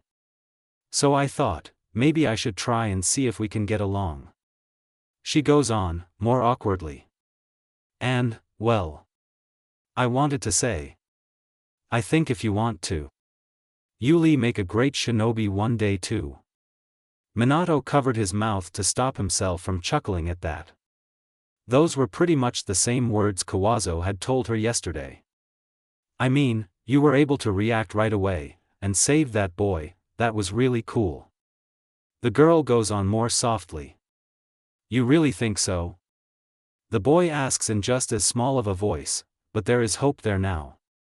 Of course I do. The girl responded immediately. Minato smiled. Kawazo would be okay, he thinks. And he clearly didn't need to be the one to help him figure out how to proceed. How to get over this. He'd unnecessarily felt solely responsible for helping the boy out since he'd taken on his academy trio. But for Kawazo to really grow, other connections would be more beneficial than just one genin attempting to help him grow past the way his family had been raising him. He regards the 2 cups of jello in his hand. Then he takes the final steps down the hall and entered the room. Kotome? I didn't expect to see you here, he comments as though surprised. He pretends not to notice how the girl stiffens, and then tries to discreetly hide her glasses. Minato-san. The girl greets him a little awkwardly. What are you doing here? Checking on Kawazo, of course, he answers easily. Then he strides to the bed, and sets the 2 cups of jello on the table next to it. Here, Kawazo. As thanks for your part in saving my brother. He states. And then he bows his head to the boy, seeing how it makes his eyes widened. Really, it could have been worse if you hadn't been there. Though I'm sorry you got involved in this. He tells him. Anyway, I should be getting back to the twins now. As he turns, Kawazo calls out. Taicho. He pauses at the door and looks back at the boy. Yes? Well. I know you might not be able to tomorrow, but you're still going to be coming to the academy to take us on missions after this, right? He grins. Of course. I'm still taking part in the supervision of academy missions for now. He tells the boy. I'm sure I'll see you in a couple days. The boy has a look of complete relief. Okay. I will see you later, Taicho. Later, he agrees, and then he looks at Kotome. Have a good day, Kotome. Then he quickly leaves the 2 younger kids alone. He didn't have to hope that they'd continue to grow a little closer after this, because he clearly heard Kawazo thanking the girl for visiting, and then the girl insisting that he stop calling her by her surname. The boy had protested, saying he couldn't possibly do that with someone older than him, if they were still calling them by his surname. He would not be surprised at all if Kotome and Kawazo were calling each other by their first names the next time he took them and Tsum on a mission. Although that might cause some issues with the Inuzuka, but it could also be possible that Kotome could help bring all 3 of them to an understanding. As Minato was about to reach the security checkpoint at the beginning of the hall his siblings' room was down, he spotted a rather unexpected head of beautiful red hair. It caused him to stop in surprise. Kushina-san? The girl looked back around from where she was showing her pass to the guard. Minato-kun, what are you doing? I thought you'd be in the room. She comments, looking a little confused. He rubs at the back of his neck, smiling sheepishly as he walks quickly over to her. He takes out his own pass to show to the guard, who opens the way for them without a word. Well. A nurse pushed me out saying I wasn't to come back until I was properly fed, he tells her truthfully. But what about you? And then he realizes on her shoulder is an old duffel he once vaguely remembered his father filling to bring to the hospital for his mother, who was recovering from a mission-related injury. And that answered why she was here, though not exactly how she got the bag. Oh, thank you for that, he gestures to the bag. Sorry to trouble you. He pauses, and then bows slightly. And I'm sorry for running off on you like that earlier. She huffs. It's fine, now come on, there's no point standing around here. She tells him, before she grabs his arm and tugs him into the hall. How are the twins doing? He tears his eyes away from her hand on his arm to look at her, flushes, and then looks properly ahead of himself. I'm told they'll be just fine, but that it might take several more hours before they wake up.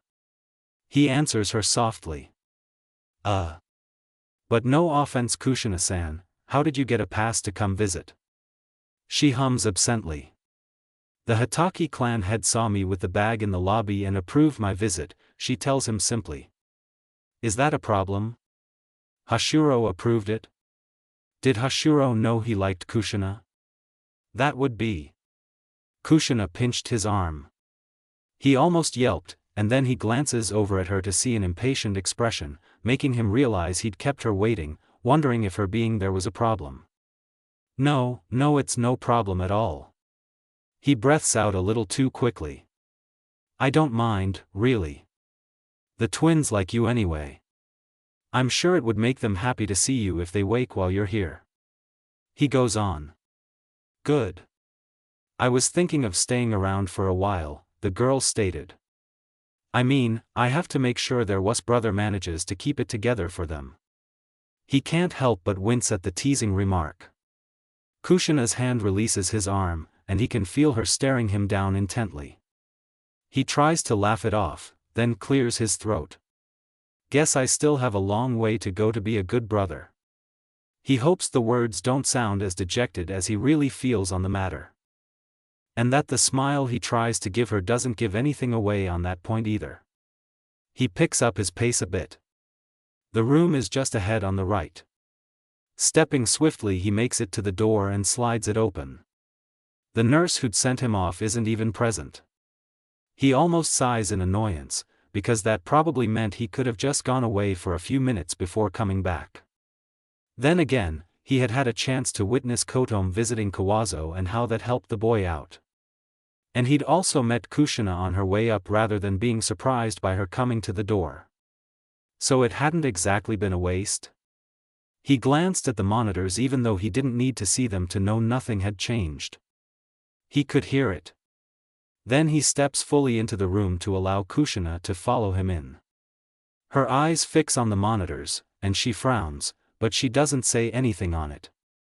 Instead she shifts the duffel bag on her shoulder, pulling it open and rifling through it one-handedly, before she pulls out black and red fabric.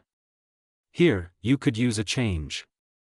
I see there's a bathroom there, and she nods her head towards the door along the opposite wall from the beds. He stares at the fabric in her hand comprehensively for just a moment.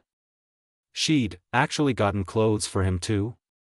Thanks, he stammers, before he takes the items from her. Then he hesitates a moment. They told me they could take them off monitoring if everything remains normal until they wake again. It's just a precaution. He explains, then licks his lips a little nervously. I'll just go change. Excuse me. He shifts a bit, looks over at his brother and sister, back at the girl, and then hurries to the bathroom so he can change. While Minato went to change, Kushina moves to the chairs in the room for visitors, moving two of them closer together so she and Minato can sit and speak, if he wants. She's not so sure that he actually wants her sticking around though, given how nervous it seemed he was. And she couldn't blame him for having nerves, his little siblings were hooked up to monitors, even if it was just a precaution. And whatever had happened to send them to the hospital. She wanted to know what had happened, but she wasn't sure she could ask. Miyato's tracksuit was torn in several places though, and there were some dried stains of what she figured was blood from small nicks, as they were around several of these tiers. He'd been moving quite fast through trees, heedless of any small harm he caused himself, that much was almost certain. Which certainly implied that whatever had occurred either involved him running from someone, or pursuing someone. But she had told Minori-san she'd keep him company, so if he didn't send her away, she'd try and do that. If he still seemed like he didn't really want her there after 15 or so minutes, then she'd leave. She could say she had tried then. With the chairs in place, she sets the duffel down on the third chair so it would be easier to dig through it for its contents, whenever they were needed. She also pulled out the two orange paper-wrapped plush toys she'd purchased on her way here. The paper had so far escaped being crinkled or ripped inside the bag, but she didn't want to take any chances on it that she didn't have to. And there was also the possibility, being the nervous brother he seemed to be, that Minato would want to know just what anyone else was going to give his siblings, before they actually received it. Not that he could find fault with her gifts, of course. The bathroom door slides back open. She turns to look at the oldest Namikaze, and then frowns. The amount of black didn't really suit him that well, she thinks. There's nothing wrong with the red on the sleeves and collar of the jacket, which he's left half unzipped. And the pants are fine as well. But there is something just not Minato with the jacket being a predominantly dark color. Which may have more to do with the fact he always seemed to be wearing a white or light gray, or some other light-colored jacket. Oh well, it wasn't like it really mattered. But if there was a next time this happened, she'd pick out something that suited him better. Thanks again, Minato speaks up with a less forced-looking smile than earlier. You're welcome, Tebane, she answers almost absently. But the way his smile widens to the point his eyes crinkle in the corner catches her by surprise. She'd not seen him smile quite that brightly before just yesterday. And that had been in response to the twins clearly enjoying their lunch. But all she had done was say, "You're welcome." Well, anyway. I picked up some plushes for the twins on my way over. There didn't seem to be any at your place, she tells him, needed to say something, because it really was getting weird how different this boy was from how he had always been before. There was so much more to Namikaze Minato than she had ever thought there could be. I can keep them until their birthday, Tebane. If you'd prefer to be the first one to give them plushes for gifts, Tebane. Minato chuckled. They have actually already received some from the Hatake, but for whatever reason they seem to think those toys need to stay at the Hatake's, he tells her. Maki-chan said it was so Minori-san wouldn't be lonely while Sakuma was away. She blinks, and then lets out a laugh of her own. That's adorable, Tebane. She comments happily, and then moves to take a seat. Minato doesn't seem to hesitate to walk over and take a seat in the other chair. What kind of animals did the Hatake give them? Minato rolled his eyes. Dogs, of course. Maki was given a pug, which she then badgered Minori-san to sew this little orange vest for. She said so it was more orange than Masa's Shiba Inu. She almost snorts in laughter at this. The twins really did like orange. That would have been cute to see. But why haven't you picked up anything else for them? He rubs the back of his head. Not a lot of funds, to be honest. I found a pile of children's books at a good price, that were in good condition, but aside from that I was more focused on making sure they had clothes and food. Clothes and food. Of course, they'd been dressed in rags when they'd been found, and had been malnourished. And Minato was just a genin, with no parents or other family members around. On a genin's salary it would probably be all he could do to keep them fed and clothed. And here she'd asked him to treat her yesterday. And he'd even checked his wallet to be sure he had enough, but she'd just accepted it when he said he could. Wow, that had been rather selfish of her. She should have known, logically, that money would be tight for the Namikaze. Sorry, Tebane, she murmurs, looking away from him a little awkwardly. For what? The boy answers in a bewildered voice. For lunch yesterday? Don't worry about it, I wouldn't have agreed to treat you if I couldn't afford it, he tells her then, and she can see he's still smiling when she glances back at him from the corner of her eye. She regards him that way for a moment more before she sighs and relaxes back into her chair.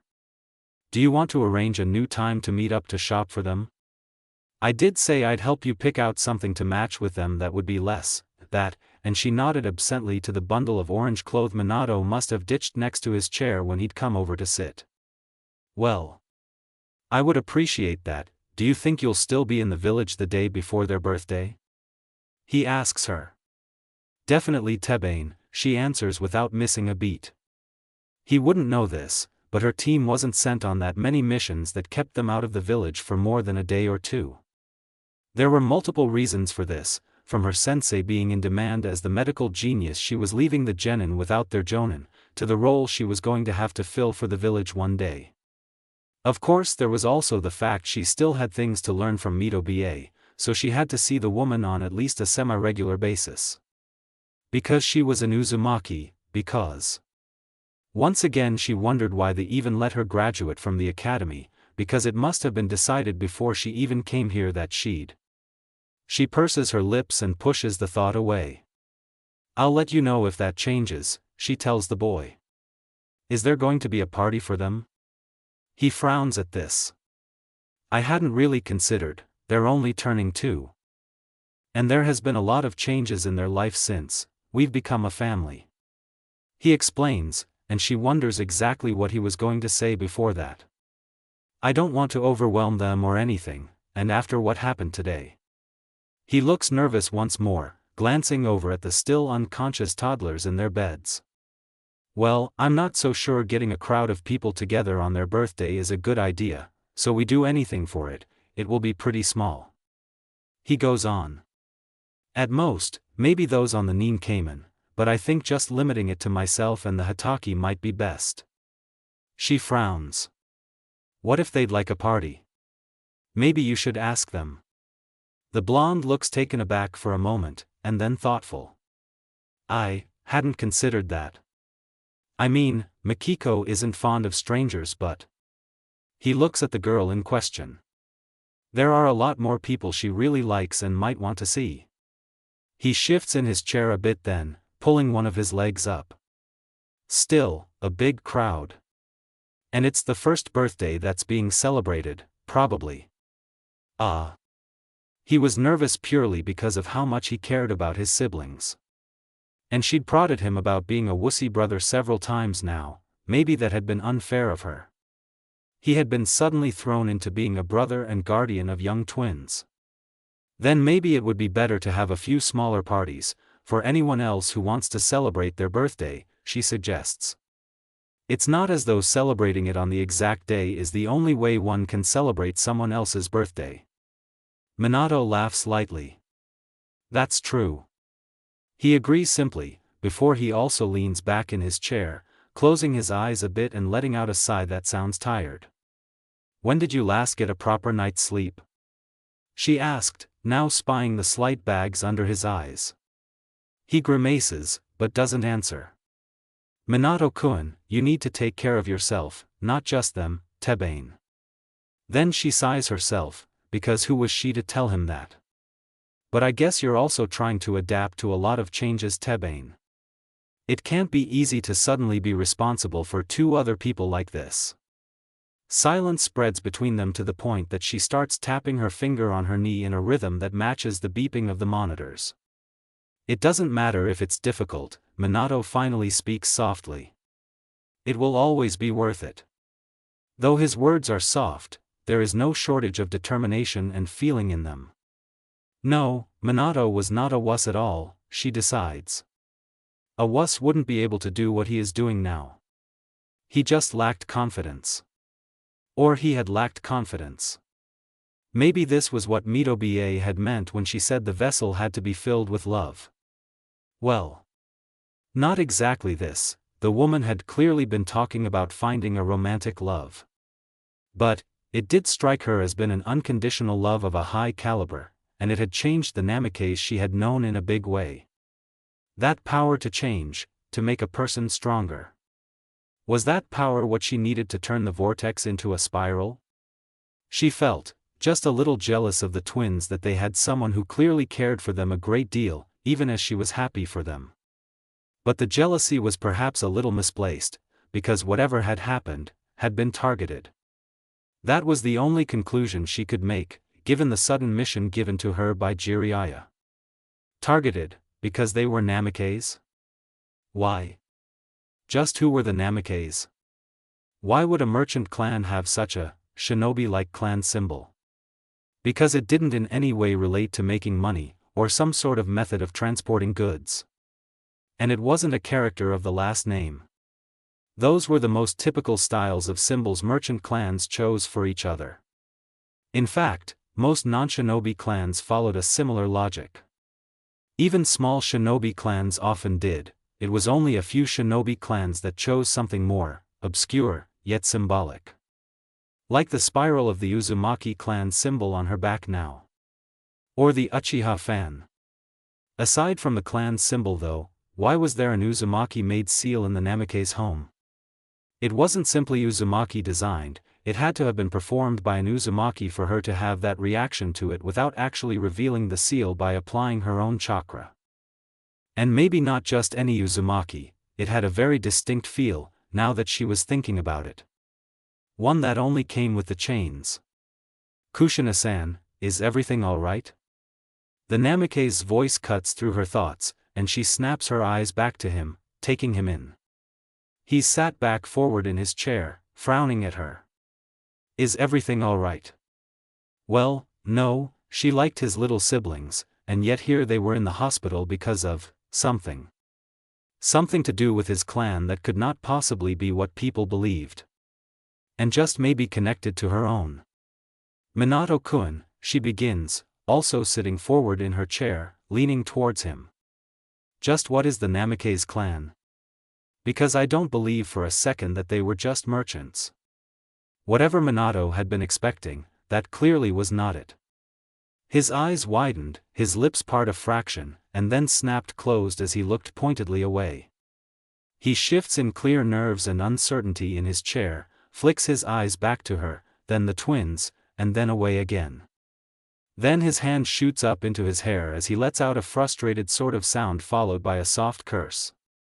His shoulders relax in a way she knows is deliberate, as he leans back, head tilted back, eyes closed.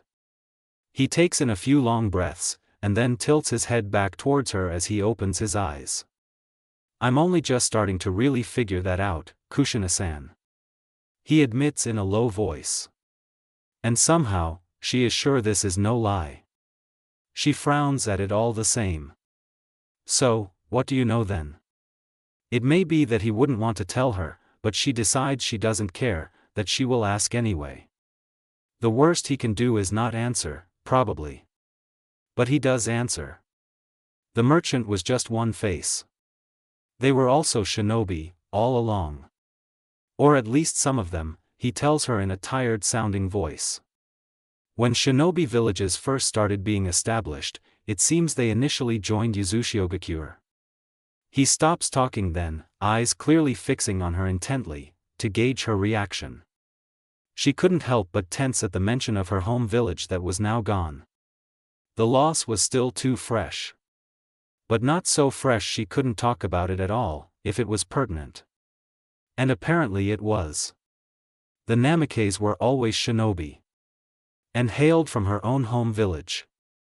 And Minato had had no idea this was the case. What sort of shinobi clan would hide behind a merchant mask? They specialized in information and infiltration? She questions in barely a whisper. Seems like it, he answers just as quietly. What bothers me more is the one clan record I'm even allowed to look at mentions some sort of aptitude only present in twins. There is a heavy sigh after this, and then another aggravated sound as he harshly ruffles his hair in frustration. It's so ridiculous, I'm not even allowed to retrieve the clan records of my own clan for myself, and inside them may explain why any of this has happened to the twins. His frustration grows in his voice with the words, and then he suddenly shoots out of the chair and starts to pace. But even if there are more records I'm not allowed to see yet, there might not be any more information to be had. Who's to say what I need has even he cuts himself off suddenly, bites his lip almost hard enough to bleed and then lets out a low breath. Is even in Konoha, he says as if to finish what he'd stopped himself from saying. But she knows what he had probably really been about to question was if it had even survived Yuzushio's destruction. He sighs again, and then marches himself back to the chair stiffly, before he sits back into it with a huff. Sorry, you didn't need to see that, he tries to apologize. Don't, she breaths. You're understandably upset. I would be too if stupid red tape was keeping me from knowing more about my own family Tebane. Especially if there was even a chance it might help them, or explain why they are in danger Tebane. She tells him calmly. She gets out of her chair then, moving to stand in front of Minato's. She may have enjoyed the way his eyes bugged out, and he seemed to forget how to breathe for a moment when she leans over him. Why don't you come with me next time I go see Mitobe Tebane? She might know a thing or two, and I'm sure I can sneak you in. What, but, why? The other genin stammers out. She huffs, and straightens, placing her hands on her hips. Because I like the twins, and I want to help them tebane. And you aren't too bad either. Then she makes herself laugh. And Mito-ba would love someone else coming to see her for once tebane. She adds. She does not tell him the more compelling reason she has for offering though. Not yet. Just in case somehow whatever they are saying in this room is being monitored. She knows, from what he has said about his clan so far, and most especially from his frustration at the lack of knowledge, that he has no idea the seal exists in his home. And while he deserves to know about it, because it just may be the key to answering some of his questions, she doesn't want to spread it about either. It was a seal from her clan. Not any other clan here in Konoha. And in the home of a clan that also apparently hailed from Uzushio. Which, to her, made it Uzushio-gakure business, not Konoha business. So if she could keep them from sticking their noses in it, she would. Not that she hated Konoha, but she did feel a little let down by the village that was supposed to be her home's closest ally, not managing to come to Uzushio's aid. And she was still a little upset over Konoha wanting her for what it did. But Konoha was also the only place she had left to go that had any connections to her own heritage. Or anyone at all that cared for her. And that was somehow part of the reason she wanted to help Minato now too. Because he also had a tenuous connection to his heritage, and only a small number of his family that would care about him, and he them. Granted, in that part he was better off, since he also had the Hitaki, and a number of good friends. She regards him, sitting there with a thoughtful frown, clearly considering. Namikaze Minato, is now really the time to turn down an offer to meet the Uzumaki Mito, wife of the late first Hokage? Don't be ridiculous, tebane. He winces a bit, and then lets out a near-deprecating laugh. Alright. If you would be so kind as to introduce me to Mito-sama, Kushina-san. You got it, tebane. There was a light murmuring sound from one of the twins, which again caused Minato to tear his eyes away from Kushina to look toward the twins. It's not the first time one of them had made a sound, or moved, since Kushina arrived. Still, he can't stop himself from checking every single time, as it really could be a sign of the waking. This time, however, he sees that Mikiko's eyelids are shifting, and then fluttering. He almost knocks his chair over with how quickly he comes to his feet and moves to her bedside. And as he reaches her and her eyes start to open, Masato starts murmuring something as well. He starts to turn, but Mikiko's eyes actually do open, and somehow immediately find him. "Enai-san," she says in a whisper, and then she smiles. She doesn't ask where she is. Doesn't look around. Just looks right at him and smiles. And he remembers thinking he'd heard her telling him everything would be okay now, but how could that possibly be? And yet, she's not at all surprised by where she is. And she shows no sign of being afraid because of what had happened. Something about this is weird. And unsettling. "Enai-san," she says again. She lifts her hand to reach for him. "Hey Mikiko," he finally manages to speak, bringing his hand to hers. Her smaller one moves about his, and then wraps tightly around two of his fingers. Oh. It's not that it hadn't frightened her, he realizes, she's trying to hide it. She's trying to be strong, for him. Because her small hand holds his fingers as tight as she possibly can, and though she's smiling, her eyes are a little glassy. Toddlers normally don't hide their emotions like this for the sake of others, do they? But, well, his siblings weren't normal. They really had to grow up so quickly. This could just be one more sign of that. He almost pulls her into his arms for a hug. Almost. But she's still hooked to a heart monitor, he remembers before he can do so. "How do you feel, Maki?" he asks gently instead. "Okay," the girl answers immediately. "Masa and I?" "He's fine," he assures her. "I'm sure he'll wake up soon as well," the older brother adds. But Maki's hand squeezes his fingers tighter, and she tries to sit up in bed. Words aren't going to satisfy her. Keeping himself from frowning, he shifts to the side a bit, and then uses his other hand to help her sit up so she can look around him and see her twin brother in the next bed. See. He's alright, he says gently to her, before he eases her back. The girl is silent for a bit, before she nods. And then she looks almost sheepishly before she whispers. Ni-san. I'm thirsty. Oh. He almost bursts out into laughter, as her sheepish admittance of being thirsty somehow releases the rest of the tension that he'd been holding onto subconsciously all this time. He reaches over and presses the call button with his free hand. Then we'll make sure you get something to drink, alright? The girl only nods. And she still tightly grips his fingers. Enai-san? Masato's voice comes from behind him, and Makiko releases his fingers, a smile spreading across her lips. Masa Enai. She exclaims happily. He half-registered that there is the sound of muffled laughter from the side of the room, as he turns to Masato's bed to see him, sitting up, and rubbing at his eyes. Masato, how are you feeling? Thirsty, the older twin answers immediately. He can't quite keep his own laughter back at this. As a nurse and a doctor slide the door to the room open and enter, he covers his mouth with one hand to muffle his laughter that is a mix of relief and amusement. Because they are awake. And well and truly fine. They weren't typical toddlers, but what did that matter? He'd been scared to the point of hysterics when they'd been dying in front of him, but now, the first thing they have to tell him is that they're thirsty. How did that work? He wasn't so sure he'd ever truly understand young children, or get used to all the things one had to consider when raising them, but really, it well and truly didn't matter if he did. They were alive. Well. Happy, and yes, he could see they were holding back something, but he could also see it was for him, so for the moment, for them, all those worries, they simply didn't matter. Kushina decided to stay with Minato and his siblings for as long as the hospital allowed her to. She would never admit it to anyone, but she actually enjoyed the time she'd spent talking to Minato while they waited for the twins to wake. And seeing how happy the three siblings were together had been very touching.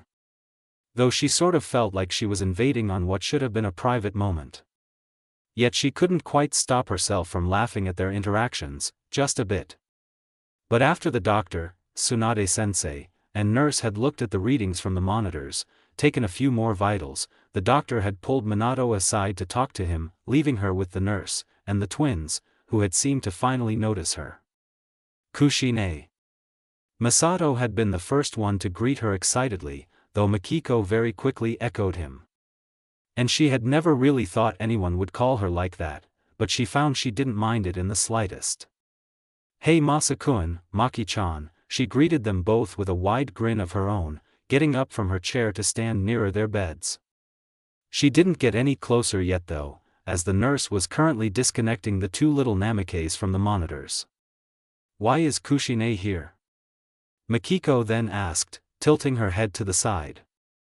Well, of course I'd be here to check on my two favorite little twins Tebane. She declared. And I brought you both a few things for your stay here. Stay? Oh. She worried that maybe she had said too much now. They didn't know they would be here for a bit yet, and probably it would be easier to hear that from their brother. But it was too late now. Ah, yeah, Maki-chan and Masa-kun are staying here with your brother for a little while Tebane. She explains, and hopes they won't ask why. Why, is a twinned question. Because of course it would be. And then the nurse glares at her. For her big mouth. She assumes. But it's irritating.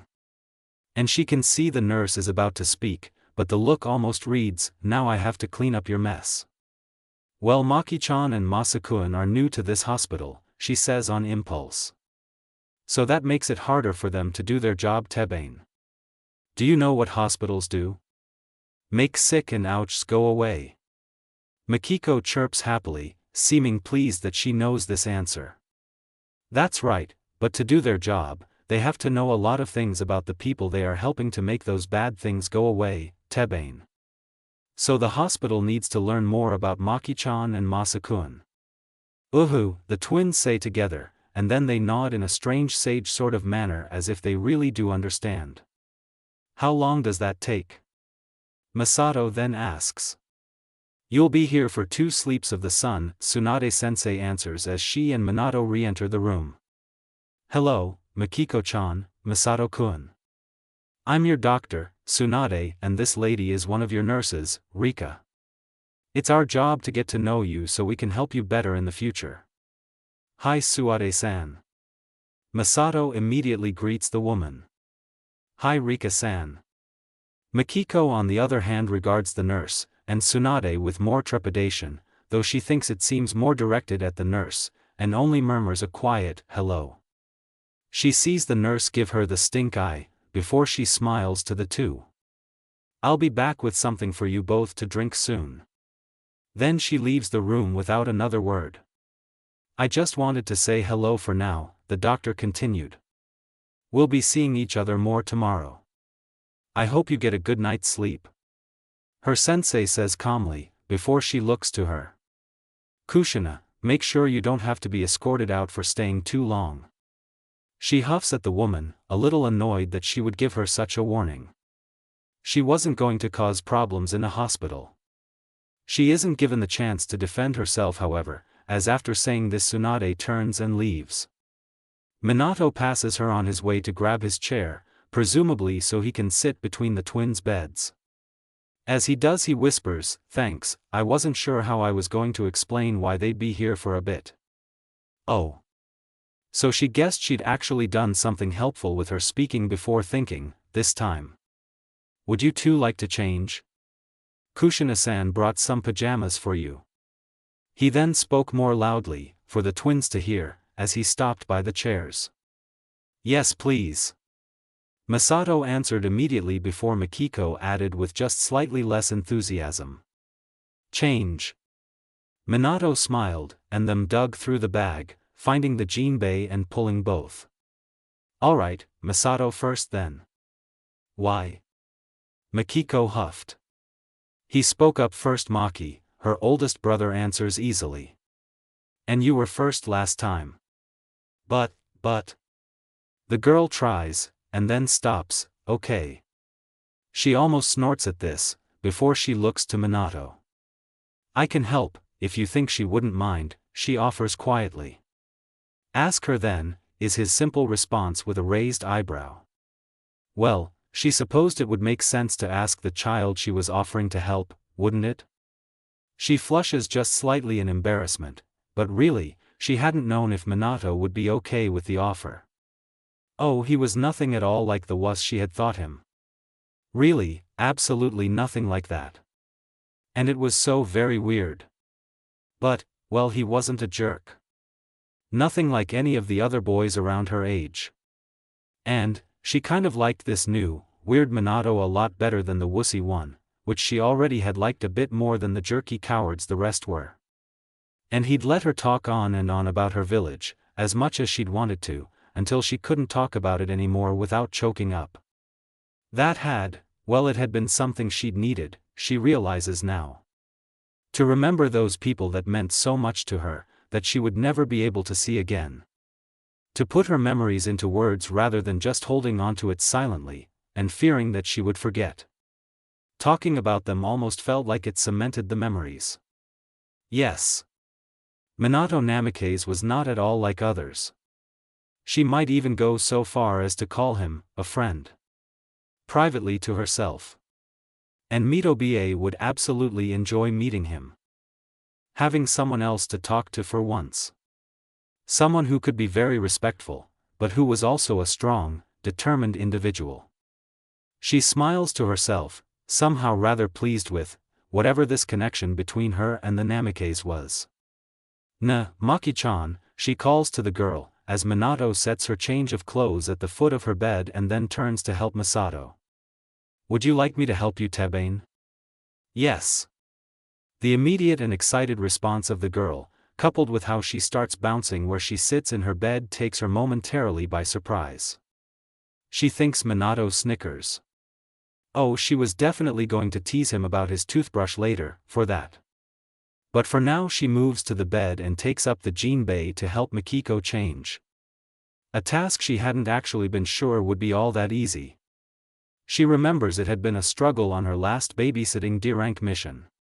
But Mikiko is nothing like that kid had been, she learns, as the girl moves quite easily how she asks her to, and with no difficulty at all she has her changed out of her hospital gown and into the jinbei. She folds the gown when she sees Minato laying Misato's folded one over the back of the chair with the duffel. He takes the folded gown from her, and adds it to her brother's. Then, quietly, he gestures to the 2 orange-wrapped gifts. Now, she can't help but question. He again just raises a brow at her, this boy. Oh, he would really get along with Mitobie. Respectful, but determined, and a little mischievous. But she had said she'd sneak him in. So now, she had to plan out the route she was going to pull that off with. As easy as she'd made it sound, it was anything but easy. She was going to spend every day until then working on it. It should bother her, she thinks idly, but it doesn't. It was like he had said, maybe, it would be worth it. If this could help the twins who had clearly had a very rough start, but were just so lovable anyway. If this could do anything for them at all. Masakun, Maki-chan, I have a present for each of you Tebane. She declares excitedly, as she picks up each package carefully and turns. Present? The twins voice together, confused. But as soon as they see the wrapped packages the confusion slowly changes into excited smile, and they clap their hands together. Minato chuckles, and then moves past her, lifting Misato off his bed and setting her next to their sister, before he sits on the edge, and gestures her over to the other side. She moves to the bed quickly and sits on its edge, twisting towards them, as they both shift onto their knees and then hold out their hands. This one is for you Masakun, she offers him his first, and he takes the package with twinkling eyes. And this is yours Maki-chan, she offers the girl hers then. Misato doesn't try to open his until Mikiko has hers in hand, and then looks over at him. The twins grin at each other and then, to her surprise, count. 3, 2, 1. And as they finish counting they start pulling at the paper with their small hands, tearing it away with surprisingly little difficulty. But she worries a bit they won't like them. Cute. Maki squeals in delight. She holds her plush in both hands, up to the light, and then turns it about to look at it from every angle. It's predominantly white, but its long tail, paws, and nose is orange, and there are a few more orange spots on its body. Cool. Is Masa's version of that delight. Like his sister he turns it about to get a good look at it. Similar to his sister's it has an orange tail, and paws, and a few other markings, though this orange is a little darker and more vibrant from his sister's more pastel orange. Rather than white, the rest of its body is a sort of medium grayish brown. Ni-san, it's white and orange. Mikiko goes on, waving her new plush in front of both of her brothers, before she hug it tight, and then turns to her. Kushina, what animal? What? What animal? Misato echoes his sister. They're called otters, she explains. They may be furry, but they actually really like to swim and spend a lot of their lives in the water. Like froggies. Misato declares. But soft like foxes. Mikiko adds. We love them. They say together. Thank you Kushina. Oh. Well, she supposed just because there were frogs or toads, and foxes all over the Namikaze home, that didn't mean they disliked other animals, did it? They also had dog plush toys, Minato had told her earlier. It seemed what most mattered was that it had orange. The way their faces light up into vibrant smiles really just fills her with a giddy sort of joy that has her cheeks hurting with her own smile. And as she twists about to see Minato's reaction, seeing his shoulders shaking, and tears in the corner of his eyes from held-back laughter, she nearly starts laughing too. Yes, it was absolutely worth it. We have to try, Makiko. She has to keep herself from grimacing as this is easily the 30th time since Kushina had left and Minato had fallen asleep that Masato had said this to her. And yet she knows he's right. Sure, what he is proposing is incredibly dangerous. A little insane. But, they'd done something comparably crazy that night at the Valley of the End. So why was she hesitating? She'd gotten complacent. Finding herself back in Konoha, suddenly with a family, had made her less cognizant of the dangers they could be facing. And it had probably been the same for him. They'd simply said, "We can't really do anything else but talk about what to do in the future," and then went on, enjoying their new lives in a place that spirit was similar enough that it had lulled them into a false sense of security. That complacency could have killed them both. If they let it continue, it still could. So, he was very right, they had to try. Even with all the risks it could entail. All the things they didn't understand about it. They needed to try and use that ability to send their spiritual selves out of their own body, and whatever it was that connected them.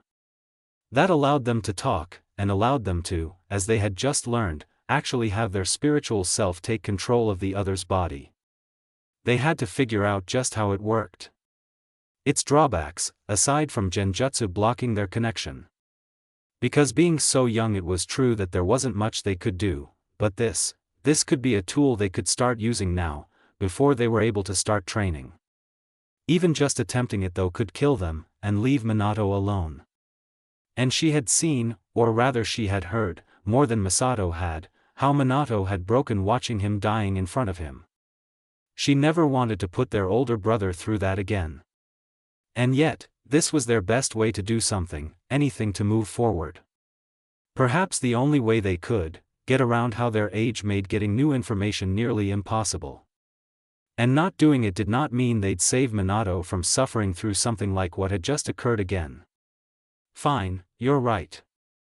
But we have to test it out first. This is crazy, Masato, and it's all we can do, but that doesn't mean we shouldn't at least try to take some sort of precautions. Then, I'll be the one who goes first, and you'll stay with our bodies, he suggests. Plan? She can't help but to swallow. On one hand, she doesn't want him to take the risk because it had been him who'd gotten stuck outside his body and nearly died because of it. But on the other hand, she knows he's also right that she should be the one to stay with their bodies, since she had kept them both alive for minutes, until Masato had managed to make it back. She'd basically brought Masato back from the dead, though her own body had suffered. She hadn't had a seizure though. A questionable plan is still a plan. She shifts on the hospital bed they are currently sharing, and fumbles about for his hand, but he pulls it away. Wait a few minutes, and then take my hand. I'm going to try and anchor to you first, and it might not work if we are touching each other. He has a point, it might not work. All right, she agrees, and then she waits for her to tell him he can start the count. She can feel his nerves acutely enough to make his own stomach flip. Now. She takes in a breath and holds it. Listening to his body, still, breathing. Well, it was, but she could hear it slowing, and somehow she could sense his heartbeat also slowing. Though, maybe it was akin to sleep. It's difficult, but she counts the seconds, waiting, sensing. 30 seconds, it really does feel as though this is akin to sleep. It still drops. Slowly. Don't drop. Keep stable. She thinks to herself, and tries to will it to be so. At first, there is no change, and then she realizes. There is no change. Either way. His pulse has evened out. So she concentrates a bit more, and she can feel an odd sensation of air moving through her nose, and his at the same time. The doubling of that sensation tickles. She sneezes. Makiko? Minato's voice calls from nearby. She closes her eyes and tries to keep his breathing steady, as she hears her older brother getting to his feet. She can feel him approaching. What if he could tell something was different with Masato? She snags Masa's hand. Oh Maki. That was barely a minute and a half. Masato's voice fades in. Didn't you hear me say to wait and see if he noticed anything? We kind of need to know if it's noticeable or not. She doesn't answer him yet, waiting to see what Minato is going to do. The girl senses the genin kneeling next to them, and then reaching over to check her pulse and then Masato's. An action that makes a lump form in his throat. This was the third time she'd caught Minato doing this very thing since they'd woken up earlier. Maybe she's a little cold, Minato murmurs, before he stands, and he can both hear and sense him walking away.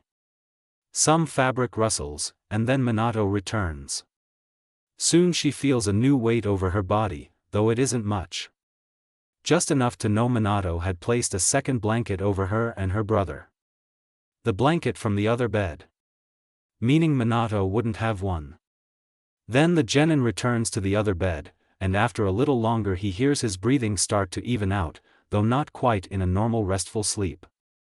He's only dozing. Sorry Masa. She apologizes at last.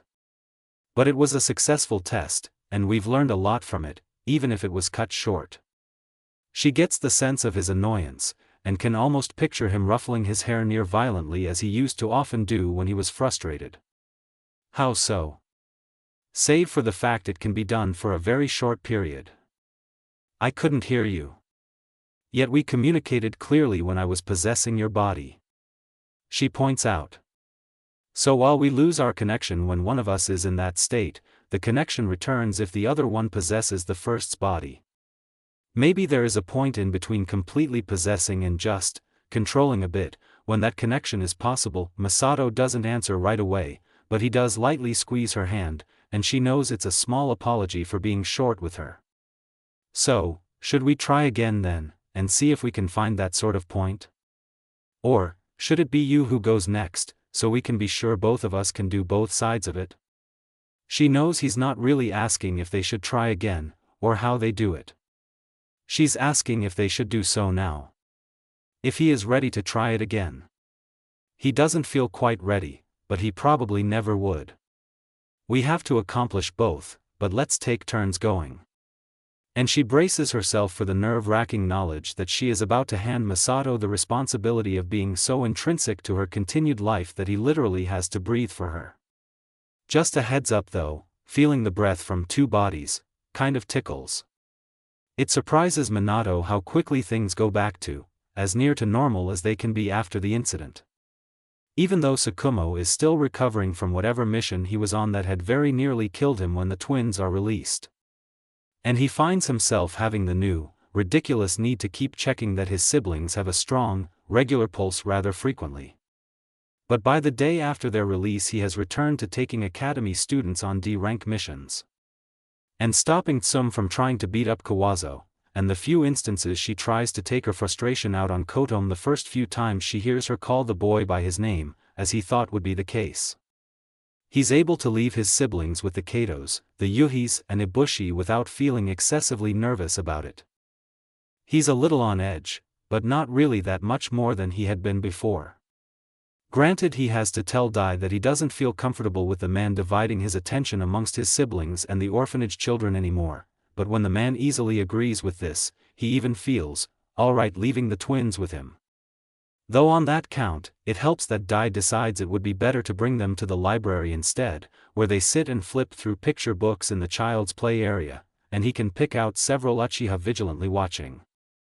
It's still a huge relief that is often nearly enough to send him to his knees whenever he catches sight of them after he's been away from them for even just those few hours he's doing missions. As the days continue to pass after the event, he grows restless for another reason however. The Hokage doesn't call for him, and that's frustrating. He'd half hoped he would. His siblings were very nearly kidnapped. The village was infiltrated. And yet the only official follow-up he gets on the incident comes from Fugaku first, followed only briefly by a summons to see Shikatsu, the Jonin commander. A meeting that is clearly just to go over the statement he'd given to Fugaku, and then for him to be told what information concerning the incident he is not to spread about. That's all the acknowledgement of the incident he gets. In the past, if something like this had ever occurred among his peers, he never would have said it would be members of the Uchiha clan who would step up to help the affected feel more secure in the aftermath. And yet here he was, with a sense of thankfulness towards Fugaku that he was sure would take years to repay in any meaningful way. Because whenever the unease in his own village really begins to gnaw at him, he spots one of the Uchiha officers.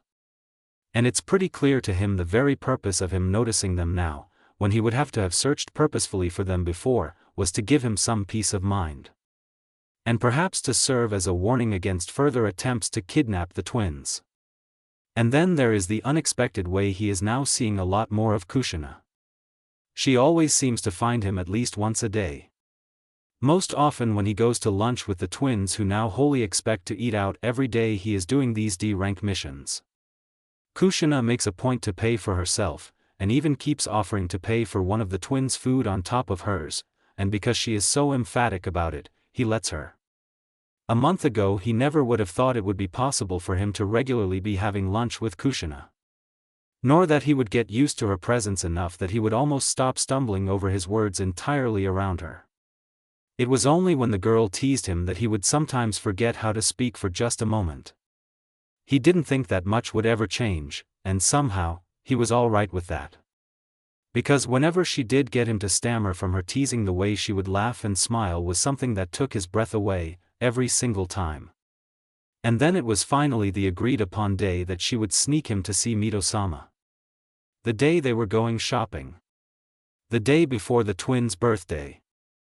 Minori had insisted she bring the twins to stay with her after their lunch out, because Tsukumo was to be released that evening, and he had expressed a want to see them. He couldn't argue with that, though he did make sure to tell Minori that he would be coming back later today, since he needed to buy them gifts for tomorrow now that he had been paid. She'd looked a little unimpressed that he hadn't asked to borrow money, and had waited until so last minute, but after saying as much, she'd actually smiled some sort of knowing smile that made him wonder just what she thought she knew. Then he had to run back to the academy so he could take his now favorite trio of students on their mission. Well, Sum was still too quick to anger, but she was a good kid even with that. "Are you sure about trying this now?" Masato's nervous words reach her, and the energy is a little contagious. She had been, well, not exactly confident, but sure that it was the right time to take their testing of their odd ability further. With his nerves, she feels even less confident about it. What's the next step if not this? Maybe we shouldn't be moving on to the next step so quickly. It was only yesterday that we each were able to anchor to Minato when he was on his way back from the academy. That was true. This would be quite a step from that. Both times yesterday they had been all but certain of where Minato was, and how long before he was near enough they could change anchor to the other. Today it seemed he was going to be shopping, meaning they wouldn't know where he would be, and how long it would take him to return. When are we going to get another chance like this though? Ni-san has to go back to regular missions soon. I'd give it 2 more weeks at most. She says to qualify this next step. I doubt he'll take that long to do his shopping, and if it comes down to it we do know it's possible to transfer the anchor to even strangers in line of sight. I can use that to get back here. You only tried out 2 transfers, Maki, we don't know how many you'd need to get back, and if there is some sort of strain to doing that would only become apparent with repetition. Also a very good point. If it comes down to it, I was able to sort of follow me to my body. I can do that. Which would surely freak Minato out, and possibly bring up some questions. Still, as nervous as she was to try, she felt now really was the best time. They had no idea if they would get a chance to try it after this. Not with Minato at least, and using Minato as an anchor was a lot easier than using other people, aside from each other. Fine. But you need to come back on your own if Ni-san isn't on his way back within an hour. She couldn't argue with that. Alright. Then. I'll be going, Masa. He's silent at first, and she worries, hesitating on sending herself out. Finally though he replies. Be careful, Maki. Don't take any chances. Got it. Then she takes a steadying breath, before she concentrates on feeling out the division between her physical and spiritual energy. It's an odd feeling. Her finger and toe tips tingle when she gets it right, and then the sensation spreads throughout her body as she kind of lifts out. Then nothing for a moment, not even the sounds of her or her brother breathing. Then those sounds come to her, and she is able to see herself from just behind her brother's unruly mass of hair. That part is the worst, she personally feels. There is just something so unnerving about seeing her own self from outside of herself. She doesn't linger on it, instead focusing on finding and linking to the familiar feel of Minato. She'd been able to find him on his way back from the academy without too much trouble yesterday. But this attempt she is doing a little later than that, and there is the fact he is going shopping, so she doesn't have a good direction to search in. So it understandably takes much longer to find his chakra. Then she has the strangely dizzying sensation of being pulled at great speed away from Masato and towards her new anchor, Minato. Through walls and trees and any other non-living or plant-based obstacle. It's made more jarring with how it weaves around people and animals instead taking a direct path through them. And then suddenly, when she knows she's almost made it to Minato, it feels as if she has been pulled into something almost like a viscous liquid. She can feel the connection, the anchor straining, as Minato moves further away because suddenly she isn't being pulled to him with any real force. The further he goes, the worse it gets. No, she realizes, it's the further she goes, the worse it gets. Because what she has hit is chakra. It has to be chakra, because she can feel it, and she knows there isn't much of anything that spiritual state can feel. Genjutsu is the only one they know it can, but this, she doesn't think it's genjutsu. A barrier? It could be some sort of barrier. Barriers did stop the spiritual transformation jutsu, didn't they? But why would there be such a large barrier in the midst of Konoha? One that was clearly not affecting regular people at all? Could there be such a barrier? No, not a barrier. Which left her with only one other option.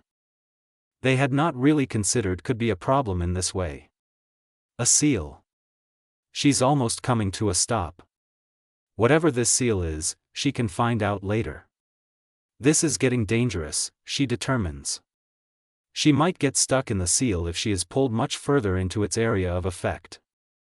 So she does her best to turn about, always a difficult task in this state but now even more so. The first person she sees heading out of this area she wills herself to connect to. It doesn't seem to work. She comes to a stop. And then she is moving ever so slightly. Okay, don't panic. Just keep trying to edge yourself out of here. She finds another person. Then another, and another, and another. It's then she notices that what she's seeing has started to darken on the edges. What could that mean? She redoubles her efforts to get out, desperately changing anchors one after another, with her vision continuing to become more narrow. She feels tired and small. And then all at once, she's free, and being pulled along at a normal rate behind a woman with curly brown hair. As soon as she realizes she's free of the seal, she starts trying to sense out Masato to send herself back to her own body as quickly as possible. The tug back through Konoha is dizzying, and when she snaps back above Masato she almost can't manage to tell him back. You were barely gone. His voice reaches her, but it sounds like it's from the other end of a long tunnel. Even when he aches the needed contact with her body that sends her crashing back into it. She sputters as she finds herself suddenly corporeal again, and gasps for breath. She's broken instantly out into a cold sweat, and is even trembling. Not to mention how tired she feels. So very, terribly tired, she could sleep for days. A part of her registers that these are rare symptoms Sakura-chan had once mentioned could occur from chakra exhaustion coupled with an imbalance of the two parts that made up chakra, the physical and the spiritual. And there was no treatment but to rest. Maki. Happened? Masato asks, but she can't seem to answer him right away. She tries, but the words don't seem to be conveyed, like she doesn't have the energy to. But each moment she feels just slightly less drained. "Maki, squeeze my hand if I should call for Minori-san," her brother tells her now, sounding even more concerned. She instead shakes her head just a bit. "Sorry, just so tired." She finally manages to get across. "How? Why? I felt a little tired yesterday after testing anchoring to other people a few times, but not anything like this. You're in a cold sweet Maki. Seal. Some sort of huge sealing array," she manages. "It slowed me down. Almost got stuck." "A seal? A seal caused this? And it didn't just trap you immediately?" She nods slightly, and then shakes her head in just as small of a gesture. "Well, that's a problem. There's seal tags on a lot of the structures, which might make it hard to use this to spy on important individuals."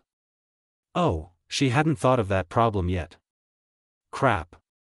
Well, I'm glad you were able to get free. But we'll need to slow down our experiments with this. This new limitation makes it even riskier." He tells her more calmly than she thinks he actually feels. "Rest, Maki. Well, she is very tired, and there isn't anything else she can do at this point. So she lets herself fall surprisingly easily into a deep sleep. She was glad she'd looked around whenever she had a chance for any ideas on things that would match for Minato to purchase as gifts. It meant that when they met in front of the academy they didn't actually have to spend too much time on the shopping part of this meeting. Though she is a little surprised by the fact that Minato chooses what he does. She thought perhaps he'd go for a bracelet or something that could be hidden by his sleeves when he wasn't with the twins and not on missions, when he'd probably leave it behind. But he seems to have wanted something a little more versatile than that. What he buys is finely woven cords of wire in a surprisingly orange color. Wire, not woven material. Which could only mean it was for durability. And she doesn't quite understand why, until he pulls out 3 small sort of charms of his clan symbol. And then deftly attaches them to each cord. And when she'd asked, he told her that he'd been holding onto charms for a while, as his father had them made for the family not long before his death, and that the metal conducted chakra. Though being so small, he didn't think they'd be much use. She knew better. Even so small, that would be ridiculously useful if you knew how to take advantage of the chakra-conductive metal efficiently. Sure, they wouldn't likely be able to be utilized as weapons, but in sealing there were quite a few applications they could be used for. And putting such in the hands of toddlers seemed almost wasteful. But she couldn't argue that they shouldn't have them. They absolutely should because of that sentimental value alone. And one day maybe she could teach them how to utilize them properly. Not any time soon though. After that she'd had to focus on guided Minato through her chosen route to sneak him in to see Midoriya. And that had been more than a bit nerve-wracking. She hoped he didn't notice. Especially when they were finally just about there after nearly 25 minutes of ducking through narrow alleys, slipping under or over pipes, and then finally actually going through a storm water drain which had a secret connection to another secret connection, through which she would often pass to sneak in to see Mito when she was especially upset. Then she'd had to hide him and tell him to wait for her in that spot. Because it would be weird if she wasn't seen going in to visit Midoriya, so she had to sneak back away and come back through the front gate like she was supposed to. He didn't complain even once. And he was actually extremely good at this whole stealth thing. To the point she'd almost thought she'd lost him twice because she couldn't hear him behind her, only to turn back and have him nearly be in her face. Finally though she was back inside, and pulling open the low storage cabinet she'd had him hide in. From there all they had to do was quietly make their way to Midoriya's bedroom. Just quietly enough that those outside wouldn't be able to hear there was 2 of them. Once there, then they could relax, because Mito had complete sound-blocking seals on her room, since she didn't want anyone, well, sneaking into Kushina's sealing lessons. She knocks on Midoriya's door, and tries not to shift nervously on her feet.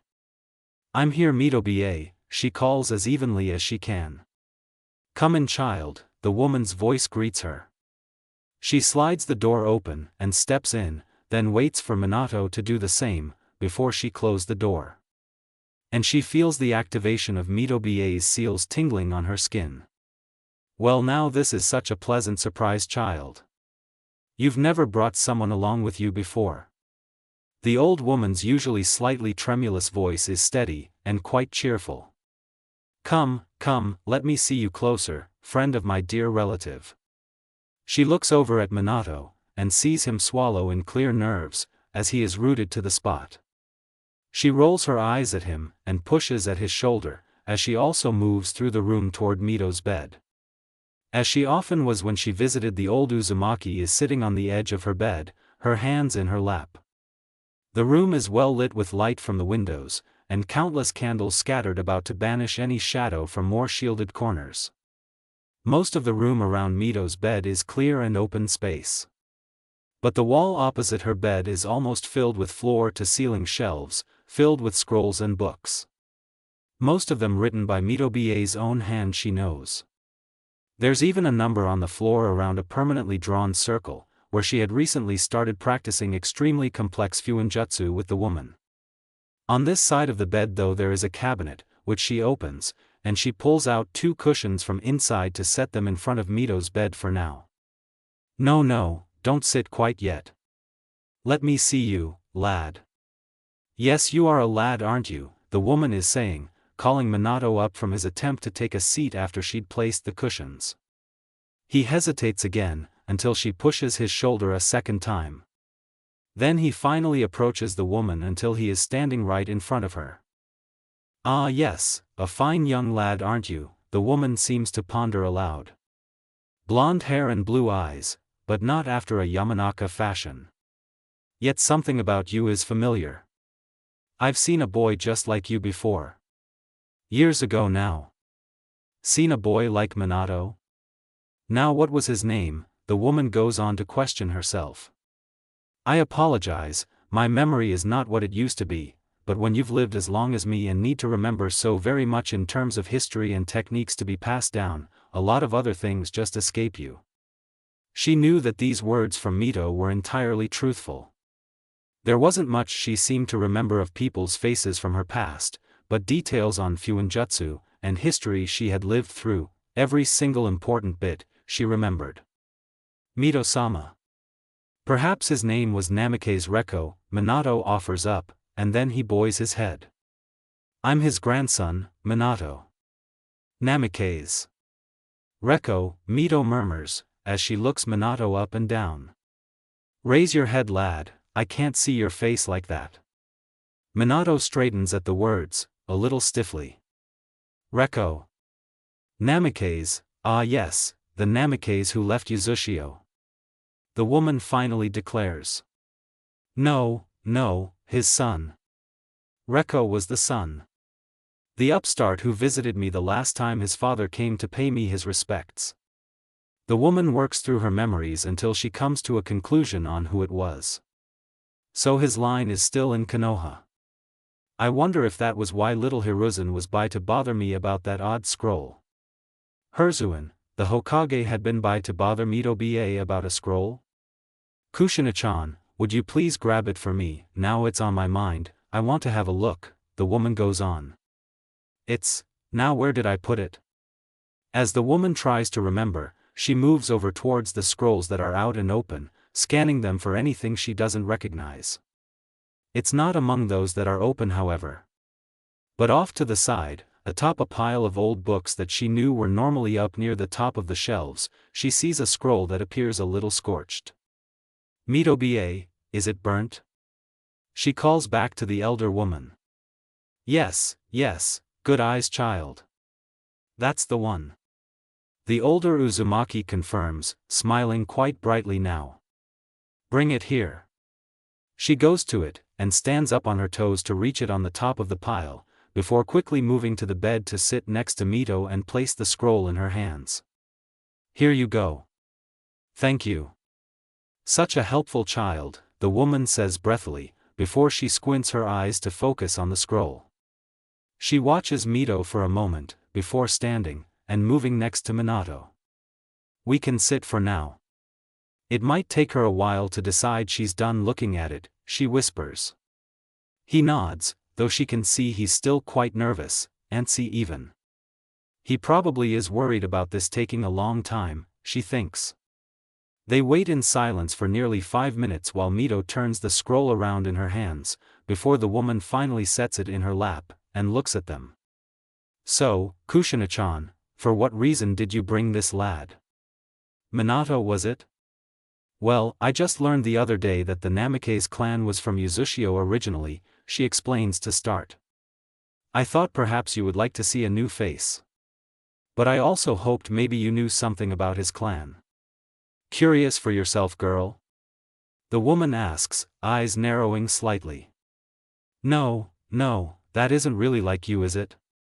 So you are hoping I know something because it would be helpful for your friend then, but why would the grandson of Reko need to learn about his clan from such an old and reclusive woman? The woman looks to Minato then, though it's questionable how well she can see him from where she sits.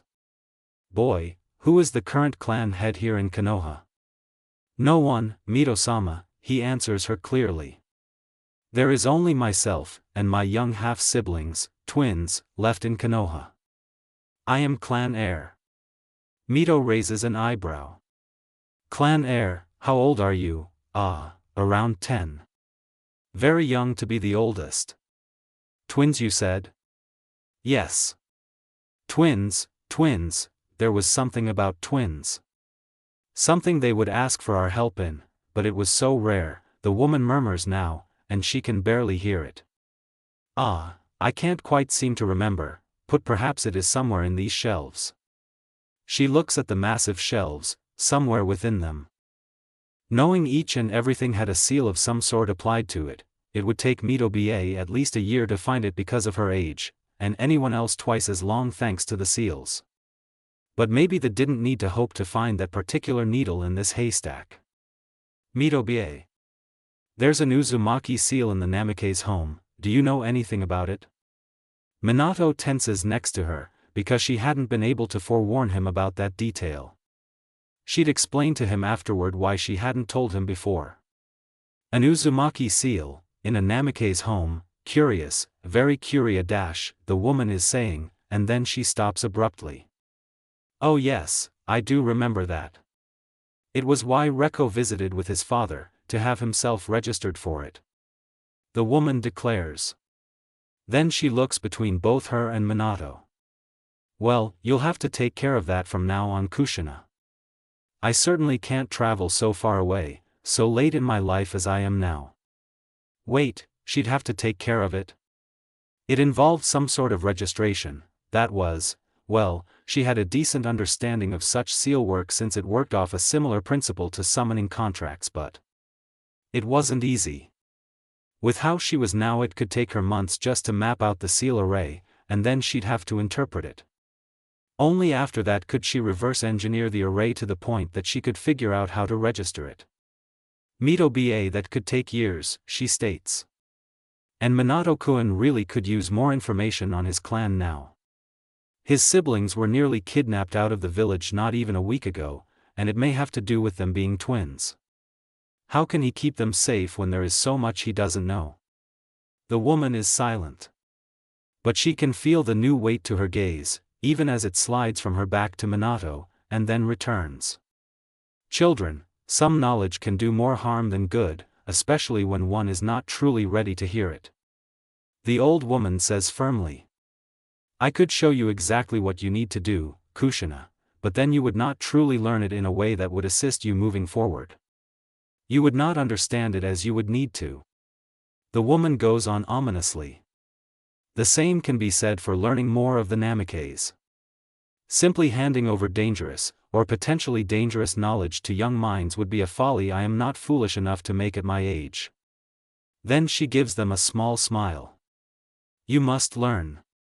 You must improve yourself. You must prepare for those answers. Strengthen your minds and your resolve. Minato clenches his fists. I mean no disrespect, Mito-sama, but I have resolved, and I can't waste time. My siblings nearly died, and whoever is after them will probably try again, but the village won't give me anything it might have on my clan until I make jonin, or for 6 years. That's far too long. Mito turns her full attention back to Minato, measuring him up, she thinks. I still cannot be so negligent as to hand you dangerous information, untested, the woman declares authoritatively. Though I do not know how dangerous it may truly be, my memory is too hazy on it, that does not change what this village was established for. The safety of the children, the woman goes on. And children are at risk, Minato daringly states. Please. Even if you must test me some way. I need to know. Silence for nearly 5 minutes once more, and Minato bows his head before the elderly woman and waits, though tension clearly continues to grow in his frame. Now you're quite a good lad, the woman suddenly says in a more kindly voice. Kushina-chan, on the 3rd shelf, 5 up, 17 over there is a wood box. Bring it to the boy, along with ink and brush, and those books I had you read 4 months ago. 4 months ago? But, that was not basic fuinjutsu by any means and, just what was Mito BA planning? She knew better than to actually question her though, with such clear instruction. So she gets back to her feet and moves to find first the box, and then the books that the woman requested. Minato, have you any familiarity with fuinjutsu? Not the academy-taught storage scrolls. Familiarity, yes. I've learned and discussed theory behind fuinjutsu with my sensei at length, Minato answers easily. Confidently. Wait, had he? Sure, it was just theory, but, to be able to actually discuss it? He wasn't exaggerating, was he? We shall see if you learned anything you can practically apply then, the woman states, as she makes her way back with all the requested items. Kushina-chan, give what you have brought to the boy, then we will proceed with our lessons. She purses her lips, but sets the items in front of Minato, before she helps the old woman rise from her bed. Namikaze Minato, if you can open that box without damaging its contents, what is inside is yours to keep. If you can come to utilize that content masterfully, then should I still be alive, I will more directly involve myself in seeing this secret sealed in your residence be unlocked to you. Then the woman gives another one of her kind smiles. But know this, even should you fail at either, that does not mean you cannot gain access to those answers you seek swifter than the limitations of this village's bureaucracy would allow.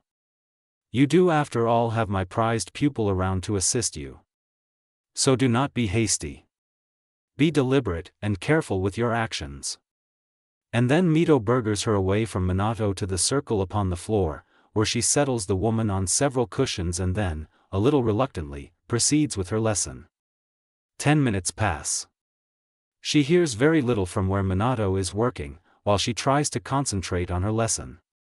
But she can't help but feel antsy herself, because it had been over an hour now since they'd met up, and soon she'd need to help him leave so he could get back to the twins. She expects any minute now he will clear his throat and apologize before saying he really needs to get back. But another 15 minutes goes by. 20. 30. 35. I did it. Suddenly rings out in the room, as she hears Minato jumping to his feet, and to her great surprise when she looks over, he actually, truly has. The black wooden box sits open on the floor, and in his hands is an old scroll, wrapped in 2 tags with an intricate seal on each. Well, now that is quite impressive, Mito comments softly, before she rises to her feet. Help me back over there, Kushina. She does so, and settles the woman back on the edge of her bed, where she takes up that burned scroll from before. Come close, children, the woman bids. And look at this. For perhaps it can tell you, young Namikaze, just who is after your siblings. The atmosphere in the room becomes tense once more with those words. And Minato quickly moves to join her in standing before the woman. Then, as though it is the simplest of tasks, the woman begins to use threads of her chakra to unwind a seal she makes appear before her, since the array has been singed to illegibility. In under a minute the scroll rolls open upon the woman's lap. As I suspected. This, children, is a genealogy, so to speak. A list of surviving bloodlines from those who left Uzushio. The ones who have died out are now blotches of ink, those that continue by their descendants indicate the number of generations past. She looks down at the scroll more carefully. It's mostly filled with appears to be smears of ink. Only 2 names remain. The first is Ryuga Namikaze, and next to it are lines indicating the current descendants are his great-great-grandchildren. The second name though causes her to furrow her brow. Mito-ba, this one is darker than the other name. That means he's still alive, the Uzumaki elder answers. And with children too. Namikaze Satoru. She glances over at Minato, expecting confusion, instead she sees horrified understanding. Then he has stepped back. I'm sorry, I need to get back, he breathes out in a rush. Thank you very much for your help, this opportunity. Mito-sama. I see, such a shame. But perhaps you will join Kushina again in the near future, while I still live, the old woman comments, seeming unbothered. Go ahead and see him out, Kushina-chan. We're done with our lesson for today. Yes, Mito-ba, she answers, bewildered and worried. Minato shoves the scroll in his hand into one of his pouches, and then quietly they make their way out. When they have finally gotten past where they have to worry about being caught, she realizes he's about to leap away, and she grabs him quickly by the arm. Minato-kun, well. I'm your ally, okay? It had looked like he was about to pull away roughly, but at these words he stills. His brows knit, and he bites at his lower lip. Then he smiles weakly. Thank you, Kushina-san, that means a lot. She supposes that's the best she can do right now then. I'll see you later, Tebane. Later, he agrees, and then he's gone, already up on the roof across from the alley they'd been standing in, then further, and further. It's only a few seconds before she can't see him anymore. Masato was beginning to worry that Minori-san would go looking for Minato since he had yet to return, and it was nearly time for her to go and pick up Tsukumo from the hospital. Or that she would decide something weird was up with Mikiko, because the girl kept dozing off. She'd fallen into his side twice now while they were supposedly playing in the Hataki's living room. And it was becoming harder to cover for her. Then finally the door to the home opened. Sorry I'm so late, Minori-san, Minato's voice called from the door. And Minori rushed from the kitchen, pulling her apron off as she went. You better be sorry, Minato. I've barely got any time now to get to the hospital for Tsukumo's release. The woman berates the genin, before she sighs. Well, what's done is done. But you may want to go ahead and start on your reports while I'm gone. I suspect poor Mikiko-chan had nightmares during nap time and didn't get any proper rest. Oh. She'd noticed after all. Nightmares? Minato asks, and there is an edge of concern. Is she alright? Just very tired. It's probably a good idea to have her take another nap while you work on reports. I'm sure Masato won't mind playing quietly. He's a very good brother to her and has been keeping an eye on her since he woke up. The woman is saying. Now, I really do have to be going. Ah, sorry for holding you up, thank you Minori-san, his brother is saying. Then he hears the door open again, and knows Minori has left. Soon enough Minato appears in the living room. And Mikiko has fallen asleep again. He looks at his sister, then decides he might as well try and shift her to lay down. Welcome back Inai-san, he greets his brother in a whisper, a finger to his lips. Maki very sleepy. I see that, Minato replies with a smile that doesn't quite reach his eyes. And you've been looking out for her. Thank you Masato. Course I have. He tells his brother. We promised we'd help each other. All of us, he declares. Minato's smile fades a moment, and then returns, and this time it seems more genuine. Still, there is something troubling in his brother's eyes. Then Minato states far too emphatically for this to be a simple promise with Toddlers. We did. And we will. And he really believes his brother, with the fire in his eyes, that nearly masks whatever shadow he had spied in their depths. But that shadow doesn't matter. Because he had never gone back on his word. Neither had his sister. And he knew with certainty now that Minato was just like them. They'd said they'd do it. So they would. No matter the trials and tribulations. The Uzumaki had lived by that belief. Everything else from that life might turn out to be extraneous to this one and their purpose for coming here. But that principle would endure. Just like them. Jiraiya-san, whatever took you so long to get here? I'm sure I told you to be here promptly and too. Minori's voice reached the living room of the Hataki's home. She shifted on her brother's lap, attempting to twist about so she could maybe see the man as he came in. I know, but it took some doing to fulfill the birthday boy and girl's request. The pervy sage defended himself. Did that mean he'd actually managed to do it? Request? What oh. Kushina-chan. I was wondering if anyone had managed to tell you that you were invited. Wow, I didn't think that would work so well. Masato tells her through their connection, clearly surprised, but also pleased.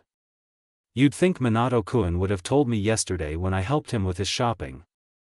Tebane, Kushina answers the woman with mock annoyance. Such a shame, he's usually so well on top of everything, the woman answers. Perhaps too much so that he sometimes forgets the strangest things because he's thinking too much about everything else. She hears Kushina giggle, before she sees the girl entering the room. And she can also see that Minato's ears are red from embarrassment. Ah, sorry Kushina-san, he tries a little lamely. Kushine. She cayes out in tune with her twin. Congratulations on your birthday, Masato, Makiko, Kushina says in way of greeting, a huge grin on her face. Masakun, do you want to sit with me? Maki-chan looks very comfortable with your Nai-san. Yes. Masato answers enthusiastically. Oh, hurry up and bring that cake in, Hashiro-sama, Minori-san can just be heard calling in the background. Jiraiya-san, go on and sit, don't just stand there. She almost laughs. Minori definitely seems like she'd make a very good mother for a shinobi. And she hopes that Kakashi, or whoever, will get to actually know their mother. No, Tsukumo, don't you be getting up, you're still not supposed to be on that leg more than necessary. And where is your crutch? Kushina and Minato are both laughing lightly at this, so she joins them because laughter is contagious, so it won't seem too strange. Masato joins moments after she does. I left it in the bedroom, Tsukumo admits sheepishly. Shame on you. I thought you wanted to recover quickly to get back to duty, but you treat your battered body abysmally, the woman titters. And then she can hear the light crackling of a sparkler, just before Hashiro is visible. She likes Hashiro, though not as much as Tsukumo. He's got a very similar vibe, though he's clearly more mature, and he doesn't speak very often either. He reads as being a very laid-back man though. And most importantly, he had indulged her and Masato in a rather amusing story of Tsukumo literally stumbling over a fence when he tried to confess to his now wife. Minato shifts her in his lap, making it impossible for her to twist about to look around anymore. So instead she starts to bounce as though in childish glee at the atmosphere. She can see Masato is doing something similar in Kushina's lap. And nearby Jiraiya has taken a seat. Behind him Tsukumo is seated on a couch, with Minori-san next to him, clearly fretting over him and trying to get him to shift slightly to put his injured leg in a better position. Only to stop when Jiraiya starts to sing, followed by everyone else. She decides to clap excitedly, not bothering to keep the rhythm of those singing happy birthday to her and her brother. The cake is clearly homemade, but how could she possibly care about that? It's covered in mostly white icing, but further decorated in orange icing around the edges, and then with the names Masato and Makiko. Atop it are 4 orange candles, and then a sparkler-style candle in the middle that is fizzing away.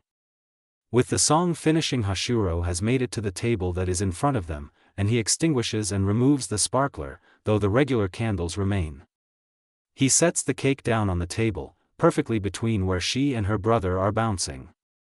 "Time to blow out your candles," Minato tells her and her brother. She looks over at Masato. "Together?" "No." "What? Why? You said." She tries, confused. Why would he pull a childish act like this now? "Maki first," he strangely insists. "Maki youngest." "Masa first," she counters, narrowing her eyes. "Masa older." Masato blinks at her, and then starts to laugh. "What, it would be weird if we were always in sync," he defends. She stares at the laughing boy. Then decides to play along and giggles. "Together." They agree this time. "Would you like me to count?" Minato asks them. She just turns back to the cake and blows, perfectly timed with Masato. There is a moment of silence, before Kushina laughs, and then claps. "Congratulations on your birthday." She cheers, and others echo it a moment afterward. "Birthday! Birthday!" Her twin chants happily. She chooses to instead chant, "Cake! Cake!" Minato laughs heartily behind her. "We have to wait for the cake to be cut, Makiko. Just a bit longer. Hurry," she urges. Though it's not so much that she wants cake. She's just enjoying this atmosphere. And she knows after today they have to get back to business as much as they can do so safely. So she wants to thoroughly take advantage of today. The first birthday that they are getting to celebrate in this life. Hopefully the first of many. Masato thinks. She wholeheartedly agrees. Hashiro produces a knife to cut the cake from, well, she had no idea where actually. And with 3 quick slices he has the first 2 pieces cut, on plates, and set in front of them. Is he showing off? She wonders to her brother, even as she claps happily. "Cake!" Kushina suddenly lets out a bark of laughter. Of course it's orange tebane, she manages to choke out through said laughter. And it is quite orange, exactly as Masato and she had requested when Minori-san had asked them what they wanted for their cake. She had to have used food coloring to get it this orange though. "It's perfect," Masato declares. "It's not simply the cake that is though. It's the moment." With Kushina laughing herself nearly to tears, Minato chuckling more quietly, Minori-san hiding her own laughter, Jiraiya simply chortling, and the 2 Hataki men just grinning with the most silly expression she'd seen on either of them yet. Better, the cake, once she took a bite, was not too sweet. It wasn't quite as good as Shio Daifuku, but it had a good, citrusy bite to it that made it easily the second best dessert she'd had in this current life. Although she also isn't surprised that Jiraiya doesn't have a piece of cake for himself, and Tsukumo seems to only have a small piece, probably because his wife made it. What is rather unexpected is that Hashiro ends up eating 3 pieces. Minato also only has a small piece, but Kushina has 2 pieces. About what she'd expected. When everyone had their fill of the cake, well, Masato and her would have easily eaten all that was left if they were allowed to. Minori brings out 2 gifts for both of them. And she doesn't tell them who they are from, which she figures is so they don't question why there is only 2 gifts for each of them, rather than 1 from every person. Maybe. As they had with Kushina's gifts in the hospital, Masato and her open the first of these gifts together, and it's very obvious who they are from when she finds herself holding an orange frog plush with black spots. Masato has one that's just as orange, though it has blue-green markings, and is clearly meant to be a proper toad given the few bumps on it that are likely warts.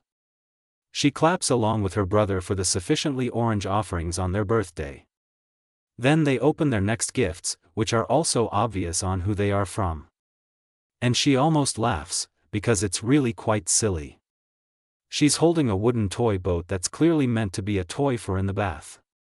What is so obvious about it though is that the boat comes with a passenger, some sort of dog she can't identify because of its small size. It's also amusing because she knows the reason for these bath toys, as she'd overheard their older brother asking for advice on how to keep them from soaking the entire bathroom on a good many occasions. One of their probably more ridiculous strategies to play the role of the toddlers they were supposed to be was to find ways to continue to do that very thing, no matter what attempts Minato made to try and keep the bathroom dry. Clearly the next attempt was to try and distract them from their splashing with toys. After they had sufficiently displaced childish glee at their newest possessions, Minato pulled out 2 very small packages for them. It was heavy for its size. How curious. With considerably more care she pulls at the wrapping to find out what is inside. There isn't much to get through before she can see it though, and for a moment she can only stare in confusion. Corded wire with some sort of decoration on one end? Bewildered she turns it about, before she recognizes the symbol of the small bit of metal as the same one on the gate in front of their home. The Namikaze clan symbol.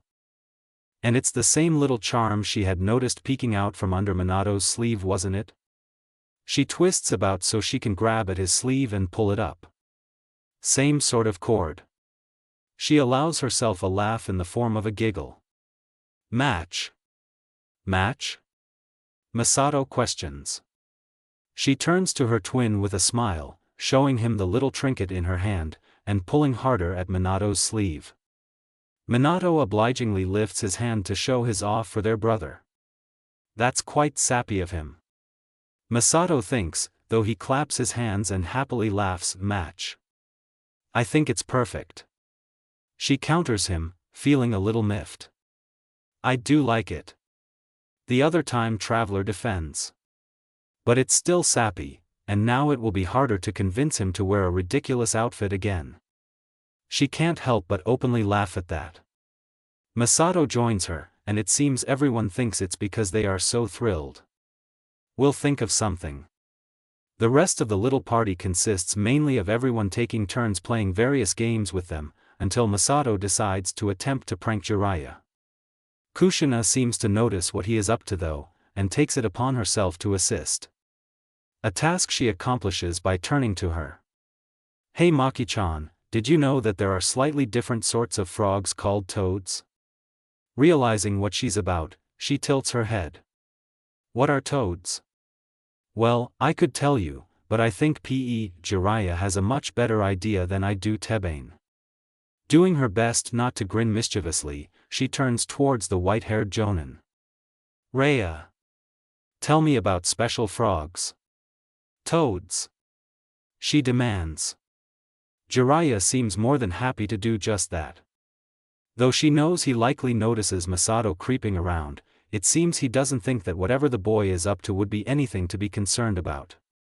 So when he lifts his cup to his lips to take a sip midway through his far too in-depth explanation on toads, she has to fight back premature laughter. He spits out the water immediately, and coughs a bit, sputters, and nearly fails at not cursing in front of small children. Masato and Kushina burst into exuberant laughter, Kushina slapping her knee. Wow, I can't believe you didn't notice the salt going in Tebane. Aren't you supposed to be a Jonin Tebane? The man glares at the girl, though there is no real anger there, just slight discomfort and disgust at the salt water he'd just gotten a mouthful of. Then he looks to his student. Minato, you should keep a better eye on that brother of yours. Minato just raises a brow.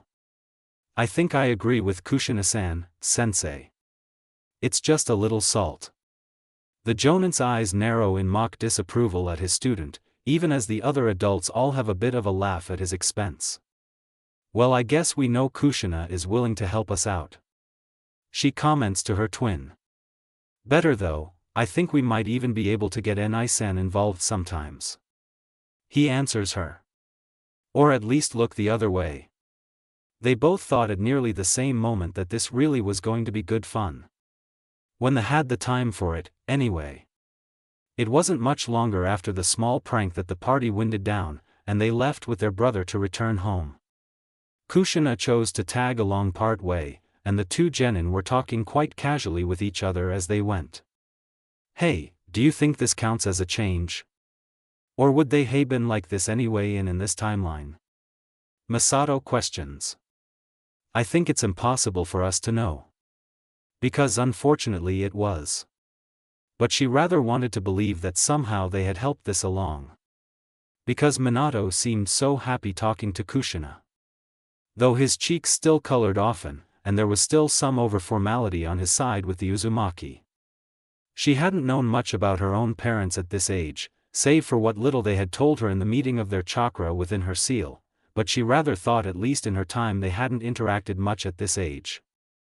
And Minato had been such a nervous wreck when Kushina had first shown up that day she'd met this version of the Uzumaki woman.